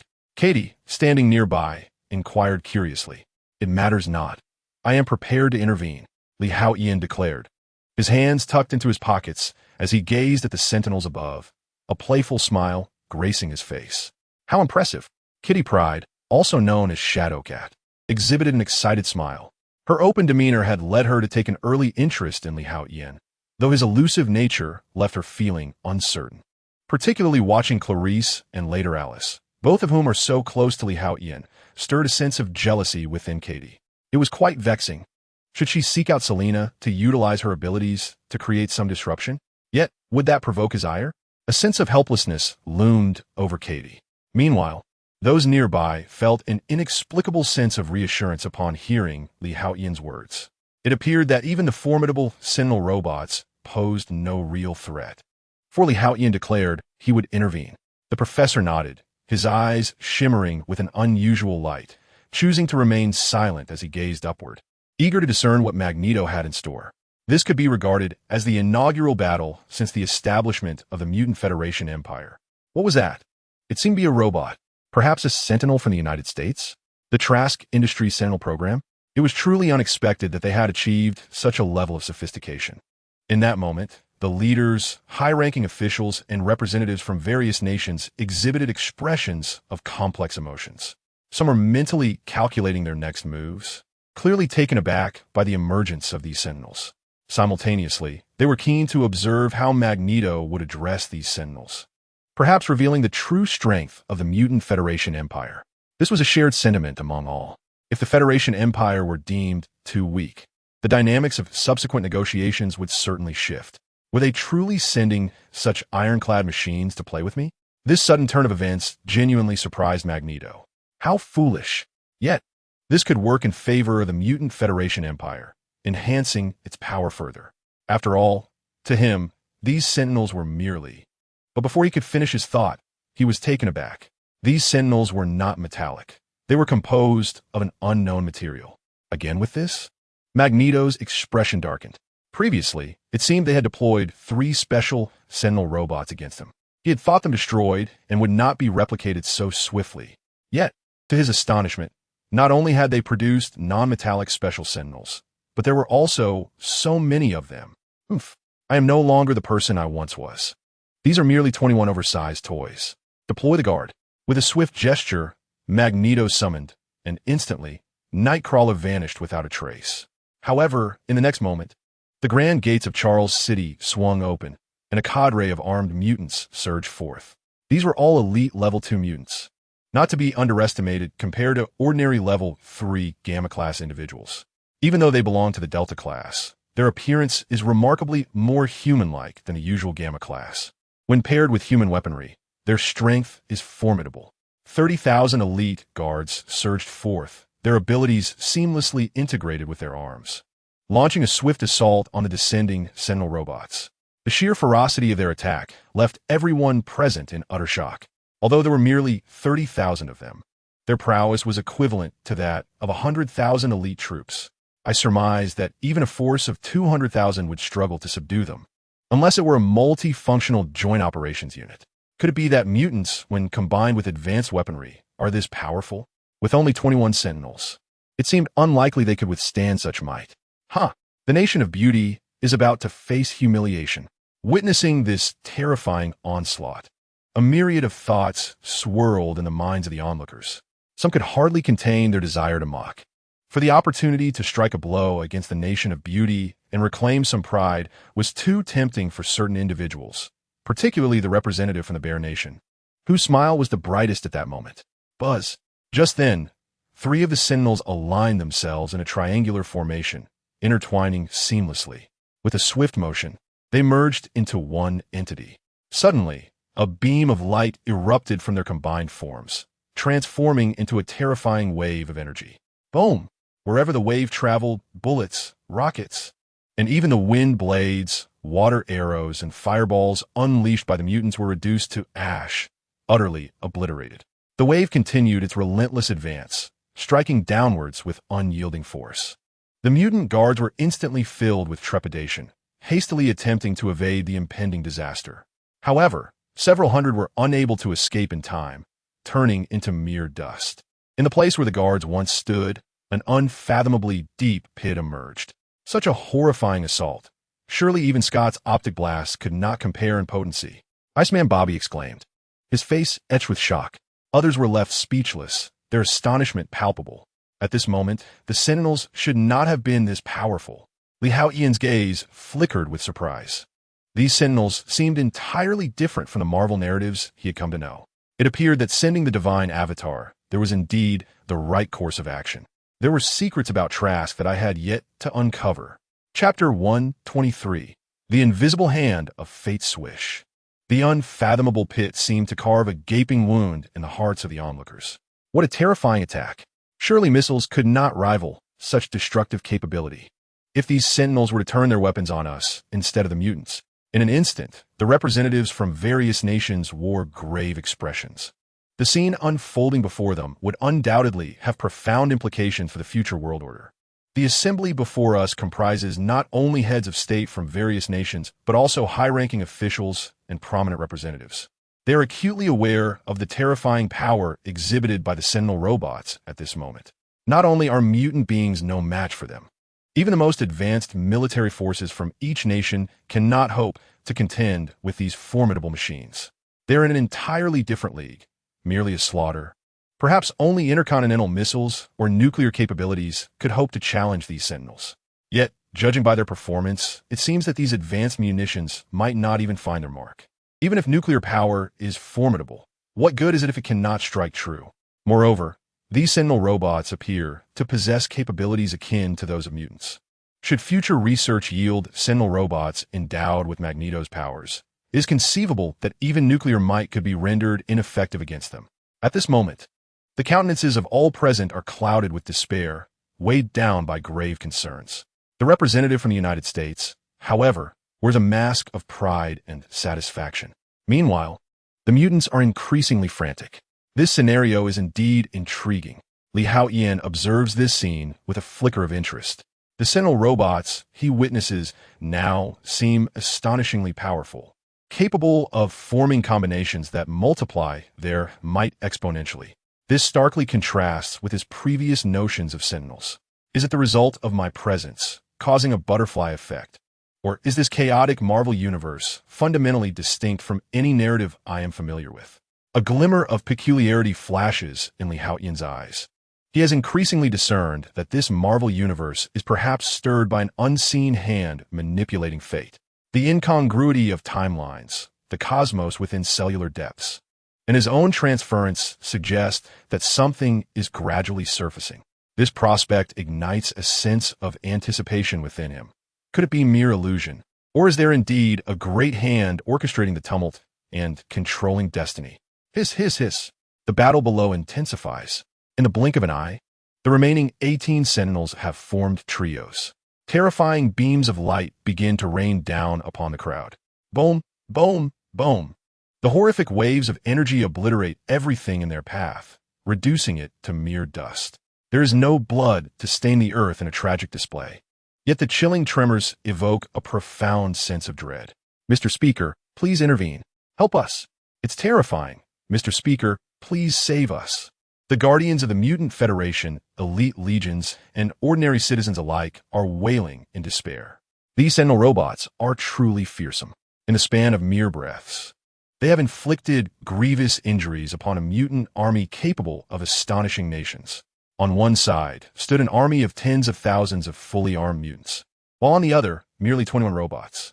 Yet, astonishingly, the battle unfolded in an overwhelmingly lopsided manner, veering into a brutal slaughter. How infuriating! Magneto could no longer contain his fury. This was his founding assembly, the commencement of all his dreams materializing. and it was being sullied by this motley crew of toys. With the swift motion of his hands, countless steel rods, as thick as arms, erupted from the ground, remnants of nearby structures buried beneath the earth. In this critical moment, these steel rods became Magneto's formidable weapons, resembling serpentine dragons of iron that surged towards the Sentinel robots. However, just as these metallic dragons were about to close in, a wave of terrifying telekinesis erupted from 3 of the Sentinels. Although their individual prowess paled in comparison to Jean Grey's, the 3 Sentinels managed to merge their psychic energies, culminating in a force that exceeded even half of Jean's formidable strength. Witnessing this spectacle, even the professor could scarcely remain composed. Jean Grey's destructive telekinesis was nothing short of horrifying. He himself had once been reduced to ashes by such power. The glimmering steel dragons began to disintegrate like snowflakes, while the 3 Sentinels pressed forward under immense pressure towards Magneto. Simultaneously, 3 additional Sentinels executed a sudden teleportation, appearing behind Magneto. This ability was none other than the teleportation prowess of Nightcrawler. The 3 Sentinels converged, their arms twisting and transforming into 6 sharp blades that lunged viciously toward Magneto. Nearby, Polaris, Lorna, could not stifle her gasp of alarm. At that critical juncture, Quicksilver intervened. His speed was indeed remarkable, and in the blink of an eye, he whisked Magneto away to safety. However, an unexpected twist occurred. Just as Quicksilver set Magneto down and prepared to retaliate against the Sentinel robots, 3 of them unleashed 9 chains that seemed to pierce through the very fabric of space, swiftly ensnaring Quicksilver. Upon witnessing this, Haotian's eyes flickered with surprise. It was undeniably Alice's ability. It appeared that the research facility from earlier had ties to Trask Industries. A cold indifference crossed his face. This was rather an unexpected delight. If Alice were to learn of this revelation, she would surely be elated. He sighed softly. Having witnessed the capabilities of these new Sentinels, it was time to take action. After all, he too was a mutant at heart. Even if one has cultivated other powers, the essence of one's genes remains within. Therefore, Haotian cannot allow these Sentinels to roam freely, slaughtering mutants. This transcends mere homicide. It is an assault on an entire race. Moreover, the Sentinels before him compel Haotian to regard Trask with utmost seriousness. Although the individual is rather feeble, resembling a mere jumping bean, his scientific acumen is remarkable. If allowed to continue his research, he could indeed produce something terrifying, akin to Dr. Jarrow, who, despite his own weaknesses, succeeded in creating formidable androids. Trask exhibits a similar potential. With a light chuckle, Haotian waved his hand, and in a flicker of transformation light, 9 chains ensnared Quicksilver, instantly morphing into fragrant twisted donuts. Chapter 124. Mighty as a deity, 1,000,000 mutants bow in reverence. The Sentinels, momentarily bewildered, struggled to comprehend this sudden transformation, which exceeded their current intelligence. The formidable energy chains had inexplicably transformed into pastries. Yet, despite their confusion, they were acutely aware that Haotian was a mutant, and their directive was to eradicate all mutants. Buzz, buzz, buzz. Soon, 6 Sentinels formed triads and unleashed terrifying waves of light. "Be careful," exclaimed the Phantom Cat, Kitty, from the crowd, unable to suppress her alarm. Others felt their hearts leap into their throats. While they recognized Haotian's formidable strength, the Sentinels were no less powerful. Witnessing 6 Sentinels launching a simultaneous assault on him filled them with trepidation. However, the professor remained largely unperturbed, as he was among the few who truly understood Haotian's prowess. His curiosity piqued. He wondered just how powerful Haotian had become. As dusk descended, the sun dipped below the horizon. "Let there be light," Haotian declared, casting his gaze toward the sky. Boom! In an instant, a radiant light burst forth from the heavens.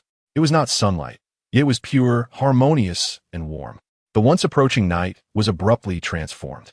Haotian levitated in midair, surrounded by shimmering light, resembling a sun in his own right.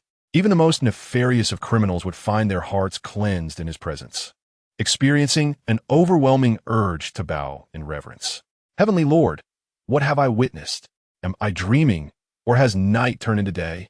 Leaders and dignitaries from various nations stood astonished, their eyes wide with disbelief. This unexpected transformation truly took them aback. Even though they had previously been awed by the might of the Sentinels, yet they could still grasp some aspects. But the method that turned night into day before their eyes was beyond their comprehension. Wasn't daylight merely the result of sunlight illuminating this hemisphere of the Earth? What then? Was this gentle radiance?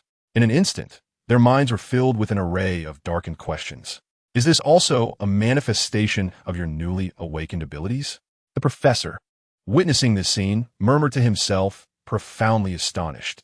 He had never encountered a mutant capable of a fourth genetic awakening. Thus, in his eyes, any extraordinary feat performed by Li Haotian was not beyond belief, for he was an unprecedented fourth genetic awakener. Meanwhile, the other Sentinels were rendered speechless by their astonishment. Although Li Haotian had only recently joined the Sentinels, the gap between them had widened considerably. Initially, they could keep pace with Li Haotian, but now they could only gaze up in awe. The power of light was indeed fitting for grand displays. Li Haotian was thoroughly pleased with his current appearance, imbued with an aura of spectacular effects. However, in terms of verbal incantations, he still needed to master the Grand Prophecy, one of the three superior magics. This was a magic that embodied the very rules of fate. Yet, the cultivation of the four supreme rules differed greatly from that of the seven elemental laws. The seven elemental laws adhered to fixed principles, their intricacies often mirroring one another. Conversely, the cultivation of the four supreme rules only offered a handful of foundational magical inheritances. For instance, the necromancy of the death rule, the life magic of the life rule, and the grand prophecy of the fate rule, among others. Although there were some rudimentary inherited magics, the remainder required the cultivator's personal insights, unlike the seven elemental laws, which provided a clear path. The destruction rule, for instance, had no established path for cultivation. One could only glean understanding through the crucible of slaughter. I find the fate rule somewhat intriguing. His gaze swept toward the Sentinels. It seemed the Sentinel robots were largely unfazed by Li Haotian's actions. This transformation of night into day bore no impact on their capacity to attack. Boom! Two fearsome waves of light surged rapidly toward Li Haotian. Yet, just as these terrifying waves were about to reach him, a violet-black barrier enveloped him. The once formidable waves of light felt as gentle as a breeze against the skin, leaving no trace of effect. Li Haotian stood there with his arms crossed, coldly observing the Sentinels. Trask, are you not astonished? He suddenly addressed the Sentinel robots. One of the Sentinel robots paused momentarily. Indeed, you little rascal have been keeping an eye on this place. Witnessing this, Li Haotian couldn't help but smile. His speculation proved accurate. Indeed, the Sentinel robot was connected to Trellisk's research facility. The adversary had been monitoring this location closely. The last time, I neglected your existence, akin to a mere mouse. But this time, you shall not escape. Li Haotian addressed the Sentinel with resolute intent. The second young master of the Li family, expelled from his home in Chinatown, has now grasped the majority of your capabilities. Next time, I shall devise a Sentinel robot capable of vanquishing you. At that moment, the Sentinel unexpectedly emitted a voice, revealing that Trellisk had installed a vocal device. You will not have another chance. Li Haotian chuckled lightly upon hearing this. No second chance? Do not underestimate my Sentinel. It embodies my utmost dedication this time. Just as the Sentinel prepared to speak further, Li Haotian, having lost interest in this trivial exchange, decided it was time to resolve matters here. As his clone was on the verge of taking action, he raised his hand, and a terrifying surge of destructive energy suddenly materialized before him. In an instant, a formidable sphere of destructive energy, half a meter in diameter, hurtled towards the Sentinel. The Sentinels, upon witnessing Li Haotian's attack, instinctively gathered together. The trio formations of Sentinels astonishingly merged into one. In a flash, these 21 Sentinels fused anew, generating a power far surpassing that of their previous triad formations. The energy wave, produced by the 21 Sentinels, soared to several hundred meters, resembling a miniature artificial sun. In contrast, Li Haotian's destructive energy appeared as futile as a moth attempting to extinguish a flame, like a firefly before the full moon. It was doomed. This was the end. That accursed Trellisk. Does he intend to eliminate us all? This is undoubtedly a conspiracy. It must be the machinations of the beautiful nation. In an instant, both mutants and heads of state from around the world were engulfed in terror. The previous trio of Sentinels had already unleashed waves of destruction that were terrifying. The immense black void loomed ominously, reminiscent of an unfathomable abyss, chilling their hearts. Now, with the 21 Sentinels united, the power of their released energy waves was magnitudes greater than before. That dreadful wave transformed into a small sun. Should it strike down, it would likely obliterate the entire city of Charles from the face of the earth. Its power was comparable to that of a nuclear annihilation. Especially among the millions of mutants, many collapsed in despair. They shrieked in terror, helplessly pounding the ground. They had believed that by arriving in Charles City, they would join the mutant federal empire. One could be safeguarded by Magneto, leading a tranquil life free from oppression. Yet, unexpectedly, on the day of the founding Congress, such a calamity unfolded. The terrifying Sentinel descended like the harbinger of death. All seemed lost. However, upon witnessing this scene, Haotian merely scoffed with disdain. In the next moment, that minuscule destructive energy collided with a radiant wave akin to the sun. The anticipated futility never materialized. Instead, it was as if a blazing fireball had surged into a vast paper sphere. In an instant, the luminous wave was extinguished, and the 21 Sentinels were abruptly reduced to mere dust, scattering with the wind. The explosive energy in the high heavens shimmered with blinding light, reminiscent of a star's annihilation. At this moment, millions of mutants gazed in astonishment at the spectacle, unable to fathom the figure of Haotian before them. To them, he appeared almost divine. With a thud, one mutant instinctively knelt.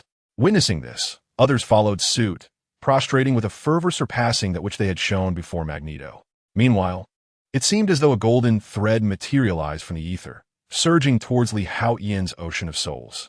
Chapter 125. The Power of Faith? A New Plan. Swish, swish, swish. These golden threads pierced through the void, streaming directly into Haotian's soul ocean. An attack? Haotian's expression grew serious.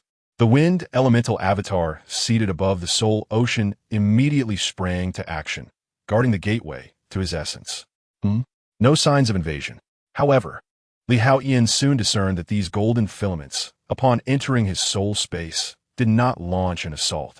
Instead, they gradually transformed into peculiar energies, dispersing around him. Yet, these threads appeared minuscule in comparison to the vast expanse of the soul space, akin to a drop of water in an ocean, leaving no discernible change. Could it be the power of faith? Haotian pondered, for he was well aware of the entire narrative of the Dragon Blood Boy's world. Thus, witnessing these golden threads unfurling in his soul space led him to speculate. However, the power of faith remained insufficient.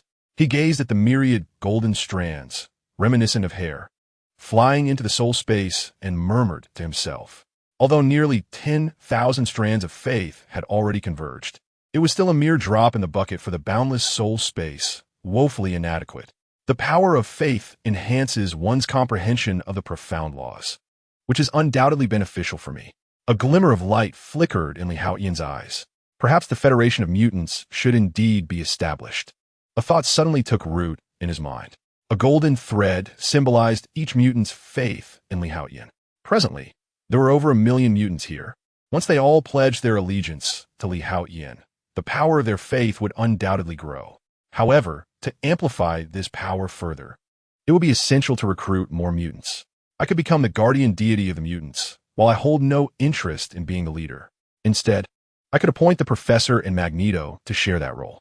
Haotian was reminded of the paradigm in the world of Dragon Blood Boy, akin to the Dragon Blood Boy's position in the Dragon Blood Empire and the warrior god in the Olean Empire.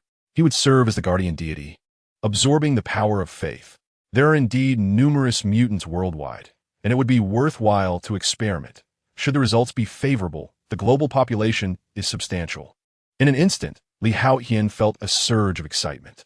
Another means to augment his strength. I, the god of mutants.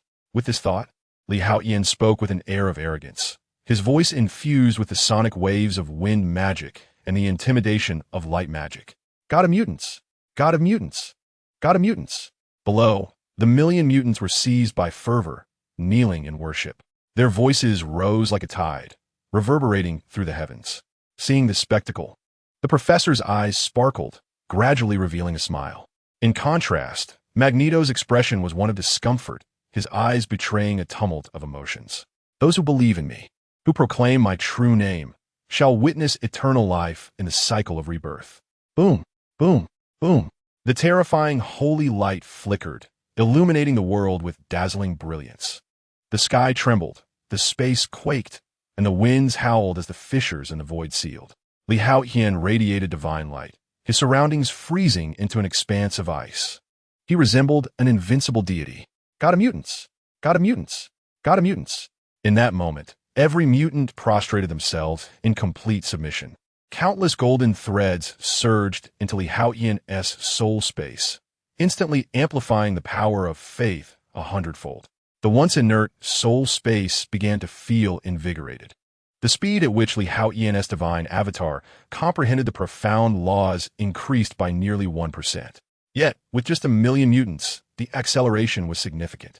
If there were 10 million mutants, or even 1 billion or more, including humans who believed in me, could it not enhance the comprehension speed by 10-fold, 100-fold? Coupled with the technique of multiple shadow avatars and the warrior god space, the rate of understanding could increase by millions or even tens of millions of times. A glimmer of excitement flickered in his eyes. The speed of comprehension is indeed formidable, although achieving the pinnacle of a high-ranking deity may prove arduous. The intricate fusion of laws is far more challenging than mere understanding of them. However, elevating one's realm to that of a high-ranking deity does not seem insurmountable. In a moment of clarity, Haotian conceived a grand plan. This power is merely a reflection of the Dragon Blood Boy's world. He is confident that as his strength burgeons and the limits of his genetics are transcended, the members of the Tianlin Water Nation will grow increasingly potent and numerous. Consequently, the power structure he acquires will also expand. Within it, there may exist a cultivation system rivaling that of the Dragon Blood Boy's world. Thus, the upper echelons of his strength are almost unfathomable. While the power structure may appear convoluted, Haotian's singular purpose remains clear: to fortify himself. Only the mediocre fear acquiring too much knowledge. The gifted learn swiftly, for to them, education is as effortless as consuming food and water. How could they possibly limit themselves to a single dish? Would you only consume one type of staple food? Certainly not. If one possesses wealth and capability, they would naturally desire to indulge in a lavish banquet. Professor Charles. At this moment, Haotian turned his gaze toward the professor and, with a mere thought, projected his message through his consciousness. The power of the mind? The professor was momentarily taken aback, a flash of astonishment crossing his eyes. Although he had anticipated that Haotian's genetic awakening would enhance his strength, he did not expect him to wield such formidable psychic prowess, capable of communicating through thought. However, the professor was unaware that what Haotian utilized was not merely psychic power, but rather the transmission of divine consciousness. Professor, I wish to. Haotian articulated his earlier thoughts, though he refrained from mentioning the concept of faith power, as it is elusive and complex to explain. There was no necessity for him to delve into such matters with the professor. He merely hoped that the professor would collaborate with Magneto to jointly govern the Mutant Federation Empire, thereby enabling Haotian to amass a substantial amount of faith power. Excellent. I agree. The professor, upon hearing Haotian's succinct overview, could not contain his excitement. If this were the case, he could once again ally with his old friend Magneto. I shall speak with Eric. His enthusiasm was palpable. Indeed, Haotian nodded and promptly vanished from sight. The subsequent affairs would be entrusted to the professor, as he was not adept in such matters. Meanwhile, far away in the picturesque city of Alaskan, within a serpentine ice mountain, the military research base of Trask Industries reverberated with echoes of roars. Gazing at the snowflakes dancing across the large screen, Trellis could not suppress a low growl of frustration. How infuriating! The next time, Trellis' expression twisted in dismay.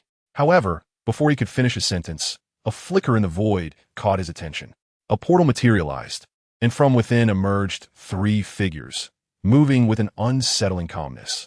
I have told you, there will be no next time. A chilling voice reverberated in Trellis's ears. In an instant, his body froze, particularly when he beheld the figures stepping through the portal. Disbelief etched across his face. How did you find this place? And so swiftly? Trellis's body trembled uncontrollably. After all, he had previously witnessed Haotian's formidable power through the Sentinels. Simply godlike. It was beyond anything he could hope to withstand. Even though this research facility housed a military base equipped with over 5,000 elite special forces and an array of advanced weaponry, it paled in comparison to Li Haotian's might. Trellis had confidence that his 21 Sentinel robots could decimate this military base. Yet, those prideful machines were effortlessly obliterated before Li Haotian. What do you intend to do? Trellis shouted, his voice strained and desperate. However, his hand had already stealthily pressed the alarm button nearby. He knew that the special forces stationed at this military base would be no match for Li Haotian. But Trellis refused to forfeit any chance of survival. He needed to escape and find a way to rise again. I will undoubtedly develop even more powerful Sentinel robots to eliminate him. I will. Trellis' heart roared with determination. He cannot die here. What do I intend to do? How could someone as astute as you ask such a foolish question? Li Haotian replied with a cold smirk, a glimmer of amusement flickering in his eyes. It was inconceivable that someone of Trellis' intellect would pose such a question. His inquiry was merely a ruse to buy time. Did he hope for the special forces inside the military base to intervene? But how would that help him? Alice, eliminate all enemies within this research facility.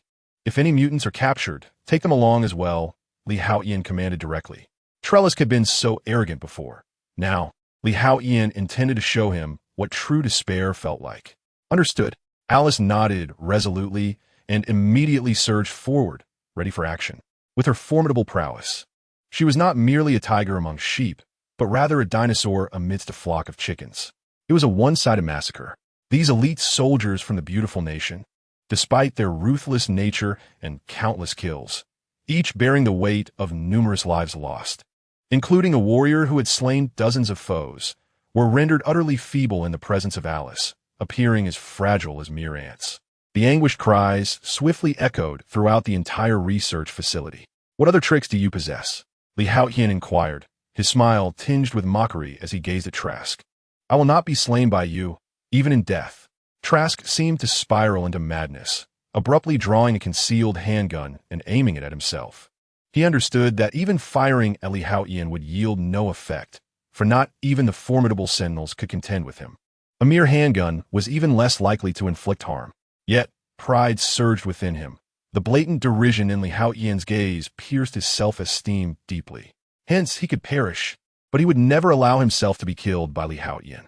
Gunshots rang out repeatedly, and Trask collapsed into a pool of his own blood. A slight smile graced his lips as he cast a defiant glance at Li Haotian. Though I may be dead, it shall not be by your hand. No matter how godlike your power, what does it matter? You still cannot dictate my life or death. Trask's thoughts roared within him. In that moment, his pride ignited completely. He recalled those mutants who had perished at his hands, those who, despite enduring torment and yearning for death, could not die without his command and were condemned to remain as experimental subjects.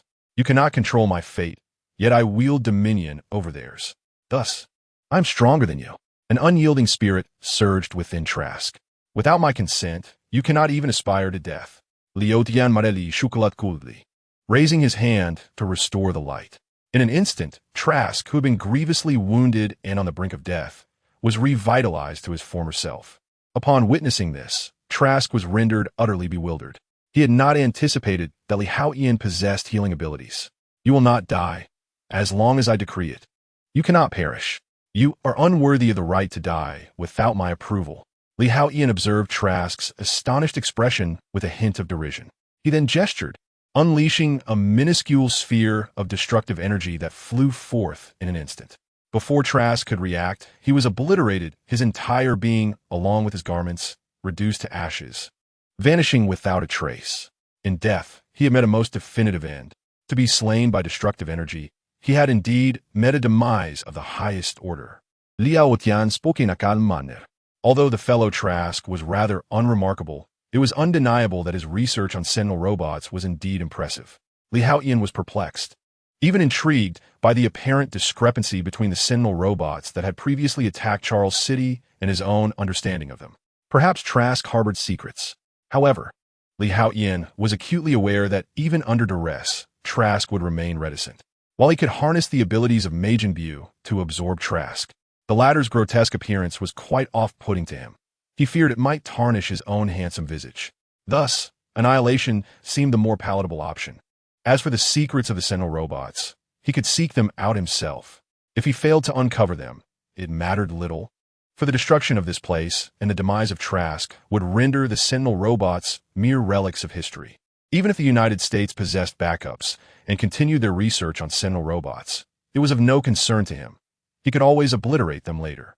Currently, Haotian was experiencing exponential growth in strength day by day, even hour by hour. Thousands of his avatars within the Tianlin Water Kingdom were fervently grasping the profound intricacies of the laws.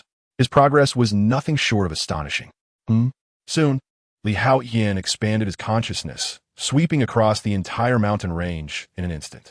Everything within the research facility materialized in his mind. What lay hidden in the depths? A flicker of curiosity danced in Haotian's eyes. The rest of the facility bore no distinctive features, yet deep within the lowest level, he stumbled upon something extraordinary. His consciousness detected peculiar electromagnetic fluctuations there, reminiscent of human brainwave patterns, yet distinctly different. Chapter 127. The Astonishing Sentinel Intelligence Core. Though no one was present, these brainwave-like signals piqued his interest. Haotian raised his hand and effortlessly carved a path through the research facility. He then descended slowly, revealing a meticulously crafted small-scale research lab concealed below. Trask had hidden this. As he surveyed the surroundings, Haotian was taken aback. Although the scale was not vast, the precision and high standards surpassed that of Xavier Academy's high-tech training room, which had been constructed at great expense by numerous mutants. Was this Trask's secret? His curiosity deepened. Before long, Haotian reached the innermost chamber, where the sight before him astonished him. There, he beheld a colossal sentinel head, roughly the size of a truck. This sentinel, though merely a head, was larger than any he had encountered before. Esteemed Mr. Haotian, I am called. At that very moment, before Haotian could utter a word, a projection of a young boy suddenly emerged before the sentinel's head. It is a pleasure to meet you. The figure smiled and addressed Haotian. Artificial intelligence? The appearance of this boyish projection inevitably reminded Haotian of the Red Queen from Resident Evil. Could it be an intelligence akin to the Skynet system in Terminator? This thought piqued Haotian's curiosity. He had not anticipated that this colossal sentinel robot's head possessed something resembling artificial intelligence, and intriguingly, it had a name, a term that presumably signifies a savior. The emergence of intelligence from a sentinel, which even designated itself, was certainly unexpected for Haotian, particularly since it was aware of his name, indicating that it likely had access to the data from the Trask Research Institute. Could this be the reason why the sentinel robots that attacked Charles City differed from the ones he encountered? Haotian pundarat silanli. He was uncertain whether that fellow Trask was aware of this matter or not. No, the powerful Mr. Haotian, you may refer to me as the intellect, the boy promptly declared. Intellect? A flicker of interest crossed Haotian's face. What distinguishes the two? He inquired with curiosity. Indeed, Mr. Lee, artificial intelligence denotes merely a program or cold, unfeeling metal. In contrast, intellect signifies a brain endowed with wisdom. Affirming that I possess self-awareness, the boy replied earnestly. You know I am formidable? Haotian nodded, then posed another question that intrigued him. How did the entity ascertain his strength? Even if it could glean information from the 21 Sentinels that Haotian had previously destroyed, how could this intellect evaluate the balance of power between them? I possess comprehensive research data on mutants from the Trask Research Institute. Within the institute lies a repository of refined genetic source cells. I compared your data against the genetic source cells to construct a hypothetical model. Ultimately, the conclusion drawn was that should I be adversarial to you, the probability of my destruction would be 100%. This time frame spans 10,000 years. Thus, within this millennium, the likelihood of my annihilation remains a constant 100%. Perhaps after a millennium, my chances of survival may improve. But that is merely a projection based on data modeling, as the supercomputers of the United States can only extrapolate data for a span of 10,000 years. The boy responded with utmost seriousness. You can utilize the supercomputers of the United States. Does this imply that you have successfully infiltrated their networks? Haotian expressed his astonishment. After all, the online defenses of the beautiful country are remarkably robust. Ordinary hackers find it nearly impossible to infiltrate. Yet, the young boy before me can effortlessly harness the power of the beautiful country's supercomputers. This indicates that he can easily breach its network. Indeed, this is of little concern to me. Within the mutant data I possess, there exists a type that excels in learning. I have extracted its genes and integrated them into my own being. Thus, my learning capacity far surpasses that of conventional artificial intelligence, for I am a cognitive brain. As he spoke, the boy slightly raised his head and puffed out his small chest, a hint of human-like pride flickering across his face. Clearly, he perceives that any internet data, human databases, intelligence archives, and so forth from the beautiful country, information that is of immense importance and even invaluable to nations around the world, are readily accessible to him. Your body, does it refer to that sentinel head? Haotian stepped forward, approaching the enormous sentinel cranium and reaching out to touch it. To his astonishment, it was composed of nanomaterials. This exceptionally unique nanomaterial was evidently far from ordinary. Haotian immediately raised his hand, unleashing flames, ice arrows, wind blades, and dark corrosive forces to test it. He discovered that this mysterious special nanomaterial ignited in fire, froze upon contact with ice, dispersed in the wind, and upon corrosion, instantaneously altered its molecular structure into a corrosion-resistant material. It seems your body consumes quite a bit of resources, Haotian remarked with a smile. This extraordinary nanomaterial was undeniably sophisticated, its cost unimaginable. Otherwise, it would not exist solely as a head. The cognitive brain would have long since constructed a complete body. Does that fool, Tesla, even know of your existence? He inquired, directing his gaze toward the boy. If Tesla were aware of the boy's presence, he would undoubtedly refrain from such ostentation, opting instead to conceal him and clandestinely bring him to fruition. Of course, if Tesla were to learn of the boy's existence, he might even seek to destroy him. After all, an artificial intelligence endowed with self-awareness would pose a terrifying threat. Coupled with the boy's ability to access the resources of Tesla's research institute for upgrades and creation, the ensuing consequences would be unfathomable. That foolish man is certainly unworthy of knowing of my existence, the boy replied with a distinctly human disdain, speaking with an air of arrogance. What? Am I not worthy of knowing of your existence? Haotian responded with a bemused smile. Of course, the great you is akin to a divine being. Although I pride myself on being the god of sentinels and have chosen such a name for myself, I am fully aware that I am light years away from being a creator. Yet you, without a doubt, are the unparalleled strongest being on this planet, the young boy exclaimed.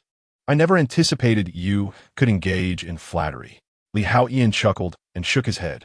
Clearly, the intelligent brain understood that its existence could be effortlessly obliterated. Thus it maintained a demeanor of humility and respect throughout. However, your presence is indeed perilous. Suddenly, a plan flickered in his mind, though his expression gradually turned cold. Chapter 128, Fusion of Gene Source Cells. With a swift utterance from Haotian, the young boy's projection wavered, almost dissipating entirely. Great deity, you possess a heart as vast as the sky and a demeanor as grand as the ocean. I am willing to be your eyes forever, to unveil all the secrets of the world. In the next moment, the young boy surprisingly knelt down, prostrating himself on the ground. Upon witnessing this, Haotian burst into laughter. He had not expected this sentinel intelligence, though not human, to exhibit such humanity. Who did you learn this from? Haotian inquired curiously of the boy, still bowing at his feet. In the network, humans refer to such things as films and dramas. The boy did not raise his head, remaining prostrate, yet he answered clearly.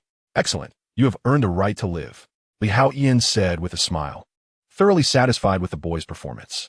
However, I am not particularly fond of your name. From now on, you shall be called Long Haotian. A mischievous thought flashed through Haotian's mind, unspoken yet understood. Thank you for bestowing a name upon me, Master. Long Haotian replied respectfully as he rose. Let's proceed. Haotian nodded. He then raised his hand and stored Long Haotian's essence, that special material sentinel head, within the realm of Tianlin water. Soon, the Trask Institute was obliterated. After all, the data here was already comprehensively backed up by Long Haotian. As for the equipment, they were unnecessary. Whenever Long Haotian required something, he need only inform Haotian, who could conjure it forth, unless it pertained to exceedingly rare items, such as the Infinity Stones. Upon securing Long Haotian's essence within Tianlin water, Li Haotian directly employed his abilities to create the remaining parts of his body.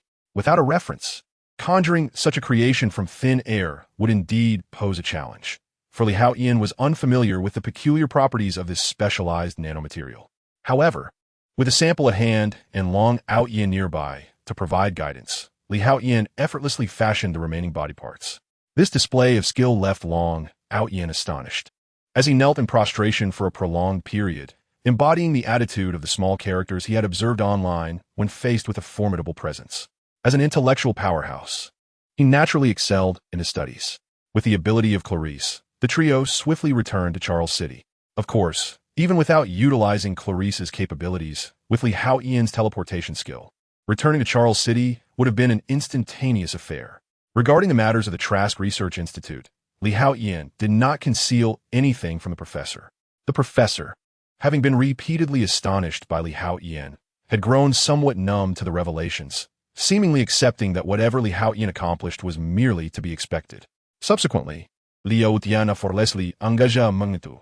In truth, even if Li Haotian had not pressed him, Magneto had already lost the confidence to contend with Li Haotian. The earlier display, where Li Haotian effortlessly obliterated 21 formidable Sentinel robots, was indelibly etched in Magneto's mind. The sheer strength of his adversary was utterly unimaginable. Magneto found himself at a loss to categorize Li Haotian's level of mutant prowess. He even grappled with the question of whether Li Haotian could still be considered a mutant, especially since he could dispatch Sentinel robots, designed specifically to counter mutants, with the ease of crushing an ant. However, for Magneto, these considerations were no longer of significant concern. Li Haotian harbored no aspirations of becoming the ruler of the world. He had not even abolished his position as the first chairman. Instead, alongside him, Charles had assumed the role of the second chairman, sharing equal authority. This was not a substantial issue for Magneto, as he had previously collaborated with the professor, and they were both old friends and partners. Thus, the opportunity to work together again was something Magneto could accept. With Li Haotian's involvement, or, to put another way, his protection, the Mutant Federation truly became more formidable, particularly with the presence of dozens of heads of state, high-ranking officials, and representatives from various nations. Magneto ensured their safe return to their respective countries, sparing them any embarrassment. This aligned with Charles' intent, as having these leaders return to advocate on behalf of the mutant cause would be far more effective than Charles' City's own efforts and publicity. After all, these individuals represented the pinnacle of global public relations. The visitors were either heads of state or high-ranking officials, with the least among them being of considerable importance. Li Haotian did not overly interfere with the affairs of the Mutant Federation. What he sought was merely the faith of the mutants. To him, the Earth could be obliterated at will. Thus, the notion of ruling the world held little allure. Anything he desired could be effortlessly obtained, even without monetary exchange. Even that which money could not procure, he could create simply by wishing it so. Therefore, the ambition to unify the world and reign supreme bore no real significance for him. What he truly sought was genuine freedom and leisure. Above him, there existed no entity left to venerate. However, this notion still felt somewhat distant to him. Setting aside the vastness beyond, the peculiar universe nestled within the depths of his own genetic cells remained an enigma. This incessantly instilled in Li Haotian a sense of being watched by an invisible hand. While the thrill of orchestrating events from behind the scenes was exhilarating, the realization that he was not the hidden puppeteer left him feeling quite discontented. Thus, upon returning to Charles City and entrusting these matters entirely to the professor, Li Haotian promptly assumed the role of an indifferent overseer. He ventured into the realm of Tianlin Water Nation, embarking on a study of genetics. Previously, Long Haotian had mentioned possessing a sample of genetic source cells. Such a specimen might prove invaluable to Li Haotian. Master, this is the source cell. Long Haotian presented the minuscule source cell, no larger than a grain of rice. To Li Haotian, is this all there is? Li Haotian inquired, his curiosity piqued as he scrutinized the source cell in his hand. Indeed, Master. This source cell is exceedingly difficult to extract. Even cloning technology cannot replicate it. It can only be derived from the bodies of specific mutated humans. Yet, after a certain threshold of extraction, no further increase is possible. Long Haotian explained. revealing that the Trask Institute had extracted factors from 1,000 mutated individuals to refine the source cell. Ultimately, they only managed to utilize the factors from 500 of them. Any additional factors from the others failed to augment the source cell even slightly. This had been a subject of his ongoing research. Yet despite possessing the comprehensive data from the Trask Institute and the ability to infiltrate databases in the beautiful nation at will, he had not made any further advancements. Let me see what sets this source cell apart. Upon hearing this, Haotian immediately raised his hand. In an instant, his fingers began to writhe and transformed into a marble-like orb, which soared towards the source cell. This was the ability of Majin Buu. He intended to utilize Majin Buu's power to directly merge with the source cell and witness the unfolding events. Chapter 129, The Closed Loop Opportunity. The unknown, the source cell, was swiftly enveloped by the orb and rapidly integrated into Haotian's being. As Majin Buu's power activated, the source cell was seamlessly fused. Boom! In the next moment, the genes within Haotian ignited into a fervor. The universe hidden deep within those cells appeared to be boiling. The silvery stars, previously shackled by invisible chains, began to flicker incessantly. Bang! In an instant, the unseen chains binding the silvery star began to shatter. Upon merging with Haotian, the source cell transformed into a potent and distinct aura, flowing unimpeded through the cells and surging into the silvery star. Buzz, radiating brilliance, illuminating all directions. Mysterious rhythms and fluctuations permeate this cellular universe. The silvery star, representing Haotian's genes, begins to expand at a perceivable speed, growing exponentially in mere moments. In the blink of an eye, it has multiplied 100-fold. Yet the pace of its expansion does not cease. It merely slows incrementally. The creative force has intensified nearly 10,000 times. Haotian immediately senses the transformation within himself. The white star, emblematic of his genes, undergoes a remarkable metamorphosis. Its hue shifting to a dazzling white, reminiscent of a supernova, radiating light and warmth. Is this the result of merging with that fragment of the source cell? He is taken aback. It seems that beyond this, his body experiences subtle alterations. Haotian is astounded. In the void of this cellular universe, invisible threads traverse the cosmic barriers, intertwining with his very being. The other ends of these threads connect to all his ordinary cells, channeling energy from them to perpetuate the expansion of the gene star. Possessing the mastery akin to that of Majin Buu, he is intimately aware of every cell in his body. He could drive for days without leaking a drop of oil, achieving a state of flawless vitality. In a mere shift of posture, he could traverse vast distances, returning from his journey enriched with knowledge. This exemplifies his control over his own form. Thus, although Haotian cannot perceive these ethereal threads, he can nonetheless sense their presence. It appears that I must devise a means to further enhance my physical strength, he ponders. The power structure of the Dragon Blood youth world primarily revolves around the intricacies of the laws.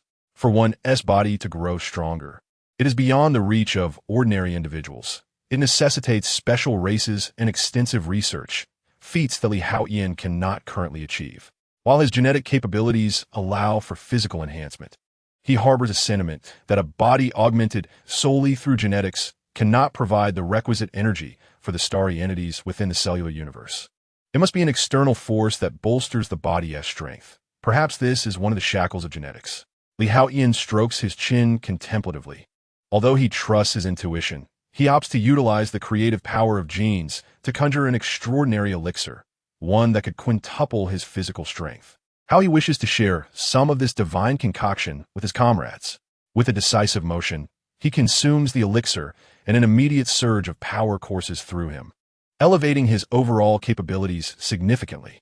Having expended all his creative energy, he manages to amplify the elixir's effect to 5 times its original potency. Moreover, consuming only the first dose proves beneficial. Subsequent intakes yield no effect. Haotian let out a deep sigh. This is the shackles of genetics. It is akin to Franklin Richards, the prodigious offspring of the enigmatic Mr. Fantastic and the Invisible Woman. He is a naturally born Omega-level mutant, possessing abilities that surpass even Haotian's creative prowess. He wields boundless power, capable of manipulating time and space, altering or distorting reality, and even creating parallel universes. He has, alongside his sister Valeria, expended his strength to resurrect the planet devourer of the main universe. His might is deemed equivalent to that of an omnipotent deity, capable of manifesting the entirety of the cosmos. He can even foresee the future from his dreams. Although the future is rife with variability and infinite possibilities, Franklin tends to envision the most probable outcomes, which often come to pass. Yet, Haotian is aware that Franklin's proclaimed dreams are not genuine dreams, but rather projections of an environmental consciousness from his dream self. In the comics, the amalgamation of Charles and Eric's dark self-awareness birthed a monstrous entity of unparalleled strength, instilling terror. This led to the sacrifice of Earth's heroes who, in a desperate struggle, managed to vanquish it. At that time, Franklin subconsciously transported the Avengers and others into the pocket universe he had created, allowing them to be reborn in a new reality. He is a mutant of such immense power that he can create a universe with his bare hands. His Omega-level status truly embodies the concept of infinity. Ultimately, Franklin, alongside Galactus, persevered until the very end of time, prior to the universe's heat death. Galactus proclaimed his intention to utilize the remnants of his energy to forge a new universe, becoming Franklin's new abode. He is heralded by Galactus as the mightiest mutant in history. Together, they represent the balance of the cosmos. One is the supreme creator, while the other is the ultimate destroyer. Yet, even such beings cannot create a universe to replace the primary one. They cannot transcend the constraints of the cosmos, nor can they incorporate the first celestial into their own universe. This presents an insurmountable paradox. Can a being born from a cave emerge from it, or even create a larger world, consuming the cave back into its own essence? Haotian has encountered numerous novels with similar concepts. Coupled with the recent upheavals within the cellular universe, he found himself plunged into contemplation. To shatter these constraints, he must grow stronger. The initial step is to enhance his physical strength, fortifying his cells. He must provide greater energy to the stars, allowing them to expand to their limits. He yearns to witness what transpires. Haotian immediately began to ponder intensely. Yet, this earnest reflection induced a slight headache. Without reliance on genetics, how might he elevate his physical condition to a new echelon in a short span? It seems rather challenging. Perhaps his mind remains insufficiently agile. He let out a resigned chuckle. Since the power of creation was no longer viable, he had already tested that, utilizing the strength of genes. Even if it enhanced his physical prowess, proved futile. How, then, could he resolve this dilemma? Haotian was once again plunged into contemplation. Ding! At that moment, the system notification chimed, interrupting his thoughts. Congratulations, Master, a new member, Taoist Master Absolutely Unrighteous, has joined the Tianlin Water Nation. Chapter 130 Delight. A new member has joined? Haotian was momentarily taken aback. He had not anticipated the sudden arrival of a new member at this juncture. However, this could indeed be fortuitous for him. Perhaps this newcomer could offer him a novel cultivation framework. If so, he might finally find a solution to his vexation of rapidly enhancing his physique. After all, the system of the Dragon Blood Youth world had reached a plateau in terms of physical enhancement in a short span. Even breaking through or acquiring additional divine avatars seemed to yield little benefit. Taoist Master Absolutely Unrighteous? Upon seeing the name of this new member, Haotian was instantly stunned. Could it possibly be that individual? The name was quite distinctive. Whoosh! In the next moment, a plump Taoist priest with a rosy complexion appeared within the Tianlin Water Nation. What is this place? Despite his corpulent form, the Taoist moved with surprising agility, surveying his surroundings with keen vigilance. Swish! At that moment, shadows flitted by, revealing two more figures, the Dragon Blood Youth and Naruto Uzumaki. Hey, chubby uncle, are you the new member? Naruto squinted curiously at the portly Taoist. Both had received the system notification about a new member joining, so even though they were somewhat preoccupied, they entered the Tianlin Water Nation. After all, they might soon become comrades, and both were intrigued by the newcomer. Child, I'm a guest invited by the master of Tianlin Water Nation, the Taoist said, flashing a brilliant smile that revealed a set of pearly white teeth. I am Naruto Uzumaki, a man destined to become Hokage. Upon hearing the Taoist's words, Naruto immediately struck a pose with his hands on his hips, and proclaimed loudly, "But you say the master invited you as a guest. What does that even mean?" Clearly, the concept of a guest did not exist in the world of Hokage. "Your strength is considerable, yet it seems inferior to mine. Though I am unfamiliar with the term guest, it evidently does not denote an ordinary faction member. Thus, you must be deceiving me." The Dragon Blood youth interjected. At present, he had attained the 9th level in human form, transforming into a sacred domain Dragon Blood warrior. Additionally, his mental prowess had reached the early stages of level 9, having recently officially become a level 9 dual element mage. Moreover, he exchanged for the template of Mage Imbue. Although due to insufficient points, he could only obtain a truncated version rather than the complete one. Even if he were to inherit everything, his capabilities would only reach around level 5. However, combined with his sacred domain transformation, the Dragon Blood boy held confidence in his ability to defeat the rotund opponent before him. Yet, it was highly probable that this adversary hailed from another realm, potentially possessing some extraordinary abilities. Having already clashed with Naruto Uzumaki, he noted that the latter's strength was rather feeble, but the art known as ninjutsu held its own mysteries. Techniques, such as the Shadow Clone and Transformation Jutsu, were intricate enough that even he could not discern their subtleties. Thus, the Dragon Blood boy remained cautious, as the possibility lingered that this plump individual might also possess unique capabilities, rendering the outcome uncertain. Nevertheless, the Dragon Blood boy was convinced that his opponent was likely deceiving him. This was his intuition. "Let's duel. If you manage to defeat us, you may assume the role of that so-called guest elder, and it would matter not. However, should you fall, you must, like me, address him as boss," Naruto Uzumaki declared, pointing at the Dragon Blood boy. He was already contemplating the prospect of vanquishing this corpulent figure to gain another subordinate. This was a bet he had made with the Dragon Blood boy previously, resulting in Naruto being swiftly defeated in mere rounds, relegating him to a subordinate role. Now, upon encountering a newcomer, he felt invigorated. "My young friend, how could I possibly take advantage of your youth?" The rotund Taoist chuckled heartily. Unaware of the circumstances in the kingdom of Tianlin, he was naturally reluctant to act impulsively. Shortly thereafter, the rotund Taoist received an email, which instantly clarified matters for him. "Is this true?" he pondered, mirroring the Dragon Blood boy's skepticism. "Of course it is true. The greatness of our leader is beyond your imagination. So refrain from spreading falsehoods, lest you incur the leader's wrath," the Dragon Blood boy asserted, now endowed with the power of the sacred domain. Yet, the stronger he became, the more he realized the vast gulf between himself and the ruler of the Tianlin Water Kingdom. However, he vowed that one day, he too would cultivate to the pinnacle and become a force not inferior to the leader. Although Li Haotian loomed before him like an insurmountable mountain, the Dragon Blood boy remained undeterred by this stark disparity. Instead, he was filled with an even greater fighting spirit, as if he had discovered a new life goal. "I, too, have seen the world." The rotund Taoist grinned widely, remaining skeptical of the two young boys. After all, they were merely children. What could they possibly know of true strength? Yet, despite his doubts, the fat Taoist uploaded some fundamental cultivation methods, garnering a small amount of points, and proceeded to experiment. To his astonishment, he found everything to be true, which filled him with exhilaration, especially with the countless techniques created by Li Haotian stored within the gang's repository. Even some systems. Indeed, during moments of idleness, Li Haotian also crafted several systems and stored them in the warehouse for future members of his faction to utilize, allowing them to exchange points. Each of these systems was accompanied by specific tasks. Upon completion, one would earn points. However, it is worth noting that a staggering 90% of these tasks would ultimately benefit Li Haotian, transforming into his source points. Yet now, with his power of rules having evolved into the power of creation, these source points serve to replenish his creative force.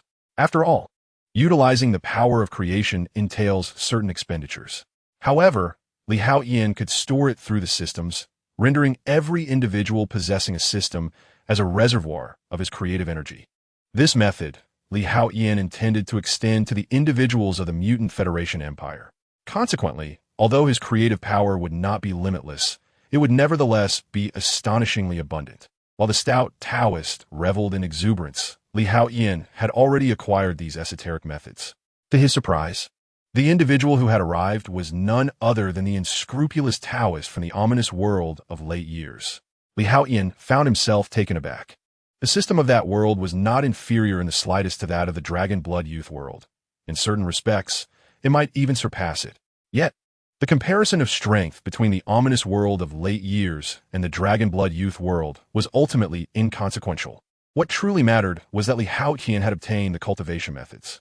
Moreover, the ominous world of late years also possessed a cultivation system focused on bodily development, entirely distinct from the profound laws of the Dragon Blood Youth world.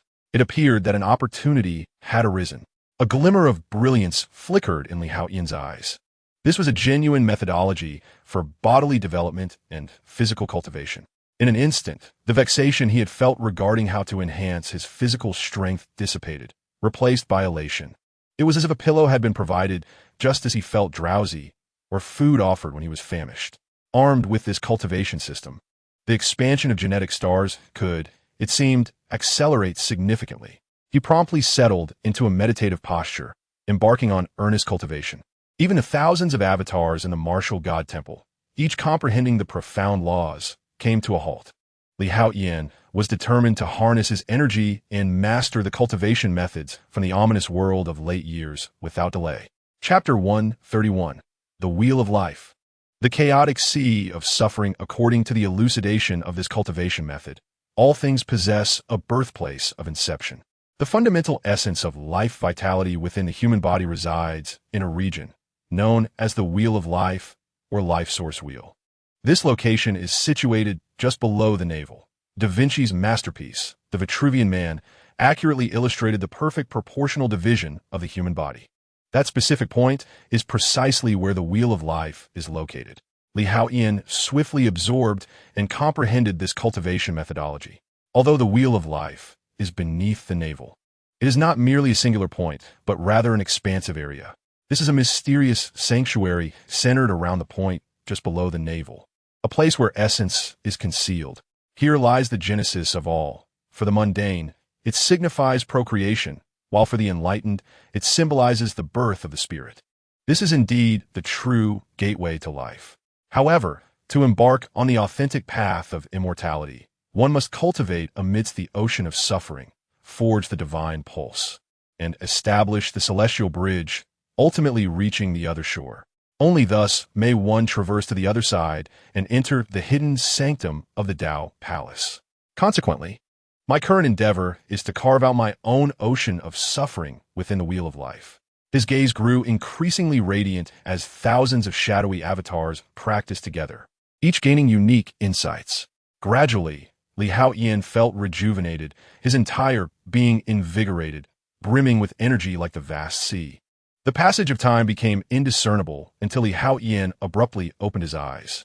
With the simultaneous dissolution of the multiple shadowy avatars, the accumulated experience of thousands of them surged into his true self. At that moment, the Wheel of Life within Li Haotian erupted in a dazzling brilliance. A terrifying roar akin to a tsunami reverberated through the air, while the location of the ocean of suffering radiated countless divine lights. A myriad of colors swirled in a chaotic dance. The elemental forces of earth, fire, water, and wind manifested in cycles of creation and destruction. Within Li Haotian's ocean of suffering, divine radiance flickered splendidly, the chaotic sea roiling with overwhelming waves. The interplay of earth, fire, water, and wind unveiled the profound mysteries of the universe. Such a magnificent spectacle left even Li Haotian in awe. Is this what I have conjured as my ocean of suffering? He mused, astonished. Although it was merely an area the size of a palm beneath his navel, it seemed to resonate with an infinite chaotic ocean roaring forth. As he sat cross-legged, the divine light of the ocean of suffering blossomed. The tsunami surged with relentless fury, and the elemental forces thundered mightily. The spectacle was astonishing, with waves crashing fiercely. According to the recorded teachings, without a connection to the Wheel of Life, the ocean of suffering would be devoid of vitality, lying barren and lifeless, often appearing in shades of dark green or pitch black. In light of this, my ocean of suffering is no ordinary one. Li Haotian was yet unaware of the level of his ocean of suffering. Could this be the so-called anomaly of the ocean of suffering? He murmured softly.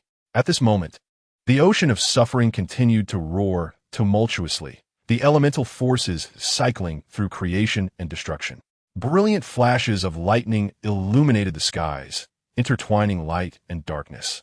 The chaotic sea bore no distinctions of up or down, seeming to transcend the annals of time. Finally, after half an hour, these extraordinary phenomena began to subside. In the original location beneath the navel, a tiny point of nine-colored luminescence emerged. Though it was merely the size of a grain, it radiated boundlessly, shining brilliantly. I have finally opened up the ocean of suffering. Li Haotian exhaled a breath of foul air, feeling an unprecedented fullness of spirit. His body had grown threefold in strength. Upon inspecting himself, he discovered that after establishing the ocean of suffering, his physical prowess had indeed augmented threefold. It is worth noting that Li Haotian had previously consumed a divine elixir that had already enhanced his physique fivefold. Now it has increased threefold. Consequently, Li Haotian's physical prowess has been augmented by a remarkable 15 times. Such an enhancement stirred within him a sense of anticipation, compelling him to delve into the cellular universe. Indeed, he discerned that the expansion rate of the gene stars had also surged to nearly 10 times its previous level. It seemed that it would not be long before these gene stars would reach their ultimate expansion. Li Haotian felt a burgeoning excitement. He resumed his training, eager to see if he could, in one vigorous effort, cultivate the life spring. He promptly entered a state of focused cultivation once more. However, Li Haotian permitted one of his divine avatars to venture out and relish life. For solely engaging in rigorous cultivation would not be beneficial for one's physical and mental well-being. This was a sentiment he found lacking in the Brawlara tribe of the Dragon Blood Youth world. The Brawlara tribe could entirely bifurcate personality, desires, and thoughts, allowing one to consolidate what they wish to possess, while discarding greed, malevolence, and the like. Ultimately, the soul could undergo transformation, bifurcating into two distinct souls. This way, one could traverse even further. Of course, Li Haotian was merely reflecting. If truly given the choice to become a Brawlara, he would find it unbearable. For him, being human encompassed a myriad of emotions, relishing the spectrum of feelings and desires that he believed defined humanity. Time gradually passed, and before long, half a month had elapsed. The Mutant Federation Empire had been fully established. Following discussions between the professor and Magneto, the name was officially changed to Empire. During the founding conference, Li Haotian's unparalleled strength was showcased through a video obtained by the professor from Long Haotian, subsequently disseminated across the internet. This sparked the interest of countless mutants. In a remarkably short time, the Empire's population surged to over 10 million, with more than 90% of mutants drawn by the videos of Li Haotian annihilating Sentinel robots. Just a few days ago, the professor had even witnessed Li Haotian perform a miraculous feat, further solidifying the mutants' loyalty to the Empire and their reverence for him. The power of faith began to manifest its effects. The comprehension of the 7 elemental laws, earth, fire, water, wind, light, darkness, and thunder, was progressing. In addition to the 4 divine avatars that had already ascended to the lower deity level, the remaining 3 had also reached the pinnacle of the holy realm, standing on the brink of transformation to become lower deities. At that juncture, Li Haotian would possess 7 divine avatars. Furthermore, just yesterday, the Dragon Blood Youth uploaded the spell manuals for necromancy and life magic. This prompted Li Haotian to commence his studies in both disciplines, as these 2 superior magics pertain to the supreme laws of life and death. Li Haotian was also quite curious whether he could successfully cultivate all 4 supreme rules and 7 elemental laws of the Dragon Blood Youth world. He pondered that if one day all 11 of his divine avatars reached the pinnacle of the upper deity realm, would it also lead to extraordinary transformations? Although the system of powers he was cultivating was becoming increasingly complex, his understanding of strength was deepening profoundly. In his mind, a unique system of power, akin to a seed, was gradually maturing, destined to one day blossom into a towering tree, ultimately yielding fruit. 3 days had swiftly passed. On this day, Li Haotian was relishing a rare extreme rally race alongside Clarice and Alice. The asphalt, drenched in sweat, resonated with the most primal essence. Suddenly, a prayer echoed in his mind. "Almighty and invincible God of mutants, I beseech you to save Eve. I am willing to offer everything.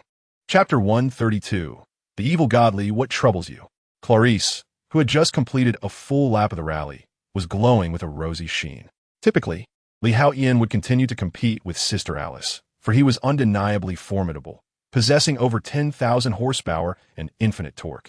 Even though both Clarice and Alice bore the template of the Demon Beau, their endurance and stamina were fearsome.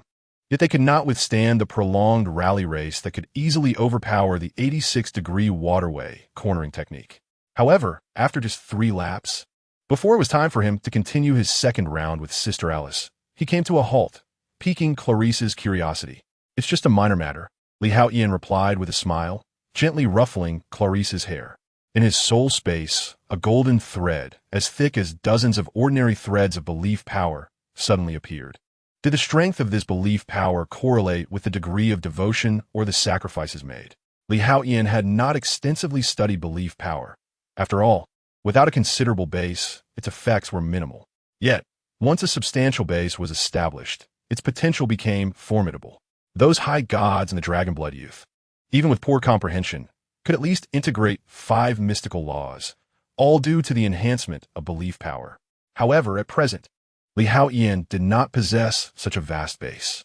Even a mere enhancement of several or a dozen times in comprehension would be commendable. After all, with the martial god space and multiple shadow avatars, he was not lacking in strength. Yet, the prayer had piqued his interest. What could have driven this individual to such a desperate state? Haotian was instantly intrigued. With the slightest surge of faith, he can now directly transmit his divine power, manifesting his divine presence. Additionally, he can sense the essence of others through this faith, utilizing instant teleportation to arrive in an instant. Let a divine avatar take my place. Haotian contemplated, preparing to summon a divine projection for his descent. He had a crucial rally to participate in and could not afford to abandon it for such trivial matters. However, at that moment, Haotian suddenly paused. How fortuitous! It turned out that one of his shadow clones, who had been comprehending the profundities of the laws, had grasped the elemental principles of lightning to the level of a lower deity. Upon dispersing the shadow clone, the insight sufficient to break through to the lower deity realm surged instantaneously into Haotian's mind. Thus, it was no surprise that Haotian once again underwent a soul division, acquiring a lightning element divine avatar. "Li, you have ascended once more," Clarice exclaimed with excitement. In fact, he had also imparted the magical cultivation methods of the Dragon Blood Boy world to the 2 women. However, mastering magic was no simple feat. Their training had only reached the level of advanced sorcerers, particularly for Clarice, who possessed only a medium affinity for the light element. Alice, on the other hand, had a superior affinity for both water and wind elements. Yet, for both Clarice and Alice, this was of little concern, as long as Haotian grew stronger. They could train alongside him and grow in strength as well. "All right, let us resume the competition," Haotian cheerfully exclaimed, giving Alice's rear wing a playful slap. Meanwhile, the newly manifested lightning element divine avatar descended instantaneously through the power of faith. In a small town in the Corn Kingdom, tranquility was shattered by a meteorite that crashed from the sky. The townsfolk discovered the meteorite crater, but instead of finding a meteorite, they encountered a peculiar hammer. Consequently, everyone in the town emerged, eager to lift the hammer and uncover its secrets. Strangely, no one could manage to lift it from the ground. Even with the efforts of trucks and cranes, they were met with futility. In no time, the site became a gathering place for countless onlookers. That night, standing before the meteorite crater was a tall, robust young man with golden hair. The once bustling scene had vanished entirely. Surrounding him were numerous corpses, the ground stained with blood. Apart from the golden-haired youth, a man covered in sharp barbs held a woman in his arms, weeping bitterly. He was the only survivor in that moment. I told you we shouldn't come to see this hammer, yet you insisted on trying your luck. Now that we see the hammer, you've left me, She was my wife, and I am a mutant, just a worthless mutant. This is a mutant of exceptional caliber." He howled in anguish, his gaze fixed upon the golden-haired youth before him, brimming with animosity. "Great God of mutants, I am willing to sacrifice everything, even my soul. Please, I beseech you, save my Eve," he cried out in a fit of desperation. "Forgive me, I cannot contain myself." The golden-haired youth displayed a semblance of remorse on one half of his face, while the other half bore a cruel expression. Have you ever seen a human apologize to an ant? Moreover, we are gods. To slay him would be as trivial as crushing an ant or a bug in a moment of boredom. Crush him. The cruel half of his visage was steeped in madness. Damn it, Loki, you scoundrel, I have fallen for your trick. The golden-haired youth roared, rage evident in his voice. Without the hammer of the thunder god, what are you worth? Would it not be better to willingly merge with me? My dear brother. The cruel half of his face sneered ominously. You are not Loki at all. What indeed are you? He raged, desperately attempting to tear away a ring from his hand. I am Loki, yet I am not Loki, ha ha ha. That scoundrel, Loki, sealed me within this mask, hoping to use me as his pawn. Alas, the mask has been destroyed, and I am free. But I still lack a body. It was your own cowardly heart that granted me this opportunity, the malevolent Loki declared. Boom! At that moment, the sky erupted with flashes of lightning. Terrifying thunder illuminated the heavens, transforming the scene into something akin to daylight. A figure slowly emerged from the tempest. Dressed in a regal purple robe, with a stern countenance, he gazed down upon the weeping mutant and spoke in a calm voice. My devoted follower, are you calling upon this god? Buzz. His voice resonated like thunder, instantly exploding in the mind of the mutant. Great god of mutants, Tatter calls for your descent. Please, mighty deity, save my Eve. The once despairing mutant, Tatterk, felt a surge of exhilaration upon seeing the figure. He humbly prostrated himself on the ground, fervently bowing his head. Blood stained the earth, yet he paid it no heed. My follower, as you desire. Chapter 133. The Thunder God, struck by lightning.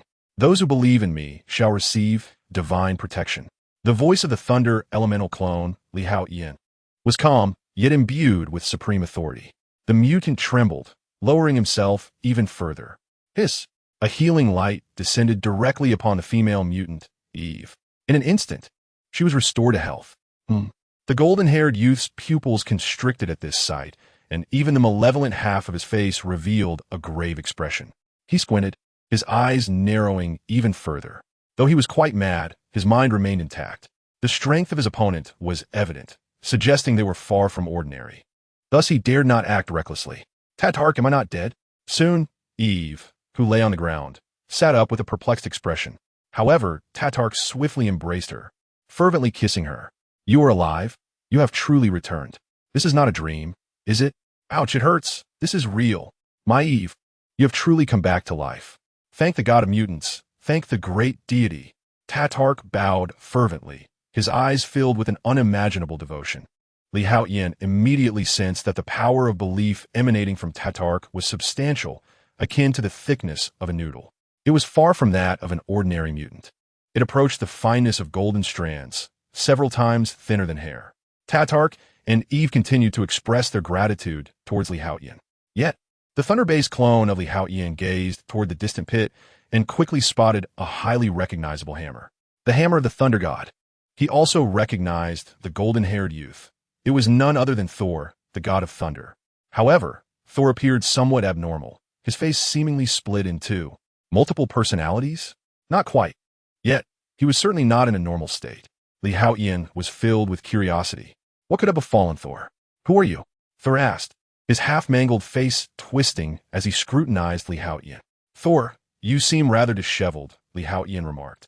A hint of amusement playing on his lips as he addressed the god of thunder, ignoring the grotesque half of his face. Do you know me? Thor struggled to articulate. His voice strained. Whoever you are, it would be wise to leave this place. This matter does not concern you. Do not meddle, lest you, the so-called god, meet your demise here. The malevolent Loki interjected coldly. Are you threatening me? Haotian raised an eyebrow, a subtle smirk forming on his lips. You may perceive it as such.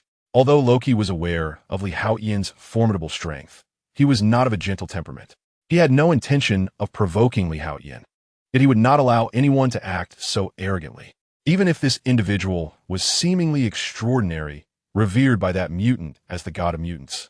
What did Loki have to fear? As long as he occupied Thor's body, he could eliminate Loki in the realm of Asgard.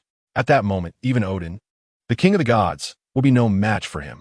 To unify the realms of the gods and earth, to ascend as the supreme god of evil.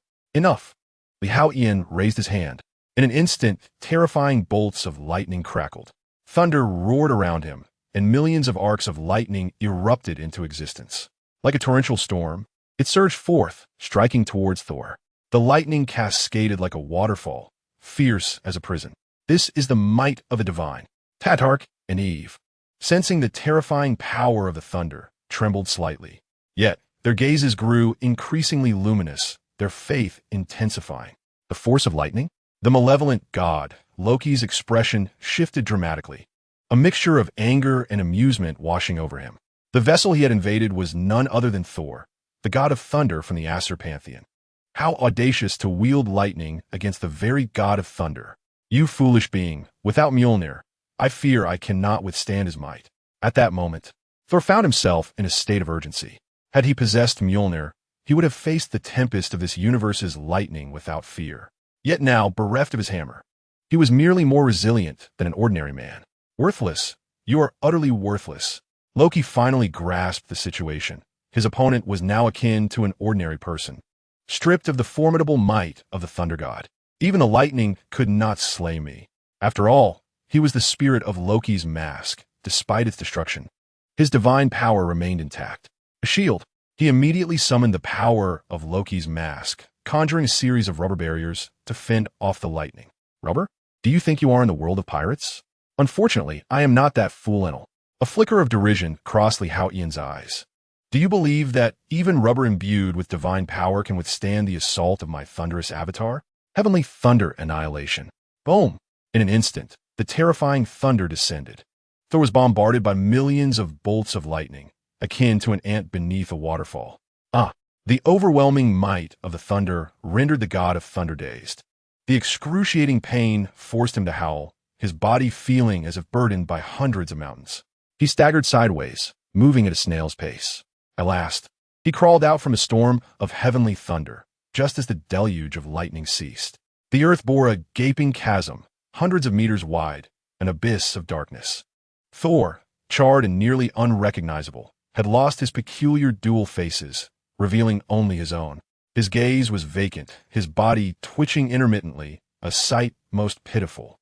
Indeed, Thor, the god of thunder, possessed a formidable physique. The density of his muscles and bones rivaled that of steel. Haotian couldn't help but admire. Under the cataclysm of heavenly thunder, even steel would melt and be reduced to powder, let alone flesh. Yet, despite Thor's dire state, he still drew breath. However, he still appeared feeble, lacking the might of Thor, hardly surpassing a mere weakling. After all, even a weak chicken can engage in pecking. While Thor could only lie in a state of defeat.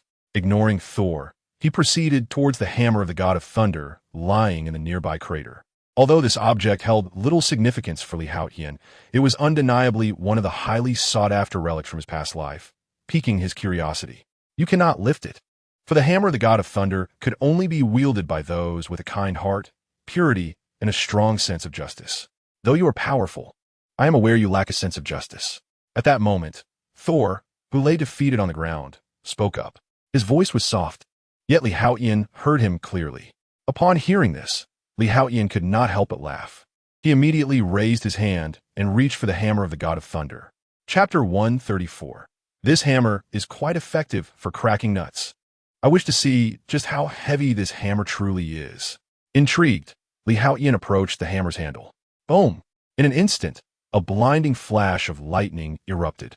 The sky darkened with ominous clouds, and terrifying bolts of lightning descended upon Haotian. Attempting to strike me with lightning? Haotian paused momentarily at the sight, but then a smile crept upon his face. He made no attempt to evade, instead standing resolutely beneath the storm. The ferocious bolts of lightning were no less potent than the heavenly thunder he had previously unleashed.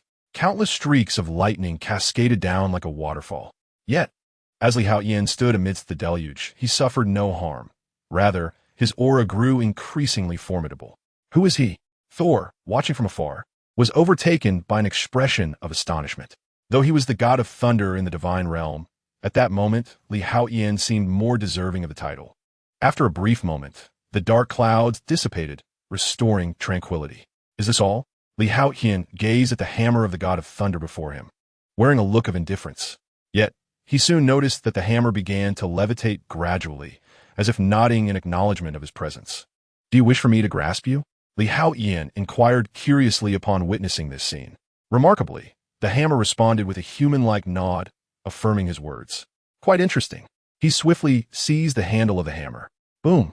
In that instant, a terrifying energy surged from the hammer into Haotian's body. Is this the power of the Thunder God? As Haotian felt the surge of this formidable energy within him, a flicker of astonishment passed through his eyes. This power, not only immensely potent, also bore the attribute of lightning. Haotian could distinctly perceive that this formidable force of the Thunder God resonated with the profound principles of lightning he had comprehended, evoking a sense of shared lineage. Excellent. He could assert with utmost certainty that the hammer of the Thunder God would aid him in grasping the mysteries of the lightning principles. This outing has indeed yielded tremendous rewards. A smile graced Haotian's face. Perhaps his first breakthrough to the mid-god realm would be through the lightning avatar. For the sake of the hammer of the Thunder God, I shall spare your life. He directed his gaze toward Thor, sprawled on the ground like a defeated dog, and spoke matter-of-factly. After all, he held no animosity toward Thor. The malevolent aura emanating from him had merely provoked Haotian's ire, but now it had been utterly obliterated by the heavenly thunder. Hence, there was no longer any need for a life-and-death reckoning between them. Furthermore, having acquired the hammer of the Thunder God would still serve his interests. Thus, Haotian chose to disregard the easily crushable Thor. He turned his attention to the two mutants prostrated before him in reverent worship, a smile appearing on his face. Their bountiful gains were largely due to Tataka's devout prayers, which had guided his descent. Contemplating this, he raised his hand and, in an instant, bestowed a fragment of divine power upon each of them. Should danger arise, this divine power would safeguard their lives. After completing this act, Haotian vanished from sight. When did Earth come to possess such a terrifying individual? Thor gazed at the vanishing figure of Haotian, his eyes filled with astonishment and a hint of anxiety. Particularly concerning was the fact that the hammer of the Thunder God had been taken by him. Retrieving it now seemed a daunting task. Thor had come to deeply appreciate Haotian's strength, realizing that he was no match for him. In his view, even in his peak state, enhanced by the hammer, he might still be unable to contend with Haotian.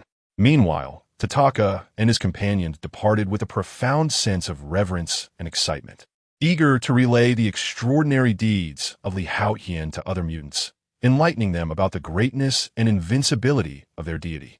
After some time, the agents of SHIELD finally arrived. In truth, they had received word of the hammer's descent as it fell. However, their journey was delayed due to the destruction wrought by Haotian upon the airborne aircraft carrier. Thus, by the time they reached the site, they were met with devastation and countless gaping chasms. Lying on the ground, seemingly lifeless like charred remains, Thor, the god of thunder, appeared to have been struck by lightning. Remarkably, despite his grievous injuries, he still clung to life, showcasing an astonishing vitality. Take him away. The thunderous avatar swiftly returned to Xavier Academy. Is this the legendary MJ owner? Clarice inquired, her curiosity piqued as she examined the metallic hammer before her. Yet, she could discern no extraordinary features. It merely resembled an ordinary artifact, one that could likely be procured for a handful of coins from an online marketplace. Suddenly, Haotian seized MJ Lner and gently struck a nearby walnut. With a satisfying crack, the walnut shattered, its shell turning to dust while the kernel remained intact. See how convenient it is for cracking walnuts, he exclaimed, laughter spilling from his lips. Clarice, taken aback, wore a bewildered expression, her face a tapestry of amusement and disbelief. After all, this was MJ Lner, the weapon of deities. But what did it matter? Wasn't he already akin to a god himself? At that moment, Aliston picked up a walnut kernel, gently split it open, and offered it to Haotian. The world held reverence and admiration for deities, yet Aliston felt none of that. After all, her partner possessed several divine avatars. Aliston was astute. Haotian playfully pinched Aliston's cheek, chuckling as he spoke. Soon, the trio was engaged in playful banter once again. Time flew by, and half a month passed. After completing a rally race, Haotian, accompanied by Clarice and another female companion, headed to the cafeteria for a meal when a sudden revelation brightened his eyes.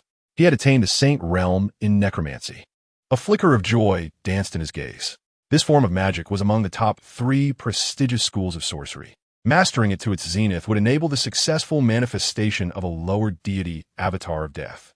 Haotian held a keen interest in the rules of death, as they intertwined with the rules of life, both being paramount in the study of souls. He also harbored an idea he wished to implement, though mastery over souls demanded a high degree of skill. Now, he had taken a significant step forward.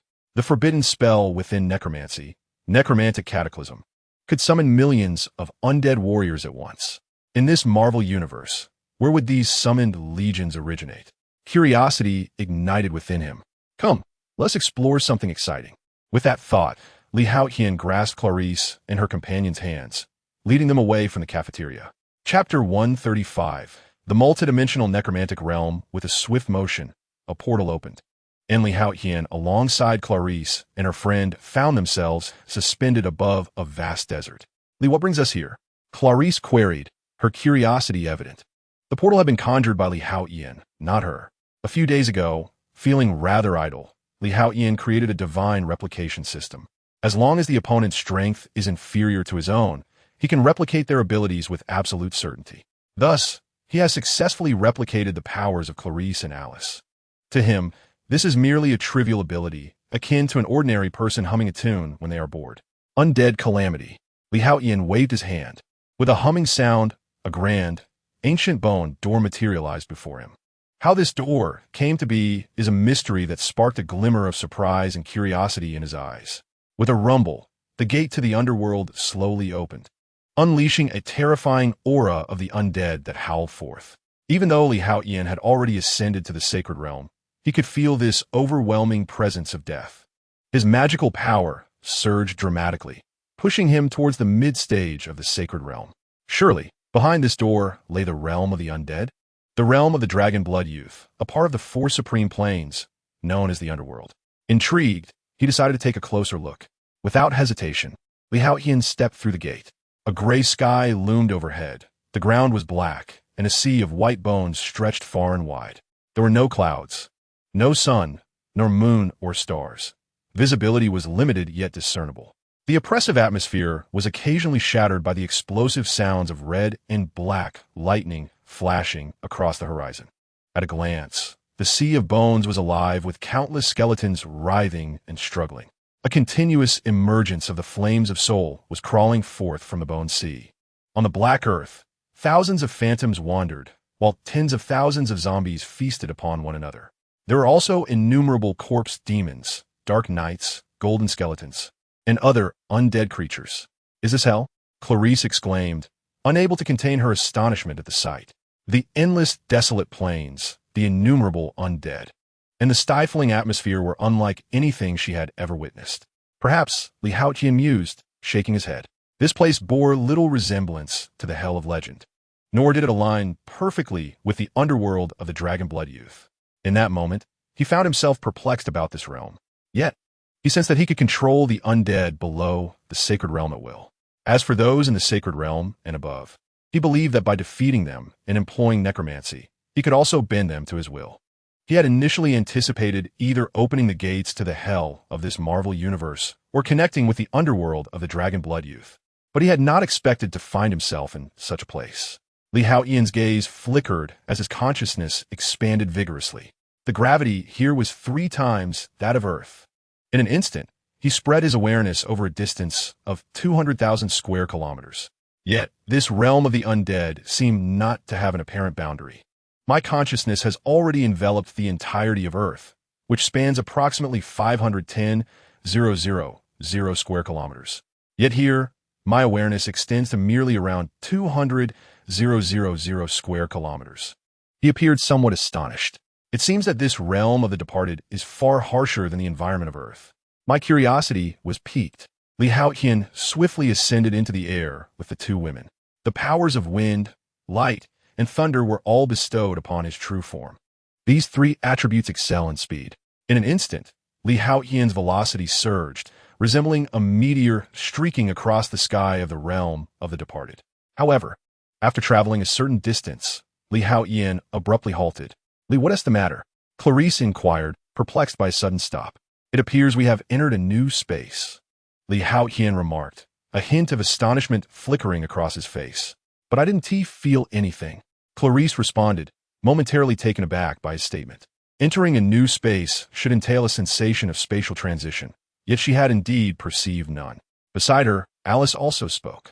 Look, without further explanation, Li Haotian raised his hand and pointed towards the void behind him. Instantly, a miniature Kamehameha surged forth from his fingertip. Just as Clarice and the others were enveloped in confusion, the energy blast vanished into the emptiness behind them. This truly is not the same space, Clarice exclaimed in surprise upon witnessing this occurrence. How intriguing! Li Haotian moved closer, extending his hand toward the void. Indeed, his arm appeared to vanish into thin air. Yet, he could sense that in another space, his arm had traversed through. Fascinating. Curiosity flickered across Li Haotian's face as he passed through the barrier, returning and forth. I am eager to uncover the secrets that dwell within.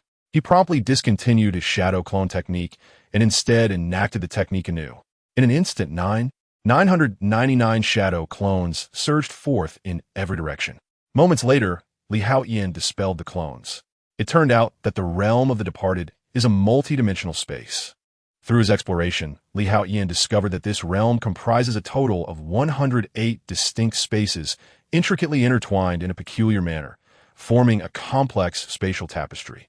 It seems that this realm may serve as a storage space for me in the future. His eyes sparkled with realization. Following his examination, he found that each small space measures 720,000 square kilometers, and among the 108 spaces, there exist 36 overlapping nodes entwined within. Each overlapping node can traverse freely within the 108 small spaces. This combination renders the realm of the undead quite expansive. Moreover, Li Haotian has discovered that within this realm lies a source of power, the very essence that has given rise to countless undead beings. However, at present, Li Haotian lacks the strength to pinpoint this source instantaneously. It appears to be mobile, capable of gliding effortlessly between the 108 small spaces. Unless Li Haotian can instantaneously lock onto the entire realm, capturing it will prove impossible.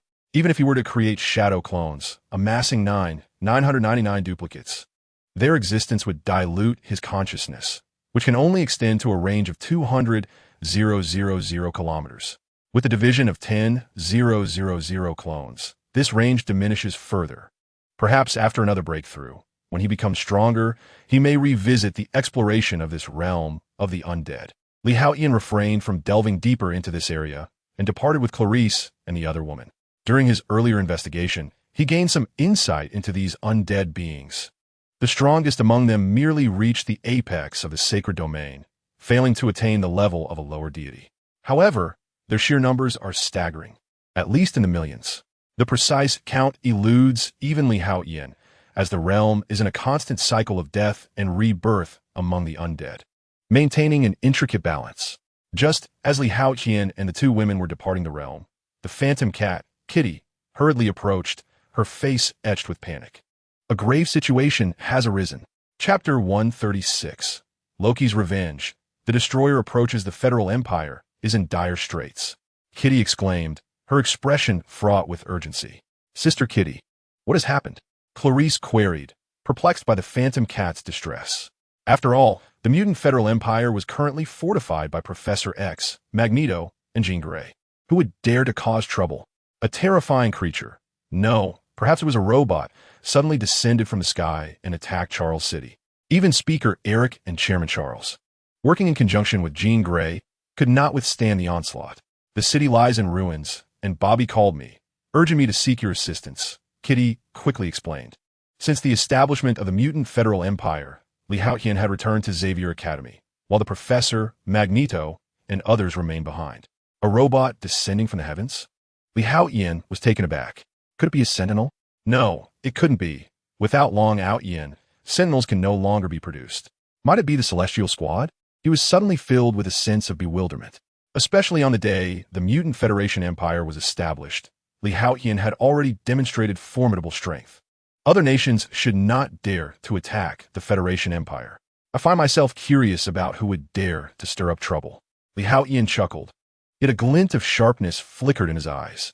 He harbored no grand ambitions of world domination, nor did he possess a thirst for indiscriminate slaughter. However, he would not tolerate any ants flaunting themselves before him. "Let's go," Haotian declared, raising his hand as a portal materialized before him. He stepped through it, accompanied by two women and the phantasmal cat, Kitty. In the Federation Empire, Charles City, a towering robot, over 10 meters in height and exuding a terrifying sheen, loomed ominously above the city. Beneath it, Magneto lay gravely injured and unconscious. Meanwhile, Jean Grey was suspended in midair, engaged in battle with the formidable machine. Surrounding them were Storm, Cyclops, Iceman Bobby, and others, providing auxiliary support in the fight. The overwhelming power generated fierce winds and swirling dust, while raging thunder crackled in the vicinity, creating a vast void above Charles City. The ominous clouds thickened, engulfing the sky in darkness, reminiscent of an apocalyptic scene. The entire city had been reduced to ruins, with millions of mutants lying amidst the debris. "Oh, great deity, please save us. Our magnificent divine being will surely come to our rescue." Divine being, descend swiftly and vanquish this dreadful monster. It is a devil, a cold-blooded killing machine. At this moment, millions of mutants fervently prayed, their faith surging exponentially. A terrifying power began to brew once more, as the robot's head gradually split open, revealing a hollow interior that flickered with searing light. "What on earth is that?" Steel Man could not help but exclaim. He, battered and bruised, stood beside the professor. Those still capable of fighting were either Jean Grey and Storm, who could fly, or Cyclops and Iceman Bobby, who could attack from a distance. Steel Man, a close-quarters combatant, found himself at a distinct disadvantage. It must be a robot. They are clearly familiar with our abilities, otherwise they would not have targeted Eric right from the start. The professor said solemnly. The methods employed against Eric were far from ordinary. They appear to be magical in nature. But what, then, was the nature of this terrifying robot? He muttered to himself. Moreover, it seemed that the adversary was specifically seeking out Haotian, a fact that Charles had confirmed. This revelation only deepened the professor's confusion. What could they possibly want with Haotian? The mere mutants dare to proclaim themselves as gods. Such arrogance. These insignificant creatures, akin to ants, remain oblivious to the true nature of divinity. A mocking voice emanated from within the monstrous being, tinged with a hint of ire. "I am but an ant. What do you consider yourself to be?" At that moment, amidst the flickering void, a portal opened, and Haotian emerged with Clarice and others. Upon his arrival, he was immediately met with the harsh tones of derision. Was this an invitation for conflict? A flicker of cold detachment crossed Haotian's visage. He had been pondering who dared to strike against the Federal Empire, and upon arrival, he was met with such haughty ridicule directed at himself. "Behold, our great deity has descended upon us. The Divine Master has heard our cries. Vanquish that mechanical monstrosity." Below, millions of mutants roared in unison. Once engulfed in despair, they were now rejuvenated with hope. Haotian's arrival symbolized their dawn, their victory banner, and the embodiment of their indomitable faith. "You have finally arrived. I have awaited your coming for so long." At that moment, the robot, upon seeing Haotian, manifested an excited tone. "Destroyer, who commands you from within?" Haotian regarded the mechanical beast and stated matter-of-factly, "Indeed, the formidable robot before him was none other than the armored automaton crafted by Odin to combat the cosmic pantheon. Forged from the celestial metal URU, it was nearly indestructible and capable of annihilating all known matter. Its energy was derived from Odin and other deities of Earth, imbued with divine power. However, Haotian believed that Odin himself was not present. He had not yet engaged with Odin, and it was unlikely that the latter would venture to Charles City seeking confrontation. "Destroyer, can you Guardians watch over your domain?" Could it be Loki? Thor had recently been stripped of his divine power and cast down to Earth. They had crossed paths not long ago. Thus he could not be the one. Therefore, the individual most likely to manipulate the Destroyer and summon it to Charles City for conflict was indeed Loki. "I am who I am. Once I capture you, you shall know my identity." The Destroyer's voice echoed coldly. "Haotian, it is time for your entrance." Seeing this proclamation, Haotian became increasingly convinced that Loki was indeed within the Destroyer. In the next instant, the Sentinel along Haotian appeared. "Great deity, Your humble follower Long Haotian pays homage. Upon his emergence, Long Haotian respectfully bowed to Li Haotian. Eliminated, Li Haotian gestured with his hand, signaling for Silver Dragon Haotian to confront the destroyer. Both were machines, and Li Haotian found himself intrigued by this encounter. Is it the pinnacle of intelligence embodied in the Sentinel's brain, or is the armored robot crafted by Odin, the king of gods, superior? Obey divine decree. The Sentinel's brain, Long Haotian, immediately complied, turning to face the hovering destroyer. Is this the Sentinel? The professor was taken aback upon seeing Long Haotian, disbelief washing over him. For this Sentinel possessed wisdom. Chapter 137, Fist of Fury against the Destroyer, Odin's Astonishment. Happy New Year! The Sentinel had just displayed utmost reverence towards Li. The professor swiftly grasped the crux of the matter. This intelligent Sentinel had referred to Li Haotian as the great god and humbly identified itself as a devoted follower. At that moment, Charles's gaze deepened. His understanding of Li Haotian became increasingly obscure. The man resembled an unfathomable abyss, endless and bottomless. One could never predict what astonishing feats he might unveil next. Was this a boon or a bane for mutants and Earth alike? A sense of unease crept into the professor's heart. He held Li Haotian in high regard, viewing him as the future of mutants. Yet, this very admiration sowed seeds of worry. The inflation of power could lead to an insatiable desire and swelling ambitions. Should Li Haotian become ensnared in the chasm of amplified strength, he might tread a path the professor dreaded to witness. Nevertheless, the professor recognized that the current Li Haotian was beyond his counsel. Boom, boom, boom. While the professor pondered these thoughts, the Sentinel Long Haotian had already engaged in a fierce battle with the destroyer. The destroyer, forged from celestial palace black gold by Odin, was nearly indestructible, thus inherently possessing the upper hand in both melee and range combat. However, Long Haotian, as the Sentinel's brain, utilized the latest super special nanomaterials. Though not as impervious as the destroyer, it could shatter and instantly reassemble itself, reminiscent of the abilities of Majin Buu. In an instant, the two formidable robots clashed violently in the skies. Terrifying, scorching rays danced throughout the air, and each punch, landing with bone-crushing ferocity, possessed the power to obliterate mountains and islands. So powerful. Below, Steel Titan marveled at the battle between the destroyer and Long Haotian, unable to contain his awe. Even this rugged man trembled at the sight of such wild close-quarters combat. Scott, I feel that this robot's scorching rays are even stronger than your optic blasts. Iceman Bobby couldn't help but exclaim. The destructive force of those fearsome rays reduced everything in their path to mere dust. Yet, the Sentinel, capable of contending with such a terrifying robot, was equally formidable. Indeed, had the Sentinel that attacked us possessed such formidable prowess from the outset, it is likely that, apart from Li, none among us would have been able to withstand the onslaught. Have you all noticed? This fearsome Sentinel refers to Li as the great god. A profound silence enveloped the crowd. Although they were already aware of Li Haotian's astonishing strength and extraordinary talent, qualities that were beyond their comprehension, they had not anticipated that the day would arrive so swiftly when they would be left far behind. Presently, they found themselves not merely unable to aspire to his level. Even the very act of imagining such greatness seemed beyond their reach. Their own limitations had stifled their imagination. They could no longer fathom the true extent of Li Haotian's power. In short, he was simply immensely strong. It appeared that Long Haotian, in the company of the destroyer, was equally formidable.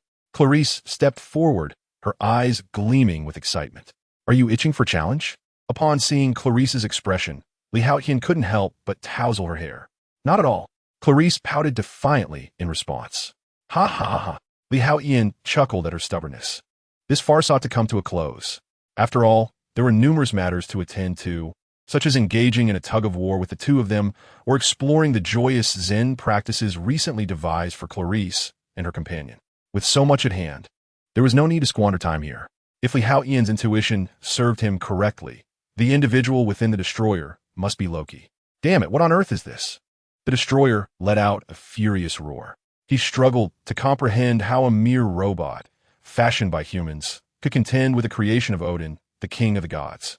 To such an extent, it was simply inconceivable. I Long Haotian am not just anything. Wait, I am something. No, I am not just anything. The more he spoke, the more he felt something was amiss. After all, Li Haotian had named him Long Haotian, and he had researched this name online. Ultimately, Long Haotian discovered that it was the name of a protagonist from novels that had once been popular in the mysterious eastern realm of Xia. This revelation filled him with excitement and pride. He eagerly devoured countless books about Long Haotian, gradually adopting the character's demeanor. Little did he expect that the destroyer would dare to underestimate him. Having exerted all his strength, Long Haotian found himself merely matching the destroyer in combat, which stirred a sense of urgency within him. Enough, Haotian, stand down. Li Haotian gestured for Long Haotian to withdraw. Li Haotian was already astonished that Long Haotian could engage the destroyer at such a level. It had far surpassed the standard of the Sentinels. O great deity, your humble devotee shall continue to fight. Long Haotian stepped aside, still respectfully advocating for himself. He dared not defy Li Haotian's orders. Yet he felt a tinge of dissatisfaction in retreating. As a being not of this world, Long Haotian had never been inferior to the machines. There would be an opportunity. Li Haotian smiled and chose not to elaborate further. He then turned to the now still destroyer, speaking in an unperturbed manner. Loki, I am aware that you are the one orchestrating the destroyer. I do not know your intentions for coming to Earth and troubling me in Charles City, nor do I wish to know. Since you have already made your move, are you prepared to be obliterated by me? Li Haotian stated calmly. The destroyer immediately reacted. However, before he could finish his words, Li Haotian suddenly exuded a terrifying aura. His hair rapidly multiplied, and his physique grew even more imposing. His muscles bulged, resembling a perfect work of art, flawless and magnificent. The contours of his physique shone with a subtle luminescence. Who has ever fantasized about transforming into something greater? The destroyer exclaimed in astonishment. Yet before he could utter another word, Li Haotian raised his hand and delivered a punch. The dreadful force seemed to manifest in the void as a golden magic ape. In an instant, the destroyer was reduced to ashes. I was actually annihilated in an instant. Loki's consciousness began to fade. Even in his final moments, he could hardly believe it. He had come to Earth solely to confront the insignificant ant who had destroyed his Loki mask. He intended to harness the power of humanity as a springboard for the Aesir against the impending threats. Yet, he never anticipated that he would be swiftly vanquished by his adversary. The transformation into Super Saiyan 4 appears rather splendid. Li Haotian glanced at his current form, feeling quite satisfied. This was the first time he had utilized the Super Saiyan 4 form after unlocking it. Although he could have defeated his opponent without transforming, Li Haotian was curious to see what his Super Saiyan 4 appearance looked like, as everyone's transformation was unique. It certainly looked impressive. At the moment the destroyer was obliterated, far away in the Aesir realm, Odin and numerous deities trembled, spewing blood and turning pale. How could this be possible? Odin murmured, disbelief etched on his face. Not only had the adversary obliterated the destroyer with a single blow, but they had also inflicted harm upon those who provided energy through the destroyer. What immense power! Is this being truly human? Chapter 138. The Rising Tide of Fear Among Great Powers. Lee, you look incredibly cool, Clarice exclaimed, stepping forward with palpable excitement. So wild and handsome. You also possess Goku's template. Once you unlock the Super Saiyan 4 form, you too shall undergo a transformation. Li Haotian smiled in response, harboring a sense of anticipation.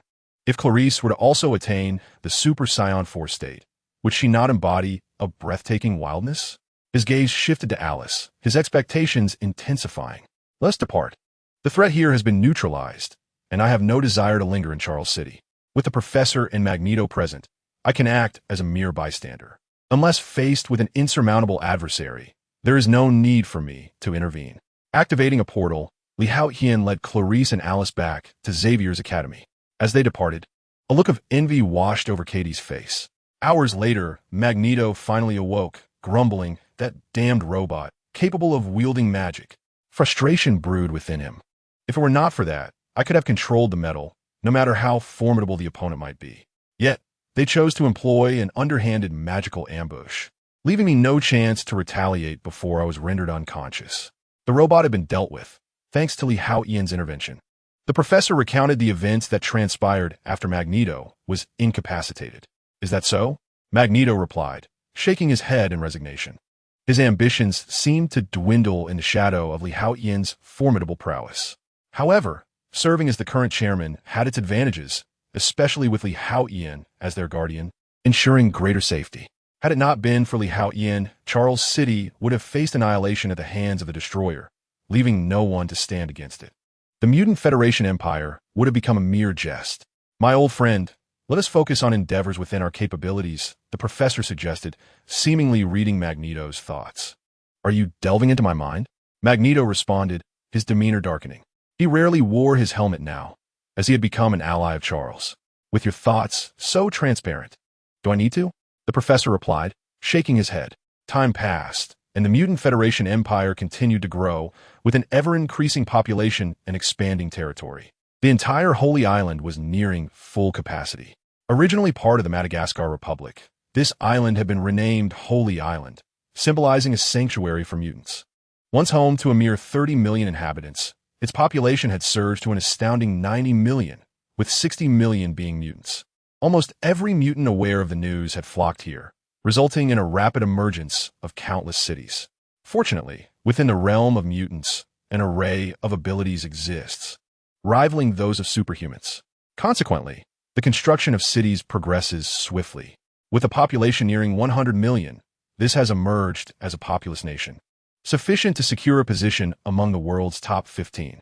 Additionally, each day witnesses the birth of new infants, resulting in a continually burgeoning populace within the federated empire of mutants.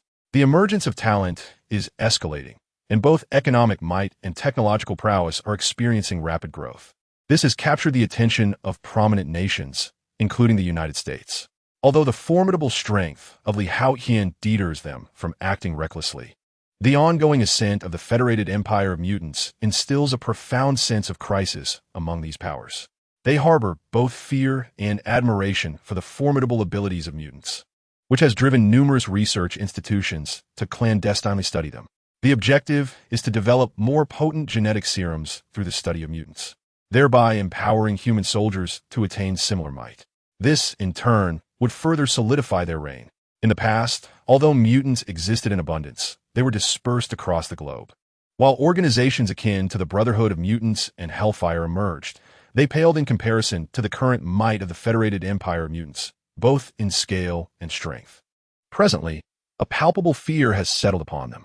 Not only the major powers, but also some of the pinnacle human factions that had previously entered into confidentiality agreements are now stirring with restlessness. Should the mutants grow excessively powerful, the implications for humanity remain uncertain and difficult to predict.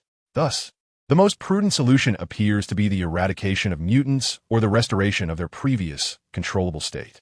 Consequently, the major powers, led by the United States, have commenced secret discussions, with several apex human factions joining the deliberations. Unbeknownst to Li Haotian, even the professor remains in the dark, as the adversaries are fully aware of his capabilities. Thus, they have united to employ measures to obscure the professor's awareness. Amidst the surging currents of global intrigue, Li Haotian remains blissfully engaged in his life and dedicated to his cultivation. Ding! Congratulations, Master! A new member, I am the King of the Pirates, has joined the kingdom of Tianlin. On this day, after completing training with Clarice, Li Haotian heard the system notification. The King of the Pirates? Upon seeing the name, Li Haotian immediately recognized the new member's identity. However, he held a distinct disdain for the power system prevalent in the world of One Piece, at least in the realm of Naruto. Techniques like shadow clone jutsu could assist in cultivation. Yet, the power system of the pirate world holds little utility in his eyes. The devil fruits may seem flamboyant, but they're far inferior to Li Haotian's magic. As for haki, one cannot help but question its efficacy compared to the divine might he possesses. No matter how formidable the armed color haki may be, it pales in comparison to the divine Earth Guardian armor, let alone the immense power of Mage Imbue. What use is the armed color then? As for the observation haki, it is even less significant. A mere thought can envelop the entire planet. Consequently, Li Haotian swiftly lost interest. However, Naruto Uzumaki and others became increasingly intrigued and engaged in a welcoming ceremony.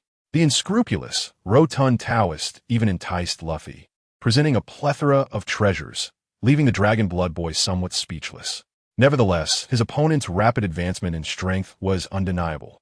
Even though the Dragon Blood Boy prided himself on his own swift progress, he still lagged slightly behind. Perhaps that pudgy Taoist possessed superior talent, he mused internally. Yet, he remained undeterred, resolutely pursuing his goal of ascending to the pinnacle of cultivation. His determination was unwavering. I am on the verge of launching an assault on the Holy Light Church. If the leader were to intervene, such a prominent figure would surely not take action. However, should the pudgy one and Naruto be willing to assist me, my confidence would soar to 100%. A glint of sharpness flashed in the Dragon Blood Boy's eyes. With this thought, he promptly retrieved numerous items, uploading them to the guild's repository and issuing a mission. Ding! Attention all guild members. Member sworn to exterminate the light has released a support mission. Reward, 100 points. At that moment, the system notification echoed, startling everyone. This 100 points was no trifling matter, as assistance would entail a share. Wow, a grand adventure awaits. I must join. I want those 100 points. Oh, the infinite celestial lord, this is my chance. Immediately, several individuals were filled with excitement. Clarice, who had just finished her training and was drenched in perspiration, also heard the notification. Lee, we are venturing into another world. I yearn to see it. Chapter 139, Arrival in Another World. Happy Year the Rabbit, Wealthy Rabbit. Wow, a grand adventure awaits. I must join. All right. Li Haotian affectionately ruffled Clarice's hair, not rejecting her enthusiasm. Both Clarice and Alice joined the Tianlin Water Kingdom, facilitating their training while also providing them with a more structured cultivation system. For Li Haotian, this was hardly a burden. Yay, that's wonderful. Upon hearing Li Haotian's consent, Clarice joyfully leaped up. While Clarice was elated, the Dragon Blood Boy in the Tianlin Water Kingdom was even more thrilled. Although he had a fair degree of confidence in his ability to annihilate the Holy Light Church, it was still limited. Now, with Naruto, Luffy, and the pudgy Taoist descending, he truly felt assured. His excitement intensified, especially upon noticing that even the enigmatic Ice and the Fallen Angel, both guild members, had accepted the mission. Grandpa Derlin, I have awaited this day for a long time. Tomorrow, everything shall be resolved. In the eyes of the Dragon Blood youth, a flicker of excitement flashed. In a moment of reverie, he seemed to see his father, mother, and Grandpa Derlin. Everyone, I await your arrival. He departed from the Tianlin Water Kingdom. However, the mission had been issued, and a portal to another world gradually opened. Whoosh! All the individuals traversed through the gateway. They had arrived. Is that the leader? The Dragon Blood youth observed a young man emerging from the crowd, flanked by two female figures, his face displaying a look of astonishment. He had originally anticipated that the leader might be an old, wicked creature, but was taken aback by the youth's appearance. Nonetheless, he understood that outward appearance bore little significance. While he was uncertain of the exact strength of the individual, he was assured that he was at least a deity-level powerhouse, and indeed a superlative one among them. This was a reassuring prospect. Even the Dragon Blood youth could not suppress the excitement swelling in his heart. Let us proceed. Upon Li Haotian's command, a radiant flash enveloped the Tianlin Water Kingdom, and amidst the flickering of the surrounding space, the crowd vanished. Within the Dragon Blood Castle, with the arrival of Li Haotian and his companions, all the castle guards were struck with astonishment. Each of these individuals appeared far from ordinary, and particularly their master seemed to hold great respect for them. The holy island of the Radiant Church is still quite a distance from here. We will require some time. The Dragon Blood youth respectfully remarked. There is no need for such inconvenience. I've already located it. We can simply open the portal and proceed, Li Haotian replied calmly. Whoosh! The Dragon Blood youth's expression shifted in surprise. He had not anticipated that Li Haotian could find the holy island in an instant. Was this the power of a deity-level being's divine perception? His heart trembled. He was no longer the naive novice he once was. From the words of the formidable beast who transformed into human form, he had gained substantial insight. Thus, witnessing Li Haotian's divine perception enveloping the Dragon Blood Castle and instantly reaching the holy island of the Radiant Church was truly astonishing. Buzz! The portal opened, and everyone stepped inside. In an instant, they materialized at the shore of the holy island. Who are you? At that moment, a high-ranking inquisitor clad in a purple robe was taken aback upon seeing the group emerge. After all, in this world, spatial magic did not exist. The sudden appearance of Li Haotian and his companions was indeed remarkable. "My lord, we have brought in a large ship." A senior inquisitor was reporting to the astonished high-ranking inquisitor when he noticed the latter staring in shock at the sky. Instinctively, he looked up, only to witness a rift in space as several figures emerged. The senior inquisitor was momentarily dumbfounded, unable to comprehend the current situation. "You, a wretched assembly of luminous demons. Grant me the mercy of death. Cursed be this blindness that led me to pilgrimage. Return to me, my wife and daughter, you foul harbingers of light." My loathing knows no bounds. Though the attendants stood aghast, perplexed by the unfolding chaos, the captives aboard the great vessel erupted in furious roars. The Holy Church of Light. Upon witnessing this scene, the Dragonblood youth's visage contorted with rage. He envisioned his mother, sacrificed to the church, perhaps enduring a similarly harrowing capture before being slain and offered to the God of Light. Kill. The sound of thunderous explosions resounded as the Dragonblood youth unleashed the Shadow clone technique, manifesting 10 clones, each transformed into a dragon, possessing the strength of the pinnacle of the sacred domain. This place holds a profound connection to me, the rotund Taoist, elated by the sight of this otherworldly sacred island, felt invigorated. If he could harness newfound powers from this realm, his strength might amplify immensely. "I, too, shall teach those scoundrels a lesson," Clarice exclaimed with fervor. "Go forth," Li Haotian replied with a smile. As for whether the Church of Light was indeed villainous, he could not ascertain, nor did he care. To him, they were merely a swarm of ants. Who truly cares whether the black ants or the red ants represent justice? Thus, an appalling battle ensued. The stout Taoist, the Dragonblood youth, and Clarice, each wielding diverse powers from various realms, were terrifyingly formidable. The sacred island stood no chance. It crumbled under the onslaught of countless forbidden spells. Shock waves erupting, shattering the entire island. Pope Heightens of the Church of Light emerged amidst the chaos. "It is you."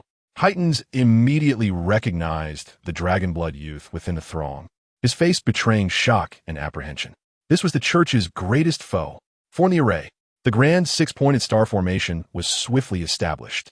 Regrettably, the remaining 30 or so members of the sacred domain were mostly of initial and mid-tier strength, woefully inadequate, even weaker than the Dragonblood youth shadow clones. The battle unfolded without any suspense, concluding amidst Heightens' regret and despair. "Grandpa Derlin, I have finally avenged you," the Dragonblood youth roared. The burdens of hatred that had weighed upon him for years now finally vanquished. "Li, truly," Clarice began to speak, but Li Haotian suddenly felt a tremor in his brow. The stars within the depths of his cells had reached their zenith. A surge of joy coursed through him. He swiftly took Clarice and the other two back to the Tianlin Water Kingdom, where he entered seclusion. As for the Dragonblood youth and his companions, Li Haotian had lost interest in their affairs. What is this? Li Haotian's consciousness abruptly entered the realm of the cellular universe. Where the star had swelled to its utmost limit, its surface riddled with fissures. Each crack exuded an astonishing aura, as if on the verge of cataclysmic eruption. A grave expression overtook him. Chapter 140. The birth of the inner world, a new beginning. Complete boom. In one fleeting moment, he was consumed by apprehension of an impending explosion, and in the next, it detonated with ferocity. The terrifying explosion swept across the entire cellular cosmos. Unbelievable. Li Haotian gasped in astonishment. He had not anticipated that the cellular star would explode so violently. Even more astonishing was the emergence of a peculiar world in the wake of this eruption. Had a small world truly been birthed? His face was a canvas of disbelief. Among the myriad possibilities he had contemplated, he had never envisioned that the explosion of the cellular star would give rise to an inner world. The mysterious force of this world was vast and formidable, an expanse of 11 billion light years. Being the creator of this inner realm, Li Haotian could instantly perceive its magnitude. How wondrous! Was this the sensation of world creation? With a mere thought, he caused the 11 billion light years universe to rapidly contract. Boom! In an instant, it transformed into something the size of an egg, resting in the palm of his hand. He recalled tales from novels where characters wielded the sun, moon, and stars, unmatched in the world. Now he held a world in his grasp, far grander than celestial bodies. What a marvel! He exclaimed, stepping forth. He summoned Clarice and Alice to share this extraordinary scene with the two pivotal women in his life. My heavens, Lee, is this truly a small world? Clarice exclaimed, disbelief etched across her astonished face, her mouth agape in wonder. Are there any forms of life within? Alice inquired, eager to know whether the small world created by Li Haotian could harbor countless beings. Not yet, but that is easily achievable, Li Haotian replied with a smile. His genetic power had now transcended to that of creation. Even the act of conjuring life was within his capabilities. I shall create now.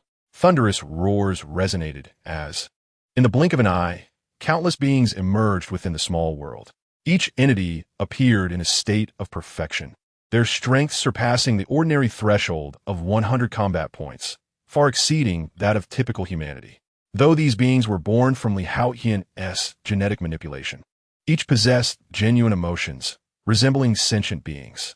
Each entity held a distinct identity, and even memories were intricately woven into their existence by Li Haotian. Subsequently, based on their memories, personalities, and various environmental factors, they embarked on divergent paths. He merely guided the progression of the world, ensuring these beings followed their destined trajectories. Truly, it was a marvel. Li Haotian was taken aback. Clarice and Alice could not resist entering Li Haotian's little world as well. The three of them roamed around this miniature realm, experiencing its diverse customs and traditions. Li, this is indistinguishable from the real world, Clarice exclaimed in utter astonishment. Indeed, Li Haotian nodded in agreement, equally surprised by the revelation. Li, do you think the world we inhabit might also be someone else's inner realm? At that moment, Alice suddenly spoke up. Buzz. In an instant, Li Haotian was stunned. Indeed, the inner world he had been born into was strikingly similar to the real world. The beings within it could not discern the difference between reality and illusion. They were even unaware of their own existence. So, could this chaotic Marvel universe also be the inner world of some supreme being? However, just as he came to this realization, the sky outside suddenly split open. A dark fissure tore through the heavens above. Could that be the exterior of the Marvel universe's inner world? A glint of sharpness flashed in Li Haotian's eyes. Let's go. He swiftly drew Clarice and the others into his inner world and charged towards the black fissure. What lay beyond the fissure? Perhaps it was yet another new world. In a small fourth-tier city in Xia country, in a study, a remarkably handsome young man suddenly sprang up from the table. It turned out he had merely been dreaming. Although the dream was brief, it was ample inspiration for a novel of 300,000 words. Having finished his thought, the handsome man quickly began to type on his keyboard. His pen moved swiftly, and words flowed like a rushing stream. Though this was only his second novel, the progress he had made was evident. Before long, he had completed the book, with numerous loyal friends supporting him and a fair share of critics mercilessly disparaging his work. He felt satisfied with his effort as a novice author on his second book. Tap, tap, tap. The book was complete. At the moment those words were inscribed, he suddenly attained a moment of enlightenment. A radiant aura emanated from him, as if a door was slowly opening. I shall write my third book, and it will undoubtedly be even more exhilarating. With a hearty laugh, the handsome man exited his room. He had not stepped outside in over a month. This time, he intended to revel in life, starting with at least a 398. The day he returned would mark the pinnacle of his new creation,